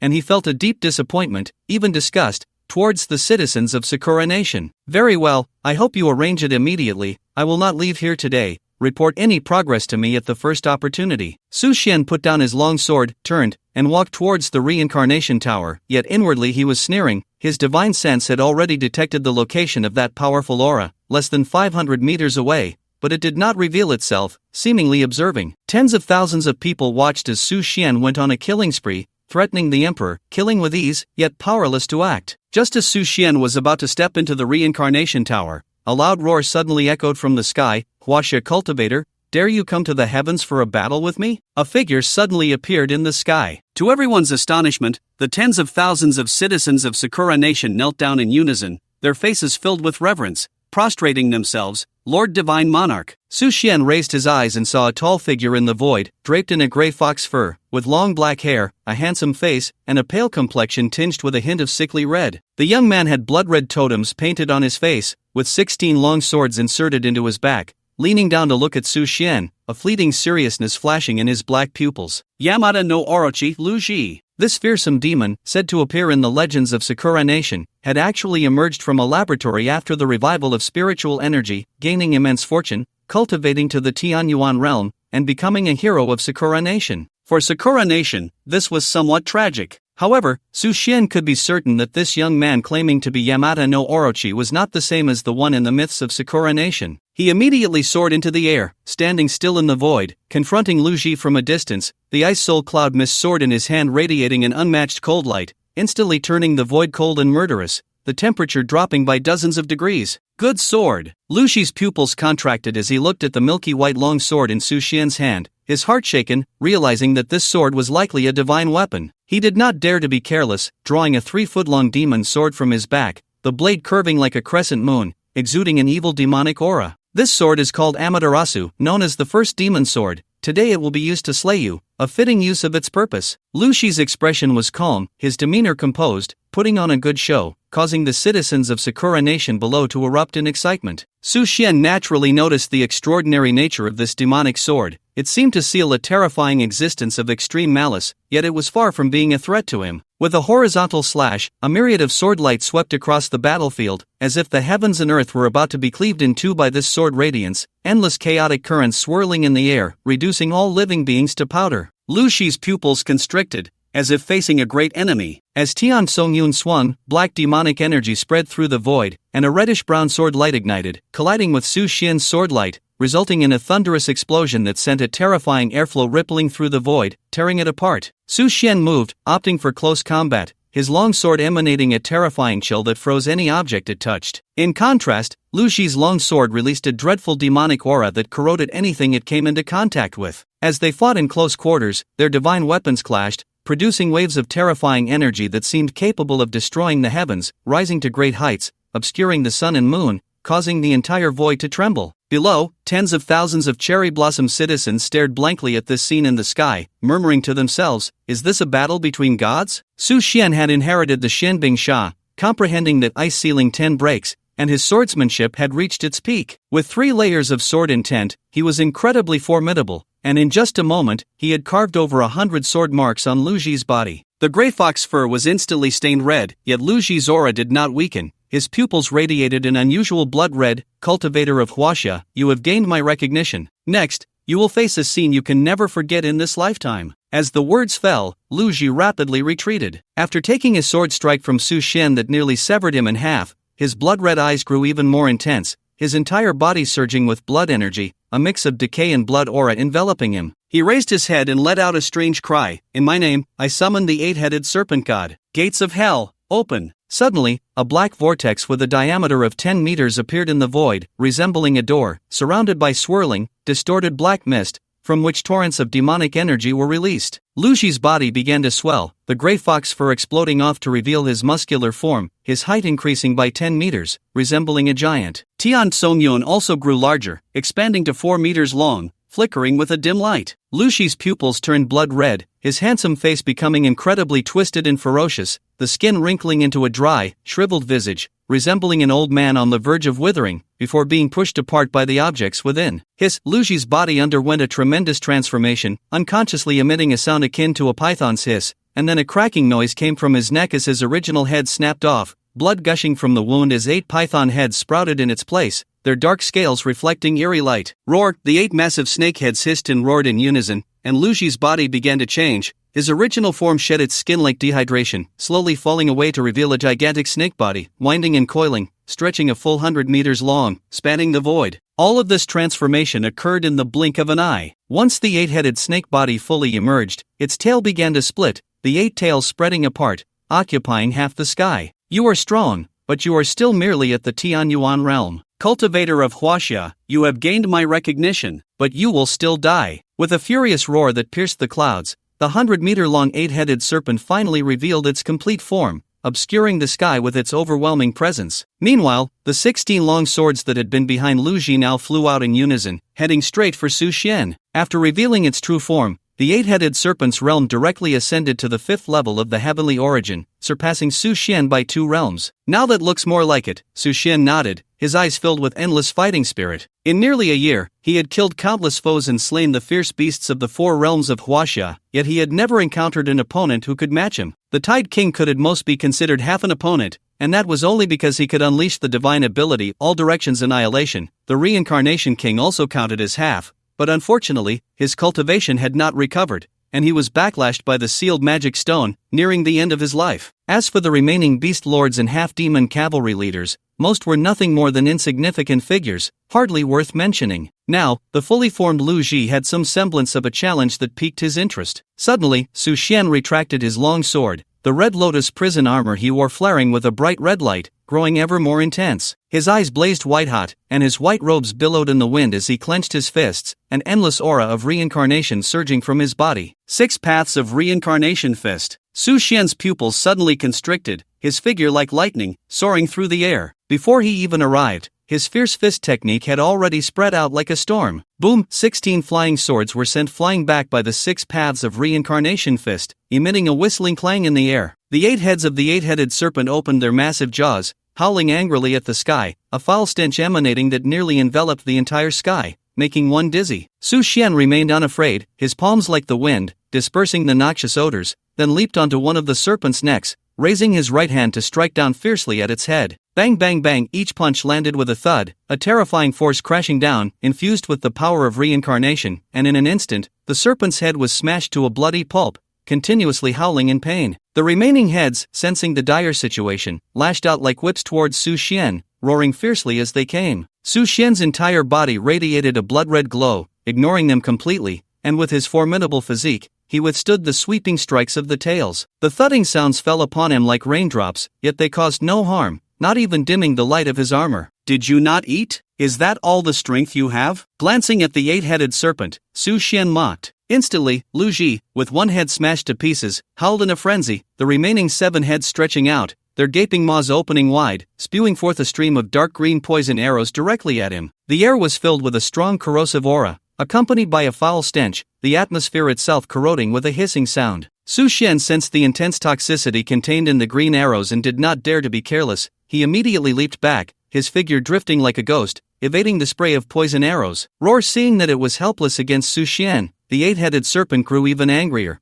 one head biting down on the heavenly cloud, black water seeping out like ink, wrapping around its entire body tightly. Then, the heavenly cloud demon blade suddenly underwent a drastic change. The massive blade shattered, countless streams of brown-red evil energy coalescing into a chaotic flow, escaping in all directions, and then slowly gathering into a pool of an unknown demonic entity, eternally suspended in the void, resembling a mixture of mud and blood. The shape of that unknown creature underwent violent changes, instantly transforming into a humanoid figure made of mud, with claws extending out over 10 meters, and within seconds, they elongated infinitely, reaching directly for Su Xian. The speed was as fast as lightning. Su Xian was slightly startled, then drew his long sword, spinning around, the sharp blade infused with terrifying icy intent, instantly severing the strange arm. In the next moment, the severed arm rapidly grew back, transforming into 2 arms. Su Xian furrowed his brows, faintly guessing the essence of this monster. To verify his suspicion, he directly wielded countless sharp sword energies, slicing the creature, which resembled mud, into fragments. Sure enough, the next moment, those fragments began to grow continuously, forming countless tentacles that writhed in the void. Below, the tens of thousands of troops from the Sakura Nation were left dumbfounded, staring at the incomprehensible monster, their impression of the Divine Lord beginning to crumble. I didn't expect the Divine Lord to be sealing such a monster. It doesn't matter, no matter what divine powers the Divine Lord practices, we will support him. The splitting divine power is similar to the spread of cancer cells, impossible to kill, impossible to eliminate, endless. Su Xian recognized the monster's divine powers and talents, and without hesitation, he continued to swing his sword, like a fierce wind in torrential rain, constantly cutting into the monster's body. In an instant, thousands of sword lights soared into the air, incessantly slicing at the monster's fragile form. In just a moment, it had transformed into countless tentacles, a sight that sent shivers down the spine. Su Xian's expression showed no change, as if he were a machine, continuing to cut, allowing the mass of the monster to split into more tentacles. After a minute, the monster had turned into a dense mass of tentacles, swaying in the void, glowing with a blood-red light, with sharp barbs growing at the ends. It had no eyes, yet it seemed to glare fiercely at Su Xian. Some viewers in the live stream expressed their confusion. If it has the ability to split, why does Su Xian keep chopping? Isn't that just making it more numerous? I can't understand either. Su Xian is a combat genius, the strongest in Huaxia. He should be able to figure this out. At this moment, some professionals began to analyze. Because the power of this tentacle monster comes from its body. The more it splits, the more the power and spiritual energy within its body are diluted. It's like adding fresh water to salt water. The more you add, the more diluted it becomes, and the less salt is contained in the average volume. So, I believe Su Xian intends to use this monster's divine power to exhaust its body's strength. The more it splits, the weaker its body becomes. Once it reaches a critical point, the body will be drained to death. In fact, Su Xian was indeed planning this. 5 minutes later, when the monster had split into trillions of tentacles, no matter how Su Xian attacked, it could no longer continue to split. Is it at its limit? Su Xian sheathed his sword, coldly watching the monster. The Yamata no Orochi behind him seemed to sense something was off. At first, it thought Su Xian was very foolish, as the monsters multiplied, but gradually it realized that the monster was growing weaker, and when the number of its limbs reached a certain level, it actually stopped splitting altogether. Damn it! Keep splitting! Having paid a great price to release this ancient blood demon from the clouds, Lu Shi thought he could easily eliminate Su Xian, but now it seemed completely impossible, and he couldn't help but roar in anger. Unfortunately, this blood demon no longer had the strength to split. Su Xian grinned lightly, his white robe billowing in the wind, his figure flickering as sword energy crisscrossed, continuing to slash at the monster. Swish, the sword light sliced through the monster, directly chopping its body into segments, each tentacle snapping, unable to split any further, as they began to fall from the void, accompanied by a rain of blood. The citizens of the Sakura Nation below were horrified, quickly dodging. Anyone touched by this blood rain would begin to corrode violently. Pain and death spread among the tens of thousands in the Sakura Nation. The Yamata no Orochi could not use the clouds, and the next moment, it was directly beheaded by Su Xian, its body crashing down to the ground, raising clouds of dust and flowing rivers of blood. In the land of cherry blossoms, tens of thousands stood dumbfounded, silent as cicadas in winter. They could not accept that the Divine Lord had been killed, standing numbly in place, their eyes vacant, at a loss. Su Xian descended to the ground, his sword pointing directly at the emperor. It's your turn. The emperor trembled in fear, yet a hint of pride and defiance remained on his face. I will not agree to your demands. Fine. Su Xian nodded and, with one stroke, severed his head, which rolled to the ground. From now on, you are the emperor of the land of cherry blossoms. Su Xian suddenly pointed his sword at the emperor's secretary. What do you think? The secretary was momentarily taken aback, then, filled with excitement, knelt and prostrated himself, loudly proclaiming, Rest assured, Divine Lord Su, from this moment on, I shall be the emperor of the land of cherry blossoms, and I agree to all the conditions you have set. Su Xian nodded and sheathed his sword. Fire! Suddenly, an elderly general with white hair in the Cherry Blossom Army issued the command. Boom! The awakened army began firing cannons, directly targeting Su Xian and his secretary. Seeking death. Su Xian's expression turned cold as he created a barrier around himself, blocking all the cannonballs. Then, in a flash, he pierced the old general, leaving his head shattered. At that moment, a young officer from the Cherry Blossom Army suddenly drew his pistol and pulled the trigger, eliminating all the soldiers who had just fired, signaling to his trusted aide. The aide understood immediately, quickly gathering the troops to eliminate the old general's subordinates. In an instant, the place was awash with blood. From now on, you are the supreme commander of the land of cherry blossoms, responsible for all military affairs, cooperating with your emperor. I will obey the divine lord's orders. Su Xian glanced at him, then soared into the sky, disappearing into the horizon. From this moment on, the national strength of the land of cherry blossoms plummeted by 90%,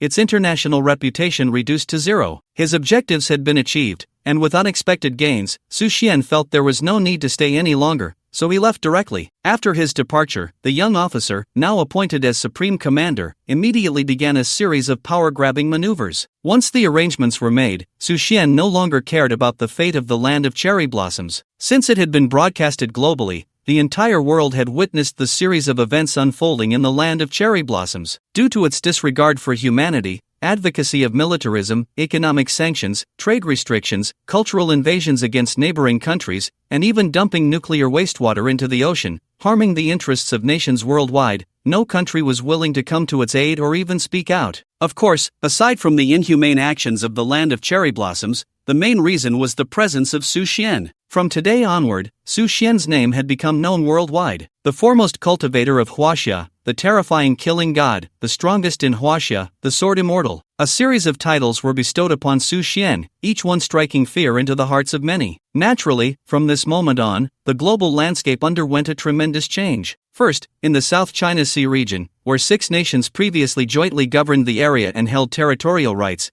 it had now evolved into a situation where Huaxia stood alone, with no competitors left. Moreover, apart from the land of cherry blossoms, the other 5 nations now lived in endless fear, a fear more intense than the attacks of ferocious beasts, as no one knew when Su Xian would come with his sword to greet them. The lessons from the Asan nation were still fresh. The entire country had been split in two, with a vast canyon in between that no one dared to cross. The tragic state of the land of cherry blossoms was even more vivid in memory. The emperor was killed like a pig or a dog, and even the heavy weapons and nuclear bombs of an army of tens of thousands could do nothing to Su Xian. The generals and commanders were like ants, casually slaughtered by Su Xian, utterly powerless to fight back. Therefore, the moment the live broadcast ended, countless countries began to make arrangements, with many sending diplomats to Huaxia, bringing gifts and sincerity, attempting to establish partnerships with Huaxia or mend previous hostilities. Among them, the diplomat from Mao country, Peter, even brought gemstones and antiques worth 5 billion, transported by 10 armored vehicles. When meeting with the leader of Huaxia, this powerful figure who had navigated the political arena for 30 years spoke in an extremely humble tone. "Respected leader of Huaxia, we from Mao country come with the highest respect and greatest sincerity, wishing to establish a treaty relationship with you, to continue the historical cooperation and win-win." Of course, the leader of Huaxia was also a great leader, personally taking this foreign minister to tour the major attractions of the imperial capital, allowing him to experience the current civilization and happiness of Huaxia, where the country was prosperous and the people were safe, with favorable weather. Even though the world was plunged into chaos, suffering from the slaughter and plunder by ferocious beasts, the people of Huaxia still refused to give up their land and families, vowing to resist to the death. The main reason for this was Su Xian, who single-handedly eradicated all the ferocious beasts in the 4 borders, allowing Huaxia to maintain its current peace and stability. "You Huaxia have a hero like Su Xian, which is truly enviable," said the shocked foreign minister of Mao country, expressing admiration and praise for Su Xian after experiencing the customs and culture of Huaxia. After sending off the foreign minister from Mao country, diplomats and leaders from other countries continuously arrived in the imperial capital of Huaxia, all bringing generous gifts, and the leader of Huaxia arranged for many high-ranking officials to receive them. Thus, it seemed that Huaxia had achieved a situation of great national rejuvenation, reminiscent of the glorious Tang dynasty,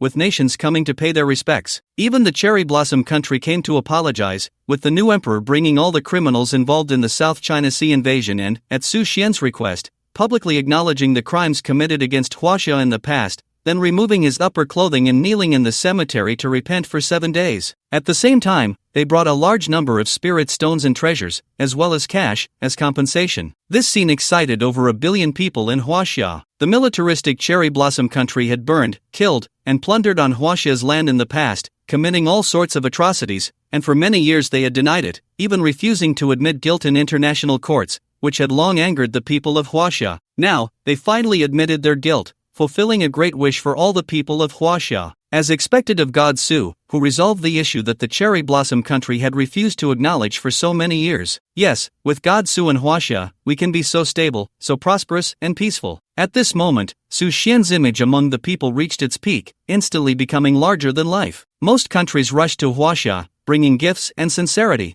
while some requested Huaxia's assistance. Not every country could be like Huaxia, nor did every country have a Su Xian, so the vast majority remained trapped in the crisis of ferocious beasts, with their people's lives very unstable. Regarding these requests, the high-ranking officials of Huaxia expressed that they could not make decisions, as everything depended on Su Xian's opinion. Only Su Xian could slay the ferocious beasts and rescue these countries. Without Su Xian's consent, no one dared to make a decision, nor would anyone take charge. After all, the will of Huaxia, the will of the nation, should not replace Su Xian's will, nor should it make decisions for him. In response, the leader of Huaxia stated, "Rest assured, everyone, when Su Xian returns, we will inform him of your demands at the first opportunity, and then we can discuss the specifics." However, not all countries are willing to admit their mistakes or seek good relations with Huaxia. This time, the commotion caused by Su Xian in the cherry blossom country nearly led to its destruction, yet these countries still chose to remain silent. For instance, the remaining countries in the South China Sea, such as the Thousand Islands Nation, the White Elephant Nation, and the Rubber Kingdom, have been overwhelmed by their fear of Su Xian.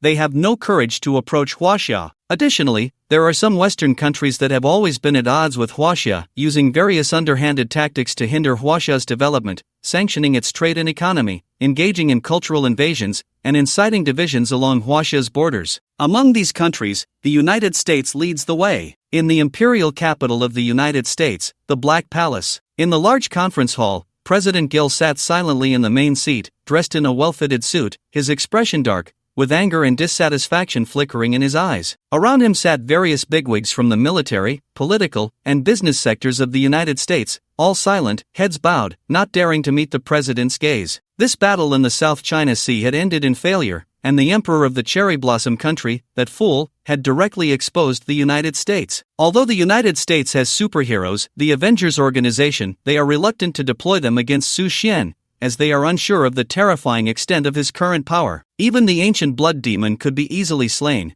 They believe that even if the Avengers could win, it would be extremely difficult. I have a list here. Do you want to know what it is? In front of Gil lay a document, his hooked nose towering, his blue eyes scanning the bigwigs in the conference hall, his eyelids slightly lowered, carrying a hint of anger. In response to the president's question, no one was willing to answer, and no one dared to respond, making the atmosphere quite awkward, as if the president were performing a solo act. Then, Brown, a businessman with a red beard, smiled and replied, "Mr. President, I think this list is certainly not the list of mistresses for everyone present." The cold humor instantly broke the awkwardness, and the bigwigs present burst into laughter, filling the conference hall with a joyful atmosphere. "Mr. Brown, I don't think your joke is funny," a cold voice rang out, and President Gil glared at Brown, the warning and disgust in his gaze unmistakable. Mr. Brown had no choice but to lower his head, suppress his smile, and remain silent, as it was clear that the president was genuinely angry. "I must remind everyone that we have always adopted sanctions and suppression measures against Huaxia. It was so in the past, it is so now, and it will be so in the future." President Gil scanned the crowd, noticing that no one dared to speak up, all listening intently to him, feeling a slight sense of satisfaction in his heart. In the context of the United States separation of powers and multi-party interference, President Gil's ability to consolidate power and keep the bigwigs in line is certainly a skill. Then, President Gil continued, "This list contains information about recent meetings between high-ranking officials from various countries in Huaxia. Do you know? The cherry blossom country was nearly destroyed by that cultivator from Huaxia, and these damned fence-sitters have begun to raise their tails and cozy up to Huaxia. Our hegemonic position is being lost, and our status as the world's #1 superpower is facing tremendous challenges. Damn it! What a terrible situation this is. If we can't stop this, then in a month, Huaxia will become the most prominent superpower in the world. At that time, all our measures, all our strategies, will be worthless." Gil was furious, pounding his fists on the mahogany table, causing it to dent under his blows. The roar echoed in the conference hall, deafening, silencing the bigwigs from the United States, who fell silent, not daring to speak. So, I want to ask, what are your countermeasures? After venting his dissatisfaction, President Gill spread his hands and looked at everyone. Mr. President, actually, if we just deal with one person, we can solve all the current problems, strike Huaxia, and let us in the United States stand at the pinnacle of glory again. Suddenly, General Brandt, dressed in a brown military uniform, spoke up. Who are you talking about? It's the recently prominent Huaxia cultivator, Su Xian. How do we deal with him? Are you going? He isn't even afraid of nuclear bombs. The president looked at him, somewhat dissatisfied, then suddenly understood. So we still have to use our superheroes? Haven't I already arranged it? How are you all preparing? Brandt said quietly, Mr. President, as you wish. The captain has already dealt with the Beast King and is on his way. In the skies over the South China Sea, Su Xian was flying when he suddenly spotted a fleet below, seemingly the South China Sea Fleet. He descended and slowly landed on a warship. It's Su God. The navy on the warship recognized him even before he landed on the deck, and upon seeing Su Xian, everyone was overjoyed and rushed over. Su God, how did you return so quickly? The young captain, who had previously led the entire fleet from the South China Sea to attack the Cherry Blossom Country, asked excitedly. The matter with the Cherry Blossom Country has been resolved, so I came back. Su Xian regarded the soldiers of the South China Sea Fleet with admiration.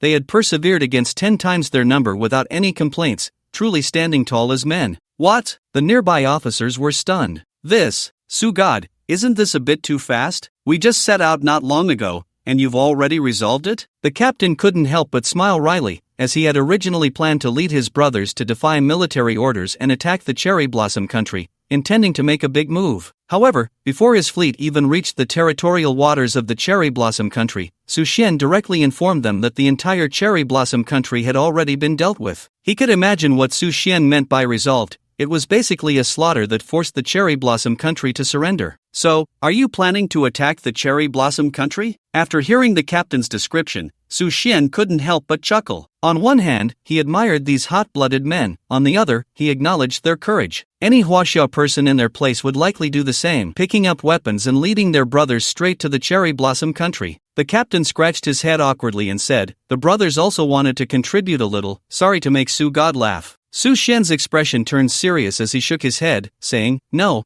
I admire your brave actions. This statement instantly warmed the hearts of the hot-blooded men present, increasing their admiration for Su Xian. Go back, in the short term, the Cherry Blossom Country won't take any action, nor dare to. With a wave of his hand, Su Xian soared into the sky, instantly disappearing into the horizon. Just back in the Hangduan Valley, he was warmly welcomed by his subordinates. Su Xian looked at Xia Wenxi with a hint of surprise, the latter's face beaming with a gratifying smile. Sir, everything you've done in the Cherry Blossom Country has been broadcast live around the world. The brothers saw it and spontaneously organized to welcome you home. Soon, the Hangduan Valley echoed with loud cheers. Welcome back, God Su. The sound was thunderous, with thousands of people shouting together, creating a lively scene. Everyone disperse, I need to enter seclusion. Wenxi, pay more attention to the matters of the Heavenly Tao Alliance. Su Xian waved his hand, signaling for everyone to be quiet, then turned and stepped into the valley's secret realm. This battle had yielded rich rewards. His fist intent had reached the fourth realm, Return to Truth,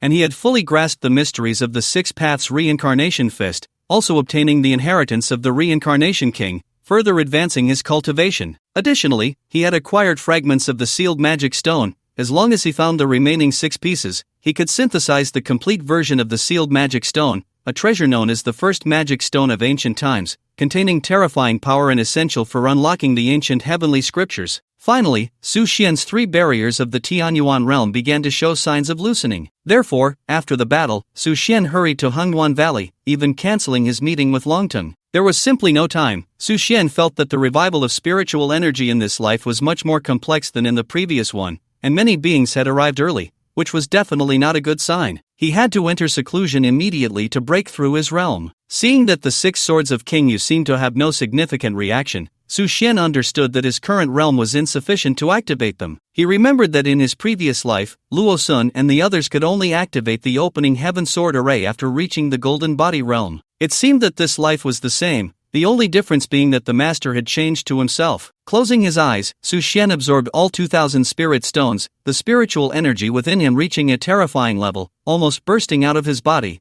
a sign of impending breakthrough. The Tianyuan realm is a threshold. For cultivators, only by breaking through the Tianyuan realm can one truly be considered to have entered the realm of cultivation. Below the Tianyuan realm, at most, it is just cultivation, and at best, it is merely ordinary cultivators practicing. Reaching the golden body realm marks a significant watershed. There is a saying in the cultivation world, only those who form the golden body are our kind. Su Xian withdrew his thoughts and began silently pushing against his realm. Currently, he was still at the third level of the Tianyuan realm, with a long way to go before reaching the peak. If he had an ordinary body, the amount of spiritual energy he could contain would not be so great. With the terrifying comprehension brought by the bodhi tree, combined with various inheritances, Su Xian might have already broken through to the golden body realm by now. However, Su Xian was a naturally divine body. According to Xin Yuan, this kind of physique only existed in ancient times, unique to the divine and celestial clans, and such a physique is extremely rare, requiring vast resources and spiritual power during the breakthrough process. Fortunately, the Tianyuan realm mainly focuses on condensing mental strength, building the capacity and intensity of the sea of consciousness, comprehending the initial forms of the Tao, and understanding various sword intents and fist intents, etc. Therefore, so far, Su Xian only needed to rely on spirit stones and the bodhi tree to complete his breakthrough, and through continuous combat, he could obtain the initial forms of the Tao. It's still too slow. Su Xian felt a bit dissatisfied. Being at the third level of the Tianyuan realm for over 8 months was something he looked down upon. If the geniuses of the myriad races heard this, they would probably want to hammer Su Xian to death. 8 months, even with the top 10 families using various resources, would only amount to the mere divine concealment realm. Even someone like Xia Changhe, who was exceptionally gifted and had immense opportunities, the deputy director of Longting, had only just reached the divine concealment realm. Su Xian's speed was already extremely fast, far ahead of all the cultivators in the world. However, the monsters he encountered were all beings from before the last depletion of spiritual energy, having already reached a terrifying realm. Now, they were merely beginning to recover their cultivation and realm through the resurgence of spiritual energy. So be it. Su Xian closed his eyes, casting aside all distractions in his mind, reaching a state of complete focus and emptiness. At the same time, he entered the 3 realms of meditation, with nothing before him, his heart filled entirely with pure spiritual energy, devoid of any impurities. In the depths of his mind, a scene suddenly reappeared. It was the day he comprehended the chaos path, when a middle-aged fisherman was rowing a small boat, granted a heavenly book by a Taoist, and rescued the injured dragon maiden, Ying Shuang. The fisherman lifted Ying Shuang and placed her on the small boat, then began the journey back. In the dim little room, Ying Shuang saw the fisherman's resolute face, as if chiseled from stone, stirring something in her heart. What kind of person was this taciturn fisherman? The fisherman said nothing, starting a fire, boiling water, and making soup, carefully tending to Ying Shuang's wounds. Seeing the countless scars on her back and thighs, even this iron-willed man felt a soft spot in his heart touched. Who did this to you? The fisherman's first question was about the gruesome wounds on this beautiful woman with skin as delicate as a flower, carrying a hint of menace. He's not entirely to blame. He is an elder of my clan, it is his duty. Ying Shuang shook her head slightly, a strange feeling stirring within her. That doesn't matter. The fisherman still insisted on his view, skillfully applying medicine and bandaging her wounds. Every movement was gentle and meticulous, contrasting sharply with his rugged appearance. 10 minutes later, the scene dissipated, and the barriers within Su Xian's body shattered with a loud crack. His eyes glowed white-hot, the fruits on the bodhi tree grew larger, and more larks began to nest and breed there, creating a scene of vibrant prosperity. In an instant, Su Xian's realm directly ascended to the 4th level of the heavenly origin realm. The immense spiritual power surged, enveloping the entire Hangduan Mountains. Below, the cultivators working and patrolling widened their eyes, gazing at the dense spiritual energy in the air, which persisted endlessly. Quick, cultivate. Don't waste it. Someone spoke first, and instantly thousands of people sat down in the open space, beginning to cultivate. Under the cover of this rich spiritual energy, their cultivation speed increased several times, and their admiration and respect for Su Xian grew even more. Su Xian slowly stood up, slightly clenched his fists, and felt the overwhelming spiritual power almost bursting forth. His muscles felt stronger, and he now felt he could crush an aircraft carrier to dust with a single punch. His current strength had likely reached a level measured in hundreds of millions. One day, it wouldn't be a dream to shatter a planet with a single punch. Although breaking through the divine body was difficult, once he did, it would grant him endless terrifying power, at least 100 times that of cultivators of the same realm. Looking at the piles of spiritual stone powder on the ground, Su Xian couldn't help but smile wryly. The amount of spiritual stones he needed for each breakthrough was immense. If it weren't for these 25 spiritual mines, breaking through would have become exceedingly difficult. With this thought, Su Xian walked out of the valley and called for Xia Wenxi to inquire about the situation. Sir, it is expected that next month, all the spiritual stones will be collected. For this, I have established 30 storage warehouses for spiritual stones in the Hengduan Mountains, each capable of holding 1 million spiritual stones. I estimated that even if we had 25 more spiritual mines, we could still manage. Su Xian's expression shifted slightly as he suddenly turned his head and instructed, arrange for someone to contact the 10 great families and have them provide another 20 spirit mines. If they can't deliver, tell them they have no reason to exist. Yes, sir. Xia Wenxi's eyes brightened. Ever since Su Xian had slain the emperor of the Sakura kingdom with his sword, leaving their army in shambles, his reputation had soared, reaching its zenith. The Hengduan Mountains had become a hotspot for cultivators, but Su Xian had a rule: no outsiders were allowed. What about the Heavenly Tao Alliance? Sir, we've decided to establish the headquarters of the Heavenly Tao Alliance in the Hengduan Mountains. We have already arranged for over 30 construction teams to begin work. According to the plan, it should be completed in 3 months, just as you envisioned, entirely crafted according to the sect's standards. As for the organizational structure of the Heavenly Tao Alliance, we've finalized it after several discussions. I'll bring it to you for review shortly. Su Xian waved his hand, saying, no need. Just take care of the organizational structure and all arrangements. By the way, sir, the old man from Yunbei Ancient Town, the one who sold us the secret techniques, called to say he has something good and hopes you can go in person. Did he say what it is? That old fellow was mysterious and evasive, not specifying what it is, but he did mention it seems to be a rare stone fragment, and it's quite peculiar. Su Xian's expression changed slightly, feeling a bit surprised. Could this stone fragment be a valuable treasure? In a villa halfway up the mountain in Yunbei Ancient Town, Su Xian sat on the sofa, swirling a glass of red wine, crossing his legs,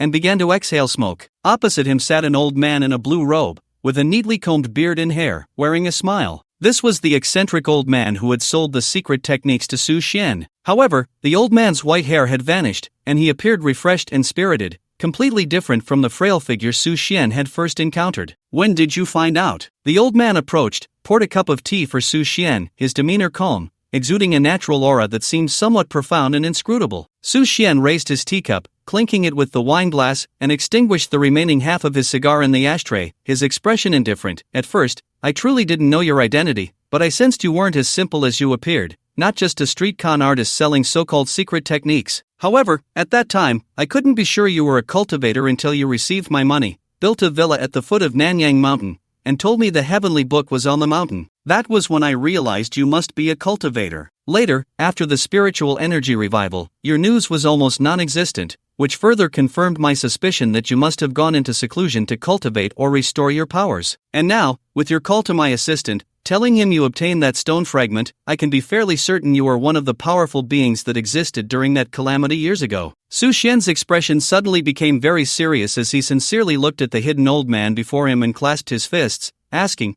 forgive my boldness, may I ask your esteemed name, senior? The old man nodded repeatedly, his eyes filled with undisguised admiration for Su Xian. Stroking his half-foot-long beard, he smiled and said, no wonder you are the child of destiny favored by Xian Yuan. To deduce this much after only a few encounters, it seems your insight is not to be underestimated. Thousands of years ago, I was known as Dao Xian. Time flies, and the years change. My name has long been forgotten in the dust. Su Xian was greatly shocked. This Dao Xian, as recorded in the ancient heavenly scriptures, was no less famous than the legendary figure of Xian Yuan, a peerless fiend, whose cultivation surpassed that of true gods and who had once participated in the deeply tabooed Great Cataclysm. Unexpectedly, right before him, this person seemed to possess only the cultivation of the Tian Yuan realm. Senior, I have always wanted to ask, what was the truth behind the depletion of spiritual energy back then? What major event occurred that caused so many powerful beings to vanish without a trace? Su Xian asked the question he most wanted to know. He had a vague feeling that all the arrivals after the revival of spiritual energy were closely related to this truth. If he could trace back to the truth, perhaps he could fully understand the reasons behind the revival of spiritual energy and plan ahead for future battles. According to the patterns of his previous life, in a few years, everything would change dramatically. Mountains, rivers, land, and oceans would expand countless times, territories would grow exponentially, and many sects and previously unheard of forces would spring up like mushrooms after rain. Dao Xian shook his head slightly and said, Xian Yuan didn't tell you. Do you think I would tell you? Moreover, regarding the truth of that year, countless people paid with their lives, and we only managed to capture a few bits of information. As for the complete picture and the true reasons behind it, to be honest, neither Xian Yuan nor I have been able to uncover it to this day. Therefore, these truths and secrets need you to explore them. The Child of Calamity, the master of the Hangduan Mountains, the first hero of Huaxia, the founder of the Heavenly Dao Alliance, Su Xian. Seeing Dao Xian's hopeful and encouraging gaze, Su Xian felt a chill run down his spine. The spiritual energy was depleted in the past, and now it was reviving. The heavenly scriptures only recorded a few sparse notes and could not provide complete knowledge. Strange names, unknown pasts, and the great wars of myriad races, what kind of shocking conspiracy lay behind all this? Confused and at a loss, Su Xian felt the heavy responsibility and pressure on his shoulders. Compared to guarding Huaxia, seeking the truth and preventing calamities for humanity was even more important. Dao Xian took out a piece of stone from his bosom and handed it over. It was about the size of a palm, entirely black, exuding an evil aura, quite similar to the piece from the King of Reincarnation.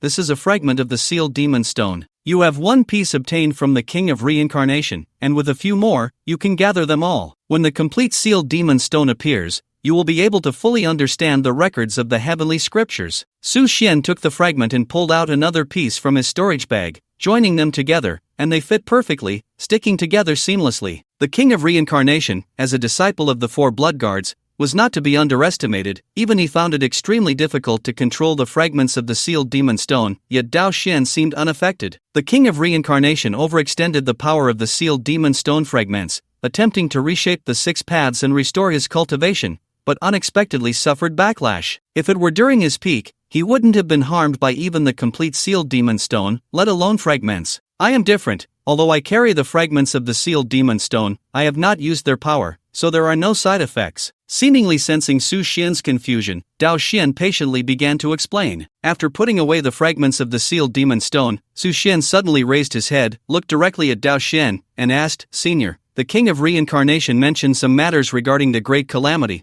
including graves, the old man guarding the graves, the four blood guards, and the invasion of the grave by the Ice Peak Demon Emperor. What is the truth behind all this, and who built the grave? What was the purpose of its construction?" Dao Xian let out a long sigh upon hearing this, turning around to leave his back to Su Xian, his eyes carrying a hint of loneliness and nostalgia as he slowly said, "This matter dates back to the time of the Three Sovereigns' War. During that period, two of the sovereigns fell, and due to their terrifying divine consciousness and divine will, the heavens and earth could not bear it. Thus, an unparalleled powerhouse constructed this graveyard specifically to bury the two of them. As for who this unparalleled powerhouse was, no one knows to this day. It is only known that his cultivation had surpassed the realm of true gods and may have even reached the lost two realms. After building this graveyard, he used a special sealing technique to imprison the divine consciousness of the two sovereigns, preventing it from dissipating and causing calamity. After an unknown number of years, this unparalleled powerhouse suddenly found staying here too boring, so he found a beggar and bestowed upon him supreme divine powers,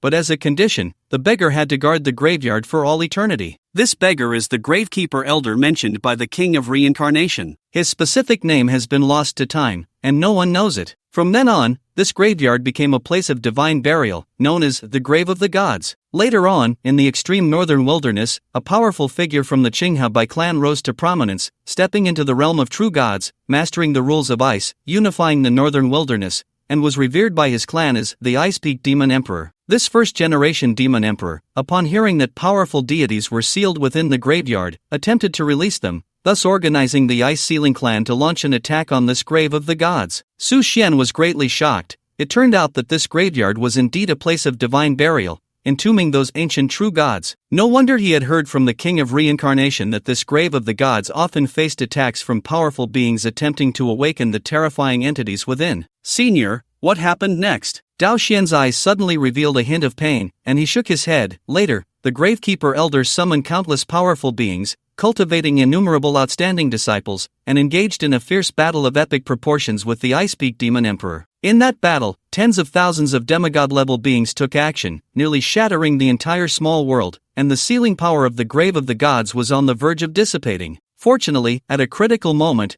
the Gravekeeper Elder's four most outstanding disciples stepped forward, leading the powerful beings of myriad clans to repel the Demon Emperor's army. These four became the renowned four blood guards of the Grave of the Gods. Since then, the Grave of the Gods has not suffered such a large-scale attack again, and many powerful beings, upon hearing the formidable reputation of the four blood guards, dared not invade the graveyard anymore. Thus, in the end, the grave of the gods did not perish, but generation after generation of powerful beings were buried here, and the scene of the gravekeeper elders sending off the black-haired with the white-haired has been witnessed countless times. Later, the second and third generation Ice Peak demon emperors attempted invasions, all of which ended in defeat. This is the origin of the grave of the gods and some stories that I know. Dao Xian stroked his beard, wearing a transcendent expression. Su Xian nodded and cupped his hands. Thank you, Senior. Then, he posed another question. Senior, the elder Xian Yuan, the king of reincarnation, and the king of Kanglan have all mentioned this so-called calamity, which hides an unknown past,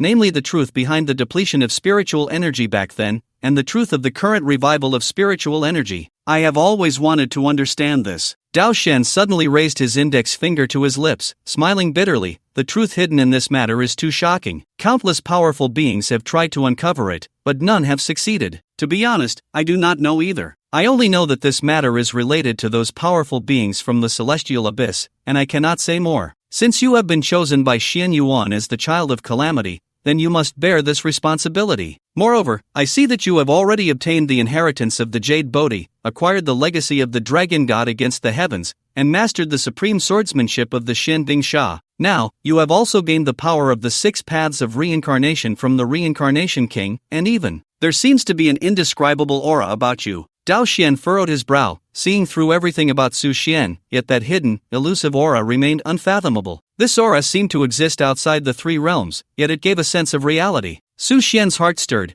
It should be that middle-aged fisherman's chaos path he saw after viewing the heavenly book. He did not conceal it and spoke directly. To be honest, that day I was in seclusion, and in my mind, I saw a scene of a middle-aged fisherman navigating a small boat against the fierce wind and rain, where he rescued an injured white dragon. This image has lingered in my consciousness, and I am still in a daze about it. Dao Xian was slightly taken aback, then laughed heartily. It seems all of this is preordained. Su Xian, that middle-aged fisherman is no ordinary person. Even I, in my prime, would have to retreat. You should follow your heart, remember your task, and quickly collect the sealed magic stones to unravel the mysteries of the ancient heavenly book. Once you have collected all 6 volumes of the heavenly book and comprehended them fully, you may understand the truth of the tribulation. Su Xian nodded. Thank you, Senior. Now, I recommend a location where you can lay your plans in advance, this back mountain. You have been there once before, and that old thing Xian Yuan has also been there. Su Xian's expression changed. Is it Nanyang Mountain? Indeed, this place you must control well. It may become your support in the future, not inferior to your secret realm in the Hangduan Mountains. Su Xian was greatly astonished. The Hangduan Mountains were an S-level secret realm, and its effects had not yet been fully unleashed. When the time came for the changes in heaven and earth, that would be when its power was most concentrated. He did not expect that Nanyang Mountain also had such a terrifying origin. After thanking Dao Xian, he began to head towards the back mountain to investigate. He flew directly from the villa towards Nanyang Mountain, and in just a few minutes, he arrived at the mountain peak, landing on the vast platform at the summit, taking in the surrounding scenery. Apart from the lush flowers, trees, and the refreshing sound of birds, there were no other sights. The platform at the mountaintop was boundless, with a sheer cliff below, and on the side of the main peak, 8 side peaks rose like tower tips into the clouds, with a sea of clouds below, resembling a fairyland, ethereal and otherworldly, making one feel dizzy while also sensing its mysterious nature. Su Xian bent down to pick up a piece of red glazed tile shard from the ground. His mind stirred. This tile appeared ancient, not like something from within 100 years. The material was special, completely different from what people use today. Turning over the shard, he faintly felt an ancient and weathered aura contained within it, something invisible and intangible, yet it could be stored in his consciousness,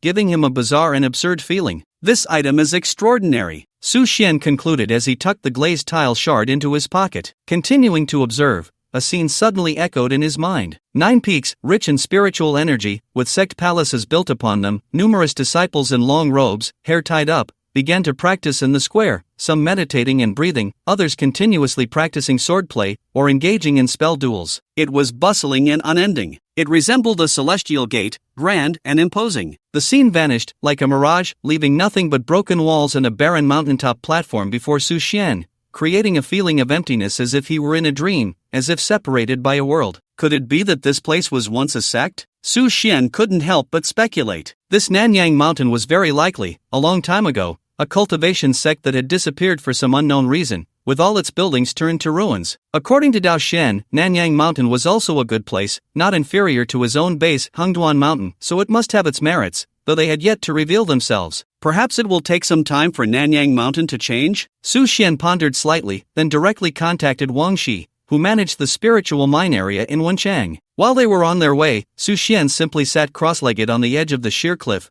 facing the fierce mountain wind, his long hair blowing. At this moment, his heart was as calm as water, quickly entering a meditative state. Although he had repeatedly caused slaughter, the meditative mindset helped him remain unaffected emotionally, thus avoiding the risk of losing control, allowing him to perform at his best during battles and make the most rational judgments. Regarding the origin of the Bodhi tree, the king of reincarnation had already informed him that it was the inheritance of the jade Bodhi, which belonged to a powerful figure from ancient Buddhist times. It was said that the first Buddha attained enlightenment through his guidance. After sitting for 10 minutes, Su Xian felt his spiritual awareness expand again, now almost reaching 10 kilometers, able to sense the presence of powerful auras. Coupled with the assistance of keen touch, he could essentially perceive the slightest details, seeing through everything clearly. His mental strength had also reached a terrifying level. Now, even the evil power of the eight-headed serpent had no effect on him at all. This was the result of the expansion of his sea of consciousness and the enhancement of his mental power. Among the 3,000 paths of cultivation, there were many spells for mental attacks, and the enhancement of mental power could effectively resist these attacks. Over an hour later, Wang Shi arrived at the top of Nanyang Mountain with De Chun. The moment he saw Su Xian, this middle-aged man suddenly became extremely excited. He had once thought he would continue to drift aimlessly, becoming a symbol of failure. Unexpectedly, Su Xian had given him a chance, allowing him to regain his confidence as a businessman, successfully managing the spiritual mine again. If that were all, it wouldn't have been enough to make him feel so grateful. After the revival of spiritual energy, the spiritual mines that Su Xian had laid out in advance had all taken effect, and both he and his nephew De Chun had received many pills gifted by Su Xian, allowing their realms to break through to the pulse-shaping stage, significantly increasing their lifespans and strengthening their bodies. Most importantly, the bracelet Su Xian had given to De Chun had provided immense help, enabling him to directly break through to the divine concealment stage, becoming a rare powerhouse in Huaxia, with his physical strength increasing exponentially. Mr. Su, Wang Shi's eyes were filled with tears of gratitude. Not everyone has the chance to experience a life of disappointment, and even fewer can emerge from such a life and return to the peak. Su Xian smiled and nodded, his gaze falling on the tall, honest-looking boy behind him, his eyes slightly moving. Born with the strength of a diamond, De Chun's talent among cultivators was absolutely top-notch. He could easily follow the path of a martial artist, overpowering 10 with one strike, breaking through myriad techniques with a single punch, and in fact, De Chun enjoyed this path. Brother Su Xian, De Chun said, his face displaying a pure and honest smile, genuine and radiant, free from any other emotions. With a clean smile, Su Xian nodded. De Chun, I can see that you've made progress again. Wang Shi looked at his nephew, his eyes filled with concern. The honest young man scratched his head awkwardly and said, It's all thanks to the gifts from Brother Su Xian that helped me. After speaking, he raised his arm and gently stroked the bracelet on his wrist, as if showing off something. Su Xian smiled without saying a word, then became serious and said, I called you all here today mainly to have you build a structure similar to a sect here. For funding and manpower, just contact Wensi. Wang Shi responded, Are there any blueprints or requirements? Not yet, you can use your creativity. Make good use of the terrain here. The priority is to establish a solid defense system. This mountain is surrounded by sheer cliffs, and all 9 peaks need to be constructed and developed, while the road at the foot of the mountain should be widened. Build a large square at the top of the mountain. It needs to be spacious. I don't have any other special requirements. After pondering for a moment, Su Xian patted Dachuan's shoulder and looked at Wang Shi. I'll leave this matter to you. Mr. Su, don't worry, this will definitely be done well. Su Xian nodded, then stood up and flew directly into the air, speeding towards the Hangduan Mountains, disappearing into the horizon in an instant. Uncle, is there a treasure hidden in this mountain? Or is there something special about it? Dachuan scratched his head, showing a silly and puzzled smile. Don't ask too many questions, Mr. Su has his own considerations in doing things. Over the past 6 months, he has always been strategic and laid plans in advance, never wasting effort. What I admire most is his unique vision. I think this time will be the same. Nanyang Mountain seems ordinary and rarely visited, but that's just because we can't see it. For Mr. Su, it's different. Wang Shi stared blankly in the direction where Su Xian had disappeared, feeling very fortunate to have worked for Mr. Su back then, which now allowed him to achieve such success. Nanyang Mountain would surely become a significant secret realm in the future, and by then, he would be considered an elder-level figure. Dachuan nodded heavily, although he didn't fully understand. it didn't hinder his respect and admiration for Su Xian. On August 20, 2125, 10 months had passed since the revival of spiritual energy. After a massive invasion by ferocious beasts, the population had sharply decreased, the balance of supply and demand in the market was disrupted, and overproduction led to all industries entering a state of internal competition. The manufacturing, finance, service, insurance, and catering industries, among others, all 19 major sectors, collectively entered a state of fluctuation, with consumption suddenly decreasing and the circulation of currency becoming the biggest problem faced. It seemed like the same scenario before the war. In the hearts of the entire Chinese populace, only savings could provide stability. After all, although human civilization was moving towards a cultivation civilization, daily life required money, cultivation required resources, and resources also needed money. Thus, people began to save money. At the same time, a large-scale economic crisis emerged in the market, with all industries appearing listless. According to many, since cultivation had begun, who would still work for others? As long as one had enough strength to enter Longting or other forces, they could earn enough to support their lives. However, for ordinary people, due to various restrictions in low realms, they could not join those sects and forces and could only engage in other jobs, which often were clerical positions or the previous ordinary labor jobs. The value they created was very limited, leading to a complete blockage of currency. Besides China, other countries were experiencing the same, with the economic crisis sweeping the globe. In the Hengduan Valley, Su Xian leaned back on the sofa, smoking a cigar, with his legs propped up on the table, listening to his assistant Xia Wenxi's report. Sir, the 10 great families have once again gifted us 20 spirit mine areas as per your request. Our people have taken over, and we are now on the right track to supply spirit stones to Hengduan Mountain. Additionally, this time they transferred 10 billion in cash, which has already arrived. Currently, we have over 30 billion in cash available for immediate use, and there are over 10 billion in accounts receivable from the sale of the defective cultivation methods and spirit stones you arranged previously. The preparations for the Heavenly Tao Alliance are completely ready. In another month, the headquarters in Hengduan Mountain will be completed. The recruitment criteria are strictly controlled, with loyalty being the first priority, followed by character and philosophy, and finally, cultivation level. The major countries of the world are caught in a severe economic crisis. Capitalists are hoarding all their assets and cash tightly in their hands. Prices are soaring, and the lower classes are even struggling to meet their basic needs. Now, a meat bun sells for 10 huaxia coins. Su Xian showed no reaction but was deep in thought. In his previous life, the signs of currency collapse were also marked by an economic crisis, leading many capitalists, the poor, the working class, and the urban petty bourgeoisie to choose to keep their cash tightly in hand. Not long after, this cash became cold numbers, devoid of any value, with trillions in cash turning into waste paper. Because by that time, all currency transactions had transformed into spirit stones, elixirs, and cultivation manuals. Don't collect those funds. Convert them all into spirit stones or other valuable antiques. You can discuss the specifics with the president of the Imperial Association. I have a good relationship with him. Use all the deposits. We need startup capital for Nanyang Mountain, and the same goes for the preparations of the Heavenly Tao Alliance. Evaluate together and convert all remaining cash into spirit stones. Additionally, increase manpower in the spirit mine areas and strive to complete the extraction of all remaining spirit mines within 3 months. 3 months later, do not leave any cash. Su Xian's gaze was intense. Xia Wenxi was slightly surprised.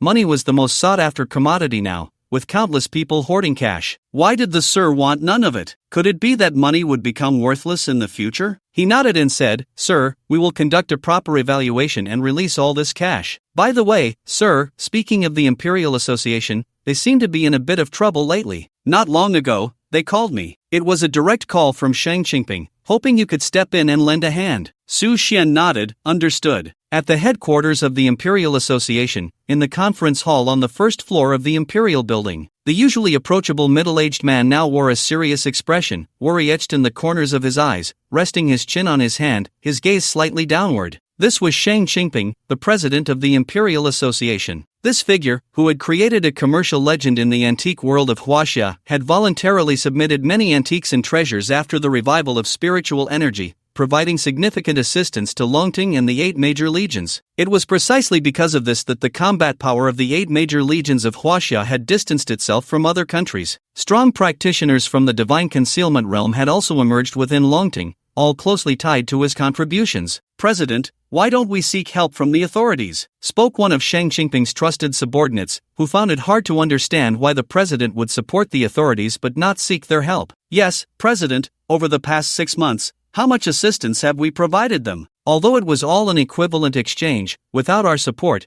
they would not have achieved their current results." Others chimed in agreement. Shang Jinping slowly raised his eyes, his gaze very firm, shaking his head and saying, "Our dealings with the authorities are purely transactions of interest, and every time we sell these magical artifacts and antiques, the authorities offer a good price, so we haven't suffered any losses." Since that's the case, why does the president want to sell to them? Wouldn't it be better to sell directly to Su Xian? Someone couldn't understand. After pondering for a moment, Shang Jinping smiled bitterly and said, "The things I have here, he probably wouldn't value, but the authorities are eager to acquire them. Right now, in all of Huaxia, Su Xian is far ahead, leaving over 1 billion people far behind. As for why I want to sell to the authorities, it's because we are all Huaxia people, and we certainly hope to see our country grow strong, to be free from bullying, and to withstand unknown dangers. And why not seek help from Longting or the military? That's because the current situation is very difficult. Longting is busy putting out fires everywhere, and the 8 military legions are guarding the borders. It is said that a large number of unknown creatures have appeared recently, even more terrifying than fierce beasts. I have already called Mr. Su's assistant. From what I know of Mr. Su's character, he will definitely come to support us." After hearing Shang Jinping's words, the members of the Emperor's Association, who felt like they were facing a great enemy, finally relaxed a bit. Although the evil tiger gang was formidable, compared to a genius like Su Xian,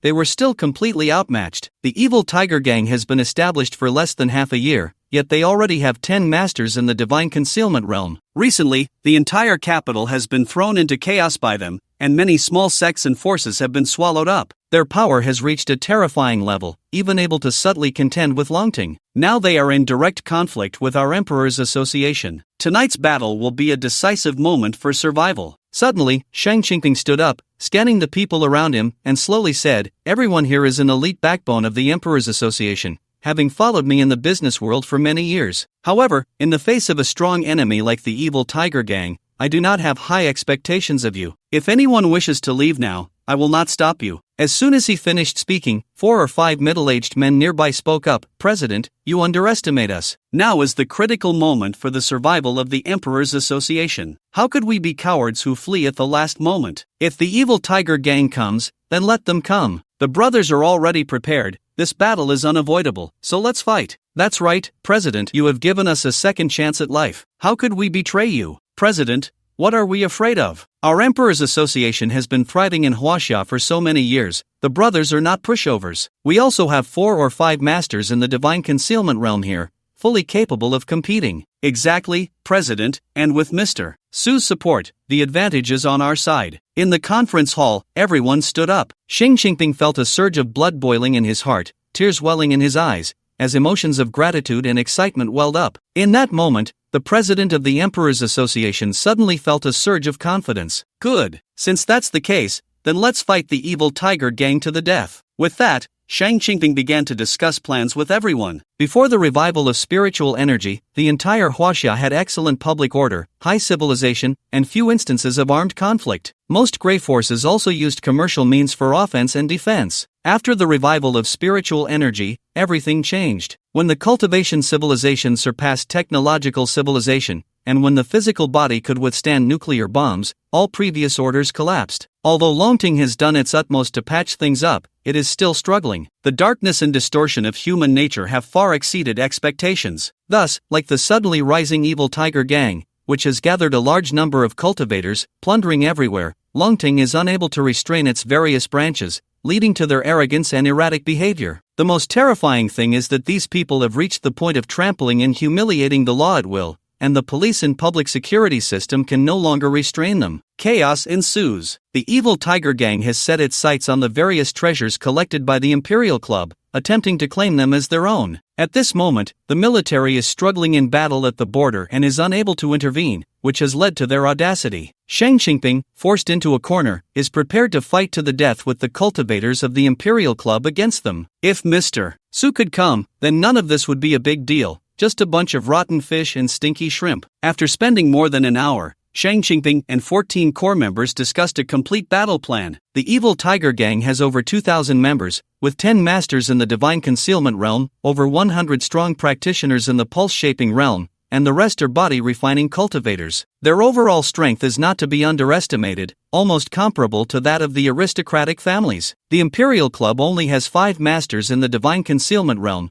and the disparity in high-end combat power is quite severe. Next, the fate of the Imperial Club is in your hands, Shang Qingping said, cupping his fists and scanning the crowd, his gaze earnest and sincere, the worry and seriousness on his face gradually fading away. In the evening, as the sun set and the city lights illuminated the night, the offensive of the evil Tiger Gang began. Dressed entirely in black suits, wearing black hats, wielding double axes, and with a fierce tiger roaring on their chests, they surged forward in droves, charging through the night. More than 2,000 of them were divided into 10 large teams, attacking various strongholds of the Imperial Club according to plan. The gang leader, Hong Jintian, personally led 3 masters in the divine concealment realm and 300 elites, heading straight for the main entrance, the Imperial Building. The momentum was overwhelming. Shang Qingping stood guard at the Imperial Building. He himself was also a triple-layered master in the divine concealment realm, with over 200 people behind him. In this era of rising cultivation civilization, these cultivators had directly discarded firearms, engaging in hand-to-hand combat, as if everyone had reached a tacit understanding. Hundreds of meters away, Hong Jintian stopped, looking at the imposing group standing below the Imperial Building, his expression unfriendly. Shang Qingping, you don't know how to appreciate kindness. If you can hand over what I want, I might let you off the hook. Since you can't hand it over, don't blame me for being ruthless. He drew out 2 axes and began to spin them with a fierce expression, a red glow emanating from his body. It is said that Hong Jintian was originally just a porter, but by chance, he obtained a painting of a fierce tiger descending the mountain. After the spiritual energy revived, he consumed the painting, gaining supernatural powers and cultivating to the divine concealment realm. When the time was ripe, he began to recruit soldiers and formed the evil Tiger Gang. Having been a low-level figure who suffered societal abuse, akin to cattle and horses, he began to burn, kill, and plunder after becoming a cultivator, specifically targeting the wealthy,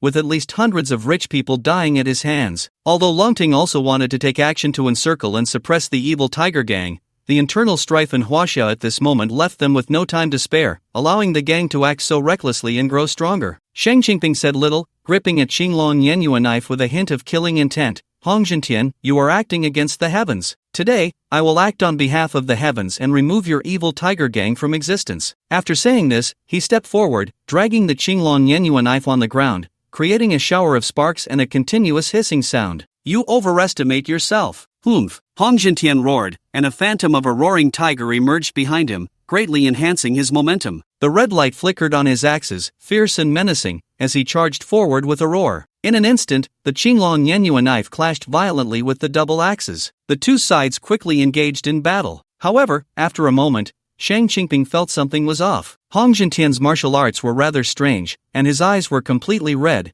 filled with battle intent and murderous aura. He fought while roaring in anger, looking somewhat like a madman in a state of delirium. Something's not right. What kind of martial arts is he practicing? Why do I sense a trace of energy that doesn't belong to this world? The more he fought, the more alarmed he became. Shang Qingping's realm and cultivation were inferior to Hong Jintian's, so he was continuously pressured, fighting while retreating. Ha ha ha! Hong Jintian's blood-red eyes glowed, a blood-red killing intent igniting around him. His axe became sharper and faster, the energy surging forth with astonishing destructive power, smashing streetlights, stones, cars, and leaving chaos in its wake. What emperor's martial arts? Easily crushed. While fighting, he roared and mocked, and Hong Jintian's combat power surged dramatically in an instant, while Shang Qingping was steadily pushed back, having retreated at least several hundred meters in less than 5 minutes. His face turned pale, and more than half of his spiritual energy was depleted. Shang Qingping looked up at the sky but did not see that figure, feeling a slight sense of loss in his heart. Perhaps he was delayed by other matters. Swoosh! Hong Jintian clamped the crescent blade with one axe while the other axe sliced open a gash on Shang Qingping's chest, sneering, fighting while distracted? It seems President Shang is still hoping for reinforcements. At this point, let me tell you the truth.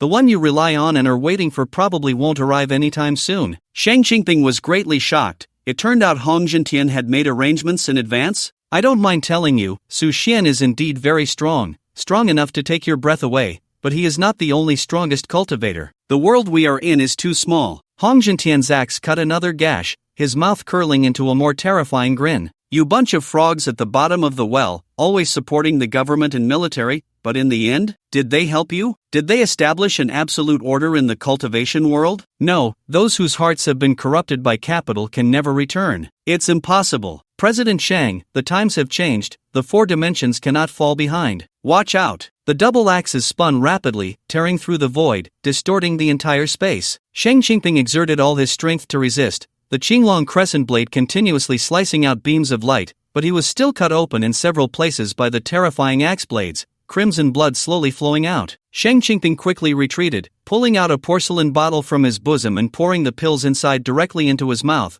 seemingly having made a firm decision to fight to the death with the person before him. When Su Xian received the news, he made some preparations and began heading towards the Emperor building. He had a good impression of Shang Qingping, as the pills he had given him had played a significant role in helping him break through the body refinement realm early on. Just as he was moving through the void, a figure suddenly appeared in the black space, blocking his path. "This road is closed." The words were cold to the extreme. Su Xian's pupils contracted. He had been too hasty and hadn't released his spiritual sense to probe, failing to sense this terrifying presence. He stood still in the void, flicking his right hand, and the entire sky instantly brightened, fully revealing the appearance of the newcomer. It was a tall man clad in a green battle robe, wearing a fierce beast mask. In his hand, he held a long-handled curved knife, the blade narrow and 2 meters long, shining brightly in the pitch-black night sky. He wore a purple-gold helmet that gleamed, with 2 blood-red feathers over a meter long atop it, both dazzling and filled with a sinister aura. Around his neck hung a string of prayer beads, exuding a hint of Buddhist power and Zen. On his feet were a pair of long greenish-blue boots. Around him, dark clouds swirled, emitting wisps of mist that concealed an unfathomable evil and malevolence. With a slight perception, the full power of his cultivation at the 7th level of the celestial origin realm radiated outward without reservation. Su Xian's heart grew heavy. He donned the red lotus hell prison armor and gripped the ice soul cloud miao sword in his hand,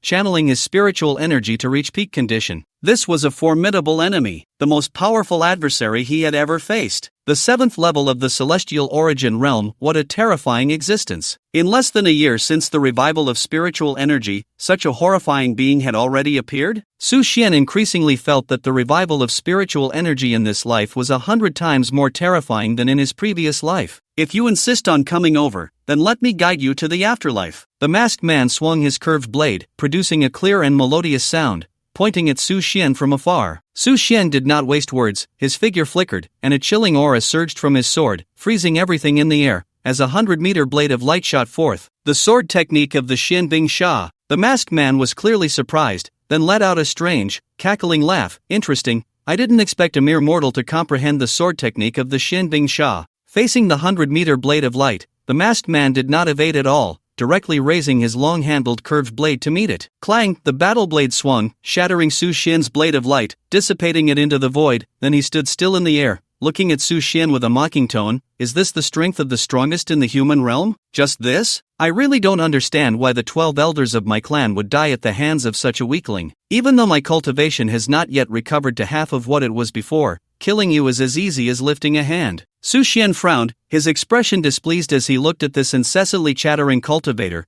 "Can your strength match even half of your nonsense?" The masked man was taken aback, then laughed in anger. "Good kid, quite the bravado." As his words fell, his figure flickered, and the curved battle blade in his hand was raised high, transforming into a shimmering light, the blade's aura soaring, coming down from the sky with a terrifying momentum, as if to sever the heavens and the earth. Su Xian's pupils constricted, his heart filled with dread. A full-force strike from the 7th level of the celestial origin realm was indeed terrifying. Not daring to be careless, he dodged while the ice soul cloud miao sword spun, and a 10,000-meter ice dragon appeared out of thin air, its roar echoing through the skies, coiling and spiraling for hundreds of meters, directly shooting towards the masked man. Boom! The blade of light and the ice dragon collided instantly, a terrifying aura and chilling killing intent enveloping the entire area, countless chaotic currents swirling, shattering all living beings around. After a full 10 seconds, the blade of light ultimately gained the upper hand, shattering the ice dragon. The masked man laughed heartily. "Although you have comprehended the sword technique of the Xianbing Sha and your sword intent is not low, your realm is too low. After all, you are only at the 4th level of the celestial origin realm. If you were at the same level as me, the outcome would be uncertain." Just as he thought the blade of light would cut through unimpeded towards Su Xian, an unbelievable scene suddenly unfolded in the air. The fragments of the ice dragon that had been shattered by the blade of light suddenly reassembled into a new giant dragon, once again battling against the blade of light. What? The masked man was horrified, unable to believe what he saw, his tone strained.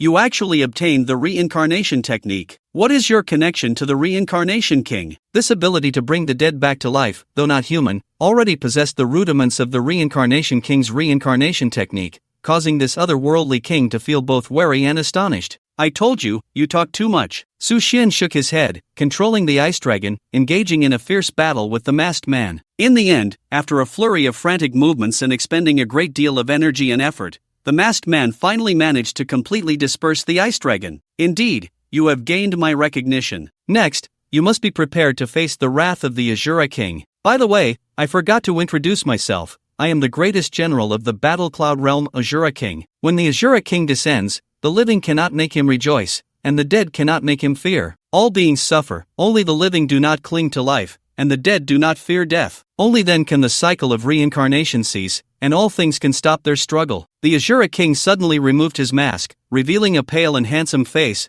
with 2 deer antlers slowly growing from his forehead, his silver hair flowing in the wind, and his battle robe tattered. In an instant, all the killing intent around the Azura King vanished, as if he were a transparent existence. However, Su Xian's heart grew heavier, for in that brief moment, the Azura King's realm had risen again, his cultivation advancing directly to the peak of the heavenly origin realm. Reflecting on the Azura King's words, he couldn't help but scoff. If life is not life, and death is not death, what then for all things? Are they mere walking corpses? What of the sins of heaven and earth? Where do they return? Your words are no different from flatulence. Upon hearing the insult, the Azura King did not get angry. He clasped his hands together, removed his prayer beads, and spoke slowly. To save the suffering and the distressed, one must hold the Azura law. Illusion and greed are the sources of all evil. Since I am the Azura King, all sins of heaven and earth belong to me. You, as the strongest cultivator of the human race, can you save the suffering beings of the world? Faced with the Azura King's distant pointing and counter-questioning, Su Xian suddenly laughed. Azura King, despite your study of Buddhist teachings, your prayer beads, and your meditation, you still cannot escape the causality of the 6 roots. In this world, all beings suffer, it is natural. Finding joy amidst suffering is the true path. The 6 paths of reincarnation and the laws of all things cannot be forcibly interfered with. It serves no purpose. You cannot change the myriad forms of this world, nor can I. Whether it be Buddhism or Taoism, they all emphasize following the natural order and the equality of all beings. You have no authority to decide for the living, nor do you have the authority to decide for the dead. The Azura King shook his head and said slowly, there is no benefit in saying more. The truth will be revealed under the blade. In his second form, the Azura King completely retracted his aura, yet his cultivation became even more formidable, suddenly increasing the pressure on Su Xian. Su Xian suddenly withdrew his long sword, clenched his fists, and charged forward like a fierce tiger descending the mountain, exuding a ferocious aura. Boundless true meaning of reincarnation spread around, suppressing the Azura King's aura. True meaning of reincarnation. A look of shock appeared on the Azura King's calm face. You have actually mastered the true meaning of reincarnation. You have obtained the inheritance of the Reincarnation King? The Reincarnation King and the Azura King were exactly opposite. Although both studied Buddhist teachings, their principles were vastly different. The Reincarnation King advocated for the reincarnation of all things, entering the 6 paths, not to be interfered with, and following the natural laws to ensure the continuity of life, while the Azura King advocated for stopping reincarnation, asserting that life and death are the same, thus eliminating all suffering in the world. Su Xian ignored him. With the 6 paths reincarnation fist and the assistance of the true meaning of reincarnation, his momentum surged, directly sending the Azura King's battle blade flying, and then he struck the Azura King in the chest with another punch, sending him flying backward. In just 3 moves, the Azura King was already heavily injured, crimson blood spewing from his mouth, scattering across his white robe like blooming red plums. Why? The Azura King found it hard to understand. Despite his cultivation at the 9th level of the heavenly origin realm, although temporarily enhanced by his second form, the opponent clearly only had a mere 4th level of cultivation. When he saw the opponent continue to swing his fists and charge forward, he suddenly understood, and in great shock, he exclaimed, "You have actually obtained the 6 paths reincarnation fist of the dragon god against the heavens, combined with the true meaning of reincarnation from the Reincarnation King. No wonder. I truly cannot stop you." The Azura King suddenly lost interest, shook his head, and looked at the young cultivator before him, who had grown to a point that instilled fear in them. He suddenly laughed and said, "However, the battle cloud realm will not rest. Today is merely a projection of mine. We shall fight again another day, and I hope you can become even stronger." As his words fell, the Azura King's figure became blurred, and a golden beam of light suddenly appeared in the sky, towering to great heights. The Azura King's figure was instantly drawn into this golden beam. Su Xian watched as the beam gradually disappeared, his heart filled with shock. This is a dimensional teleportation array. The Battle Cloud Realm is a branch of the ancient clan, known for its bravery and combativeness. Based on memories from his previous life, although he had no qualifications to come into contact with such terrifying beings, he still had some understanding of the ancient clan in the Battle Cloud Realm. The so-called ancient clan actually refers to the myriad clans from ancient times. After the spiritual energy was exhausted, they vanished without a trace. Many powerful figures used ancient divine powers to seal themselves secretly, ensuring their physical bodies would not die and their consciousness would not perish. As time passed, their cultivation continued to decline, and their realms kept falling, yet they had no ability to stop it. If they could not endure until the revival of spiritual energy, these powerful figures would be devoured and turned into the nourishment of heaven and earth.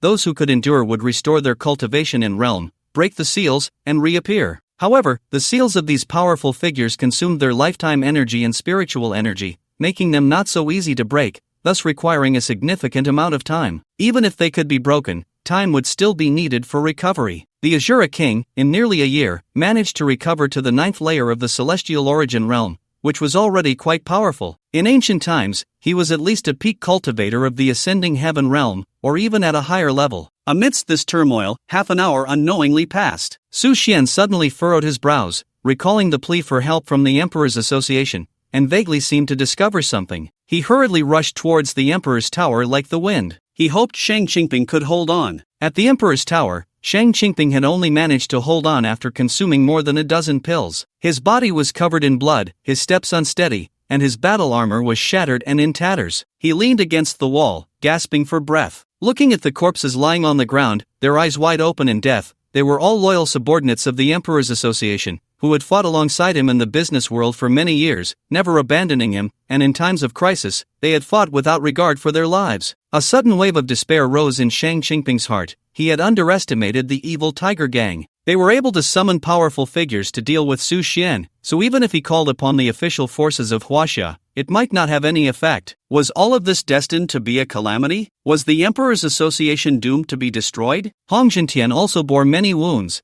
with the most prominent being a deep knife wound on his shoulder that exposed bone. He had risked his life to inflict a wound on himself. If he hadn't dodged in time and actively given up, his entire body would have likely been cut in half. At this point in the battle, Hong Zhentian had very little spiritual power left, and at this moment, his understanding of Shang Qingping deepened even further. No wonder he is the president of the Emperor's Association, able to dominate the antique world of Huaxia for decades. There is indeed a reason for it. When he gets serious, he doesn't even care about his life. Hong Zhentian licked the blood off the axe blade, panting, and looked at Shang Qingping with a hint of caution. "Come on, you scum!" Shang Qingping roared, causing his wounds to ache, and he spat out a mouthful of blood mixed with flesh, followed by a fit of coughing. His eyes glinted like a wild wolf, fiercely staring at Hong Zhentian, radiating a fierce light. "I said, although you have come into contact with cultivation, you are still a frog at the bottom of the well. Don't you understand that even now?" Hong Zhentian shook his head and suddenly took out a bottle of elixir from his bosom,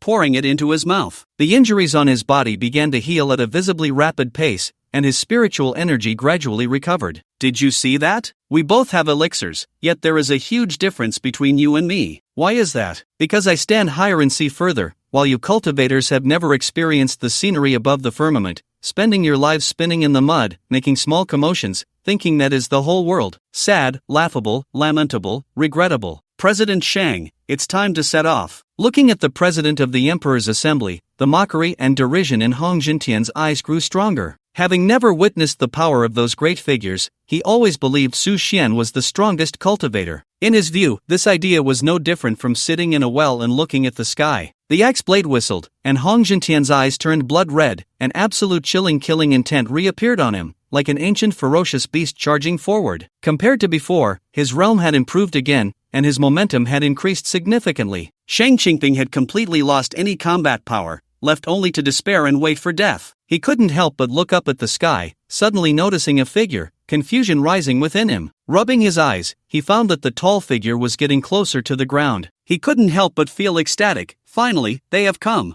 Hong Zhentian looked at Shang Qingping's expression and was horrified. Impossible. Absolutely impossible. Then he completely disregarded it, suppressing all the fear and speculation in his heart, focusing solely on wanting Shang Qingping to die, not daring to face his own thoughts. Die! With a shout, Hong Jintian pushed his speed to the limit, like a bolt of lightning charging forward, the killing intent instantly enveloping the entire street. In the next moment, a wave of energy descended from the sky, directly shattering Hong Jintian's two axes, the powerful airflow sending him flying back, crashing to the ground. Struggling to stand up, he was terrified to find a figure standing before him, instantly shattering his heart. It was Su Xian. He hadn't been killed? This was impossible. Countless complex emotions surged within him: fear, confusion, disbelief, doubt. President Shang, we meet again. Su Xian turned around, looking at Shang Qingping with a slight smile. Cough, cough. Shang Qingping leaned against the wall, coughing incessantly, severely injured, but still managed to respond. It's been over a year, Mr. Su. Su Xian nodded. From now on, leave it to me, President Shang, you should rest well. After saying that, Su Xian flicked his fingers, and the true meaning of reincarnation, infused with the endless vitality of the bodhi tree,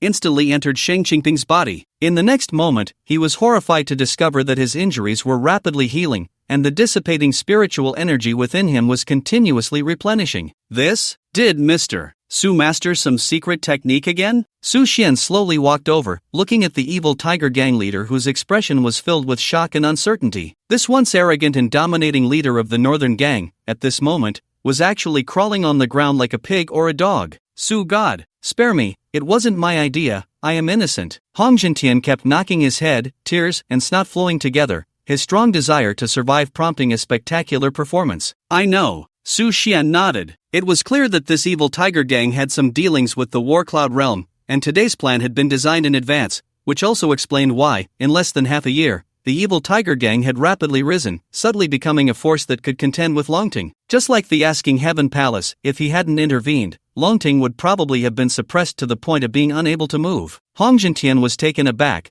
raising his head in surprise, clearly not expecting that Su Xian already knew so much. He quickly forced a laugh. Since Su Xian already knows, can you spare me? I'm just a pawn, at the mercy of others. Suddenly, his voice cut off as Su Xian extended his right hand, his index finger piercing directly through the top of his head. Hong Jintian's eyes widened in disbelief as he looked at Su Xian, then slowly fell to the ground. As a pawn, what right did he have to talk about life and death? Su Xian stood up, using his divine sense to sense the positions of all the divine concealment realm practitioners around him, immediately pinpointing their locations. After finding the corresponding positions, Su Xian transformed into lightning, darting back and forth, instantly killing the members of the evil tiger gang. 10 minutes later, over 2,000 members of the evil tiger gang, including 10 from the divine concealment realm, were all killed, with countless casualties among those in the pulse-shaping realm, and nearly all in the body-refining realm were wiped out, leaving only a handful. At the top floor of the Emperor's building, Shang Qingping began to pour tea and light a cigarette for Su Xian. Thank you, Mr. Su, for your righteous assistance. From now on, the Emperor's Association will look to you for guidance, Shang Qingping said, slightly cupping his fists, bowing his head, his expression sincere, without any trace of pretense. Su Xian exhaled lightly, looking at the president of the Emperor's Association before him,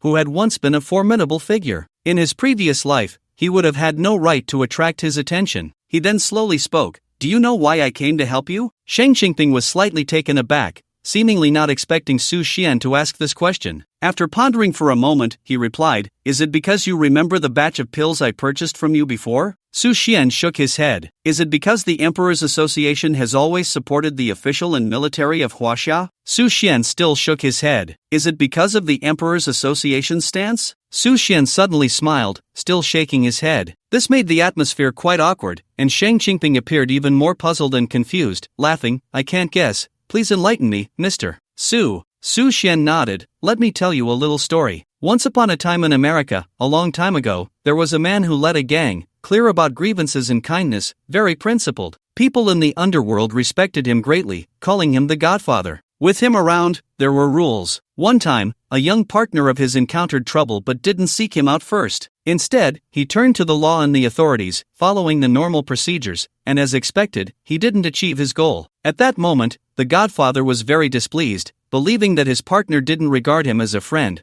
but only remembered him when the law and authorities, whom he revered, couldn't help him. Essentially, he still looked down on him. Although in the end, the Godfather helped him, that person was not the Godfather's friend. President Shang, you should understand what I'm saying, right? Shang Qingping fell into deep thought, cold sweat breaking out on his back, thankful that he hadn't sought official support immediately. He then nodded, "Thank you for the reminder, Mr. Su. To be honest, although our Emperor's Association has always provided treasures to the official and military, my relationship with them is purely commercial, so I don't consider myself their friend. Therefore, I chose to trouble you, Mr. Su. It seems my choice wasn't bad." Su Xian nodded, walked over, and patted him on the shoulder, saying, "President Shang, you are my friend, at least for now. As a friend, I must remind you to quickly get rid of the cash in your hands, even if it's to buy spirit stones or antiques, it's much better." Shang Qingping's mind was in turmoil. With the emergence of this economic crisis, many capitalists began to hoard cash, not operating it,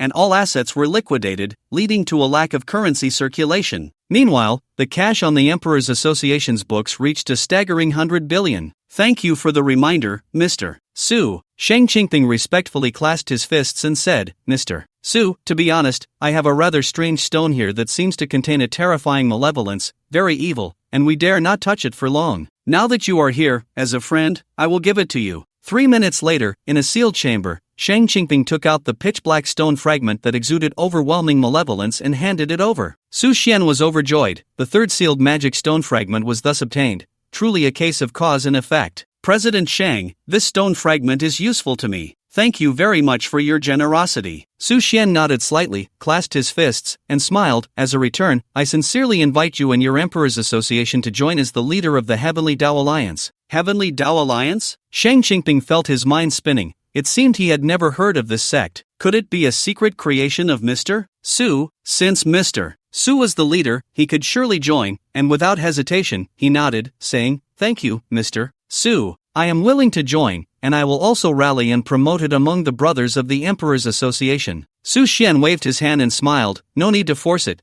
It depends on their own willingness. The purpose of the Heavenly Dao Alliance and its official power is different from local sects. Forcing those with differing aspirations to join will only have the opposite effect. In the Heavenly Dao Alliance, just focus on cultivation. There's no need to concern yourself with other matters. Obedience and loyalty are the most important." "All right, Mr. Su, I will make a selection. No rush. After this war, you can also make use of the resources from the evil Tiger Gang. If anyone dares to seize what isn't theirs, let them spit it out, or they should be prepared to face my wrath." "Thank you, sir. All right, this matter is settled, and I must take my leave." After saying this, Su Xian jumped directly out of the window, soaring into the air, heading straight for the Hangduan Mountains. The War Cloud realm had actually begun to take action, and it seemed to have placed many pieces among the human cultivators. "I must break through to the Golden Body realm as soon as possible. By then, it will also be the first stage of the innate divine body shining brightly." Su Xian was still not very satisfied with the current speed of his realm advancement.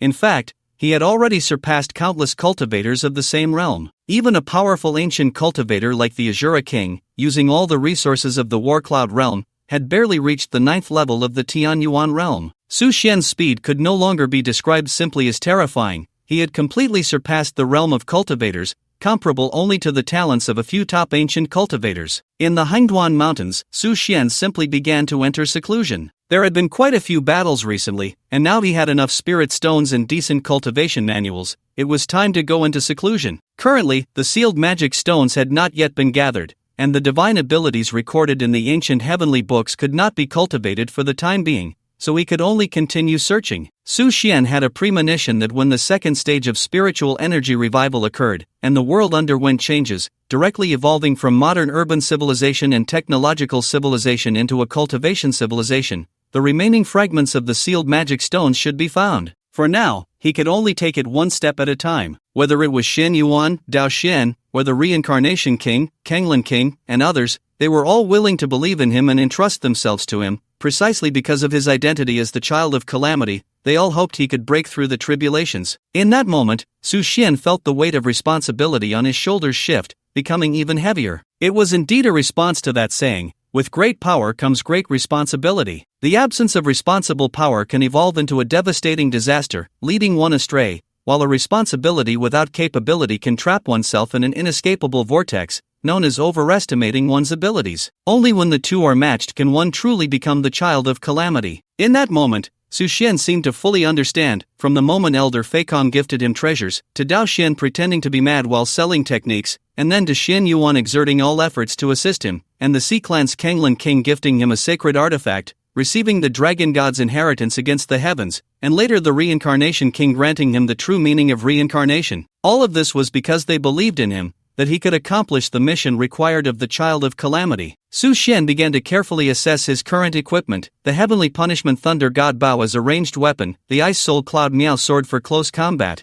and the Red Lotus Calamity prison armor as defense, making for a relatively complete setup, integrating offense and defense. However, in terms of techniques, it was rather singular. In pursuit of ultimate physical strength, Su Xian had not practiced overly chaotic techniques. He had only cultivated the innate body refining technique and the pulse cleansing sutra during body and pulse refining. Later, he learned the ice sealing 10 breaks sword technique of Xin Bing Sha and comprehended the 6 paths of reincarnation fist from the dragon god against the heavens. It seemed that his offensive methods were quite limited. I must practice another technique. With this thought, Su Xian decided to gather all the techniques above the celestial level. Shu Xian Arrow, celestial level technique, archery, said to be the unique archery of the sword sovereign. Once mastered, it creates a realm of indestructible sword energy around the practitioner. Learning conditions: comprehend 5 layers of sword intent, reach the ascending heaven realm. God's Wrath Flame, celestial level technique, magical powers, said to be the unique divine ability of the Law Soul,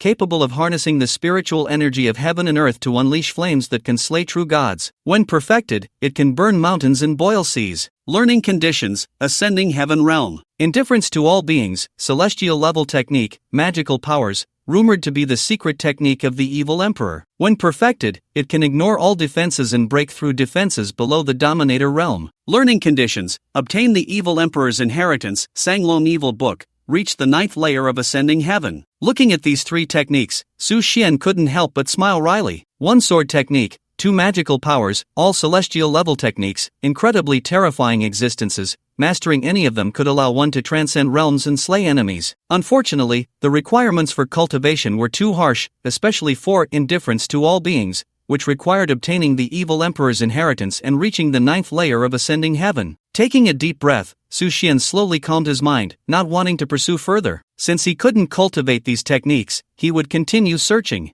Shu Xian Arrow, celestial level technique, archery, said to be the pinnacle archery created by the human emperor. The human emperor once gifted this archery to the ice spirit fairy, causing the deities in the sky to tremble in fear, hence the name Zhu Xian. Learning conditions: need to obtain a divine level bow. Hearing this, Su Xian was overjoyed. This archery technique was tailor-made for him. He now had the Heavenly Punishment Thunder God Bao, but lacked a matching archery technique, relying solely on his powerful spiritual energy in battle, which prevented him from maximizing its power. With the Zhu Xian Arrow, Su Xian felt that he could unleash far greater lethality with the Heavenly Punishment Thunder God Bao. With this thought, he flipped through the technique without hesitation, while the Bodhi tree in his mind automatically emitted a green light, helping him begin to memorize and learn. The entire technique recorded a total of 72 archery forms, progressively increasing in power, but the required spiritual energy also grew exponentially. The final form, according to the book's records and descriptions, could even slay a powerful being in the Dominator realm,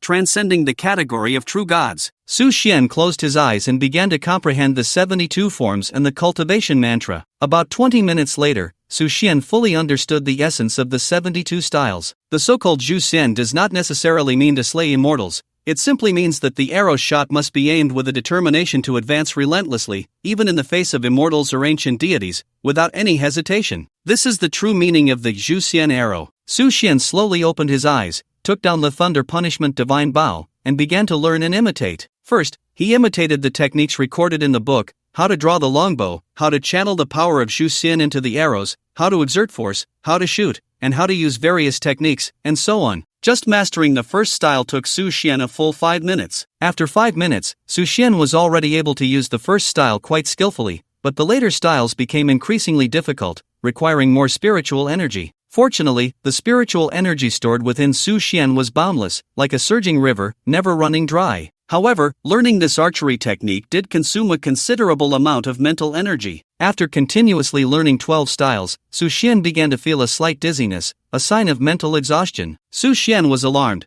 The spiritual energy within him was 100 times that of a practitioner at the Tianyuan realm, and his capacity for spiritual energy and recovery speed were also 100 times that of practitioners at the same realm. After receiving teachings from the Reincarnation King, his mental power advanced further, almost crushing other practitioners at the same level. Even so, learning this archery technique still left Su Xian utterly exhausted. In the first phase, there were a total of 12 styles, and Su Xian decided to take a break to slowly recover his body and mind. In the United States, the capital, the Black Palace. In the conference hall, President Gil sat upright, smoking a cigar and sipping tequila. Across from him sat several oddly dressed individuals on the sofa, calmly watching him. One wore a tight-fitting combat suit in red and blue, holding a round shield embroidered with a golden star and bordered with blue patterns, looking somewhat precious. Next to him was a middle-aged man in a black robe with a hood, carrying a quiver of arrows on his back. This man had sharp eyes like a hawk, and his right index and middle fingers were calloused, a testament to years of archery. In the center was a young and beautiful woman, dressed in a low-cut red top,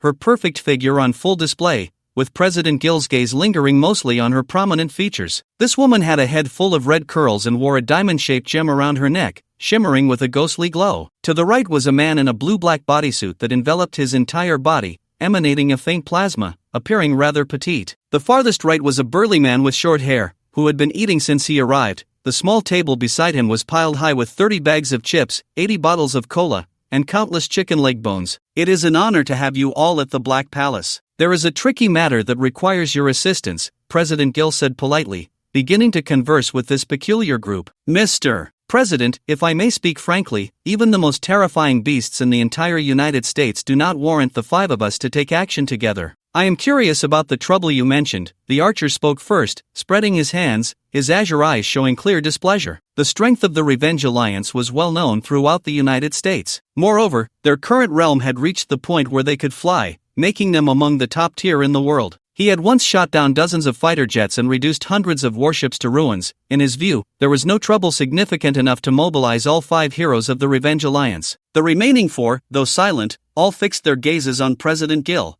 hoping he would provide some reasonable explanation. President Gil adjusted his suit and glanced at the 5 individuals. Aside from the burly man who was indulging in a feast, the other 4 were almost waiting for their answers. Guys, relax a bit. This matter is indeed significant, which is why I called you 5 here together. Suddenly, Gil activated the large screen, displaying a scene of a figure rampaging through the land of cherry blossoms, repelling nuclear bombs with bare hands, while tens of thousands of soldiers were rendered helpless, their weapons ineffective. As the heroes were captivated by the video on the screen, President Gil aptly added, "The practitioner from Huaxia on this screen is named Su Xian. According to our data team's calculations, his strength may have already reached a superhuman level." The 5 turned their heads in unison, their eyes wide in disbelief. "I have no need to deceive you. This time, our goal is to kill Su Xian." President Gil's gaze was fierce, his wolf-colored eyes revealing a hint of resentment and determination. This time, it was an all-or-nothing gamble, solely to eliminate Su Xian. Only by killing him could they stifle Huaxia's development. Regardless of the era or circumstances, sanctioning Huaxia would always be the top priority for the President of the United States. The superhero on the far left appeared more mature and composed. He released his chin-supporting right hand and slowly asked, "Mr. President, while the video is shocking, the intelligence we can gather is too limited. You know, ever since the changes in the world, everyone can become a strongman, a superhuman, which is similar to the practitioners of the East. This Huaxia practitioner can release that formless thing with a wave of his hand. What was it called again?" The hero looked around at the others, noticing their confused expressions, as if they also didn't know. Suddenly, something seemed to click in his mind, and he slapped his thigh. "Right. It's called sword energy. Just like the laser beams released by Superman, it can easily penetrate any hard object, and the release speed is also very fast. If we were to battle this practitioner, it might be extremely difficult." So, the superhero turned his gaze back to President Gil. "Mr. President, do you have more intelligence? You should know that the information I'm referring to isn't something akin to a Hollywood sci-fi fight scene, but rather concrete intelligence, such as his range of abilities, talents, and so on." Gil's expression grew serious, and after a moment, he nodded, pulling out a document from his drawer, marked top secret and sealed with a red header, handing it over. "Captain, this is a classified document containing information about Su Xian. I hope it can assist you." The superhero referred to as Captain, also the leader of the Avengers, codenamed Captain America, was an early superhero with physical abilities far beyond ordinary humans. After the revival of spiritual energy, he had completely transcended the realm of mortals, now nearly on par with deities. Captain America did not shy away. In front of President Gill, he tore off the white string from the classified document's seal while saying, "Perhaps we should have Miss Scarlet use her talent to first disrupt the Su Xian's mind, then Cobra can unleash a powerful explosive arrow, Thor will handle the frontal defense, while I will wait for the opportunity to deliver a fatal blow." As the core of the entire Avengers superhero team, Captain America had a brilliant mind, and many excellent combat plans were proposed by him, with the others simply needing to execute them. As he pulled out the documents and read them carefully, his expression suddenly changed dramatically. The initial confident smile vanished in an instant. He raised his eyes and asked the president, pausing between words, "Mr. President, may I speak frankly? Is the intelligence and information on this document real and valid?" Gill nodded affirmatively. "Captain, without a doubt, the intelligence and information here are completely accurate." After hearing this, the American captain handed the document to the burly man on his far right, Thor, and asked in a mocking tone, "Thor,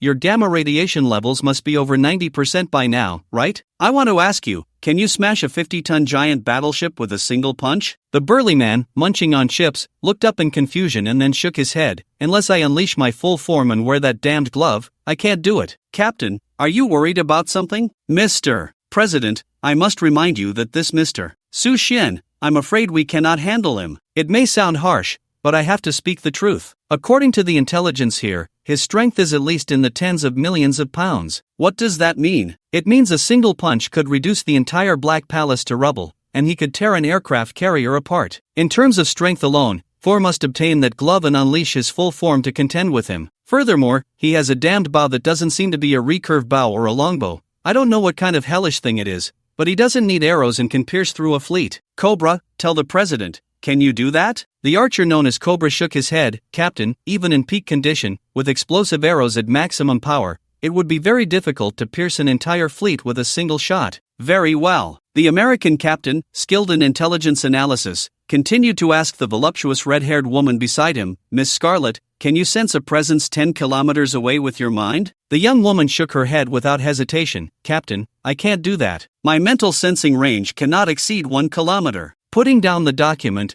this American superhero directly summarized, "Mr. President, you've heard what they said. This cultivator named Su Xian, whether in strength, mental ability, or long-range archery, is far beyond our Avengers. If Mr. President sends us to deal with him, it would be no different from suicide." President Gill's face immediately turned awkward, and he felt both shocked and angry. He was shocked by Su Xian's strength, which he had underestimated. He was angry because he believed that the superheroes of the Avengers should act according to the president's will, not hesitate or fear for their lives. What kind of superhero is that? Seeing the president's displeased expression, the American captain seemed to guess what was on his mind and stood up directly, staring at him. "Mr. President, I think you've misunderstood something. The purpose of the Avengers is to protect the American people and resist foreign enemies, not to become a blade in the hands of politicians. After all, superheroes are not tools." Upon hearing this, President Gill quickly waved his hand. "Everyone, I overlooked something important. This Mr. Su Xian is very likely to come to our America and start a massacre,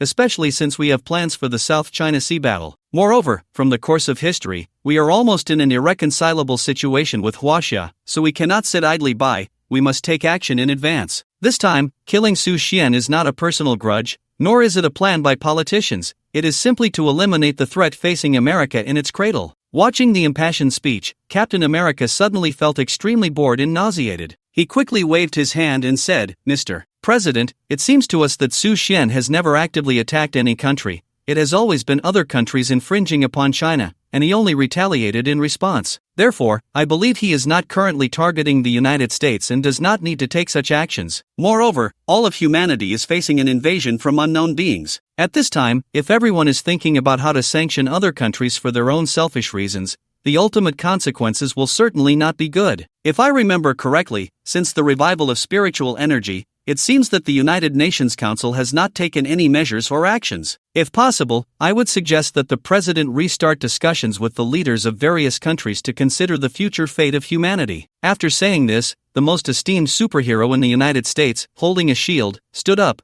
bowed to the President, and then left the conference hall. The other superheroes exchanged apologetic smiles with the president before following Captain America's lead in leaving as well. President Gill trembled with anger, his face pale, with a hint of resentment buried deep in his eyes. "Sir, should we have Superman teach these superheroes a lesson?" Brown pushed open the door and approached the president, lowering his voice, his azure eyes glinting with malice. "Don't be foolish. They are superheroes, the hope of the American people. We must not do anything stupid. Although they are unwilling to follow orders, as long as they exist in America and are willing to defend the country's safety, we should not provoke them." President Gill waved his hand, carrying a hint of warning, his tone suddenly heavy. "Do you understand?" Brown quickly nodded, cold sweat already forming on his back. "Yes, Mr. President. So what should we arrange next?" This president, who had run for office as a businessman and had never entered the political arena, was now trapped in a long silence. Among all the nonsense the superheroes had just spouted, only one thing Captain America said was somewhat useful. Su Xian's overall strength had already surpassed that of Captain America, Thor, and Scarlet Witch,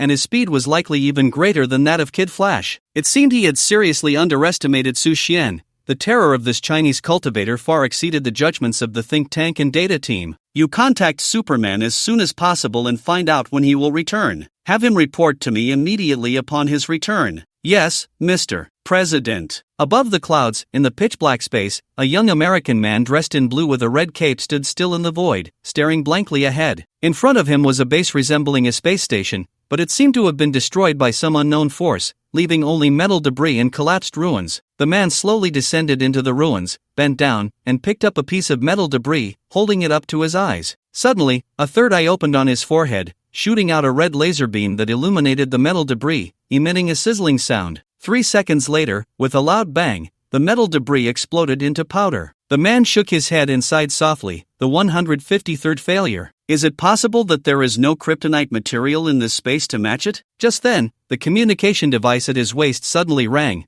but due to the strong magnetic field interference here, the signal was weak, and all he could hear was a buzzing sound like an electric arc, making it impossible to discern the detailed content inside. The man took out a communication device resembling a phone and slowly exited the area with strong magnetic field interference, arriving at an open space. "Mr. Superman Tom, hello, this is the Black Palace Presidential Office. Our country is facing a life and death crisis and needs you to return to resolve it. Please reply upon receipt." After clearly hearing the words inside, Tom frowned, his expression displeased. The United States was under attack from ferocious beasts, but now there were superheroes from the Revenge Alliance defending against them. Eliminating the beasts was only a matter of time, and he was not needed at all. Moreover, he needed to find suitable materials to bring back to the United States for research, to see if he could decipher the elemental composition and ionic structure within, thus creating superheroes, so that the United States would have the capital to fight future enemies. In Tom's view, this was the most meaningful thing. As for the life and death crisis mentioned by the presidential office, it was likely related to conflicts with other countries, which Tom instinctively felt repulsed by. What exactly is the matter? Be clear. It's like this. There is a powerful cultivator in Huaxia who has completely disregarded the joint agreements of countries around the world and has begun to attack major nations, overthrowing their governments and slaughtering their civilians. This now threatens the development of the United States, so we ask Mr. Tom to return as soon as possible to meet with the president. Tom frowned. In his impression, Huaxia was a land of propriety and unlikely to do such things. Since the president had this request, he indeed had an obligation to understand the situation. "In 20 minutes, see you at the Black Palace." After dropping this line, Tom inserted the communication device into his waist and flew down, swiftly crossing the sea of clouds, heading towards the direction of the Black Palace. In the sky above the Hangguan Valley, Su Xian was flying in the air, continuously drawing and relaxing the heavenly punishment thunder god bow in his hand, practicing the techniques of the Zhu Xian arrow. He had already mastered all 12 forms of the first stage. However, Su Xian did not actually use spiritual energy to condense arrows to test their power. After all, the Hangduan Mountains were currently in a crucial period of intense construction, and any casual strike from him could cause terrifying effects. Moving mountains and overturning seas, burning mountains and boiling seas, were no longer difficult tasks. It was also easy to slice off a mountain peak with a single sword strike. His destructive power could no longer be estimated by numbers. Su Xian looked around, feeling that the vast sky on Earth had no suitable place for him to test the power of the Zhu Xian arrow. It was truly frustrating. Su Xian shook his head. At that moment, he suddenly hoped for a formidable opponent willing to come and test him. Unfortunately, throughout Huaxia, there was no one, no thing that could withstand it. Should he try the north? Su Xian's eyes suddenly lit up. In his previous life, the Northern Hill Demon Road was a very powerful force, with top-tier experts appearing, not belonging to the ancient clans. Later, under the leadership of the peak human experts, many sword cultivators of the human race flew north on their swords, collectively heading to the extreme north, establishing a winding defensive wall thousands of miles long. This place became the battleground between the human and demon races, with sword energy crisscrossing year-round, instilling despair in people's hearts. Thus it was also called the Great Wall of Despair. True to his word, Su Xian directly flew through the air, crossing the Hangduan Mountains, passing through the Sea of Clouds, and heading north. In the United States, Black Palace, Presidential Conference Hall. Mr. Tom, would you like something to drink, coffee or wine? President Jill was all smiles, his demeanor completely different from how he treated the superheroes like Captain America. Coffee. Tom's expression was somewhat grim as he leaned against the sofa. Mr. Jill, you better give me a suitable reason. I hope you can be honest and not lie. Don't flaunt those dirty tricks and rhetoric of politicians in front of me. President Gill's expression stiffened for a moment before disappearing, still maintaining a friendly smile as he handed over the coffee. Please, enjoy. Thank you. Taking the coffee, Tom gently sipped it, then looked at this shrewd president. Rather than a president, he seemed more like a savvy businessman. The outside world evaluated him as having a commercial talent far exceeding his political acumen. His speaking skills were much stronger than his governance abilities. Tom held no particular aversion to this president, as he had not yet reached that level himself. Of course, he felt no fondness either. He had no interest in those he categorized as politicians from the start. President Gill lightly coughed, then spread his hands and said, Mr. Tom, regarding the various policies and strategies of the United States, especially concerning China, everyone is unified on this point, as you surely know. Sanctions, suppression, division, I know all about that. Tom nodded. This has been the policy of the United States since its founding. It won't change in the past, it won't change now, and it certainly won't change in the future. Gill took a deep breath and continued, every president has been doing this, dedicating themselves to this mission until death, and I am no exception. Of course, I say this not to seek your praise or recognition, but simply to tell you that this is an unchanging truth throughout the ages. Everyone knows about China's rapid development and rise. They are engaging in underhanded dealings under the guise of peaceful coexistence. They provide resources to weaker nations to win hearts. They isolate countries that resist. They maintain a facade of friendship and appeasement towards stronger nations. In reality, as you know, China is making many changes, and these changes will lead the United States into the abyss. Tom immediately interrupted, Mr. President, the whole world is currently facing an invasion of unknown creatures, a revival of spiritual energy, and changes in the natural world. If you continue to limit your focus to China as you did in the past, isn't that a bit narrow-minded? Moreover, I must remind you that in combating natural disasters and unknown creatures, China has been actively exploring ways to seek a path for humanity. Upon hearing this, President Gill was horrified. What was happening with these American superheroes? Why were they all speaking for China? Mr. Tom, to be honest, the battle in the South China Sea was indeed planned by our people, but Su Xian's actions were too extreme. He actually took the initiative to attack Sakura country, slaughtering tens of thousands of innocent civilians, inciting public outrage. What? Tom's eyes flashed with anger. As an American superhero, he had always taken it upon himself to protect the safety of the people, and he despised the strong bullying the weak and harming innocent civilians the most. That's going too far. The coffee is good. Thank you, Mr. President. Tom donned his cape, downed the coffee in one gulp, and slowly walked out of the Black Palace. He looked eastward, took a deep breath, raised his right hand, and then, with a flash of his figure, soared into the air, shooting towards the location of China. If it were merely seeking revenge against Sakura country, Tom would naturally not intervene and wouldn't consider it wrong. After all, it was just war. However, to seek revenge while implicating innocent civilians was not something a superhero should do, as it violated the most basic principles. Therefore, upon hearing about Su Xian's massacre of the people of Sakura country, Tom wasted no time and flew directly to China, intending to confront Su Xian for an explanation, and if necessary, he wouldn't mind using his superpowers to fight him. In the midst of his flight, Su Xian planned to head to the far north, but he deliberately slowed down and lowered his altitude, beginning to carefully observe and investigate the various situations in the northern region. Strange, ever since the ferocious beasts were slain, there have been no traces of them in these mountains. Where could they have gone? Su Xian was puzzled. These ferocious beasts were mutated animals from the mountains, with almost no intelligence, instinctively plundering spiritual energy and slaughtering humans. After several battles, these beasts had vanished without a trace, as if they had never existed, which was quite odd. Su Xian had a vague feeling that someone was controlling all of this from behind, but he had no evidence to prove it, putting him in a somewhat difficult position. While he was slowly investigating, he suddenly sensed a powerful aura flying in from the west, only 20 kilometers away in a straight line, moving at an incredible speed. Su Xian immediately stopped, standing still in the void, watching the direction from which the aura was coming. In less than a minute, a figure came into view. It was a tall Westerner, his right fist tightly clenched, flying parallel to the ground like a strange bird, draped in a cloak, with a very peculiar flying posture, yet moving at an astonishing speed. Behind him trailed a long wave of air, cutting through the sky and leaving a mark, resembling a jet plane. Tom stood in the air, looking at the handsome young man in white before him, and began to greet him in English. Su Xian frowned, his expression displeased. "Speak Chinese." Tom was taken aback,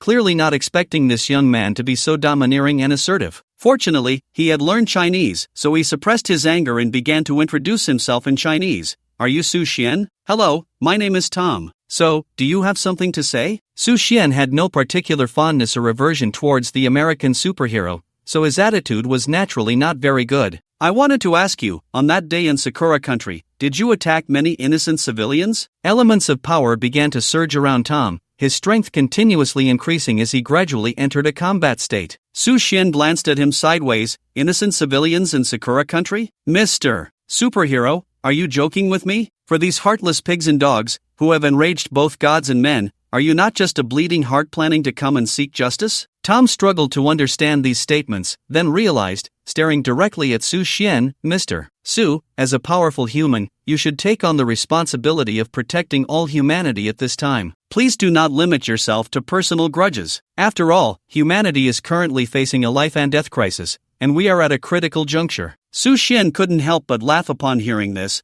looking at this seemingly foolish superhero. "What does humanity have to do with me? I have things to do, so I won't waste time with you here. If you have nothing else, please leave immediately. We in Huaxia do not welcome you." Tom's expression changed, anger flashing in his blue eyes, and the third eye on his forehead suddenly opened wide. "In that case, let me see if Mr. Su has such strength." As soon as he finished speaking, he clenched his right fist and charged forward, his arm instantly extending 100 meters, a vast power surging forth. Su Xian remained unfazed, his right fist also crashing forward. Boom! The punch infused with super elemental power was directly shattered by Su Xian, who stared blankly at the scene, his face showing a mix of shock and horror. This young man, who did not appear particularly imposing, contained such terrifyingly powerful strength within him. Since he couldn't overpower him with strength, he would use energy. With that thought, a fiery red laser beam suddenly shot out from the eye on his forehead, bringing with it a scorching and destructive pressure. Su Xian extended his right hand, enveloping his palm with spiritual energy, and then endured the high-temperature laser beam, producing a sizzling sound. A full 20 seconds passed, and the laser beam caused no harm to Su Xian. Superman was taken aback, staring in disbelief at this Huaxia cultivator, who effortlessly blocked a laser beam powerful enough to cut through and melt an aircraft carrier, without even a hint of scorching. What kind of bizarre practice was this Huaxia cultivator engaged in? At that moment, Superman Tom, the most powerful superhero in America, who had roamed the cosmos for years without defeat, felt his understanding shaken for the first time. "This is what cultivation is like. If you don't practice, you won't understand," Su Xian said calmly, looking at the disheartened Superman. "So that's it, this is cultivation," Superman muttered, his eyes spinning in a comical manner, seemingly lost. Then, as if making a resolution, he lifted his gaze and fixed it on Su Xian. "Mr. Su, let's try a cautious fight." In close combat, Tom had almost no rivals, even the most skilled fighter, Captain, paled in comparison. As soon as he finished speaking, Superman began to absorb super elements frantically, his aura becoming terrifying, with a blood-red light flashing in his eyes, and the power of elements raging in all directions. Su Xian watched him charge forward, moving as fast as lightning, shook his head, and threw a simple straight punch. In the next moment, Superman's body was sent flying, crashing into a mountain cliff and creating a deep pit. Su Xian's figure flickered, appearing in front of him, shaking his head. "Your strength is too weak. Go back and practice more. At your level, I could take on 100 of you a few months ago." After saying this, he pulled Superman out of the wall with his bare hands,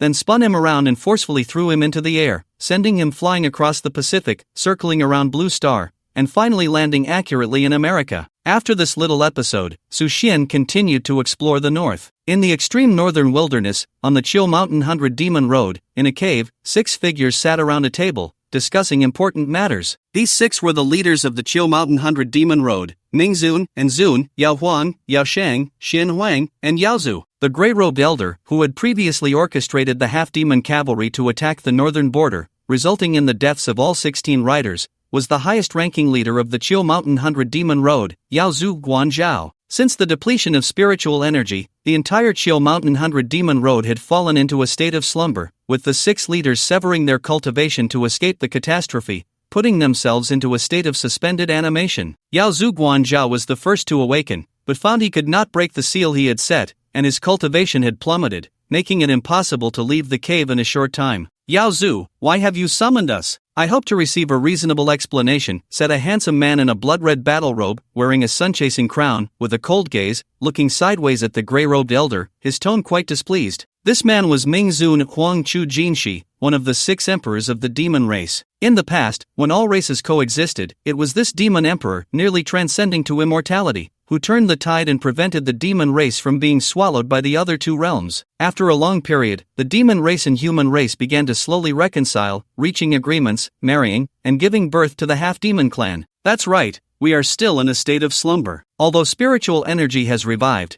it is far from the level we need, let alone the era of coexistence of all races and the emergence of powerful beings becoming immortals. This time we awakened, but it came at a considerable cost. Another person, dressed in a reddish-brown long robe adorned with various fierce beasts and demon patterns, vividly carved and terrifying, had a long, narrow face, a high nose, and sharp eyes that exuded a hint of ruthlessness. He was none other than the Dark Sovereign among the 6 great demon emperors, chiming. When 2 of the demon emperors raised their voices in anger, the atmosphere at the scene instantly became awkward. At that moment, a cheerful voice suddenly rang out, "Sovereign Ming, Sovereignin, please do not be angry just yet. The demon ancestor's actions are never without reason. Let us first hear his motives and thoughts before making a decision." The speaker was none other than the most cunning of the 6 demon emperors, Meng Taichu. This demon emperor, who had lived for countless ages, was said to have witnessed the battles of the 3 sovereigns, the War of the Divine Tomb, and the War of All Races, among others. His cultivation was also extraordinary, rivaling the thousands of years of training of the demon ancestor. Moreover, this demon emperor particularly enjoyed playing the role of a mediator, dedicated to maintaining the unity of the 100 demons path,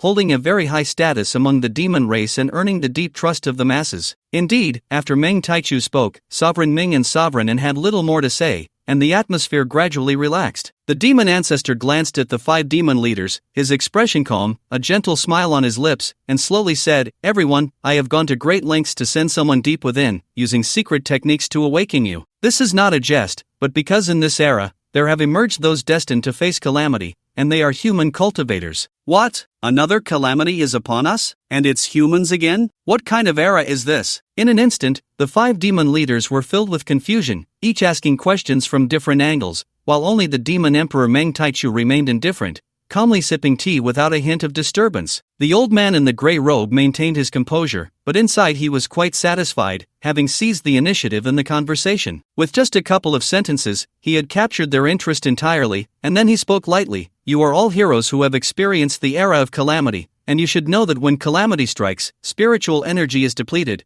and all things wither. How terrifying and cruel it is. In the past, there were unparalleled powerhouses who sought to uncover the truth of this calamity, why spiritual energy suddenly revives, and why it depletes, repeating endlessly. Unfortunately, they all walked the path of no return. I believe you all know this." The 5 demon emperors suddenly fell silent, their faces grave. They certainly would not forget that era, when one after another, astonishingly talented powerhouses fell during the calamity, and the war of all races was incredibly brutal. To this day, it has been tens of thousands of years, and no one has been able to uncover the truth of the calamity. The closest was that powerhouse who claimed to be the strongest in the 3 realms. If he had gone a step further, perhaps he could have entered the lost realms, but in the end, at this moment, the Xian Emperor, who had remained silent, suddenly began to lament. This demon emperor, who appeared weathered and frail, had also lived countless years and witnessed the fall of numerous powerhouses. Guanzhao continued, "That's right. So later, a human destined to face calamity was born. An unparalleled fierce person taught him ancient heavenly scriptures, the Taoist sect imparted him spells, the Buddha transmitted to him the teachings of Buddhism, and the Confucian sage imparted to him the righteous spirit,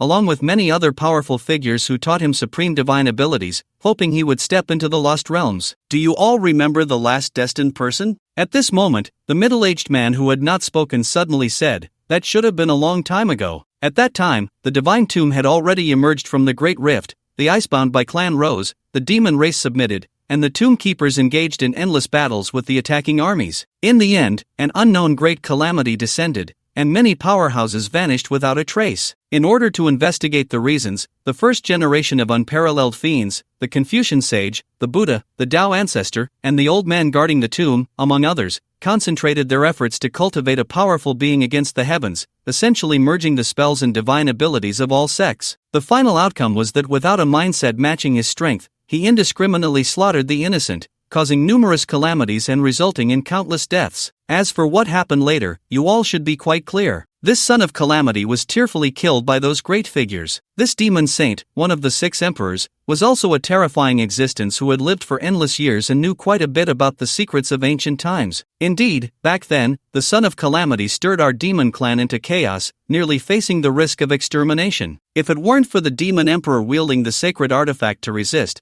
we would likely be nothing but bones by now. Mentioning the events of that year, the 6 demon emperors couldn't help but sigh. So, has the demon ancestor already seen this son of calamity? Is there a plan to strike him down in advance? Guanzhou nodded and said slowly, the last son of calamity still had the supervision of the great leaders, and it caused such a great disaster. This time, the spiritual energy has only revived for a year, and those great leaders' cultivation and realms are not what they used to be. Many have been devoured by endless years, let alone taking action to suppress. The most terrifying thing is that this child has already slaughtered tens of thousands of our cavalry, leaving not a single one of the 16 riders. Now, he has become an irreconcilable enemy of our Chiu Mountain 100 Demons Road. That is why I have awakened all of you, to remind you that if we cannot strike down this child with thunderous means now, our demon clan will face great calamities in the future. Rather than waiting for death, it is better to take the initiative. I agree, the son of calamity must not be left alive. Ming Zun was the first to express his stance, his face filled with anger, as the wounds the son of calamity inflicted on the demon clan were still fresh in his memory. I think it is unwise to act hastily without having encountered this person. Moreover, our cultivation has not even recovered to 20%, and we have now even fallen to the Tianyuan realm. It is not the best time to act. The demon saint considered more, and in his heart, he did not fully agree with the demon ancestor Guanzhou. This person had a knack for exaggeration and stirring up trouble, and his words could not be fully trusted. I agree with the demon saint's view. Without having seen him, we cannot easily draw conclusions. Besides, it is precisely the time of spiritual energy revival, and we have plenty of time to wait. Xian Huang thought the same. The remaining few remained silent. The old man in gray suddenly laughed and said,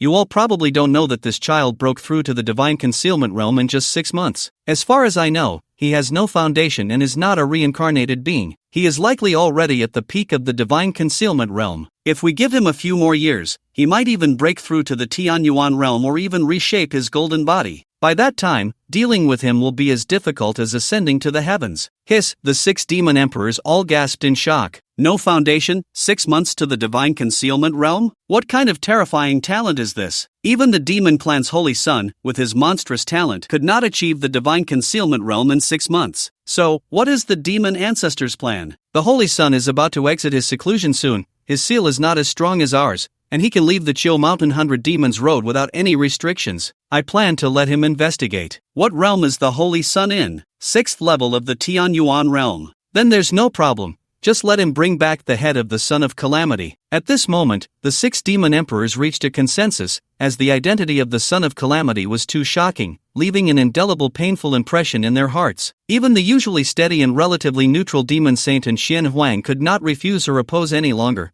but they faintly felt that Guanzhou was using the holy son as a tool. After the demon emperors left, Meng Taichu suddenly returned and began to conspire with Guanzhou. It seems they have all grown old, lacking ambition, and have forgotten how I, Xiu Shan, conquered the 100 Demons Road. Meng Taichu was quite dissatisfied with those demon emperors. Don't be anxious, demon emperors. These old fools, who have been living off their past glory, were scared out of their wits thousands of years ago. Now that calamity has struck again, they are naturally cautious. Guanzhou stood up, hands clasped behind his back, his expression carrying a hint of confidence. As the millennia turn, the times change, and our thinking and understanding must change with it. Otherwise, we will be abandoned and eliminated by the era. As for the demon race, there are no secrets left between us. To speak frankly, those tens of thousands of demon cavalry were sent over by you on purpose, weren't they? Ha, it wasn't exactly on purpose. The original intention was to occupy the Guangzhou region of Huaxia, to integrate the cultivation sects, and to expand our demon territory. Who would have thought that the Son of Calamity would suddenly appear and slay them all? As the ancestor of the 100 Demons rode, Guangzhou naturally thought of reclaiming those former celestial domains. I don't see this as a bad thing. The spiritual energy absorbed by the demon ancestor this time is probably enough for you to break the seal, right? A strange smile suddenly appeared on Meng Taichu's face. Ha, indeed, I can't hide anything from the demon emperor. Rest assured, once I break the seal and restore my cultivation, I will immediately help the demon emperor lift the seal. If I am not mistaken, the second phase of spiritual energy revival is about to arrive. By then, the changes in heaven and earth will likely reveal the old sights of yesteryear. Then this emperor will await good news. Meng Taichu slightly cupped his fists, then vanished, but inside, he was sneering, that cunning old thing. After dealing with the superhuman Tom, Su Xian continued north. When he reached the defensive area of the northern army at Shenbei, he was taken aback by the solid defenses. The entire northern region had been equipped with various anti-aircraft towers and thousands of radars, monitoring everything within 100 miles with clarity. Fighter jets patrolled the skies frequently, and before Su Xian even entered the Northern Army's territory, he was detected and recognized. However, Su Xian instructed them not to make a fuss, he was just taking a casual look. The defensive walls were a full 10 meters thick, constructed from hard materials, reinforced with steel bars inside, and covered with a layer of alloy strong enough to withstand missile attacks. It was said that this time, the defense equipment in the northern region cost a staggering 1 billion. In addition, there were numerous unmanned reconnaissance drones, flying back and forth along their preset trajectories, monitoring every movement in the northern region with precision. Outside the city walls, at intervals, stood tall robots, each reportedly filled with a large amount of TNT. If they encountered a powerful opponent, they would carry out suicide attacks and self-detonate. The sight was dense and nerve-wracking. Even Su Xian frowned, thinking that if he got caught by these self-destructing robots, the only way to escape would be to take to the skies or move at extreme speed. As Su Xian slowly descended at the front line of the Northern Army, all the soldiers of the Northern Army welcomed him in unison, their eyes filled with admiration and excitement. 10 kilometers away, in the command room, the leader of the Northern Army, He Zhentian, the foremost general of contemporary Huaxia, personally flew over. Mr. Su. As soon as He Zhentian got off the plane, he rushed over with a beaming smile. This iron-blooded soldier, who had fought for decades on the battlefield, was now displaying great warmth and admiration. Su Xian slightly nodded. General He, the defenses in the northern region are indeed impressive, but did they come from your hand? He Zhentian's face flashed with a hint of pride and satisfaction. Being recognized and praised by Su Xian was a tremendous honor, and he readily admitted, indeed, the defensive layout of the northern border was developed by me and several commanders together. After the previous battles with the fierce beasts and the half-demon cavalry from the north, we reflected deeply and decided to make significant changes. I have completely eliminated those outdated heavy weapons and replaced them with new combat equipment, utilizing modern high-tech methods to create these technologically advanced weapons, employing information technology to gather the most accurate intelligence in the shortest time possible. At the same time, I also felt that there were too few cultivators in the Northern Border Legion. The revival of spiritual energy has brought about another cultivation civilization. If we continue to rest on our past laurels, believing that technological civilization is a higher dimensional civilization, we will surely face dire consequences. Therefore, in the Northern Border Legion, I have also invited experts from Longting to serve as instructors, requiring everyone to engage in cultivation, and for those with higher realms, we have set up separate rewards. Su Xian nodded, feeling deeply gratified by He Zhentian's adaptability. He remembered that in his previous life, after the revival of spiritual energy, many in the 8 legions still clung to their original beliefs, thinking that technology was invincible and looking down on cultivators, ultimately suffering great losses. In this life, he demonstrated absolute strength, allowing the 8 legions to see the decisive role cultivators could play on the battlefield, which could not be replaced by a few nuclear bombs. General He's insight and adaptability are indeed remarkable. With you at the helm of the Northern Border Legion, the safety of the North is not a problem. However, I still want to say that the future may be a decisive battle among cultivators, with technological civilization only playing a supportive role. Su Xian surveyed the defenses on the northern border front, which could be said to be as solid as a fortress. Even if 100,000 demon cavalry were to attack, there was no need to worry too much. However, the shortcomings were also quite evident: the lack of high-level cultivators to oversee the situation. If the enemy had a Tianyuan realm expert, Many battle situations could not be reversed, and these technological and informational means could not compensate for that. These cultivators were high-end combat power, irreplaceable. Just like in Sakura country, a single reincarnation king could turn the entire nation upside down, and the Six Paths Ninja King even occupied half of Sakura country's territory. This was still with their mutated Yamata no Orochi, otherwise, the entire Sakura country could have been annihilated, which was not impossible. Similarly, the United States had the Avengers to suppress the fierce beasts. He Tian certainly understood the implications of Su Xian's words, but given the current situation, there were not many cultivators in all of Huaxia who surpassed the divine concealment realm. Most cultivators are like carefree clouds and wild cranes. It's probably very difficult to recruit them into the army. With a helpless smile, He Tian felt powerless. General, he need not worry. You can first attract and recruit cultivators in this manner, while also consciously cultivating a team of cultivators according to the sex methods. As for personnel transfer, I will provide some assistance when the time comes. Su Xian had already planned that once the Heavenly Tao Alliance rose, he would have the disciples take turns to go to the front lines and fight the demon race to gain experience. Sitting at home every day meditating and asking questions was merely theoretical. Ultimately, it still lacked practical combat experience. Upon hearing this, He Tian was overjoyed. In that case, thank you, Mr. Su. Today, Mr. Su has come, and our brothers are all very happy. We would like to invite Mr. Su to have a meal here, both to express our gratitude and to seek your guidance for our team. Su Xian pondered for a moment, beginning to think. It will soon be a year since the revival of spiritual energy, and there will definitely be significant movements coming from the northern border. I remember in my last life, the demon clan launched an attack with thousands of troops, always posing the greatest threat to northern Huaxia. Now, instead of waiting passively, I should create an information gap to strike back at them. So I nodded and said, that's fine, but remember, do not disclose any information about my presence here. You can rest assured. We have set up many magnetic field disruptors here, and signals cannot be transmitted from the inside. Only a select few authorized by me have access. Alright, then let's go take a look at your cultivator team. 10 minutes later, in the headquarters of the Northern Town Army,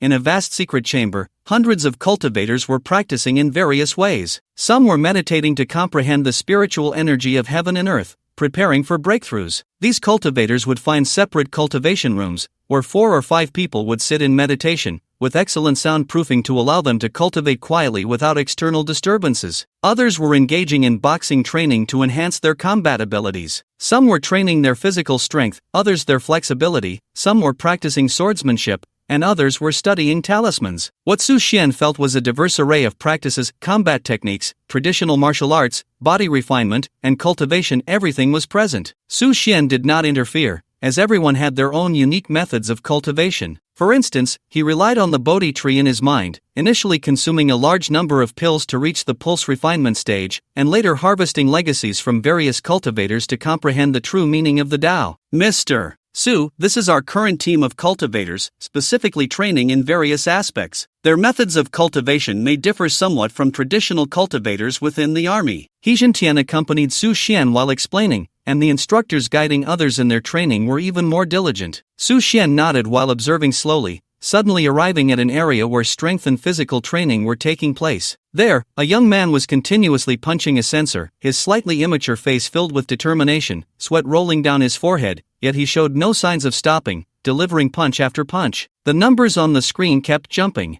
380 kilograms, 386 kilograms, 390 kilograms. He is trying to break through to reach 400 kilograms, which would mean he has achieved the strength of the 5th level of body refinement. An instructor nearby smiled and greeted Su Xian and He Tian while explaining. Su Xian approached the soldier from behind and suddenly said, try using inch power, align your shoulder, waist, and wrist into a straight line to concentrate and explode all your strength. The soldier turned his head, glancing at Su Xian with a look of confusion. Su Xian gave him an encouraging look and a friendly smile, causing the doubt in the young soldier's eyes to vanish. He then took a deep breath, sinking his energy into his dantian, and suddenly widened his eyes, exerting force explosively. Boom! The power of inch force erupted, causing a tremendous impact on the sensor, and the number on the screen jumped directly to 500 kilograms. The soldier was overjoyed, bowing to Su Xian, his slightly shy face filled with gratitude. Thank you, Su God. The Northern Town Army recognized and was very grateful to Su Xian, but during training, they strictly held themselves to discipline and did not crowd around him,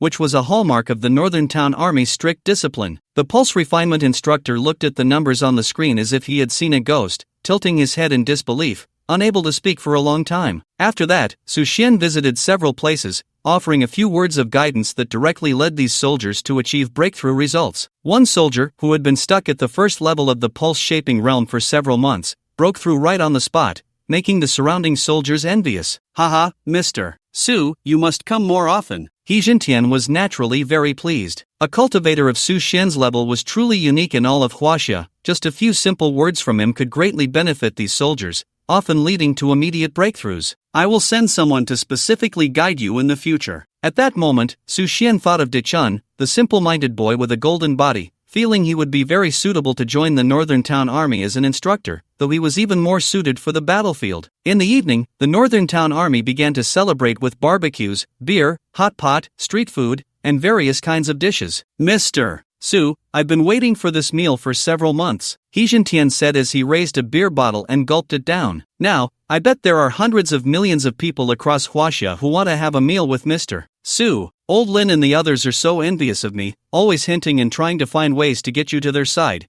even if just for a day, huh? Su Xian held a glass of red wine and smiled calmly. General He, we need to think long term. It won't be long before the entire world's landscape undergoes significant changes, and the future war situation and opponents will also change drastically. Take the North for example. There are hundreds of millions of creatures you have never seen before. They are a vast race, just like humans. We need to build the best defense system to shine in future wars. After dinner, Su Xian began to inspect the headquarters of the Northern Town Army and the entire northern region. Under the pitch-black void, Su Xian looked up and suddenly noticed that the dark clouds he had seen before in the East China Sea had lowered even further, and he felt a sudden alarm in his heart. What exactly are these oppressive clouds? What do they signify? Why are they continuously lowering? Will there come a day when they descend directly, enveloping all of humanity in this sea of clouds, trapping them in darkness? Su Xian speculated that it might be the second phase of spiritual energy revival approaching. At that time, the world would undergo drastic changes, everything would collapse, mountains, rivers, land, and seas would all experience violent transformations, and relics not belonging to this era would emerge. He had a vague feeling that this final calm night was merely the tranquility before the storm. Su Xian stood still in the void, sitting cross-legged, closing his eyes, and continuing to comprehend the essence of sword intent, fist intent, and Zen intent. So far, the sword intent had reached the third realm heavy sword level, where the heavy sword is without a sharp edge, skillfully unskilled, returning to simplicity, not pursuing sharpness. Beyond that is the wooden sword level, where even an ordinary low-grade weapon can unleash divine sword intent,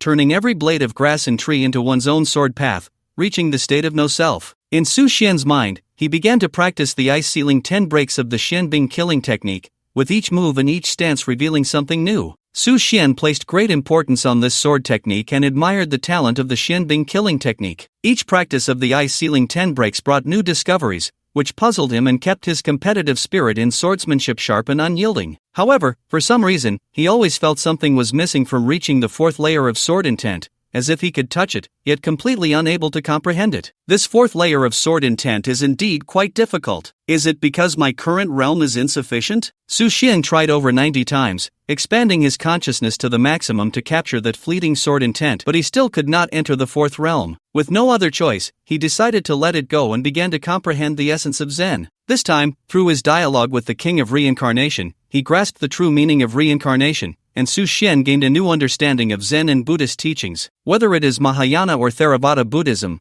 they are merely different methods and paths of cultivation. Even if the revered concepts differ, it does not affect the practice of Zen. What Su Xian understood most deeply was the cycle of the 6 realms, the law of cause and effect, which should not be interfered with but allowed to unfold naturally. This resonates with the Taoist saying, man follows the earth follows heaven, heaven follows the Tao, and the Tao follows nature, ultimately pursuing the same goal of adhering to the natural laws of development without interference, allowing heaven, earth, and humanity to evolve along their established trajectories. In the 5 realms of Zen, Su Xian had previously been in the 3rd realm, but after obtaining the true meaning of reincarnation, he now subtly felt a trend towards entering the 4th realm, continuously comprehending the clear Zen essence between heaven and earth, entering a meditative state, devoid of self and objects. In the extreme north, on the 100 Demons Road of Chiu Mountain, a magnificent palace slowly rose from the earth, breaking through the soil. Beneath the resplendent glazed tiles, 8 massive stone pillars firmly supported the entire palace, and 4 blood-red gates were carved with terrifying and fierce beasts. The palace stood about 20 meters tall, with an ancient design, its eaves shaped like flying birds and running beasts, and the roof was covered with golden glazed tiles on one side. Outside the palace, countless demon guards stood, holding long spears and sharp blades, standing tall and vigilant,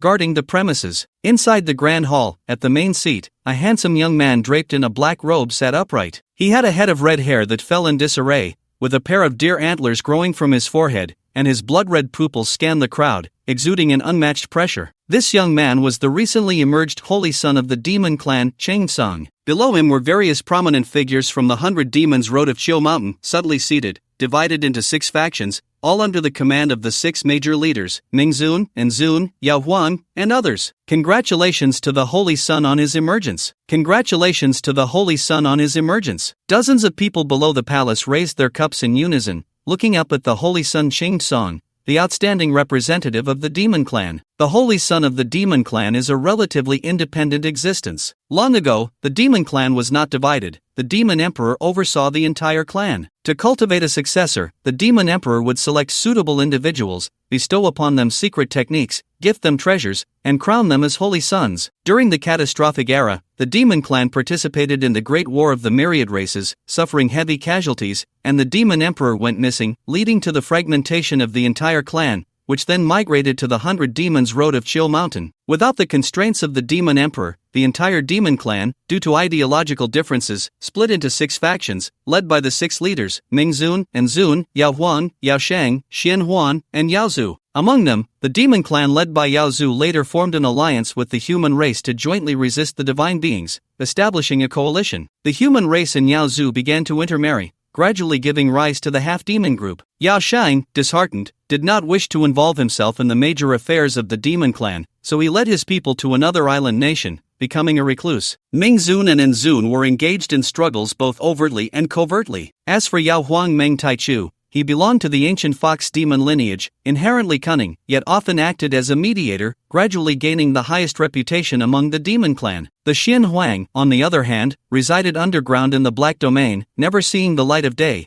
and was indifferent to worldly affairs, similar to Yao Shang. Holy Son Xing Song was the second-generation Holy Son, personally trained by the Demon Emperor, enjoying high prestige within the Demon Clan. Although he could not directly command the 6 major Demon Emperors, he was still able to stand on equal footing with them. Please. Xing Song held the base of his cup with his left hand, grasped the wine glass with his right, raised it towards the crowd, and then drank heartily in one gulp. As the music began to play, 12 enchanting young women from the Demon Clan emerged in the grand hall. Dressed in garments as thin as cicada wings, they danced gracefully, revealing their exquisite figures, with curves that captivated the eyes and long, snow-white legs that left the demons spellbound. Especially their alluring eyes hidden behind veils seemed to spark electricity, mesmerizing the powerful demons present. Xing Song observed coldly, a hint of mockery and disdain on his handsome, elongated face. What status did they hold, yet still be so infatuated with women? As the dance concluded, Xing Sang clapped his hands, and the demon women stopped dancing,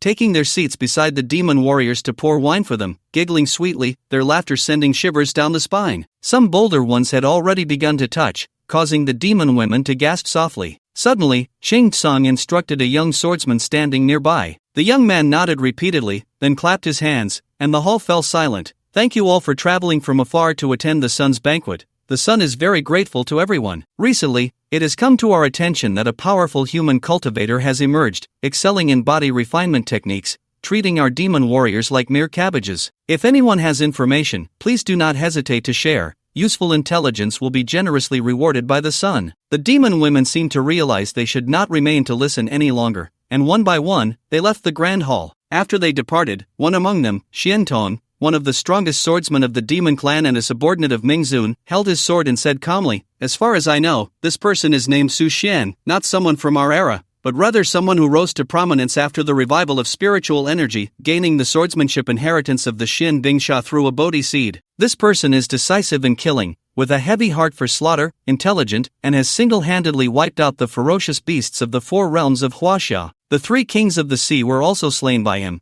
and the 12 prophets of the Battle Cloud realm met their end at his hands. It is said that he has also obtained the inheritance of the dragon god, who defied the heavens. In an instant, the entire hall fell silent as if frozen in fear. Killing the 3 kings of the sea was not an extraordinary feat. Slaying the 12 prophets of the Battle Cloud realm was also not remarkable. However, obtaining the inheritance of the dragon god was impressive, as it meant this person had gained the recognition of a true god. The dragon god had once surpassed the realm of true gods, and there were even legends that he later ascended to immortality. Shing Tsung's expression remained unchanged, but his heart was already in turmoil. To receive the dragon god's inheritance indicated what kind of extraordinary opportunity this person possessed. Then, another person spoke up. As far as I know, this person recently traveled to a country called Sakura Nation, where he fought against the king of reincarnation and surprisingly obtained the true meaning of reincarnation. What? Shing Tsung could no longer sit still, staring intently at the speaker, enunciating each word. Are you speaking the truth? Son, I dare not lie. Shing Tsung nodded, his expression fluctuating, his heart beyond mere shock. The king of reincarnation had once been a disciple of the 4 blood guards, mastering the innate techniques of reincarnation and the power of the 6 paths. His strength unfathomable, certainly on par with demigods, even true gods. To think that the inheritances of both the dragon god and the king of reincarnation would appear in the same human cultivator. Suddenly, Shing Tsung seemed to recall something and hurriedly asked, "What is this person's relationship with Ing Jie?" Son, this person is indeed the son of Ing Jie. Besides the inheritances of the dragon god and the king of reincarnation, he seems to have a close connection with Xian Yuan. What did you say? Shing Tsung could no longer contain himself, standing up abruptly and shouting in anger. It turned out to be the son of Ing Jie. The ancient demon ancestor had not mentioned his connection with Xian Yuan. This unparalleled fierce person, in ancient times, was also ruthless, wielding the ancient heavenly scriptures, and was the headmaster of Baiyu Jing, with a cultivation level that had long surpassed that of true gods. If that were the case, how could he possibly fight? In an instant, Shing Tsung suddenly felt a headache. This son of calamity was too difficult to deal with. And that's not all, holy son. As far as I know, this person is also very close to Dao Xian. What did you say? Shing Tsung felt an overwhelming shock again. Dao Xian was a powerful figure in the Taoist sect, a strong being who had once debated with the Tao ancestor and had crossed the realm of true gods. This son of calamity was actually so terrifying? With so many experts and big shots behind him? In that case, he had to change his strategy. Shing Tsung supported his chin with one hand, his mind racing as he began to think about how to respond. Why should you all fear that Su Xian? Our holy son's cultivation is unparalleled. Even if he is the son of calamity, he is no match for the holy son. That's right, our holy son has mastered his divine skills. This time, upon leaving seclusion, he will surely achieve success. That mere son of calamity will only have to surrender. The day our holy son leaves seclusion will be the day of the demise of this human cultivator. Faced with the flattery and praise of the demon clan cultivators, Shing Tsung wore a gratified smile on his face, but inside, he was sneering. This group of bastards had ulterior motives, urging him to battle with this Su Xian. If he won, he would certainly have to pay a huge price. Whether this group of remnants from the 6 major forces would turn against him was hard to say. After all, so many years had passed, and the remnants of the demon emperor had little power left, and not many cultivators would necessarily obey his orders. If he lost, then this group could take advantage of the situation to strip him of his holy son identity and establish another holy son who could be controlled by the 6 great demon emperors. Shing Tsung smiled indifferently and said, "You all flatter me. This Su Xian has received the inheritance of countless strong beings. He is not an ordinary person. When the time comes, we will need to rely on all of you to kill him and eliminate the future troubles for our demon clan." Sure enough, as soon as he finished speaking, the faces of the demon clan cultivators changed dramatically, and they secretly cursed this holy son for being a cunning fox, but most of them did not show it. Then, a cultivator suggested, "Holy son, we will definitely cheer for you and support you, but our cultivation is too low. We fear we may be powerless. Even so, we will definitely go through fire and water for you. We dare to suggest that the Holy Son should set out tomorrow to personally deal with this human cultivator. I believe it will surely be a victorious start." Once someone spoke up,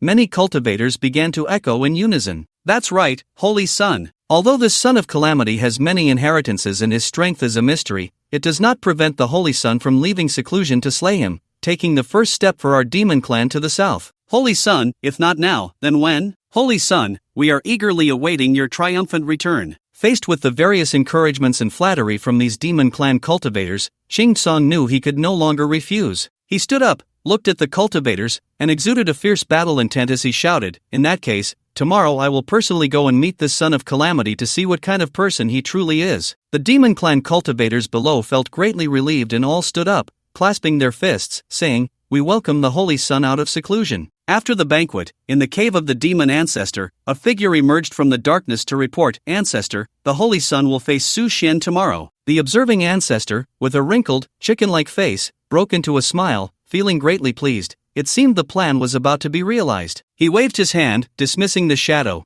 and from the darkness beside him, the figure of the demon emperor, Meng Taichu, slowly walked out. The observing ancestor smiled broadly and said, "The holy son facing Su Xian will surely lead to a great battle. The bigger the fight, the more beneficial it will be for us." Meng Taichu revealed a sinister smile and asked, "Ancestor, how much longer? Last time, nearly 100,000 beings from the demon and human clans were all devoured and absorbed by this old thing. Truly a glutton, insatiable in greed. Not long now. Once we have taken them all in, the Chiu Mountain 100 Demon Road will be our world." Guan Zhao's face was beaming with a confident smile, full of vigor, which suddenly reminded him of himself thousands of years ago, when he was still a youth. At that time, he was famous, having consecutively slain 3 demon kings in a single day, drawing the attention of countless cultivators in the demon realm. Meng Taichu also laughed heartily, still relying on the cultivation and plans of the ancestor. However, these two fellows, the demon saint and the Xian emperor, seemed to be wary of the ancestor. It might be difficult to get them involved. Guan Zhao waved his hand. No matter. Once the holy sun falls, with their loyalty to the demon emperor,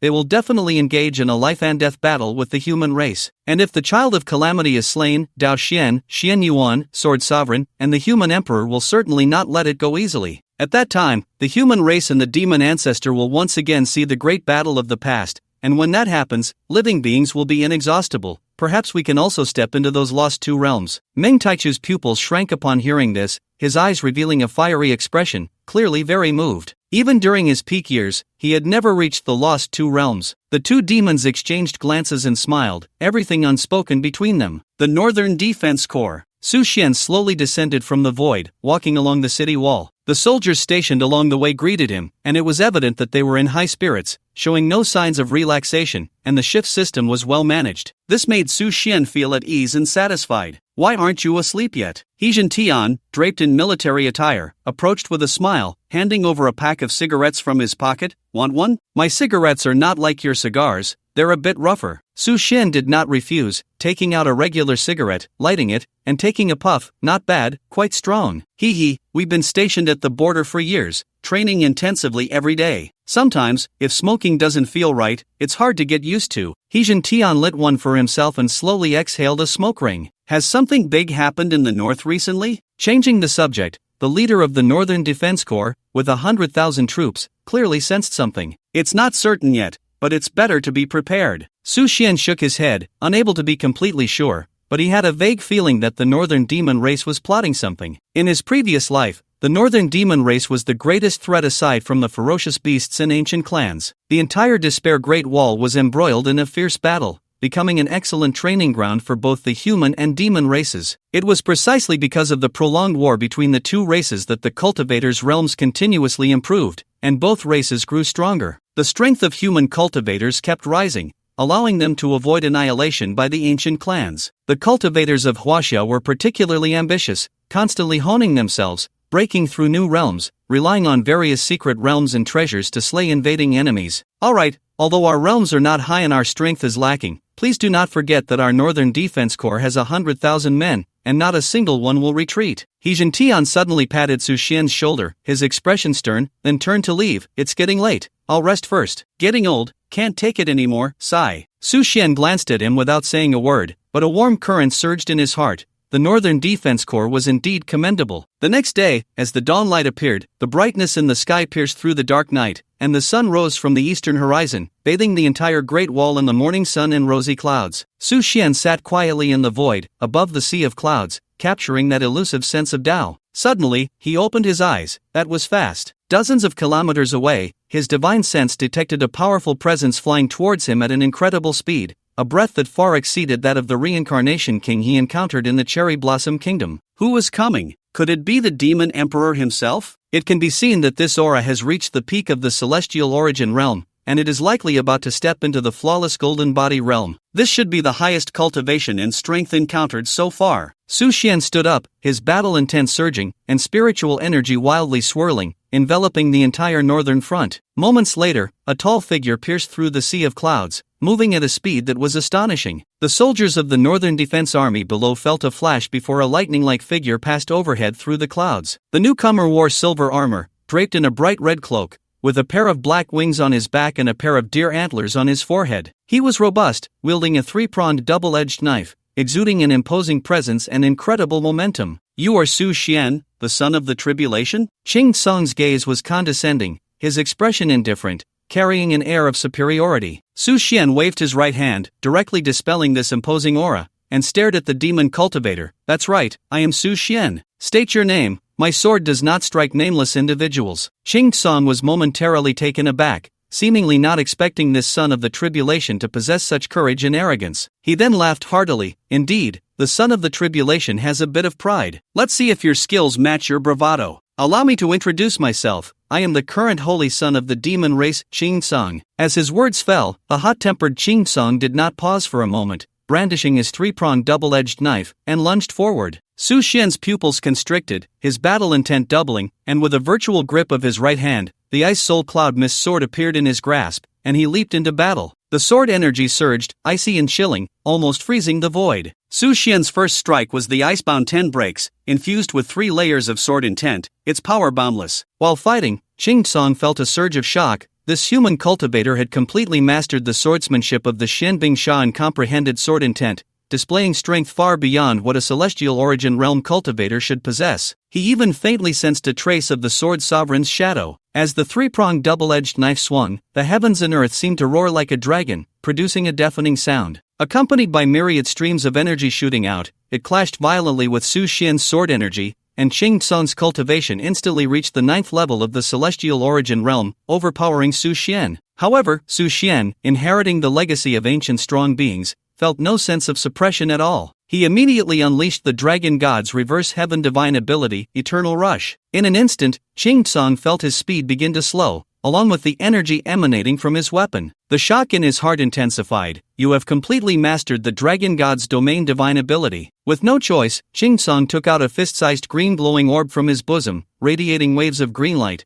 which he used to counteract the effects of Eternal Rush, and then continued to battle Su Xian. Ching Song practiced the demon race's supreme secret technique, Heavenly Absolute Forgetting Death technique. The more perilous the situation during battle, the more it could stimulate his strength. Therefore, when Su Xian used the Dragon God's reverse heaven divine ability to suppress him, he immediately employed the Heavenly Absolute Forgetting Death technique, combined with the special effect of this calming orb, to directly break the Eternal Rush. Su Xian was slightly taken aback, looking at the green orb, and a thought of having a connection with it arose in his heart. He was determined to put it into his storage bag, thus intensifying his attack without reservation. Myriad sword lights, like the brilliance scattered from the Milky Way in the 9 heavens, instantly enveloped the entire void. Ching Song let out a cold laugh. "Is this all you have?" At that moment, the Heavenly Absolute Forgetting Death technique was fully activated, and the silver-white armor erupted with dazzling light, solidifying into a light screen that completely blocked Su Xian's sword energy. The deer antlers on his forehead also emitted bursts of white light, extremely dazzling. The black wings behind him shimmered with a dark glow,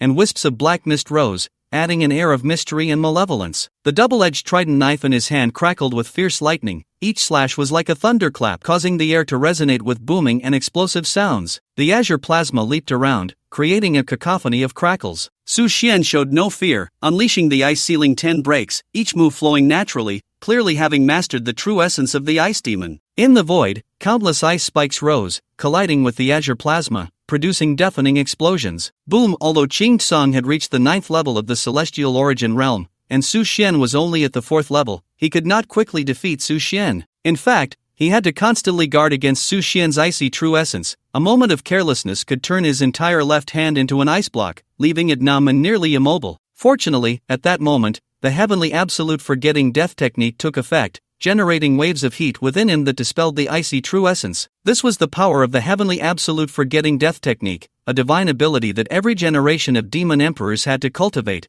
passed down to one generation of saints after another. This secret technique of the demon race allowed cultivators to gain extraordinary power in desperate situations, thus resolving fatal moves and predicaments, achieving a rebirth from the brink of death. Even the heavens could be annihilated, hence the name of this divine technique. Su Xian naturally sensed that although Qing Tsung was being suppressed by his swordsmanship and the ancient rush, there seemed to be targeted spiritual energy within him that could resolve these crises and predicaments. Just like the ice ceiling 10 breaks, this was a sword technique comprehended from the ice demon in the extreme cold, and its icy true essence was terrifying, yet it was silently dispelled by the strange spiritual power within Qing Tsung. After fighting for a while, Su Xian noticed that many lethal moves were being invisibly neutralized by Qing Tsung, and he felt increasingly puzzled. He then sheathed his sword and stood silently, watching him without making a move. Qing Tsung seized the opportunity to retreat, standing still in the void, placing the trident knife before his chest, smiling as he looked at Su Xian. Why have you stopped? Do you feel that any divine ability or lethal move can be neutralized? To be honest, the secret technique I cultivate can autonomously interpret corresponding counter techniques when faced with these lethal moves and predicaments, so your divine abilities and lethal moves have little effect on me. Seeing Su Xian's calm demeanor, Qing Tsung couldn't help but sneer. What? Don't believe it? Or should we continue? Then, he saw Su Xian retract the terrifying divine sword, standing barehanded before him, which left him greatly puzzled. This sword, imbued with the essence of extreme cold, posed a tremendous threat to him.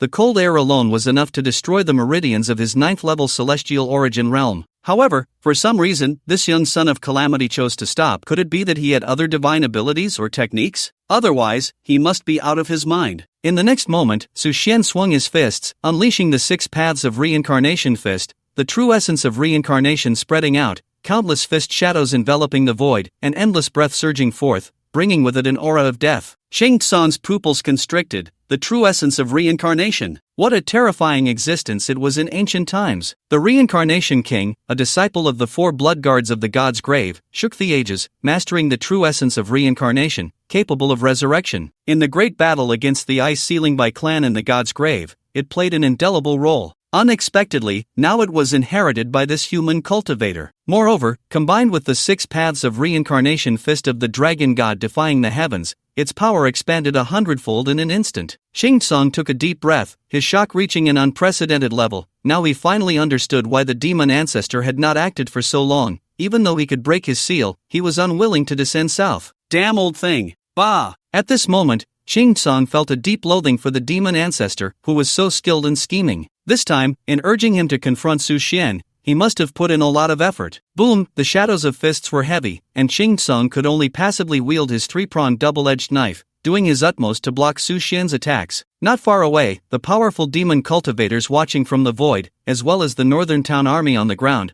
were all horrified to see Qing Tsung being pushed back step by Su Xian. This son of calamity is indeed terrifying. He can actually force the Holy Sun, who has just emerged from seclusion at the peak of his power, to retreat continuously. This terrifying divine ability, even if the demon ancestor were to intervene now, might not be able to suppress it. This is nothing. The most frightening part is that the Holy Sun's realm is a full 5 levels above him, at the 9th level of the heavenly origin realm, yet he is being pushed back by a cultivator at the 4th level of the heavenly origin realm. It's simply unimaginable, unbelievable. Let's not jump to conclusions. The Holy Sun still has many trump cards left to reveal. Have you all forgotten the secret techniques passed down by the Demon Emperor in years past? Are you referring to the heavenly absolute forgetting death technique? Exactly, that secret technique. Then you may not know that the Holy Sun has already used the heavenly absolute forgetting death technique. Impossible. If he had used it, this human cultivator would have been defeated long ago. How could he still be so lively? One can only say that this human cultivator's strength, along with his various divine abilities and the inheritances he has received, is indeed a bit too much. Moreover, the Holy Sun's cultivation has not yet recovered to even 30% of its peak, so this situation can be understood. As the demon cultivators debated, Su Xian's attacks grew increasingly fierce, while Qing Tsung continued to retreat. Relying on his cultivation advantage, he managed to block part of Su Xian's onslaught, but it was clear that the tide of defeat had already begun to form. Impossible. This is absolutely impossible. Just now, Qing Tsung had used the heavenly absolute forgetting death technique, but found it had no effect. The true meaning of reincarnation seemed to perfectly neutralize his secret technique. Born and die, die and be born, instantly erased. At this moment, the Holy Son of the demon race finally understood that the true meaning of reincarnation was the very existence that restrained the heavenly absolute forgetting death technique. When the demon emperor taught him this divine ability back then, he had said, "This secret technique, while powerful, has a fatal flaw. When encountering the 4 blood guards,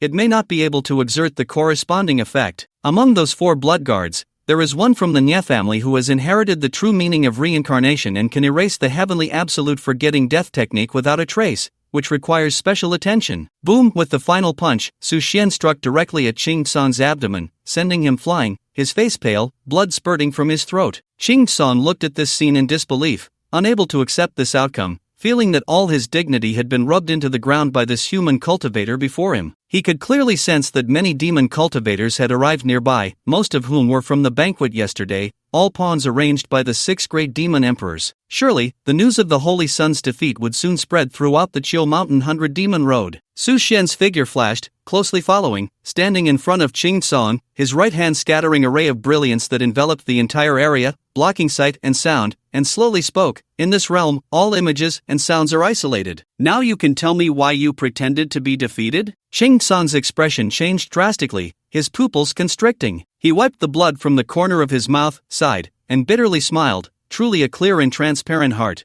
No wonder the unparalleled fierce person and the masters of the Tao sect admire you so much. You can actually guess. To be honest, I do still have some trump cards that I haven't used, but even if I were to use them all, whether I could defeat you is still uncertain. Su Xian nodded, indicating his understanding. Just now, during the battle, he clearly sensed that this holy son of the demon race seemed to hesitate for a moment. His momentum had already risen and was about to break through to the heavenly origin realm, but after a moment, he actively withdrew. At that time, not far away, several powerful auras flew over, seemingly monitoring the battle here. Therefore, Su Xian speculated that this holy son must have some concerns and did not fight with all his strength. As for why he was defeated, there are many factors involved. Qing Tsong smiled mysteriously, looking at Su Xian, and suddenly said, "To be honest, you and I should have no grudges, right?" Su Xian shook his head. "Now there is. Why? You didn't let me enjoy myself. You disappointed my expectations for this battle." Su Xian's expression was calm, his tone indifferent. Qing Tsong shrugged and spread his hands. "If you want to enjoy yourself, I promise you, there will be opportunities in the future. For now, let's just talk." Su Xian nodded. "Go ahead." 5 minutes later, Su Xian withdrew the light and left the void, while the Holy Sun also dragged his heavily injured body away from this place. During these 5 minutes, the demon race cultivators all wanted to investigate the true situation inside, speculating whether the Holy Sun would be killed by the Child of Calamity, anxious and eager to step forward to check,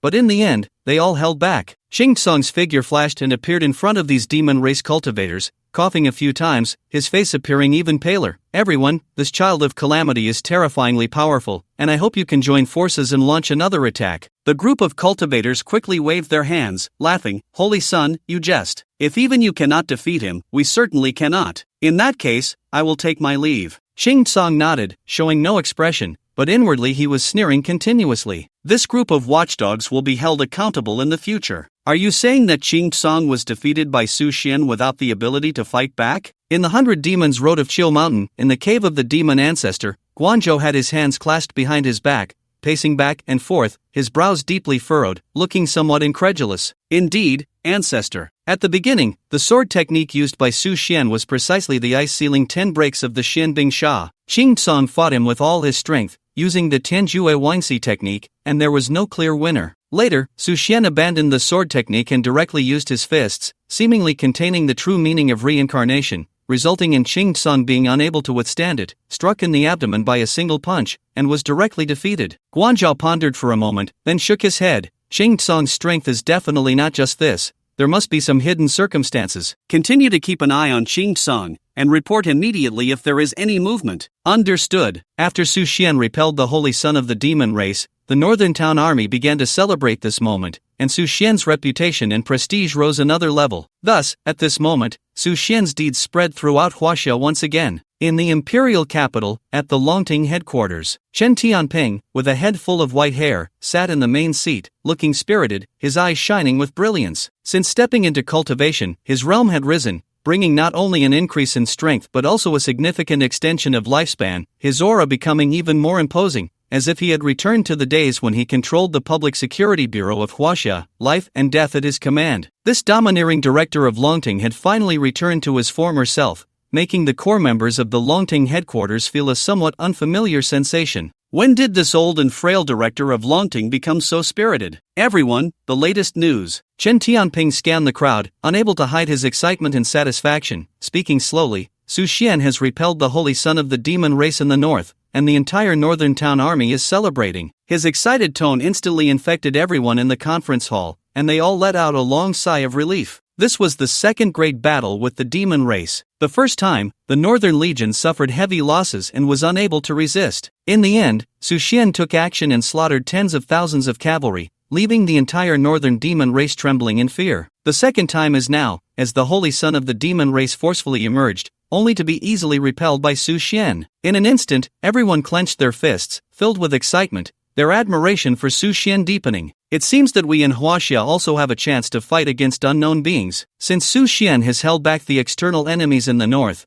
we in Longting must begin to exert our strength, cleaning out these internal miscreants and reshaping social order. Chen Tianping exuded a murderous aura, reminiscent of the decisive director from decades ago, who had quelled internal chaos with thunderous force during the turmoil within Huaxia, maintaining order. Yes, everyone present, the core members of Longting, stood up and saluted, a chilling atmosphere enveloping the entire conference room. Chen Tianping nodded and began to make a series of arrangements. At this moment, Xiao Changhe hurriedly stood up. Director Chen, after more than a year of development, Longting has rapidly expanded, with our manpower reaching 10,000, including over 30 in the divine concealment realm and thousands in the pulse-shaping realm. Although there are still many in various branches who do not follow orders, I will send people to clean them out within a few months. Chen Tianping nodded in satisfaction. If necessary, we can request assistance from the military. Now that the crisis of ferocious beasts at the border has been resolved, and neighboring countries have submitted, the military can spare their energy to assist us in tidying up the internal situation. Xiao Xia, we need to speed up. We must show Su Xian that although Longting is not very strong,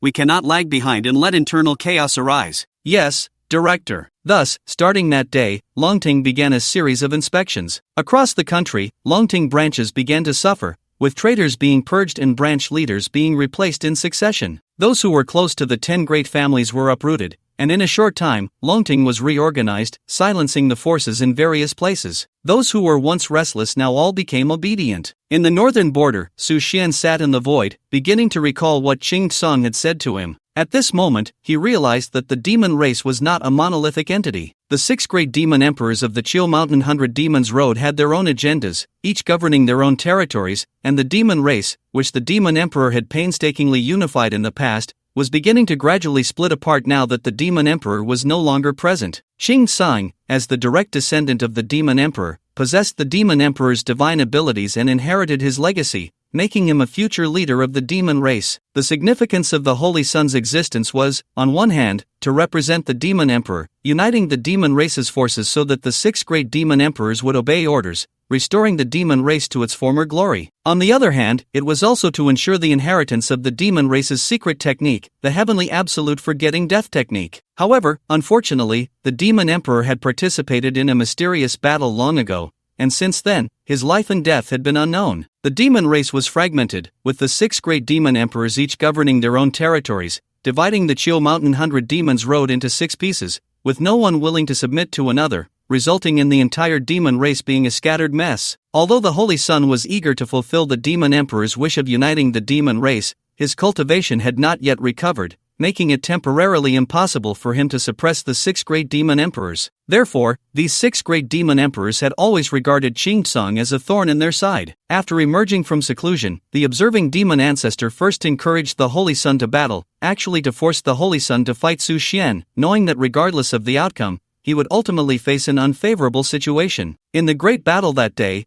within the secret domain space, Qing Tsang did not hide anything, laying out the current situation and hoping that Su Xian could help him. To this, Su Xian did not immediately agree. The demon race and the human race have had a grudge for thousands of years. The unification of the demon race is not a good thing for the human race, so why should I agree to you? On that day, Su Xian coldly looked at Qing Tsang, preparing to stab him to death with a single sword. Qing Tsang, however, showed no fear and told Su Xian, "If you kill me now, it will only provoke greater hatred from the 6 great demon emperors. At that time, those like Mingzun and Nzun, who are hot-tempered and quite loyal to the demon emperor, will definitely break the seal and invade southward. Although you, as the son of Calamity, have gained the recognition of various powerful beings and learned many legacies, in terms of foundation and cultivation, you are absolutely no match for Mingzun and Nzun. They have at least started from the golden body realm. Although their cultivation has not fully recovered, they are not something you can withstand right now. However, if you let me go, they will not rashly emerge from their seclusion, and a great war between the human and demon races will not break out. After that, I just need to operate a little, restore my cultivation, and obtain the means by which the former demon emperor controlled them. At that time, you and I can join forces to slay these few demon emperors who are unfavorable to me.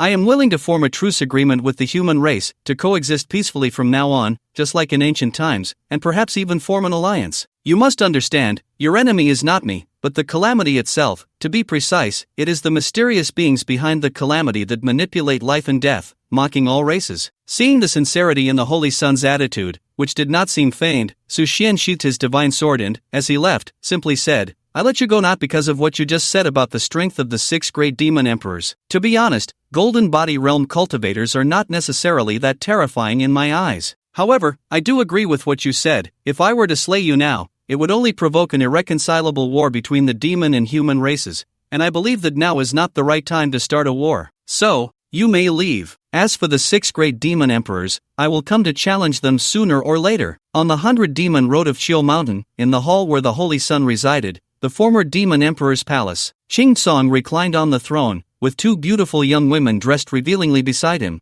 treating his wounds. Their slender jade fingers traced across his chest, and streams of green light, filled with vibrant life, flowed over Qing Tsong's robust chest, stitching up the gashes, stopping the blood, and instantly healing his injuries. Not bad. Truly worthy of being the strongest doctor of my demon race. Qing Tsong took the outer robe handed to him by the 2 women and draped it over himself, exposing his strong chest, causing the 2 young women to glance at each other repeatedly, almost unable to look away, their beautiful cheeks flushed with 2 shades of red. You may withdraw. Yes. The 2 women bowed and retreated. Suddenly, a hearty laugh came from outside the hall. Ha, the Holy Sun has emerged from seclusion. Such a significant event. Why was I not informed? A thin old man with a head full of white hair, hands clasped behind his back, slowly stepped into the hall, draped in a gray robe. It was the demon ancestor, Guanzhou. Qing Tsong's pupils constricted, his heart slightly shaken. How did this old immortal manage to break the seal and come out on his own? However, he maintained a calm facade and smiled. So it is the esteemed arrival of the demon ancestor. I apologize for not welcoming you properly. Guanzhou waved his hand, smiling nonchalantly, no harm done. He then approached Qing Tsong, noticing him reclining on the throne. As he extended his divine sense, he found Qing Tsong's aura somewhat chaotic and weak. Feigning surprise, he said, Holy Sun, have you fought with the humans? I see your aura is disordered, it seems. Your condition is concerning. Qing Tsong's expression turned slightly cold as he slowly sat up straight, lightly waved his right hand, and his aura surged violently, the majestic spiritual power flowing like a rushing river, unstoppable, showing no signs of injury at all. The pupils of the demon ancestor subtly narrowed, then vanished from sight, but inside, he was sneering coldly. Let's see how long you can keep pretending. When Qing Tsong was defeated by Su Xian, the news had already reached his ears. On one hand, he found it unbelievable that the Holy Sun had been defeated. After all, the Holy Sun was at the 9th level of the Tianyuan realm, while that human cultivator was said to be only around the 4th level. Logically speaking, the Holy Sun's realm was so much higher,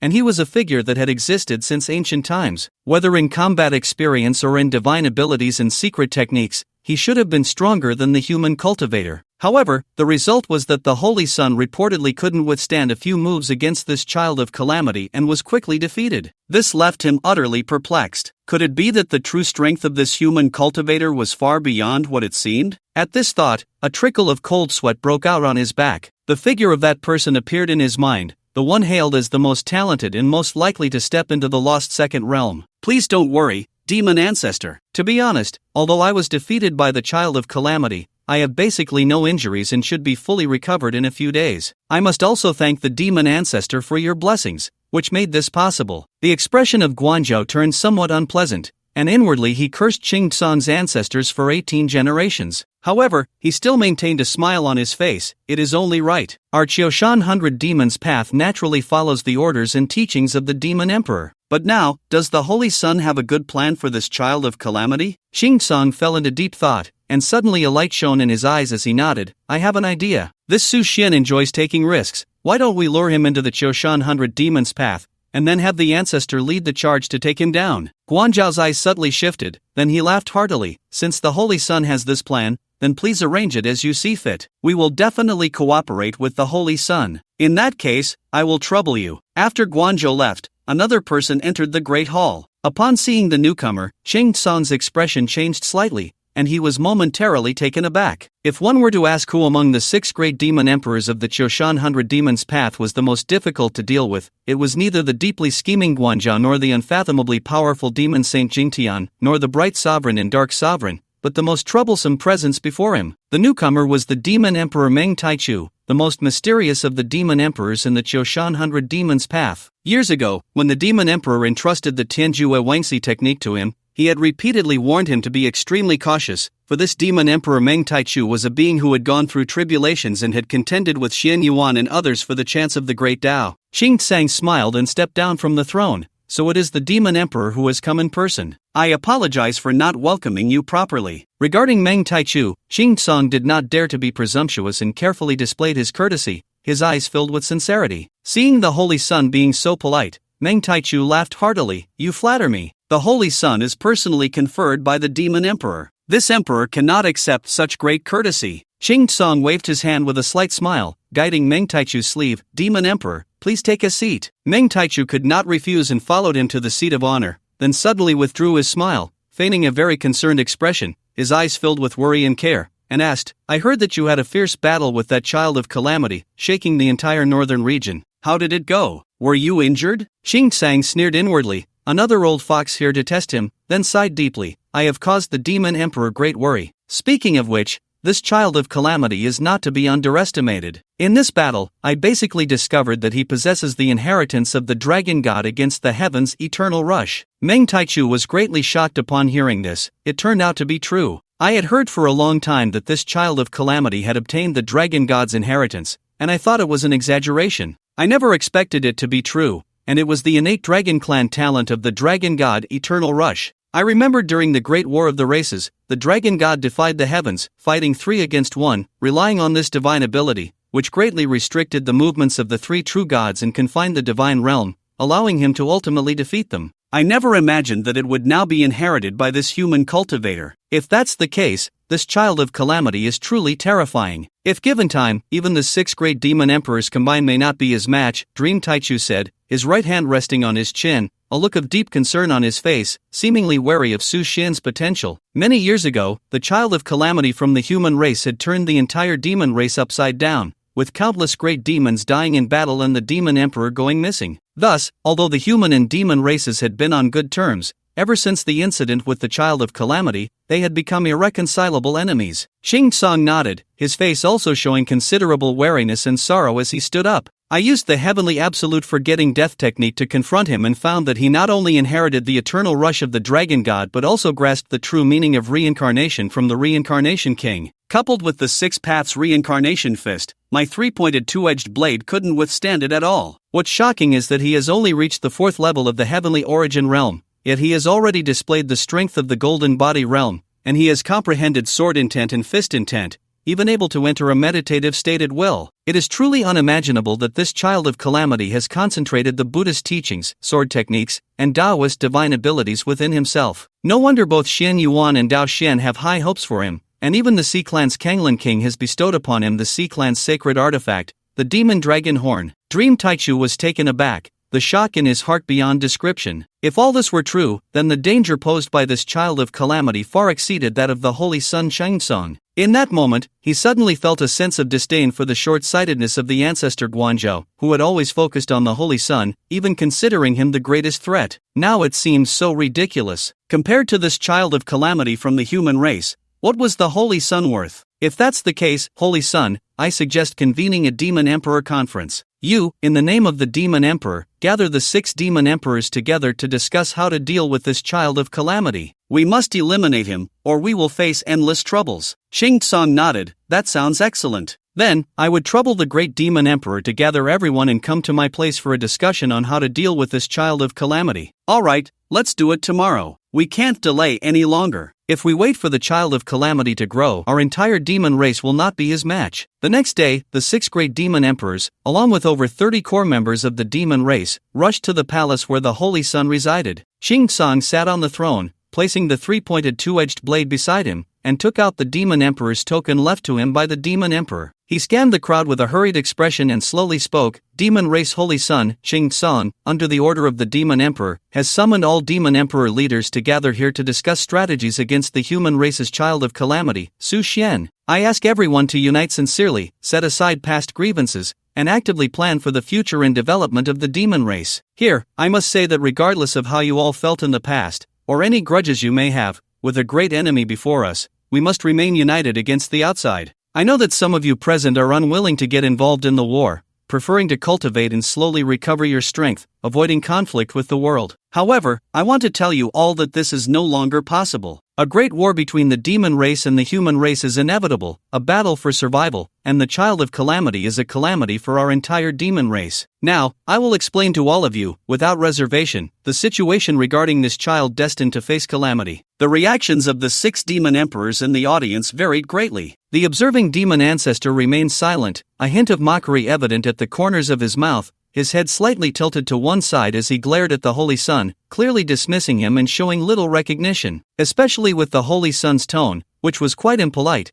as he commanded everyone with the demon emperor's token. Dream Taichu maintained a smile, his hands tucked in his sleeves, revealing no true thoughts, embodying a blend of cunning and somber gentleness, not easily disclosing his inner feelings. The bright and dark sovereigns, who were not particularly loyal to the demon emperor, practiced spells that were not orthodox demon clan techniques, so they treated the Holy Sun's orders as mere background noise, not taking them seriously at all. The Xian Emperor remained silent, seemingly deep in thought. Meanwhile, the usually indifferent demon saint displayed a serious demeanor. Among the 6 demon emperors, the demon saint was the most loyal and grateful to the demon emperor, and all his current cultivation was granted by the demon emperor. Xing Tsang observed the expressions of the 6 demon emperors, contemplating their thoughts. He knew very well that if it came to a confrontation with the demon emperors, only the demon saint could step forward to defend him. However, their cultivation had not yet recovered, so they did not take action. But this did not mean they had not considered killing him. After all, whoever possessed the demon emperor's token represented having equal power to the demon emperor. However, one thing was clear: they could not allow the Holy Sun to die on the Chiu Mountain 100 Demon Road, which is why the observing demon ancestor incited the powerful beings along the Chiu Mountain 100 Demon Road to force the Holy Sun into battle. Regardless of the outcome, the Holy Sun would undoubtedly be severely injured. Unfortunately, although the Holy Sun was defeated by Su Xian, it seemed he had not suffered any fundamental harm. This left the 6 demon emperors utterly perplexed, and they could not fully ascertain the extent of the Holy Sun's recovery. Xing Tsang continued, "This child destined to face calamity, as far as I know, is neither a practitioner from ancient times nor a reincarnated great figure, so his cultivation time is only a little over a year." Upon hearing this, the 6 demon emperors gasped in shock. Even Dream Taichu, who had already been stunned by Xing Tsang, found it hard to imagine again. In just 1 year, having never engaged in cultivation, he directly broke through to the 4th level of the Tianyuan realm. What terrifying talent this was! Perhaps even the astonishing demon emperor of the past could not have achieved such a feat. Xing Tsang was very satisfied with the reactions of the 6 demon emperors and continued, "He has inherited the legacies of powerful beings such as the Dragon God, Shen Yuan, and the Reincarnation King, learned the swordsmanship of Xin Bing Sha, possesses an immortal armor, a divine bow, and a divine sword, with strength at least at the golden body realm, even though his cultivation is only at the 4th level of Tianyuan. Therefore, to deal with him, we must work together. What are your thoughts? Please do not hesitate to share." The bright and dark sovereign spoke first. "Why don't we forcibly break the seal and strike him down with overwhelming force, regardless of the numbers?" Xing Tsang did not comment on this but turned to the demon saint and asked, "Demon saint, what do you think?" The demon saint, who usually did not participate in internal or external wars and was solely devoted to the demon emperor, suddenly spoke up, "I do not agree. As far as I know, Shen Yuan, Dao Shen, the human emperor, sword sovereign, and other powerful beings are currently recovering their cultivation rapidly, and we do not know where they are training. If we rashly strike, we may face unforeseen consequences. Shen Yuan is an unparalleled fierce person, guarding the ancient heavenly book, and his cultivation has long reached the heavens, no one knows to what extent he is recovered now. Dao Xian is even more mysterious. He was once a contemporary of the Tomb Guardian Old Ghost. The Sword Sovereign and the Human Emperor, although there is no concrete news, cannot be ruled out. They may be eyeing the demon race. Therefore, I do not agree with taking the initiative to strike. The Bright Sovereign and the Dark Sovereign sneered. Jing Tian, it seems you've been hiding in your shell for too long. Your courage has diminished quite a bit. Whether it's Dao Xian or Xian Yuan, if they have truly restored their cultivation, would they still hide in the shadows? As for the Sword Sovereign, everyone knows that he perished during the calamity years ago. The Human Emperor, for the sake of his beloved, ventured to foreign lands. Her legend has long since faded. Xian Huang suddenly spoke. I also do not agree with a rash attack. Killing the child of calamity is a significant matter, and Xian Yuan and the others will definitely be on guard. Meng Taichu suddenly waved his hand. Everyone, do not quarrel. I have a strategy that can kill the child of calamity. A month later, Su Xian left the Northern Town Army. According to his agreement with Qing Song, the demon race would not launch an attack for at least 3 months. After all, the 6 demon emperors had not yet restored their cultivation, and some had not even broken their seals from years ago. Therefore, he did not need to worry about a sudden attack from the demon race. After returning to the Hangduan Mountains, Xia Wenxi began to report specific matters. Sir, 80% of all the mining areas have been completely exhausted, leaving almost no spirit stones, and over the past year, the people arranged by Long Teng have become proficient in using the Wuji Zutian formation. The headquarters of the Heavenly Dao Alliance will be completed in a month. All the construction facilities are built according to your requirements. We have connected all the peaks of the Hangduan Mountains to create a sect-like appearance, which can accommodate a total of 8,000 people. On the Nanyang mountainside, Wang Shi has sent news that in less than 4 months, the 9 peaks of Nanyang Mountain will be completed, serving as the second headquarters of the Heavenly Dao Alliance. Su Xian nodded, a satisfied smile on his face. Well done, Wenxi. I trust your ability to get things done. But how is your cultivation now? Xia Wenxi shook his head in embarrassment. Sir, my talent is limited. Even after consuming so many elixirs and using so many spirit stones, I am still at the pulse refining stage, quite a distance from the divine concealment stage. Su Xian took a deep breath and patted his shoulder. It's my fault. I've kept you busy all these years and indeed neglected your cultivation. Starting tomorrow, take some time to cultivate. I will guide you to break through to the divine concealment stage within half a month, and then you can learn some techniques of the divine concealment stage. Hearing this, Xia Wenxi was filled with excitement and quickly nodded. Thank you, sir. Su Xian waved his hand. No need for pleasantries between us. Now, let's talk about other matters. Xia Wenxi nodded and suddenly looked at Su Xian with a very admiring gaze, his expression extremely excited. Sir, just as you predicted. A month ago, there was a trend of saving money everywhere. Many big shots and ordinary people in Huaxia were hoarding cash, reluctant to use it. However, just last week, everything changed. First, many shopping malls stopped accepting cash. They required spirit stones for purchasing goods. Secondly, the Huaxia government issued a notice to halt the issuance of all currencies. The original currency could only be exchanged for corresponding spirit stones. However, spirit stones are limited, and within half a day, they were all exchanged. So, the current situation is quite chaotic. Su Xian nodded. He had known all of this a year ago, which is why he spent hundreds of billions in cash as if it were nothing, without a hint of regret or hesitation, because he understood that after the revival of spiritual energy, all currencies would collapse, becoming worthless scraps of paper, unable to be traded. As a result, countless hoarders of wealth nearly lost everything. There was no way for China to reverse this. In an instant, the entire world's currency systems collapsed silently. Thus, the original economic crisis was suddenly resolved in another way. Many food supplies were uniformly collected by the authorities and then distributed. A large surplus of goods unexpectedly became a lifeline for people at this time. Beichen Group. Luo Sun stared blankly at the empty chairman's office, unable to believe the bustling, chaotic crowd below. A week ago, due to the collapse of the currency system, Beichen Group declared bankruptcy, with hundreds of billions in cash and stocks turning into worthless paper. More than half of the shareholders faced ruin, not only losing their shares but also burdened with debts. In this era of cultivation where money had no function or value, the original debts could be mortgaged with spirit stones. However, it was evident that they had not received dividends for a long time, causing all equity to become a bubble, and reluctantly, Beichen declared bankruptcy. Over 60,000 employees left collectively without notice. Whether salaries were paid was no longer important. In front of Luo Sun's desk were 10 leather suitcases, each containing 50 million in cash. This was originally meant for a collective discussion among shareholders to withdraw funds to invite Su Xian back to take charge of Beichen Group again. Now, it seemed like a joke. It turns out he knew from the very beginning that money would soon lose its function and value. Luosun suddenly threw his head back and laughed, tears slowly streaming down his face, his pupils turning bloodshot, as if he hadn't rested for many days, looking terrifying. Then a hint of resentment appeared in his expression. Su Xian, you knew from the start, didn't you? You deliberately set me up, didn't you? Damn it! If it weren't for you, how could I have ended up like this? How could Beichen Group have gone bankrupt? Su Xian, I hate you. Just then,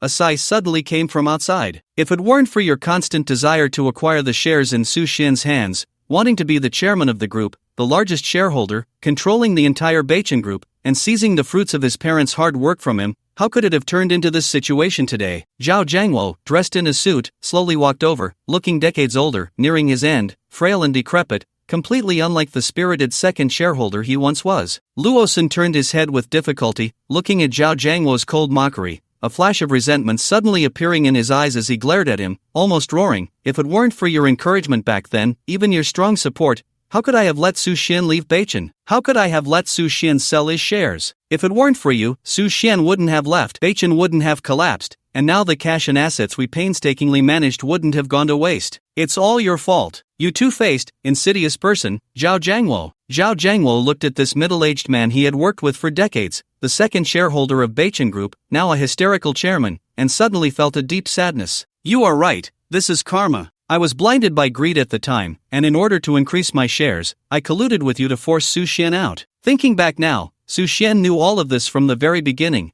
which is why he seemed so indifferent. Even the Beichen Group couldn't be bothered. And the land you acquired in the Hangduan Mountains has now become Su Xian's stronghold. It is said that there is a secret realm there that can continuously provide spiritual energy for cultivation. Luosun, Luosun, in business, you can't compete with Su Xian. In management, you are not as good as Su Xian. In employing people, you are not as good as Su Xian. Now it seems your vision is even further lacking. And how pathetic and ridiculous it is that I followed you in plotting. Ha ha ha. Zhao Jiangwo suddenly laughed madly, his eyes filled with sorrow. Just an hour ago, his son had committed suicide. He felt that there was no joy left in the world. Stimulated, Luosun felt greatly insulted and stood up, grabbing Zhao Jiangwo's tie. Now at the pulse refinement stage, it was easy for him to seize Zhao Jiangwo's collar. You wretch! You're even worse than Su Xian. If it weren't for your constant instigation, I wouldn't have fallen to this point. I want to kill you. Luosun suddenly became extremely frenzied, his face twisted in rage, veins bulging on his forehead, his right hand gripping Zhao Jiangwo's neck tightly. Cough cough, Zhao Jiangwo's face turned red, his eyes white. Deep in his throat came a series of coughs and whimpers, his hands gripping Luosun's right hand, desperately trying to pry his fingers apart. But in the end, it was all in vain. He couldn't move even a little. Die! Luosun suddenly exerted force, and with a crack, Zhao Jiangwo's neck was instantly snapped, his head tilting, his movements stopping, and Zhao Jiangwo's breath vanished in an instant, his life extinguished. Ha ha ha. After killing Zhao Jiangwo, Luosun suddenly began to scratch at his own scalp violently, not knowing what he was grasping at, continuously scratching until his scalp broke, bright red blood flowing down between his fingers, thick and viscous. He opened those boxes, neatly arranged with huaxia coins, and suddenly went mad, pulling out all the coins and throwing them out the window. Instantly, money flew through the air, creating a spectacular scene. Luosun stood by the window, scattering the bills from the 10 boxes into the air, then angrily shouted at the bustling crowd below, "You ants, isn't it all for money? Now, I'm giving it all to you. Ha ha ha, why don't you pick it up? Isn't this the money you love the most? Why aren't you picking it up?" Seeing the crowd below not moving at all, seemingly uninterested in the bills, Luosun couldn't help but roar in anger. A young man in the crowd saw this scene and raised his middle finger at him. Idiot! After throwing all the money down, Luosun suddenly became despondent, looking out the window, instantly recalling the scenes from years ago when he, Su Xian's parents, and Zhao Jiangwo started their business together. At that time, Su Xian's father, Su Jia, had asked him with a smile, "Luosun, what is your biggest dream?" Young Luosun, full of vigor, replied, "I want a lot of money, and I want great power. I want everyone to listen to me, and I will pay them." Having been terrified of poverty as a child, Luosun had an obsessive pursuit of money and power. Su Jia laughed heartily at the time. Money is the root of all evil, and power is poison. We can pursue these too, but we must not become addicted. Luosun looked at the crowd outside, like ants, fighting fiercely over a piece of spirit stone. Suddenly he smiled. What difference is there between spirit stones and money? After speaking, he stood directly at the window and leaped out. Jiangnan, the Morong family. In the conference hall, Morong Gue sat weakly in the main seat. This once formidable leader of the Morong family, who had dominated Huaxia for decades, now seemed to have lost all his vigor, aged 20 years in an instant, his white hair framing a face full of exhaustion. Over the past year, since opposing Su Xian, the situation for the Morong family had taken a sharp downturn, no longer the giant that issued commands in Jiangnan. Ancestor, all our pieces in Longting have been removed overnight, with none spared. The mastermind is Longting's deputy director, Xia Changhe. The secretary began to report various news. The removal of Longting's pieces meant that the Morong family had lost all influence in the cultivation world, and their previous plans to expand through the ancient clans had also fallen through. Morong Gue looked haggard and dispirited, sitting there like a walking corpse. Since Morong Wei had been imprisoned by Su Xian, it meant that the Morong family no longer had any young people to take on the heavy responsibilities, effectively eliminating any chance for the Morong family to rise again in the future. Ancestor, in the past 3 months, Su Xian's people have gradually seized our 10 spirit mines. Currently, the Morong family is facing a predicament of having no spirit stones to provide for our clan members' cultivation. Ancestor, Zhao Jiangwo, the second largest shareholder of Beichen Group, was killed by Luo Sun, who then committed suicide by jumping off a building. Beichen has declared bankruptcy. Ancestor, the head of the Li family, passed away 3 days ago. It is said that before he died, he deeply regretted opposing Su Xian, cursing you with all sorts of insults, lamenting that he should not have conspired with you. Ancestor, the currency system has collapsed, and the Morong family's 300 billion in cash has become worthless paper, with nowhere to use it. Some of our clan members have already begun to leave, especially in the face of a long-term shortage of spirit stones. Ancestor, 10 major gangs have emerged in Jiangnan Dao. Their strength is formidable, and their disciples possess profound cultivation levels. Our influence in Jiangnan Dao has gradually diminished. Faced with one piece of bad news after another, Morong Gue appeared dazed, filled with confusion. Why had the illustrious Morong family fallen to such a state? In that moment, the sorrow and despair, the unwillingness and anger in Morong Gue's heart transformed into a silent roar. If we hadn't been so stubborn back then, seeking to take Su Xian's Hangduan mountain, but instead befriended him, how could the Morong family have ended up like this? Suddenly, someone complained. It was Morong Gue's son, Morong Cheng. Not allowed. An elder of the Morong family immediately reprimanded. What's wrong? At this point, we can't even speak? Morong Cheng was instantly enraged. Look at the Emperor's Association. They merely sold a batch of pills to Su Xian and gained his favor. When facing a life and death crisis, Su Xian did not hesitate to step forward and eliminate the evil Tiger Gang. If our Morong family had maintained our consistent principles and not been swayed by those foreign tribes, befriending Su Xian, we would never have fallen to this situation of being abandoned by all. Shut up! The elder of the Morong family slammed the table. This elder had strongly supported the alliance with the ancient clans, and when someone suddenly told him there was a way to prolong his life, such temptation was irresistibly alluring for someone nearing the end of their days. At that time, Su Xian was inconspicuous. Who knew he had such potential? Morong Cheng suddenly sneered. The Morong family has been ruined by you old fools who sit idly by. With your selfishness, disregarding the interests of the entire clan, the downfall of the Morong family is only to be expected. After saying this, Morong Cheng suddenly stood up and swept his sleeves, leaving. Where are you going? The world is vast. I will go wherever I want. Morong Cheng turned around, casting a sidelong glance at the venerable elder of the Morong family, his eyes filled with disdain. What? Do you still want to keep me? After saying this, he did not look back and walked away directly. Throughout it all, Morong Gue did not utter a word to stop him, as if he were lost in thought, showing no interest in anything. Just then, a flash of white lightning shot from the elder's hand, piercing through the void and instantly penetrating Morong Cheng's back. A gaping hole the size of a bowl opened up, and blood gushed forth. Morong Cheng turned back in disbelief, looking at the elder, his mouth agape, wanting to say something but unable to utter a word, his body crashing heavily to the ground. Morong Si, what are you doing? Seeing his son killed, Morong Gue finally reacted, immediately scolding in anger. He understood that from this moment on, the Morong family was completely shattered. Head of the family, we have no chance of turning the tide. After killing Morong Cheng, Morong Si showed no change in emotion, instead staring intently at Morong Gue. What chance? Morong Gue blurted out, feeling a flicker of hope amidst his confusion. As long as they could kill Su Xian, the Morong family would surely rise again. The pain of losing a son was nothing compared to this obsession. Everyone present, what I am about to say must be kept strictly confidential. To earn your trust, you must swallow this secret medicine, I will provide you with the antidote regularly. As Morongsi finished speaking, some began to protest. However, he merely revealed a hint of his peak strength in the divine concealment realm,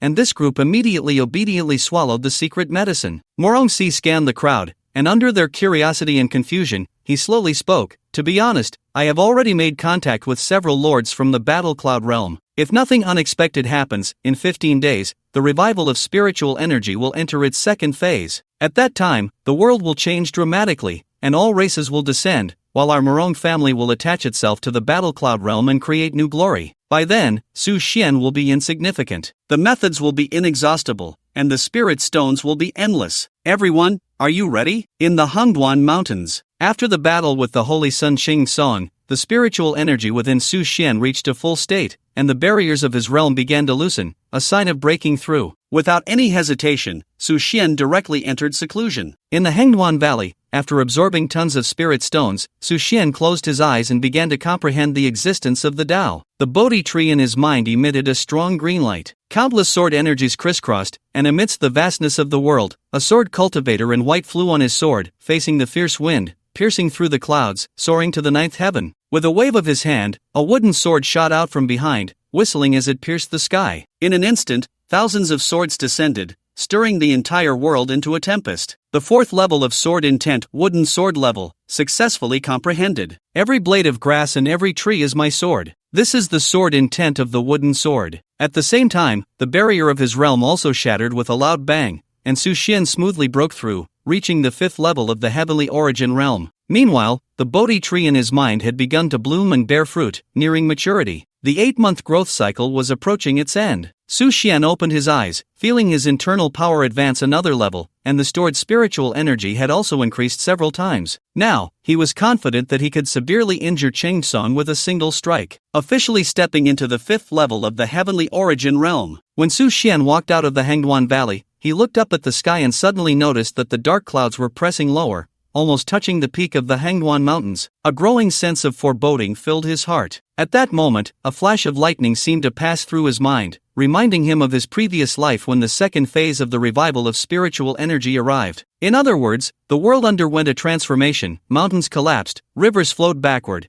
and the territory of the Blue Star expanded dozens of times, with the land of Huaxia directly reaching a staggering area of over 900 million square kilometers. From south to north, from east to west, it was impossible to traverse completely. All terrains changed, and countless ancient relics emerged from the earth, reappearing before humanity. By that time, it was essentially a glimpse of what 10 years later would look like. However, in this life, the revival of spiritual energy had only just begun a little over a year ago. Could it be that the second phase of the spiritual energy revival had arrived early? Su Xian glanced at the dark clouds in the sky, his brow furrowed. Given his current strength, it was uncertain whether he could defeat the true king of the ancient clan. With this thought, he directly walked into the valley. At his call, the 6 swords of King Yu broke through the earth from the sea of red flames in the earth's core, their blades radiating a rich and brilliant light. After more than a year of nurturing, the 6 swords of King Yu had been continuously absorbing the spiritual energy contained in the spirit stones and had now transformed into spiritual swords. Taking out the heaven-opening sword array that he had imprinted from the ancient tomb of the Eastern Sea Taoist, Su Xian no longer hesitated. He urged his spiritual power, set the positions according to the records, and activated the formation. The previously silenced 6 swords of King Yu suddenly buzzed in unison and automatically flew to the positions required by the sword array. The split sky sword was at the center, serving as the core of the sword array, also known as the array eye. The morning light sword belonged to metal and was placed in the northwest position. The dawn sword belonged to wood and was placed in the east. The water break sword belonged to water and was placed in the north. The demon suppression sword belonged to fire and was placed in the south. The chaos soul sword belonged to earth and was placed in the southwest position. Once all the bronze swords were inserted into their corresponding positions, 6 golden pillars of light suddenly erupted, shooting straight into the sky, exuding an unmatched sharpness and chilling killing intent. Su Xian then realized that the reason he had been unable to activate the heaven-opening sword array before was not due to his low realm,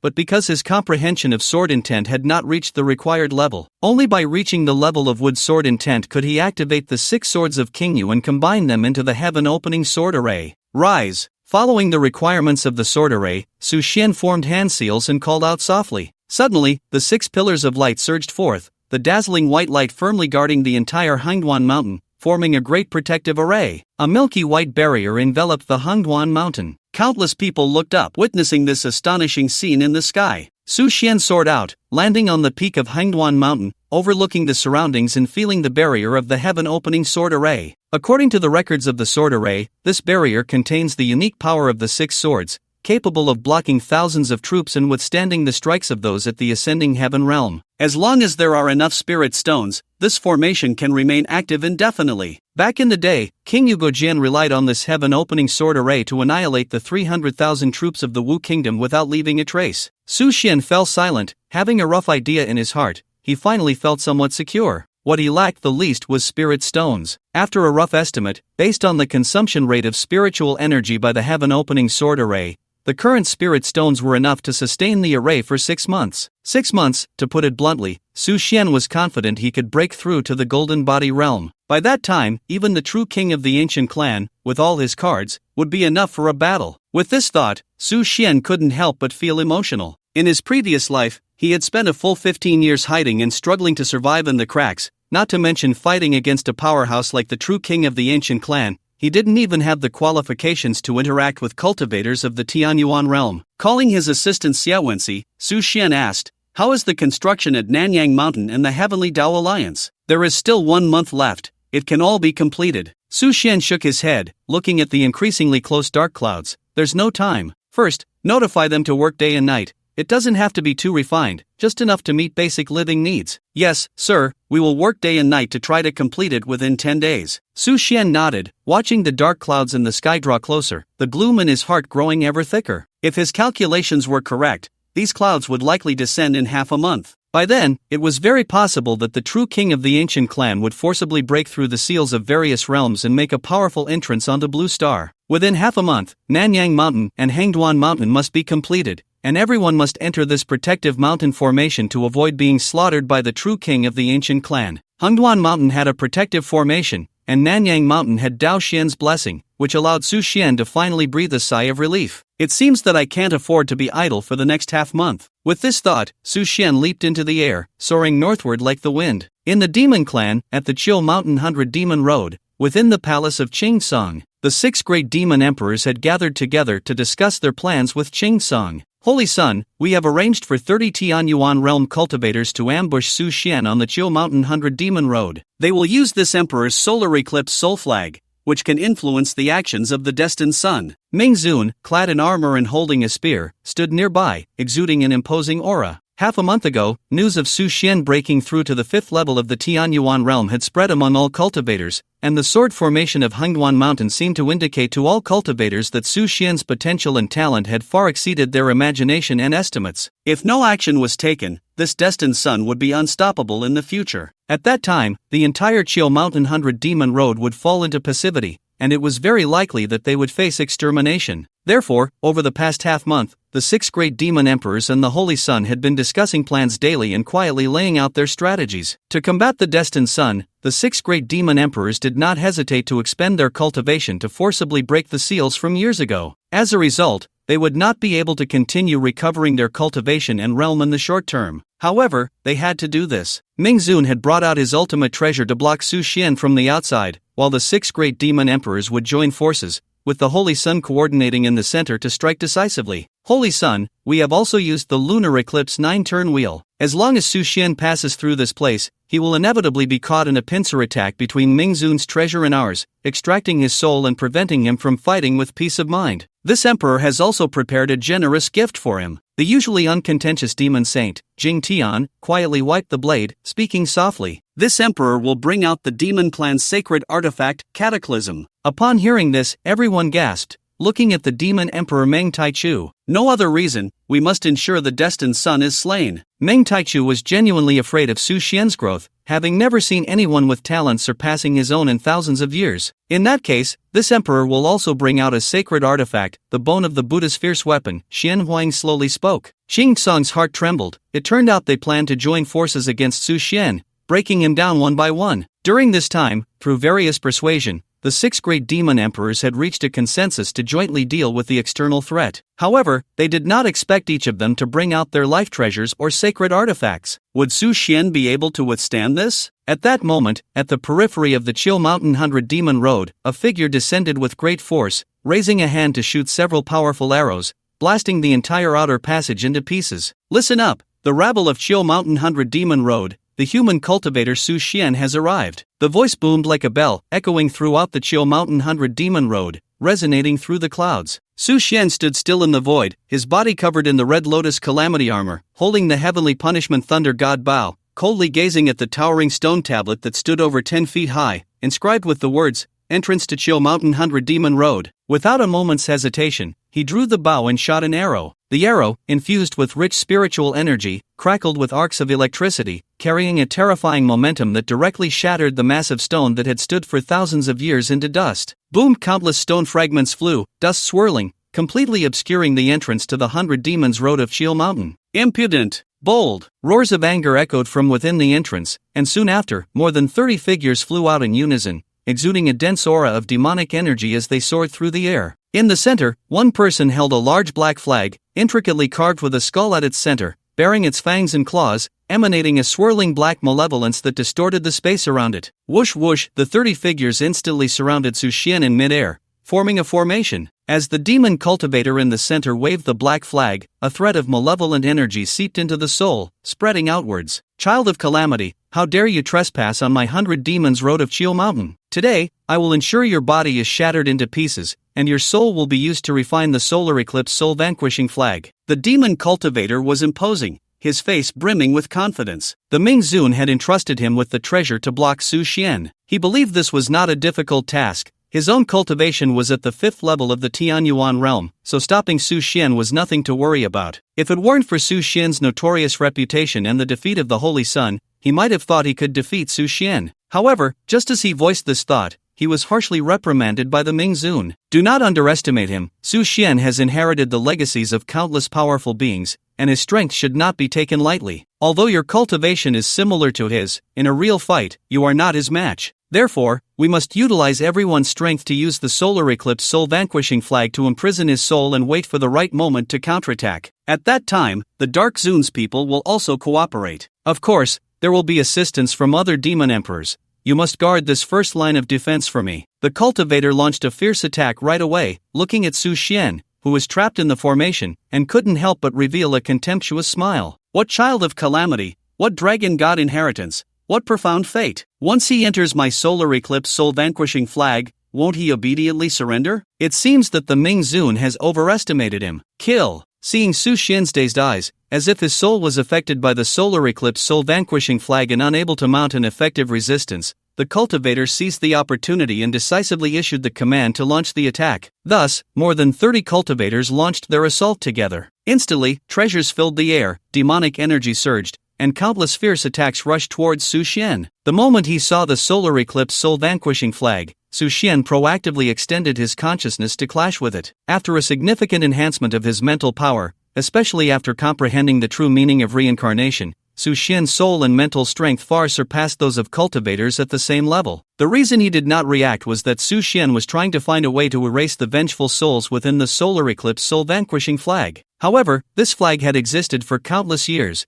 and the vengeful souls imprisoned within numbered in the thousands, if not millions. It was not something that could be eliminated immediately. Facing these Tianyuan realm attacks, Su Xian couldn't be bothered to defend. He simply urged his spiritual power to unleash the full effects of the Red Lotus Calamity armor. Boom boom, countless beams of light released by the treasures struck Su Xian, all of which were blocked by the red armor, instantly dissipating without causing even the slightest damage, and even the light above it did not dim in the slightest. What? The cultivator holding the solar eclipse soul-vanquishing flag was dumbfounded at this scene. What kind of defense is this? Soon, he realized that it was the armor on Su Xian that played a crucial role, preventing him from breaking through immediately. Unwilling to accept this, he shook the solar eclipse soul-vanquishing flag again, attempting to tear Su Xian's soul apart. The next moment, his expression changed drastically as he looked down in confusion at the black flag, horrified to discover that the vengeful souls inside had become completely empty. The black malevolence almost dissipated into thin air, and suddenly, the cultivator was taken aback, his eyes filled with horror as he looked at Su Xian,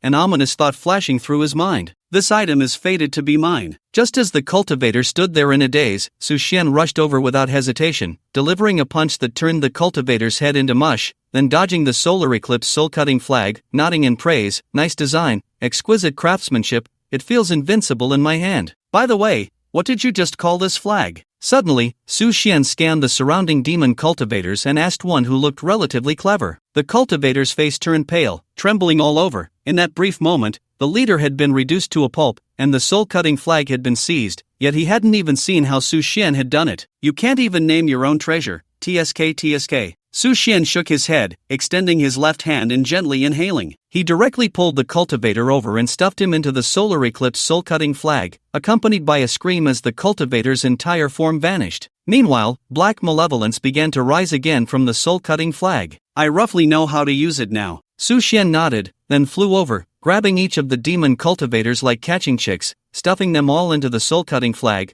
regardless of their struggles, which were utterly ineffective. At that moment, suddenly a bright moon appeared in the sky, followed by a beam of fox moon blade light descending from the heavens, carrying a dark aura of death, striking down. Su Xian flickered and dodged the initial strike, raising his gaze to the bright moon above, continuing to urge a second strike. Instantly, flames of fury erupted, and he stored the soul-cutting flag into his storage bag, drawing out the ice soul cloud mist sword, directly charging forward. Instantly, the sword energy, enhanced by the fourth layer of sword intent, surged forth in thousands, crisscrossing and shattering the subsequent second blade light. A terrifying wave of energy spread across the heavens and earth, toppling the surrounding cultivators, who flew backward, spitting blood, all staring in shock at Su Xian. Boom! The third strike from the bright moon fell again, and a fierce look appeared in Su Xian's eyes as he charged into the sky, his right fist clenched tightly, smashing forward. Accompanied by a thunderous explosion, Su Xian's unmatched, overwhelming punch shattered the fox moon blade light into pieces. After 3 consecutive strikes failed, a figure finally appeared in the void, wielding a giant scythe,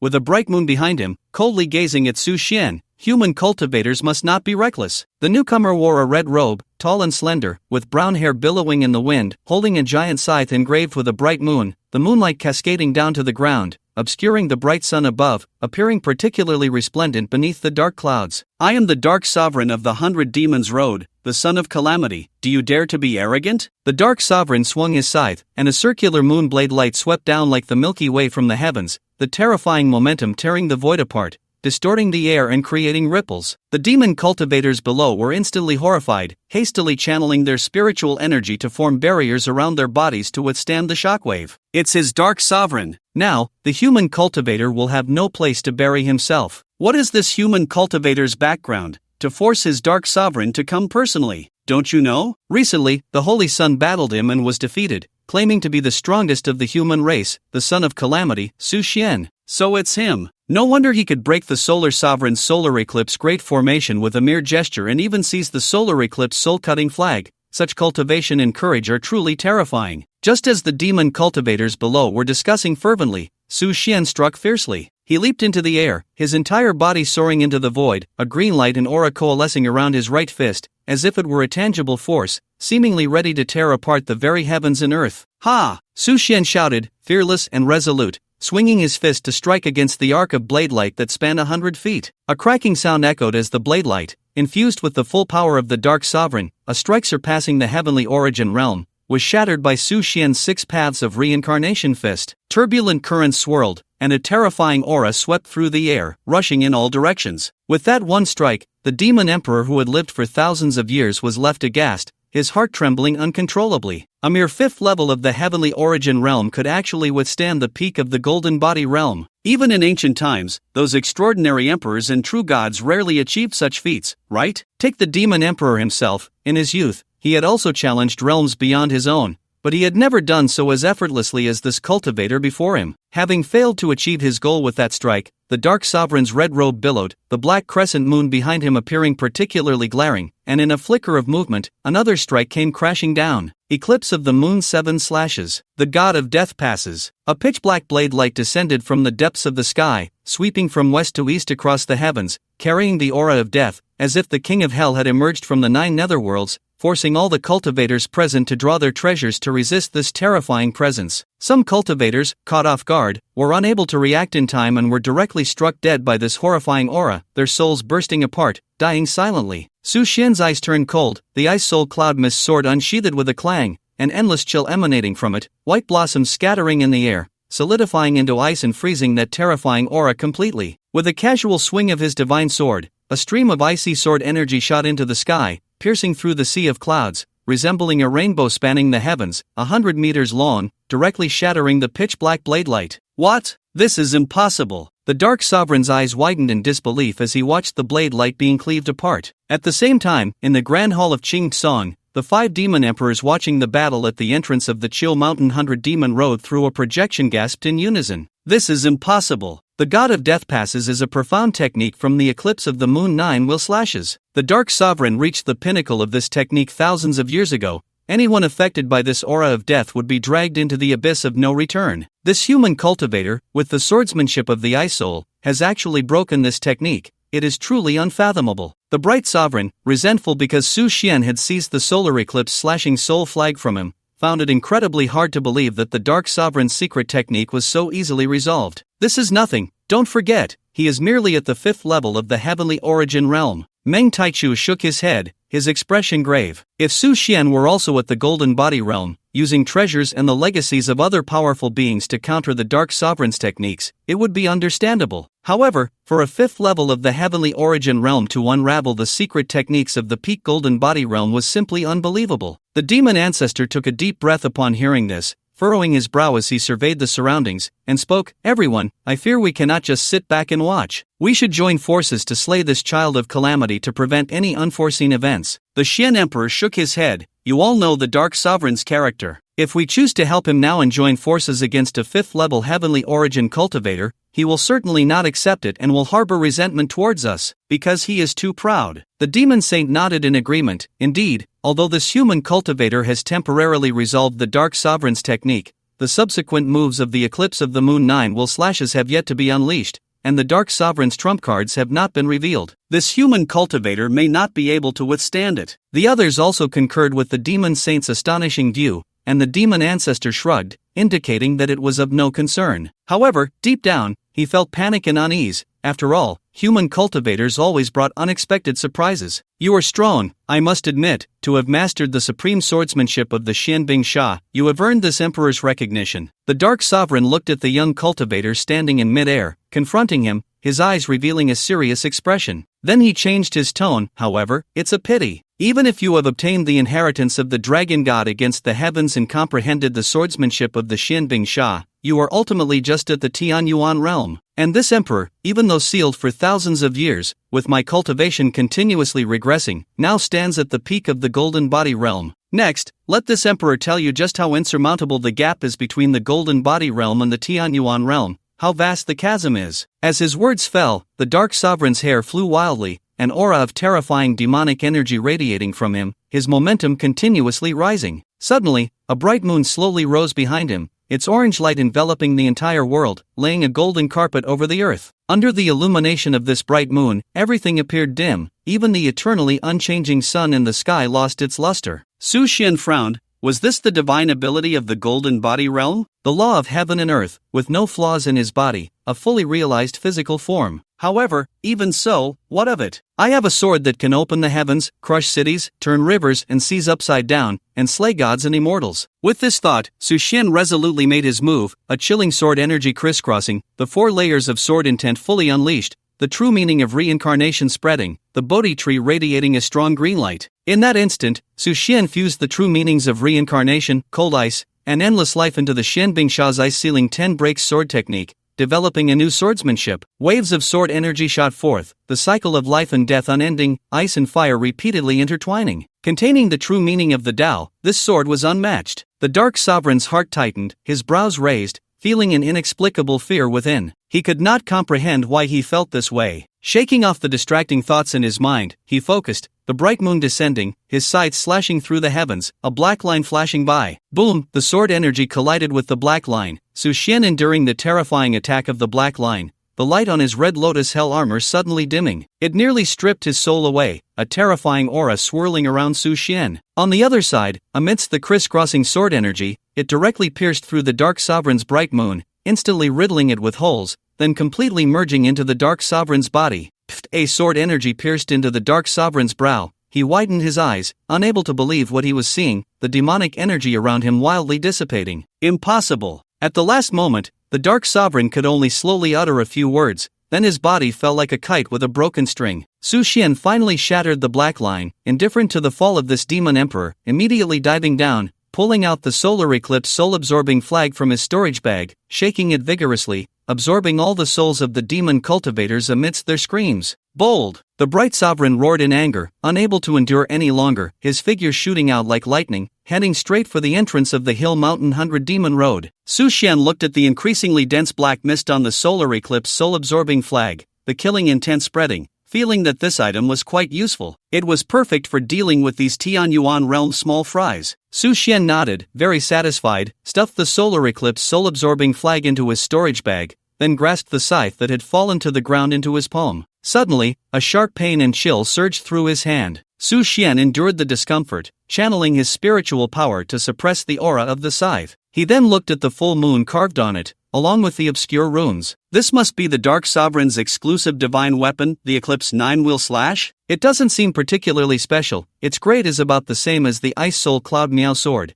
both being divine-level artifacts. He then stored the scythe in his storage bag and began to search the Dark Sovereign's body. He yanked the storage bag from his waist, probing inside with his divine sense, and discovered a large number of top-grade spirit stones, thousands of them. There were also several herbs exuding rich spiritual energy. Although he didn't recognize them, he knew they were precious spiritual herbs used to create top-tier elixirs. Once he found an alchemist later, he would definitely have to try them out. Aside from these, there were some magical treasures and talismans of not particularly high grade, which didn't interest Su Xian much. By the time he reached the celestial origin realm, he hardly needed to rely on these treasures and talismans. Moreover, being a natural divine body, he pursued the perfection of his physical form, seeking ultimate power and supreme secret techniques. In addition, there were some women's intimate garments inside, which made Su Xian feel a wave of disgust. This demon emperor actually had such a preference. He pulled out the women's clothing and tossed it to the ground, then began to loot the bodies of the demon cultivators that had not been absorbed by the solar eclipse soul flag. After this round, he had collected quite a few spirit stones, thousands of them. There were various techniques and divine abilities among the loot. Some were not of high grade, but Su Xian found them quite practical. For instance, techniques like shrinking the earth to an inch, instantaneous travel of 1,000 miles, diamond body protection, and invulnerability to all methods could, if used properly, yield effects far beyond their current grade. After tidying everything up,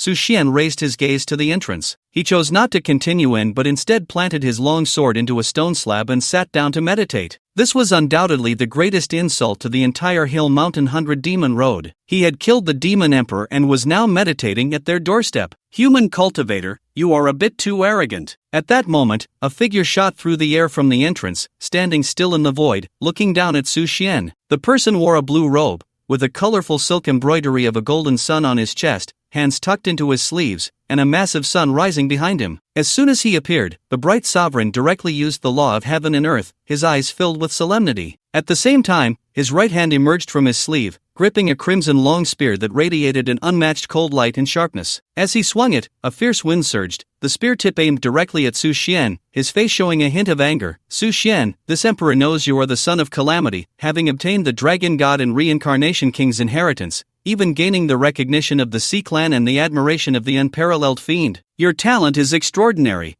and your strength is astonishing. However, before this emperor's spear, all of this is merely fragile paper, easily pierced. Now, let this emperor personally execute you. As his words fell, the bright sovereign held nothing back, unleashing his full strength at the golden body realm. A crimson light erupted from his armor, enveloping the surroundings and forming a solid barrier. The spear pierced the heavens, vanishing in an instant, carrying a terrifying aura capable of destroying the world, emitting a sharp explosive sound. Su Xian raised an eyebrow, his long hair billowing, and the battle intent within him surged. The pressure the bright sovereign exerted was immense. Compared to the dark sovereign, this overwhelming aura was even more terrifying, yet it reignited the calmness in his heart, boiling over once again. The desire for battle, accompanied by the rapid circulation of spiritual energy, transformed Su Xian into a god of slaughter. He wielded his long sword, with myriad sword energies crisscrossing between heaven and earth, intertwining with the bright sovereign's spear. Sky Unity Technique, Shadow Impact. With a furious roar, the Ming Zun's battle intent surged, and the spear in his hand seemed capable of piercing through heaven and earth, striking directly towards Su Xian's chest like a bolt of lightning. Cold sweat broke out in Su Xian's heart as the life and death crisis surged within him. He dared not be careless in the face of this deadly attack. He immediately channeled all his spiritual energy to the utmost, the red glow of the Red Lotus Calamity armor shimmering, his eyes blazing with a white-hot intensity, while the Bodhi tree in his mind emitted a frenzied green light. The true meanings of reincarnation and ice merged together, forming a new Tao. Then, a Zen-like aura erupted from him, mixing with the sword intent, fist intent, reincarnation true meaning, and ice true meaning. The 5 forms of Tao instantly multiplied his combat power 100-fold. Boom! The sword energy surged forth, and Su Xian's ice spirit cloud sword collided directly with the spear in Ming Zun's hand, erupting in a terrifying roar. Dark clouds obscured the sun, the earth trembled, and the booming sound nearly caused the entire Chiu Mountain 100 Demon Road to collapse. 5 forms of Tao intent. This is impossible. Ming Zun was taken aback, shocked by the 5 forms of Tao intent radiating from Su Xian. Even the Demon Emperor, who once dominated a region and ranked among the top 10 terrifying existences of all races, had only comprehended 4 forms of Tao intent during his time in the Tian Yuan realm, and with those 4 forms, he could almost traverse all races. Yet now, this human cultivator before him had comprehended 5 forms of Tao intent. What kind of terrifying existence was this? In an instant, Ming Zun and Su Xian had exchanged over a dozen blows. As the exchanges increased, Su Xian gradually gained the upper hand, while Ming Zun continuously retreated, his spear becoming riddled with dents from the long sword strikes. Suddenly, a flash of inspiration struck Su Xian. He felt the long sword was somewhat cumbersome. After forcing Ming Zun back with a sword strike, he retracted the sword, raised his fists, and struck fiercely. Endless reincarnation true meaning radiated from his fists as Su Xian had a sudden idea, integrating ice true meaning into his punches, then combining the life-giving aura emitted by the Bodhi tree with the reincarnation true meaning. In this way, Su Xian's fist technique subtly contained various Tao intents, forcibly elevating the 6 paths reincarnation fist to a new level, reaching a new realm. Ming Zun turned pale with fright, suddenly recalling that the Dark Zun had just been killed by this strange fist technique. He dared not be careless, letting out a furious roar, and then he turned to flee, almost exhausting thousands of years of strength, transforming into lightning and swiftly escaping towards the cave. Su Xian let out a cold snort, his figure flashing as he directly activated the 1,000 miles in an instant, blocking Ming Zun's path just as he thought he had escaped. He then unleashed his fists. Demon Ancestor, save me! In the face of life and death peril, Ming Zun shouted towards the cave without hesitation. Boom! The spear was shattered by Su Xian's hammering blow, the second punch smashed his armor to pieces, and the third punch sent Ming Zun flying. He spewed a mouthful of dark red blood in midair, his face pale as he lay on the ground, gasping for breath. Su Xian landed in front of him, the long sword flashing as he prepared to end the life of this demon emperor with a single strike. At that moment, an angry voice came from the cave. Stop! Su Xian ignored it, the long sword slowly descending, directly slicing open Ming Zun's head, then reaching to take the storage bag from his waist, habitually searching for spoils of war on his body. His movements were skilled and seamless, without a moment's pause. You! The demon ancestor appeared at the entrance of the 100 Demon Road, furious, his body trembling with rage, pointing at Su Xian, his mouth opening to say something, but overwhelmed by anger, he could not utter a word. Whoosh! Another figure appeared, a middle-aged man clad in black armor, rugged in appearance, with a suppressed aura of demonic energy that made it impossible to discern his true cultivation level. He held a curved blade in each hand and quietly watched as Su Xian rummaged through the body of the Ming Zun, his brow furrowing involuntarily. The newcomer was none other than the demon Saint Jing Tian, one of the 6 great demon emperors,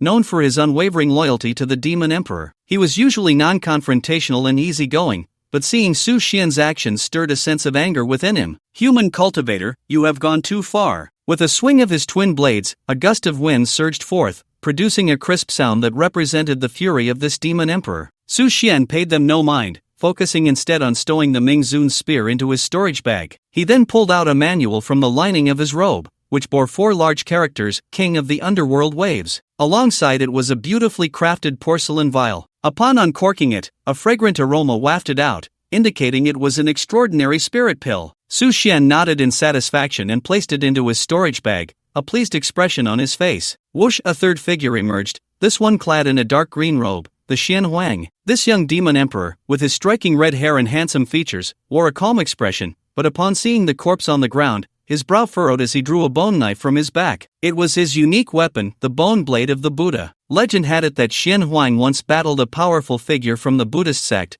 defeating a monk of extraordinary cultivation and extracting his spine, which he then combined with a demon clan treasure to forge a weapon imbued with both Buddhist and demonic essence, naming it the bone blade of the Buddha. At this moment, Su Xian turned back calmly, raising his gaze to the three demon emperors, all of whom had reached the pinnacle of the golden body realm. Among them, the Guanzhou ancestor exuded the most overwhelming demonic energy, seemingly absorbing the life force of the surrounding world. Su Xian surmised that his ability likely allowed him to draw upon the essence of death. It seems that when he incited tens of thousands of half-demon cavalry to attack the northern region, it was likely to absorb their demonic energy. However, judging by his cultivation level, it appears he is not as stable as he seems. He must be the weakest of the demon emperors. This Xian Huang possesses both Buddhist and demonic energy, his sharpness evident, and his pressure surpasses that of the Mingzun and Enzun, especially with the bone knife in his hand, which brings a sense of oppression. He is not weak and must be dealt with seriously. As for the middle-aged demon emperor wielding twin blades, he seems to have a restrained aura and does not appear powerful, yet he gives me a sense of deadly danger. He should be the strongest among the three and requires extra caution. With the help of the keen touch, Su Xian used his spiritual sense to gather some intelligence. "You three, come at me together." The thought of facing all three demon emperors at once did not instill fear in Su Xian. Instead, he felt a surge of excitement and exhilaration. His fighting spirit soared, and his spiritual energy surged wildly, instantly entering a combat state. "Arrogant! Ignorant!" The Guanzhou ancestor and Xian Huang shouted in unison, then launched a joint attack,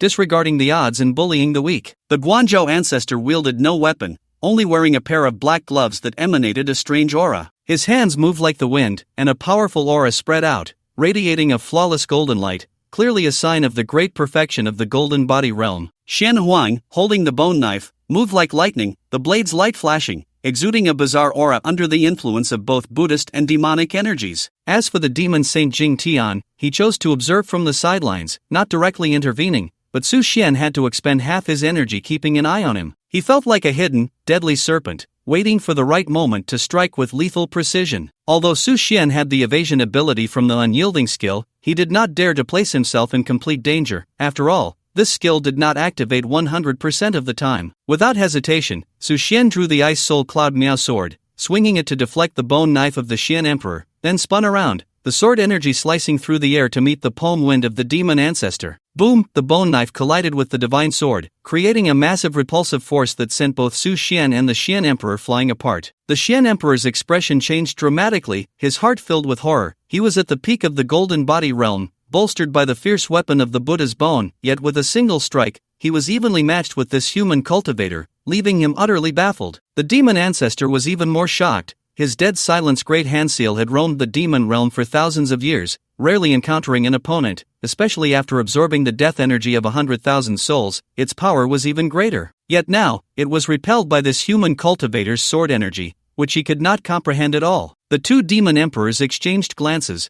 both feeling astonished and horrified in each other's eyes. Su Xian took advantage of the external force to retreat, not intending to stop. As his figure flickered, he raised his sword with both hands, executing a downward strike like a falling mountain, 100-meter sword light shooting through the air with a terrifying momentum, directly attacking the entrance of the Chill Mountain 100 Demon Road. "Presumptuous!" the Xian Emperor shouted angrily, quickly raising the bone knife above his head. As the demon energy surged, a 100-meter knife light shot up into the sky, directly colliding with Su Xian's illusory giant sword, producing a crisp sound as it shattered into pieces. At the same time, the demon ancestor seized the opportunity to leap forward, his right hand grasping Su Xian's long sword. With a sinister laugh, a wave of black mist surged from his hand, wildly rushing into Su Xian's body. Not good! Su Xian was shocked to discover that the demon ancestor was drawing on his spiritual energy, like a flood breaking through a dam, and it was irreversible. Since that was the case, let him absorb to his heart's content. Su Xian realized he could not retract the long sword and could not abandon it, so he completely released his dantian, allowing the demon ancestor to draw from it. At first, the demon ancestor wore a triumphant smile, but as the absorption of spiritual energy increased, the smile suddenly vanished, his expression stiffening. The spiritual energy within Su Xian seemed endless, no matter how much was absorbed, it could not be depleted, like trying to pump water from the sea with a water pump. Instead, his own body was nearly unable to withstand so much spiritual energy, and in shock, he exclaimed, "You are actually a natural divine body." Only a divine body could possess such a terrifying capacity for spiritual energy, typically 1,000 or 10,000 times that of cultivators of the same realm. Even though he was a major realm above Su Xian, he still could not bear so much spiritual energy. The demon ancestor was eager to withdraw his hand, but he found Su Xian looking at him with a cold smile, directly grabbing his wrist and, with even greater speed, pouring his own spiritual energy into the demon ancestor's body. Not good. If this continued, my body would not be able to withstand so much spiritual energy and would surely explode. Just as he was about to speak, the demon saint, who had been watching the situation, noticed the anomaly first. His figure flashed, and he swung his dual blades, producing a series of dazzling sword lights. Seeing the situation was not good, Su Xian immediately released his grip and kicked the demon ancestor in the abdomen, sending him flying, his chest visibly caving in. "It seems we have all underestimated you." The demon saint looked at Su Xian warily, beginning to assess him seriously. Su Xian's expression remained calm as he glanced at the three demon emperors, internally judging the current situation. First, the demon ancestor had basically lost his combat ability, enduring Su Xian's immense force, and it would be impossible for him to launch an attack again in a short time. Even if he were to heal and recuperate, it would take at least 2 hours. Therefore, this seemingly ruthless demon emperor could now be disregarded. The Xian emperor, having just exchanged blows with him, realized that most of his strength and cultivation were tied to the bone knife. As long as his bone knife is taken away or destroyed, he will lose half of his combat power and will no longer be a threat. However, the middle-aged demon emperor before him, known as the demon Saint Jing Tian, possesses strength that far exceeds the other two demon emperors and should not be underestimated. "Is this the 6 great demon emperors of the Chiu Mountain 100 Demons Road? Is this all your strength?" Su Xian couldn't help but sneer, his tone filled with disdain. "If the demon emperor were alive and saw you, the leaders of the Chiu Mountain 100 Demons Road, reduced to a state where you can't even defeat a Tianyuan realm cultivator, I wonder what he would think." Upon hearing this, the guardian demon ancestor trembled with rage, spitting out a mouthful of blood, his eyes wide open, staring fiercely at Su Xian, wishing he could tear him to pieces. At that moment, an endless regret surged within him. If he had not been so cautious back then and had forcefully broken the seal to kill this child in the Northern Territory, there would not be so many troubles today. With this thought, his inner anger and regret magnified infinitely, nearly causing him to faint, and he spat out another mouthful of blood, coughing incessantly. Shen Huang turned his head and coldly glanced at him. The 6 great demon emperors were naturally aware of the guardian demon ancestor's various little actions, knowing he had incited demon cultivators to go to the Northern Territory to die and had encouraged the Holy Sun to battle. However, the 6 great demon emperors each had their own considerations and plans, choosing not to expose him. Now it seemed that the guardian demon ancestor was not as capable as his name suggested. Having lived for several years, he was still so impulsive, yet he believed himself to be cunning. It was utterly ridiculous. Xian Huang suddenly chuckled, then looked back at Su Xian and slowly said, "Child of calamity, I truly admire your brilliance, your opportunities, and your talent. You have indeed gained my recognition, but if these are all you are capable of, then this is where it ends." As soon as his words fell, Xian Huang's body suddenly began to change, cracking sounds continuously emanating from him. His entire body shot up 10 meters, his robe tearing apart to reveal the strong muscles beneath. His pitch-black skin, bulging muscles, and a body over 10 meters tall transformed his face into that of a beast, revealing sharp fangs,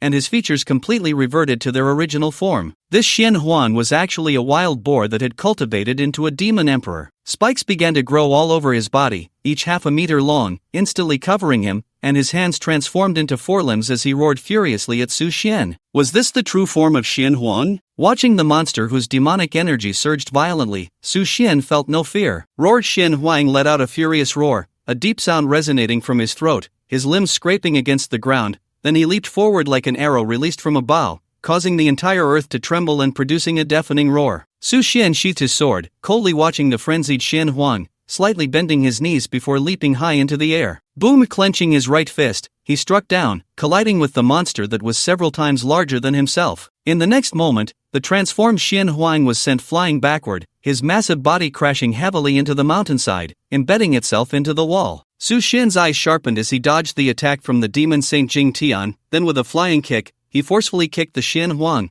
who had been dislodged from the wall, back into the mountainside, his entire body sinking in. "Get in there!" Su Xian shouted, delivering another powerful punch that smashed against the mountainside, breaking the bones in Xian Huang's chest with a series of cracking sounds. Despite this, Su Xian did not stop, allowing the demon saint's blade to slice through his red lotus calamity armor, leaving a scar on his back. Su Xian's eyes surged with madness and cruelty. Suddenly, he grabbed the pig head of Xian Huang with his right hand and yanked it out from the wall, then slammed it hard onto the ground. He immediately stepped on it, raising his fists and raining down blows like a torrential downpour on Xian Huang's pig head. The demon saint was horrified, unable to maintain his composure any longer, and fiercely struck at Su Xian's back. Under the activation of the skill Unyielding, the demon saint was shocked to find that a large portion of his attacks were dissipated by an invisible force, as if his blade had been shifted to another spatial dimension, no longer existing. The attacks that could hit Su Xian were all blocked by that damned red armor, completely unable to cut through. Su Xian paid no attention to the attacks from behind, his eyes were blood red, and a murderous aura enveloped him as his fists continued to smash down on Xian Huang's pig head without fear of death. Bang bang, each punch landed with flesh-splattering force, causing Xian Huang's blood and flesh to fly everywhere, white brain matter mixing with red blood, flowing all over the ground. Finally, Xian Huang ceased all struggle, his head drooping weakly, his demonic energy dissipating, clearly having been beaten to death. Not far away, the observing demon ancestor watched this scene, dumbfounded, unable to utter a single word. This human cultivator's methods were too cruel and bloody, making even him, a demon emperor who had lived for thousands of years and killed countless beings, feel utterly inferior, and an endless fear rose within him. He now had only one thought in his mind: to quickly leave this place, to distance himself from this demon, and to seal himself away in an unknown place, never to emerge again. It was too terrifying. Thinking this, he desperately moved his body towards the cave entrance. Su Xian naturally noticed his actions but paid no mind. The injured observing demon ancestor posed no threat to him. Slowly turning around, he looked at the demon Saint Jing Tian, the demon emperor who had stabbed him a dozen times, the one who had come in with such arrogance. A cruel smile appeared at the corner of Su Xian's mouth as he extended his bloodied fist, his voice hoarse. "It's your turn." As if hearing the death knell of the nine-nether demon god, the demon Saint Jing Tian suddenly felt as if he had fallen into an ice cellar. Having lived for so many years and killed countless cultivators, how could this human cultivator before him be so bloody? Thinking this, the demon Saint Jing Tian actually began to retreat. Among the 6 great demon emperors, aside from Meng Taichu who had yet to appear, 3 of the 5 had already died in battle, and all had been beaten without the power to fight back. One was heavily injured and had lost the will to fight. Only he remained, facing off against Su Xian. But did he have any chance of winning? The demon Saint Jing Tian suddenly shouted, "Meng Taichu, Qing Song, when are you going to make your move?" It was clear that the once imposing demon Saint Jing Tian had completely lost his confidence, being beaten back step by Su Xian, and was forced to call for help. If Xian Yuan and Dao Shen, or other powerful human cultivators were present, they would surely be shocked. The 6 great demon emperors who had once dominated the 3 realms had descended upon various worlds with overwhelming force for thousands of years, yet now they were being beaten to their doorstep by a single human cultivator, nearly begging for mercy. How unbelievable was this? A cold smile appeared on Su Xian's lips as he crossed his sword over his chest, quietly watching this former world-dominating demon emperor, now like a stray dog at his doorstep, begging for help from other demon emperors. He couldn't help but laugh. "I heard that you 6 great demon emperors govern the entire Chiu Mountain 100 Demon Road, the highest leaders of the demon realm, with unparalleled strength and unfathomable cultivation. Now it seems, you are nothing but a bunch of scraps." A hint of anger appeared on the pale cheeks of the demon Saint Jing Tian, but he dared not erupt. He could only murmur gloomily, "If it weren't for the fact that this emperor's cultivation has yet to recover, how could I allow you, an ignorant child, to act so recklessly?" The words of the demon Saint Jing Tian are indeed true. Back in the days before the calamity, his realm had reached the true god stage, having already broken through to ascendancy, completing the 9 realms of ascension, standing shoulder to shoulder with the most powerful cultivators. Now, he is merely at the peak of the golden body stage. In order to unlock the seal from back then, he even expended his cultivation, making it impossible for him to directly break through again and retrace the path of ascension. At this moment, the only thought in the heart of demon Saint Jing Tian is to wait for Qing Song and Meng Taichu to join forces and support him in blocking this human cultivator,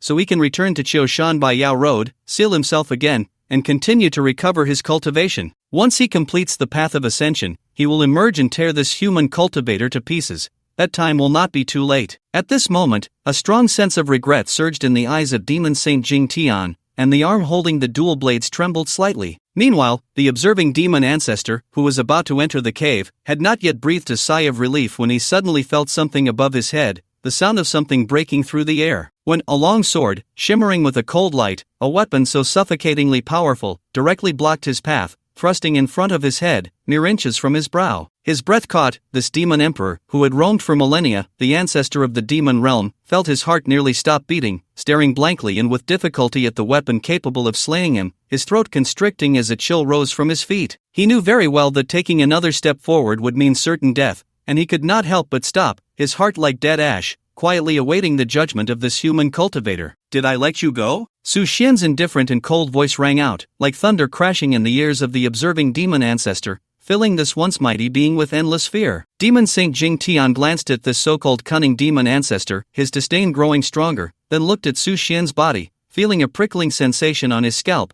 involuntarily retreating. "You brat!" At that moment, an angry roar echoed from the cave entrance. Simultaneously, two figures shot out like lightning from the entrance of Qiushan by Yao Road, standing in midair. It was the demon emperor Meng Taichu and the holy Sun Chengsong. Meng Taichu looked at Su Xian, who stood with arms crossed, the nearly lifeless observing demon ancestor on the ground, and the retreating demon saint, frowning, silently cursing that this was bad. To force the 5 great demon emperors to such a state, the strength of this human cultivator was evident. If even Jing Tian could not handle him, what right did he have to do so? Damn it, now I'm in a dilemma. Meng Taichu felt an overwhelming sense of urgency and anger, deeply dissatisfied with Demon Saint Jing Tian, while also feeling a prickling sensation on his scalp. The demeanor of this human cultivator clearly indicated that he had not yet used his full strength. However, as one of the 6 great demon emperors of Qiushan by Yao Road, he had no reason to back down and could only brace himself. Meng Taichu formed seals with his hands, a third eye opening on his forehead, and a black serrated long sword suddenly emerged from his head, radiating intense demonic energy and death aura. "Human cultivator, you have gone too far. Next,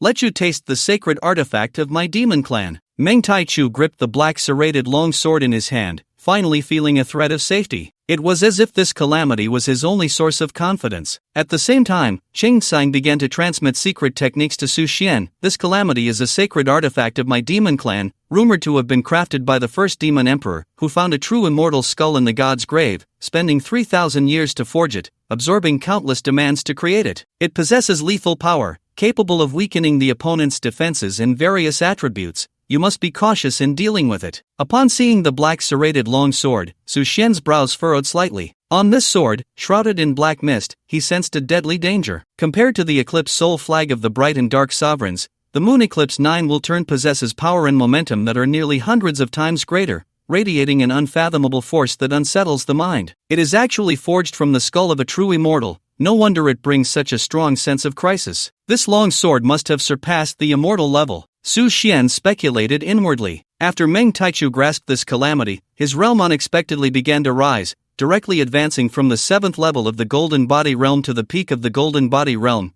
and it seemed he was still pushing forward, as if striding for the path to ascend to the heavens. With this thought, Su Xian took a deep breath, not daring to be careless, and directly pulled out a blood-red horn from his storage bag, cradling it in both hands before his chest. At the same time, in the Sea Clan's cursed temple, the familiar sensation resonating with the dragon corpse returned, as if he had once again captured a mysterious aura from the dragon god of yore. Instantly, the horn in his arms emitted a strong light, and boundless spiritual energy surged into the sky. Su Xian clearly felt that his realm had momentarily broken through to the 9th level of the celestial origin realm. Of course, this breakthrough was only temporary, not permanent. Demon Dragon Horn. Seeing the treasure in Su Xian's hand, Meng Taichu's face revealed a look of horror. In the past, the dragon god defied the heavens, relying on this demon dragon horn to battle in the skies and fight against the divine clan, making a name for himself. It is said that when fully activated, this demon dragon horn can summon powerful ancient dragon souls, providing at least the strength of an immortal realm for a short time. This is also why the dragon god was able to contend with immortal deities and achieve great victories. Su Xian let out a cold laugh, directly shouldering the demon dragon horn and engaging Meng Taichu in a fierce clash. Meng Taichu was taken aback, his heart filled with dread. Is this how sacred artifacts are used? However, he had no other choice but to grip the calamity tightly and confront Su Xian. Boom! In an instant, the heavens and earth lost their color, and the sun and moon lost their light. The two sacred artifacts unleashed the purest and most straightforward clash,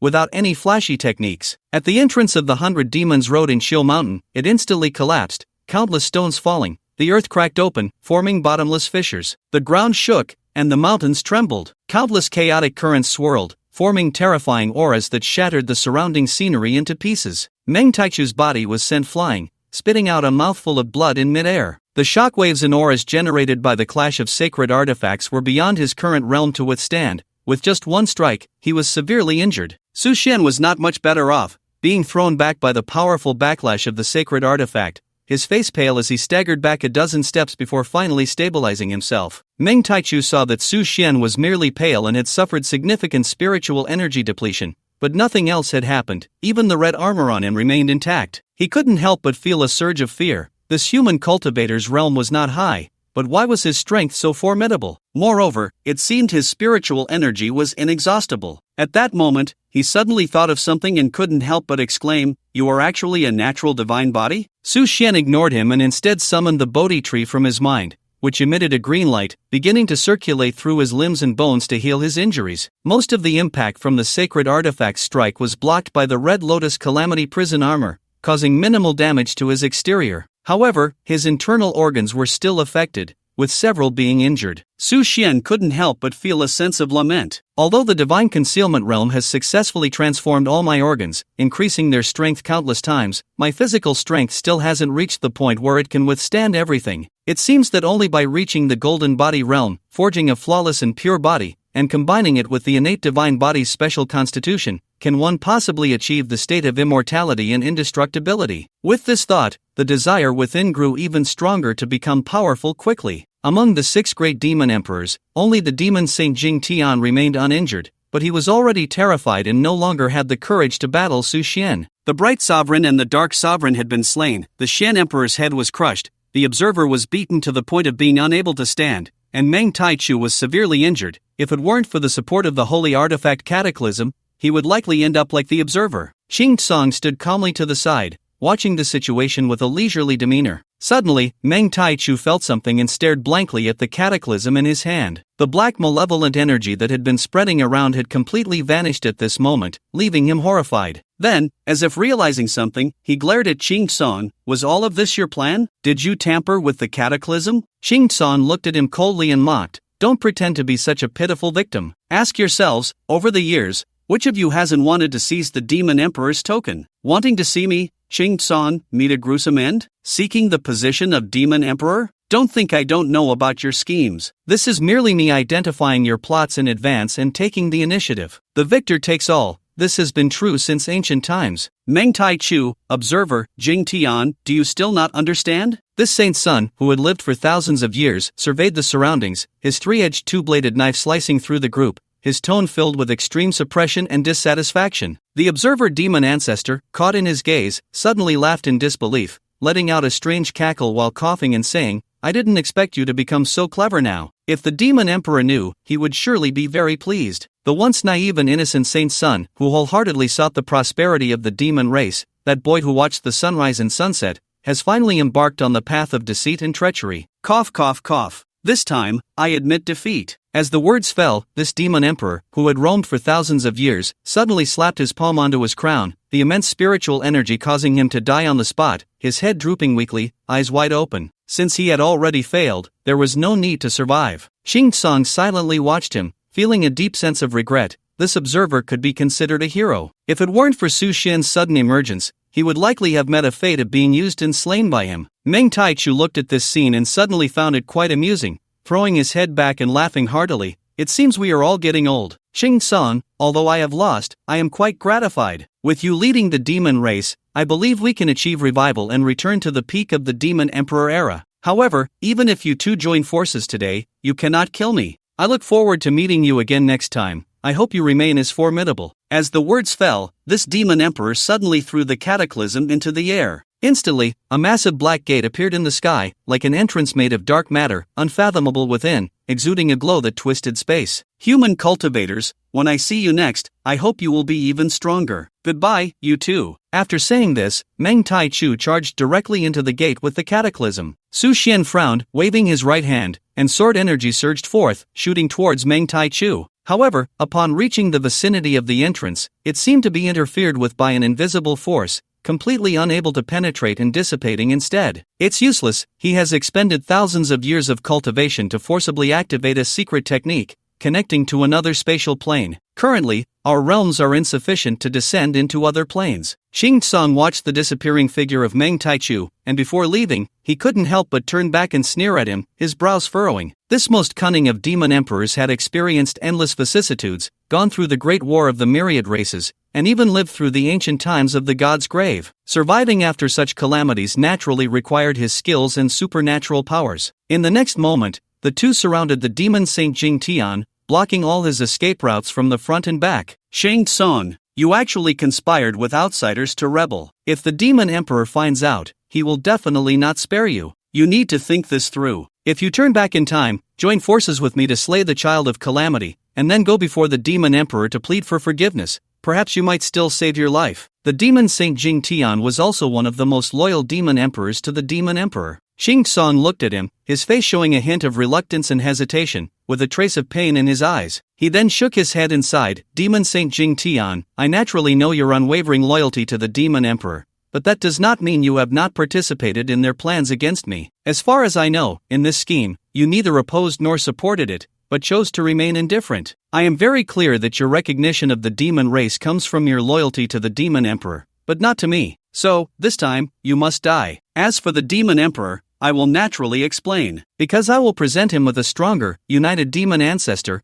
one that can coexist with the myriad races on the Chill Mountain 100 Demon Road. Lightning began to leap across Qing Tsong's three-pronged double-edged knife, emitting a crackling sound. Meanwhile, Su Xian directly held the demon dragon horn, aiming it at the demon saint. The earlier clash with Meng Taichu had made him feel the power of this Sea Clan's sacred artifact, and he naturally wanted to continue using it. 3 minutes later, looking at the countless wounds on Jing Tian's body as he lay in a pool of blood, Xing Tsang couldn't help but sigh. I don't know if this is right or wrong. Seeing his bewildered expression, Su Xian did not answer him, only saying, regardless of right or wrong, from now on, your Chill Mountain 100 Demon Road has lost 6 top combatants, and it is bound to decline. After saying this, Su Xian continued to search the bodies of these demon emperors, gradually finding many treasures, spirit stones, techniques, and elixirs, reaping a rich harvest. Don't forget your promise, Cheng Tsang. Su Xian stored these items in his storage bag and left fully loaded. Cheng Tsang stood at the entrance of the Chill Mountain 100 Demon Road, holding the three-pronged double-edged knife,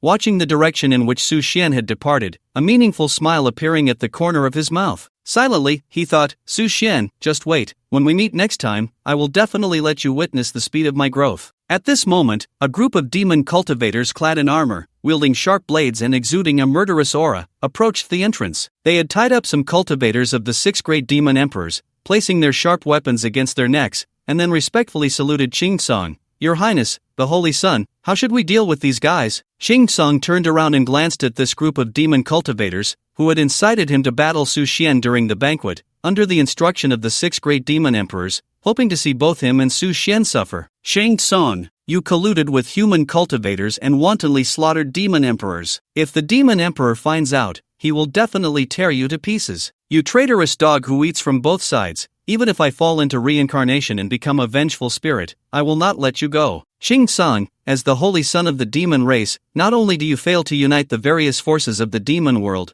but you also conspire with human cultivators, cruelly killing demon emperors. You will not die a good death. Faced with the scolding from this group of cultivators, Xing Tsang felt no inner turmoil. The sharp retorts were merely foolish actions. The one who laughs last is the true victor. To the victor belong the spoils. This is an unchanging truth across all races and eras. Kill them all. Xing Tsang coldly waved his hand and turned to leave. Holy Son, we have not offended you. We know nothing of the demon emperor's plans. We are merely following orders. Please, Your Highness, show mercy. We will work like oxen and horses to repay you. From now on, we will only follow Your Highness's lead. Some cultivators, clearly lacking in backbone, hurriedly begged for mercy. Xing Tsang did not hesitate for a moment, not even glancing back. Kill. The leading demon cultivator, with a grim expression, coldly issued the order. Subsequently, over 100 blades were drawn, countless heads were severed, rolling down, instantly turning the entrance of the Chill Mountain 100 Demon Road into a sea of blood. From now on, I am the master of the demon realm. Xing Tsang slowly stepped into the Chill Mountain 100 Demon Road, his gaze resolute, his face filled with a sense of ambition. After Su Xian dealt with the demon clan's affairs,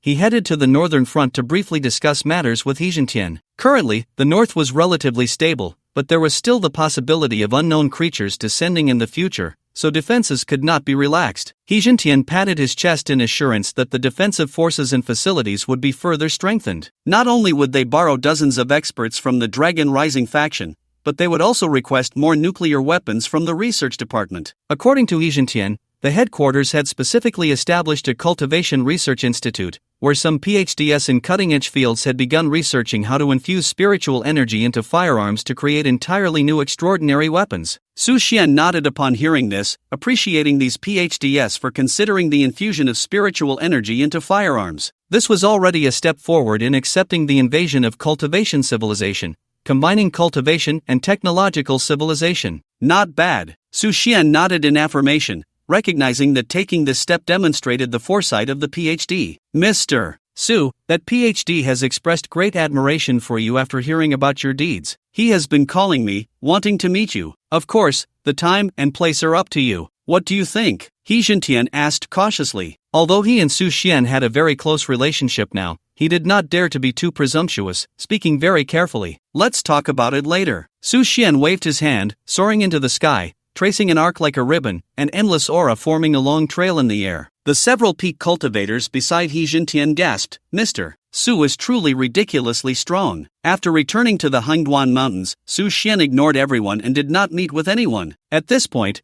there was no news that could capture his attention. He looked up at the increasingly low dark clouds, almost pressing tightly against the peak of the Hangduan Mountains, and couldn't help but frown. It seemed that the time until the changes in the world and the arrival of the ancient clans was growing shorter. I must quickly increase my strength, obtain more spirit stones, and activate the opening heaven sword array. With this thought, Su Xian directly entered a closed-door cultivation mode. In the valley, the spiritual energy was still abundant, filled with spirit stones. The core of the earth's red flame sea now appeared silent, but Su Xian knew this was merely a dormant state. Once the forging was activated, it would surely be a tumultuous and scorching wave. The opening heaven sword array of the 6 swords of the King of Yu was closed at this moment, resembling ordinary long swords stuck in 6 positions, but Su Xian could activate it at any time. Once activated, its power would be boundless, but it would also consume a large amount of spiritual power continuously. The 4 corners of the valley were piled high with countless purple spirit stones, the rich spiritual energy almost completely enveloping Su Xian. In this secret realm, Su Xian's spiritual power was nearly inexhaustible, so while he was somewhat concerned about the arrival of the ancient clans and the invasion of the Battle Cloud realm, it was not too much. Removing his storage bag, Su Xian began to count his spoils. Clattering, it took Su Xian over a minute to empty all the items from the storage bag. Looking at the treasures piled high before him, radiating a dazzling brilliance, even the wealthy Su Xian couldn't help but feel a bit dazzled. There were simply too many. Picking up the large black flag on the ground, which emanated a faint resentment, Su Xian felt it was still somewhat warm to the touch,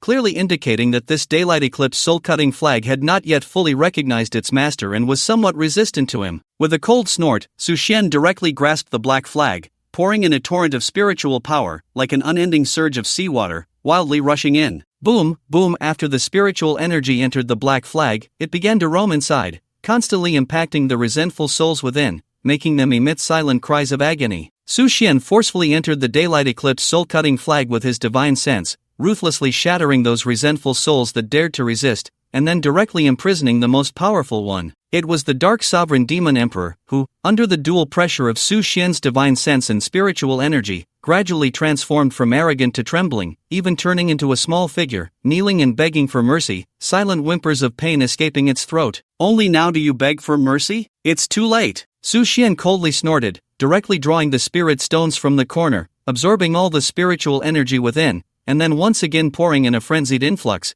continuously impacting the small figure. Refine for me. Amidst the cries of agony, the Dark Sovereign transformed into a small figure, clutching its head and rolling on the ground, clearly in immense pain. However, Su Xian had no intention of letting him go, for in order to completely refine the daylight eclipse soul-cutting flag, he must thoroughly refine the soul of this once mighty demon emperor. With this thought, Su Xian's expression turned cold, and without any hesitation, he increased the input of spiritual energy for the 3rd time. In an instant, the small figure of the Dark Sovereign was crushed by the overwhelming spiritual energy, bursting apart with a bang, transforming into swirling black mist. At this moment, the burning sensation in Su Xian's hand slowly faded, and the daylight eclipse soul-cutting flag established a connection with his divine sense. Casually waving the black flag, countless black misty tendrils emanated from within, and under Su Xian's command, they surged wildly in all directions, taking on countless shapes. With a thought, he retracted the black flag, and those resentful souls all retreated in unison, entering the flag once more. It seems that the daylight eclipse soul-cutting flag has been completely refined and can be used at will. After placing the daylight eclipse soul-cutting flag into his storage bag, Su Xian began to continue counting his other spoils. The second treasure that caught Su Xian's attention was the divine weapon used by the Dark Sovereign, the Moon Eclipse 9 Revolutions. It was a giant scythe entirely black, with a somewhat strange shape,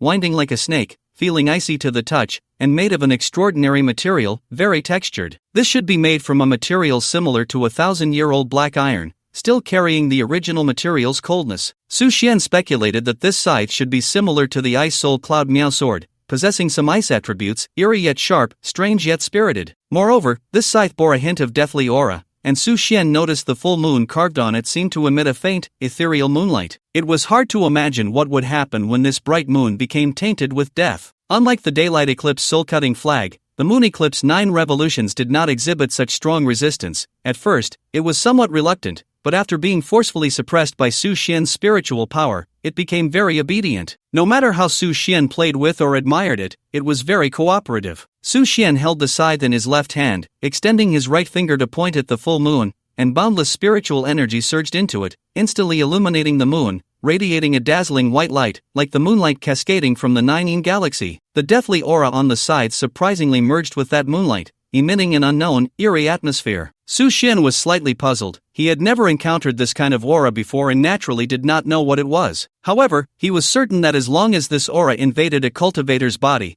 it would inevitably erode them to the point of being unrecognizable in a short time, and the death energy would strip away their vitality. He even had a vague feeling that being struck by this scythe might cause irreversible effects, which was even more terrifying than breaking bones or severing limbs. After a brief examination, Su Xian was sure that this scythe also seemed to possess divine-level quality, but unfortunately, this death energy was incompatible with the techniques he practiced. Whether it was the ice-sealing 10 breaks sword technique, the endless vitality of the bodhi tree, or the true meaning of the 6 paths of reincarnation, none could fully unleash the weapon's potential. Perhaps, finding a cultivator who practiced death energy would be the most suitable option. After erasing all the auras of the dark respect from the side, Su Xian confirmed that it had become a weapon without a master, and he then placed it into his storage bag. Next, Su Xian began to inventory the other treasures. The bone knife of the Xian Emperor, imbued with traces of Buddhist nature and demonic energy, surprised Su Xian as well. Buddhism and demons had always been at odds, just like Confucianism and ghosts. This uniquely named Buddha Bone Fierce weapon could actually accommodate two completely opposite attributes and combine them perfectly, increasing its power exponentially. Su Xian had obtained the inheritance of the Jade Bodhi and comprehended the 4 realms of Zen, already possessing a very pure Buddhist nature, so he could naturally wield the Buddha Bone Fierce weapon. Additionally, he had received the inheritance of the Dragon God against the heavens, gained the recognition of the Sea Tribe, and held the Sea Tribe's sacred artifact, the Demon Dragon Horn, so he had no aversion to the demonic energy of this bone knife. Wielding the bone knife felt quite comfortable, and Su Xian treated it as a secondary weapon, ready to use it at a moment's notice to catch his opponent off guard, which he was quite satisfied with. After all, his current persona was that of a swordsmanship master wielding a divine sword of ice attributes. Then, Su Xian glanced at the scattered spirit stones, showing little interest, as he already had plenty of those. After taking the spirit stones, what remained were various oddly shaped medicinal materials and various bottles containing elixirs. Su Xian's eyes swept over them and suddenly spotted a herb that looked remarkably like ginseng, entirely golden and exuding a strong luster, with a rich aura enveloping the entire valley, which astonished him greatly. This grade should be at the immortal level. He then picked up the ginseng-like herb, feeling its warmth in his hand, as endless spiritual energy surged into his body, giving him an indescribable sense of comfort, as if his strength had instantly returned to its peak. The barrier of his realm, which had not been broken for long, suddenly began to loosen with a crack. Su Xian was taken aback. Was this a sign of breaking through? He then looked gravely at the half-meter-long golden ginseng in his hand, beginning to speculate about the origin of this herb. Just then, several large characters suddenly appeared in the air. Undying divine medicine, 5,000 years old. Su Xian's heart trembled violently. Even though he had seen countless top-tier treasures and even immortal-level weapons, his emotions were still unsettled at this moment. Undying divine medicine, what a precious herb this was! In the ancient heavenly scriptures, it was vaguely recorded that the Ice Peak Demon Emperor invaded the god's tomb back in the day to resurrect his beloved wife. The ability to keep his beloved wife from completely dying for 10,000 years, even when her heart stopped beating and her breath ceased, allowing her to remain youthful and her body immortal, relied on the undying divine medicine. It was said that at that time, the Ice Peak Demon Emperor had mobilized the power of countless immortals from the Bai clan to find a single undying divine medicine from another realm. After paying countless prices, the body of the Ice Peak Demon Emperor's beloved wife was finally preserved. It is evident how terrifying the value of this immortal elixir is.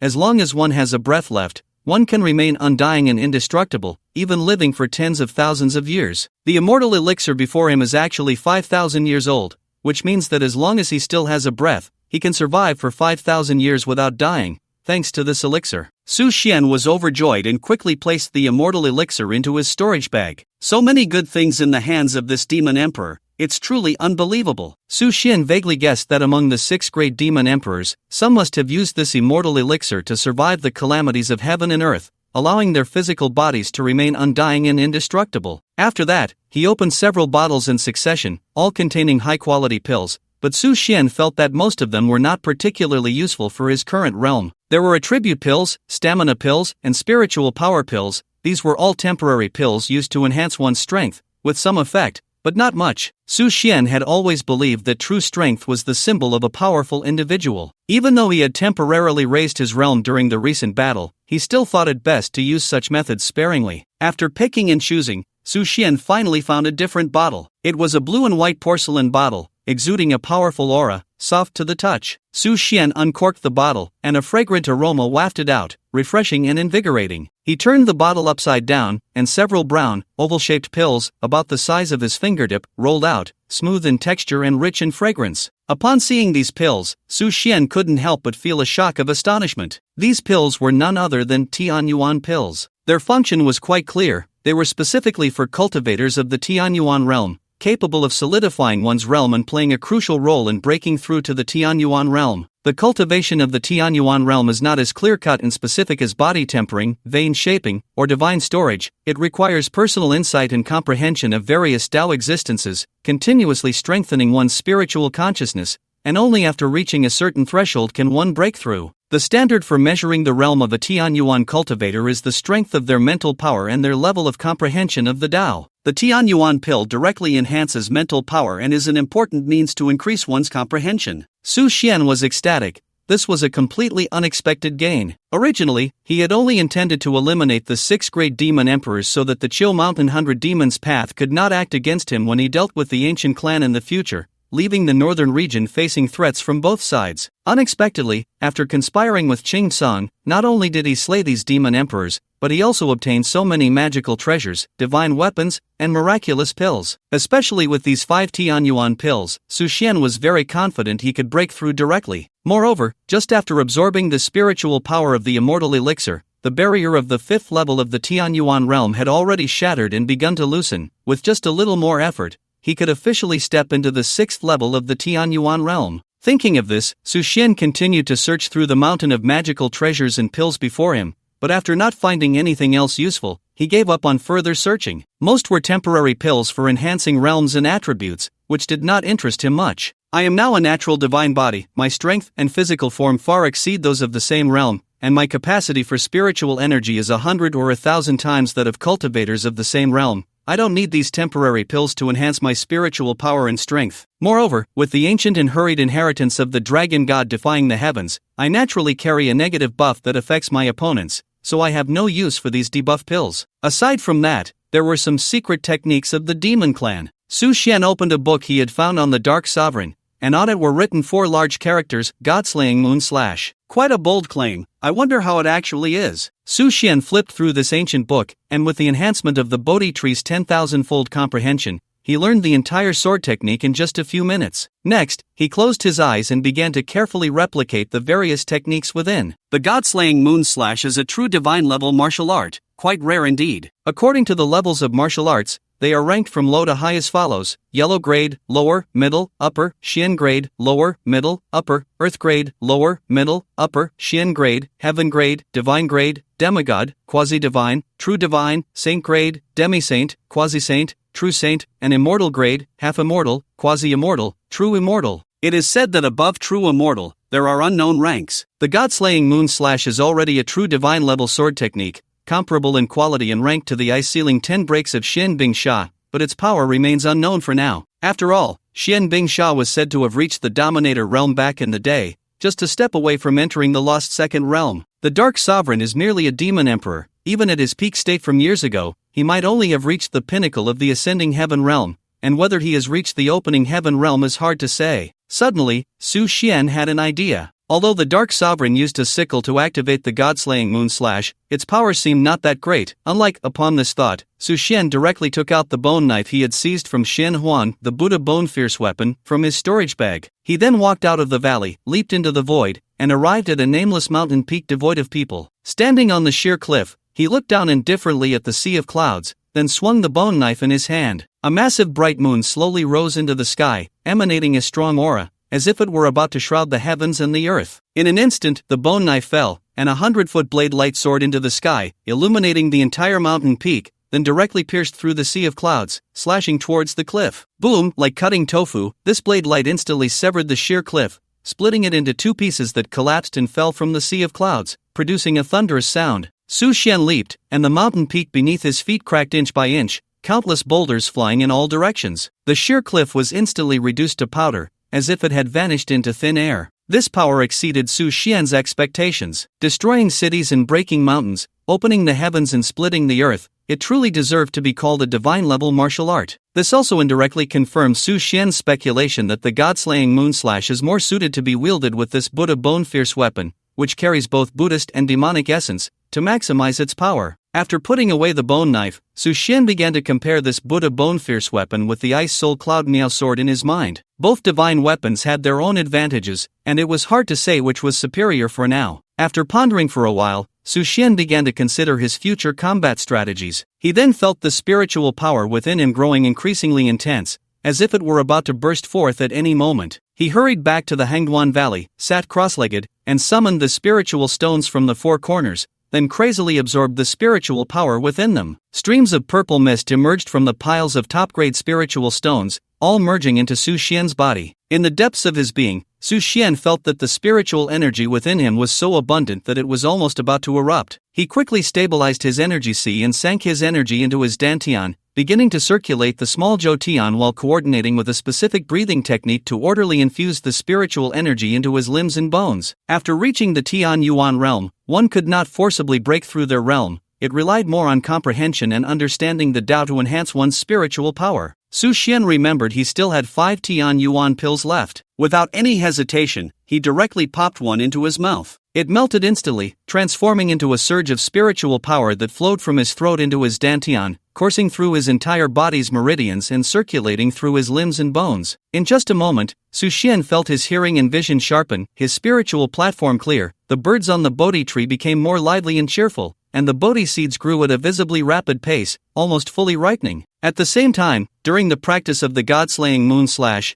there were some moments of confusion and difficulty, but at this moment, he suddenly comprehended it completely. Every move and technique was almost imprinted in his mind, effortlessly understood. It felt as if it were born in his bones. At this moment, Su Xian felt that the god-slaying moon slash was like a sword technique he had created himself. This feeling was both comfortable and wondrous. Accompanied by the flow of spiritual power, Su Xian clearly sensed that his divine consciousness had become even stronger, with a probing range now reaching over 100 kilometers. His mental strength had also surged, advancing further. Previously wavering between the 3rd and 4th levels of Zen, he suddenly broke through the layers of shackles, allowing Su Xian to enter the 4th level of Zen, Great Vehicle Zen Intent. The barrier at the 5th level of the Celestial Origin realm shattered with a loud bang, completely disappearing. Su Xian smoothly entered the 6th level of the Celestial Origin realm. Opening his eyes, Su Xian felt that the entire Hangduan mountain range was under his control, every blade of grass and tree within his monitoring range. He could see every move of the cultivators in the Hangduan mountains. This feeling was somewhat unfamiliar yet pleasantly surprising. Could this be the legendary Rule Domain? Su Xian was immensely astonished. According to cultivation realms,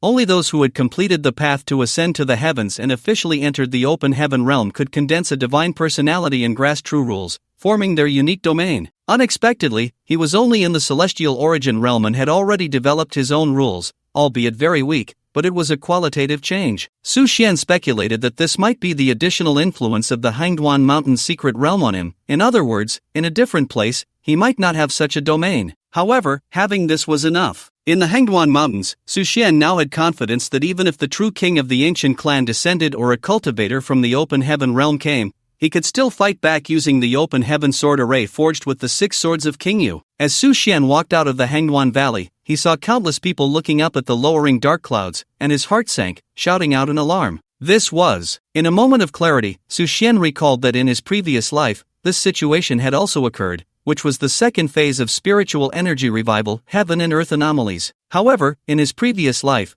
this anomaly appeared a full 10 years later, with the same dark clouds pressing down on the city. He did not expect that in this life, it would arrive in less than a year and a half. In the back of his mind, Su Xian felt that the tribulations of this life would be even more intense than in the last, implying that more uncertainties and changes would occur. Su Xian stood still in the void, watching the sea of clouds almost reaching his head, swirling like a black hole, containing unknown terrifying existences. He furrowed his brow and flew down to the conference hall, sending a message to Secretary Xia Wenxi, gather all key personnel for a meeting. Those not in the Hangduan Mountains should connect remotely. Everyone must participate within 10 minutes. After receiving Su Xian's instructions, Xia Wenxi began to actively organize and arrange, using various advanced communication methods to contact the core personnel of the Hangduan Mountains, the core members of the Heavenly Tao Alliance, as well as the heads of various spiritual mine areas and the leader of Nanyang Mountain. 8 minutes later, more than 50 cultivators from the Hangduan Mountains were all seated in the conference hall,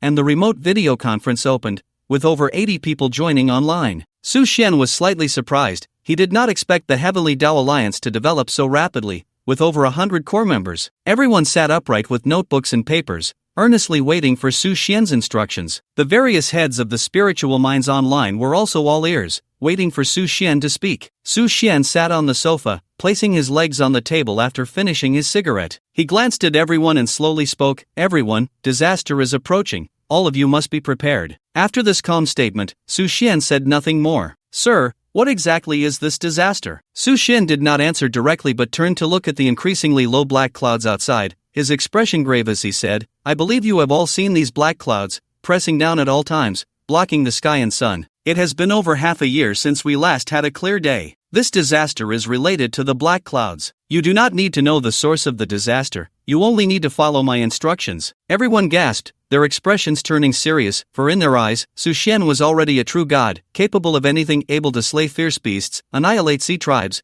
punish the Sakura nation, and trample the northern demon clans. However, it seemed that even a being like Su Xian, who was godlike, had a tone that was extremely grave at this moment, making them understand the severity of this disaster. "From now on, everyone in the Hangduan Mountains must enter the shelters we have prepared in advance, stockpiling all supplies, and must not go outside. All spirit mining areas must stop work immediately, set up the Wuji Zutian formation according to previous training, and seek sturdy buildings to stay inside. Do not come out. Everyone must cease outdoor activities and move indoors. No matter what changes occur, try not to go outside and look out for each other. That's all I have to say, you must act immediately." The core members of the Tiandao Alliance in the conference hall, though somewhat puzzled, knew this was not the time to question and quickly noted down Su Xian's requirements before beginning to make arrangements. Once everyone had left, Xia Wenxi couldn't help but ask, "Sir, are we facing an even more terrifying unknown civilization invasion this time?" "Yes." Su Xian extinguished his cigarette, turned back, and patted his shoulder, "But do not worry too much. When soldiers come, we will block them. When water comes, we will cover it. We have been preparing for so long, it is time to give these outsiders a little shock." With that, he vanished from the conference hall and appeared in the Hangduan Valley. Without hesitation, Su Xian held his hands in a virtual embrace and, according to the descriptions in the ancient Taoist tombs,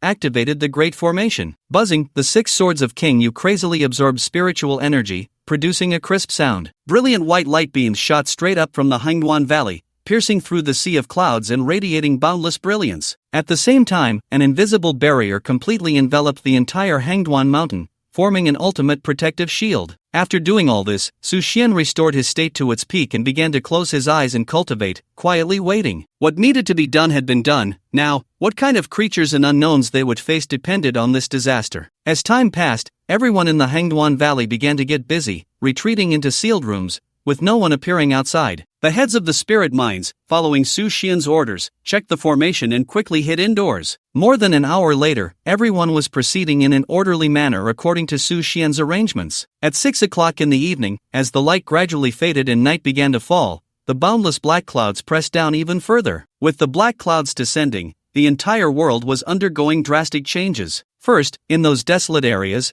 the crust shifted, mountains collapsed, rivers flowed backward, and the sea surged. Amidst the flashes of lightning and thunder, torrential rains poured down, countless typhoons and tsunamis ravaged the ports, and chaotic winds swept across the plateau. In Huaxia, a first-tier city, it was rush hour, and cars were blocking the entire road for several kilometers. "Mom, look at the sky." Suddenly, in a small car, a 5 or 6-year-old girl looked through the window and saw dark clouds descending from the sky. Her mother, who was scrolling through Douyin, turned her head to glance at the dark clouds pressing down and felt a wave of confusion. Meanwhile, the car's radio blared an emergency announcement from the Meteorological Bureau. "Dear citizens, a heavy rainstorm may be approaching, and there could even be severe hail. Please avoid going outside as much as possible. Recently, strange dark clouds have appeared in the sky. According to meteorologists' research and speculation, these clouds contain a large amount of unknown neutrons and carry a terrifying magnetic field. Please be cautious and try not to go to work." Upon hearing this, the girl's father felt a surge of irritation. How could he pay the mortgage if he didn't go to work? Although the currency had collapsed, he still needed to pay with spirit stones, or the bank would sue him, and relevant agencies would forcibly freeze his house. Countless horns blared, it was rush hour, and everyone was waiting to go home for dinner. This made the girl's father even more agitated, and he couldn't help but curse, "Damn it, everyone is stuck here. If you can, just fly over." As soon as he finished speaking, he witnessed a scene that would terrify him for life. Behind him, a BYD electric vehicle took off from the ground and flew over his car. At the same time, the earth shook violently, as if a magnitude 20 earthquake had struck. The entire concrete road cracked inch by inch, and countless cars sank into the ground, accompanied by countless screams. The cars collided with each other, the sound of shattering glass echoed, and the dull thud of metal clashing filled the air, mixed with the screams of countless people. The dark clouds in the sky descended, enveloping the entire city. Boom! Countless skyscrapers collapsed. The once solid concrete shattered like tofu, turning into ruins. This scene unfolded all over the world, varying in scale and intensity. At the moment the dark clouds pressed down, the world changed, and all of humanity's technological civilization seemed utterly powerless. Electricity, water, factories, schools, construction sites, all fell into chaos. In the face of a natural disaster beyond human comprehension, everything appeared small and helpless. In the Hengduan Valley, at the moment the dark clouds descended, Su Xian suddenly opened his eyes, soared into the air, and the light beams emitted by the 6 swords of the King of Yu expanded dozens of times, directly shattering the descending dark clouds. Su Xian held his sword across his chest, raised his gaze to the sky, exuding a fierce aura like a god of death, and shouted to the heavens, "The human cultivator Su Xian is here." His voice boomed like a bell, echoing throughout the Hangduan Mountains. Immediately, thousands of sword energies crisscrossed, directly shredding the dark clouds that were about to gather above him. Boom! Su Xian looked down at the sky, filled with killing intent, as the sword formation formed by the 6 swords of the King of Yu emitted a terrifying aura, desperately blocking the descent of the dark clouds. It seemed to provoke the heavens. Within the dark clouds, thunder rumbled, and countless plasma bolts, as thick as arms, fell from the sky, striking down towards Su Xian. Kill! Su Xian's pupils glowed white-hot, unleashing his full power at the 6th level of the Tianyuan realm, holding a bone knife in his left hand and a divine sword in his right, attacking in both directions. Instantly, the sword energy and knife light intertwined, shattering the unstoppable lightning into countless sparks that dissipated in the air. Whoosh, whoosh, whoosh! The 6 swords of the King of Yu, empowered by spiritual energy, shot out countless sword energies from the valley, once again tearing apart the gathered dark clouds. However, soon, the dark clouds recoalesced and descended at an even faster speed,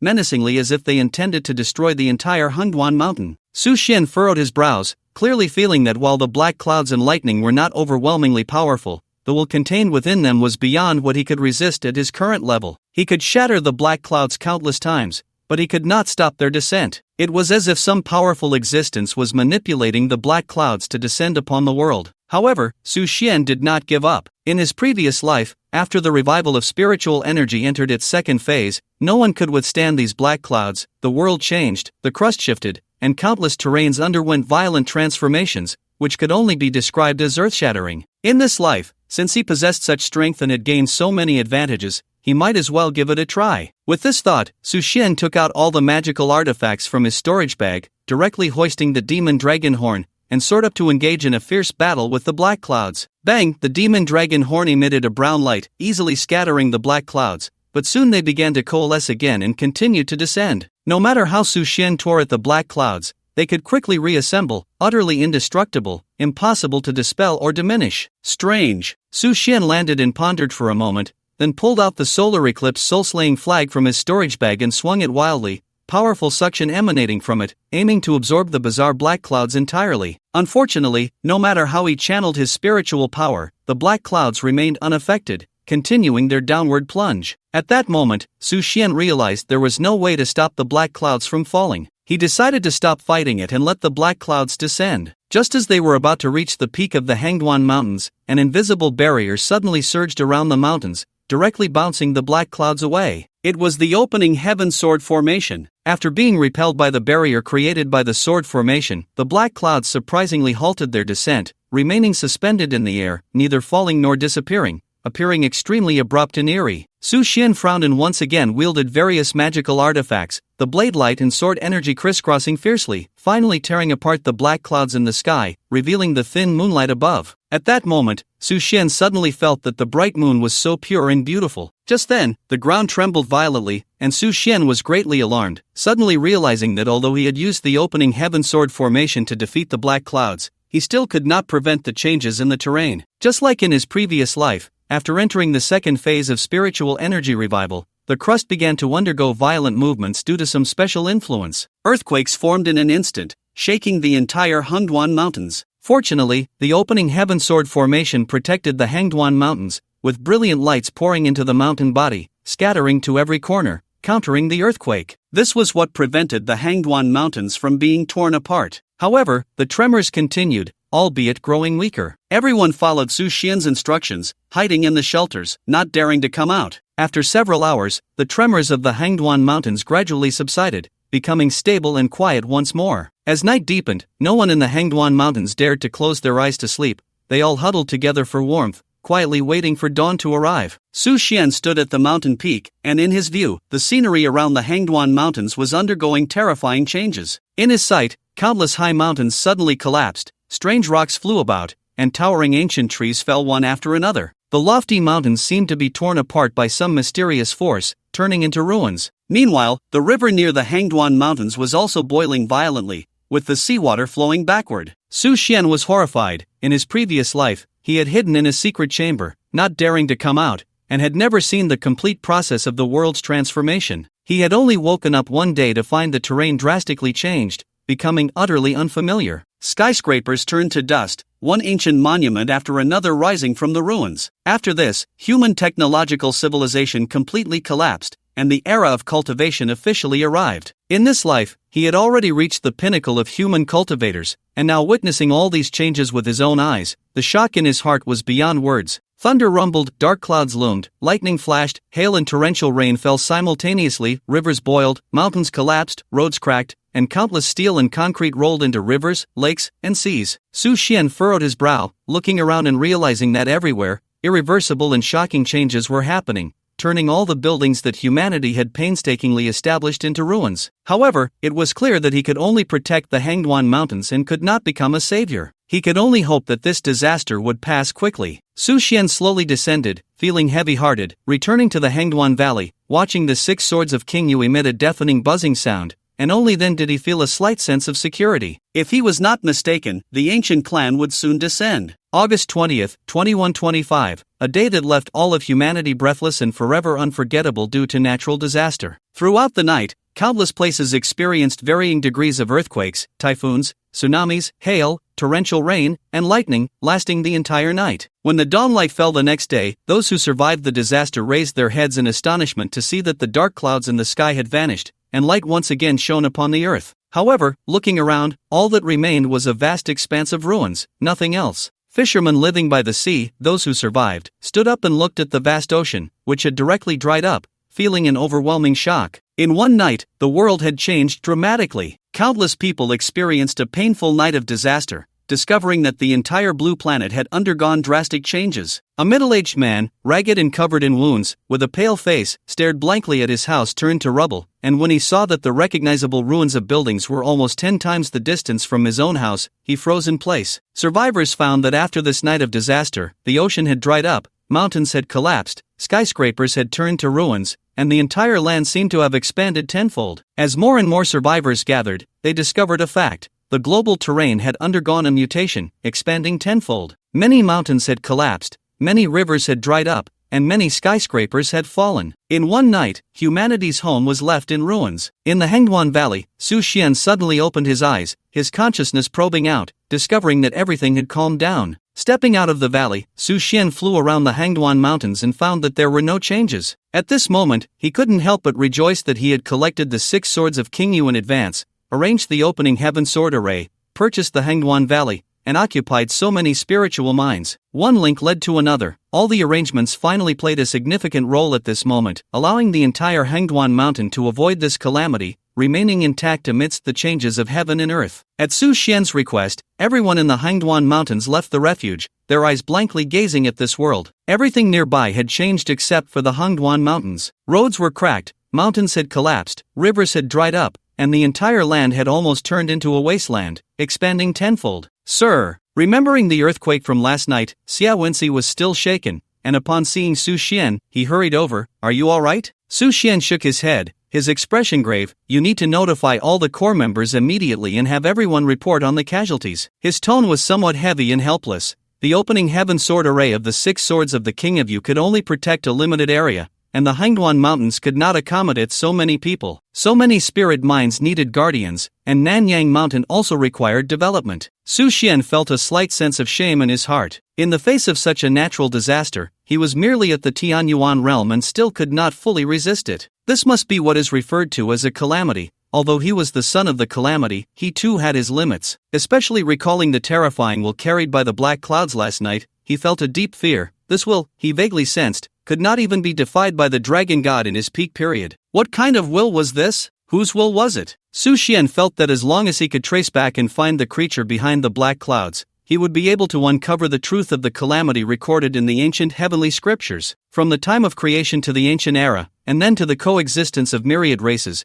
as well as the era of the gods' burial ground, countless powerful beings had explored the truth of the calamity, yet no one had ever been able to know. According to his memories from his previous life, after a natural disaster, it meant that the second phase of spiritual energy revival was officially entering. The ancient clan should be arriving soon, and they must be fully prepared. With this in mind, Su Xian began to gather everyone for a meeting. This time, the natural disaster had destroyed all communication facilities, making it impossible to make calls. They could only hold a meeting with the headquarters personnel. Everyone, a great battle is imminent. Prepare in advance. Su Xian glanced at the crowd, his face serious. This time, the ferocity is likely far greater than the initial beast invasion. Wenxi, distribute all the spirit stones I isolated from the inventory to everyone. During this time, practice diligently. Yes, sir. Additionally, everyone must remember not to leave the Hangduan Mountains in the next few days. The supplies stored previously should be enough for a while. After saying this, Su Xian did not linger and directly flew into the air towards Nanyang Mountain. With the opening heaven sword array formed by the 6 swords of the King of Yu, unless the true king of the ancient clan descended, most threats could be resisted,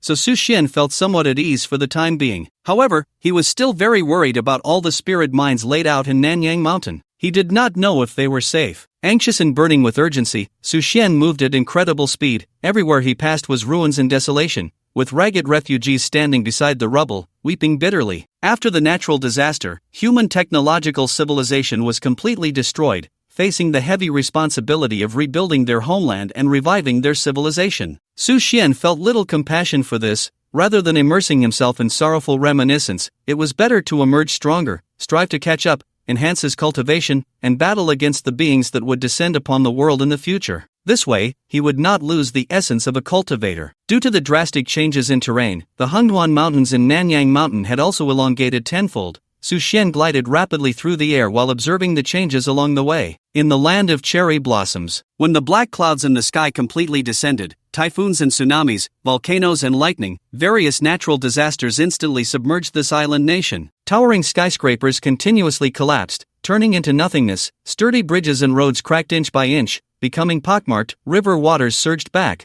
completely flooding the ports. On the sea, countless corpses floated. Blood dyed the Han River red, turning it into a Shura hell. The bloody storm lasted an entire night, washing away the sand and dust. The scorched earth stretched for miles, as if baptized by a nuclear bomb. In the entire land of cherry blossoms, over 80% of the population perished in this natural disaster. The government and military were powerless to resist. Among the cultivators, there were no strong ones, and when faced with the arrival of the black clouds, they had no means of resistance at all. The current emperor stood amidst the ruins, bewildered and at a loss, his back hunched, with thousands of bloodstains on his cheeks and body, looking shocking. Around him, several fully armed soldiers tightly gripped their AK rifles, on high alert. The emperor gazed at the nearly obliterated city, and the countless stones, the air filled with the acrid smell of blood and charred remains. His heart turned to ashes. His knees buckled, and he knelt down, looking up at the sky. The dark clouds had dispersed, and the light that fell seemed blinding, forcing him to shield his eyes with the back of his hand until he slowly adjusted. He must have offended Su Xian, angered Huaxia, to have brought down divine punishment and invoked the wrath of heaven. This young man, who had gone from secretary to emperor, now appeared utterly helpless, mumbling unconsciously, quickly summoned Su God. Hurry! Only Su God can save us. He pushed the soldiers beside him with all his might, hoarsely shouting with the last of his strength. The soldier remained motionless, staring blankly at the sky. Several figures slowly descended from above. Seeing his guards unresponsive, like clay statues,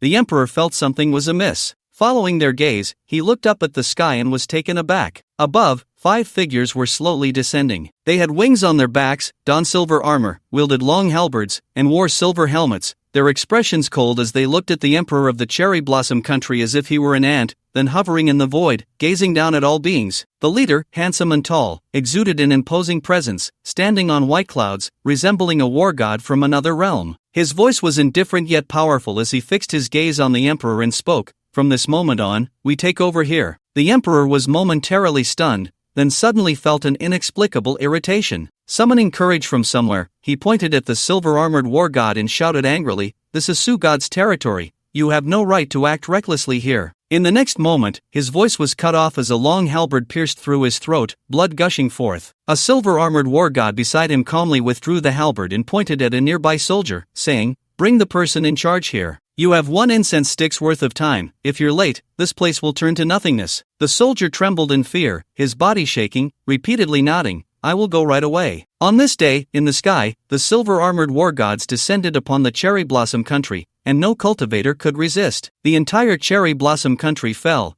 becoming the first nation to succumb. A global uproar ensued. When Su Xian flew over Nanyang Mountain according to the route in his memory, he was taken aback by the scene below through the sea of clouds. First, unlike other places, Nanyang Mountain had not collapsed, it remained intact, the entire peak standing tall, with 9 main peaks soaring into the clouds like spires. Second, the scene that had once been ruins now revealed buildings resembling sects emerging from within, with halls, guest rooms, squares, alchemy rooms, and herb storage rooms, all complete and well-equipped. What is this? Su Xian furrowed his brow, a vague suspicion forming in his mind. Could it be that the revival of spiritual energy had entered its second phase, causing a transformation in the world, and that Nanyang Mountain had restored its former appearance? Just as he was pondering, a tall young man suddenly appeared on the mountaintop square, waving at Su Xian with a hearty smile, his expression filled with excitement and joy. Su Xian focused his gaze, and it was indeed De Chun, seemingly having reached a new level, looking unharmed, with even more abundant spiritual energy within him, his cultivation stronger than ever. He descended and approached De Chun, smiling, "De Chun, tell me what happened on Nanyang Mountain last night. How did so many buildings appear overnight?" De Chun nodded vigorously and then slowly said, "At the beginning last night, we followed your suggestion, Brother Su, and hid in a house at the foot of the mountain. That was a house built by third uncle for the construction workers, quite sturdy. Then we heard thunder and saw flashes of lightning in the sky, and a huge rain poured down, along with a lot of hail. I have a strong constitution, so the hail hitting me felt like a tickle, having no effect at all. But third uncle and the others were a bit worried and advised everyone not to move around carelessly. So we stayed in the room at the foot of the mountain all night, and when morning came, we went up the mountain and found that there wasn't much change here. However, many places around had become particularly large and strange. Third uncle said that many areas had expanded about 10 times. When we reached the top of the mountain, we found that the houses we had built before were gone, and instead, so many buildings had appeared out of nowhere. On the 9 peaks, various ancient structures had emerged, including great halls, alchemy rooms, guest rooms, squares, secret chambers, and so on. After hearing this, Su Xian understood. It was certain that Nanyang Mountain was originally a sect, likely called Nanyang Sect. Later, due to calamities, spiritual energy depleted,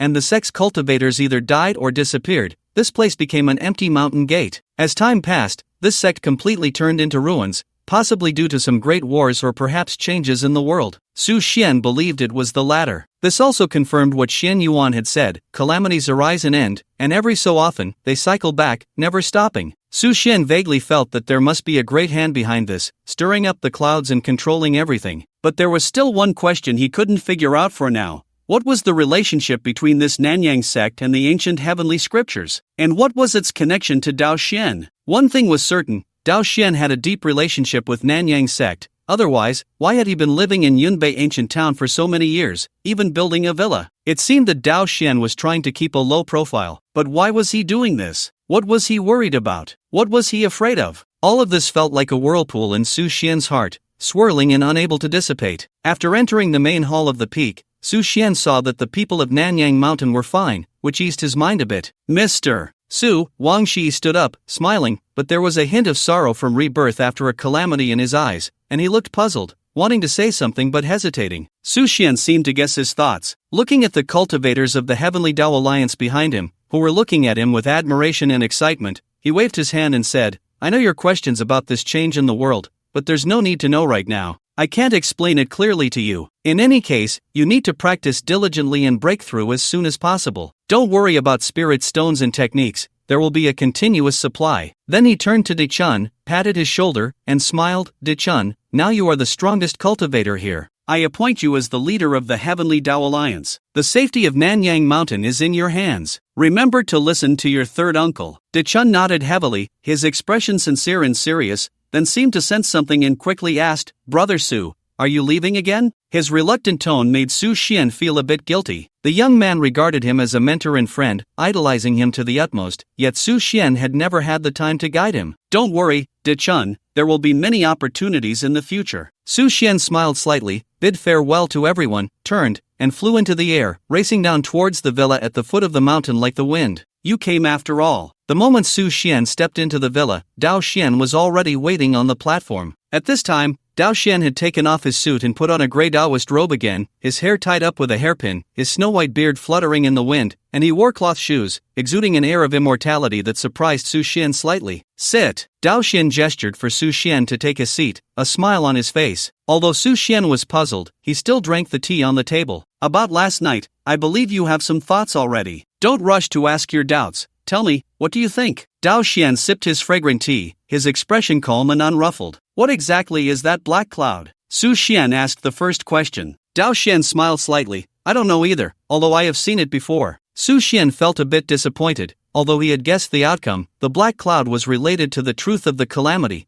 and even the ancient heavenly book was vague about it. Dao Xian had lived for endless years, but he might not know either, so he asked the second question. "What about the Nanyang sect?" Dao Xian stood up and said, "A long time ago, 3 unparalleled powerhouses appeared among the human race. They were immensely powerful, their cultivation defying the heavens, almost comprehending the secret of becoming immortal, but ultimately, they were seen through by a more mysterious existence. This mysterious being used great supernatural powers to force the 3 out of the firmament. And these 3 were the infamous, world-shaking unparalleled fiends of that time, the 9 generations of vengeful women, and the Godslayer. Later, a powerful being inadvertently discovered an ancient shocking secret, and thus traveled among the myriad races, compiling all his observations into the ancient heavenly book, which was ultimately entrusted to the first unparalleled fiend for safekeeping. As time passed, the secret of the ancient heavenly book was seen through by that mysterious existence, and after several twists and turns, it fell into the hands of the strongest in the 3 realms. He studied the heavenly book and comprehended the secrets of the 6 volumes,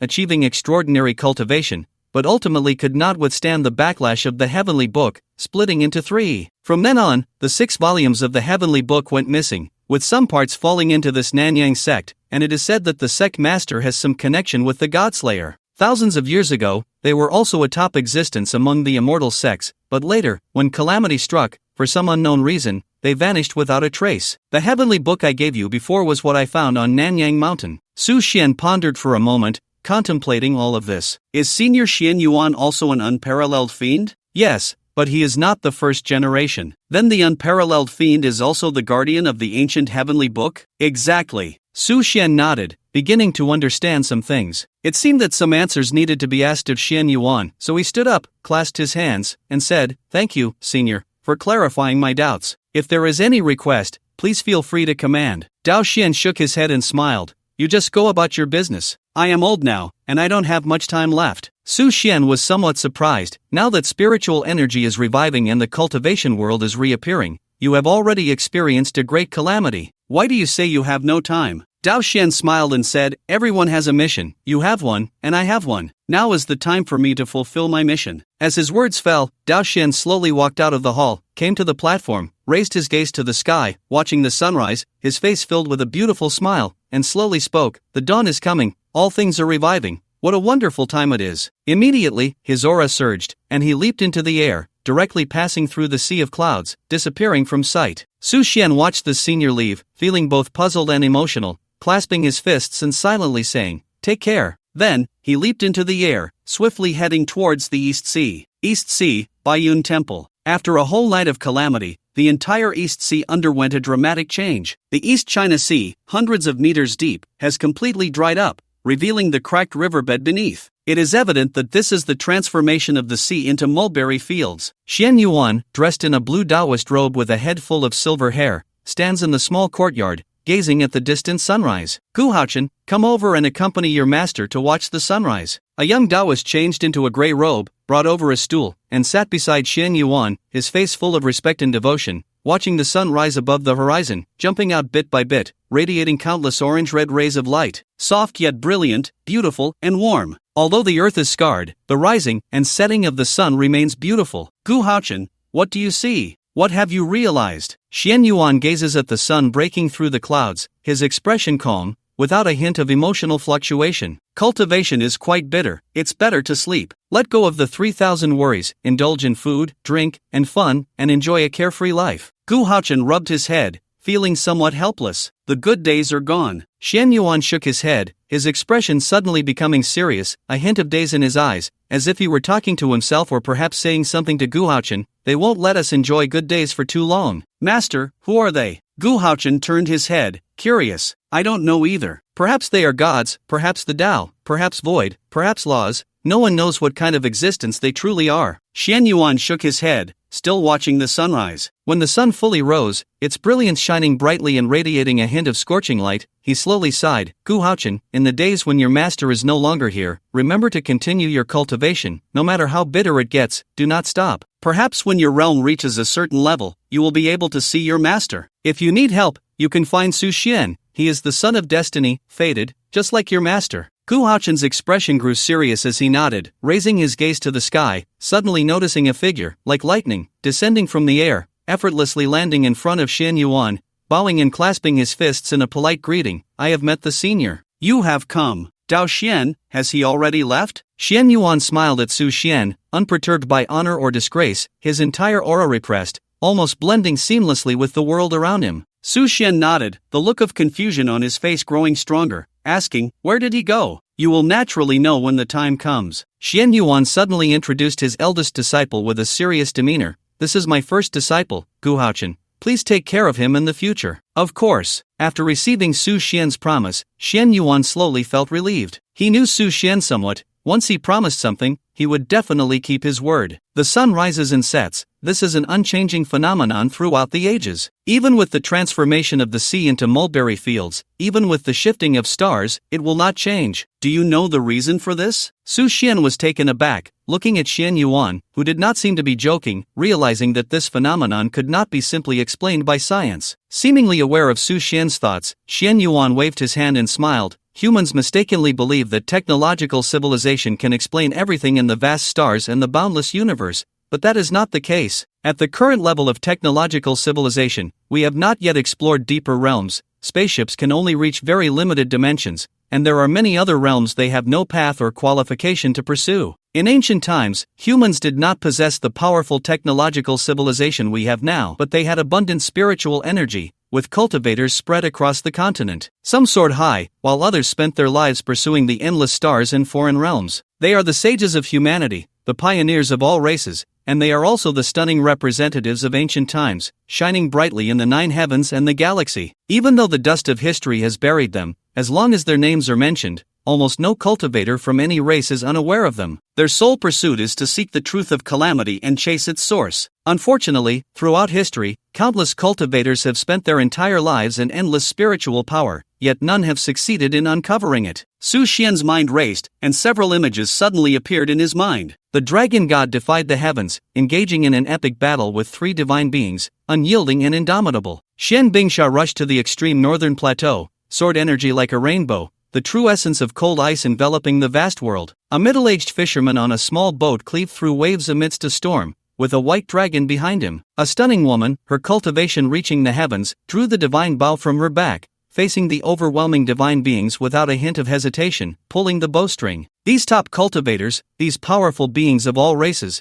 seemed to be fighting against something, pursuing something. Xian Yuan seemed to sense Su Xian's thoughts, and thus changed the subject. Even after all these years, still with nothing to show for it, yet the cultivators of all races have not rested, persevering in their pursuit of the original goal, even in the face of divine beings, even through mountains of blades and seas of fire, even amidst the night of 10,000 demons, they have never let go. Dao Xian should have told you about the stories of the unparalleled fiend, the vengeful woman of the 9 heavens, and the god slayer, right? Su Xian nodded. That's right, so I came this time to seek guidance from my senior. Xian Yuan turned his head, looking at the sky, his expression filled with nostalgia and emotion. As you know, back then, these 3 unparalleled powerhouses had almost reached the lost second realm, nearly immortal, mastering the great Tao, ruling their domains, and comprehending the laws. It was at this moment that they suddenly discovered a powerful will descending. That was a mysterious existence, and even though these 3 had the strength to traverse heaven and earth, they could not explore it, ultimately being forced to retreat from the heavens by this mysterious presence. The descendants of the God Slayer established the Nanyang sect, only to be perceived by an unknown force, leading to their eventual destruction. The vengeful woman of the 9 lives ventured to an ancient city in the south in search of her own path and truth,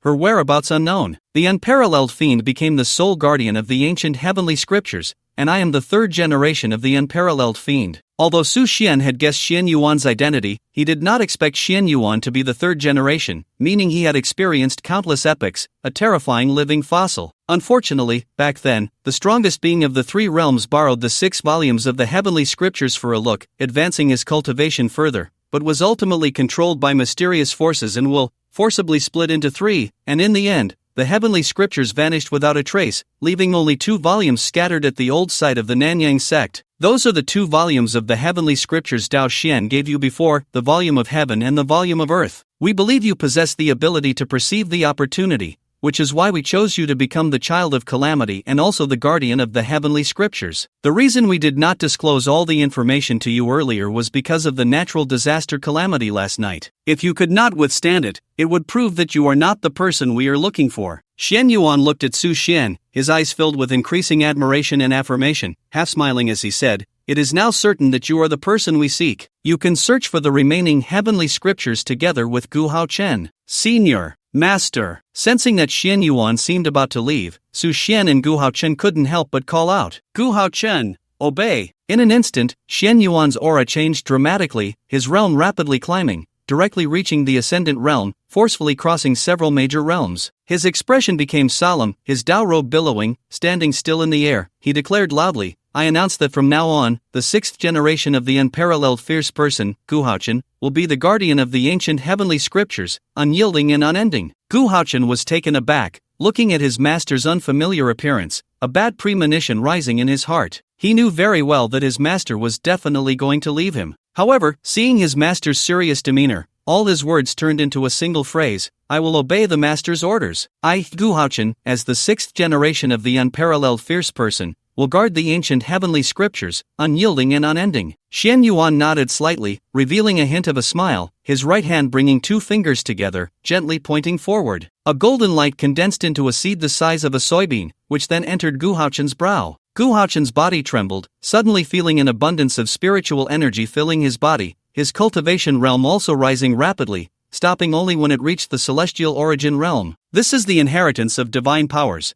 You must devote yourself to cultivation in the future. Understood. Additionally, you must take good care of Sansi, he is still young, and you need to be more patient, allowing him to slowly understand the principles. Yes, Su Xian, I shall take my leave first, farewell. As the words fell, Xian Yuan's figure flashed and vanished, directly penetrating the clouds and flying deep into the sky. Dao Xian and Xian Yuan seemed to have left in a hurry, and Su Xian speculated that it must be due to the natural disaster from last night, which had broken some kind of shackles, or perhaps exposed them. This forced them to ascend to the heavens to complete unfinished business. Did Senior Xian Yuan mention where he was going? Su Xian tried to gather information from Gu Haochun. Gu Haochun shook his head and slowly said, over the years, my master has acted like an ordinary Taoist, either drinking tea or playing chess every day, rarely speaking of the past. He also seldom mentions where he will go in the future. He just likes to make me get up early to watch the sunrise over the sea with him, letting me know the hardships of cultivation. Su Xian fell silent, boldly guessing in his heart that Xian Yuan probably did not want Gu Haochun to be known too early by certain mysterious beings,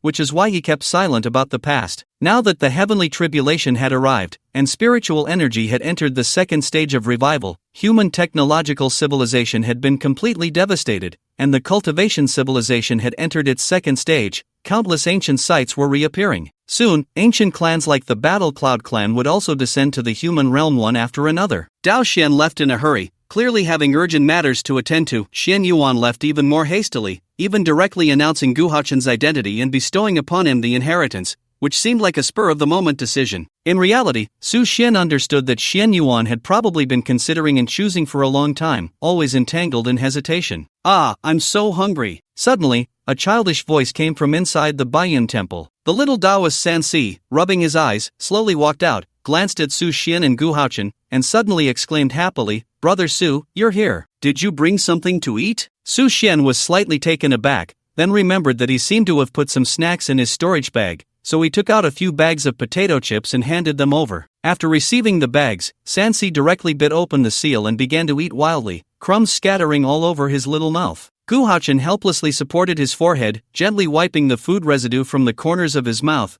which made Sansi feel a bit puzzled, watching him warily. Brother, are you trying to steal my snacks again? Sansi hugged the bag of chips to his chest, frowning and looking at his somewhat unusual senior brother with caution. Usually, his senior brother would always bully him. Why was he so gentle today? Go ahead and eat. Gu Haochun retracted his hand and smiled slightly. Sansi began to eat again, but as he chewed, he felt increasingly uneasy. He lifted his little head and suspiciously stared at Gu Haochun. What's wrong with you today, senior brother? Did the sun rise from the west? Or did Master leave? Master left. Upon hearing this, Sansi's body stiffened, and he immediately threw the potato chips on the ground, rushing out of Baiyun Temple. He cupped his hands around his mouth like a trumpet and shouted into the void, Master, I won't be naughty anymore. Please come back. Don't be angry, okay? Master, Master. After calling out several times and receiving no response, Sansi suddenly sat down on the ground and began to cry loudly, his sobs heartfelt and sincere. Gu Haochun slowly walked over, feeling a tightness in his heart, and comforted him. Don't worry, Master will come back as long as you behave. Upon hearing this, Sansi immediately sat up from the ground, tears turning to laughter. Really? Of course. Okay, I promise I won't be naughty anymore. Gu Haochun smiled slightly, stroking his head. Su Xian, witnessing this scene, felt a warm current rise within him. It seemed Gu Haochun had grown quite a bit. He then clasped his hands and said, You too, until we meet again. If you need anything, you can come to Hengduan Mountain to find me, or leave a message with my assistant. Definitely. Then, farewell. Su Xian leaped into the air, speeding away towards Hengduan Mountain like a bolt of lightning. In the A-San Kingdom, in the capital's Golden Luan Hall, a three-headed, six-armed Buddha statue loomed like a demon, standing tall. Outside the hall, countless monks formed strange formations, appearing tense and serious as if facing a great enemy. In front of the Buddha statue stood a man draped in a gray robe, wearing prayer beads, with skulls hanging from his head. Both Buddha nature and demonic nature filled his being, creating a very eerie feeling. At the entrance of the hall, a tall figure clad in silver armor, wearing a silver helmet, and wielding a silver spear slowly walked in. The spear swung, a glint of cold light flashed, and then the spear shot out like a dragon. This warrior from the Battle Cloud realm faced 100-fold of opponents without any panic, his expression calm, as if looking at ants, his voice indifferent. From now on, I am in charge here. You have 1 incense stick's worth of time to bring your highest authority here, or bear the consequences. You underestimate the Buddhist practitioners of Asan. The grey-robed monk's expression changed, anger flashing in his eyes. Ever since the Asan kingdom was split in half by Su Xian's sword, the faith in Buddhism had greatly diminished, leading to a weakening of their belief power and making it increasingly difficult to elevate their realms. However, this monk dared not harbor any hatred or resentment towards Su Xian, only endless fear. No one knew when he might become displeased and strike again, which would send the Asan kingdom back to the Warring States era. Su Xian could trample on the Asan kingdom at will, and the monk could accept that, but he could not accept that some random warrior from the Battle Cloud realm could do the same. Tulyuo Great Formation. With his loud shout, hundreds of monks in the square began to form the formation. They stood in specific positions, wielding various weapons, and a wave of black smoke spread out, exuding strange malevolence and poisonous mist. The armored warrior remained unfazed, coldly stating, "Ants." Then, the spear struck like a dragon, directly targeting the heart of the formation. Accompanied by screams, the hundreds of monks were torn apart by the intense energy in just a few exchanges, collapsing in disarray. 1 minute later, this warrior held the head of the monk leader, the spear tip pressed against another monk's throat. Lead the way. On this day, following the Sakura kingdom, the Asan kingdom also fell. At the same time, countless countries lacking cultural depth faced the overwhelming arrival of the Battle Cloud realm and were powerless to resist, all succumbing. In just one day, more than 20 countries fell, and for the vast majority, they only deployed an ordinary warrior at the Golden Body stage. In the face of absolute cultivators, firearms were like a joke, utterly ineffective. At the British Museum, a middle-aged man in a tailcoat hurriedly pushed the door open. The guards at the entrance saw him and all greeted him with a bow. "Good afternoon, sir." The middle-aged man merely nodded, offering little response, then pointed to a nearby security guard. "Go call the curator, you have 1 minute, hurry." The guard was momentarily taken aback,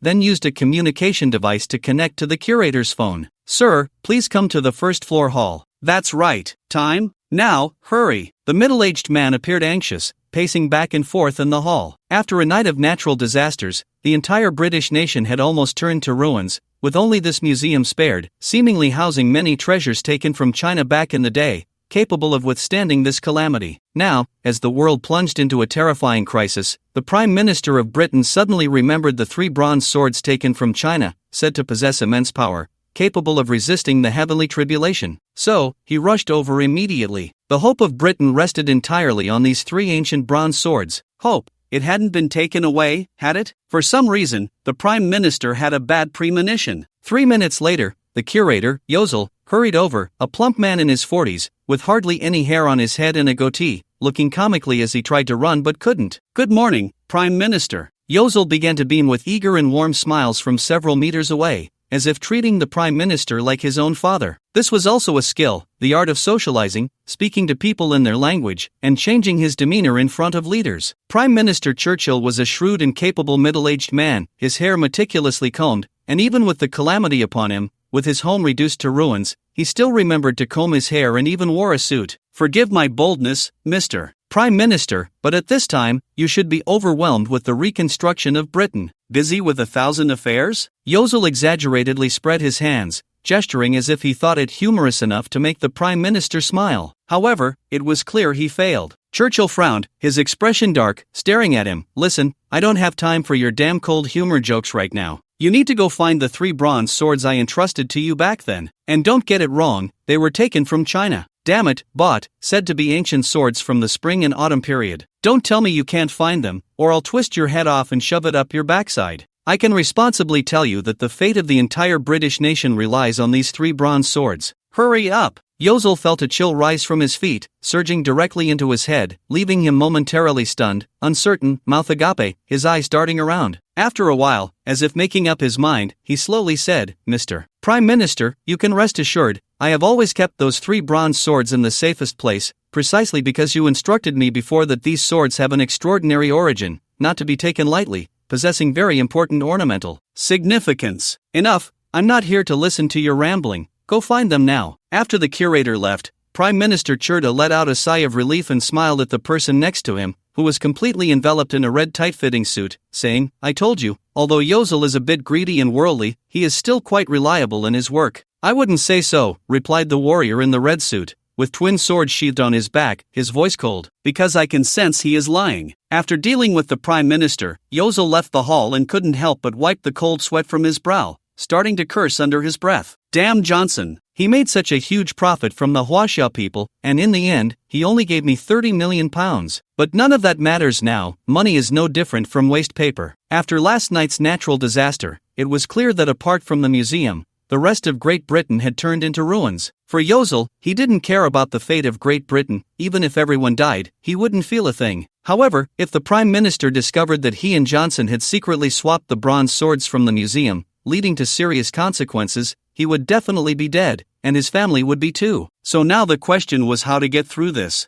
3 minutes later, Yozol returned to the hall with 3 ancient wooden sword cases and handed them over. The Prime Minister glanced at the sword cases, finding them identical to the ones he had given to the museum, feeling somewhat relieved. Then, upon opening the cases, he saw 3 bronze swords lying inside, identical in appearance and size, even down to some rust spots. The Prime Minister could almost conclude that these 3 bronze swords were the same ones he had given to the museum, and he couldn't help but breathe a sigh of relief, smiling. Yozol, well done. I'll promote you to a member of parliament. Yozol also felt a great sense of relief, moved to the point of tears, nearly kneeling down to sing praises. After leaving the hall, the Prime Minister handed the bronze swords to the warrior in the red suit. Eye of Death. Something's not right, said Eye of Death, gripping the bronze sword and noticing the absence of any spiritual energy fluctuations, feeling puzzled. Treasures from Huaxia, after the revival of spiritual energy, had all become powerful weapons. Why were these 3 bronze swords unresponsive? The Prime Minister's pupils constricted as he caught sight of a silver-armored warrior slowly descending from the sky, his spear pointed at them from a distance. From now on, this place is under my control, Battle Cloud Realm. Eye of Death drew his twin swords from his back and tapped his cheek with the blade. Bro, where did you get that outfit? What era is it? Still playing Huaxia ancient-style cosplay? 3 minutes later, the warrior from Battle Cloud Realm pierced Eye of Death through with his spear and then blasted the Prime Minister's head apart with another shot. On that day, Great Britain fell directly. In the sky, at the peak of the Sea of Clouds, a building resembling a celestial palace was suspended in the air, held by dozens of thick iron chains at its corners, surrounded by a sea of clouds. On the throne sat a young man clad in white battle armor, wearing a silver helmet, with colorful wings on his back, sitting upright, his crimson eyes radiating supreme battle intent. Your Majesty, within 3 days, our clan will descend upon the human race, having taken 36 nations and occupied 36 continents. Below the hall, a red-armored warrior knelt on one knee, reporting the battle situation with a tone of joy. 36 nations? When did the human race split into so many countries? Tell me, which ones? The land of the 9 provinces has actually given rise to so many nations? Your Majesty, it's a bit strange. These countries now seem completely different from the Tianyuan continent of yore. There are no cultivators here, just a bunch of odd mortals, but they seem a bit stronger than ordinary mortals. The young man on the throne narrowed his eyes slightly,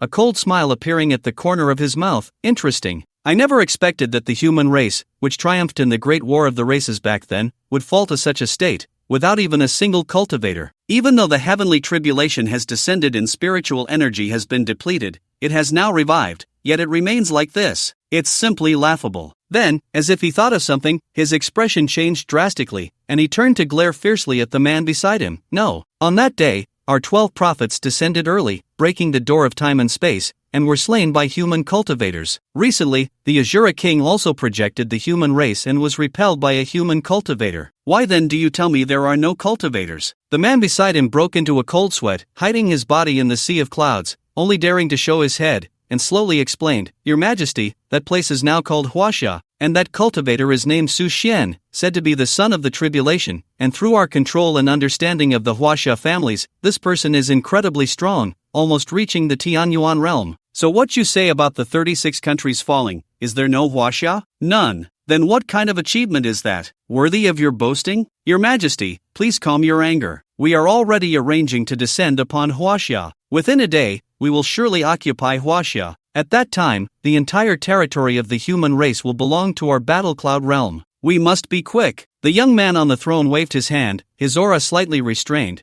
We must quickly occupy the entire human realm and not let those beasts seize the initiative. Our Battle Cloud realm has been silent for too long. We must seize this opportunity to rise again, making the entire ancient race understand who the true god of war is, who the leader is. The young man's pupils suddenly widened, his face full of vigor, radiating the aura of a king. Yes, Hongduan Mountain. Su Xian stood silently in the void, hands behind his back, gazing at the sea of clouds. His divine sense probed 100 miles into the sky, faintly sensing a trace of powerful auras. Above the sea of clouds, 7 or 8 auras surpassing the Tianyuan realm were slowly descending. Are they finally coming? Su Xian remained silent. The Ice Soul Cloud Mist Sword, Buddha Bone Fierce Weapon, Red Lotus Calamity Armor, Solar Eclipse Soul Cutting Flag, Lunar Eclipse 9 Will Turn, and Heavenly Punishment Thunder God Bao all appeared, shimmering with light, swirling around his body, the aura of slaughter rising straight to the 9 heavens. Meanwhile, on Hengduan Mountain, all cultivators above the Divine Concealment Realm arranged the Wujizudian formation according to the array method Su Xian had taught earlier. This formation could serve as both an offensive and defensive array, and now, the dozens of people standing at the peak of Hengduan Mountain were controlling it as a supportive formation. They drew in the spiritual power from countless spirit stones, which was then processed by the principles of the formation, concentrating and funneling it into Su Xian's body. Prior to this, Su Xian had already consumed a Tianyuan pill, and with the enhancement of the formation, he had reached the peak strength of the 7th level of Tianyuan. Whoosh! Above the sea of clouds, several figures descended from the sky, landing directly above Hengduan Mountain, looking down with disdain. Su Xian coldly watched them until all their figures were revealed. Silver battle armor, silver helmets, silver spears, standing on white clouds. There was no doubt they were from the ancient race of Battle Cloud Realm. In his previous life, he was merely a cultivator of the Divine Concealment Realm, completely unqualified to interact with an ancient race of the level of Battle Cloud Realm, not even qualified to watch from afar. He could only learn bits and pieces of information about the Battle Cloud Realm's battles against human powerhouses through media news and other channels. Then, like a loser, he used his limited imagination to construct and recreate battle scenes. But in this life, everything was different. As the strongest cultivator of the human race, he took the initiative everywhere, laying out plans in advance, and had become the backbone of the resistance against the ancient clans, the only support for Huaxia. After the heavenly tribulation, everything lost its connection, and Su Xian simply focused on building the layout of the Hengduan Mountains, no longer caring about other places. He was waiting for this moment. It had come. Despite having slain hundreds of thousands of ferocious beasts and participated in numerous world-shaking battles, Su Xian had already accumulated a wealth of combat experience. His mindset as calm as a deep well. However, at this moment, seeing the warriors of the Battle Cloud Realm with his own eyes, he still felt a surge of excitement in his heart. The regrets of his previous life, which had not been fulfilled, could easily be compensated for in this life. From now on, this place will be taken over by my Battle Cloud Realm. The leading silver-armored warrior pointed his spear at Su Xian from a distance, his peak golden body realm strength revealed without reservation, attempting to bring endless pressure upon Su Xian. Su Xian's face showed no signs of fluctuation, even feeling a bit disappointed as he looked at the 8 cultivators from the Battle Cloud Realm, the weakest among them being at the 3rd level of the Golden Body Realm, and the strongest already at the peak of the Golden Body Realm. He couldn't help but speak. Is this all the decent cultivators you Battle Cloud Realm can muster? How come you sent these few worthless ones over? Su Xian did not exaggerate with this statement.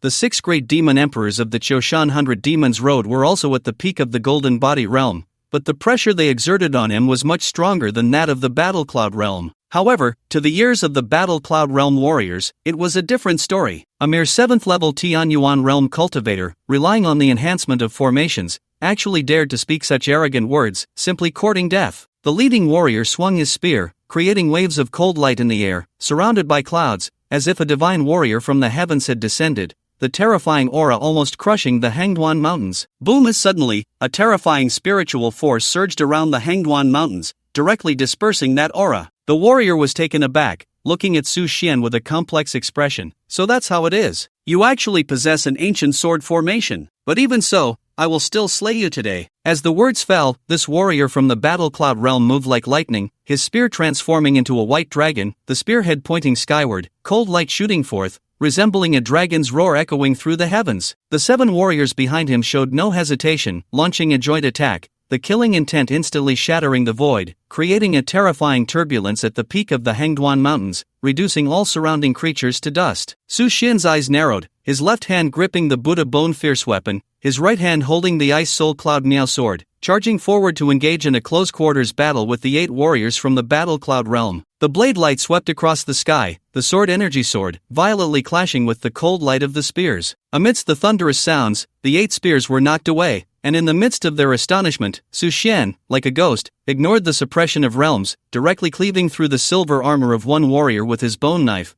then thrusting his sword into his throat. Ugh! The warrior's eyes widened, his spirit fading, the long sword piercing through his mouth and exiting from the back of his head, instantly severing all his life force, his body going limp, slowly descending, falling from the sky. Su Xian's eyes narrowed, coldly shouting, "You are not qualified to die here." As the words fell, a sword energy crossed the void, directly slicing the warrior's body in half, then his right hand grasped empty air, the heavenly punishment thunder god bow appearing prominently, quickly drawing the bow and shooting an arrow, the arrow instantly arriving, directly exploding the body of that Battle Cloud realm warrior into fragments, scattering in the air like falling leaves. Bold! You! No bones left, shattered into pieces. The remaining 7 warriors, filled with endless anger amidst their shock, glared at Su Xian, looking as if they wanted to swallow him whole. Everyone, it's your turn to go. For the ancient clan, Su Xian felt not only disgust but also hatred. This group, descended from another realm, had only one purpose: to annihilate the entire human race and then take over. In a sense, they had always been driven solely by their desire for territory, instigating a war among the myriad races. However, they dared not raise their swords against the heavens, only striking at the weak. In the previous life, after the arrival of the true king of the ancient clan, humanity was nearly exterminated. In this life, Su Xian absolutely could not allow such a thing to happen, so he held nothing back from the very start. Kill! The 8 warriors of the Battle Cloud realm, all at the golden body stage, at this moment showed no restraint. Countless golden bodies appeared behind them, converging in the air to form a resounding battle song. The wind howled past, clouds billowed in layers, blood stained the horizon. Su Xian wielded his weapon, activated his treasures, disregarding the golden body manifestations, relying on the endless spiritual power supplied by the infinite celestial array, engaging in fierce combat with these 8 warriors of the Battle Cloud realm. The bone blade spun, releasing a 4-layered Zen-like Buddhist essence that purified all evil and malevolent energy. The divine sword swung, the terrifying sword energy carried by its 4 layers surged like a torrent of water cascading down from the Milky Way, overwhelming and mercilessly tearing apart the warrior's armor. The heavenly punishment thunder god Bao, with arrows exuding a destructive aura, burst forth with plasma, shattering the void, directly piercing the body of the leading warrior, exploding his golden body. Boom! Amidst the explosion, one after another, the warriors of the Battle Cloud realm were reduced to dust by Su Xian, their bones obliterated, their spears severed, their armor shattered. In less than 30 minutes of battle, all 8 golden body stage warriors of the Battle Cloud realm were slain by Su Xian alone. In Jiangnan province, the Morong family's mansion had been destroyed by the heavenly tribulation. In a makeshift activity room, Morong Gue seemed to have all his energy drained, the continuous blows and disasters leaving him completely devoid of the desire for revenge against Su Xian, nor did he think about reviving the Morong family. What was the point of struggling any further? At this moment, Morong Gue was just an old man nearing the end of his years. However, Morong Si, an elder of the Morong family, was entirely the opposite. Head of the family, we have made contact over there. Tomorrow morning, all the spiritual mine areas will be visited by them. At that time, all of Su Xian's people will die, and as a reward for providing intelligence, our Morong family can receive 1% of the spiritual ore. When that time comes, with the help of spiritual stones and their protection, our Morong family will definitely become the #1 family in Huaxia again. Morong Si's eyes sparkled with excitement, growing more animated as he spoke. Morong Gue merely responded indifferently, waving his hand, "Do as you see fit. Head of the family, can't you see? Huaxia is doomed, all civilizations have been destroyed, a new order and era are coming, and cultivators will surely become the rulers. At that time, with immortal sex rising, our Morong family needs to position ourselves in advance." Morong Gue nodded, "I'm tired, you go arrange it." A hint of disdain flashed in Morong Si's eyes, but among the core members of the Morong family, he chose to restrain himself. He then left the activity room to begin his schemes. Take stock and prepare for the rebuilding work. Morong Gue waved his hand, dispersing the core members of the Morong family. After slaying the 8 warriors of the Battle Cloud realm, Su Xian was certain that many sects would reappear in the ruins of future Huaxia. At present, rebuilding their homeland had become the most important task. Looking around, all that met the eye were ruins, scorched earth for miles, all the tall buildings collapsed, all the mountains shattered, and all the rivers, lakes, and seas had changed. However, the intensity of the spiritual energy was becoming increasingly strong, marking the second stage of the spiritual energy revival. From this moment on, the entire technological civilization was completely destroyed. The technological means and inventions that humanity prided itself on, as well as the beings that considered themselves the rulers of the universe, were rendered worthless in the face of the heavenly tribulation. All confidence and dignity were shattered and trampled upon. The headquarters in the imperial capital, once the location of Longting, had now turned into a complete ruin. Chen Tianping spent 3 days gathering the surviving Longting cultivators, who numbered around a few thousand. Most of them had relatively high cultivation levels and had taken appropriate evasive measures during the arrival of the heavenly tribulation, hiding in sealed buildings. Over these 3 days, Chen Tianping had people use scrap steel and wood to build temporary activity cabins, ensuring that people had a place to live. Then, some individuals went to the old market site and abandoned factory sites to search for essential supplies and food resources. Thus, a temporary Longting command center was established in these few days. Many people were assigned to carry out tasks, but the majority focused on searching for supplies and survivors. In an instant, the revival of spiritual energy and the arrival of the heavenly tribulation made everyone truly experience scenes that only existed in movies. Apocalypse, global ruins. Director, we found Director Xia. Suddenly, a young man from Longting, dressed in tattered clothes, with dark circles under his eyes and a weary face, flashed a hint of excitement. Chen Tianping was overjoyed upon hearing this and quickly instructed them to bring Xia Changha in. At this moment, Xia Changha lay on a stretcher, his complexion pale, lips cracked, clothes in tatters,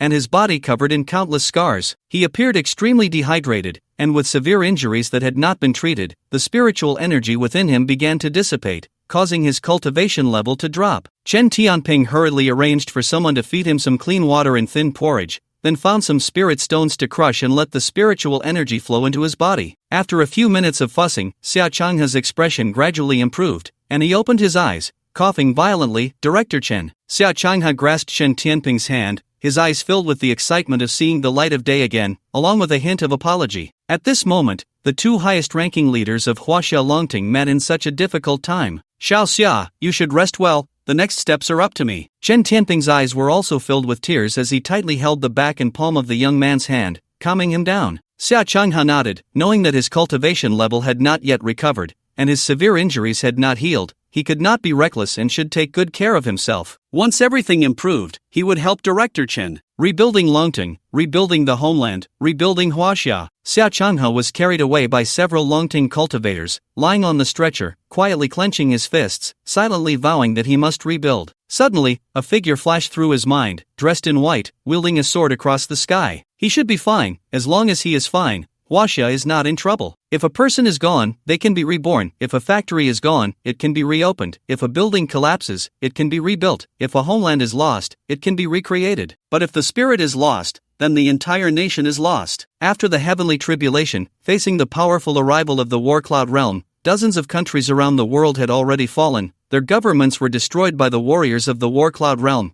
and in order to survive, they became slaves to the war cloud realm. Of course, there were still some strong nations that continued to resist the warriors of the war cloud realm, with the outcome still undecided. For example, the Revenge Alliance in the United States, under the call of the American captain, had superheroes wholeheartedly engaged in the war to defend the United States, waging an epic battle against the warriors of the war cloud realm. There are also the heroes of the Mao Kingdom, those incredibly strong body cultivators who, with their flesh and blood, forcefully clash with the warriors of the battle cloud realm, refusing to back down, even though they have already lost some cities. There are many other nations that, despite being invaded by the battle cloud realm, remain fearless, sending out their strongest teams of cultivators or extraordinary beings to engage in fierce battles with the warriors of the battle cloud realm, making their final stand in a fight to the death. After Su Xian killed all 8 Golden Body Realm warriors from the battle cloud realm, he did not go out, as the Hangduan Mountains were his stronghold and the base of the Heavenly Tao Alliance. In other places, the lives and deaths of others were not something Su Xian had the energy to care for, nor did he want to manage them. In his view, guarding the Hangduan Mountains and improving his cultivation, with the hope of one day stepping into that realm and exploring the truth behind the calamity along the path of the pioneers,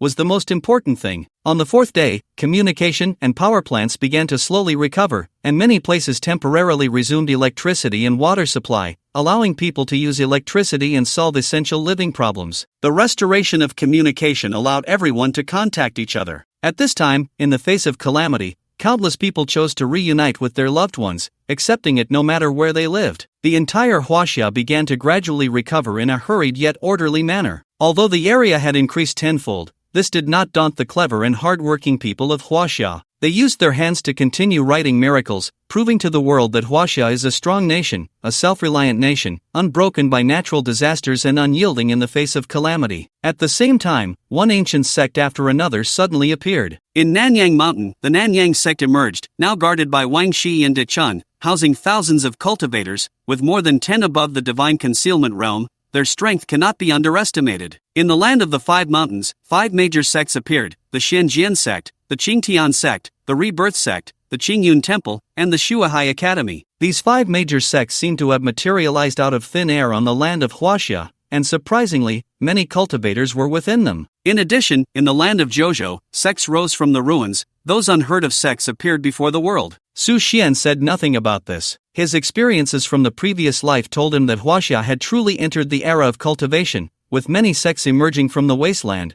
signifying the official arrival of the ancient spiritual energy revival era. Those old monsters who had sealed themselves for thousands of years also broke their seals, beginning to wreak havoc and continuously reaping the lives of cultivators. Of course, many righteous cultivators raised their swords to fight against those evil cultivators, creating heroic stories that were both moving and tragic. Su Xian stood up, looking at the white clouds in the sky, slowly flowing, murmuring to himself, "They should all be here now." Wenchang. Since the calamity struck, the entire landscape of Wenchang has undergone drastic changes, with roads collapsing and all territories expanding tenfold. The largest spiritual mine area in Wenchang, which was previously an abandoned mine, was acquired by Su Xian and became a spiritual mine during the revival of spiritual energy, bringing him an endless supply of spirit stones. Once, the Morong family, in alliance with the 10 great families, attempted to claim this spiritual mine for themselves, but were dealt with by Su Xian. Now, Morong Si, accompanied by 5 silver-armored warriors from the Battle Cloud realm, felt ambitious and determined to succeed. Even before entering the spiritual mine area, his heart began to race violently. If he could occupy this spiritual mine, just obtaining a tiny bit would be enough. He was currently at the peak of the pulse-shaping realm, on the verge of a breakthrough, and this was the most critical moment. If there were enough spirit stones, then I would smoothly break through to the divine concealment realm. At that time, I would eliminate that old, unmotivated thing, Morong Gue, and the position of the head of the Morong family would be mine. Thinking of this, Morong Si felt an immense sense of pride in his heart, as if he were already the helmsman of the Morong family. Esteemed lords, this is the place. Morong Si bent slightly, a fawning expression on his face. This area was once the largest spirit mine in Wenchang and also the greatest spirit mine of Su Xian. Relying on this mine, he has cultivated at least a few thousand pulse refinement realm cultivators, and it is said that he is about to break through to the heavenly origin realm. With an exaggerated expression and rich body language, Morong Si was, in a sense, a qualified diplomatic figure. The leading silver-armored warrior, upon reaching the entrance, saw the road reduced to ruins. After a brief probe with his spiritual sense, he did not sense the intense spiritual energy he had imagined, and he couldn't help but frown, puzzled. Why do I not sense any spiritual energy? Logically speaking, this place is the largest spirit mine area and should contain abundant spirit stones. Why is there no response now? Morong Si's smile instantly froze, and an ominous premonition rose in his heart. Could it be that Su Xian had set up a trap in advance? Having dealt with Su Xian multiple times, he felt that Su Xian was resourceful, always anticipating the enemy's moves, and liked to lay plans ahead of time. However, he quickly dismissed this doubt. After all, no matter how clever Su Xian was, he couldn't possibly know the plans of the Morong family and the lords of the Battle Cloud realm. He patted his chest and assured, "Rest assured, my lord, the spirit mine area is rich in resources. I have investigated multiple times before, and it contains considerable spirit stones. It should be affected by the recent natural disaster, which is why it has turned out like this." The warrior from the Battle Cloud realm thought for a moment and felt that this was indeed a possibility, so he gathered a few people around him and continued to move inside. As they passed through the ruins and opened the iron gate, the warriors of the Battle Cloud realm, all of whom were above the heavenly origin realm, felt something was off when they saw the entire spirit mine area was empty. With the sound of their footsteps, they discovered that dozens of people had emerged from within, looking unfriendly and saying nothing, directly beginning to set up a formation. The leader sat at the center of the formation, manipulating a large black flag, continuously waving it, while the dozens of people around him arranged the formation according to the 8 gates, constantly moving about. In an instant, the seemingly abandoned spirit mine area was enveloped in golden beams of light, covering the warriors of the Battle Cloud realm and Morong Si. Morong Si was greatly alarmed. What kind of existence was Su Xian? How could he predict everything so accurately? The several cultivators from the Battle Cloud realm drew their long spears and pointed them at the dozens of people inside the mine. These cultivators specialized in formations, and for the past few months, they had done nothing but practice the infinite celestial formation taught by Su Xian. A few days ago, when the heavenly tribulation struck, it had almost destroyed the Wenchang mine area, but these people had managed to evade the tribulation with their marvelous formation. Su Xian truly has foresight. He knew that this group of traders from the Morong family would join forces with foreign cultivators to seize the mine and had set up the formation in advance. The cultivator at the center of the formation had already stepped into the divine concealment realm, and with the enhancement of the formation, his power became immense. Even when facing this group of heavenly origin realm strongmen from the Battle Cloud realm, he showed no signs of retreat or fear, standing firm against them. Good courage! The leading cultivator from the Battle Cloud realm couldn't help but praise, and with a movement, he stirred his spear, like a dragon emerging from the water, its cold gleam flashing as he charged forward. Death Gate! The formation's cultivator, quick-witted, saw that the warrior had stepped into the formation's death gate and immediately waved the flag, beginning to command the formation. Suddenly, a strange phenomenon occurred. The cultivator from the Battle Cloud realm felt dizzy, as a fierce wind whipped up, sending sand and stones flying, obscuring his vision. Out of nowhere, several warriors clad in silver armor appeared, brandishing long spears and thrusting them at him with incredible speed. The warriors outside the formation saw their leader wildly waving his spear in place, completely unaware of any enemies, and they began to shout loudly, trying to rouse him from his frenzied state. However, no matter how they called out, the cultivator from the Battle Cloud realm could not hear them. The infinite celestial array contained the principles of the 8 gates formation. Once one entered the dead gate, the only way to find a glimmer of hope was to defeat the enemies within the formation, essentially a situation of 9 deaths in 1 life. We can't just sit here and wait for death. We must work together to break the formation, or the boss will be slowly drained to death inside. I agree. This formation is strange. It can unleash power exceeding that of a celestial origin realm cultivator, even though it was set up by low-level cultivators in the divine concealment realm. It is indeed profound and powerful. After exchanging glances, the group stepped into the formation, attempting to break it. The cultivator at the center of the formation glanced at the positions of the silver-armored warriors, pondered for a moment, and then waved his hand holding the flag, shouting, "Open the shock gate, rest gate, injury gate, and block gate. Activate the 8th style of the infinite celestial array, life and death separation." Under his command, the dozens of cultivators maintaining the formation shifted again, directly activating the more vicious and ruthless aspect of the infinite celestial array, life and death separation. The cultivators from the Battle Cloud realm, upon entering the formation,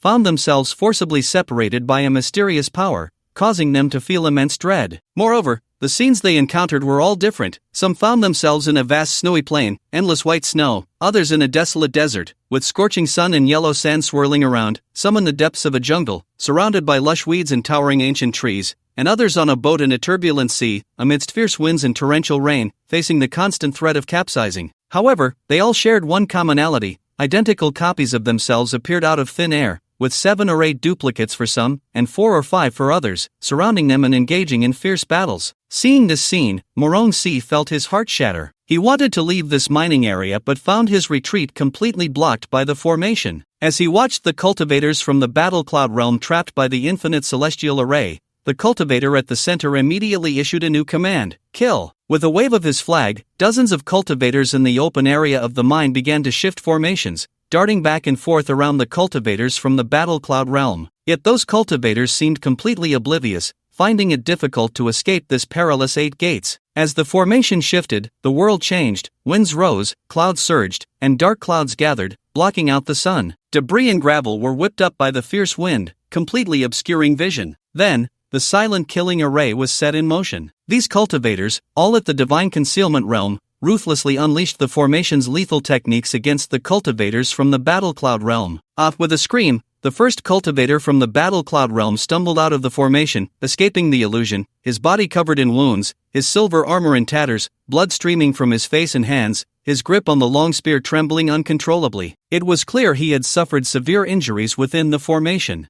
A sword pierced through his back from behind, directly impaling him. It was a young cultivator from the divine concealment realm, dressed in a tight black suit, his expression vigilant. After landing the blow, he did not stop but slowly pressed an explosive talisman against the back of that cultivator, then used all his strength to retreat rapidly. Boom! A tremendous explosion echoed, and the warrior from the battle cloud realm was blown apart, his armor shattered into pieces. His injuries worsened, the smell of charred flesh wafting from his skin, as crimson blood gushed from his wounds, cascading down. Kill them! The young cultivator who had launched the surprise attack was taken aback by the scene. This talisman was originally a rather ordinary explosive talisman, but Su Xian had infused it with a hint of spiritual power, amplifying its might 1,000-fold. Although the warrior from the battle cloud realm had already suffered severe damage within the formation, being able to severely injure a celestial origin realm cultivator was enough to demonstrate the terrifying power of this talisman. Next time, I must ask Su Xian to infuse more spiritual power into it, hee. After dealing with this warrior from the battle cloud realm, the cultivator continued his assault. An hour later, after killing the last warrior, he looked at the scattered corpses on the ground and, without a moment's hesitation, commanded everyone, "Now everyone, head to the Hangduan Mountains immediately. Su Xian is already waiting for us." But what if there are still these silver-armored warriors invading? Some cultivators, feeling unsatisfied with the killing, asked in confusion. That's not our concern. Su Xian instructed that we only need to hold off the first wave, we won't interfere with the rest. Moreover, the spiritual mine in Wen City has been completely exhausted and holds no value. Don't worry about anything else, everyone must be cautious and careful as we head to the Hangduan Mountains. Understood. After the group agreed, they dispersed, preparing to leave the mining area and head north. By the way, boss, what should we do with that guy? The leading cultivator glanced at the dazed and trembling Morongsi, and after a moment of thought, casually waved his hand, dismember him, then throw him to the Morong family, hanging his head at Morong Gui's bedside. Once that's done, brothers, hurry to retreat and regroup at the Hangduan Mountains. Hee, got it. The cultivator wore a cruel smile as he approached Morongsi, who had once dominated Huaxia for decades and served as an elder in the Morong family. At this moment, his dreams shattered, he stood there in a daze, on the verge of madness, his eyes devoid of light. His lips trembled silently, and his body shook involuntarily, as if under extreme stimulation. Impossible. This can't be. How could the spiritual mind be exhausted? How could Su Xian possibly know this? This must be a lie. Yes, that's right. Su Xian is deceiving us, hiding something. No, I must tell the elders about Su Xian's deception. This mining area definitely has spiritual stones. We must take it down. The Morong family still has a chance. Morongsi muttered to himself, descending into madness, his mind breaking down. The cultivator looked at him with disdain and spat. What a worthless thing, daring to oppose Su Xian. If it weren't for needing you to lure those ancient clan beasts, do you think your Morong family could survive this long? Old fool, remember not to oppose Su Xian in your next life. After saying this, the cultivator's gaze suddenly turned icy, a murderous aura enveloping him as he drew a dagger and effortlessly pierced Morongsi's throat. Until the moment of death, he still exerted all his strength, muttering to himself, my Morong family still has a chance. TCH, wasting my time, thinking the Morong family, as the first family of Huaxia, is so impressive, yet they're not even as good as a dog. The cultivator used a cleaver to sever Morongsi's head, then cut his body into pieces, wrapping them all in bags, sealing them up, and giving them a kick. Why be anything else but a traitor to the human race? According to the leader's orders, the monk glanced at the sky, then drove a truck from behind the mining area, directly tossing Morongsi's body onto it, and then sped off towards Jiangnan Road. At night, Morong Gui lay in bed, unable to fall asleep for a long time. Although Morongsi repeatedly assured him that the fierce warriors of the ancient clan would surely flatten the Hangduan Mountains where Su Xian was located and occupy the mining area, he still felt very worried. Having fought against Su Xian countless times, the Morong family had always returned in defeat, marveling at Su Xian's clever strategies, seizing every opportunity, whether it was the bronze sword or the spiritual mining area, all of which were taken by Su Xian first. So this time, with the heavenly tribulation descending, he did not believe Su Xian could withstand it. Su Xian must have made arrangements for the spiritual mining area as well. For some reason, a chill rose in his heart, a life and death crisis that could completely break him. Bang! At that moment, in the darkness, an object was thrown over and landed at his bedside. Morong Gui was startled, his heart racing, and he forced himself to be brave. Who? Morong old ghost, your gift. Good night, sweet dreams. A mocking voice came from the darkness, and then the figure flashed away, leaving the place. Morong Gui, still shaken, turned on the makeshift lamp at his bedside and saw a tightly bound black sealed plastic bag. A faint smell of blood wafted from inside, and an ominous premonition rose in Morong Gui's heart as he trembled and untied the rope sealing it. Upon opening it, he was horrified to see Morongsi's head, eyes wide open in death, and he couldn't help but scream, Hearing the call of the ancestor, the monks stationed at the Morong family rushed to the ancestor's temporary bedroom and, upon seeing this scene, fell silent. That night, Morong Gue committed suicide in his bedroom, leaving the Morong family leaderless, with the most outstanding young figure, Morong Jia, trapped by Su Xian in the Hangduan Mountains, living a fate worse than death. From then on, the Morong family was erased from the annals of history. Meanwhile, in Su Xian's spiritual mining area, nearly 20 had suffered invasions from the Battle Cloud realm, but all were slain by the Wuji heavenly array that Su Xian had set up in advance. After this battle, the Battle Cloud realm lost over 100 warriors, most of whom were Tianyuan realm experts, with a few being Xinzang realm. In the past few days of fierce battles, often 3 to 5 people could annihilate a country. The Sakura nation only used 5 people, while the Asan nation only used 1. However, in Huaxia, in just 2 or 3 days, over 100 had been lost. Among them was a peak golden body realm quasi-king who perished in the Hangduan Mountains. Battle Cloud Realm. In the palace hidden atop the Sea of Clouds,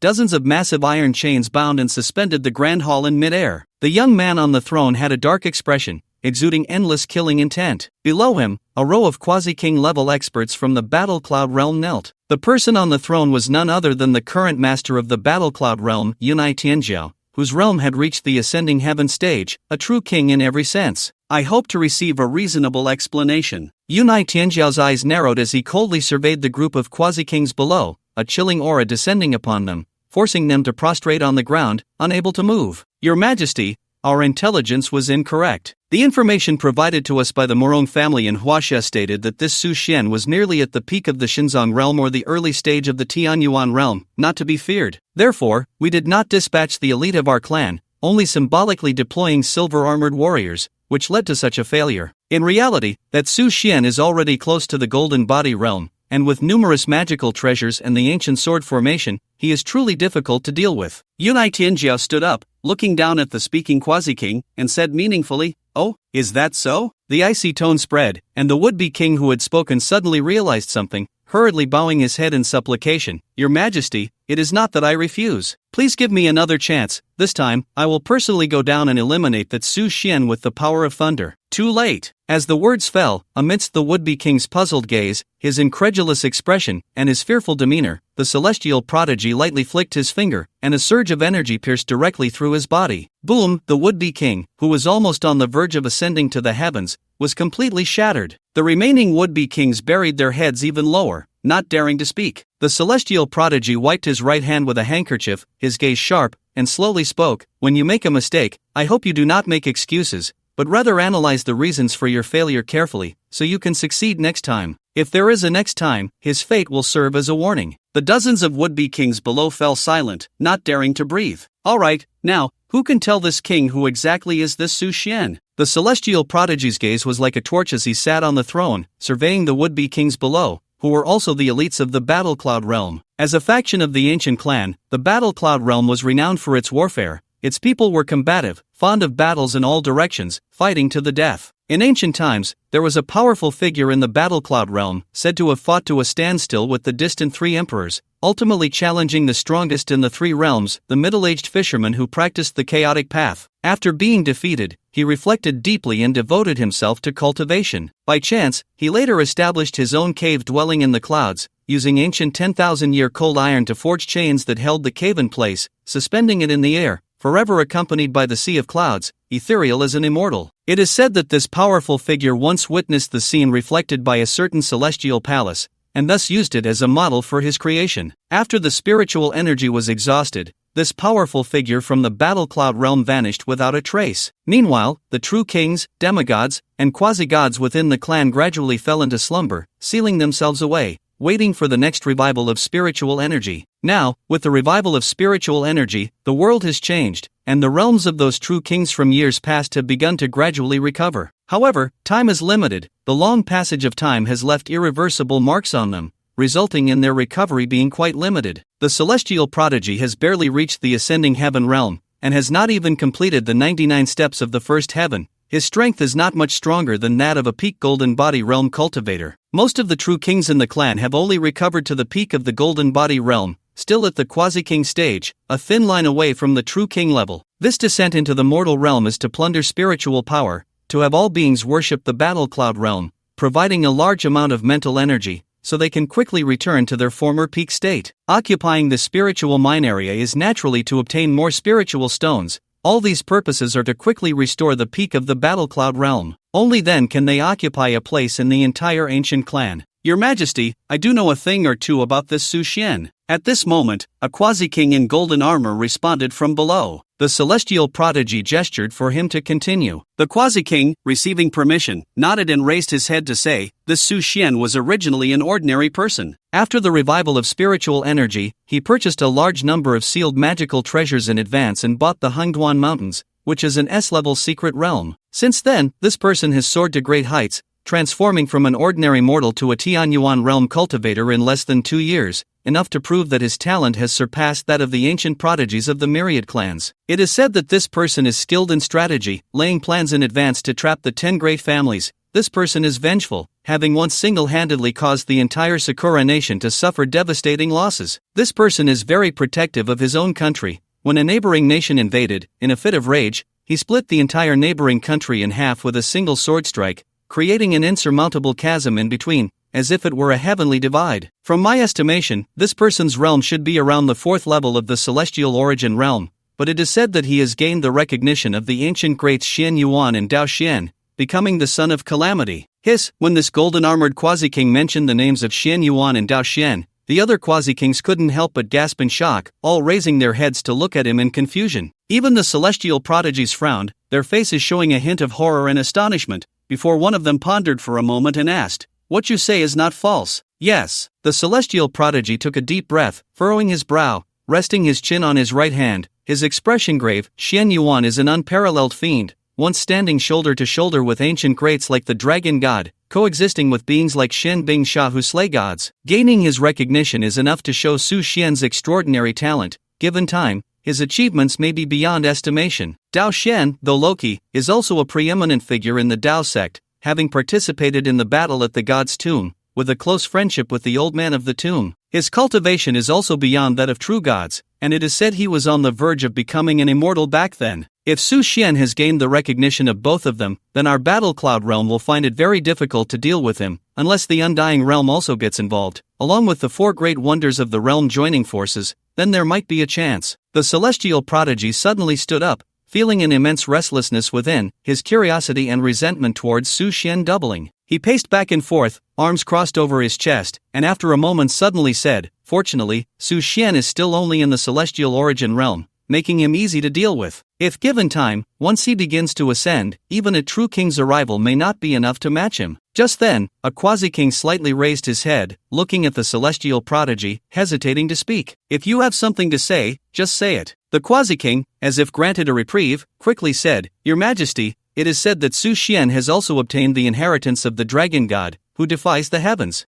The entire room fell silent, everyone displaying expressions of disbelief. If Su Xian had gained the recognition of Xian Yuan and Dao Xian, it was merely an affirmation of his talent and an added layer of connections, which posed some trouble but was not insurmountable. However, if he had obtained the Dragon God's inheritance, then everything would be different. The Dragon God, who defies the heavens, had already made a name for himself in ancient times, a terrifying existence who achieved the celestial path, said to possess strength surpassing even the first generation of unparalleled fiends. In the past, he debated with the strongest in the 3 realms without falling behind. He fought against 3 divine beings and returned victorious. He led the dragon race to become the overlord of all races. Even those above the heavens had to retreat 3 steps during the peak of the Dragon God's power. From this, one can infer how powerful and terrifying the Dragon God was at his peak. The celestial prodigy was speechless for a long time, and after more than 10 seconds, he took a breath, his face showing extreme fatigue, and slowly said, "If what you say about Su Xian is true, then only if the Shura King personally intervenes, along with that figure from the Undying Realm, and I personally take the field, with the 4 great wonders joining forces, might we be able to subdue him." Upon hearing this, all the quasi-kings fell silent in unison. "Your Majesty, I am willing to take the lead. My great blade has long been eager for action, and I will definitely bring Su Xian's head to you." The speaker was a burly man with a beard, carrying a large blade on his back. He was the strongest swordsman in the Battle Cloud realm, king of the heavenly blade. The celestial prodigy glanced at him, his thoughts racing, and after a moment of contemplation, he waved his hand. "Since King of the Heavenly Blade has such confidence, then let you handle this matter. Remember, you must cut through the chaos with a swift blade, strike with thunderous means, and then retreat. Otherwise, if you alert Xin Yuan and the others, you will lose your life. Understood. To ensure your victory, I have arranged for 30 golden armored warriors to accompany you, assisting you in breaking through the ancient sword formation. Thank you, Your Majesty. Hongduan Mountain. Today is a good day, one that Su Xian has contemplated for a long time. It is the day the Heavenly Dao Alliance is officially announced. Following the outbreak of battle with the Warcloud realm, over 20 mining areas and the cultivators of Nanyang Mountain have all gathered at the square of Hongduan Mountain. Su Xian sits on the highest throne, and above the square stands a stone tablet, engraved with 3 powerful characters, Heavenly Dao Alliance. Looking down at the cultivators below, some familiar faces and some unfamiliar,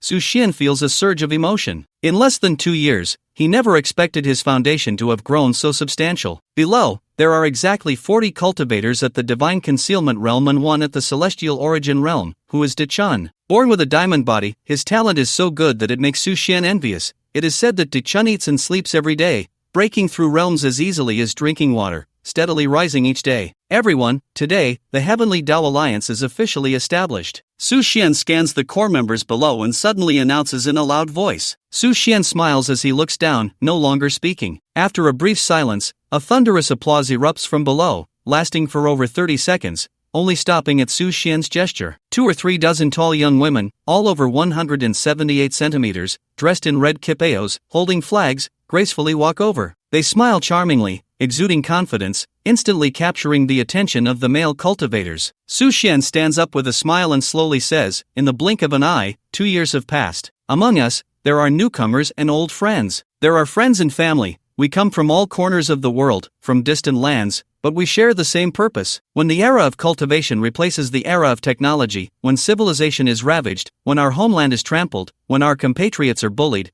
people need a powerful organization that can eliminate injustice, eradicate exploitation, ensure fairness, allow for free development, and act on behalf of the heavens. The Heavenly Dao Alliance was born for this reason. In the past 2 years, we have defended the borders of Huaxia, driven away invaders, and upheld our dignity. However, we cannot resist natural disasters, because our strength is too weak. At this point, Su Xian's tone clearly becomes somber, and the cultivators below lower their heads, beginning to reflect silently. Some even clenched their fists tightly, wondering if they were stronger, would fewer compatriots from Huaxia have to sacrifice? Seeing the cultivators in the audience lost in self-reproach, doubt, contemplation, and determination, Su Xian shifts his tone and speaks with a soaring voice, but we remain unafraid, for we will grow stronger. One day, we will stand on the same level as the invaders to fight. We will contend with heaven and earth, with cultivators, and with the great Tao. We will become revered strong ones. We will become indispensable heroes of Huaxia. Clap clap clap. As his words fall, the cultivators below cannot help but applaud, a heartfelt acknowledgement. Like a leader, he ignites their drive to move forward, imprinting the belief in becoming stronger. Now I announce the core leadership of the Heavenly Dao Alliance, the 16 Hall Masters. Su Xian's expression is solemn as he waves his hand,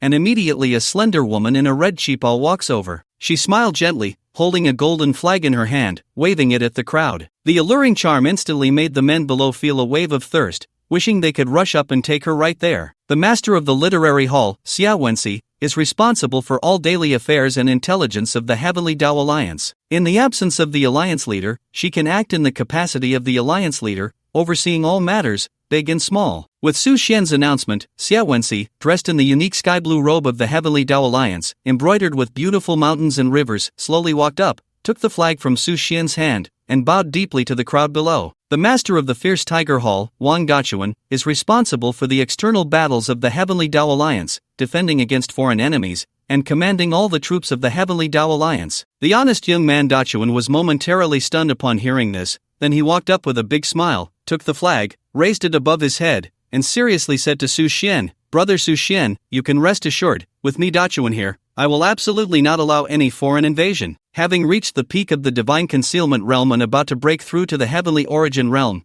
and born with a diamond body, Dachuan tightly gripped the flag, always executing the tasks assigned by Su Xian without hesitation. The crowd below looked at this innocent and carefree yet exceptionally powerful young man, their hearts filled with shock. Who is this young man? Why do I feel such immense pressure from him? Looking at his realm, he is at least at the 7th level of the Divine Concealment Realm, and his strength is like that of a fierce beast. You don't know him? He's the nephew of Wang Shi, a young man highly appreciated by Su Xian. It's said he has innate divine strength, capable of lifting millions of pounds. Some say he once lifted an entire steel vehicle. Hiss, so terrifying? I've never seen such terrifying physical strength. He might be able to shatter the void in the future. Su Xian nodded in satisfaction, his gaze softening slightly. The master of the Thunder Hall, Ding Dashan, is responsible for the formulation and supervision of all systems and laws of the Heavenly Tao Alliance. Then, a middle-aged man in a sky-blue robe walked onto the stage, took the corresponding flag, and bowed to Su Xian with a serious expression, saying, "Rest assured, Su Xian, I will create a fair, just, and open sect environment, allowing the Heavenly Tao Alliance to reach a stronger and higher level." Good. I look forward to it. Su Xian nodded. Subsequently, he announced the names of the remaining 15 masters in succession. These individuals were all core members who had fought alongside Su Xian,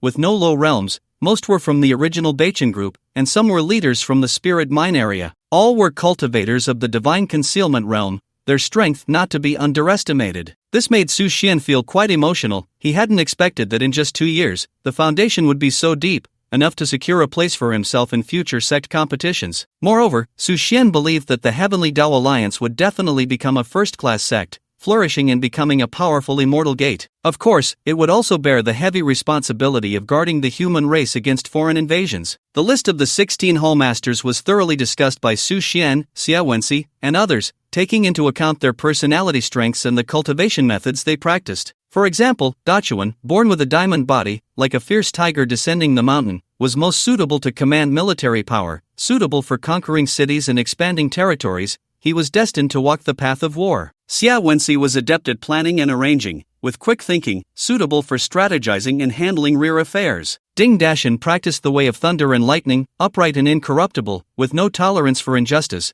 making him suitable to oversee laws and regulations. The 16 Hall Masters represented the core combat power and management of the Heavenly Tao Alliance. Each performed their duties, safeguarding the interests of the Heavenly Tao Alliance, responsible for its operations, allowing the Heavenly Tao Alliance to embark on a path of expansion and strength. Finally, Su Xian looked at these familiar faces and began to summarize. The Heavenly Tao Alliance will operate in accordance with the sect's way, distributing resources based on each person's contributions to the sect. Here, as long as you diligently cultivate, you will receive corresponding cultivation resources. On the contrary, if you are complacent and prefer to lie flat, then unfortunately, you will be gradually eliminated. Therefore, I hope everyone can cultivate earnestly and strive hard, so that the entire sect can flourish and have the hope of becoming the strongest sect in Huaxia. I believe that many years from now, as long as you can step into the corresponding realm, you will surely witness the rise of the Heavenly Tao Alliance, and even be able to compete with the myriad races and challenge the heavens for freedom. Now I announce that the Heavenly Tao Alliance is officially established today. With Su Xian's decisive declaration, the Heavenly Tao Alliance was officially established on the Hangduan Mountains, spreading far and wide, simply because the leader is the strongest in Huaxia, Su Xian. After arranging all matters, the 16 Hall Masters, who are the actual power holders of the Heavenly Tao Alliance, began to work according to Su Xian's requirements. For a moment, the Hangduan Mountains were bustling with activity. Some began to optimize the buildings,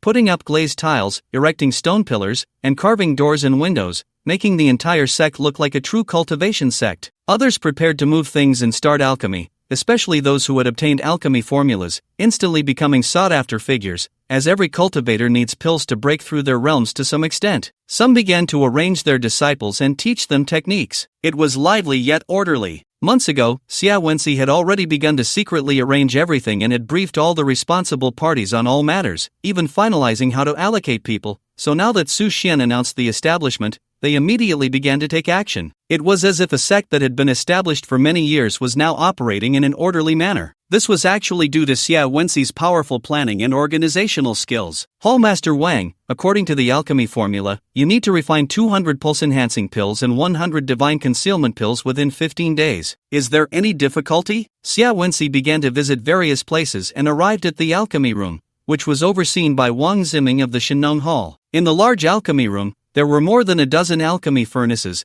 and dozens of people were busy at work. Some cultivators were responsible for igniting the flames in the furnace, maintaining the required temperature and timing. Some were accurately adding herbs according to the formula, needing to keep the corresponding order and recipe. Others were channeling spiritual energy to ensure the furnace maintained a constant temperature environment. Wang Ziming, around 50 years old, was originally a bachelor. During the revival of spiritual energy, an ancestral sheepskin book suddenly awakened his dantian and qi si, allowing him to become a cultivator and learn to refine pills. As he refined, his realm continuously improved, eventually reaching the divine concealment realm. Su Xian discovered his talent and appointed him as the Hall Master of the Shinon Hall, giving him full responsibility for all alchemy matters of the Heavenly Tao Alliance. At this moment, he was wearing a sky-blue robe, sweating profusely. Upon seeing Xia Wenxi enter the alchemy room, he quickly wiped the sweat from his forehead and warmly welcomed him. Hall Master Xia, the progress is going smoothly. We have prepared all the necessary herbs in advance, and there are no issues with manpower. There are currently no difficulties. Rest assured, Hall Master Xia, within 15 days, I will definitely complete the task. Xia Wenxi nodded and smiled. Thank you for your hard work. Alliance Master Su said that your alchemy room is crucial to the future rise and fall of the Heavenly Tao Alliance and holds a very important position. If you have any resource needs in the future, feel free to let me know, and we will prioritize meeting your needs. Thank you very much. Xia Wenxi waved his hand and left the alchemy room. Su Xian's instructions still echoed in his ears. For a cultivator, the most important thing is resources, and the most critical among them is elixirs. One must treat the alchemy room as a key focus, doing everything possible to meet their needs and ensuring that these alchemists have no worries. Afterward, Xia Wenxi followed Su Xian's orders and arrived at the Thunder Hall of the Heavenly Tao Alliance, which is the law enforcement unit. He saw Ding Dashin with a face like iron, his expression solemn, reading aloud the rules and regulations of the Heavenly Tao Alliance. The cultivators below stood upright, listening attentively. Xia Wenxi nodded. The Thunder Hall is responsible for all the systems and laws of the Heavenly Tao Alliance. Ding Dashin was originally the Deputy General of a Fortune 500 company, with rich administrative experience. Now that he was appointed to this position in the Heavenly Tao Alliance, it was quite fitting. Moreover, this person is known for his strictness and impartiality, recognizing only the laws, which made him suitable for the role. Upon seeing Xia Wenxi arrive, Ding Dashin first announced a pause, then still with a stern face, walked over and cupped his hands in greeting. Hall Master Xia. Xia Wenxi returned the gesture. Hall Master Ding, within 15 days, I hope you can present all the systems and laws of the Heavenly Tao Alliance. Rest assured, Hall Master Xia, I guarantee to complete the task, Ding Dashin replied loudly, patting his chest, his expression very serious. Xia Wenxi nodded and left the Thunder Hall. He then went to a medicinal herb planting area on the back mountain, a place that Su Xian had previously requested to be developed for planting spiritual herbs and medicinal plants. Now, dozens of people were there with hoes, rolling up their pants, turning the soil, loosening it, and sowing seeds. You must remember, herbs, like humans, are alive. The soil must be broken up to ensure air circulation, moisture must be sufficient, nutrients must be adequate, and sunlight is indispensable. The better the spiritual herb,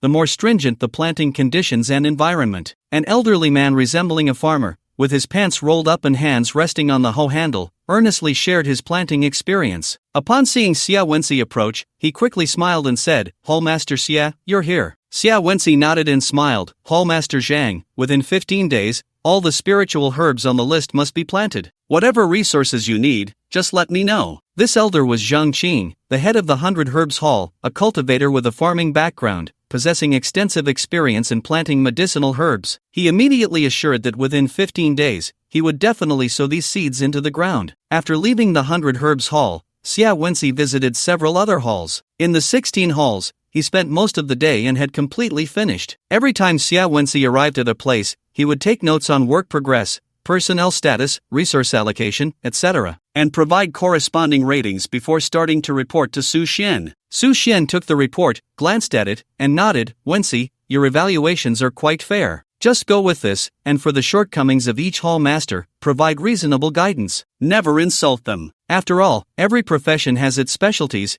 and individual character and abilities differ, strengths vary. Since we have chosen to use these talents, we must utilize their strengths and not just focus on their shortcomings, as no one is perfect. Xia Wenxi nodded deeply. Understood, Mr. Su. I will discuss this situation with everyone. Su Xian patted his shoulder and said, managing a sect has similarities to managing a company, but there are also many differences. The essence is for everyone's benefit. A company aims for profit, allowing for more profit distribution. A sect, however, is not the same. A sect is to provide cultivators with a stable place to live and a path to cultivate the Tao. Our vision must be broadened. We cannot manage the company as we did before, purely from a merchant's perspective. We need to treat them as our own. Resources must be made public, and I will do my best to provide protection. In proportion to this, they must also help the sect develop and expand, resist external enemies, and unite as one. Only then can the Heavenly Tao Alliance go far, even ascend to the heavens, emerge among the myriad races, and become a force capable of shaking the cultivation world. As Su Xian spoke these words, a glimmer of brilliance flashed in his eyes, and his face was filled with longing and aspiration. In the era of cultivation, while individual strength is important, Su Xian firmly believes that the power of the team is equally vital. Otherwise, why would those sects continuously expand? This is to compete for more resources. Moreover, only in this way is it more likely to cultivate geniuses and strong individuals to seize the great path and opportunities,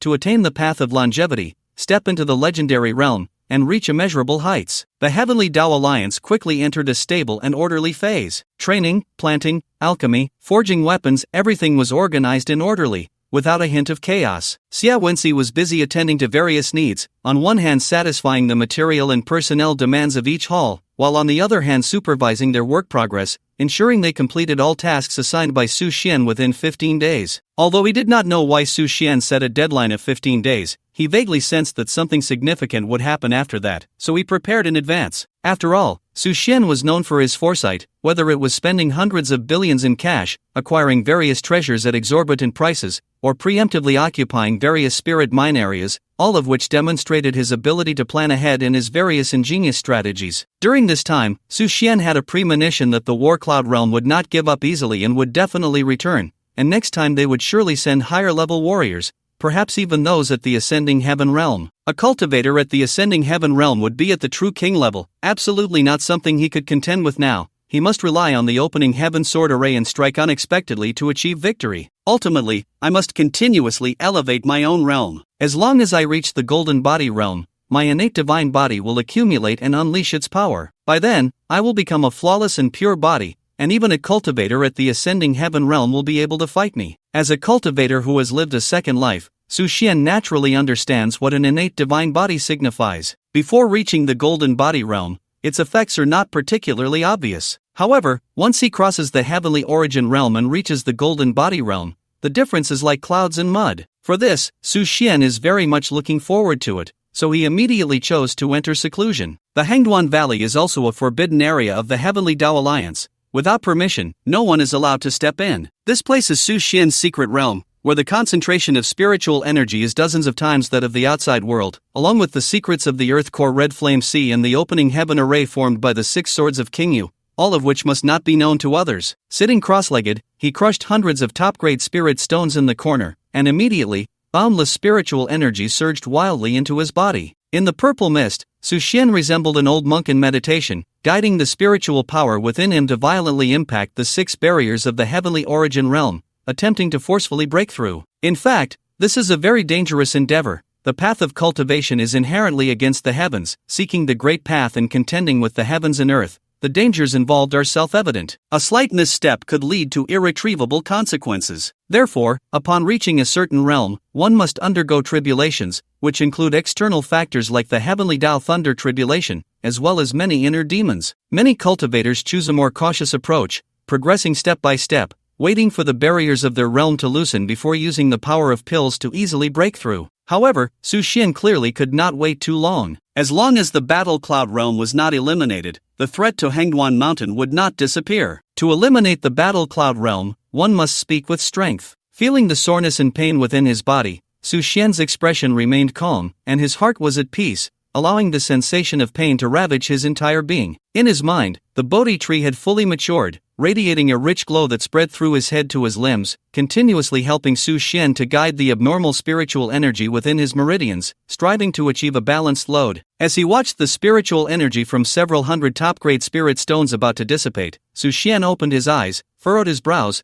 and felt a hint of unease within. As my realm increases, the capacity of spiritual power within me grows larger, but the required spirit stones also increase, needing several hundred top-grade spirit stones. This could probably allow 100 people to break through to the golden body realm, yet I cannot even advance one level. At this moment, Su Xian felt a slight dissatisfaction with the seemingly bottomless existence of the innate divine body. With such an absorption method, even if he obtained 1,000 top-grade spirit stones, it would be difficult to break through. Thinking of this, Su Xian simply took out a porcelain bottle from his storage bag, uncorked it, and poured out a Tianyuan pill, then thought for a moment and poured out all 4. Without any hesitation, fully aware of his situation, 1 Tianyuan pill was already insufficient, so he directly swallowed all 4 into his body. Instantly, streams of spiritual power, purer than that from top-grade spirit stones, coursed through his body, penetrating his limbs and bones. The Tianyuan pill, specifically refined for Tianyuan realm cultivators, could enhance spiritual power and accelerate breakthroughs. Indeed, after Su Xian consumed the 4 Tianyuan pills,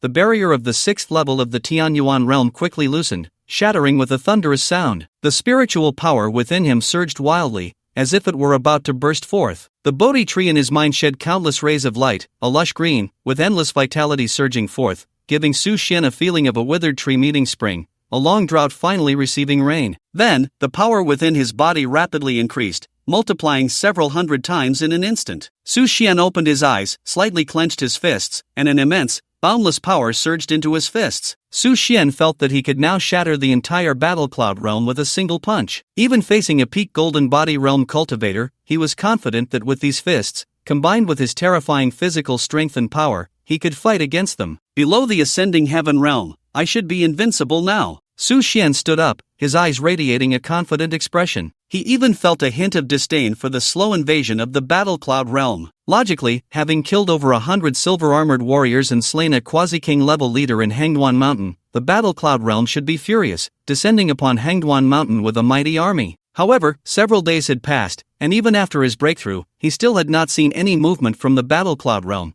which left Su Xian feeling quite puzzled. What were they doing? Suddenly, Su Xian had an epiphany, and the sword intent around him began to swirl automatically, darting around and emitting a crisp whoosh sound. What is this? Su Xian was astonished, watching the sword intent coalescing in the air, real yet elusive, a strange feeling rising within him. In an instant, a flash of light crossed his mind, and an unfamiliar scene appeared. It was a sword tomb, with a person sitting by a 1,000-foot cold pond, facing away from the world. This person was tall and robust, with their hair tied up and wearing a blue Taoist robe. Above him, a sheer cliff loomed, and a waterfall seemed to fall from the Milky Way, cascading down, splashing into the cold pond, creating towering waves and swirling snowflakes, with a thunderous roar and astonishing momentum. The person seemed completely unaware, unmoved, quietly sitting there, as if in deep contemplation. Suddenly, around him, streaks of sword energy formed from condensed chi appeared, pausing briefly before shooting into the towering waterfall. Whoosh, the sword energy crisscrossed, instantly piercing through the majestic waterfall, effortlessly severing it. In an instant, the waterfall, obstructed by this sword energy, came to a halt, cut off from above and below, unable to flow into the cold pool any longer. Sword energy slashing the waterfall. Yet, the man had no long sword on him at all. In the world of martial arts, nothing is unbreakable, only speed is invincible. The ultimate essence of sword intent, no move surpasses a move, no sword surpasses a sword. Everything can be a sword. The man recited this aloud. The scene in Su Xian's mind abruptly stopped, and then a hint of shock appeared in his eyes, which transformed into clarity after a moment. In that instant, Su Xian felt his sword intent ascend to a new level, directly comprehending the 5th level of sword intent, the no-sword level. Everything in the world can be a sword. This is the essence of the 5th level of sword intent. Su Xian stood up, walked out of the Hangduan Valley, and surveyed the world. Suddenly, he realized that with every object he saw, he could perceive the outline of a long sword. With his fingers brought together, he casually formed a sword gesture, and a sword energy stretching 100 feet instantly took shape. Su Xian seemed to have an epiphany, realizing that he could now borrow from all things, transforming them into sword light at any moment.